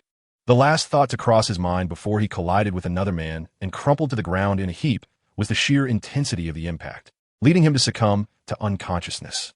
Such occurrences were commonplace in the City of Slaughter, living up to its notorious reputation. Observing the unconscious man, Jin Yao withdrew his leg. Shaking his head, the remaining individuals halted in their tracks, re-evaluating the two. They had initially assumed these newcomers would be easy prey, but now recognized them as formidable opponents. It seems we underestimated you. However, the City of Slaughter is not so simple. We hope you can survive within its confines, one remarked coldly, showing no concern for their fallen comrade. Having spoken, they decided to retreat rather than engage further with Qin Yang and Jin Yao. They were shrewd individuals. Someone like old Ding was clearly an anomaly. What an eye-opener this was. Merely at the entrance, such deceptions were evident. It was clear that newcomers could easily fall victim if they were not cautious. The City of Slaughter, this realm of death, revealed its true nature in this regard. Jin Yao sighed, expressing dissatisfaction with the situation. Should any members of the Spirit Hall witness such occurrences, they would likely entertain thoughts of annihilating this place. We did not come here to assess the City of Slaughter. Let us seek an audience with the King of Slaughter. As the ruler, he must possess crucial knowledge. Qin Yang stated, sensing the soul power within himself, along with a distinctly superior divine energy. It was this force that suppressed everyone's martial spirits. And the only means to counter it would be through the destruction of the City of Slaughter or the use of an equally powerful force. Fortunately, neither posed a problem for Qin Yang. Then let us enter the city. From my understanding, the City of Slaughter is divided into inner and outer cities. To meet the King of Slaughter, one must complete 100 battles in the hellish arena. Will you abide by this rule? Jin Yao asked. His curiosity piqued as he regarded Qin Yang. Although he already had an inkling of the answer, he hoped to hear it confirmed by his companion. Let us adapt to the circumstances, Qin Yang replied, stepping into the city. Jin Yao observed Qin Yang's silhouette, muttering to himself with a smile. Indeed, you may not be inclined to adhere to the regulations of such a place. In the outer city, the two young men traversed the chilling silence of this world, injecting a semblance of vitality into it. Many individuals, akin to rats scurrying to survive, watched the pair from the shadows. Are they newcomers? Why have we not seen them before? With such youthful vigor, they must be fresh arrivals. Yet where are the Slaughter envoys? In the dim and somber corners, whispers echoed, revealing a collective unease that prompted the two to frown. It felt as though they were being scrutinized by a horde of vermin. This atmosphere was distinctly unpleasant and revolting. Are these people even human? Jin Yao mused, casting a glance at another frail figure retreating into the darkness. The aura emanating from them was particularly loathsome. Comparing them to rats hiding in the sewers, Jin Yao assessed these individuals. Evidently, every locale harbored those who thrived and those who merely existed. These individuals were clearly struggling to adapt to the city of Slaughter's environment. Qin Yang maintained a steady pace, his focus unwavering. His objectives remained constant throughout. Jin Yao believed this to be true. Even in the outside world, despite hardships, one could at least maintain a semblance of humanity. Here, however, he shook his head, choosing not to dwell on the matter. The outer city was not their destination. Their pace remained unbroken despite attracting considerable attention, yet no one dared to confront them. Perhaps it was partly due to the rules governing the outer city, but the inability to assess the strength of the two was also an undeniable factor. Chapter 197. The hellish arena. In contrast to the outer city, the entrance to the inner city presented fewer complications. The grand gates stood wide open, yet no one dared to venture inside. Moreover, those who glanced in their direction revealed expressions tinged with fear. Without hesitation, the two crossed the threshold that symbolized the divide between two realms, leaving behind the complex gazes of the onlookers. Another pair of reckless fools seeking their demise. Why not be like us and live as mere cattle? Mumbled a disheveled man, slumped against a wall. The others nearby, after a moment of silence, nodded in agreement, sharing a commonality of frailty and despair, starkly contrasting with the figures lingering at the entrance of the outer city. Yet if they possessed any capability, would they not be languishing here? Such musings were merely malicious speculations about the gifted. On the other hand, stepping into the inner city felt akin to entering an entirely new world. A fervent, wild, and lawless atmosphere permeated the air, even carrying a faint metallic scent of blood. Qingyang, could this be poison? Jin Yao remarked, his expression revealing surprise as he sensed something amiss. Quickly, he retrieved a fragrant pill from his soul guide and swallowed it, feeling somewhat relieved. Nevertheless, his countenance remained grim. This dreadful place, known as the City of Slaughter, had even tainted its own living quarters with poison, evidently showing a disdain for the pace of their demise. Qingyang nodded, his expression devoid of mirth since their arrival. It was a slow-acting toxin, posing no immediate threat, but it needed to be addressed swiftly. As he spoke, he channeled the power of the ethereal waters, purifying the foreign toxins coursing through his body. Suddenly, a frail man concealed in the shadows lunged at Qingyang, thrusting a dagger that shimmered with a greenish hue towards his throat. A gleam of excitement flickered in the man's eyes. Yet in the next instant, an irresistible force erupted from Qingyang's body. The thrill in the man's face morphed into sheer terror as he felt the pressure mount, surpassing all limits in the blink of an eye. With a quiet explosion, the frail man and his garments were reduced to a mist of blood. The robust figure sitting at the entrance, along with the amorous couples on the street, turned their gazes in horror towards the two. To kill a man is a simple task, especially in the City of Slaughter where death is a daily occurrence. However, to obliterate a person into a mist of blood, it seemed only the enforcement team of the City of Slaughter possessed such capability. What exactly were these two? How terrifying! Jin Yao gasped, suddenly realizing the gravity of Qingyang's mood. Such brutal and seemingly merciless methods had never been witnessed in him before. You, come here, Qingyang commanded nonchalantly, gesturing towards a burly man sitting in front of a house, scrutinizing the passers-by. The man froze momentarily, then in a panic, attempted to flee. Yet even that action became a futile hope. He quickly realized a powerful force was tugging at his body, drawing him toward the fierce figure. This force was utterly beyond his capacity to resist. Coughing, Qingyang grasped the man's throat, applying slight pressure that caused the man's face to flush. After a tense silence of over 10 seconds, Qingyang released him, sending him crashing to the ground. The man clutched his neck, greedily gasping for air, while one hand stealthily reached into his clothing. Do you know where the hellish arena is? Qingyang's cold voice prompted the man to momentarily pause. The hellish arena? Who doesn't know that? Anyone from the inner city has surely been there. It is indispensable for their survival. The burly man quickly responded, realizing the gravity of the situation. Good. Now take us there, Qingyang commanded directly, devoid of any courtesy. Yet, those words ignited a glimmer of hope within the man. Yes, yes. I will take you there immediately, the burly man replied, his speech laced with a formality he hadn't used in ages. He swore that since entering the City of Slaughter, he had never heard such a request nor endured such humiliation.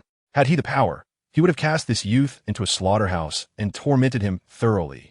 With a sudden crash, the man gazed in horror at his left arm, now reduced to a bloody mass, as he desperately stifled his cries with his remaining hand.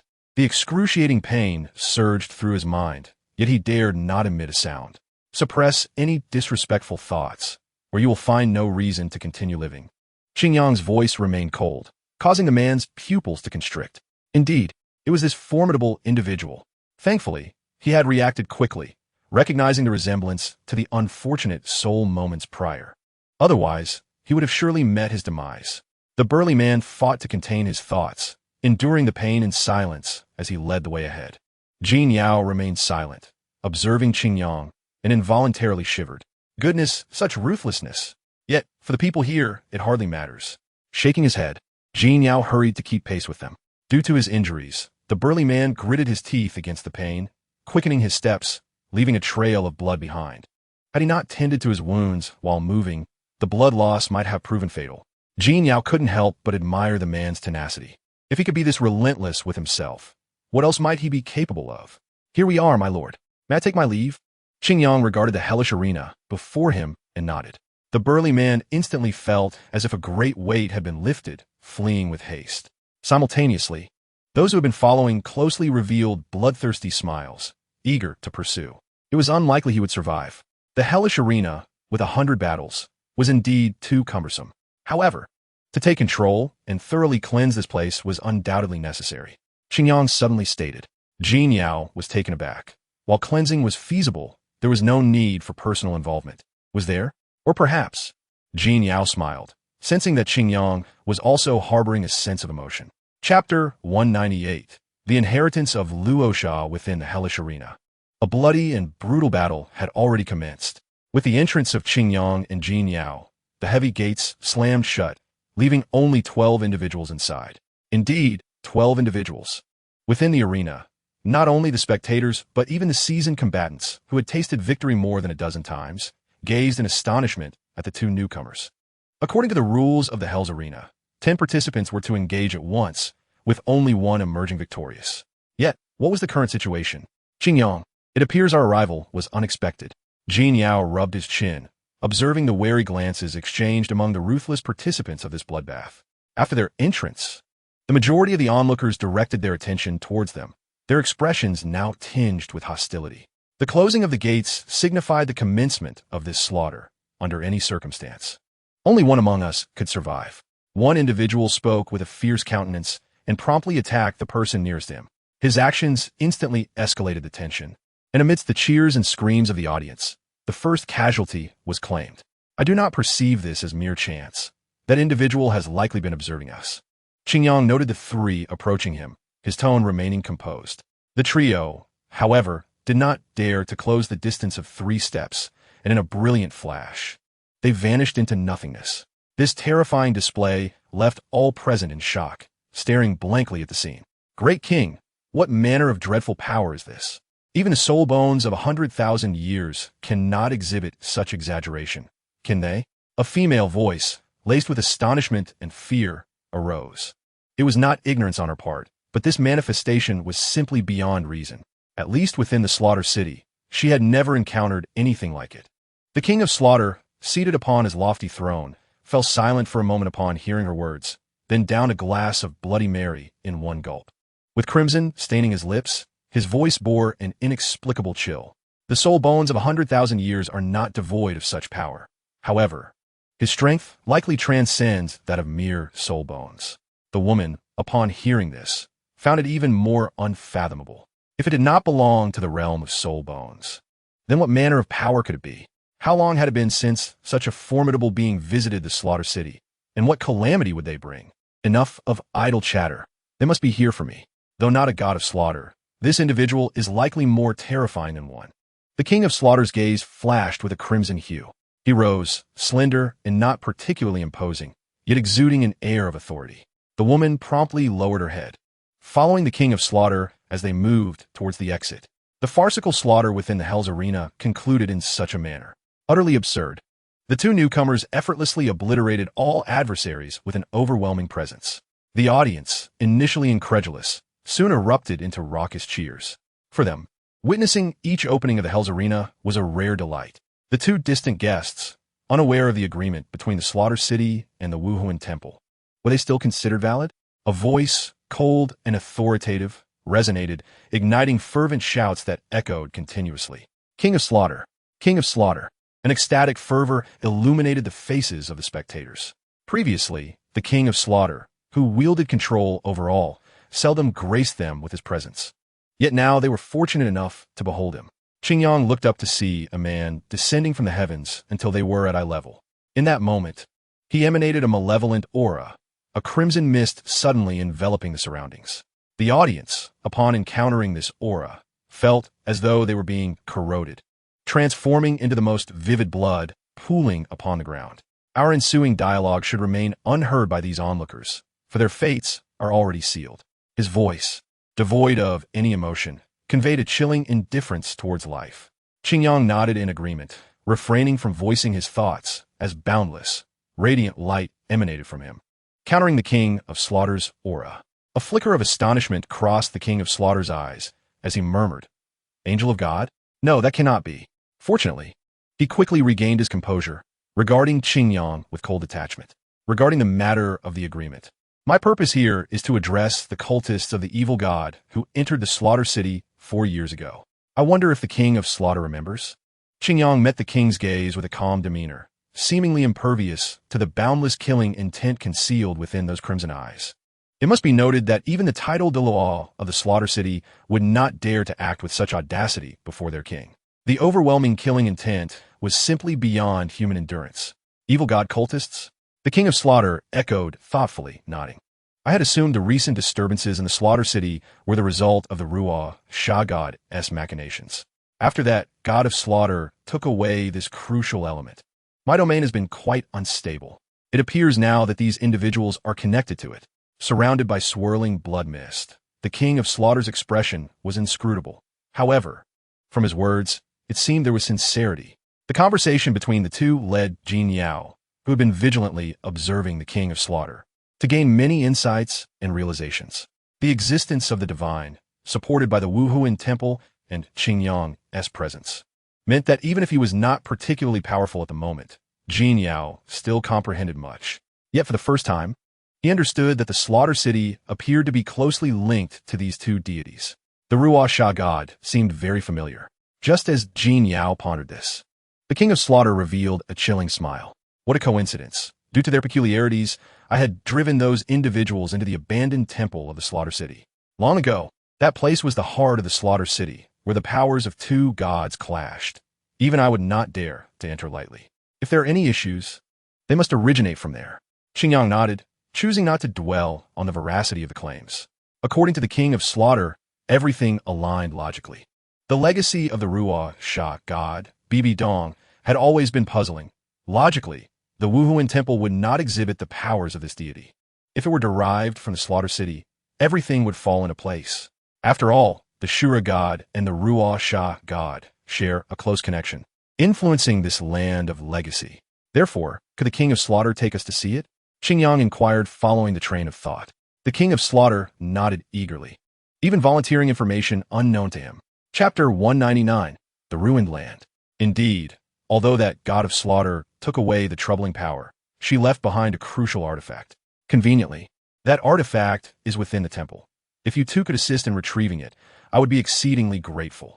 Jin Yao, who had been quietly listening, suddenly felt a surge of curiosity. He was well aware that the God of Slaughter in question was the current Pope, Bibi Dong.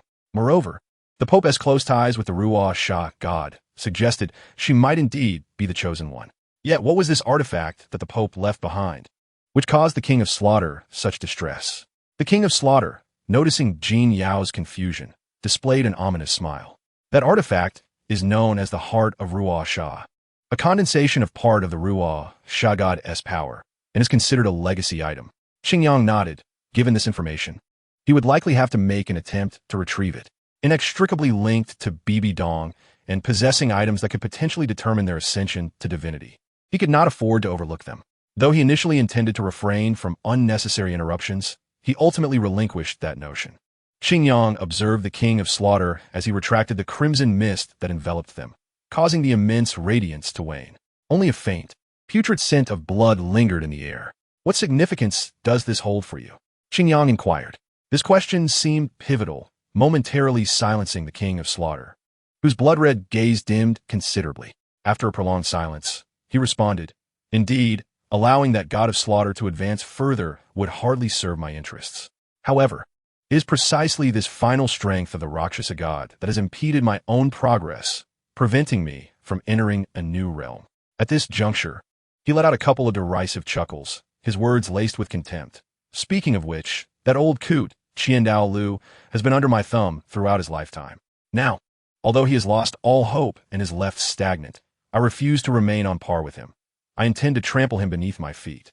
Such haughty declarations profoundly unsettled Jin Yao, compelling him to lift his gaze and re-evaluate the king of slaughter. Qiandao Lu, the most formidable figure of the Wuhuan temple, the grand offering of the hall, a true paragon among soul masters. Yet, the way the king spoke of him rendered him almost trivial, an incredulous notion indeed. Jin Yao had long regarded Qiandao Lu as a myth, and hearing the king of slaughter's words shattered that childhood reverie. "I understand now. I wish you success." The insincere platitude did not faze the king of slaughter. He ascended slightly, hovering in the air, casually stating, "Come, both of you, follow me to the temple." With that, the king of slaughter transformed into a streak of scarlet light, soaring toward the distant heavens. Xingyang, without further words, transformed alongside Jin Yao into a radiant arc, pursuing him without hesitation. Thus, the gates of the hellish slaughter arena swung open once more. Countless individuals who had been waiting in anticipation were astonished to find that not a single soul remained alive. The arena was utterly decimated. Such occurrences were not unheard of, yet even the spectators had perished, leaving no bodies behind. This situation was truly unprecedented. Could it be that the path to hell had reopened? An elderly combatant who had lingered in the inner city, victorious in over 60 battles, murmured in disbelief. As his words echoed, a heaviness settled upon the hearts of many. A peculiar, indescribable emotion stirred within them. Not far from the city of slaughter, the environment was marred by grotesque and terrifying gashes, reminiscent of a battlefield ravaged by horror. Unimaginably vast sword scars nearly cleaved the earth in two, while the fearsome, scythe-like cleft had obliterated all vestiges of life in the area. Even after considerable time had passed, residual divine energy persisted, continually affecting any newcomers who dared to venture forth. The only remnant of structural integrity was a dilapidated temple, barely maintaining its basic form, poised to collapse at any moment. This place remained under the influence of divine power, making it difficult for even me to wield my full strength. Thus, should any discoveries arise, feel free to act as you wish, for this territory is no longer under my jurisdiction. The king of slaughter gazed at the periphery for a long while, and after a barely perceptible sigh, addressed the two. Xingyang nodded, unhesitatingly leading Jin Yao into the temple. Noting his own disregard, the king of slaughter merely cast a cold, indifferent glance before turning away. From that point forward, whether Xingyang and Jin Yao lived or died was of no concern to him. Should they perish, it would not be by his hand. The Wuhuan temple would need to consider its actions. If they survived, the barriers that had thwarted him for years would be considerably weakened. Regardless, he would suffer no loss. Upon entering the temple, Xingyang immediately felt a weight pressing upon him. Moreover, an omnipresent, overwhelming aura of slaughter infiltrated his very psyche each passing moment. In such an environment, a mere mortal would likely descend into madness, consumed by an insatiable thirst for bloodshed after only a brief exposure. Xingyang, this place. Jin Yao clutched his head, enduring the discomfort coursing through his body. The atmosphere was unbearable, accompanied by a palpable sense of oppressive power. He was not, like Xingyang, capable of dismissing such overwhelming influences. Xingyang extended his hand, conjuring a ring of red and green light that enveloped Jin Yao. The surrounding crimson mist receded abruptly, as if snow melting in the sun, retreating several meters away. Within a small radius around Jin Yao, a rare sanctuary of tranquility emerged. "Thank you, Xingyang. It appears that I may not be of much assistance here. This power is too terrifying, and I cannot sustain my resistance for long," Jin Yao admitted, a bitter smile crossing his face as he shook his head. Once feeling confident in his strength to keep pace with Qingyang, he now realized how far he had fallen short. He could only hope not to be a hindrance. A smile finally graced Qingyang's face as he offered reassurance. Jinyao, there is no need for such despair. There are likely very few on this continent who can reach the level you have achieved. Furthermore, your claim of being unable to assist may not be entirely accurate. As he spoke, Qingyang's gaze turned toward the dilapidated temple ahead, which could hardly be described as a structure, but rather a ruin. Chapter 200. The Sovereign. Upon entering the temple, Qingyang was immediately struck by the starkly different atmosphere, causing his expression to grow solemn. Two incomplete, towering statues stood at either end, emanating boundless divine power that warped the very fabric of space. One statue was cold and formidable, wielding a blood-red greatsword, while the other bore a ghastly visage, resembling a Rakshasa demon, with a mass of black mist swirling at its chest. Each side, drawing upon their respective artifacts and divine power, engaged in an unceasing battle within the temple. This was the Shura divine sword and the heart of Rakshasa. Additionally, the spatial dynamics within the temple seemed distinct from the surroundings. As Qingyang turned, he noticed the world around him beginning to dull and twist, as if he were transitioning from one realm to another. Utilizing his intuition and judgment, Qingyang could definitively ascertain that he was no longer within the confines of the City of Slaughter, nor even in alignment with Doluwa Star. Furthermore, the residual divine energy surrounding him surged in magnitude. A spatial transition? To have been drawn here from Doluwa Star is beyond the capabilities of any soul master. Even an ordinary god would be powerless to achieve such a feat. Despite facing this unforeseen circumstance, Qingyang remained composed. He raised his head, his gaze fixed upon the two statues that had remained unchanged, as if they were the very pillars sustaining this realm.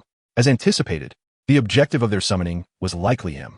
Only in this place could the residual divine power lingering on the continent serve as a conduit for showcasing a fraction of divine strength, enabling the grand endeavor of spatial transformation. Having exerted great effort to bring me here, let me see what your true purpose is. A gradually resounding and majestic voice reverberated throughout the surroundings. Qingyang ceased to suppress himself, and along with a brilliant radiance, the imperial martial spirit was fully revealed. Simultaneously, four brightly colored halos emerged, transforming into luminous shadows that encircled him. However, at the center of this endless light, where there should have been perfect harmony, the crucial force was conspicuously absent. In comparison to the other luminous shadows, the overwhelming power of the element of water appeared somewhat insubstantial. Even the form's shadow seemed to exude an ethereal quality. As the light enveloped him, an otherworldly roar erupted. The heart of the Rakshasa, which was subtly falling behind in the struggle against the Shura divine power, suddenly underwent a violent transformation. The formidable power of the Rakshasa was swiftly retracted, and with the Shura divine power losing its opponent, it ceased its offensive and retreated to the Shura sword.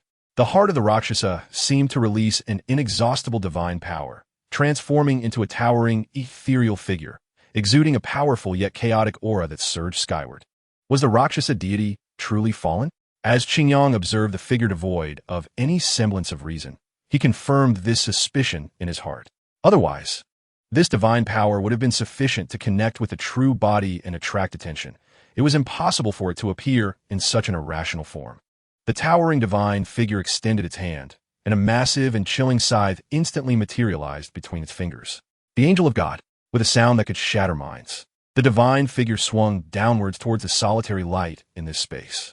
As this seemingly slow yet swift strike descended, the divine figure began to disintegrate, leaving only the chilling scythe, having converted all its power into this singular attack, sparing no effort. This strike seemed capable of shattering all existence. Even though there was nothing in this void, Qingyang could sense that the unparalleled divine power was compressed within. Nothing could withstand this terrifying blow. Before its formidable might, cleaving mountains and splitting seas would be mere trifles. Even beings as noble as gods cannot evade death. If hatred cannot be escaped, let me liberate you completely.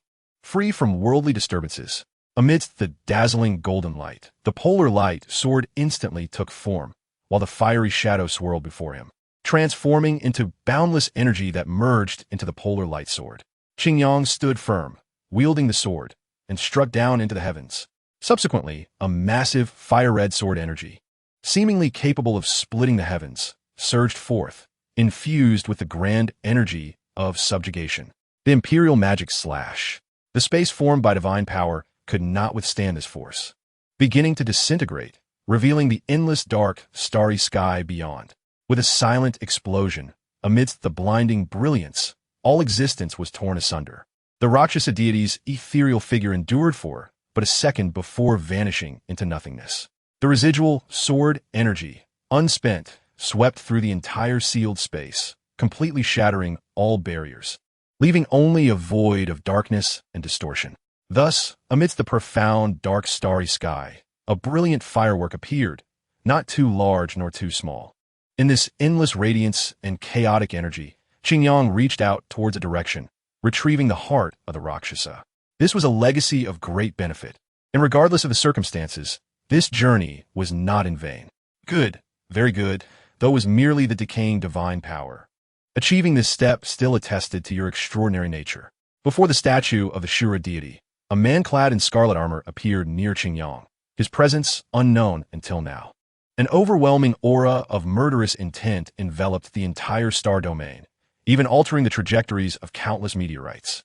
Qingyang retracted the heart of the Rakshasa and gazed at the god wielding the Shura sword, comprehending the identity of the figure. Now, can you reveal your identity to me? Are you a powerful being from the planet, or a remnant of a bygone era? Facing the cold words of the other, Qingyang remained indifferent. You inquire about my identity? A peculiar tone emerged, causing the Shura deity's expression to harden. For he realized that in response to Qingyang's words, the universe itself seemed to shift. Even in their divine realm, such a feat required the lead of a supreme deity, accompanied by an immense cost. I am the destined sovereign of all things, the sole emperor of the cosmic expanse. As this declaration resonated, various energies in the universe began to coalesce: gravity, attraction, magnetism, light, and even both discovered and undiscovered forces. The universe bore me, the will of heaven resides within me. Therefore, the will of heaven is my will, my heart is the heart of heaven. In the midst of this grand and ethereal proclamation, the Shura deity fell silent. As Qingyang unveiled his power, the Shura deity could discern the origins of his opponent. Yet, the most unwelcome scenario had indeed unfolded. The will of the universe had given birth to its own sovereign. Chapter 201, Collision of Star Realms. Should such a being truly emerge, how would they, the divine realm, position themselves? Self-proclaimed as the maintainers of cosmic peace and the enforcers of all existence. How would the divine realm confront this presence? Not to mention, their intentions for this journey were far from benevolent. Without time for contemplation, the crimson glow erupted, enveloping the star domain as it clashed with Qingyang's illuminating radiance. This time, the Shura deity held nothing back. As the enforcer of the divine realm, he must uphold the status and interests of the divine realm. In an instant, two unfathomable powers collided within the starry expanse. A mere moment of contact reduced countless meteorites to dust. Among them, the largest even rivaled a fraction of the size of Doloa star. No words, no explanations. The first encounter between the divine realm and Qingyang unfolded in such a hostile manner. Unrelated to ideology, only a stark division of positions and interests remained, rendering any reconciliation impossible. This was an immediate realization that surfaced in their minds upon recognizing each other's identities, akin to the immutable laws of the universe. See God. The increasingly frigid bellow echoed through the star domain. At that moment, a vast azure ocean materialized as the sea god relocated his divine domain here. Thus Qingyang, caught between the two forces, suddenly found himself unable to advance as effortlessly. However, even so, the endless starlight and cosmic energy continued to flow ceaselessly from the crevices between the two divine domains, replenishing Qingyang. Armed with 4 orbs containing the purest and most refined formless energy, representing a portion of cosmic authority, Qingyang faced no concerns. In fact, it could be said that the cosmic starry sky was truly his domain. Qingyang's eyes flashed crimson as he pointed the sword forward. Instantly, meteorites, influenced by numerous cosmic forces, altered their trajectories and surged towards the red and blue divine domains. The Shura deity's expression shifted, and his movements changed once more. A slender blood-red swordlight, imbued with the power of the divine domain, suddenly manifested in the starry sky, completely severing the descending meteorites. Not to be outdone, a golden trident, wielding boundless waters, shattered the incoming meteorites into fragments. Should the power of the divine domain be compromised, they would possess no other means to obstruct Xinjiang's authority. In such a case, even at the cost of their resources, they would be unable to match him. No matter how grand a divine domain may be, it cannot be compared to a universe. Even the smallest fragment of a universe surpasses the might of a primary deity and the enforcers of the divine realm. One must not allow him to take the initiative. The rugged and resonant voice instantly made the Shura Shun comprehend the intentions of his companion. Thus, the two formidable deities reappeared, engaging in close combat with Xinjiang. In an instant, the brilliance of swords and the shadows of halberds intertwined endlessly. Bolstered by divine power, Shura Shun and the sea god were not inferior to Xinjiang. Meanwhile, Xinjiang, drawing upon the strength of the cosmos, was impervious to the assaults of the two gods. The sea surged, blood splattered, and light illuminated the surroundings. Occasionally, powerful beings able to detach from their planets in this star domain found themselves unwittingly caught in the chaos. Some unfortunate planets endured consecutive waves of residual energy, teetering on the brink of annihilation. Xinjiang's resolve ascended to great heights as he began to control his power with a detached demeanor. As time passed, his ability to contend against two foes became increasingly effortless, and his command over cosmic power deepened. Shura Shun and the sea god felt a growing trepidation with each clash, as though they were at odds with the celestial path of the universe, unable to act as they wished. Every attack was diminished by unforeseen circumstances and celestial phenomena, once rare, unfolded incessantly around them, curiously avoiding Xinjiang. Even the most chaotic and sparse meteor showers relentlessly bombarded their divine domains. This arduous encounter further solidified their belief in Xinjiang's identity, prompting them to strike with greater ferocity. After all, even they could not harness the favor of fate. Only within the divine realm could they receive a semblance of protection. Sea god, we cannot continue like this. The divine realm is too distant. We must acquiesce to his request, Shura Shun transmitted coldly. The sea god momentarily hesitated, accepting Shura Shun's confidence, which darkened his countenance. If that is the case, then I shall consent. With this weighty declaration, the sea god's subsequent attacks became exceptionally cunning. The sea god's trident, in his hands, reached new heights, striking with overwhelming force or deft agility, occasionally akin to a venomous serpent, elusive and lethal. Yet, no matter how formidable the assault, it was all thwarted by Xinjiang's radiant sword. The harmonious trajectory consistently found the weak points of their attacks, as if everything was anticipated by the opponent. Before any inquiries could arise, as the two powerful divine beings altered their decisions, a decaying and corrupting force surged forth.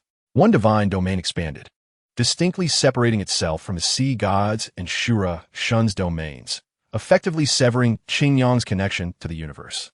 Simultaneously, a familiar power emerged, cloaked in tattered gray robes. Entwined with chains and bandages, its lower body devoid of substance, an evil deity entered the fray.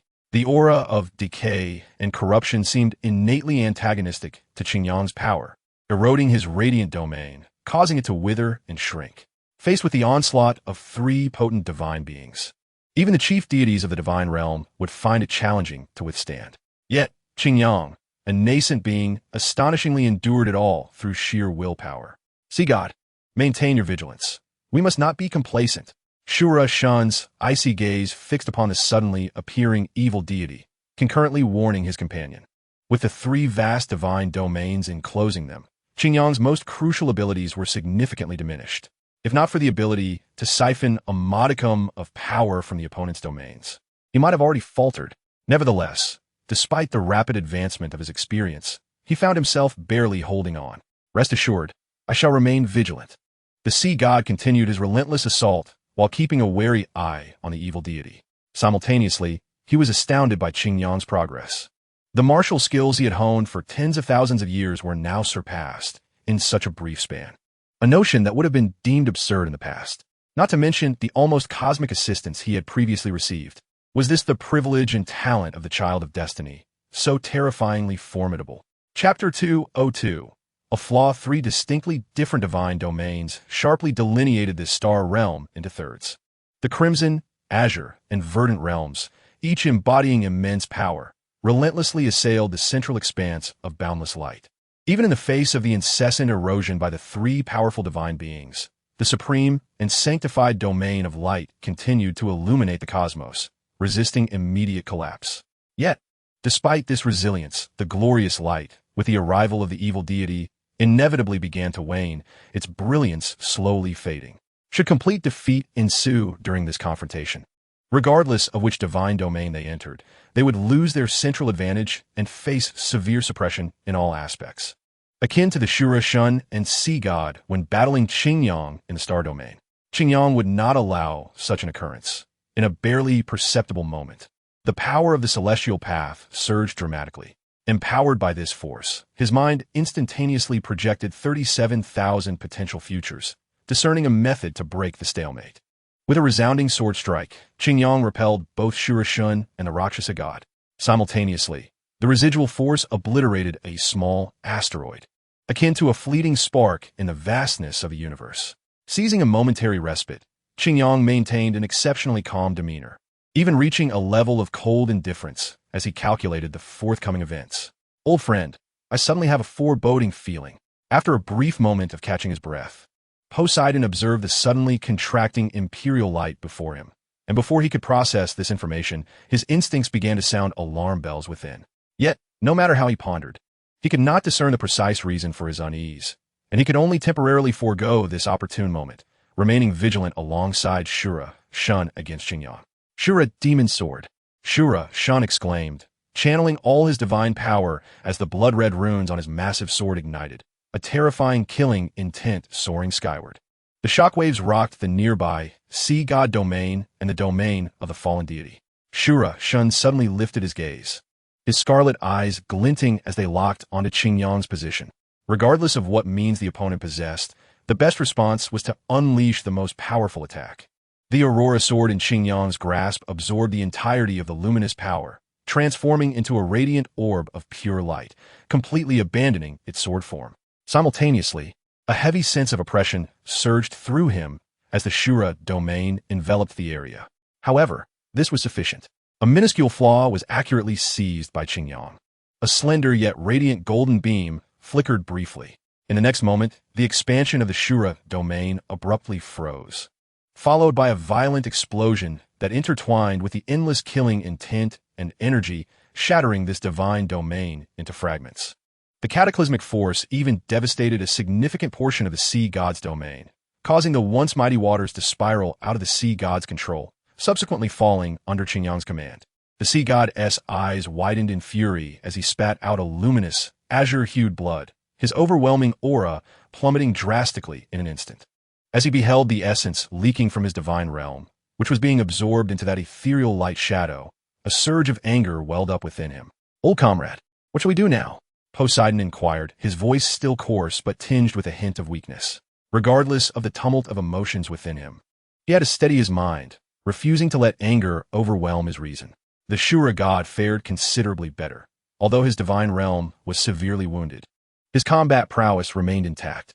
He gazed into the distance at Qingyang, noting that the latter had not unleashed his divine realm again, and that vast aura seemed to have been affected as well. "Though we are gravely injured, I have discerned a weakness," the Shura god remarked, his voice still cold. Presently, he and Poseidon were striving to regain their strength, as was Qingyang. However, he understood that the recovery pace of the two of them could never match that of Qingyang. Furthermore, in the imminent battle, they would be deprived of the support of their divine realms, forced to confront him with their own abilities. At that time, Qingyang, bolstered by the support of the entire universe, would be an adversary beyond their capability to defeat, especially since this was not under the direct jurisdiction of the divine realm. Poseidon's eyes suddenly sparkled with anticipation. "Quickly, tell me, what is this weakness?" Recognizing the urgency of the situation, the Shura god spoke plainly. "The opponent has not fully matured. After our earlier skirmish, I discovered that his power, while seemingly encompassing all, even the cosmos, harbors significant deficiencies." Poseidon abruptly realized that within the divine realm, there existed divine entities with powers akin to that of their foe, albeit less pure and vast than Qingyang's. After the Shura god's revelation, he too recognized that although the displayed techniques were exceedingly intricate, fundamentally, power was singular.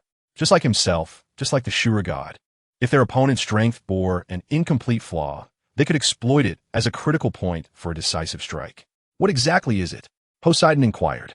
After a moment of silence, the Shura god replied, I have encountered this elemental power across various worlds, yet this individual is different. He is rooted in the 5 elements, bonded by light, and thus wields the power known as the Tao of Heaven. Once he fully matures, he will undoubtedly embody the very essence of destiny. Poseidon's expression grew graver. As a first-tier divine entity of the divine realm, he was well aware of the implications. The undeniable power emanating from the opponent attested to his exalted status.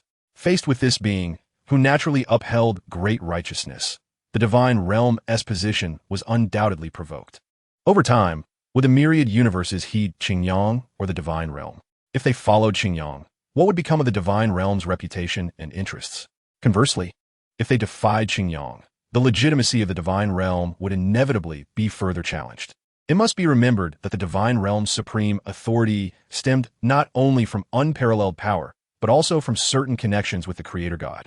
Yet now, with the child of the world having already been born and the Creator God long vanished, it was inevitable that they would confront this dilemma in the foreseeable future. No, we must eliminate him here at all costs. Poseidon's expression hardened. He had never been one to show mercy, and he had resolved firmly. He was, after all, part of the divine realm. The Shura god nodded, witnessing Qingyang replenishing Poseidon's strength, the water-light shadow becoming increasingly solid. He understood that time was of the essence. I possess knowledge of the elemental power of gold. Let us utilize this as our breakthrough point. The future existence of the divine realm hinged upon their actions. Chapter 203. Untitled Poseidon nodded vigorously, then turned his gaze towards the distant figure of the malevolent deity, who had been observing from the sidelines while retaining some of his power. Do not hold back, he conveyed through divine communication, his tone slightly coercive, after which he ceased to concern himself with the other. They were not of the same ilk and would ultimately guard against one another. Anyone who truly trusted another without reservation would be a fool. The Shura god unleashed the crimson radiance of his Shura demon sword, releasing a palpable aura of lethal intent, while his formidable armor was fully activated by the infusion of divine power. No longer holding back, the Shura god even pushed his super artifact to its limits. With this strike, it was likely that this top-tier divine artifact would require extensive nurturing before it could be used again. However, all of it was worth the effort. The Shura god's gaze sharpened as a blood-red light descended, overshadowing the brilliance of the entire starry sky. That blood light exuded an indescribable feeling, as if it were the sole essence of all creation. Even the seemingly indestructible fabric of space appeared to be torn asunder. Is he truly going all out? Poseidon was taken aback, gritting his teeth as he too summoned his golden trident. The golden light of the sea god rendered the trident even more resplendent. This time, he channeled all the divine power within him, sparing not even the special force he had been reserving. Meanwhile, the malevolent deity, who had been observing, unleashed the domain of corruption to its utmost potential. He obliterated that sector of divine realm into the purest form of energy, transforming it into a corrosive water that completely restrained the newly stabilized water-light shadow. In an instant, the omnipresent divine power within this star domain began to wane, replaced by the more perilous and ruthless direct collision. Clang! The already bloodied Shura demon sword cleaved directly into the Aurora sword, the terrifying fluctuations obliterating countless star remains.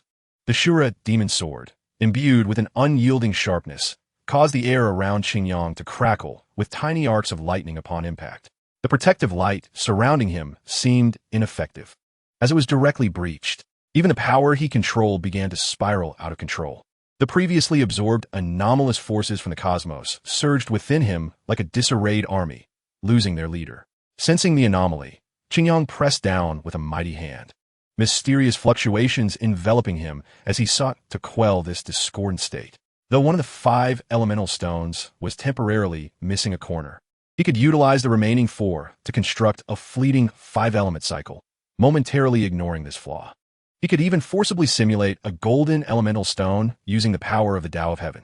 In essence, he had numerous methods, yet they all required a modicum of time. The experienced Shura god was waiting for this very moment of vulnerability. The Shura demon sword transformed into a vortex of sharp energy, swiftly penetrating Qingyang's body. For the sake of victory, he He was even willing to sacrifice one of the 5 supreme artifacts of the divine realm. The aim was to eradicate this existence that could bring endless calamity. Qingyang was struck by the sudden assault, his connection with the heavens abruptly severed. The serene mindset, in which he felt as if he held dominion over all creation, was shattered. Externally, this manifested as a significant decrease in his control over his own power, rendering even movement difficult. Seizing the opportunity, Poseidon, who had been preparing for this moment, thrust his golden sea god trident fiercely into Qingyang's chest. This desperate strike was effective. Poseidon's expression brightened with surprise as he prepared to exert even greater force. However, at that moment, a golden sword, radiating boundless light, pierced deeply through his own chest. From the crimson gaze of Qingyang, Poseidon beheld his own reflection, a visage of disbelief, marred by blood and irreparable wounds, all meticulously absorbed into his consciousness. A supreme force suppressed the divine power within him, gradually eroding his very essence. Even in ordinary circumstances, such grievous injuries would be insurmountable. How much more so in this dire moment? The thought emerged unbidden in Poseidon's mind. Was this the end for the sea god? Poseidon! A voice filled with rage and sorrow broke through the icy demeanor of the Shura god. Qingyang, powerless to intervene, allowed the Shura god to approach the sea god. Although in a precarious state himself, he fought back with fervor, inflicting significant damage on a formidable deity, plunging him into a life-and-death crisis. Poseidon, you must endure. I will soon take you to find the god of food and the god of life. The Shura god intensified his tone, striving to instill hope in the sea god. Coughing violently, Poseidon expelled more blood, his pallid face and dim divine light, rejecting the Shura god's proposal. You must remain here. The Shura god, observing Poseidon's unwavering resolve, fell into a contemplative silence. In the next moment, he inhaled deeply and, embodying the essence of justice and impartiality, vanished alongside Poseidon. Qingyang exhaled slightly in relief. Yet the tumultuous energies within him erupted once more, particularly the Shura demon sword, which clung to him like a malignant shadow, proving impossible to dispel. There is still one. Qingyang forcibly suppressed all alien energies within him, maintaining the Emperor armor in its minimal state while remaining vigilant against the distant malevolent deity. The opposing force was now potent enough to pose a grave threat to Qingyang's life. Even his own survival was uncertain. Emperor of Light, Lord of the Realm, incarnation of the heavenly Tao, the disembodied voice resonated profoundly within Qingyang's heart. He lifted his gaze to regard this peculiar entity, previously dismissed, now emanating an aura he had not noticed before. It was not divine, but rather a rare power that shared a common origin with him. It was akin to the duality of existence. Qingyang represented the light while it represented the shadow. To provide a brief introduction, eons ago, a soul descended from beyond the cosmos, embodying the objective essence of the heavenly Tao, asserting its will. Henceforth, all things began to gestate. Life emerged within the universe. Civilizations arose, and chaos ensued. The duality of existence was epitomized by light and dark. Light chose you, while darkness chose me. Thus, I am the Emperor of Shadows in this universe, a sovereign destined to exist in history, just like you. Qingyang's fingers trembled slightly. The long-buried doubts in his heart finally found resolution. Chapter 204, Light and Darkness. So this was the truth. Qingyang reflected on his origins. If this could be comprehended, then the birth of the Emperor's martial soul was no mere coincidence or happenstance. Each time he aligned with the will of heaven, he seized opportunities to gather useful information, yet thus far, he had found nothing. Now, this Emperor of Shadows had finally provided him with an answer. What is your purpose? Qingyang tentatively calmed the tumultuous energies within him, gazing intently at the Emperor of Shadows, whose essence unveiled the dark nature of the cosmos. Even if the Emperor divulged everything, Qingyang could not envision a peaceful coexistence between them. Regardless of the stances of the Emperor and the Shadow itself, or the repeated machinations directed at him, it was evident that their intentions were far from amicable. The Emperor of Shadows was enveloped in a shroud of darkness, obscuring his features, while the chains he bore clinked with a delicate chime. Light and darkness represented the very essence of the universe. Without either, the world could not endure. Therefore, you are destined not to destroy me, and I cannot obliterate you. However, Qingyang sensed a pair of eyes scrutinizing him, filled with anticipation, caution, and a tinge of excitement. At this moment, neither of them had reached their full potential, unable to truly embody the duality of existence. Although such destinies were already inscribed, they remained in the realm of the future. Consequently, this opportunity, which could hardly be termed a chance, after relentless contemplation, birthed a flicker of possibility in his aspirations. Qingyang furrowed his brow. Despite the emperor maintaining a facade of tranquility, his words betrayed an underlying madness. The mere fact that the cosmic shadow regarded this matter with such gravity suggested unimaginable stakes, from which even he could not escape. In a certain sense, the only entity capable of opposing the Emperor of Shadows was himself, the Emperor of Light. Extending his hand, the Emperor of Shadows presented an ancient, enigmatic box. Upon its appearance, Qingyang's gaze was irresistibly drawn to it. The supreme light and infinite darkness converged within, giving rise to boundless phenomena. Most importantly, the chaotic and void-like aura emanating from it sent a chill through Qingyang's core. He recognized it, possessing an understanding that was almost unfathomable. This was the treasure of the universe, the demon sealing box. The words of the Emperor of Shadows echoed in tandem. Qingyang began to comprehend. As he beheld the demon sealing box, the long-standing schemes and designs of the Emperor, which he had now pieced together with sufficient certainty. Yet, even this hypothesis sent shivers down his spine. The fusion of light and darkness, replaying countless iterations, would grant mastery over a higher reality. Should such a state be achieved, the Emperor of Shadows remained silent, but Qingyang understood completely. All prior actions had merely been a ruse, masking the true intention, to seize him. The Emperor sought to obtain both the powers and identities of darkness and light before their complete integration, thereby taking command of the universe. Should he succeed, he would embody the combined might of the universe, becoming an unparalleled existence, beyond the constraints of the heavenly Tao and the cosmos itself. At that juncture, even the creator god of the primordial era would pale in comparison. Qingyang's expression grew somber. After the confrontation with the Shura god and the sea god, his own state had deteriorated significantly. Based on the equivalence of strength between the Emperor of Shadows and himself in a pristine condition, he feared that this time, the odds were truly grim. The Emperor of Shadows likewise extended his hand, wielding an oddly shaped sword imbued with boundless darkness. The mere emergence of the Sword of Darkness extinguished countless ancient stars, igniting the pitch-black cosmos, plunging them into oblivion. Even the final brilliance of their explosion was rendered impossible. The unfathomable darkness surged forth at a visible velocity, sweeping through the starry expanse like a tidal wave. Numerous life-bearing planets succumbed to this force, losing all light and vitality. The entirety of the universe seemed to plunge into an age of darkness in an instant. This, indeed, is the true visage of the universe. It remains, from beginning to end, a realm of icy darkness, indifferent and unyielding, impervious to any alteration. The faintly twinkling starlight is but a ludicrous deception. Emperor, here lies the division between us. The victor shall claim everything, while the vanquished shall face oblivion. The Shadow Emperor, with his blade pointed at Qingyang, exudes an air of unparalleled calm, akin to a proclamation of triumph. In the City of Carnage, within the temple, Jin Yao gritted his teeth, enduring the overwhelming divine power crashing upon him. The water spirit ring dimmed, providing only limited protection. It was due to this very ring that Jin Yao could barely advance. Otherwise, a soul master nearing the realm of Soul Sage would find it nearly impossible to move, let alone avoid being crushed under the immense pressure. No, Qingyang's situation is dire. I must hasten. Jin Yao cast a glance at the increasingly dull soul ring, feeling the mounting pressure intensify.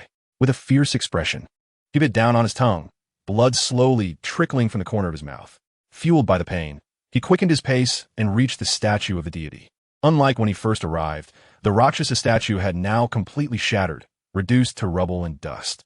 The Azura statue, having lost both the Azura sword and its sheath, now appeared dim, its once mighty divine power diminished. Seeing this state, Jin Yao felt a surge of joy within, pressing forward despite the oppressive weight bearing down on him. The closer he approached, the more suffocating and dizzying the force became. Under such tangible pressure, not even stone could withstand it. Were it not for his body having undergone numerous enhancements, Jin Yao might not have even qualified to ascend the steps to the deity's altar. Even so, this seemingly modest staircase proved a formidable challenge for Jin Yao. His steps faltered cold sweat beading on his forehead as he bore the diminished majesty of the divine. A tremendous trial for him. Yet, he could neither afford to give up, nor entertain the thought of retreating. After what felt like 20 arduous minutes, Jin Yao, nearly a bloodied figure under the immense pressure, finally ascended the steps. Divine power. Only this force could activate the pendant and assist Qingyang. Before the Azura statue, Jin Yao retrieved a pendant embedded with 5-colored crystal from his pocket, the pure essence of the 5 elemental powers radiating forth. Even in Qingyang's absence, the 5-element pendant retained the capacity to unleash formidable defensive strength. Yet, that was its limit. Merely relying on his own soul power was insufficient to channel this force to Qingyang, who was in desperate need of it, wherever he might be. Thus, the power to activate the pendant must be significantly potent, otherwise, the desired effect would remain unattainable. Jin Yao could conceive of no other means than divine power. May all unfold as I wish. Jin Yao's hands trembled violently as the Azura divine power, incited by a mere ant's provocation, began to move of its own accord. A crimson light enveloped the statue, rendering it almost lifelike, albeit lacking a certain divine grace. Suddenly, an illusory blood-red greatsword manifested, striking fiercely at Jin Yao's mind. The water spirit ring erupted in brilliance, fending off the mental assault and leaving Jin Yao to bear only the residual psychic impact. With a resounding thud, Jin Yao could no longer withstand the force. One knee slammed against the stone floor. This ancient stone, worn by the ravages of divine power, bore several cracks under the tremendous weight. Jin Yao's knee, too, was grotesquely contorted beyond the limits of human anatomy. Nonetheless, he merely let out a muffled groan, stubbornly pressing the pendant against the surface of the statue, invoking its divine power. In that moment of coincidence, the Azura deity could not divert its focus, nor could it spare any thought to probe further. It was consumed with urgency, desperately carrying the gravely wounded Poseidon back to the divine realm, neglecting even the gravely injured Qingyang. It was unwilling to allocate even a fragment of divine thought to investigate, striving to extract every ounce of strength from its being, hoping only for greater speed. Ultimately, Jin Yao's assumptions and actions bore fruit. The 5-element pendant emitted a brilliant glow. The residual divine power left upon the Azura statue was entirely unable to resist, uncontrollably drawn into the pendant. It was noteworthy that Qingyang could extract a portion of power, even from the deepest, most potent domain of the Azura, let alone the divine power not under the Azura's control. Even the 5-element pendant, infused with a fragment of its strength, was beyond its capacity to withstand. In the next moment, the 5-colored radiance tore through the void, accompanied by the protective water spirit ring, swiftly darting toward an unknown destination through a mysterious connection. No longer restrained by divine pressure, Jin Yao managed to muster a smile amidst the bloodstains on his face, an unprecedented sense of relief washing over him. Qingyang, I hope I can aid you. In the following instant, his body swayed precariously. He could no longer endure the overwhelming fatigue and collapsed. In the boundless expanse of stars, within a vast celestial domain, unimaginable calamities unfolded. A magnificent divine palace served as the battlefield, nearly obliterating half of the star system and drastically altering the environments of numerous habitable planets. The power of the divine realm showed no mercy, ruthlessly transforming the planet's ecosystems. Countless civilizations lacking sufficient advancement found themselves on the precipice of annihilation, and the scant few survivors faced an uncertain future in their efforts to rebuild. Even surviving that cataclysmic battle did not guarantee a brighter fate.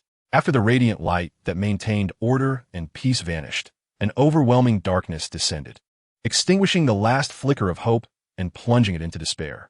A more terrifying conflict was about to unfold. Qingyang exuded an aura of desperation. His dazzling light could barely sustain a radius of mere meters. Moreover, the once resplendent golden imperial battle armor flickered with golden arcs, teetering on the brink of collapse. The forces of a universe's inherent darkness relentlessly encroached, shattering the fragile balance he had painstakingly restored within himself.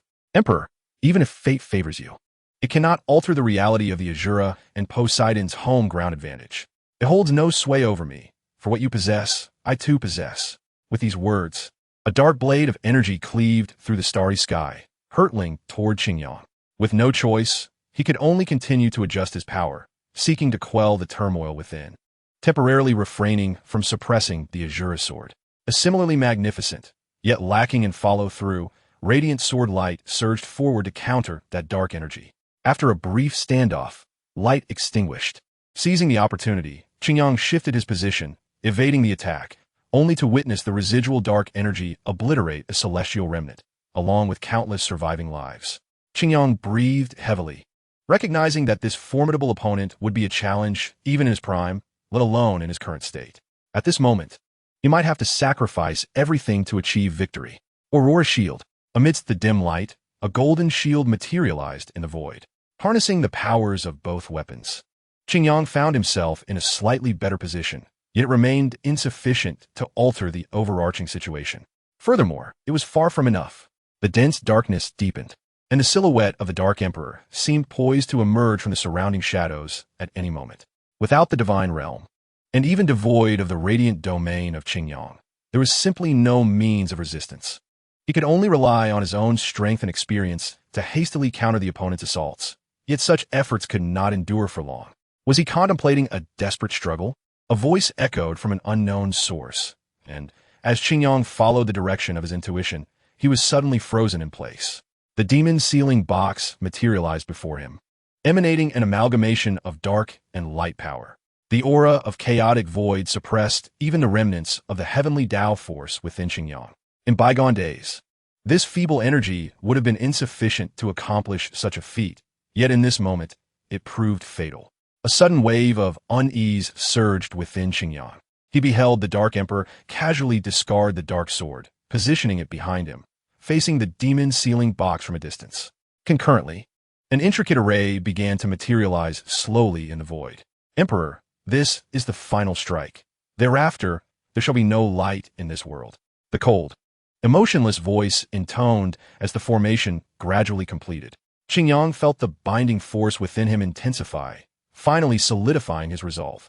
Just then, his movements halted abruptly as a force of shared origin resonated within him.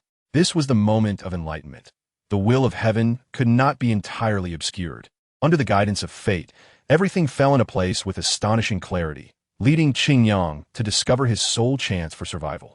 Fate, he murmured softly, with little time to ponder. Chapter 206. The Ultimate Star Destruction Slash. The Dark Emperor lifted his gaze. A dazzling, five-colored radiance tore through the endless darkness, and the boundless power of the five elements surged into Qingyang's body, causing all of creation to tremble in response. Was this an accident? No, at my level. There are no coincidences, only inevitabilities. The Dark Emperor caught the dark sword that had been sent flying, his heart chilled as if doused with cold water. His schemes had accounted for everything. It could be said that every step had been under his control. According to his calculations, everything should have been predetermined, allowing for no unexpected occurrences. Yet here unfolded this scene of divine will. The Dark Emperor's expression turned icy as he uttered those two words. Qingyang radiated boundless light, and countless beams manifested in his right palm, intertwining to form a mysterious array that pressed down upon him. The terrifyingly murderous Azura demon sword was forcibly extracted, and the luminous array descended, imprisoning it within a miniature realm of light, subsequently integrating it into the five elements belt. Deprived of this primary force of conflict, the myriad complexities within him were swiftly resolved. Then, the previously receding five-colored shadows re-emerged, and as their powers complemented one another, a white phantom gradually solidified in one corner. This was the true strength of the Emperor. As Qingyang felt the tumultuous and potent energy within him, he finally comprehended the will of heaven and the immutable force of the Tao. With the complete power of the five elements at his disposal, the supreme force of the heavenly Tao was finally within his grasp. The Aurora shield, which he had barely summoned, erupted with genuine power, forcing the encroaching darkness to retreat and giving rise to a vast domain of light. The assimilative force could no longer penetrate even a fraction. Darkness, your actions are destined to transgress all laws of the world. Even the cosmic shadows no longer support you fully. At this juncture, you have utterly failed. The power of the heavenly Tao surged in to compensate, restoring his strength in an instant and even subtly elevating him to a higher plane. Qingyang sensed that his connection to divine will had deepened. The restoration of Qingyang's strength signified the complete collapse of the Dark Emperor's grand design, for at that moment, his power merely matched Xingyang's. To suppress him was utterly impossible. Indeed, I anticipated everything and prepared thoroughly, yet I did not foresee that the darkness, which should have stood behind me, would betray me. A wry smile crossed his lips, acknowledging a force that transcended control, capable of obliterating its own existence. Whether light or dark, it seemed neither would permit such a presence to arise. The Dark Emperor's cloak stirred slightly, and Xingyang understood that he was being observed. Emperor, at the end of the day, we are born noble, destined to be the rulers of the cosmos. Yet conversely, are we not also confined within these bounds? Having uttered this rhetorical question, Xingyang remained unmoved. Seizing the moment, the power of the five elements fully unleashed, transforming into the purest essence of elemental force. Its colossal energy coalescing into planetary proportions. The essence of fire, ice, vitality, might, and density crystallized, while the Dark Emperor, feeling the immense constraints nearly crushing him, merely watched Xingyang in silence. Farewell, Dark Emperor. The next time you depart from the cosmic shadows, it may herald the onset of war between the realms of light and darkness. With that, Xingyang unleashed the supreme power of the heavenly Tao, causing the entire star domain to dissolve into a void, with even the meteors vanishing. Within the star domain, only the five-element stars, expanding rapidly amidst violent upheaval, remained. The Emperor's war halberd, the Aurora shield, suddenly fragmented into several pieces, enhancing the Aurora sword and amplifying its might once more. What significance does this hold? A faint voice reached Xingyang's ears, and he understood it was the Dark Emperor's acknowledgement. The Dark Emperor remained motionless, even allowing the dark sword to vanish, merely lifting his gaze to the supreme while nearly descending behind Xingyang. Without uttering a word, Xingyang unleashed an unimaginably destructive strike under the enhancement of the heavenly Tao. The ultimate star destruction slash. A brilliant stream of light, akin to cleaving heaven and earth, struck the Dark Emperor's form. In the next instant, accompanied by the Dark Emperor's body, he traversed through five colossal five-element stars at a speed that seemed to transcend time. In an instant, the power of the five elements erupted, and boundless phenomena unfolded as the massive five-element array nearly engulfed the star domain, rending space in a terrifying spectacle that was unparalleled. The terrifying void of annihilation reverberated throughout the universe. In the divine realm, the place of creation, the countless heights of the cosmic shadows felt the impact of this terrifying wave, resulting in significant upheaval. At the center of the star domain, all things fell silent, truly transforming into a desolate expanse, devoid of any life. As Xingyang's radiance diminished, an overwhelming void filled his spirit. The Dark Emperor's body was utterly obliterated. Yet his will could not be destroyed. After an indeterminate period, the cosmic shadows, the dark universe, would once again revive him. Although the cosmic will would not wish to see an exalted being arise, it would also not allow the Dark Emperor to vanish. This world ultimately requires both light and darkness. It is over, Xingyang whispered, gazing at the chaotic void swirling beside him, as horrific cosmic disasters unfolded incessantly. This star domain was destined to become a forbidden zone in the universe. Yet, to eradicate it, he now lacked the unreserved support of the heavenly Tao and could not accomplish such a feat regarding this. He felt utterly helpless. Tianyi, though devoid of emotion and nature, possesses its own instincts. It can sense crises and yearns for higher evolution. Xingyang contemplated the shadow while reflecting on himself. This vast universe initially lacked an emperor, but his emergence instigated a profound transformation in Tianyi, giving birth to the emperor and the shadow, entities that shared dominion over the cosmos. This very occurrence elevated the universe, enabling it to ascend to a higher plane, prompting the cosmic will, or Tianyi, to take spontaneous action. However, when the shadows sought to unify light and darkness, consolidating all cosmic powers into one to transcend the universe's boundaries, Tianyi began to wane from him. Fortuitous coincidences that should not have existed became inevitable, granting him a chance at survival. The Shadow Emperor, Xingyang recalled the words spoken before the other's disappearance, inhaling deeply to cast aside distractions. At that moment, a stream of light appeared, and the Emperor's shimmering silhouette materialized before him. Having been away from Diluo Xing for considerable time, he hoped all remained tranquil. Chapter 207. The Influence of the Divine Realm.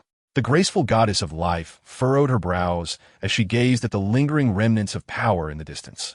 Through the existence of the divine realm, she sensed the alarming nature of that force, which even approached the terrifying levels of the Creator God during the near annihilation of the cosmos. Yet, such power had gone unnoticed by the myriad beings of the divine realm until now. Destruction. Do you comprehend what has transpired? The anxious voice of the goddess prompted the ever-present figure beside her to frown. After a moment of careful contemplation through the divine realm, he finally spoke. There lingers a trace of both the Shura and the sea god. Did they not act in concert before? We shall inquire upon their return, hoping that no grave matters have arisen. At that moment, an anxious divine officer rushed in. Kneeling with urgency under the astonished gazes of the goddess of life and the god of destruction, he reported, 2 esteemed members of the divine realm. The sea god has returned grievously wounded and is on the brink of death. The Shura god implores both of you to act immediately. Delay further, and the sea god may perish. What did you say? The goddess of life's eyes widened in disbelief, mirrored by the incredulity of the god of destruction. Observing the expressions of the divine realm's esteemed members, the divine officer grew increasingly frantic. Please, you must act swiftly. The sea god is gravely injured and on the verge of demise. The goddess of life and the god of destruction exchanged solemn glances. Then, the 2 supreme deities of the divine realm vanished in an instant, utilizing the realm's power. At the sea god's domain, where the sea god's essence had long permeated, a faint connection to his power provided slight assistance in recovery. The Shura god, seizing the opportunity, brought the sea god into this sanctuary, utilizing its strength to sustain the last flicker of life within him and temporarily sealing his essence with divine power. Shura god, what on earth happened? How could your mission have endangered even the sea god? The god of destruction rushed in, his tone sharp with reproach. Yet, upon witnessing the Shura god's battered form and the cold indifference directed at the sea god, his words faltered, stifled. The Shura god's armor lay in tatters. Crimson runes dimmed, and the light in his eyes nearly extinguished. The god of destruction sensed the diminishing divine power within the Shura god's being, a state unprecedented in his memory, even surpassing the crises faced in the divine realm before. After a brief pause, the god of destruction regained his composure and inquired with a stern tone, "Tell me, what transpired?" Seeing the Shura god remain silent, the goddess of life, sensing the tension, stepped closer to the sea god.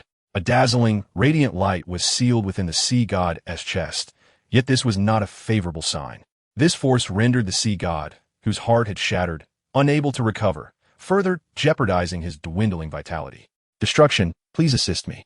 The goddess of life approached the sea god, her vibrant green light enveloping his chest, pouring forth an abundance of life force. However, under the influence of that radiant light, all her life energy became ineffective, assimilated into nothingness. This force resembles the purification of the god of light, yet it is of a higher order. My divine power is utterly impotent against it. The goddess of life withdrew her hand, fatigue etched across her features in an instant.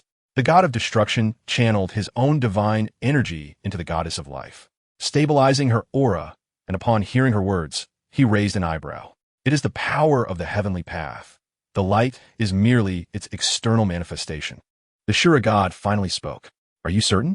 The god of destruction, unwilling to accept this, instinctively countered. The Shura god ignored his skepticism, his expression frigid as he reiterated. The greatest crisis in the history of the divine realm is upon us.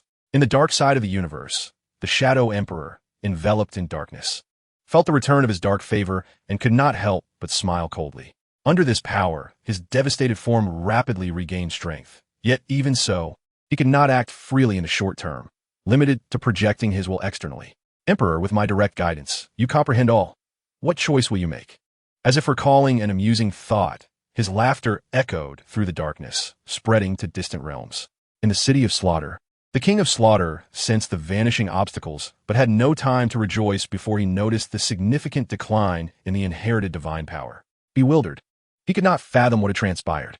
Before he could process the situation, the city of slaughter erupted in a conflict, the fluctuations of soul power and techniques palpable even to him. The great king of slaughter is unaware. Why has the suppression in the city of slaughter suddenly diminished? A woman rushed in, panicked. The king of slaughter's eyes flashed crimson, and an overwhelming murderous intent surged forth. A blood-red mist erupted from his being, enveloping the city of slaughter in moments. replacing the Shura god's power to quell all dissent. However, he was not the Shura god, and even he could not merely suppress with soul power. Come, follow me. We shall ensure that the dignity of the city of slaughter is not challenged. On Sea God Island, the statue of the sea god was on the verge of collapse, its divine radiance no longer illuminating. Poseidon, accompanied by numerous priests, fervently prayed within the sea god's temple, her stunning visage etched with gravity and resolve. She was unaware of the sea god's plight. Even the divine power on the island began to weaken and dissipate. Without the sea god's protection, how long could Sea God Island withstand the perils of the ocean? She had no confidence in its endurance. Now, all she could do was hope for the sea god's swift recovery. Otherwise, the very existence of Sea God Island would be threatened. In the Pope's Hall, Bibi Dong abruptly commanded a halt to the meeting and immediately retreated to a concealed location, where a small divine statue stood erected. Just moments ago, Bai Dong sensed a sudden loosening of the Luo Sha inheritance. The trials that once posed significant challenges now seemed markedly less arduous, and the subtle resistance of divine power had transformed into a more amiable presence. Why has such a change occurred? Bai Dong murmured, her expression one of perplexity. Although she had previously been confident in her ability to complete the Luo Sha inheritance despite its difficulties, she would naturally not decline a more expedient and effortless process. Following this peculiar transformation, the speed at which she could acquire the divine inheritance had at least advanced by 2 years. Chapter 208. Aftermath. As various parties speculated in confusion, Qin Yang finally returned to Doloa Star. Guided by an inexplicable intuition, he utilized the light shadow steed to break through the confines of the city of slaughter, arriving clandestinely at the abandoned temple once more. Upon entering, he immediately spotted Jin Yao, lying prostrate before the Shura god, his breath faint and fragile. Qin Yang hastened his steps, and in a flash of light, he appeared before Jin Yao. Resplendent light enveloped Jin Yao's form, infusing his body and rapidly restoring his pale, blood-streaked face to a semblance of health. Only after confirming that Jin Yao had completely evaded the clutches of death did Qin Yang release a sigh of relief. The experiences of this journey had been utterly unexpected, and even now, the thrill of it lingered. If anything unfortunate had befallen Jin Yao, he would have felt profound guilt. Thankfully, you are safe. Otherwise, what would my journey have amounted to?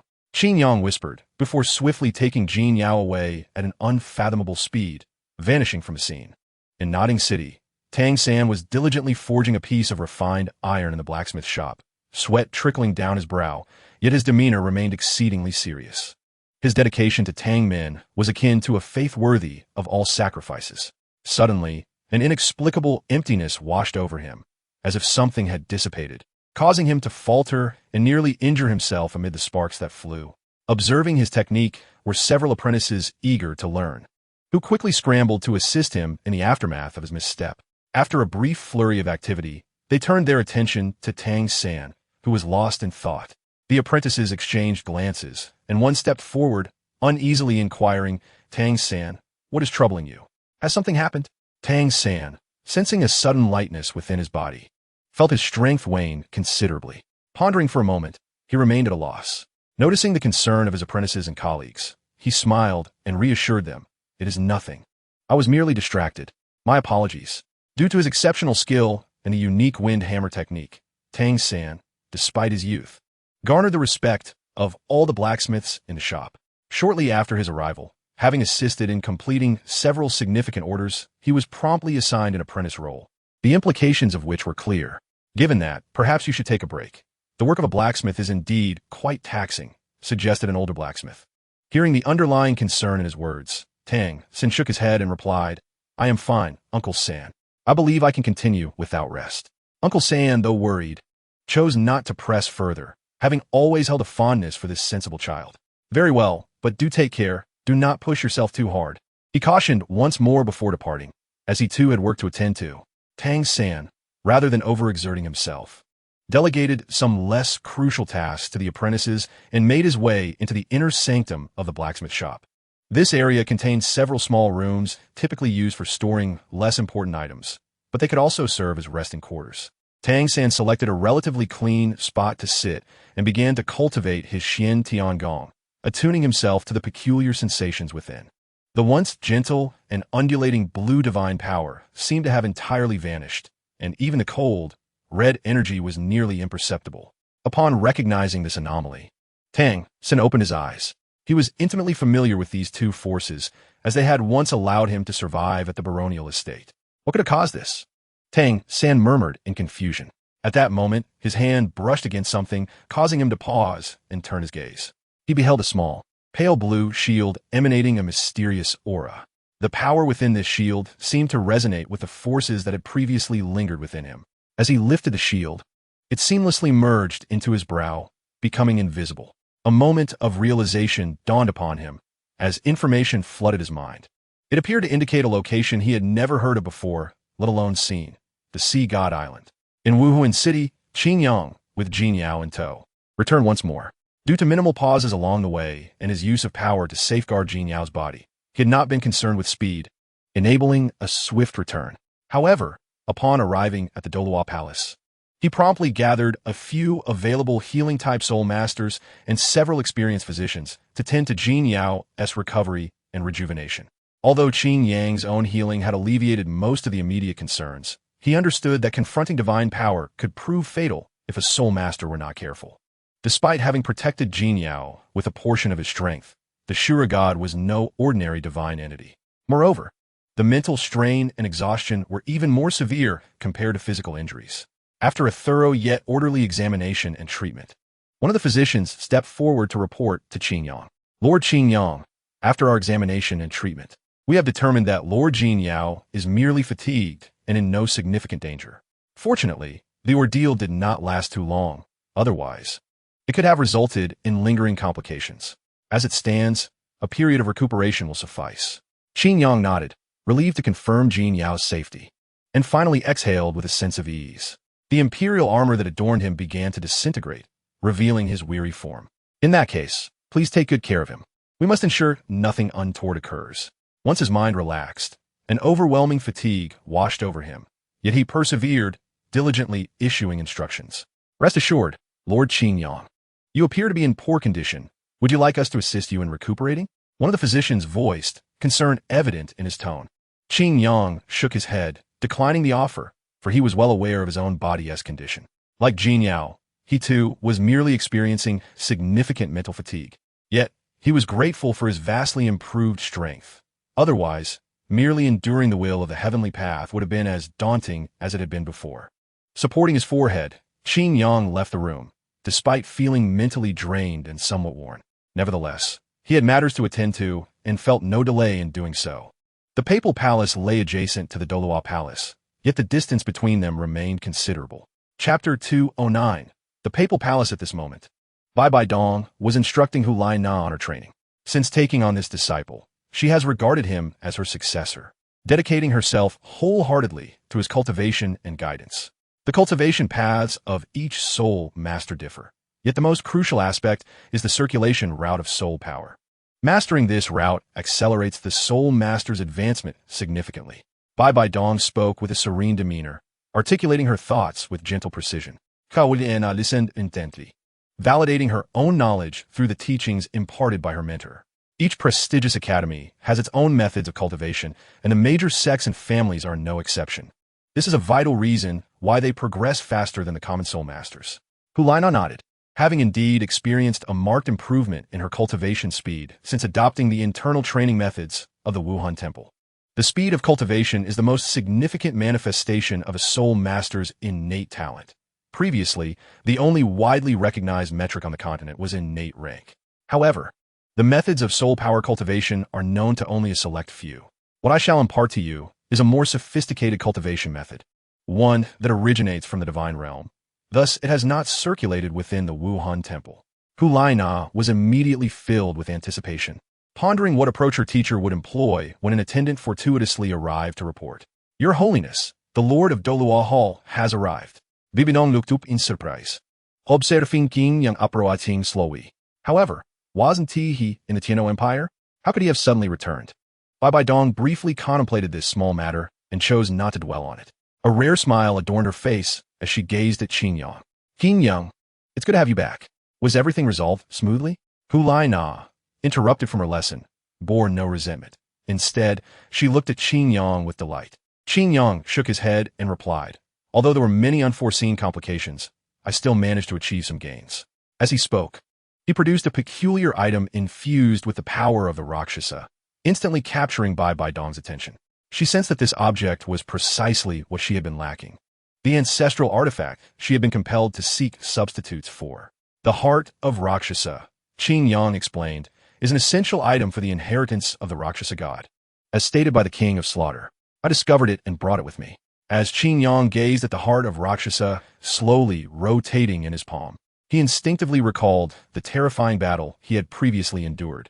Beyond this item, the Shura demon sword left within his body also required attention, and in terms of significance, the Shura demon sword was, in certain respects, even more critical than the heart of Rakshasa. "You have worked hard," Qin Yang Bai Bai Dong remarked, noting the evident fatigue etched upon his brow. She parted her lips several times before finally expressing this sentiment.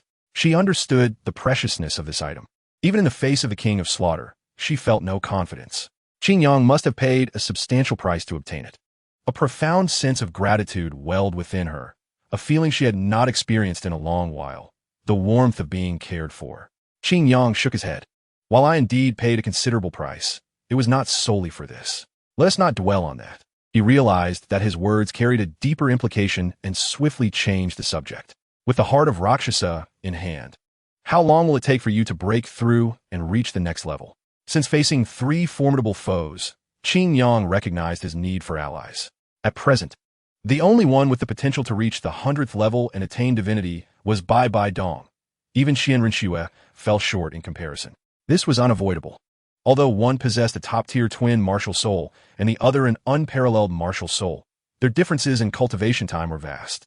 For the time being, Xian Rinxue could not provide the assistance he sought. "Are you that anxious?" Yan Datstand, Bibi Dong replied, contemplating Qin Yang's expression before providing her answer after a moment of thought. 2 years. If there are no concerns regarding soul rings and soul bones, 2 years will suffice. Bai Bai Dong declared with certainty. 2 years. A faint smile emerged on Qin Yang's weary face. There is no need to worry about soul rings. As for soul bones, I will personally visit the Grand Elders soon. I believe that can be resolved. During this time, you should focus on your cultivation. In the near future, I will require your assistance. Qin Yang's confidence stemmed from valid reasons. He could manage the soul rings himself, and while soul bones were exceedingly rare, the Wuhan Temple had accumulated a considerable collection over the years. However, after Bai Bai Dong assumed control, the majority of the visible soul bones had been personally relocated by Qian Daolu for safekeeping, leaving none for the Pope's Hall. The elders held little regard for ordinary soul bones, and those that suited them were scarce. Moreover, under Qian Oliu's direct command, only those who had made significant contributions were rewarded. Though the elders held a high status within the Wuhan Temple to the angel family, they were merely deeply loyal servants. Not only the elders, but the Wuhan Temple itself was merely a highly practical tool passed down through time. To the angel family, Qin Yang was not an outsider, and since the angel family had no need for soul bones, he was confident he could reclaim the rights to their use if he went himself. "Do you need my assistance?" "Very well, I shall oblige," Bai Bai Dong said, observing the resolute expression behind Qin Yang's fatigue, letting out a gentle sigh. She did not inquire about the nature of the help needed, nor concern herself with whether the Wuhan Temple she had painstakingly controlled would be usurped during her cultivation. For Bai Bai Dong, these matters had never been of utmost importance, and she could easily relinquish them.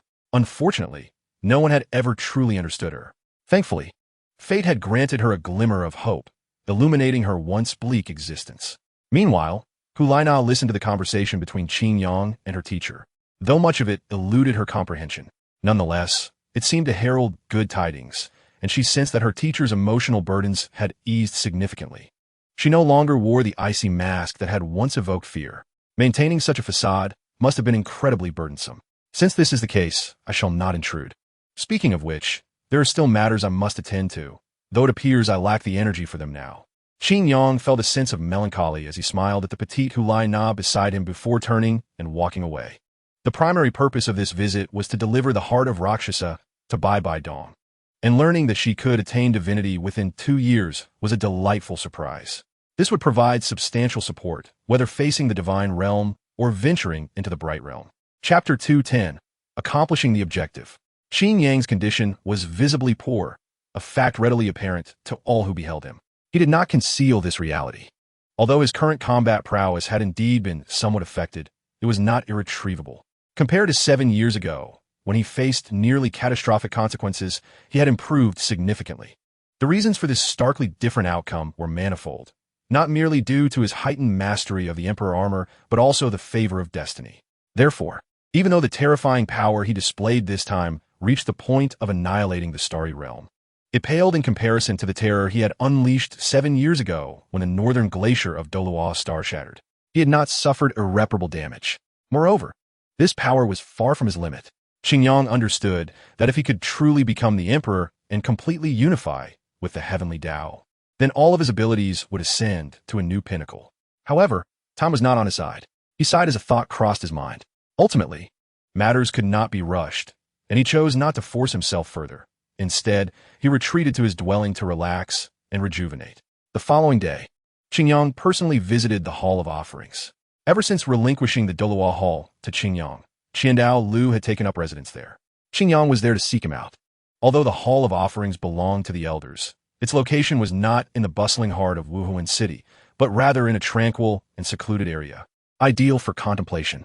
"Young man, what brings you here to sit with me?" A sprightly man with flowing, pale hair, who showed no signs of age, greeted him with a benevolent smile. Before him were several devotees engaged in casual conversation and playing chess.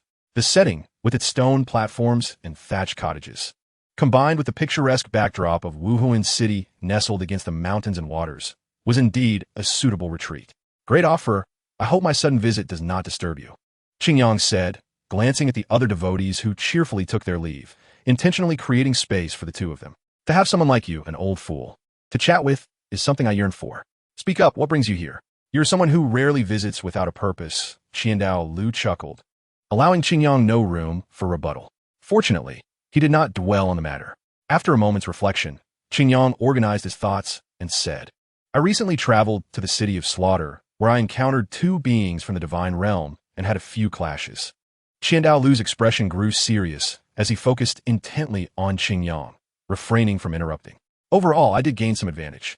Yet this unexpected encounter made me realize that while my strength is sufficient, I still require formidable allies." Qiandao Lu nodded, confirming, "Achieving the 100th level to become a deity?" "Indeed," Xingyang affirmed.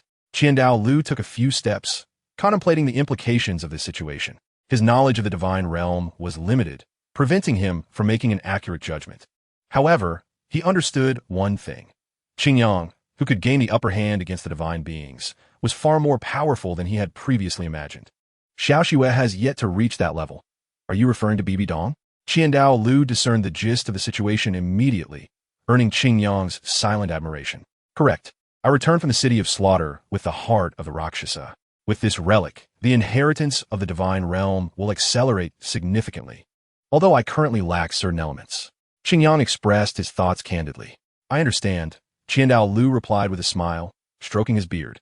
"Once you assume control of the Wuhuan Temple, these items will naturally be yours to manage. The accumulation of treasures over countless years within the Wuhuan Temple is indeed substantial." Qiandao Lu's lack of anger relieved Xingyang, who knew that, after all, Bibi Dong was responsible for the death of his son. This vendetta was not to be taken lightly.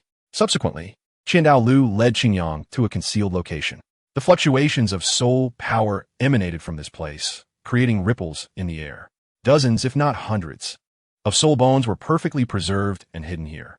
If the seal were to be broken, these bones would likely unleash a significant tide of soul power. "Take all of these soul bones. After all, our clan possesses inherited soul bones and has no use for these," Qiandao Lu said kindly. Xingyang accepted without hesitation, transferring the items into his soul guide. This part of his mission was accomplished. "Great offer. I shall take my leave now and not disturb you further." Xingyang bid farewell, leaving Qiandao Lu somewhat exasperated. He had come seeking items and, upon acquiring them, was ready to depart immediately. Such behavior was rather intolerable. However, Qiandao Lu understood that Xingyang must have more pressing matters to attend to, especially after just confronting divine beings, so he merely nodded with a smile, refraining from any pleas to stay. After resolving matters at the Hall of Offerings and instructing that the items be delivered to the Pope, Qingyang ventured alone once more to the Soul Guide Research Institute. The institute had undergone extensive renovations, now boasting a grand and sophisticated atmosphere, unlike its previous unremarkable appearance 2 or 3 years prior. The role played by the Soul Guide troops during the rebellion in Wuhan City was well known, justifying increased investment. Furthermore, the constant inquiries from the outside world added to the institute's air of mystery. Vice President Abit, it has been a while. What are you researching now? Upon entering Abit's exclusive laboratory, Qingyang found him engrossed in examining a crystal, oblivious to the bustling staff around him, including Qingyang himself. It was only upon hearing Qingyang's voice that Abit finally snapped back to reality. Ah, Lord Qingyang, I am currently researching the concept of intelligence. However, the core technology is exceedingly difficult to conquer. If not for that, I would be confident in sparking a revolution across the continent. Abit exclaimed with a hint of fervor, causing Qingyang to pause momentarily. Thinking of intelligence reminded Qingyang of his first visit, recalling the dismal performance of the inept cleaning robots. He realized the potential of this direction and was fully supportive, although it appeared challenging. Enough about that. I have brought an important item for you to examine and see if you can uncover anything, Qingyang stated seriously. By the way, this item is extremely dangerous. A single misstep could lead to the destruction of the entire research institute, so please exercise utmost caution during the research process. Abit, intrigued by Qingyang's solemn demeanor, watched closely as Qingyang produced a cubic light crystal. His pupils widened in astonishment. Chapter 211. Researching the artifact? What is this? Abit exclaimed, circling around Qingyang's hand, inspecting it with utmost seriousness. The more he observed, the more astonished he became, eventually pressing his eyes against the small light crystal in Qingyang's hand. It bore similarities to the ceiling's Soul Forbidden Array, but in comparison, his own formation seemed utterly inferior. After a considerable time, Abit finally raised his head, speaking with awe. Despite Qingyang's prior awareness of Abit's talent in this area, he couldn't help but feel astonished. The power used to seal the Shura demon sword had transcended the realm of soul power, embodying the philosophical essence of the 5 elements and the heavenly Tao. Nevertheless, Abit had discerned its purpose. If this is the case, perhaps we can truly research something significant. Qingyang, who initially held little expectation, suddenly found himself filled with newfound confidence. Indeed, it is a type of sealing formation. However, I did not anticipate you to recognize it so swiftly, Qingyang remarked in surprise. Abit, buoyed by Qingyang's astonished words, proudly stroked his beard and smiled. Yet, the ensuing revelation left him wide-eyed. However, this light formation is not the focal point. In fact, it can be considered merely a temporary vessel. Within its seal lies a true divine artifact, commonly referred to as a shenqi. The purpose of my visit is to facilitate your research on this remarkable relic. As Qingyang expanded the luminous array in hand, a formidable greatsword, adorned with ominous dark runes and radiating a deep crimson hue, materialized within the square confines of light. The potent aura of divine power distinctly indicated its divergence from a soul-guiding device. Shenqi, exclaimed Abit, involuntarily raising his voice in disbelief. He stepped closer to the chilling, bloodthirsty Shura demon sword, yearning to caress its blade. Yet, Qingyang swiftly slapped his outstretched hand away. Without offering an explanation, he casually picked up a piece of metal nearby and approached the sword. As the metal made contact with the blade, it was abruptly consumed by an overwhelming, palpable killing intent, disintegrating into the minutest, invisible particles. Even sealed and with most of its power suppressed, the might of this super artifact exceeded all expectations. Abit was rendered speechless. Had Qingyang not intervened, his body would have likely met the same fate as the alloy, reduced to mere dust. He was aware that the alloy was a newly developed metal of unimaginable hardness, intended for further performance testing. His own mortal form paled in comparison to its resilience. However, even the slightest touch was unattainable, rendering research impossible. Abit wore a troubled expression, his anxiety palpable as he lamented the frustration of desiring to engage with such a captivating object, yet being unable to do so. Qingyang, sharing similar concerns, had made the necessary preparations. A quaint, intricately designed box appeared above the Shura demon sword, releasing a grayish, chaotic energy. The continuously conflicting super artifact suddenly fell into a tranquil state. Seizing the moment, Qingyang summoned a glimmer of light, subtly shifting it. The luminous array was instantly condensed and fully infused into the Shura demon sword.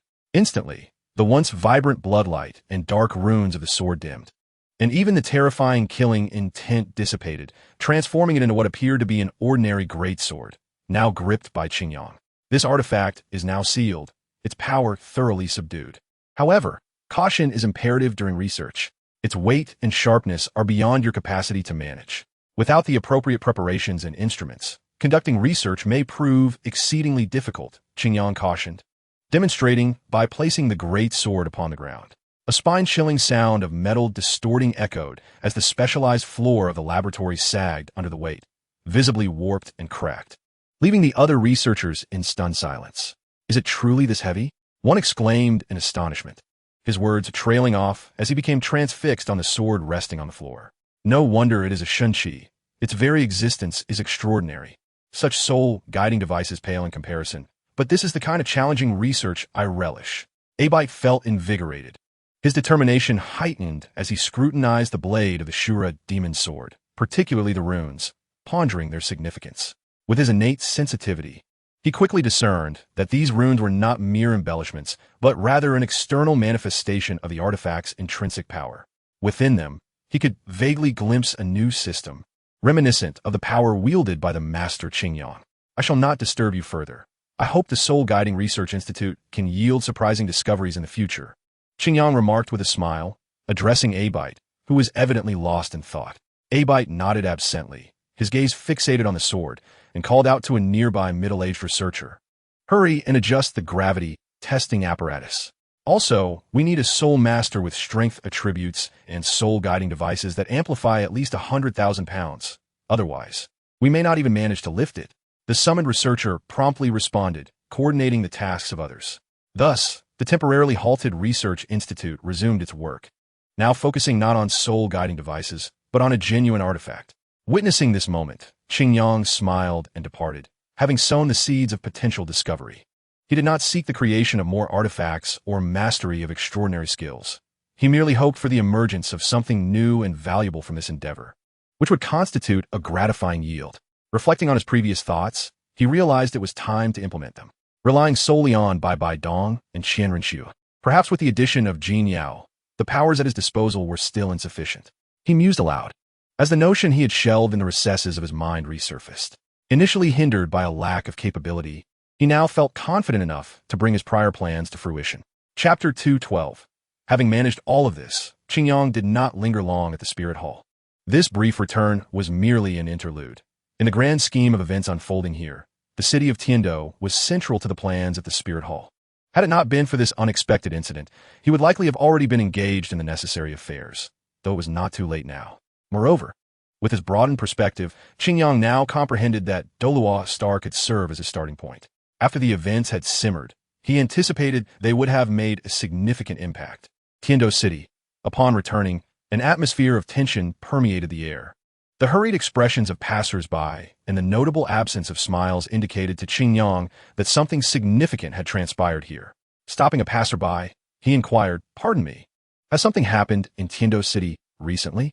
The individual's expression shifted, and upon noting the evident confusion on Qingyang's youthful face, he exhaled a sigh of relief.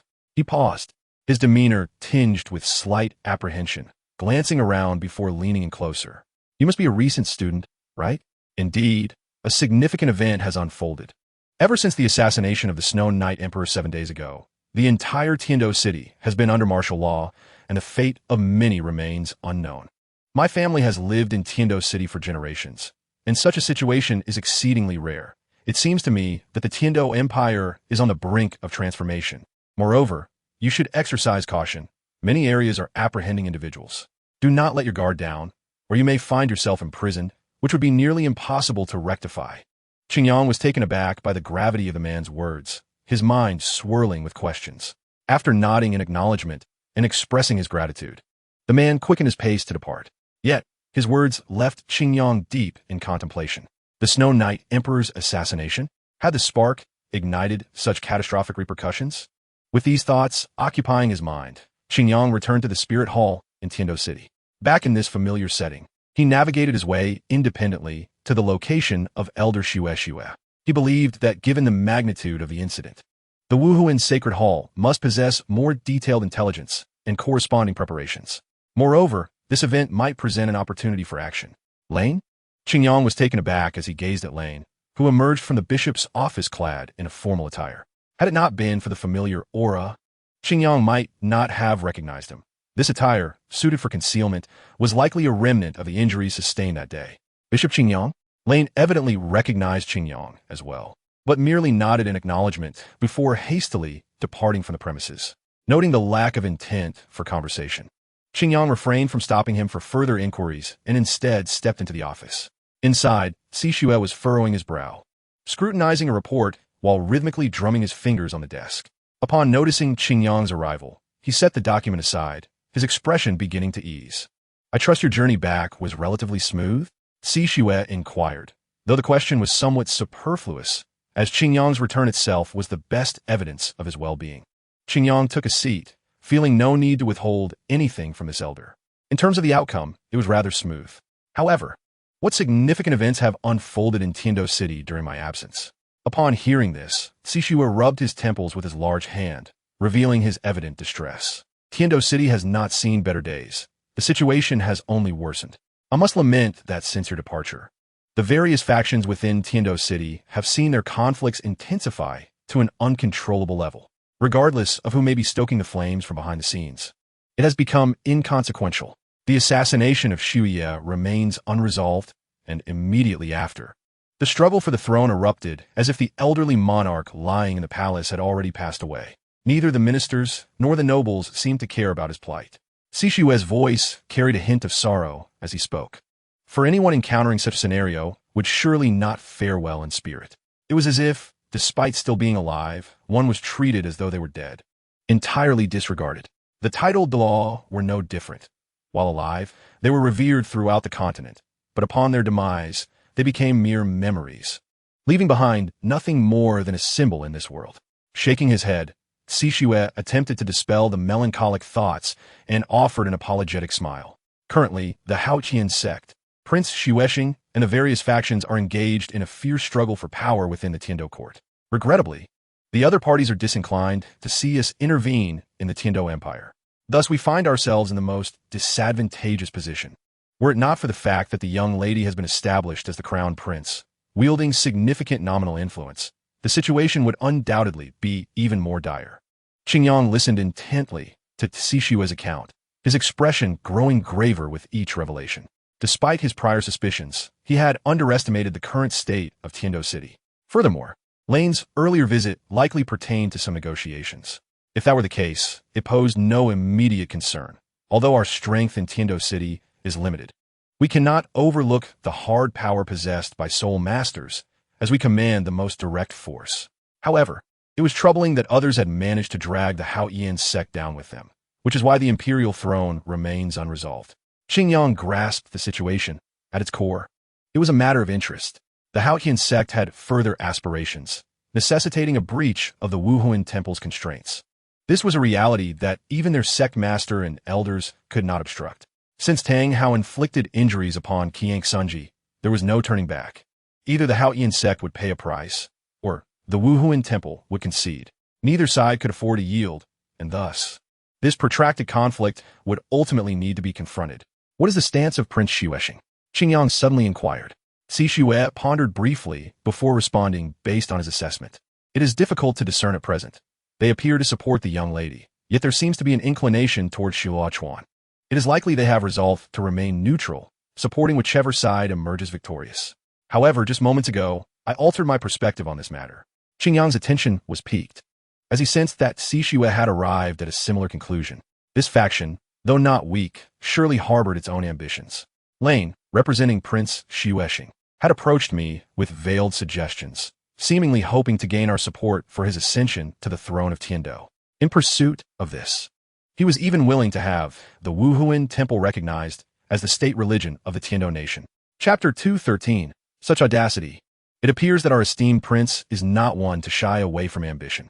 Qingyang chuckled softly, recognizing that this opportunity had stirred even Prince Xuexing to entertain ideas that were previously unthinkable. The inheritance of thrones among nations traditionally follows a lineage, typically passing from father to son or from brother to brother, with exceptions arising only under extraordinary circumstances. Clearly, the current chaotic state had unveiled a unique opportunity in the eyes of Prince Xuexing. Xue handed over the report he had been examining. A trace of mockery etched upon his face. Wealth and power, exalted above all. Who can resist such temptation? Humanity is perpetually ensnared by desire, unable to break free, spiraling deeper into the abyss. Having made this observation, he continued, that about summarizes the information. The report contains a thorough account of everything. Qingyang, what are your thoughts? Just as Qingyang prepared to articulate his perspective, a sudden, thunderous crack interrupted him, compelling him to pause. Outside, the ornate stained glass shattered, revealing a massive fissure. The crack rapidly expanded, engulfing the entire surface in the blink of an eye. Take cover! Amidst the astonishment, a voice shouted, and in the next instant, a cacophony of shattering glass resonated. Run! No, crouch down! Soul Masters, activate your defensive techniques. Multiple soul rings illuminated, and a surge of soul power surged within the sacred hall. In the following moment, a deluge of glass shards rained down like droplets of rain, crashing to the ground with an unceasing clamor. Qingyang and Xue swiftly vacated the office, emerging to witness the chaos unfolding. All higher-ranking officials, follow me for rescue. Law enforcement team, pursue the assailants. The bishop moved swiftly, relaying his commands. As the order was restored, the entire Wuhuan Sacred Hall sprang into action. Countless soul masters took their positions, casting healing techniques upon the injured. Members of the law enforcement team rapidly scoured the area outside the hall for any clues. The remaining combat-capable soul masters dispersed to secure the surroundings while remaining vigilant for any unforeseen occurrences. The bishops and overseers stationed at the center issued various orders, and within a few brief minutes, the situation was largely brought under control. To dare strike at the Wuhuan Sacred Hall, such audacity, Xue remarked, his expression darkening as he delivered this chilling statement. The occurrence of such an incident within the Wuhuan Sacred Hall was nothing short of a slap in the face. Fortunately, the Wuhuan Sacred Hall, being the capital stronghold, was not merely a title. The individuals here possessed formidable soul power, and many received timely assistance. Thus, the injuries were not severe. It appears some individuals have begun to resort to desperate measures. Qingyang's visage bore no trace of smile. For that magnificent piece of colored glass, resembling the vast sky, was far from an ordinary item.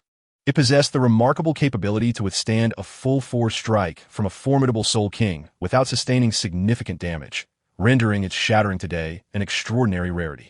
The audacity to act in such a manner, coupled with the requisite ability, clearly indicated that the individual in question was no ordinary person.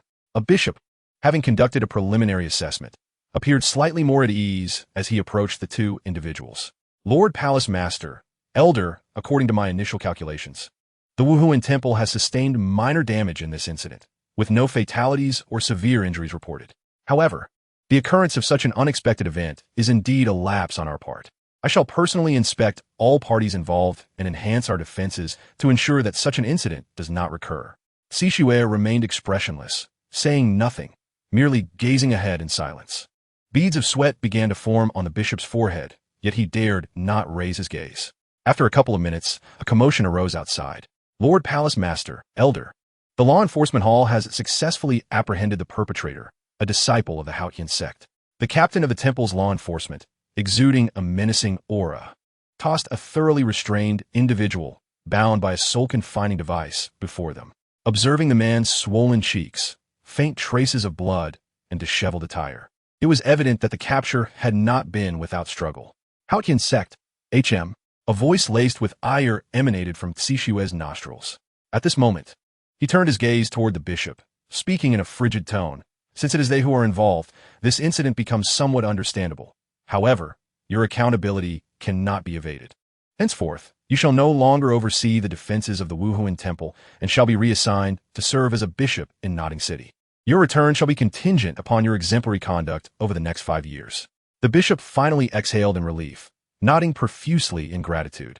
Qingyang refrained from intervening, recognizing that although he was a superior to Xue, directly interfering in front of others would undoubtedly tarnish Xue's reputation. Moreover, Xue comprehended the rationale behind the decision. Though the punishment was severe, it was not excessive, leaving Qingyang with little to contest. Given the significance of a nation's capital, such an incident at the Wuhuan Temple was utterly unacceptable. Had the individual not been affiliated with the Haotian sect, it would indeed suggest negligence. Otherwise, the repercussions would be dire. Haotian sect? Qingyang hesitated before pulling the rag from the man's mouth. The individual immediately erupted in furious shouts. I, Tang Jiao, will bring down your Wuhuan Temple. A bunch of hypocrites, daring to intrude upon our territory. You deserve this. Not wishing to hear more, Qingyang stuffed the torn cloth back into the man's mouth, leaving the remainder to the interrogators. The captain of the law enforcement team, feeling somewhat awkward, delivered a harsh kick to Tang Jiao's rear as Qingyang stood up, growling menacingly, "Behave yourself, or you'll lose your life." However, such threats appeared futile, as Tang Jiao's anger only intensified and his struggles grew more vigorous. The interrogators arrived swiftly, led by a presiding judge who took the man away. Once everything was orderly and there was no need for further involvement, Qingyang exchanged thoughts with Sishue. It seemed that the more rational members of the Haotian sect could no longer contain themselves. Sishue sighed. Qingyang nodded. It was evident that previously, any resistance had been conducted covertly, but now they had brazenly attacked the Wuhuan Temple. One could not help but conclude that Tang Jiao, though perhaps unhinged, exemplified how restless the Haotian sect had become, with even the younger generation losing control. Perhaps after the battle with the Haotian de Law, many young individuals within the sect no longer regarded the Wuhuan Temple with the same reverence. The Haotian sect would inevitably require addressing. Thus, Qingyang resolved to pay them a personal visit. Chapter 214. A visit before long. The entire sequence of events had been clarified during the interrogation. Perhaps aware that the Wuhuan Temple would not impose severe repercussions on Tang Jiao, he spoke candidly without concealment. Essentially, he admitted that his actions were a unilateral demonstration of defiance against the Wuhuan Temple. Elder Sishue inquired with surprise of the reporting interrogator. The interrogator nodded, responding with measured composure. Indeed, and based on our Soul Master's assessments, he has not lied. After a moment of contemplation, Sishue waved his hand, signaling his understanding. You may leave now. I shall inquire further if needed. Yes, I take my leave. The interrogator bowed respectfully before departing. Sishue turned to Qingyang. What are your thoughts on this matter? What can be said? The same old issues are merely repeating themselves. While the elders of the Haotian sect may struggle to control their sect's affairs, if they are unaware of Tang Jiao's actions, it would be quite the farce. The current situation suggests one possibility. Tang Jiao's actions are being conducted with their tacit approval. They neither support nor oppose him, simultaneously testing the Wuhuan Temple while preparing to feign ignorance regarding the potential repercussions. At most, they might present Tang Jiao as a scapegoat, admitting to poor oversight while deeming their losses negligible compared to the potential gains, perhaps even unifying the sect under a common front. The emergence of this incident indicates that the Haotian sect can no longer restrain themselves, yearning to overthrow the imposing mountain that has loomed over them. Qingyang's implications were easily grasped by Sishue. The Wuhuan Temple stands as an insurmountable obstacle for any force on the continent, casting a shadow over all. Yet, has the Haotian sect truly resolved to take this step? Sishue harbored doubts. If they were to sever ties with the Wuhuan Temple, their potential losses would far outweigh any victories, not to mention the foreseeable casualties. Without sufficient resolve, could they truly alter the path the Haotian sect has followed? As Qingyang suggested, has the Haotian sect, now at its zenith, reached a point of no return, forcing them to advance? Elder, since the trial has commenced, the ensuing confrontations will be relentless. Rather than slowly exhausting ourselves, it would be more prudent to address this matter directly, Qingyang asserted firmly. Sishue hesitated for a moment but ultimately acquiesced. Regardless, the existence of the Haotian sect indeed posed a significant threat to the Wuhuan Temple, their fearsome reputation causing countless soul masters sleepless nights. With Qingyang's strength, even if resolution proves elusive, retreat would not be a concern. Then proceed as you deem fit, without concern for this old man. Just remember, the Haotian sect is unlike other soul masters. Exercise utmost caution. Sishue sighed, reiterating his advice to Qingyang.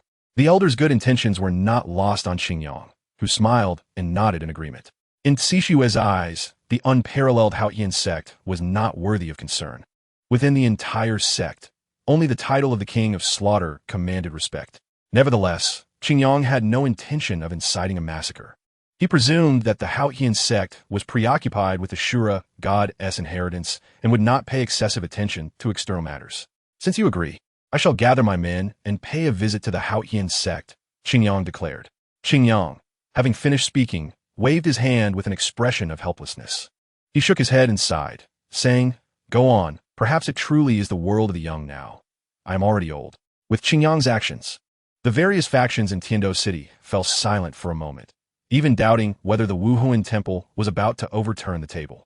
Fortunately, everything returned to normal, and the infighting resumed, with some even beginning to gloat. Only Haotian's sect was aware that the Wuhuan temple had already initiated its counterattack against them. A few days later, personnel from Wuhuan City arrived, and Qingyang took Tang Jiu to visit Haotian's sect. At that time, Haotian's sect had not yet gone into hiding, so their residence was situated neither too far nor too close from Tiando City. Since a large area surrounding it was allocated to Haotian's sect, most of the people here were either family members of Haotian's sect disciples or some affiliated loyal sects, all somewhat connected to Haotian's sect. You are Qingyang, the master of the Dolua Hall? A mere young lad dares to bring people to Haotian's sect? Have the people of Wuhuan Temple lost their minds? Tang Jiu, who had regained some freedom, began to mock. His words instantly ignited fury in Yan, who immediately threw a punch, but it was successfully dodged. A little brat is still a little brat. Even without soul power, you cannot hope to take me down. Seeing Yan's fiery temper and unstable soul power fluctuations, Tang Jiu couldn't help but feel pleased, speaking even more harshly. However, this also revealed the strength of Haotian's sect. Restricted from using soul power, Tang Jiu managed to evade Yan's punch solely through his physical prowess. Although Yan did not use soul power either, his combat awareness was not to be underestimated. Very well. You may not use soul power, but that does not mean I cannot. Yan sneered coldly, and suddenly, scorching air emanated from his body. Simultaneously, 4 perfectly configured soul rings appeared in succession, drawing the attention of many in this bustling town. Soul sect. Tang Jiu's expression changed. A soul sect capable of wielding soul power and techniques was not something he could contend with using mere physical strength. All right, this is still their territory. We ought to show some respect. Qingyang's voice prompted Yan to retract his martial soul, casting a challenging glance at Tang Jiu. Tang Jiu breathed a sigh of relief while secretly feeling proud. Even a master of Dolua Hall must give us some face. Haotian's sect, as the #1 sect in the world, is indeed formidable. Thus, the group passed safely through the affiliated town of Haotian sect and arrived at the true location of the mountain gate. Compared to the exquisite grandeur of 7 Treasure glazed tile sect, Haotian sect exuded a heavy and imposing aura, filled with ancient artifacts, and rarely displaying luxurious decorations. Is this Haotian sect? It is indeed different from other places. Luo Yu observed the surroundings, instinctively searching for suitable defensive and escape routes. However, as he analyzed further, he found the layout nearly flawless, and even the seemingly weak points raised his suspicions of traps. At the entrance to the sect stood 2 young, robust men, all muscles and a fearsome appearance, clad in ancient gray-black robes that were exceptionally clean and simple. Upon seeing Qingyang and his party, the guards immediately displayed signs of vigilance. But after Tang Jiu appeared, they gritted their teeth and slightly opened the path. Welcome to Haotian sect, esteemed members of Wuhuan Temple. The sect master and elders are awaiting you. After delivering this phrase in a stiff tone, the 2 guards fell silent. Qingyang's group paid them no mind until the last person entered. One of the guards suddenly unleashed a powerful surge of soul power, pressing towards them. This formidable soul power, solid and overwhelming, had reached the level of Soul King, and it was directed at the young Qingyang at the forefront. Oof.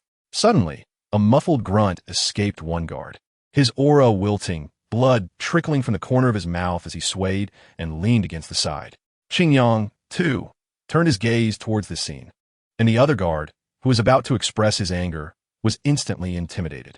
Such small actions that could easily lead to misunderstandings should be avoided. Qingyang said with a smile that seemed to contain a warning. The guard's complexion changed, and he took a deep breath, suppressing his inner turmoil. With a stiff smile, he said, "This is all a misunderstanding. Brother Tang has just become a Soul King and lacks control over his soul power, causing trouble for you all. We sincerely apologize." Clearly, such an apology could not persuade anyone. At most, it made for a more pleasant facade. Better to lose control early than late. Yet it happens at such a moment. Truly, this is Haotian sect. Yin began to taunt provocatively, causing the two guards' faces to turn pale. Lacking strength was nothing to be ashamed of, but being mocked after attempting to assert dominance was a loss of face that would be embarrassing if it reached the sect. After this small incident, the group entered the true residence of Hao Yian's sect, atop a towering mountain. There were already people waiting for them, who guided them upon their arrival. At the peak of the mountain, they arrived at a castle-like place, where the guide halted and addressed Qingyang, several esteemed guests. The sect master is waiting for you in the council hall. You may enter directly. This person's attitude was much better than that of the guards at the foot of the mountain, and he did not attempt to assert dominance. It seemed he was not as easily provoked as those younger individuals. Upon entering the council hall of Hao Yian's sect, they saw two imposing men standing there, radiating an overwhelming aura with sharp gazes. They were the current sect master, Tang Tian, and the grand elder of the sect. Qingyang assessed the two, while they too were appraising him, and an invisible confrontation of aura commenced the moment they met. Master Qingyang, you are a distinguished guest. If there are any shortcomings in our hospitality, I hope you will forgive us. The sect master, Tang Tian, laughed heartily, dissipating the aura around him. Although he had not gained the upper hand in the earlier test, he had acquired considerable information. This was a formidable adversary. The individuals behind Qingyang felt their breath ease as Tang Tian released his pressure. Although the earlier confrontation had not harmed them, the oppressive atmosphere had made them all uncomfortable. Sect Master, Tang Jiao could not help but exclaim, but upon meeting Tang Tian's piercing gaze, all his words were stifled.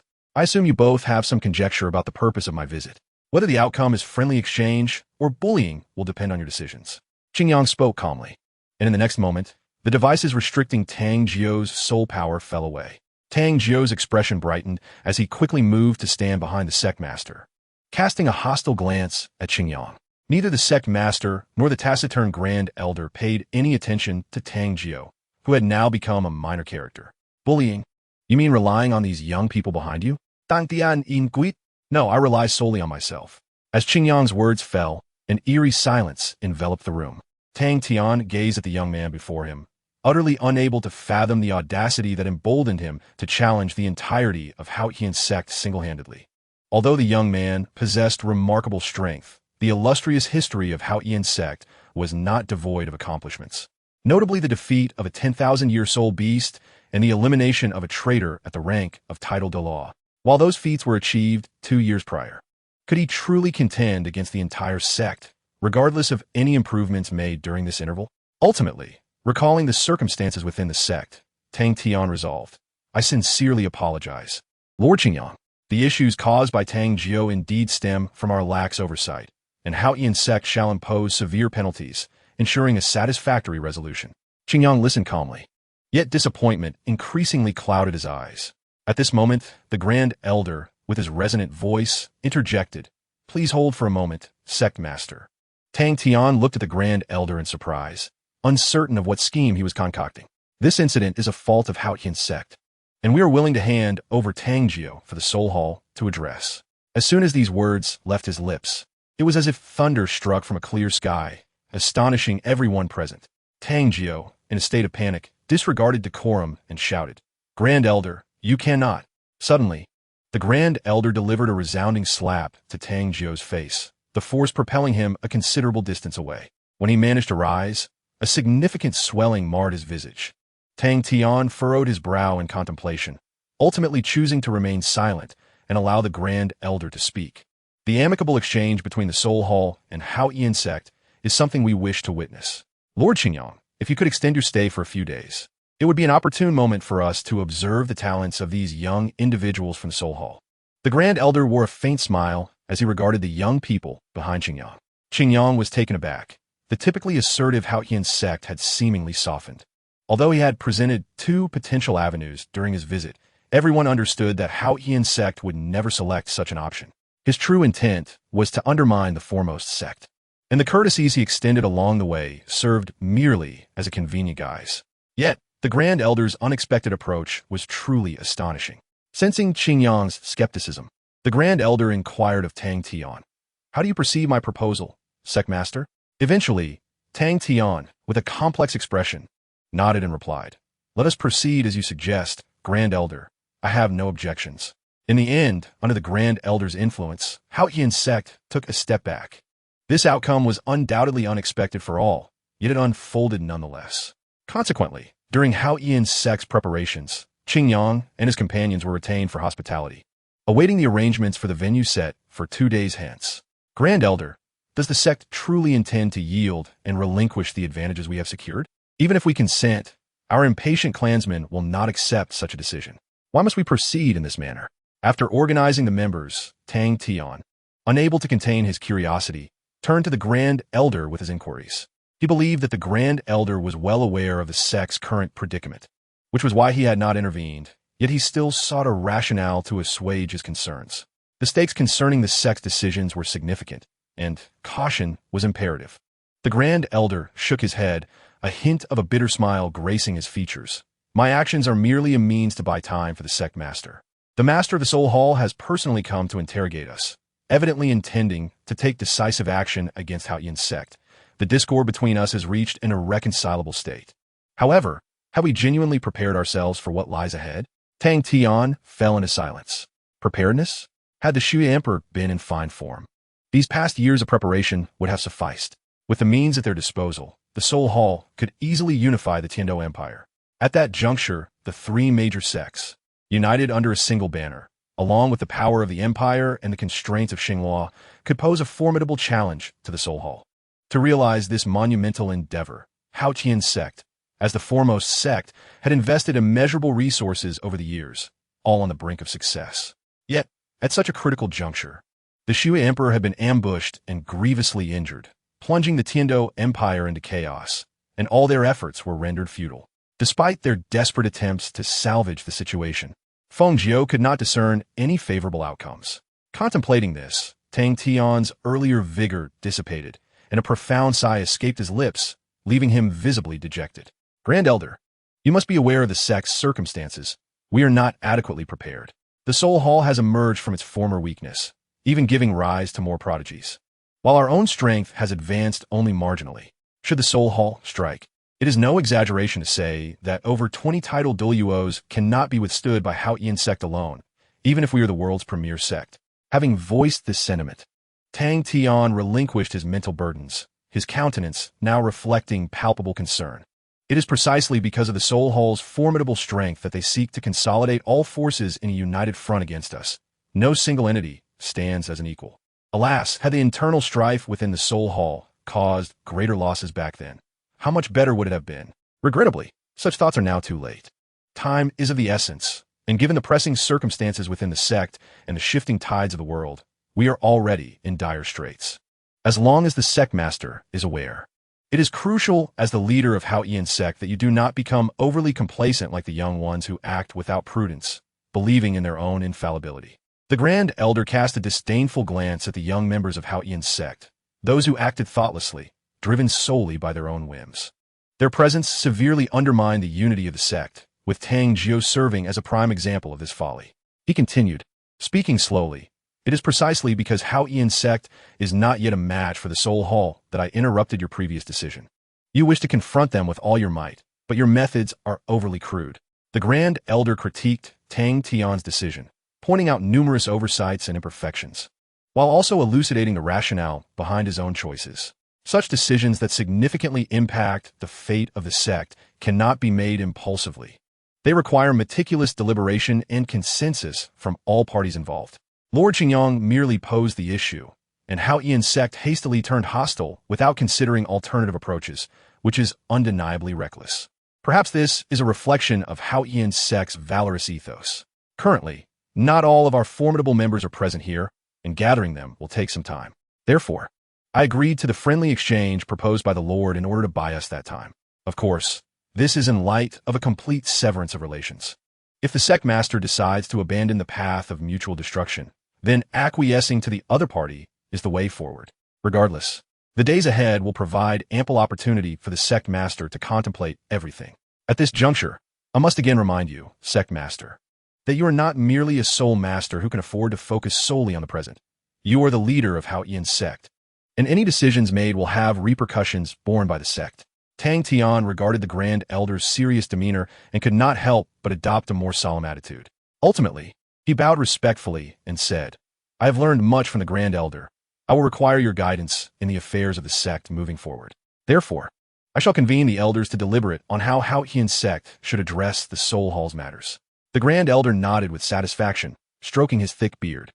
Perhaps the outcomes of this discussion may still fall short of expectations, but at the very least, the sect master's perspective on the issues shall deepen, which is undoubtedly a positive development. However, if the Haotian zone were to oppose the Wuhuan Dian, it would likely face significant suppression, and one can only hope that the sect's heritage remains intact. The Grand Elder harbored pessimism regarding the consequences. Qingyang and his companions were accommodated in the finest chambers of the Haotian zone. In recent years, due to the incident involving the death of Qin Xunji, the sect had garnered immense prestige while also reaping substantial tangible benefits. Thus, a lavishly decorated venue for receiving guests was certainly within reach. It was in this opulent setting that Luoya posed a question to Qingyang. Sect Master, has the Haotian zone truly acquiesced in this manner? Not only he, but the others in the team wore expressions of confusion, with the exception of Yan, who felt it was only natural. Considering that the Wuhuan Dian had made a personal visit, who would dare to show disrespect? Although it seemed illogical, this time the opposing party had indeed made a surprising guess.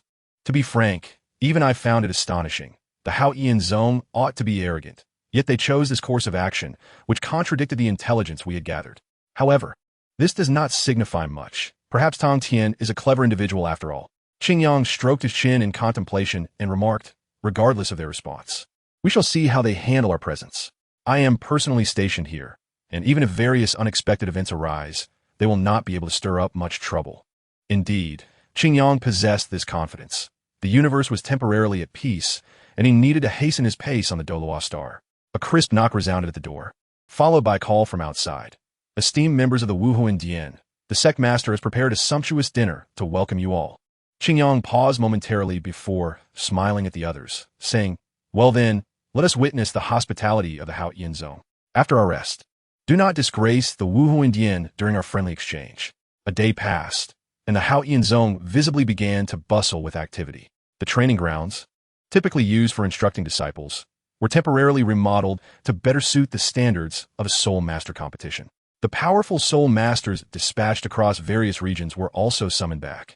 From the elevated viewing platform, Tong Tian observed the busy crowd below, his expression growing increasingly grave. After a prolonged silence, he finally spoke to the Grand Elder beside him. Grand Elder, you are aware of the outcome of the sect meeting. What are your thoughts?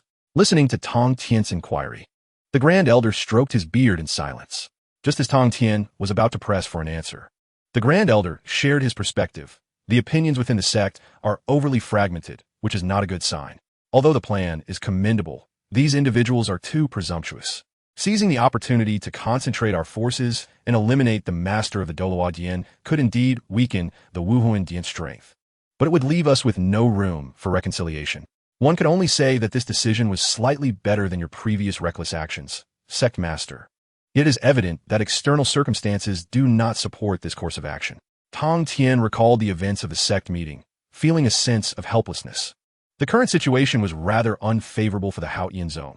Faced with the Wuhuan Dian's pressure, whether resisting or surrendering, the cost would be considerable. Those unwilling to accept were generally inclined to resist until the end. Thus, I did not oppose, rather, I reached an agreement with them to abide by the results of this contest. If the Wuhuan Dian emerges victorious, we shall fully concede, and I will personally suppress any dissent within the sect. However, if the Haotian zone prevails, we will agree to the resistance, keeping Qingyang Zong's master here to formally declare the Haotian zone's challenge to the Wuhuan Dian. Tong Tian set aside his hesitations and descended towards the training ground, which was situated on the edge of a cliff on a high mountain, meticulously sculpted to present both danger and grandeur. Competing here would impose considerable psychological pressure, yet the Haotian zone had chosen this site well. However, to intimidate me would be an exercise in futility. Yin followed Qingyang towards the resting area, instinctively glancing down at the precipice and swallowing nervously in response. Noticing his demeanor, Luoya offered reassurance. Since the Haotian zone has designated this as both a training and competition venue, the safety measures must be assured. Moreover, should any untoward incident occur, with the sect master present, you need not fear for your life. Yin instinctively glanced at Qingyang, contemplating that there was indeed merit to this reasoning. and his body relaxed considerably. Kai Luo, with his ample experience on the continent, felt more at ease. Observing Yin's pale complexion, he could not help but tease. Junior, if you were frightened, I could take your place in the contest. Although the Hao Ian Zone is a formidable opponent, I would certainly have no issue for your safety. Would you prefer to remain in the viewing area and cheer for my splendid performance? The ill-timed comment elicited an annoyed glare from Yin. At that moment, Qingyang departed, following Tang Jiu towards the platform where Tang Tian awaited. Meanwhile, the members of the Doluodian were entrusted to Lia, who led them to prepare on the other side. Sect Master Qingyang, although the Wuhuan Dian possesses great strength, I must assert that in a comparable matchup, they will not be our Hao Ian Zong's adversaries, Tang Jiu stated, the swelling in his face having diminished considerably. However, despite the calm facade he presented, his heart was tumultuous, although he had become a role model for others. The cost of this honor was profoundly humiliating. Confidence is commendable, but discussing it now is premature. Let us await the outcome with bated breath. Qingyang responded to Tang Jiu's provocation with a hint of a smile, prompting a cold huff from Tang Jiu, who chose silence thereafter. Simultaneously, Tang Jiu resolved to engage in a serious discussion with several young individuals, promising to grant them whatever they desired if they could surpass the Wuhuan Dian. Sect Master Qingyang, you have finally arrived. I have long admired the brilliance of the Wuhuan Dian Soul Masters, and today I am fortunate enough to witness it firsthand. Tang Tian greeted warmly at the platform, his expression a blend of enthusiasm and politeness. The current demeanor of his counterpart was markedly different from the previous day. The sect master is courteous. It is widely known that the Hao Ian Shui is the strongest weapon spirit, and the outcome of today's battle remains uncertain. Qingyang replied with a smile, settling into his seat alongside Tang Tian. So, sect master, how confident are you regarding the outcome among these young talents? Tang Tian inquired curiously. Without hesitation, Qingyang responded, if the use of soul-guiding devices is unrestricted, I am exceedingly confident. If limited, I would estimate my confidence at around 70%. Not only Tang Tian, but even the distant Grand Elder paused in surprise at this assertion. To express such confidence without embellishment speaks volumes. Or perhaps it is indeed the influence of the soul-guiding devices. The Grand Elder's expression grew serious for a moment before easing. Given that this competition restricts all offensive weaponry, the soul-guiding devices, known for their devastating power, would naturally fall under this limitation. Otherwise, the outcome could be unpredictable. Thus, with the fair restriction of soul-guiding devices, he felt little concern. The Hao Ian Shui was not a name to be taken lightly. Rather, it is the future that warrants greater attention.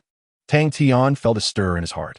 The newly emerged soul-guiding devices had captured the attention of various factions across the continent. However, the Wuhan Temple had safeguarded its secrets too well, leaving no substantial technological advancements accessible to the outside world. The power of these soul-guiding devices had been witnessed by the Hao Tian sect, yet the intricacies of their craftsmanship remained elusive. Even though the Hao Tian hammer was a natural fit for blacksmithing, mere speculation could not yield a true soul-guiding device. Tang Tian pondered whether the Wuhan Temple might be willing to sell some of their techniques. Although the hope was slim, he ventured to inquire. Master, the event is about to commence. Let us focus on the spectacle at hand. I trust you shall be astounded. Qingyang smiled faintly, refraining from providing a direct answer. Chapter 217 Tang Long's countenance was grave as he hastened towards the training ground, aware that as a leader among the younger generation, he could not afford to miss this competition. This contest not only concerned the prestige of their sect, but also his own reputation. The thought of defeat was unbearable. Tang Long, do you feel confident? Tang Hu, walking alongside him, suddenly spoke up. Contrary to his usual self-assured demeanor, Tang Long's expression grew somber, and after a moment's contemplation, he slowly shook his head, replying, after all, they are from the Wuhan Temple. To be honest, I do not possess complete assurance. Moreover, the power of the soul-guiding devices was well known to them. Had they been employed, Tang Long left the thought unspoken, but Tang Hu understood. Since the successful research and emergence of the soul-guiding devices by the Wuhan Temple, they had instantly captured everyone's attention. This ancient technology, worthy of its historical acclaim, had demonstrated immense utility in the tasks undertaken by the members of the Wuhan Temple. Every faction on the continent looked upon it with covetous eyes. Yet the Wuhan Temple's stringent secrecy meant that, although many soul-guiding devices circulated, they were largely ineffective. Thus, until now, Various factions could only grasp the surface of this phenomenon without comprehending its essence. Do not overthink it. We are direct disciples of the Hao Tian sect, wielding the mightiest weapon spirit, the Hao Tian hammer. How could we possibly lose? Tang, who suddenly chuckled, patting Tang Long's shoulder in a gesture of encouragement. In this moment, their previous rivalry seemed trivial. In the past, he would have been more likely to mock than to comfort. Though his reassurances were limited in effectiveness, he could think of no better way to uplift his comrade. Observing his former rival's demeanor, Tang Long felt warmth in his heart and responded with a subtle nod. Tang Long, wait. A voice called out, prompting both young men to halt and turn. It was Tang Jiu, rushing toward them with an expression of excitement. They exchanged bewildered glances, momentarily perplexed. Good news. The regulations this time have restricted the use of offensive weapons, meaning those formidable soul-guiding devices will not be present in the competition. Tang Jiu spoke rapidly, conveying the information. Tang Long was initially taken aback, but quickly regained his composure. His smile broadened uncontrollably, and he looked at Tang Jiu with gratitude, saying, "Thank you, brother Tang Jiu. If the use of soul-guiding devices is limited, I shall not bring shame to the Hao Tian sect." His tone was resolute, and his expression serious. Reminiscent of his former confident self, Tang Jiu patted his shoulder encouragingly, saying, "Do not feel overly pressured. Just give it your all. Of course, if you could deliver a significant blow to the pride of the Wuhan Temple, that would be splendid." Tang, who also wore a light-hearted smile, delivering a perfectly timed punch to Tang Long's shoulder. The camaraderie among them was palpable. You and I have always been neck and neck. But in this contest against the Wuhan Temple, I am bound to win. Do not let me down. His teasing words dissolved the previously heavy atmosphere. As the disciples of the Hao Tian sect gathered, the spectators erupted in cheers. They were all direct disciples of the Hao Tian sect, alongside key members of affiliated sects and families. It was only natural that Tang Long and his companions received such a warm welcome. In contrast, the younger generation of the Wuhan Temple found themselves largely ignored, a disconcerting change for those accustomed to attention. The cohesion of the Hao Tian sect was indeed remarkable, earning its reputation as the foremost sect. The strength of these affiliated sects and families alone could place them among the 7 major sections. From his vantage point, Qin Yang observed everything unfold, sharing his insights. Tang Tian stood beside him, listening intently and unable to suppress a hint of pride. The admiration of ordinary individuals no longer held weight for him, often dismissed as mere background noise. Yet, praise from someone of Qin Yang's stature was not easily brushed aside. "You flatter us, but the unity and dedication of the Hao Tian sect stem from the unwavering commitment of our past leaders. It appears their efforts have borne fruit," Tang Tian said, crossing his arms with a satisfied demeanor. Qin Yang smiled subtly, choosing not to confront his words. Among the 7 major sects, only the Qi Bao Lili sect shared a similar breadth of affiliated strength, even overshadowing some of the main branches. However, in comparison to the Hao Tian sect, this was hardly significant. Achieving such a level of influence required more than mere strength. The diplomatic efforts of the Hao Tian sect in recent years were not just effective. They were indeed fruitful. Had Shui Yi still been around, perhaps the Hao Tian sect could have reached even greater heights. The slight upward curve of Tang Tian's lips quickly fell, his expression now tinged with uncertainty. While this information was hardly a secret to the Wuhan Temple, he had anticipated such revelations.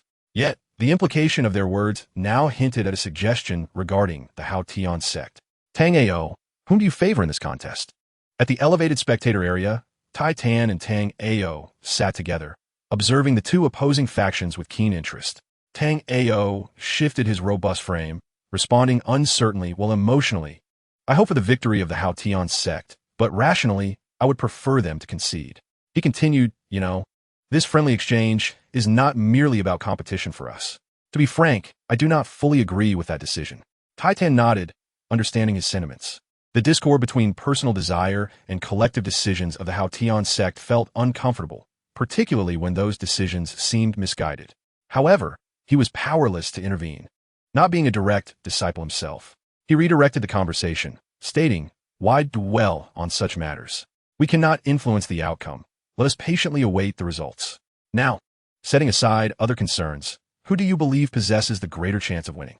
Tang Ao pulled himself from his previous thoughts. As Tai Tan suggested, he knew there was nothing to do but await the outcome. Thus, he focused intently on the two sides in the training ground. The young members of the Wuhan Temple seemed unaccustomed to this arena. It was understandable. When he first stepped on such a stage, he had also been quite intimidated. Their performance has been exceptionally remarkable.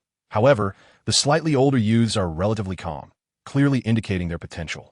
Tang Ao expressed his admiration with a series of exclamations, frequently comparing them to his younger self, only to realize that the young talents of the Wuhuan Temple are indeed not inferior to him. In contrast, while the Haotian sect boasts outstanding strength and possesses top-tier Wuhuans, they fall short in one significant aspect: age. Fortunately, the rules of this competition allocate opponents based on Soul Master rankings rather than age, showcasing the extraordinary caliber of Wuhuan Temple's prodigies. Tang Ao shook his head, resignedly acknowledging this truth. His words resonated with Titan, who felt the same. If the younger generation of Haotian sect were all top-tier geniuses, then Wuhuan Temple could only be described as monstrous. Not to mention, the most formidable and despair-inducing figure was the Doluo Temple's master, Qingyang. Despite being just in his teens, he has already ascended to the pinnacle of the continent. Aside from him, the vice master of the law enforcement temple is also an extraordinary presence, having become a sole emperor before turning 20. At this rate, the title of the continent's youngest title de law may soon change hands. Wuhuan Temple, indeed, exists as a dominant force on the continent, compelling Haotian sect to remain beneath them. For a long time, Titan could only express his awe. At least this highlights the exceptional nature of Wuhuan Temple rather than portraying them as incompetent. As for the audience's reactions, Yin was indifferent. Since entering the arena, he had completely ignored the absence of cheers in his favor. No, it would be more accurate to say he temporarily overlooked them. Deep within him, he had devised a plan to exact a resounding revenge on the Haotian sect spectators who had shown him no respect. With this thought, he glanced at Tang Yu in front of him, a peculiar smile gracing his lips. The means of revenge were simple: to defeat the prodigies favored by the Haotian sect right before their eyes, relishing the shock and disbelief on their faces. This seemed all the more entertaining. The genius of Wuhuan Temple? Today, I shall let you know that Haotian sect is not merely a name without substance. Opposite him, the young Tang Yu summoned a massive Haotian hammer, 3 optimally configured soul rings swirling around his Wuhuan. However, the provocative tone of his voice reminded Yin of an excessively arrogant child, instantly irking him. "You, how dare you be more arrogant than I? This truly displeases me." Upon hearing those words, a surge of anger welled up within Yin, yet he couldn't help but smile. He too summoned his Wuhuan, 3 optimally configured soul rings emanating a scorching aura. "How coincidental. Upon seeing you for the first time, I felt the same," Tang Yu remarked defiantly. His youthful demeanor exuded a naive bravado, embodying the spirit of a child oblivious to the vastness of the world, provoking an urge to strike him down. "Very well.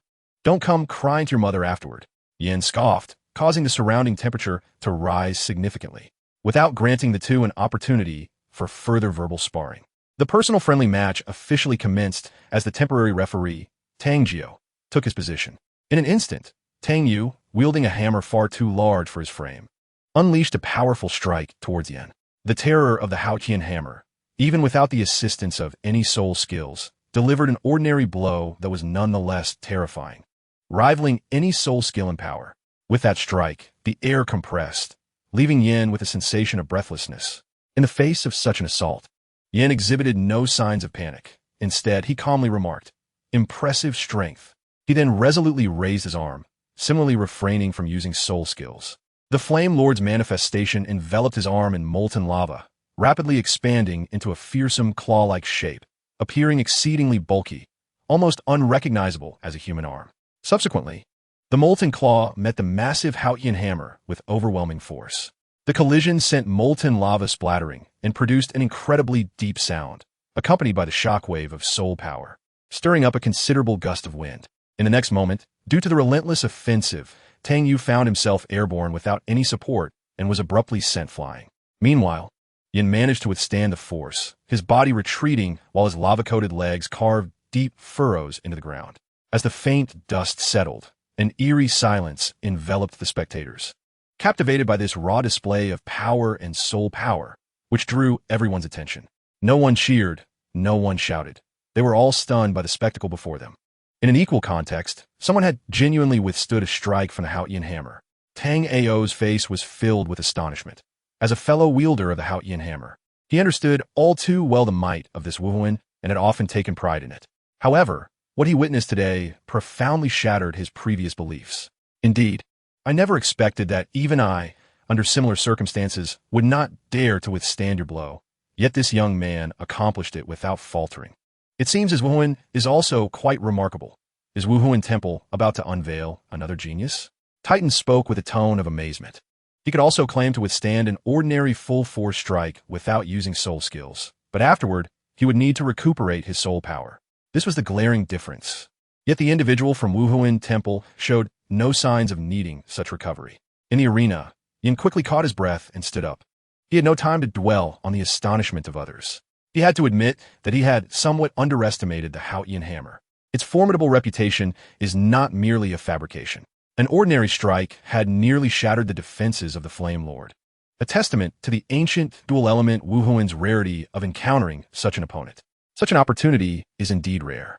Yin felt his fervent heart stir with excitement once more.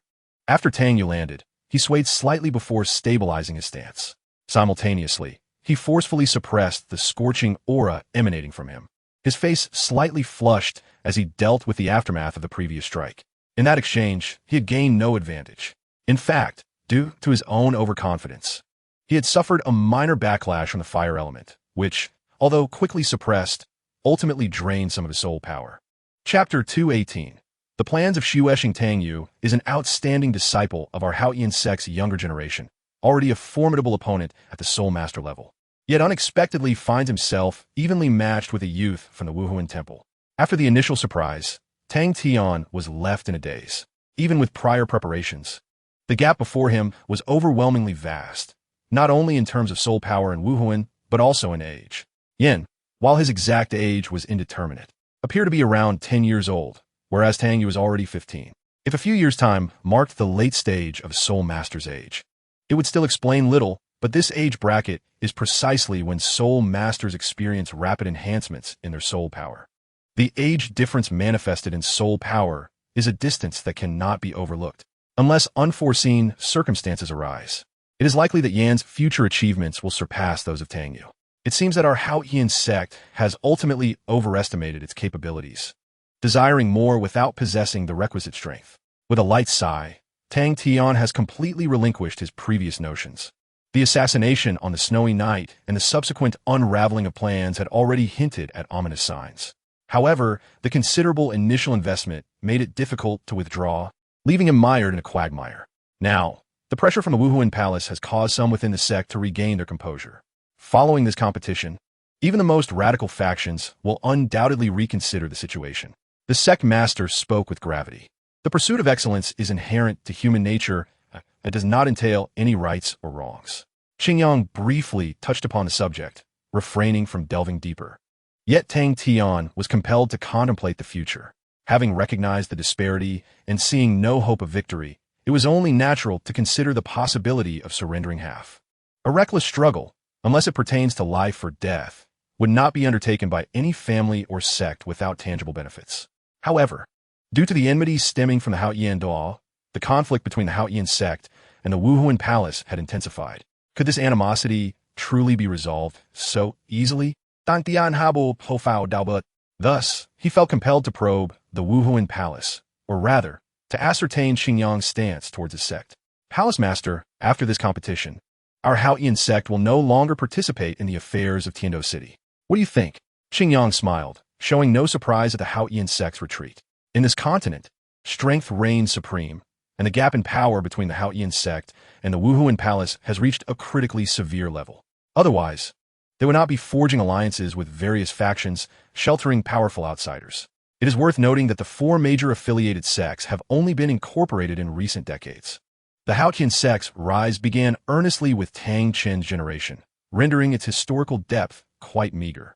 Observing Xingyang's non-committal demeanor, Tang Tian felt a flicker of anxiety within. What does the Palace Master believe should be done? Xingyang pondered for a moment before slowly articulating 2 words. Not enough. Tang Tian's expression darkened. Perhaps it was indeed insufficient. However, this was the best condition the Haotian sect could offer without incurring significant losses.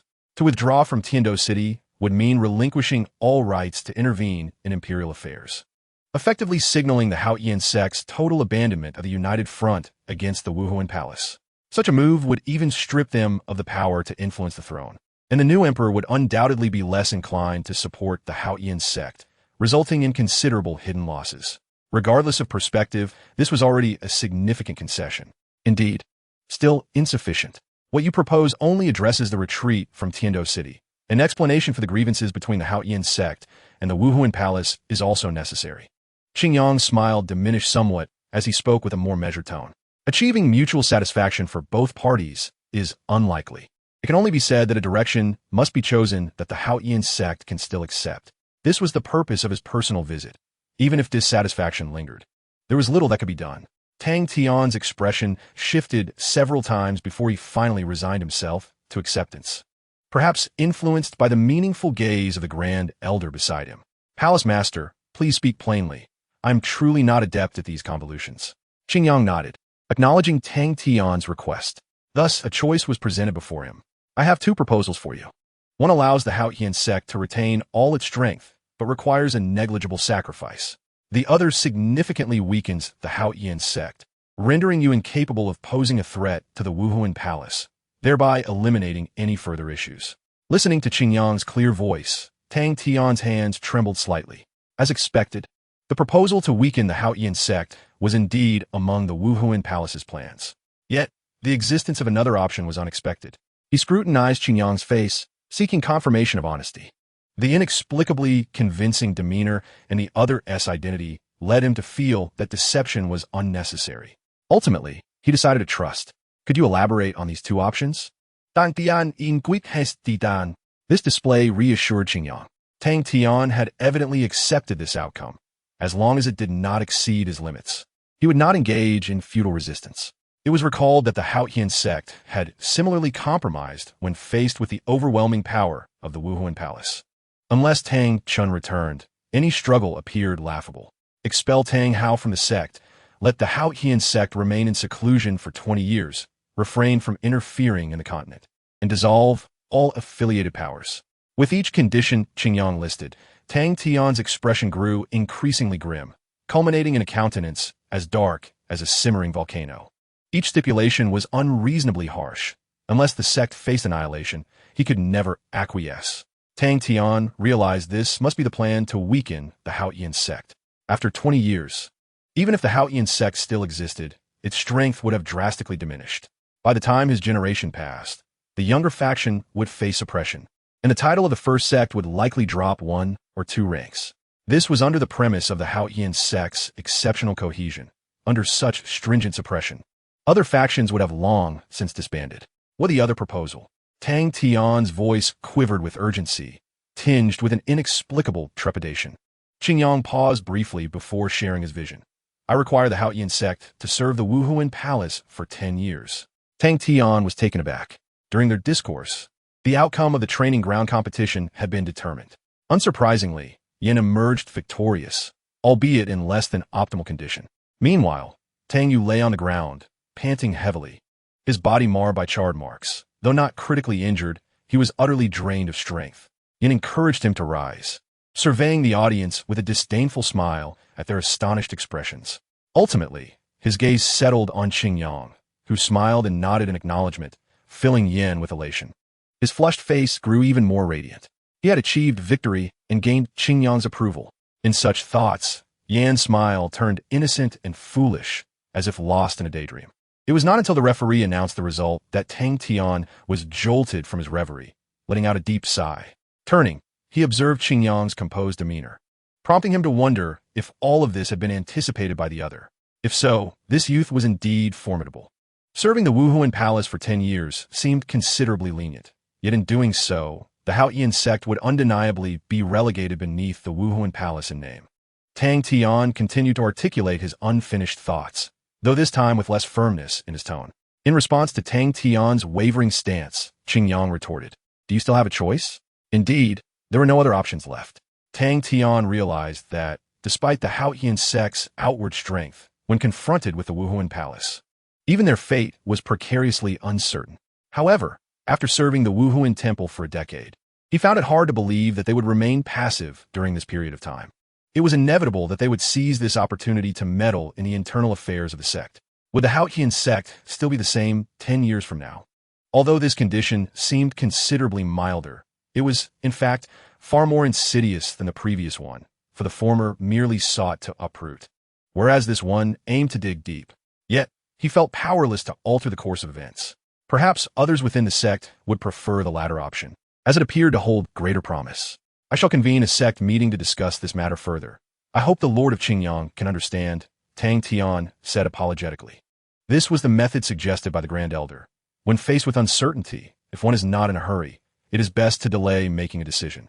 Although, in a sense, this was a form of evasion, it was the only recourse available for now. Qingyang nodded in agreement, recognizing that no matter how the Haotian sect chose, it ultimately fell within his purview. As their minds wandered, their gazes shifted downward, with a second round of the individual competition in the training arena commenced. This time, it was a soul-level single contest, yet after the impact of the first match, Tang Tian felt far less anticipation. The disparity was glaringly obvious, even to an outsider. At the prince's residence, Xuexing was engaged in conversation with the prime minister. The recent developments in Tiando City had surpassed everyone's expectations, with various factions seemingly using it as a chessboard for unseen and bloodless battles. The outcome of these conflicts would dictate the direction of Tiando City for a prolonged period. Due to its immense significance, the imperial throne of Tiando remained in a state of hesitation, with a tendency to prolong the situation. As for the gravely injured yet still living Shui Emperor, he had long been forgotten by the masses. How is the situation with Honorite? Xuexing inquired with palpable excitement in his voice. Honorite maintained his composure, ever courteous in demeanor. He spoke in a measured tone, preserving a sense of calm, and replied to Prince Xuexing in a clear and composed manner. The imperial officials have largely agreed to your demands, of course. This is contingent upon the promise being valid. This should not pose a problem for your highness. I believe this aspect is resolved. Inspired by Honorite's demeanor, even upon receiving such exhilarating news, Xuexing could only clench his fists tightly. With the support of the central officials of the empire, he was but a step away from the throne. Excellent, excellent. After repeating the word twice, Prince Xuexing finally subdued his excitement. Although the Wuhuan Temple had not formally agreed, it was reasonable to assume they would not oppose. I shall take it as their tacit approval. Thus, only the troublesome Haotian sect remains. Suddenly, Prince Xuexing furrowed his brow, then relaxed it once more, a subtle smile gracing his features. Did not the Wuhuan Temple harbor animosity towards the Haotian sect? Moreover, there were issues of conflicting interests. After years of brewing, it was likely to erupt. If it is still lacking, we may just need to stoke the flames. Honorite merely listened with an air of nonchalance, a faint smile playing at the corners of his mouth. As Xuexing became increasingly animated, he stood up and began to pace, the years of self-cultivation and restraint seemingly forgotten in that moment. Although the Wuhuan Temple supported that young Xuexing, the benefits I offer are undeniably far greater, enough to secure the silence of the Wuhuan Temple. Furthermore, with Shui Luochuan losing the support of the Haotian sect, neither of them will stand as my adversaries. With the backing of the nobility and officials, what can I not achieve? Ha ha ha. Brother, did you ever imagine that after all this time, you would ultimately be inferior to me? Xuexing laughed heartily, a hint of madness in his mirth, the long-suppressed hopes of years now within reach.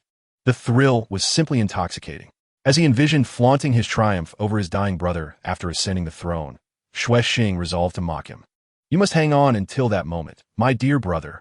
Honorite remained silent, not surprised by Xuexing's thoughts. Having been responsible for numerous significant matters in the empire, he was well aware of the enmity between Shui Yi and Xuexing, and such knowledge was hardly a secret. Then, Your Highness, I shall take my leave.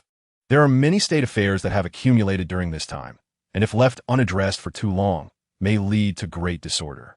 Honorite stood, bowed, and exited.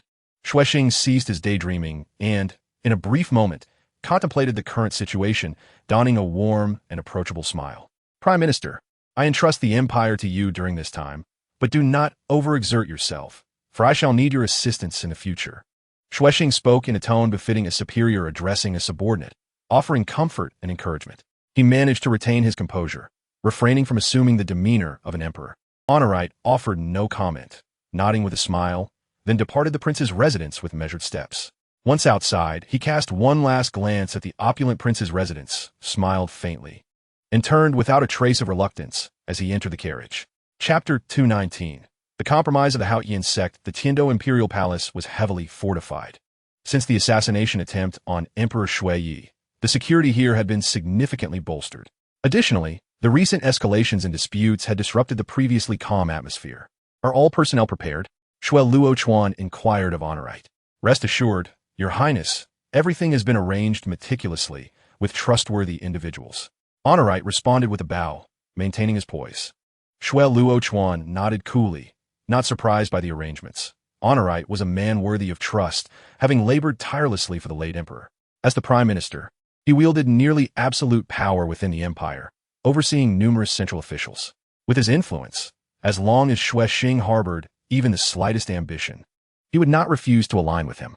Very well, since my uncle is prepared, let him pay the corresponding price. The court meeting in 7 days shall settle everything. Shui Luochuan turned to gaze in another direction, towards the crown prince's palace, the most unavoidable of places. At that moment, the training ground of the Haotian sect was shrouded in an eerie silence. Even Tang Yu, who had erupted in anger and frustration after his defeat, had fallen silent. All that remained was stillness. The events that had just transpired were indelibly etched in the minds of all present. Tang Yu defeated. Tang Yi defeated. Tang Hu defeated. 3 consecutive failures left no room for further thoughts. The stark reality was too difficult to accept. The former pride of the Haotian sect, the steadfast faith in the Haotian hammer, seemed to have been shattered to pieces. Surely not. Is our Haotian sect to be likened to some worthless trifle? How could we be so easily vanquished? Tang Ao wore an expression of disbelief. Even with prior mental preparation, the scene before him was shocking.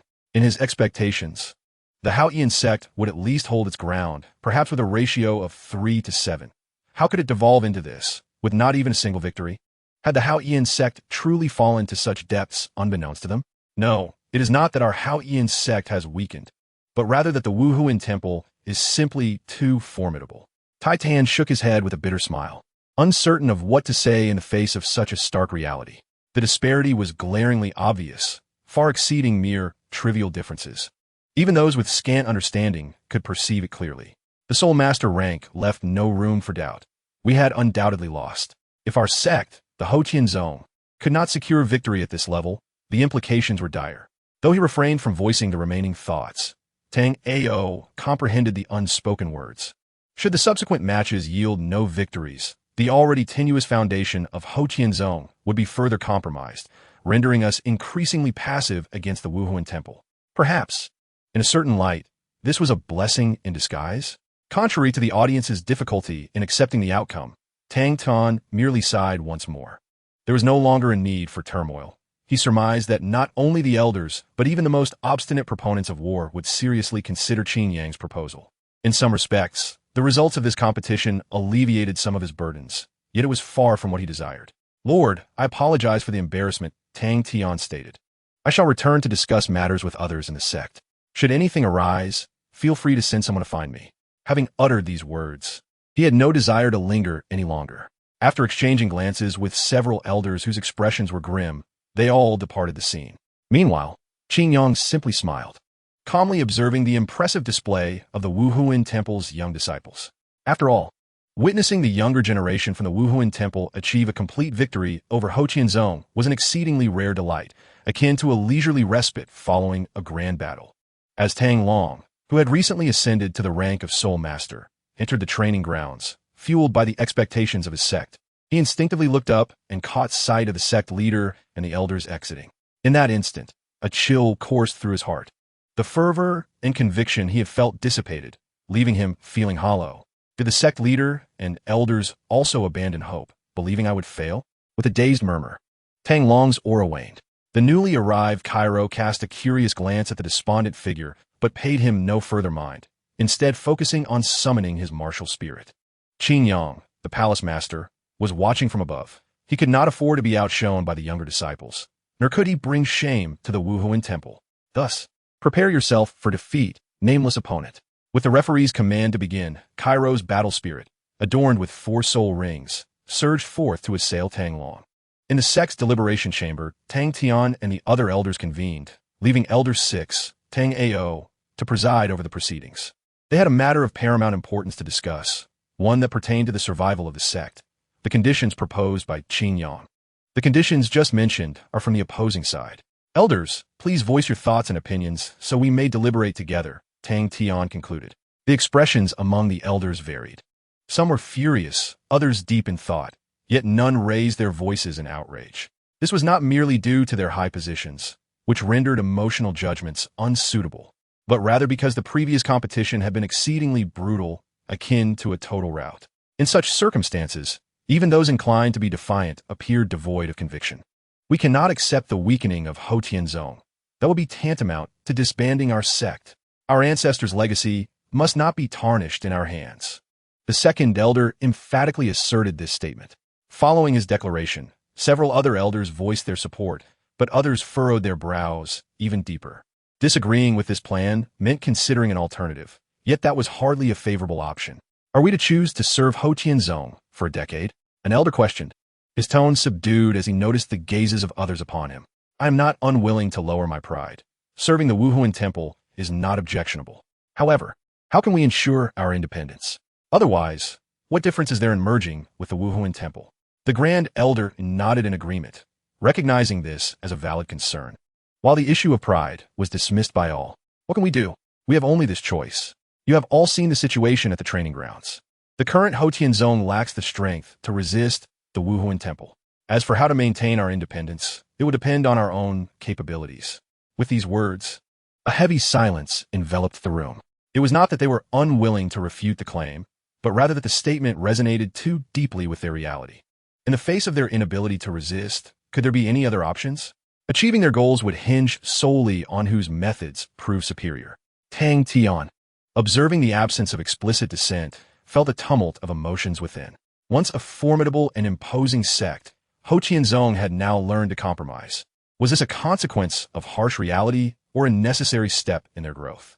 He was unsure if this situation was a harbinger of good or ill, but he recognized that the future of Ho Tianzong would likely be markedly different. Wait.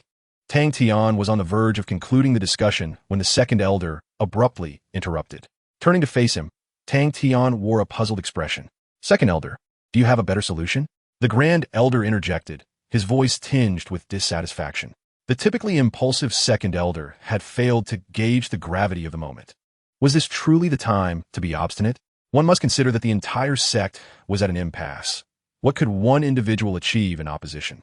Elder brother, I have no objection to this decision and agree with the proposed course of action. The second elder had anticipated this, soothing the Grand Elder before articulating his thoughts. However, we cannot simply acquiesce. Doing so would render Ho Tianzong appear passive. The Grand Elder nodded in acknowledgement, countering, what do you propose? The second elder smiled with confidence, the allure of a rugged man in his 40s evident. Observing his demeanor, the other elders began to speculate. Could the typically reckless second elder truly have a viable plan? Responding to their inquisitive gazes, the second elder revealed, the younger generation may not match the Wuhuan Temple, but we old fellows need not be inferior. After all, even the Judgment Elder, Qian Xuanji, perished at the hands of Tang Hao. If Qin Yang believes he can suppress Ho Tianzong with ease, let him attempt it. The Palace Master of the Doloa Temple and the Judgment Elder of the Elder Palace hold equivalent statuses. I am eager to see what he has to say. The second elder's words struck with conviction, infused with a hint of arrogance that prompted contemplation among the others. Indeed, if they could secure even a single victory against the Wuhuan Temple, it would afford them greater leverage in the ensuing service. Otherwise, in their current state, any thoughts of future plans will be devoid of assurance.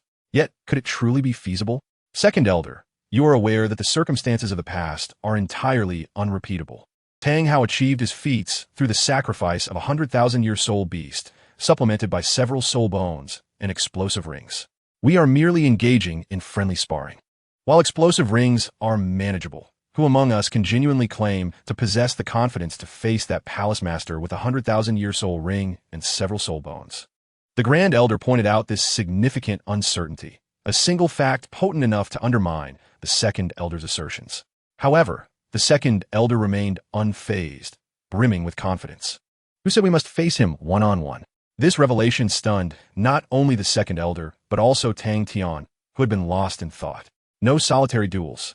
Could it be a group assault? Although it sounds rather appealing, is it not too humiliating? Indeed, it is a group assault. As Qingyang stated, it is one person suppressing our Haoyan clan. Thus, we old fellows shall join forces and see if the opponent dares to accept. The second elder spoke without a hint of shame, rather with a sense of pride, displaying a somewhat audacious demeanor. However, if it comes to this, we would certainly have sufficient confidence. These old fellows possess formidable rank as titled the law, and with the Haoyan hammer, they are entirely confident in defeating Qingyang. Yet, is the assurance gained through such means truly worthwhile? Will it not lead others to hold our Haoyan clan in even lower regard once word spreads? Moreover, under such unfavorable conditions, would the opponent even agree? I find this method quite acceptable. After all, things couldn't possibly worsen. Tang Tian, rarely speaking up, explained to the others, did not the Spirit Hall once claim to have besieged Tang Hao? Now if I, alongside the Grand Elder, challenged Qingyang, I believe he would not refuse. If he were to decline, that would be even better, indicating he does not possess overwhelming confidence, allowing our Haoyan clan to adopt a firmer stance. Upon hearing this explanation, the other's eyes brightened, looking at the second elder with admiration. If it is inappropriate for everyone to join, then let the strongest Grand Elder and the clan leader issue the challenge together. This number is acceptable, and there exists a historical precedent for comparison. The opponent's refusal would signify a concession, and losing would also represent a retreat. Either way, it would benefit the Haoyan clan. As for victory, how could it be otherwise? The cooperation of two titled law with the Haoyan hammer is insurmountable by anyone, even against a level 96 opponent. The youthful visage of Qingyang makes the notion of being a titled law exceedingly difficult to fathom, and surpassing level 96 is simply unrealistic. Perhaps we can give it a try. The Grand Elder, after a moment of contemplation, spoke slowly. His words undoubtedly added a decisive weight to the second elder's method. Matters agreed upon by the clan leader and Grand Elder would encounter little obstruction within the Haoyan clan. Then, let us proceed at once. The competition should be nearing its conclusion. With a decision made, the group, not ones to dawdle, especially at such a crucial moment, promptly departed from the premises. Upon reaching the training grounds, they chanced upon Tang Long, who was valiantly enduring. Having held on for over half an hour, he had reached his limit. You are Tang Long, correct? I acknowledge your strength. You are formidable. Yet, Kailuo gasped, red light continually flowing into his body, gradually restoring his breath. The Haoyan clan truly lives up to its reputation as the foremost sect. Confronting this genius has cost him significantly. After a brief period of recovery, he gazed solemnly at the person before him. Surrender now. Your perseverance is futile, for I, the stronger one, shall ultimately claim victory. The spectral image of the war soul manifested behind him once more, rendering him akin to the master of warfare as he advanced toward his opponent. Ignoring the encroaching steps of Kailuo, Tang Long instinctively lifted his gaze toward the main seat of the audience. Suddenly, he was taken aback. The clan leader and the elders had appeared there, their expressions earnest as they observed him, particularly the clan leader and Grand Elder, whose gazes bore encouragement and kindness. In an instant, his inner void felt filled, an overwhelming surge of motivation coursing through his entire being. Ignoring the fatigue that gripped his body, he defiantly rose. The immense Haoyan hammer once again gripped in his hands. His face, streaming with sweat, bore a resolute expression. You wanted to concede? Absolutely not. The feeble yet undeniably present soul power surged forth once more, and at this moment, Tang Long's soul power astonishingly broke through by a level. Chapter 220, an unconventional contest, a fleeting moment of faith and perseverance can indeed yield miracles. However, the tangible depletion of soul power remains an undeniable truth. Tang Tian watched as Tang Long was carried off the field, unable to suppress a sigh. He realized he had sighed more in these past few days than in the entire preceding year. The younger generation of the Haoyan clan had truly all been defeated, a blow to the morale of the clan that could rival any previous setback. Even having accepted it, witnessing this scene still rendered disbelief. The Grand Elder's voice resonated in his ears, appearing remarkably calm, perhaps forced into composure by the current circumstances, compelling him to contemplate solutions. It seems the era of the Haoyan clan has indeed passed. After uttering this final statement, the Grand Elder fell silent, standing quietly to the side. Yet his words resonated deeply with Tang Tian. After a few moments of reflection, Tang Tian hastened to approach Qingyang. At that moment, this seemingly unfriendly contest was finally reaching its conclusion. Has the clan leader made a decision? Qingyang appeared relaxed, a faint smile gracing his lips. Now, both the substantive and superficial aspects are firmly within his grasp, with a power far exceeding that of the Haotian clan. Thus, he naturally possesses ample confidence. Although this confidence holds little significance for him, it does help to avert potential complications. The Spirit Hall truly lives up to its reputation. The Haotian clan willingly bows in submission. Thanks to prior disclosures, Tang Tian had already come to terms with this outcome. Since the younger generation could not elevate the clan's status, this old fellow must step forward. Qingyang nodded, recognizing that the Haotian clan would not be easily subdued, and continued to await Tang Tian's unfinished words. Following discussions with the various elders, we unanimously agree to have the Haotian clan serve the Spirit Hall for 10 years. But I am concerned that the young people within the clan may harbor feelings of discontent. Although this contest has revealed the disparities, the gap is not insurmountable, and may instead ignite a spirit of competitiveness within them. Tang Tian inhaled deeply and casually articulated these words, appearing to consider Qingyang's perspective. Yet in reality, his words, coupled with the typical unyielding and resolute demeanor of the Haotian clan disciples, instinctively fostered a sense of trust. If the clan leader has something to say, please do so directly, Qingyang inquired bluntly, prompting Tang Tian to discard his final reservations. I hope that the Hall Master, taking advantage of this opportunity, can engage in a friendly contest with us old fellows in front of the Haotian clan disciples so that the younger generation may truly perceive the disparity and accept it willingly. Faced with Qingyang's enigmatic gaze, Tang Tian's face flushed slightly, though he quickly suppressed it. For the sake of the clan's interests, sacrificing a bit of face is inconsequential. Are you certain you wish to proceed in this manner? Qingyang's voice, laced with amusement, caused Tang Tian's expression to sharpen. Certainly, rest assured, Home Master. It is merely a friendly exchange and will not jeopardize the relationship between our factions. At that moment, Tang Tian seized the opportunity to speak quickly, fearing rejection. Qingyang chuckled and shook his head, saying, I am not concerned about that. I merely worry that the clan leader may lose face before the disciples, making it difficult to command their respect in the future. Tang Tian felt a wave of relief wash over him, as long as there was no outright refusal. The rest was his concern, and did he need Qingyang to worry about that? As soon as I was about to speak and finalize this matter, I heard Qingyang continue. You all should be aware of the broken mountains in the distance from Wuhuan City. Those are the remnants left by my sword energy. I hope this sparring session does not become too intense. Otherwise, if the residence of Haotian sect is damaged, it would indeed be a grave sin. Tang Tian was momentarily taken aback, even contemplating whether to rub his ears, and asked Qingyang to repeat himself. Did he truly hear correctly? The devastation of the mountains near Wuhuan City was, in fact, caused by this Hall Master's sword energy? Such power seemed beyond human capability. Only the founder of Haotian sect, Tang Chun, could possibly achieve such a feat.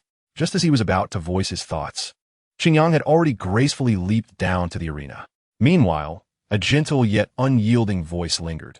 Since the sect master has expressed such intent, there is no need to differentiate. Let us all engage together. How audacious!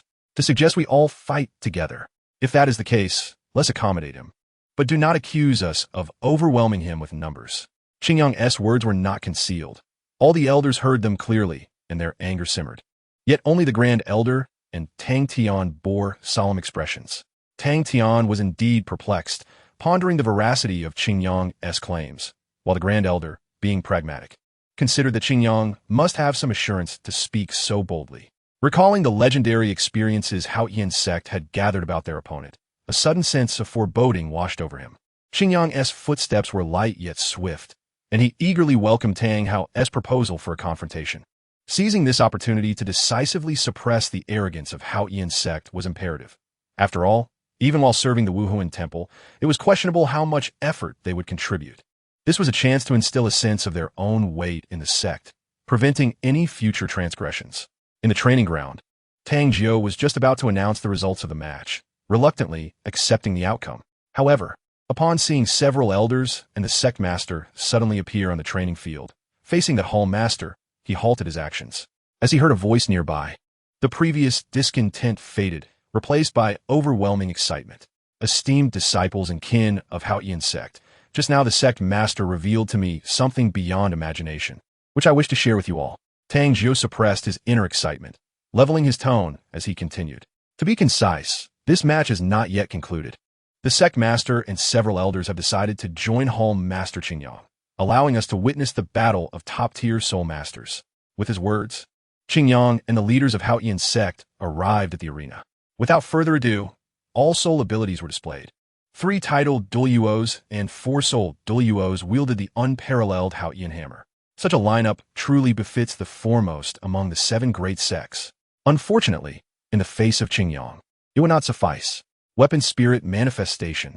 Without any intention of holding back, the elders of Haotian sect unleashed one of their most powerful soul skills, the weapon spirit manifestation. The immense soul power rendered the air nearly motionless, dispersing clouds in the sky, and even the wind dared not intrude upon this arena. With the enhancement of their 7th soul skill, all soul skills and weapon spirits received a terrifying boost.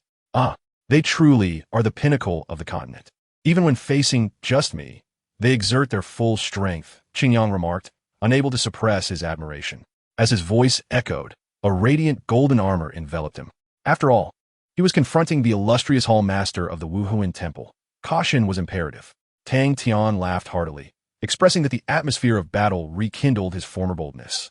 Simultaneously, the 9 soul rings on his body lit up sequentially, and boundless soul power surged forth as the ultimate technique of the Haotian giant hammer prepared to unleash its wrath. Let me witness the might of the continent's foremost sect. Qingyang's voice resonated, eager to gauge the power of the Haotian hammer, and he swiftly initiated a probing attack. Yet, as he drew near, Tang Tian gently swung the Haotian hammer imbued with immense soul power, creating an extraordinary barrier that enveloped him like an invisible wall, thwarting his approach. Is this a magnetic field? Qingyang pondered, intrigued. The Haotian hammer's motion disrupted the magnetic fluctuations, transforming that force into a defensive barrier. It was undeniable that as a titled Duo, he possessed remarkable prowess. Although Qingyang could have easily breached that barrier, he chose a different path. Instead, he restrained his strength, swiftly punching forth to test the durability of this temporary magnetic defense. Come at me. Tang Tian's eyes sparkled, as if he had long awaited this moment. The yellow first soul ring erupted with a resounding blast, infusing the Haotian hammer with overwhelming soul power, magnifying the weapon even further. Bang! Qingyang's unadorned punch, devoid of any radiant energy, collided solidly against the magnetic field. A second later, with a sound reminiscent of shattering glass, Qingyang shattered the makeshift defense with ease. But in that instant, the Haotian hammer descended. Haotian 9 Absolutes, Heavenly Strike, the unparalleled and colossal hammer, akin to a mountain descending from the heavens, instilled despair in the hearts of onlookers. At that moment, for a common person, escape seemed impossible. Facing such a hammer that overshadowed the earth, resistance was the only option. Yet, even under conditions of comparable soul power, few would dare to withstand the full force of the Haotian hammer. Who could genuinely achieve such a feat? Yet now, Qingyang was about to demonstrate just that. A resplendent light emanated from the base of the colossal Haotian hammer, and in the next moment, it abruptly halted its downward momentum. No longer able to make contact with the ground, Tang Tian sensed the gravity of the situation. Qingyang was even more formidable than he had anticipated. Yet it was too late to change his attack strategy. Fortunately, he was not alone. The elder Tang Xiao, recognizing his father's predicament, swiftly swung his own Haotian hammer down toward Tang Tian. Bang! A deafening roar erupted as soul power surged, sending debris flying in all directions. Dust and stones swirling in chaos. Yet even when faced with such a pincer assault, the Haotian hammer merely pressed down slightly, showing no signs of yielding. At this moment, the expressions of everyone shifted. Elder second, elder fourth. The grand elder barked sharply, without hesitation, employing their full strength. Had it not been for the fact that only one person could inherit the great Haotian hammer, he would have undoubtedly unleashed his own abilities as well. Boom, boom, boom. With each resounding clash, the Haotian hammer, under the manifestation of the weapon spirit, grew immensely large, though it could not match Tang Tian's hammer after his explosive ring activation. It was still an unfathomable sight. Yet despite this, the towering Haotian hammer could not crush the minuscule figure of Qingyang. What an astonishing turn of events.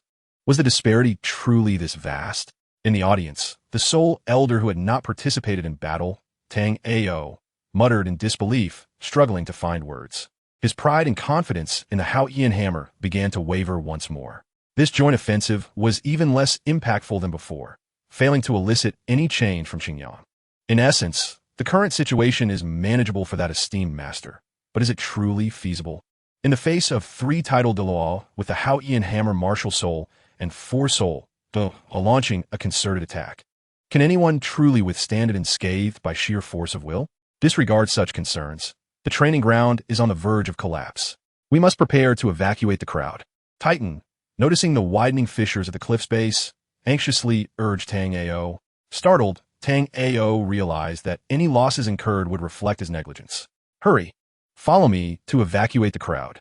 Within the training arena, Qingyang also recognized the gravity of the situation. At that moment, he was exerting one hand against the immense pressure descending from above, while the brilliance in his other hand intensified. Simultaneously, he endeavored to stabilize the mountain structure, striving to delay its impending ruin, acutely aware that they could not remain in this stalemate. Thus, Qingyang channeled the 5 elements power within him, swiftly retracting his right hand. And before anyone could express their joy, he struck down upon the Haotian hammer. In an instant, the 7 Haotian hammers and their wielder were sent hurtling backward. Qingyang, now airborne, gazed silently at the leaders of the Haotian sect. The chasm between us is as insurmountable as the heavens themselves. What say you? Shall we continue? Faced with Qingyang's somewhat arrogant inquiry, the others acknowledged this truth.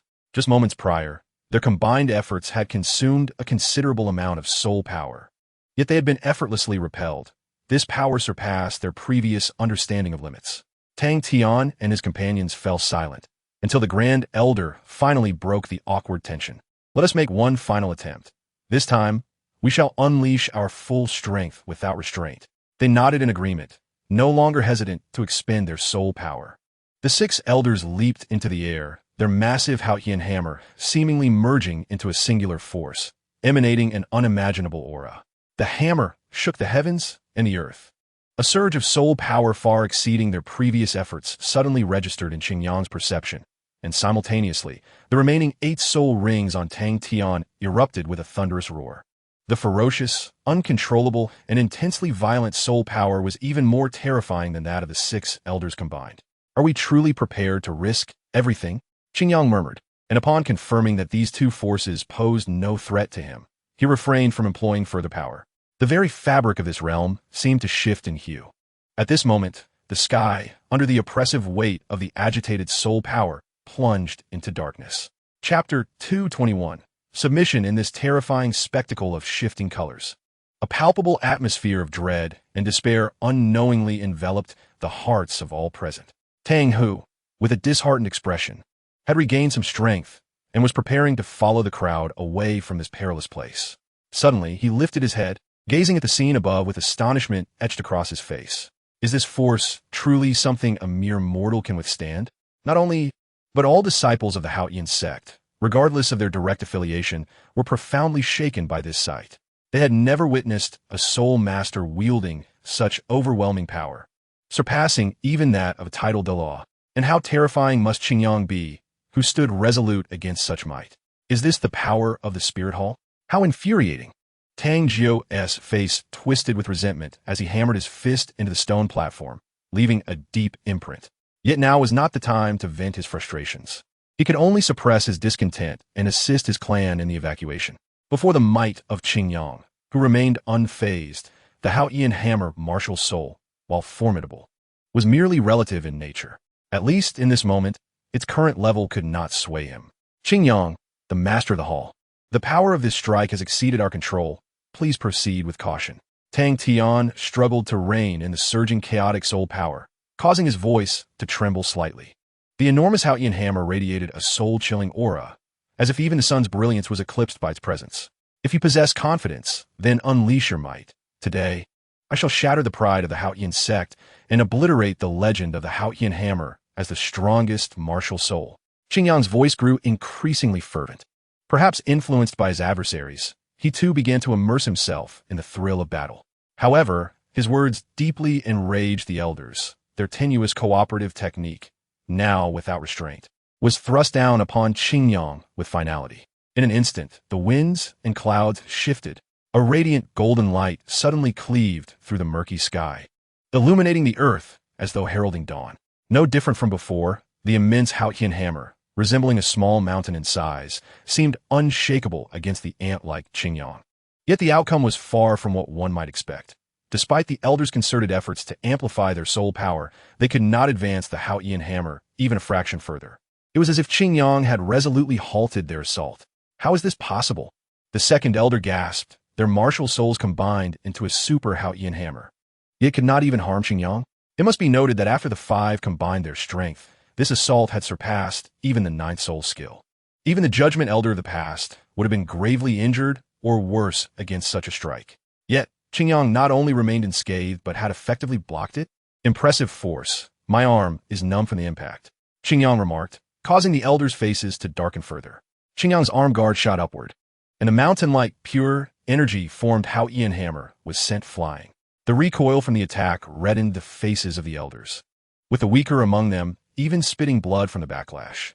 Fortunately, their assault was not without effect. The special combined technique, Hammer Shakes the World, primarily relied on direct confrontation, leaving no room for evasion. Although restrictions on powerful beings had lessened, it still held some efficacy. Do not grow too complacent, the second elder warned sternly. With his words, the residual constraining power intensified, causing the very fabric of space to warp. At this moment, Qingyang was momentarily taken aback. He felt the peculiar effect, an invisible force binding him as if an unyielding coordinate had latched onto him, making it difficult to extricate himself. Yet, it was merely a matter of expending more effort. Just as Qingyang prepared to force his way through, the truly decisive attack from Tang Tian arrived. With the final black ninth soul ring erupting violently, it transformed into a torrent of chaotic soul power, surging into him, causing Tang Tian's aura to transcend the firmament. Now, he had far surpassed level 96. Tang Tian held nothing back.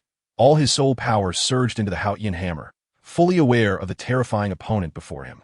Holding back would only render him a laughingstock, yielding nothing further. Sky-piercing strike. This ultimate technique unleashed a tangible and formidable pressure, even collapsing the very cliff upon which the training ground rested. Withstanding a barrage of aftershocks, the cliff could no longer bear the strain, crumbling into fragments that tumbled into the clouds. Had the crowd not been evacuated in advance, many would have perished in this unforeseen calamity. Sectmaster, the Haotian sect has failed. Though the fierce and relentless assault was powerful, to Qingyang, it was merely a desperate struggle. He had already discerned the limitations of the Haotian sect. It was time to bring this contest to a close. Qingyang's hands moved slightly, and an imperceptible and peculiar wave spread throughout the surroundings. Zen seal. In an instant, all was silent, and time stood still. Qingyang appeared behind Tang Tian in a flash, then materialized beside several elders, before returning to his original position. Time resumed its flow, and two explosive sounds resonated with thunderous might. The energy cannon unleashed its full power, and the Haotian hammer that had approached him suddenly lost control. The surging wave of soul power erupted like a colossal explosion, shaking the heavens and earth. And the powerful aftershock stirred a cloud of mist and dust. What has transpired? Tang Ao, who had made preliminary arrangements, wore an expression of astonishment. If he had not misjudged, everything had been proceeding smoothly, poised for the most devastating clash. Yet suddenly, a problem arose. The master of Qingyang had not even moved, but that disruptive attack had inexplicably appeared. I cannot fathom it. Aside from that individual, there was truly no one else. Could it be that his power has transcended our comprehension? Titan's voice was hoarse. Regardless of the outcome, he had prepared himself. Yet he could not comprehend what had occurred before him. Who could elucidate the events that had just unfolded? Why had he seen nothing? Under the gaze of countless eyes, a bizarre scene unfolded. The elders and the sect masters self-destructed their soul power, while the master of Qingyang remained utterly motionless. All those from the Haotian sect who had been focused on the battlefield were left in a state of shock, gazing at the spectacle. In the sky, several figures descended from the mist, their auras faint and nearly imperceptible. Tang Tian, feeling the agony of his battered body and injured martial soul, understood that they had faced a crushing defeat against the martial soul hall. They were undeniably formidable, especially Qingyang, surpassing all comprehension. Even now, Tang Tian could not fathom how that energy attack had materialized less than half a meter behind him. Racked with resentment and severely injured, he ultimately succumbed to unconsciousness. Sectmaster, elders. The urgent calls attested to the brutality of the Haotian sex contest. If the younger generation had already lost face, then the confrontation between Tang Tian and Xingyang had cost them their very essence. From this point onward, the Martial Soul Hall would no longer possess the confidence of being the unrivaled champion of the world. 2 days later, the sect master and elders of the Haotian sect regained consciousness, awakening from their backlash. The attack that occurred during the Zenseal state had been merely a trivial exertion of Xingyang's power, insufficient to inflict significant harm. Its sole purpose was to disrupt the balance. Thus, the elders and Tang Tian were all injured by the backlash of their own soul power, particularly Tang Tian, whose Haotian hammer had suffered severe damage amidst the violent surge of terrifying soul power. It could be said that these 2 days were the most anxious and restless for everyone in the Haotian sect. Had it not been for the presence of an elder to maintain order, the entire sect might have disbanded. In the sect master's chamber, Xingyang entered this private space for the first time. Observing Tang Tian, who leaned against the bed, his face clearly exhibiting signs of weakness, he could empathize with the situation. In such a state, it was likely impossible for him to conduct discussions in the meeting room. Master, I apologize for the distress I have caused. I fear I am in a state not much better than that of a cripple. Tang Tian coughed uncomfortably twice, then forced a smile. A fleeting light flickered in Xingyang's eyes. He fully understood Tang Tian's condition. Indeed, it was an irreparable injury, yet it posed no threat to his life. However, it would likely hinder his ability to wield substantial soul power, and his cultivation would consequently stagnate. To a certain extent, this sect master had already become semi-disabled. Xingyang shook his head and replied, "What has rendered you in this state is my doing. Perhaps I owe you an apology?" Tang Tian coughed again, his face flushing, clearly indicating his poor state. Yet even in such a condition, he refrained from summoning assistance. "Master Xingyang, please do not jest. I admit that I may have overstepped that day, but did we not also pay a price?" Tang Tian said helplessly. At that time, he and several elders had unleashed their full power, exceeding the bounds of the contest. Such terrifying might could easily slay a typical title de law. Had they faced anyone other than Xingyang, the outcome could have been dire. Therefore, the opposing party's current demeanor was understandable. Yet, he was ultimately a member of the Haotian sect, and, contemplating the forthcoming consequences, Tang Tian could not help but utter, from now on, "The Haotian sect may never regain its former glory." Is this not precisely what the Martial Soul Hall desires? Xingyang regarded the elder, who had devoted himself to laying the foundation for the rise of the Haotian sect, an exceptional sect master on par with the founder Tang Chun. However, his misfortune lay in the fact that the very strength of the Haotian sect fundamentally conflicted with the stance of the Martial Soul Hall. Xingyang refrained from responding. Dwelling on this matter was utterly futile. He inquired directly, "In the future, will the Haotian sect heed the commands of the Martial Soul Hall? What is your stance, sect master?" Tang Tian remained silent for a considerable time before ultimately nodding in agreement. Following this visit, the Haotian sect had been thoroughly shaken. Such a demand would have been inconceivable in the past. Yet now at least those young individuals who had witnessed the disparity between both sides, driven by fervor, would seriously contemplate the consequences. This was a necessary measure to preserve the embers of the sect. So be it. Xingyang gazed at the despondent Tang Tian, chose not to linger, and gradually exited his room. Outside, Tang Xiao, who bore lighter injuries, looked on anxiously. Upon seeing Xingyang emerge, his expression became incredibly complex. Xingyang disregarded his thoughts and firmly stated, "According to the agreement between the Martial Soul Hall and the Haotian sect for the next 10 years, you shall serve the Martial Soul Hall, ceasing all activities in Tiando City, with no room for defiance." Instantly, Tang Xiao's body weakened, collapsing to the ground. Other direct disciples hurried forward, some glaring at Xingyang with expressions of resentment, yet none dared to take action. Xingyang suddenly recalled something and turned to remind them. "By the way, remember to bring Tang Jiao to the Martial Soul Hall in Tiando City. We need to address his issues as well." Ignoring the shouts and curses of the others, Xingyang walked away slowly. Given the relationship between the Martial Soul Hall and the Haotian sect, this was the only feasible approach for the time being. With matters settled here, the entire Tiando City had instantly lost half of its resistance, a testament to the power of the continent's foremost sect. As for how to tidy up the aftermath of the Haotian sect and regain their trust to accept the forthcoming arrangements, that responsibility lay with Tang Tian and his associates. The task of the Martial Soul Hall was to endeavor to assimilate the power of the Haotian sect over the next decade. Outside the training ground's ruins, Tang Yu sat upon a fragment of stone, staring vacantly at the mist before him. Even in this exceedingly perilous place, he remained oblivious. For the myth named Haotian within his heart had shattered. The disciples of the Haotian sect were merely that. In the past 2 days, he had observed their lost and disheartened demeanor, and even upon seeing him, they dared not voice their anger. It's just like, Yan's childish. Irritating voice reached Tang Yu's ears. Suddenly, Yan slapped his palm as if struck by inspiration, exclaiming, "That's right. It's just like a stray dog." Tang Yu's heart was suddenly engulfed by a surge of fury, and his expression began to contort. This scoundrel dares to slander the Haotian sect. Even if others are inclined to do so, I shall never stoop to such a level. He swiftly rose to his feet, gazing at the astonished Yan, and unleashed the Haotian hammer. Let us engage in another bout. I was unsatisfied with our previous contest, and today I shall demonstrate what it truly means to be a disciple of Haotian. Without waiting for the opponent's consent, Tang Yu swung his hammer forward, delighting in Yan's awkward attempts to evade. "Have you gone mad? Using your martial soul here?" Yan narrowly dodged 2 strikes, a mix of rage and mockery on his face. "Very well. Since you wish to spar, I shall oblige." The blazing Lord of Flames ignited the air around them, while Tang Yu cast aside all other concerns, focusing intently on Yan. At the very least, this time he must surpass this adversary.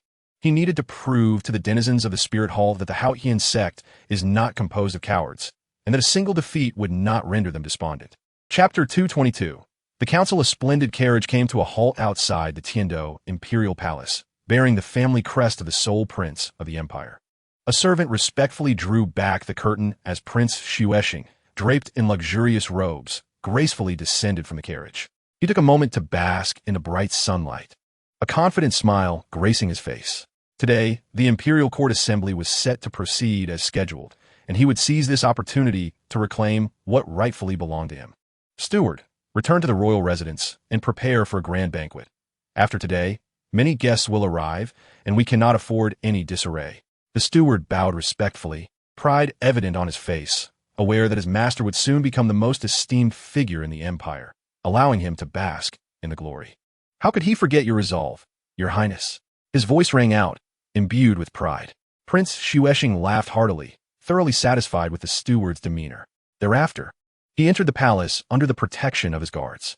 Outside the grand hall, numerous officials, the very backbone of the empire, evidently placed great importance on this pivotal assembly. Upon the entrance of Prince Xuexing, some glared at him with ire, yet many others wore expressions of goodwill and flattery. Occasionally, a few approached to engage him in conversation, and Xuexing patiently offered encouragement, leaving those of lower rank feeling both honored and astonished. As Honorite approached, he beheld this very scene. Though unsaid, the behavior of the crowd clearly indicated that they regarded Prince Xuexing as the focal point. Ignoring this, he cleared his throat gently. Instantly, the immense authority of the Prime Minister silenced the assembly. After surveying the room, Honorite spoke calmly.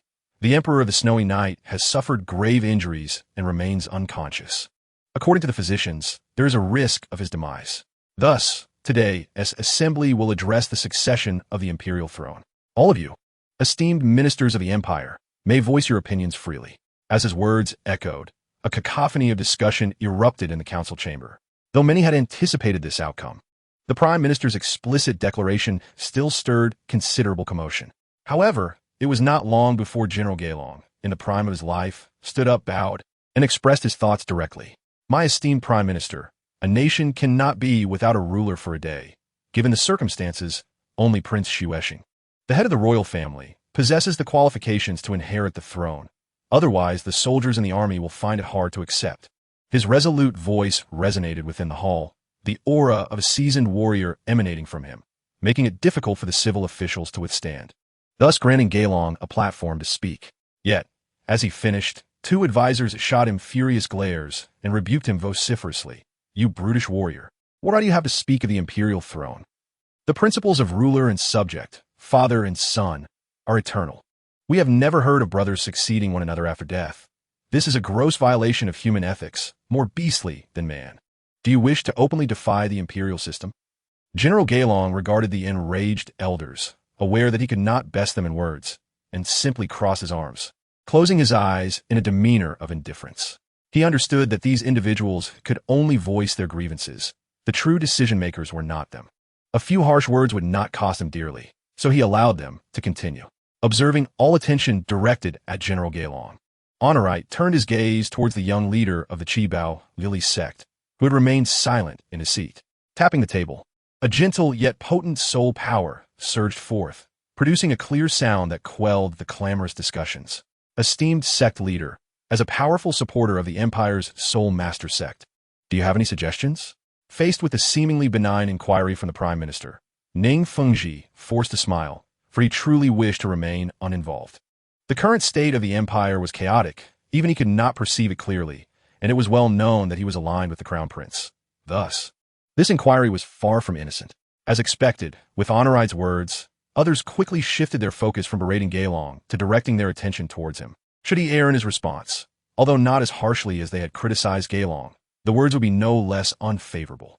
Ultimately, it is for you esteemed ministers to decide. The Crown Prince has thus opted to avoid suspicion and did not participate in today's assembly. So why inquire of me? An outsider? Ning Fengji's seemingly self-deprecating remark successfully diverted the topic. The crowd ceased their scrutiny of him, though a few traditionalist elders sighed in disappointment upon hearing his response, their expressions reflecting a mixture of frustration and resignation. Ning Fengji remained unperturbed, merely offering a regretful smile. He understood that since the Crown Prince's ascension had been thwarted, matters would not be simple, and it was evident that this was indeed the case. Is that so? Honorite nodded, neither affirming nor denying. He then proactively mentioned the whereabouts of Shuel Luochuan. The second prince is currently attending to the Emperor of the Snowy Night and cannot attend the assembly. It seems that only your highness is present to participate in this decision. Prince Xueshing smiled with ease, knowing that they were but a step away from their goal. He signaled to the Earl of Rhine, whom he had already contacted. The Earl, feeling a sense of bitterness at Prince Xueshing's urging gaze, stepped forward, directly addressing Honorite. Since neither of the two princes desire the throne, then Prince Xueshing shall rightfully take his place. Should it be anyone else, we nobles would never consent. His voice rang out with authority, seemingly voicing the sentiments of all present. Instantly, a chorus of agreement for Prince Xueshing's succession arose, with powerful nobles and high-ranking ministers all voicing their support, creating an atmosphere where opposition seemed to vanish. Faced with the enthusiastic endorsement of the crowd, Prince Xueshing no longer delayed, but rather, with an air of impatience, strode directly to the forefront, confronting Honorite. More precisely, he fixed his gaze upon the throne that belonged solely to the Emperor, along with the scepter and crown that symbolized authority resting upon it. Honorite offered a gentle smile, which, to Prince Xueshing, seemed to convey a sense of support and early congratulations. Thus he felt a surge of confidence, turning to the assembly and proclaiming loudly, "Since you all have endorsed me so fervently, I cannot refuse. I assure you, if I ascend to the throne of the Tiando Empire, I shall elevate it to new heights." The fervor and assurance in Xueshing's voice even imbued the moment with a hint of coercion. However, under such circumstances, this was merely a minor issue. The outcome was already predetermined, and a slight deviation from decorum was inconsequential. As he articulated his ambitious desires, yearning for the crowd's adulation, a voice, soft yet resonant, emerged. "Xueshing, I did not misjudge you after all." The voice was unassuming, tinged with a trace of fatigue, devoid of any semblance of authority, reminiscent of an ordinary elder. Yet this seemingly mundane utterance rendered Prince Xueshing's limbs cold and rigid, immobilized in place. The previously supportive crowd fell utterly silent, as if the grand hall had become a sanctuary of stillness where even a pin drop could be heard. A figure approached slowly, eventually taking a seat upon the throne that rightfully belonged to him. Xueshing, with a stiffened expression, turned to face this individual. Before him stood the aged and weary Emperor Xie, accompanied by the respectful Zoloachuan, who supported him. "Your Majesty, I have prepared a list of traitors for your consideration." Honorite stated with utmost courtesy, bowing slightly. His demeanor unequivocally conveyed to Xueshing the gravity of the situation. Recent inexplicable events rapidly churned in Xueshing's mind, and the obvious reality before him crystallized into understanding. So this was all your scheme, Xue? You truly are a master tactician, using yourself as bait to lead us into this trap. Xue suddenly laughed, directing his gaze at the individual, who was, without surprise, the rumored ailing Emperor Xie. Who could have anticipated that the true emperor of the empire had not suffered as gravely as the rumor suggested, though he appeared frail and exhausted. Managing affairs was evidently not beyond his capabilities. Xue, this is where you falter in comparison to me. I know you too well. Regardless of the circumstance, I always prepare for the worst, while you, upon seeing an opportunity, are merely inclined to gamble. For years, this pattern had remained unchanged. Thus, the outcome of your past defeat persists in your current downfall. Xue shook his head, his tone as unperturbed as ever, as he sat upon the throne, surveying the sweat-drenched individuals below. In his absence, they had wielded power with impunity, even controlling the succession of the throne. Yet, upon his return, they appeared as fragile as ants, easily crushable underfoot. Xue is merely slightly larger in stature. Previously, I needed to concoct justifications. Now, there is no need for restraint. You all have truly disappointed me. The laws of the Tiando Empire explicitly state that upon the death of the emperor, the prince shall ascend the throne. In the absence of a prince, it shall be passed to the emperor's sons. When did it become the prerogative of a prince? Emperor Xie regarded the ministers with palpable disappointment, observing their lowered heads, fearful of his gaze. Their disregard for the law was not merely a betrayal. It was treason. Outright, what shall be the consequence for treason? The emperor's eyes turned cold, laced with a hint of frost. Outright adjusted his spectacles, avoiding the pleading eyes of the assembly, and replied, "The crime of treason is unforgivable. The nobility shall be stripped of their titles, while commoners shall face death, without exception." Xue nodded, fully aware of the implications. However, his intent was merely to instill fear among the assembly. Since Emperor Xue's return, Lane had sensed the impending doom. The moment Outright uttered the words, "stripped of titles," he collapsed to the ground, kneeling. The entire existence of the nobility hinged upon the privileges of their titles. Losing such status equated to forfeiting their very lives. A fate too dreadful to bear. Lane pressed his forehead to the ground, devoid of dignity, pleading, "Your Majesty, it is all Xue's fault. He compelled me to act. I am not the mastermind." Emperor Xie nodded, his voice remaining cold, allowing Lane to continue his desperate entreaties as his resolve remained unshaken. "Count Lane, for the crime of treason, considering your past contributions to the empire and your timely realization of your errors, your title shall be downgraded by 1 rank. From this day forth, you shall be known as Viscount Lane and no longer as Count Lane." A flicker of relief crossed Lane's countenance. Although he had lost his title and was no longer a grand noble, he still retained the rank of a viscount, which sufficed for a minor noble. At the very least, Emperor Xie had not considered confiscating his estate or relegating him to commoner status. "I am grateful for your mercy, Your Majesty. From this day forth, the Lane family shall serve the empire diligently, harboring no disrespect." As Lane expressed his gratitude, he prostrated several times, his forehead reddening, eliciting disdainful glances from many. It was utterly disgraceful. How could a noble exhibit such a lack of fortitude? Xue scoffed derisively at Lane, regardless of how others fared. He knew his own fate would be grim. For years, this brother had spared no effort to undermine him. Seizing this opportunity, there was no way he would be granted leniency. "Prince Xue, as a member of the royal family, you failed to contemplate how to serve the nation and instead conspired to usurp the throne. Such heinous crimes warrant immediate deprivation of your princely title, relegating you to the status of a commoner, forever excluded from the royal family's genealogy." Xue abruptly lifted his head, locking eyes with Emperor Xue. Even with prior mental preparation, he was still taken aback by the ruthless severity of his brother's actions. "Very well, truly worthy of being my dearest brother." He ground his teeth as he uttered these words, having never once considered pleading for mercy.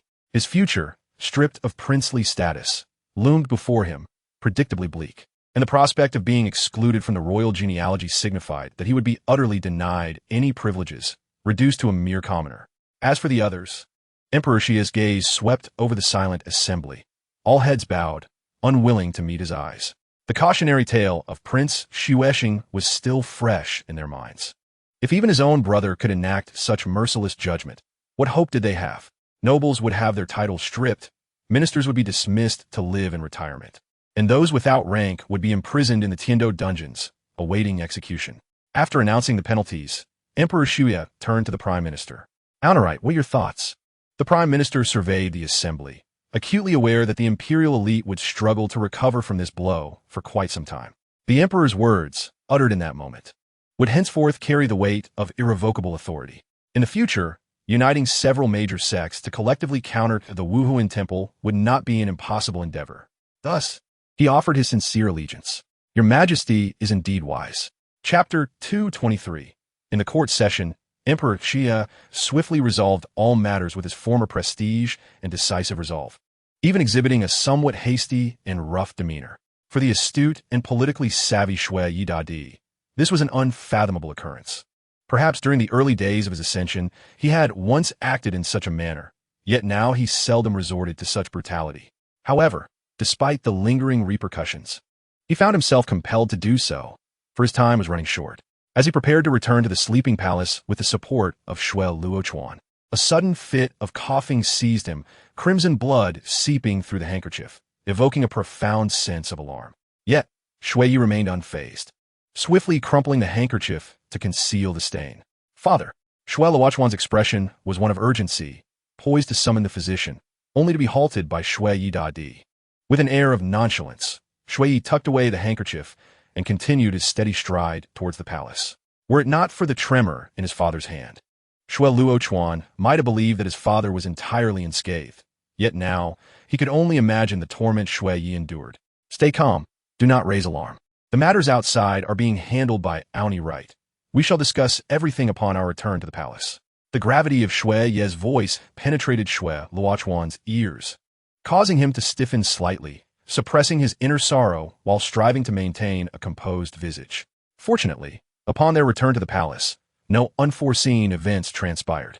Shui Luochuan hurriedly assisted his father in shedding the opulent and heavy outer garments, revealing that Shui Yidi's collar was already stained with perspiration. Most concerning was the dark blood seeping through the well-wrapped fabric at his chest, a manifestation of a lethal toxin, accompanied by an insidious power, resulting in grievous wounds. Father, your injuries have worsened. We must summon the court physician, or else. Shui Luochuan's voice was tinged with urgency, imbued with a tone of counsel that he could no longer afford to regard as disrespectful. The assassination attempt on Shui Yi had indeed transpired, leaving behind severe injuries, a reality confirmed by all, thus preventing any pretense. Were it not for the gravity of his condition, Shui Yi's current awakening would not have come at such a great cost. Under the unique martial spirit and methods of the court physician, he had forcibly expended his life potential, transforming it into a fleeting blaze. The pallor of his face vividly illustrated his current state. Sweating profusely, Shui Yi reclined on the bed, letting out a sigh of relief as his body began to relax. Such a simple action had become laborious, and the boundless vitality he once felt seemed to have vanished. Now, within this frail vessel, only weakness remained. Enough! Let us not dwell on such matters for now. You shall remain here, listen to my words, remember what I say, and then proceed with your own affairs. Do you understand? Sua Yidadi's countenance was grave, underscoring that he was not jesting. Shui Luochuan bit his lip, ultimately nodding slowly, ceasing his actions and remaining silent. Shui Yi's body slightly relaxed as he gazed into the void ahead, a hint of nostalgia gracing his expression. However, he was soon roused from his reverie by the pain coursing through his body, his brow furrowing in response. There was no need to revisit previous matters. The past had already proven to be a failure. Compared to further advancements, the most pressing concern now was the preservation of the Empire's existence. I have previously warned you that once the Empire is overturned, the royal family status will hold no significance. The greater the family's current prestige, the more dire their downfall will be. Shui Yi's tone remained even, yet tinged with a sense of lament, as if he bore no weight from his own suffering. Perhaps having temporarily distanced himself from the turmoil, he was able to observe events with clarity, many past occurrences now appearing strikingly lucid. Indeed, I understand, Shui Luochuan replied, a note of sorrow lacing his voice. Shui Yi paid no heed to this, continuing, at present, I have excluded Shui Xing from the equation. There may still be some future troubles, but for now, they are unlikely to stir significant unrest. Should you desire to ascend the throne, your greatest rival will be your elder brother, Shui Qinghe, who has the backing of the martial soul hall. I find it difficult to conceive how you might surpass him.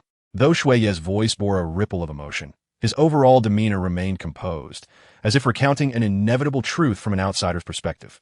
Even when discussing the rivalry for the throne, he exhibited little emotional investment, as though he were detached from the fray, reminiscent of his former self. Shui Luochuan raised his gaze, his expression a complex tapestry as he regarded his father, at a loss for words. Shui maintained his gaze, silent and expectant for a response. After a prolonged silence, Shui Luochuan spoke. Brother excels in every regard and has the support of the martial soul hall. It seems a wise choice for him to inherit the throne. Shui nodded, casting a glance at his son's expression before continuing. Indeed. But the primary issue is his proximity to the martial soul hall. He had previously concealed this well, deliberately maintaining distance while drawing closer to the seven-treasure glazed tile school. Only recently have I come to realize that, in terms of estrangement, he still stands with the martial soul hall. Shui Luochuan averted his gaze, remaining silent. He had already known this. In truth, he was among the first to discern these issues. Shui had not previously directed much attention to the dynamics between them as brothers, so it was natural for him to overlook certain details. Yet Shui Luochuan was different. An internal suspicion lingered, but after a moment's hesitation, he chose not to voice it. This was not merely due to a lack of evidence, but also stemmed from his personal emotions and the fact that Shui Yi had already identified the problem. Speaking this speculation would serve little purpose. After taking a breath, Shui Yi continued, "If this continues, you should be aware of what may transpire. Thus, compared to Shui Qinghe, I would prefer you ascend the throne. Alas, time is not on my side, and I no longer possess the capacity to advance this matter." A soft sigh escaped him, as if expressing regret for the past, prompting Shui Luochuan to listen quietly, without a word. Therefore, what actions you should take, and what you should refrain from doing, must be determined by your own judgment. You have been wise since childhood. I trust that once these matters are clarified, you will manage them adeptly. Like a final directive, Shui Yi spoke with the authoritative tone of one in power, devoid of excessive sentiment. Yet, Shui Luochuan understood that this was precisely his father's way of cautioning him against underestimating the rivalry with his brother, to prevent him from miscalculating their respective strengths and ultimately facing ruin. Though not overtly expressed, the underlying concern was palpable. "Father, I shall remember. I know what to do." "You need not worry," Shui Luochuan responded, his voice tinged with a slight tremor, prompting Shui Yi to nod in acknowledgement. Having seemingly cast aside his final reservations, he sighed softly before instructing Shui Luochuan, "Invite the blood-stabbing elder of the martial soul hall and Crown Prince Shui Qinghe to come to me." With those words spoken, Shui Yi closed his eyes, lapsing into silence. This exchange had already drained some of his strength. Shui Luochuan bowed deeply before rising, taking a deep breath as he exited. At the martial soul hall, Shui Qinghe was engaged in discourse with the blood-stabbing elder, their table laden with intelligence gathered by the martial soul hall. The most abundant reports pertain to the previously consequential court assembly. In light of recent events, Shui Qinghe had remained within the confines of the martial soul hall for safety, as the palace was scarcely his domain. "Elder, what is the specific situation?" Observing the pensive expression of Shui Qinghe could no longer suppress his curiosity and posed the question directly. Typically, in such matters, he would contemplate and form his own judgments. However, within the confines of the Wuhuan Temple, he clearly preferred not to engage in such deliberations. Shui, interrupted from his thoughts, exhibited no signs of annoyance. Instead, he smiled kindly and began to elucidate the current circumstances. "It appears that Prince Xuexing may never rise again, and the nobles and ministers within the city will likely face oppression for some time. However, judging by Shui Yi's demeanor, he seems inclined to bequeath the throne to Shui Luochuan." At this juncture, Shui could not help but furrow his brow, stroking his chin thoughtfully. Shui Luochuan, he was aware, is not a youth easily deceived. Should Shui Yi truly resolve to act, it could pose significant complications. Nevertheless, it appears there is little alternative. "Shui Luochuan, it seems the old man still harbors suspicions about me. He is not as senile as one might think. Regrettably, it is now too late. The momentum of the Wuhuan Temple has been established, and even if issues are uncovered, what can the royal family use to oppose it?" Shui Qinghe momentarily paused, then dismissively waved his hand, speaking with unwavering confidence. His confidence was not unfounded. Days prior, news had arrived from Hao Yian sect that this long-standing obstinate faction of the Wuhuan Temple had finally lowered its head and expressed a willingness to submit. Having lost the indispensable strength of Hao Yian sect, Whether the royal family still possesses the courage to resist the Wuhuan temple remains a question. Indeed, if Hao Yian sect is bowing down, it is inconceivable that Shui Yi would stand firm. However, Qingyang has truly exceeded my expectations, managing to suppress the entire sect single-handedly. This display of strength and resolve indicates that we have certainly aged. Sishue shook his head and chuckled, reflecting on the peculiarities of the world. A few years ago, a single Tang Hao from Hao Yian sect struck fear into the heart of the Wuhuan temple. Yet now is also a single individual who has compelled Hao Yian sect to yield. The rapidity of this transformation is almost difficult to accept. Indeed, Qingyang's actions have alleviated much of my burden. Should Shui Yi prove obstinate, the Wuhuan temple will ensure he confronts reality. Shui Qinghe's gaze flickered with a hint of excitement. Secretly pleased, yet maintaining a facade of composure. Suddenly, a thought crossed his mind, prompting him to inquire with curiosity, who exactly dispatched the assassin to target Shui Yi that day. Upon his utterance, Sishue fell into contemplation, deepening Shui Qinghe's intrigue. This matter was highly suspicious, disrupting the long-standing plans of the Wuhuan temple, and due to strict confidentiality, Shui Qinghe had yet to receive any information from the empire. Or perhaps the empire itself was unaware. However, the expression of Elder Sishue grew solemn at the mention of this issue, indicating to Shui Qinghe that it was evidently not a simple question to answer. According to the evidence recently released by the Tiando Empire on the surface, it appeared to implicate Prince Xuexing and certain nobles, yet the true perpetrator remained unknown. Shui Qinghe frowned, finding this response unsatisfactory. How could such a significant matter elude clarification given the immense influence of the Wuhuan temple? Nevertheless, now is not the time to dwell on this. The priority should be how to seize control of the Tiando Empire. The unknown secrets hinted at in this incident would have to await further exploration. At that moment, a knock at the door interrupted, and after receiving consent, Lian Yu entered with a look of apology. In a clear voice, she announced, "Your Highness, Elder, Emperor Shui Yi has dispatched envoys, inviting both of you to the palace to discuss matters of succession." Sishue's head snapped up in surprise, instinctively glancing at Lian Yu, while Shui Qinghe could not contain his voice, exclaiming in astonishment. Could it be that Shui Yi is unable to hold on? The next moment, as Lian Yu appeared awkward and flustered, both men regained their composure.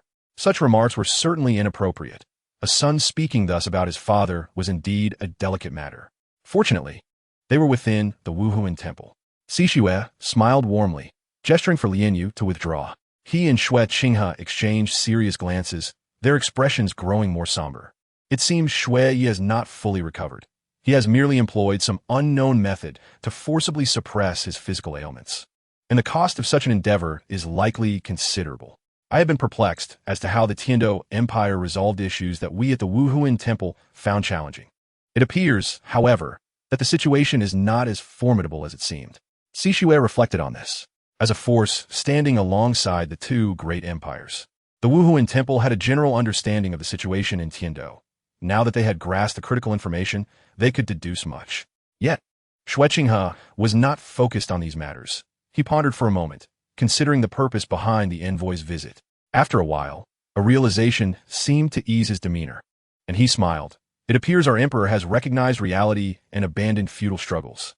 This comes as no surprise. All I have learned from him over the years has revolved around political compromise. I cannot envision him making a desperate stand.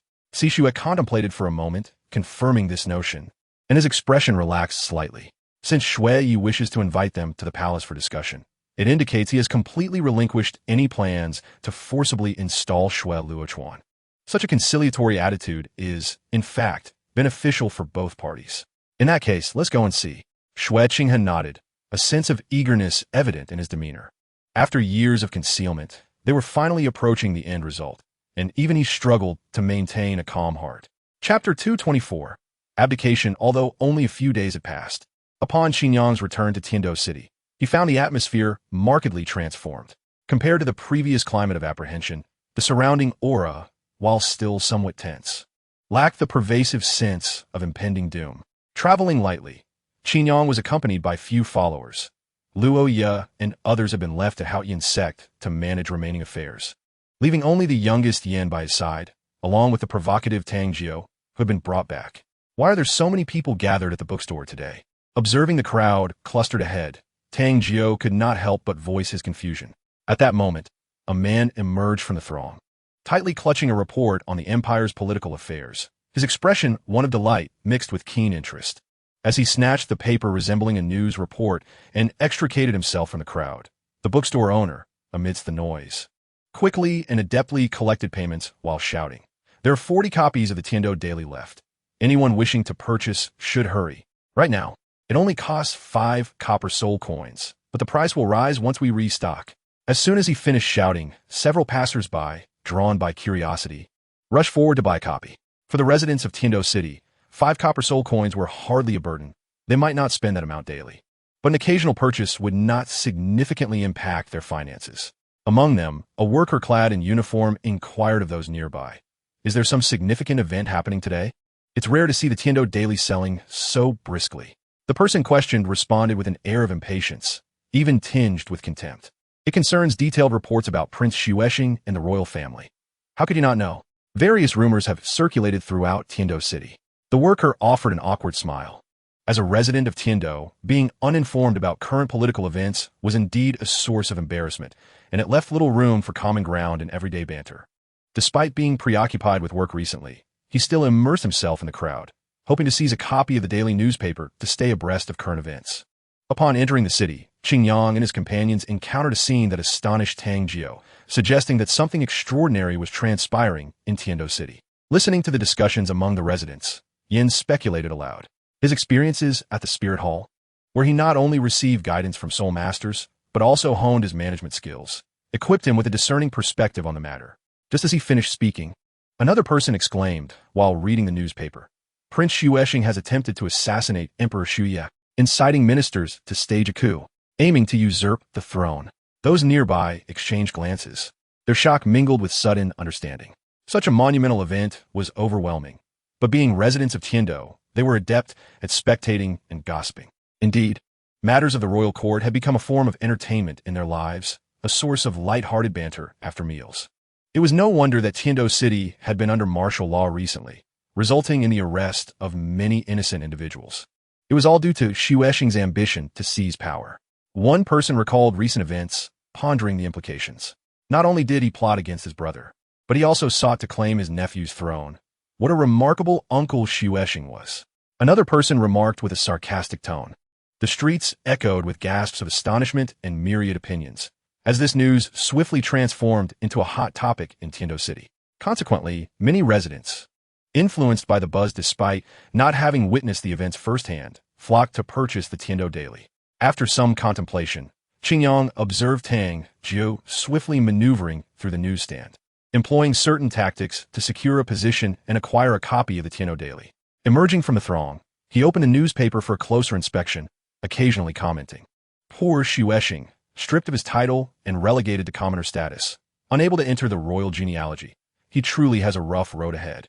Tang Jiao remarked with a hint of schadenfreude. However, when he suddenly caught Qingyang's gaze, his enthusiasm waned instantly. He carelessly tossed the newspaper aside, where it was caught by the curious Yin, and then Tang Jiao, disheartened, followed closely behind Qingyang. One could only imagine that upon arriving at the Spirit Hall, he would not be greeted with kindness, for few had ever dared to challenge the sanctity of the Spirit Hall and emerged unscathed. Even Hao Yin's sect could not protect him now. Had Prince Xuexing failed? It seemed that intriguing events were unfolding in Tiendo City. Qingyang smiled, leading the two towards the imperial palace. While the situation remained unclear, it was evident that Xuexing was a political failure. Thus, the victorious side must be in a position of triumph. Coupled with the earlier news of the assassination attempt on Xuye, Qingyang sensed that a significant change was imminent in Tiendo City. Inside the palace, Xuye lay on a soft bed, his chest rising and falling gently. Feeling the frailty of his body, he was occasionally pierced by excruciating pain deep within his heart. A grim acknowledgement that his days were numbered, a fact that could not be altered. Death had approached him for the first time, so closely beckoning, and the visage of the Grim Reaper seemed increasingly vivid. Yet, even with such fragility, despite reason urging him to accept his fate, an intense unwillingness surged within him. He was just over 40 at the prime of his life, and how could he succumb at such a critical moment? As the loosely knit alliance centered around the Tiendo Empire was about to solidify, now was a time for great deeds. Why did fate not grant him his desires? After enduring and compromising for so long, amidst the pressures of various political machinations, it felt as though he was on the verge of forgetting the passion that once burned within. Fate, indeed, was capricious. "Father, are you unwell?" Chuan, noticing his father's furrowed brow, could not help but inquire softly. Shuya slightly opened his eyes, glanced at his child, and chose silence, closing his eyes once more to rest. Chuan opened his mouth, but ultimately fell silent. For a moment, the chamber was steeped in stillness, enveloped only by the fragrant incense. After a prolonged silence, Shuya finally spoke. "Since your birth, I seem to have paid little attention to you. Over the years, have you harbored resentment towards me as your father?" Chuan was momentarily taken aback, unsure of how to respond. After a moment's thought, he shook his head and replied, "No, I understand you did not intend that. Though I occasionally feel envious. Envious of other children who have a father?" Shuya exhaled softly, suppressing the myriad thoughts swirling in his mind, striving to regain his composure. Perhaps knowing his time was short, as death approached, thoughts of familial affection, which he had never yearned for, began to surface. Enough at this point. Discussing such matters holds little significance. Please assist me in rising. Guests have already arrived. Chuan nodded and stepped forward to help his father don his everyday attire. The garments were neither cumbersome nor ostentatious. Designed for comfort, they alleviated some burden from Shuya at this moment. Just then, a knock resounded at the door. After several rounds of inspection, Xue Qinghe and Elder Tsi entered the imperial chamber belonging to Emperor Shuya. "Your Highness, brother," Chuan greeted, while Xue Qinghe maintained a standard elegant smile. His gaze swept the room, and as expected, he spotted the weakened Shuya lying on the bed. Instantly, a fleeting smirk crept onto his lips before vanishing. Xue Qinghe hurried to Shuya's bedside, his voice laced with sorrow. "Father, I am unfilial for not being able to remain by your side." The emperor coughed twice, slowly sitting up to regard his somewhat unfamiliar son. The spark in his eyes reignited, as if all his vitality surged back at that moment. Without exchanging pleasantries, he addressed Xue Qinghe directly. "Qinghe, the empire is now in your hands. In a few days, I will have honor rite arranged for your coronation ceremony and announce it to the world. I hope you will govern this nation well." Chuan remained silent, but he understood that such assertiveness from Shuya was not a positive sign. "Father, you are exhausting what little life remains. At this rate, you may have only days left." Xue Qinghe was momentarily taken aback by Shuya's forthrightness. But there was no time to hesitate, so he responded without delay. "Thank you for your trust, Father. The empire will surely reach new heights under my stewardship." Shuya nodded, then turned his gaze to the quietly observing Elder Tsi. "Chuan, you and your brother step outside for a moment. I wish to speak with Elder Tsi." The two brothers exchanged glances, but offered no objection. For Xue Qinghe, the elderly figure was merely a flickering candle in the wind. Accommodating his request would pose no significant risk and could prevent potential complications. Thus, with a subtle gesture to Elder Tsi, he exited alongside Chuan. As the door closed behind them and their footsteps receded, only two individuals remained within the chamber. "Qinghe must be one of your people from the Wuhuan Temple, correct?" The profound words rendered Elder Tsi speechless. He had not anticipated that the Emperor of Shuya would harbor such doubts. This was a matter that could not be acknowledged under any circumstances, even if the other party had already come to a conclusion.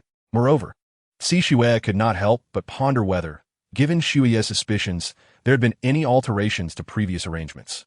Instinctively, he felt a tightening in his heart.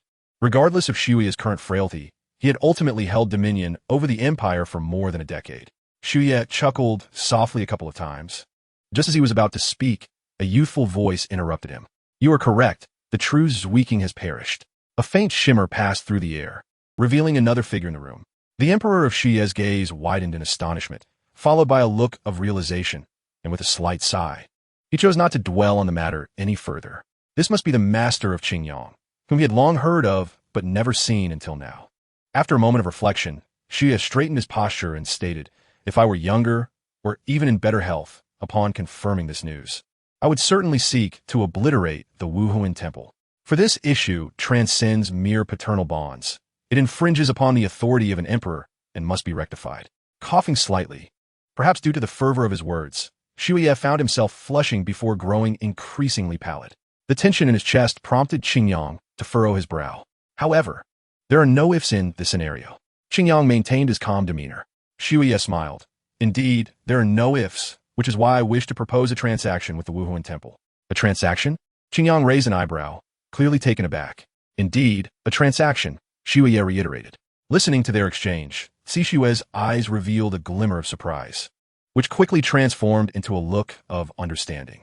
Following this, what transpired during their conversation remained unknown to the departing Zwiking, who refrained from eavesdropping with his abilities. Knowing that Xishue would eventually relay all pertinent details to him, such trivial pursuits were deemed unnecessary. Brother, do you recall our playful days before I turned 6? Frolicking throughout this palace, leaving traces of our childhood everywhere? Xue Luochuan suddenly halted, gazing at a pristine white stone brick marred with ink stains. Zwiking followed his gaze, instantly recalling that moment. He had been by Zwiking's side, watching him lead their younger brother in mischief, using the pristine bricks as their canvas. Fortunately, this was the palace. Had it occurred in the main hall, the ministers would have surely reprimanded them, possibly even imposing severe penalties. Ah, indeed, dear brother. I remember how we painstakingly crafted our family's crest, only for father to deem it unsightly and insist on replacing that white brick. It was only through our relentless pleas that we managed to preserve that piece of graffiti. Looking back, our artistry was truly lacking. Xue Luochuan chuckled at the depiction of a swan that resembled a crow on the wall, recalling the considerable fuss caused over the royal emblem's design. At that time, we were not skilled in art. We merely feared losing our creation and bravely implored father not to discard it. I never imagined he would actually keep it, despite his usual disdain for anything that undermined royal dignity. Zwiking nodded, casually remarking, perhaps it was because this is the palace. Outsiders would seldom see such things, and thus it could hardly be deemed disrespectful. Xue Luochuan appeared somewhat lost in thought. Perhaps, but who can truly fathom Father's intentions? Shaking his head, he continued, after that, you seem to transform into an entirely different person, no longer playing with me. Zwiking's gaze sharpened, fixated on Xue Luochuan, who remained absorbed in the doodle. Chapter 225. Father and son. After that, you became remarkably accomplished, diligently pursuing knowledge and honing your soul power. People praised you, yet I know that you can never return to your former self.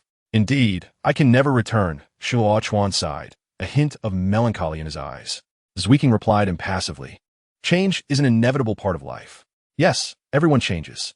However, such sudden transformations, devoid of reason or explanation, are quite peculiar. Zwiking understood the underlying cause. After the incident involving Li Daitao, he had deliberately avoided his closest brother to conceal the truth. In hindsight, this had left a vulnerability exposed. Xue Luochuan shook his head, his enthusiasm waning. Then I wish you success in governing this nation and achieving your aspirations. And you? Do not worry about me, brother. I shall likely depart from here. Remaining in the empire may not bode well. I wish to avoid a recurrence of the situation with father and uncle. I understand. I wish you the best. Thank you. Their exchange consisted of trivial remarks. Yet beneath the surface, there lingered a profound distance. Each spoke with their own interpretations, and whether genuine or not, they had at least communicated their sentiments. The brothers continued their conversation about inconsequential matters until some time later, when Qingyang and Xishue emerged from the room, prompting them to cease their dialogue. Upon seeing them, Xue Luochuan expressed mild surprise, but refrained from inquiring further. He promptly returned to the side of Emperor Xue to assist in his care. What did you discuss? Qingyang queried, observing Xue Luochuan's retreating figure with curiosity. Upon seeing Qingyang's presence, Zwiking had much to articulate but recognized that the moment was not opportune. Thus, he suppressed his excitement and responded nonchalantly, nothing significant, merely reminiscing about her childhood. Qingyang nodded, acknowledging the normalcy of the brothers' exchange. However, the future remained uncertain. Would they ever have the chance to meet again? We should depart. Xue has acquiesced to our demands. We can discuss subsequent matters later, Xishue interjected, noting that this was not the appropriate setting for further discourse. In agreement, the group departed the Tiando Imperial Palace, a symbolic edifice marking the end of Emperor Xue's reign. On their journey back to the Wuhuan Temple, they exchanged thoughts on topics that were not particularly clandestine. So, you have dealt with Haotian's sect, Qingyang? No wonder Xue capitulated so readily. Without the support of Haotian's sect, the Tiando Empire would indeed struggle against the Wuhuan Temple. Qianren Xue shed her disguise, expressing her astonishment at Qingyang's recent accomplishments. Though the news had yet to spread, it was evident that in the future, it would reverberate across the continent. the Wuhuan Temple's renown would soar, and Qingyang's name would echo throughout the land. Seeing her interest in this matter brought a sigh of relief from Qingyang. He hesitated slightly before asking, according to the understanding I have with Hao Yanzong, the matter concerning Tang, how should have been resolved? Your father, Qian Rinxue, smiled gently, her charming face devoid of any unnatural expression. It's all right, Qingyang, this is sufficient. I have long since laid to rest my father's enmity. You need not concern yourself, for I have found new support. In the imperial palace. The Shuai slightly opened his eyes upon seeing Xue Luochuan enter, then slowly closed them again. The verbal exchange with the Wuhuan Dian had not posed a significant threat, yet it had taken a considerable toll on his spirit. Fortunately, the outcome was still somewhat acceptable.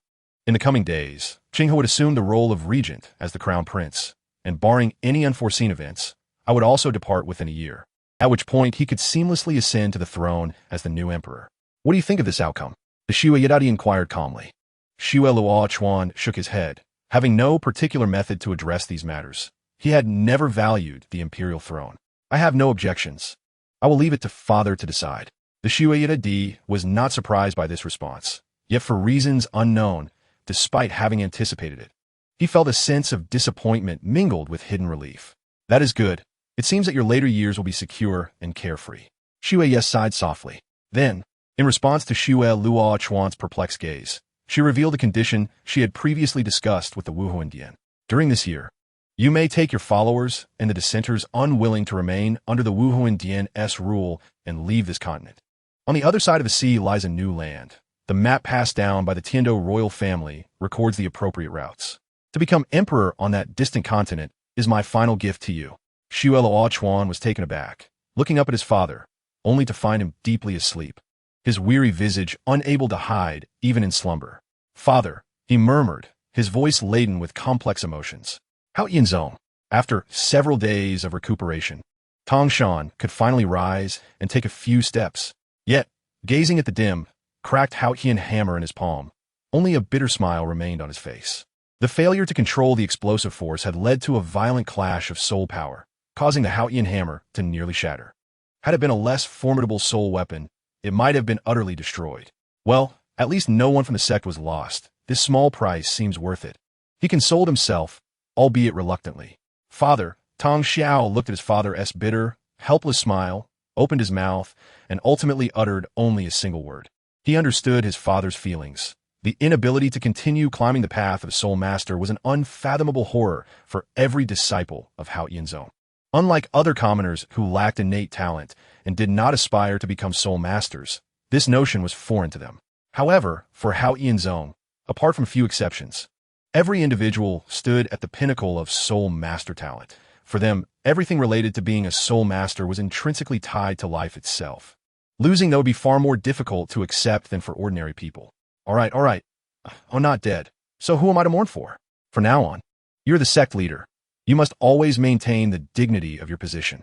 Tang Tian, unable to tolerate such a display, immediately adopted a stern expression and admonished his son. Chapter 226. A new chapter what? Father, you want me to become the sect leader? Tang Xiao's voice involuntarily rose, his entire being reflecting profound shock. Tang Tian, exasperated, tapped his son's head, incredulous that such a matter could provoke such a grand reaction. Is it really necessary to make such a fuss? You clearly lack the composure required for a leader. Moreover, given the current situation, this is the best course of action. How can you not see that? Hao Yanzong, like the entire continent, revered strength above all. Consider my current state. How could I possibly continue as the sect leader? Moreover, with the need to contribute to the Wuhuan Dian, I, as an antiquated relic of the old era, am naturally unsuited for the role, thus necessitating the appointment of a new leader to align with the current circumstances. Listening to his father's deliberate explanation, Tang Xiao gradually grasped the rationale behind it. Yet even so, he still found it difficult to accept. It was not that he did not want to, as a disciple of Hao Yanzong. This honor was something he could not dismiss. However, Tang Xiao questioned his own capability to fulfill the role of sect leader.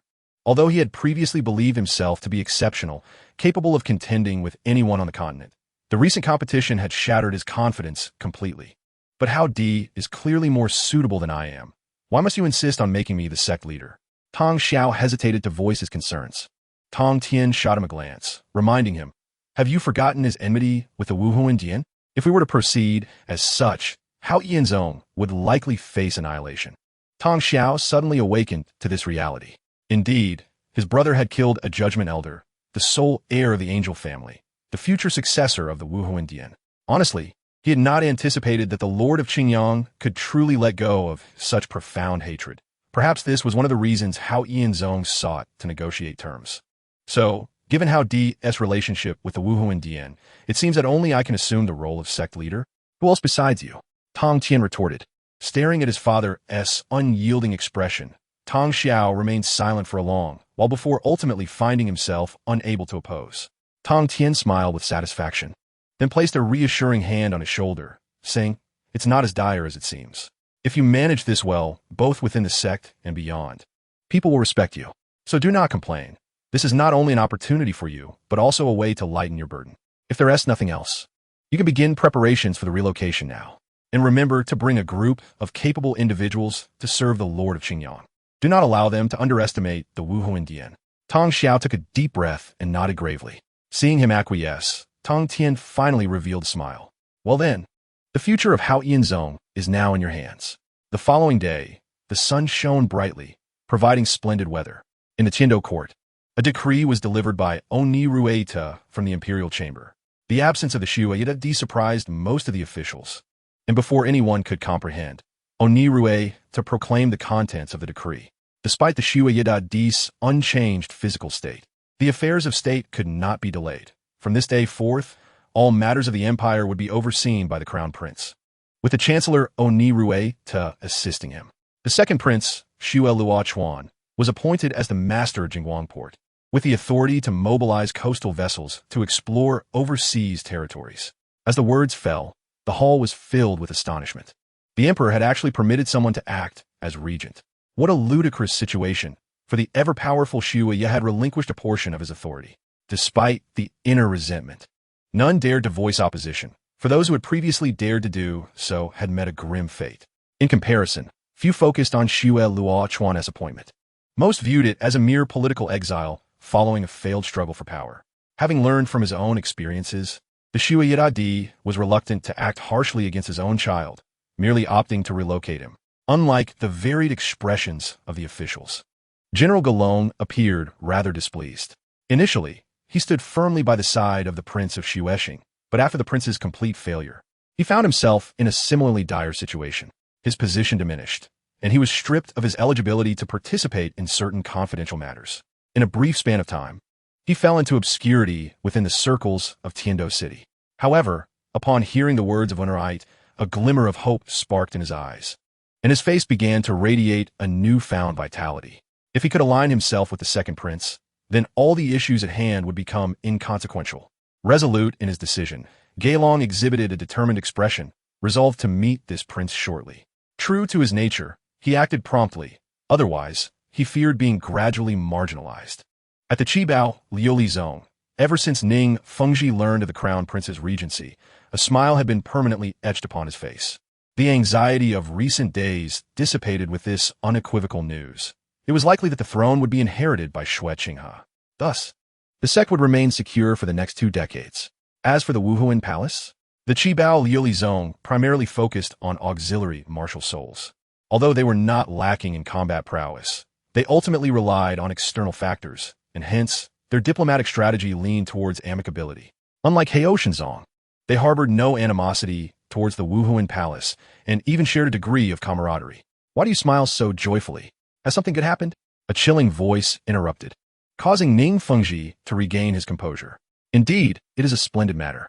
The imperial throne should rightfully pass to my disciple, which would undoubtedly bolster the strength of our sect. How can I not be pleased?"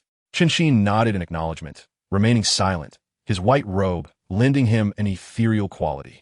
He trusted Ning Fengji's judgment. Another individual, however, was less restrained, expressing himself with unvarnished directness. "Yet, I can't shake the feeling that your disciple is getting a bit too close to the Wuhuan Palace. I hope it won't lead to any complications." The towering figure, akin to a small giant, was Gu Rong, his voice resonating with gravity. Ning Fengji smiled reassuringly. "In that case, I shall pay a visit to the Wuhuan temple. I trust they will not rebuff me." After a moment of contemplation and a shared glance, they nodded in agreement, allowing Ning Fengji to proceed alone, albeit with a sense of unease. The Wuhuan Palace was an unavoidable behemoth. Even in the absence of provocation, its presence could still sway numerous affairs. On this day, the transition of power within the Tiando Empire officially commenced, marking the end of the era of the Emperor Xuye. Meanwhile, Heao Shenzong relinquished its pride, compelled to serve the Wuhuan Palace, while the Qibao, Liu Lizong, though fragile, needed to ascertain the stance of the Wuhuan Palace. Across the continent, the dominance of the Wuhuan Palace had become an established fact. In Chapter 227, a commission from the Wuhuan Palace is unveiled. In Nodding City, Tang Xin diligently toiled in the blacksmith shop, utilizing the rigors of physical labor to both forge his body and hone his blacksmithing skills. While he occasionally engaged in personal projects, crafting and researching hidden weapons, he remained steadfastly committed to his work, ensuring that personal endeavors did not interfere with his responsibilities. His clear distinction between public and private matters had endeared him to Shi San, who had been observing him discreetly. "Little San, come quickly. The blacksmith shop has recently secured a significant order. See if you can handle it." The boisterous call echoed from outside Tang San's solitary forge. The clang of metal resonated as Tang San halted his hammering, steadying his grip without a tremor. His gaze pierced through the loosely draped cloth that separated him from Shi San, who appeared elated, pacing restlessly as though he had encountered a monumental stroke of fortune. Yet, Tang San discerned the underlying urgency in his demeanor, hinting at an anxious disposition. This so-called significant order was likely no simple task. Understanding this, Tang San set aside his work and stepped outside. He harbored his own secrets, particularly regarding the Tang sect's hidden weaponry, which he could not allow outsiders to discover. This was a stipulation he had insisted upon, preventing Shi San from assigning an apprentice to assist him, although this decision made his workload considerably more strenuous. Tang San deemed it worthwhile. Thus, pausing his efforts signified that precious time had been lost and that he would need to reforge and temper his work later. However, Shi San's urgency suggested the matter was of great importance, rendering the inconvenience negligible. Tang San, the City Lord's mansion and the Wuhuan branch hall have jointly outsourced a substantial order to the blacksmiths within the city. I have scarcely seen such intricate blueprints and high-grade materials. Our blacksmith shop, through our exceptional craftsmanship and your contributions, has secured the most crucial part. Apparently, it's the casing for a power system. Can you handle it? Shi San grasped Tang San's hand eagerly, launching into an explanation before allowing him a chance to respond, leading him to his workspace. As the proprietor of the blacksmith shop, Shi San, despite his remarkable skill, was required to work personally, and his station was not only separate but also situated in a well-ventilated area, providing a more pleasant environment. The heat generated during blacksmithing was notoriously oppressive. While the craftsmen had grown accustomed to it, few would refuse the opportunity to escape such conditions. Tang San remained silent, allowing Shi San to take the lead as he retrieved a beautifully crafted, locked box from the clean and tidy work table. The box bore the insignia of the Wuhuan Palace. Crafted from high-quality materials, even Tang San, who had little knowledge of woodworking, could discern its value. It was evident that this was the outsourced work Shi San had received. Hurry, hurry! These blueprints contain vital data. Some aspects might even be challenging for me. Do you think you can manage? Remember, the materials and designs are all provided by the Wuhuan Palace. Such an opportunity is rare. Shi San excitedly extracted some of the blueprints from the wooden box, handing them to Tang San. Intrigued by Shi San's fervor, Tang San accepted the neatly organized diagrams that still carried the faint scent of wood. As he examined each sheet, his pace of scrutiny slowed, and the expression of curiosity on his face deepened into one of seriousness. The sketches merely outlined the items to be forged, lacking specific procedural details and materials. Yet, drawing upon his profound experience, Tang San immediately recognized the complexity of the task at hand. The implications suggested that the item to be crafted could, in some respects, rival the top-tier hidden weapons of the Tang sect. What do you think? Are you confident? If it were me, I might manage only 2 of these.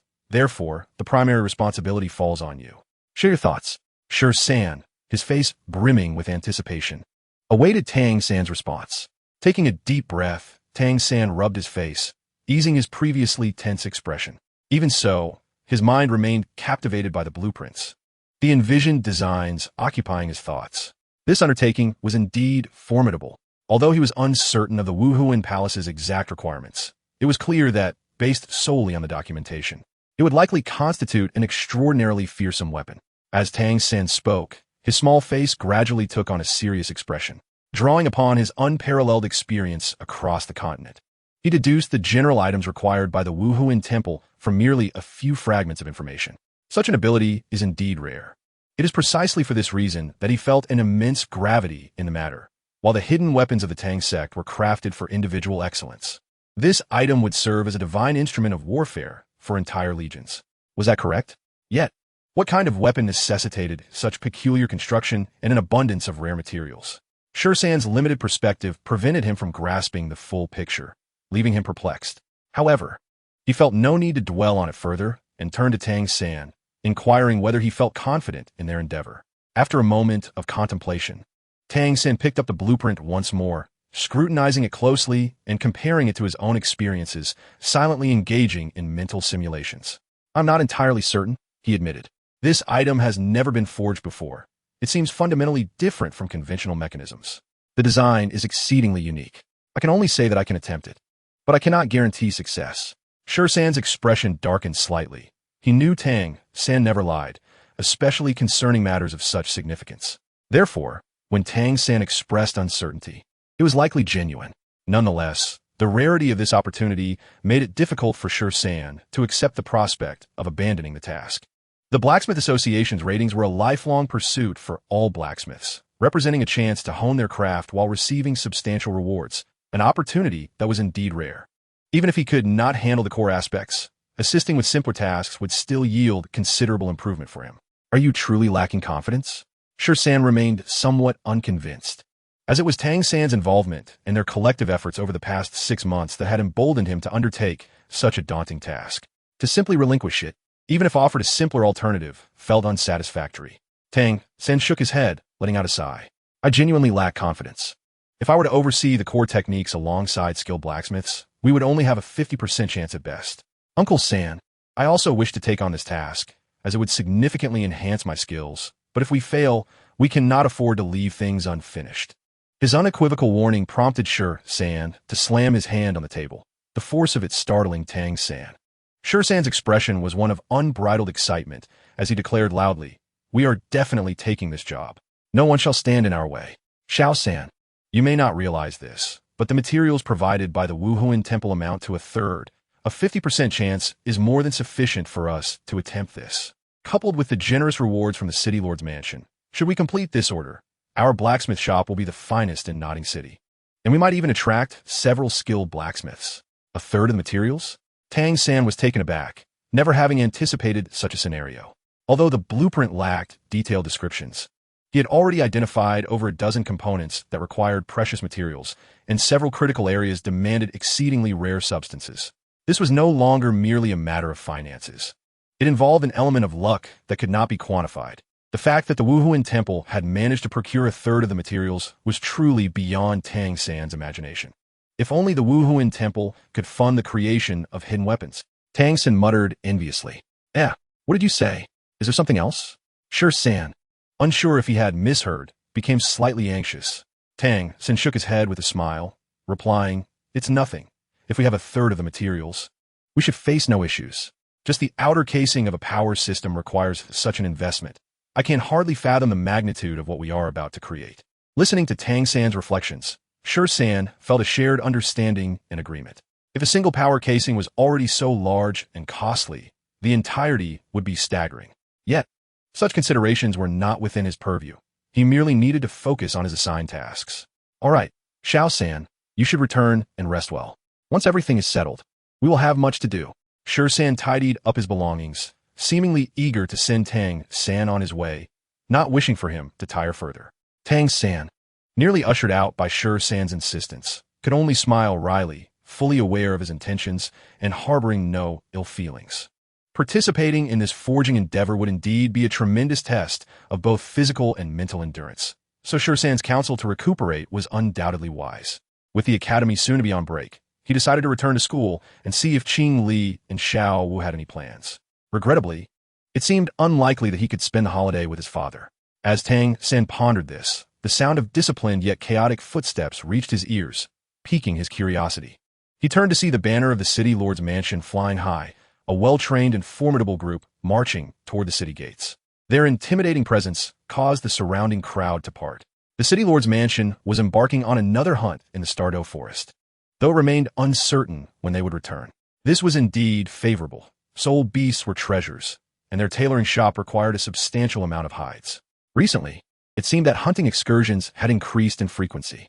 Such murmurs provided Tang San with a brief insight into the current situation. However, hunting soul beasts was nothing new. He vividly recalled the ferocious appearance of the mantis snake, which had left a lasting impression. Given that these beasts often traveled in packs, if not managed carefully, the population of soul beasts could swell to alarming numbers. With these thoughts in mind, he did not linger on the event and quickly returned to the academy. As the holiday approached, most classes had been suspended, granting students more time for cultivation. After the year-end assessments, the break would officially begin. Consequently, Tang San headed directly to the dormitory, eager to inquire if Qing Li and Xiao Wu had any plans. If possible, he wished to invite them to his home, though it appeared that this holiday may not permit such an arrangement. Upon entering the 7th dormitory, he was greeted by a lively atmosphere.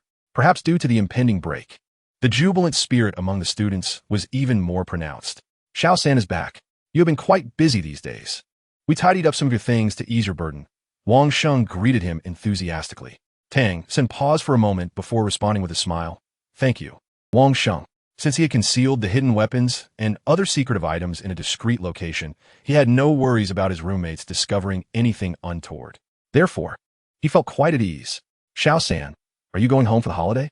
Xiao Wu, seeing the two engaged in friendly conversation, bounced over, eagerly interjecting herself into the discussion. Tang San felt slightly awkward as he replied, I probably won't be going back. The blacksmith shop has received a critical order, and unless something unexpected happens, I will be there to assist. One of his roommates could not help but exclaim, Tang San is truly impressive. While we are studying, he is already earning money. While we are on break, he has already received a work invitation. The others heard this but did not dwell on it, merely chuckling as they moved on with their own affairs. Tang San's excellence has already captivated them over the course of this year, and this has become an undeniable truth. Of little concern. Xiao Wu, do you have any interruptions during this holiday? Tang San inquired with genuine curiosity. Xiao Wu lowered her head and replied with a melodious voice. I need to return home for a while. It seems that something has happened there, though I'm not entirely sure. Tang San had never heard Xiao Wu speak of her family and was wholly unaware of her familial circumstances. However, considering that they were both students working to support themselves, and that she lacked even a proper bed, he assumed her situation might be similar to his own. Thus, he expressed his concern. Do you require my assistance? I have saved some money. If you encounter any difficulties, do not hesitate to let me know. You need not feel embarrassed. You can simply repay me later. Xiao Wu immediately lifted her head, pouting adorably as she glared at Tang San, leaving him slightly perplexed. Had he said something amiss? No need. Qingli Jie will accompany me back. You can focus on your own matters without worry. My family is not in any trouble. With this assurance, Tang San felt relieved, as he had already gleaned some understanding of Qingli's family background from previous encounters. The fact that the branch master had come to visit was evidently significant. Chapter 228. Regardless of the world's affairs, time continues its unyielding flow, adhering to its own rhythm, sustained by the meager strength of Jiao Exine Haitang. The Snow Knight Emperor still appeared to be clinging to life, seemingly on the brink of death, yet persistently struggling. Living in such a state has, in many ways, become a form of suffering. Qin Yang, under the name of the Spirit Hall, visited him once and confirmed the Snow Knight's condition before departing from the Tiando Empire. The power within the empire was in a constant state of transition, and the influence of the Snow Knight Emperor was rapidly waning. With Qian Rinxue's capabilities, she was more than capable of managing the situation, and with the full support of the Spirit Hall, controlling the Tiando Empire would pose no challenge. After a few months of assisting Qian Rinxue in stabilizing the situation, Qin Yang felt his presence was no longer of significant value. Perhaps the Snow Knight Emperor understood this as well. As long as he remained alive, his influence would not completely dissipate, thus providing the Spirit Hall with an added layer of caution and ensuring the safety of Shui Luochuan. Once Shui Luochuan formally departed from the Tiando Empire, the Snow Knight Emperor would likely have lost his reason to persist. This stubborn paternal affection is truly remarkable. Qin Yang, why are we constructing that war-type soul guide? Surely we are not expecting any wars at present? Jin Yao, buried in paperwork at the Doa Hall, inquired with a look of confusion while holding a report. The heavy paper report in his hands was filled with densely packed text and diagrams, detailing a single subject's various contingencies. It pertained to one of the Spirit Hall's recent major projects, the initiation of a new type of war soul guide. Considerable financial resources had been invested by the Spirit Hall into this project, yet no one understood the reasoning behind such an endeavor. Currently, the only potential threat on the continent was the Xinglua Empire. However, it was already fortunate that the Spirit Hall was not provoking them, given that the Xinglua Empire lacked any capability for active aggression. Observing Jin Yao's perplexed expression, Qin Yang realized he must provide an explanation. However, his reasoning was rather absurd, and rationally, few would likely believe it, which was why he had refrained from articulating it until now. I have glimpsed a vision of the future. Qin Yang spoke with a hint of nostalgia in his eyes, his tone imbued with uncertainty. Jin Yao gazed at him quizzically, softly repeating, "The future? What kind of future?" Qin Yang focused his mind, recalling the scenes he had witnessed, and slowly uttered two words, "Beast Tide." Indeed, a beast tide, seemingly endless, surging forth from various spirit beast gathering places. Countless villages and towns lay devastated in its wake, with innumerable lives lost. Although Qin Yang was unaware of the exact reasons behind this event, it was enough to instill caution within him. Are you suggesting that spirit beasts pose a threat? How can this be? The records in the Spirit Hall indicate that the strongest beings in the Stardow Great Forest are merely those 200,000-year spirit beasts. How could they threaten us? Jin Yao shook his head repeatedly, his initial reaction one of disbelief. It was hardly surprising. Had Qin Yang not already been aware of the Stardow Great Forest capabilities, he too would likely share such doubts. This highlights the disparity in intelligence and information. Qin Yang's expression remained serious as he cautioned, "The Stardow Great Forest is far more expansive than we can imagine. They may very well possess such power. Moreover, the extreme northern regions harbor numerous powerful spirit beasts, and as the largest gathering place for spirit beasts, the Stardow Great Forest must contain even more, though we have yet to uncover them." Jin Yao began to shed his earlier demeanor, adopting a more solemn attitude. Synopsis: Dolua Dalu, Emperor's Armor. Innate 20 Growth Spirit Rings. This is a tale of traversing to Dolua Dalu, acquiring the Emperor of Light martial spirit, and wielding overwhelming power to command the Spirit Hall and restore its former glory.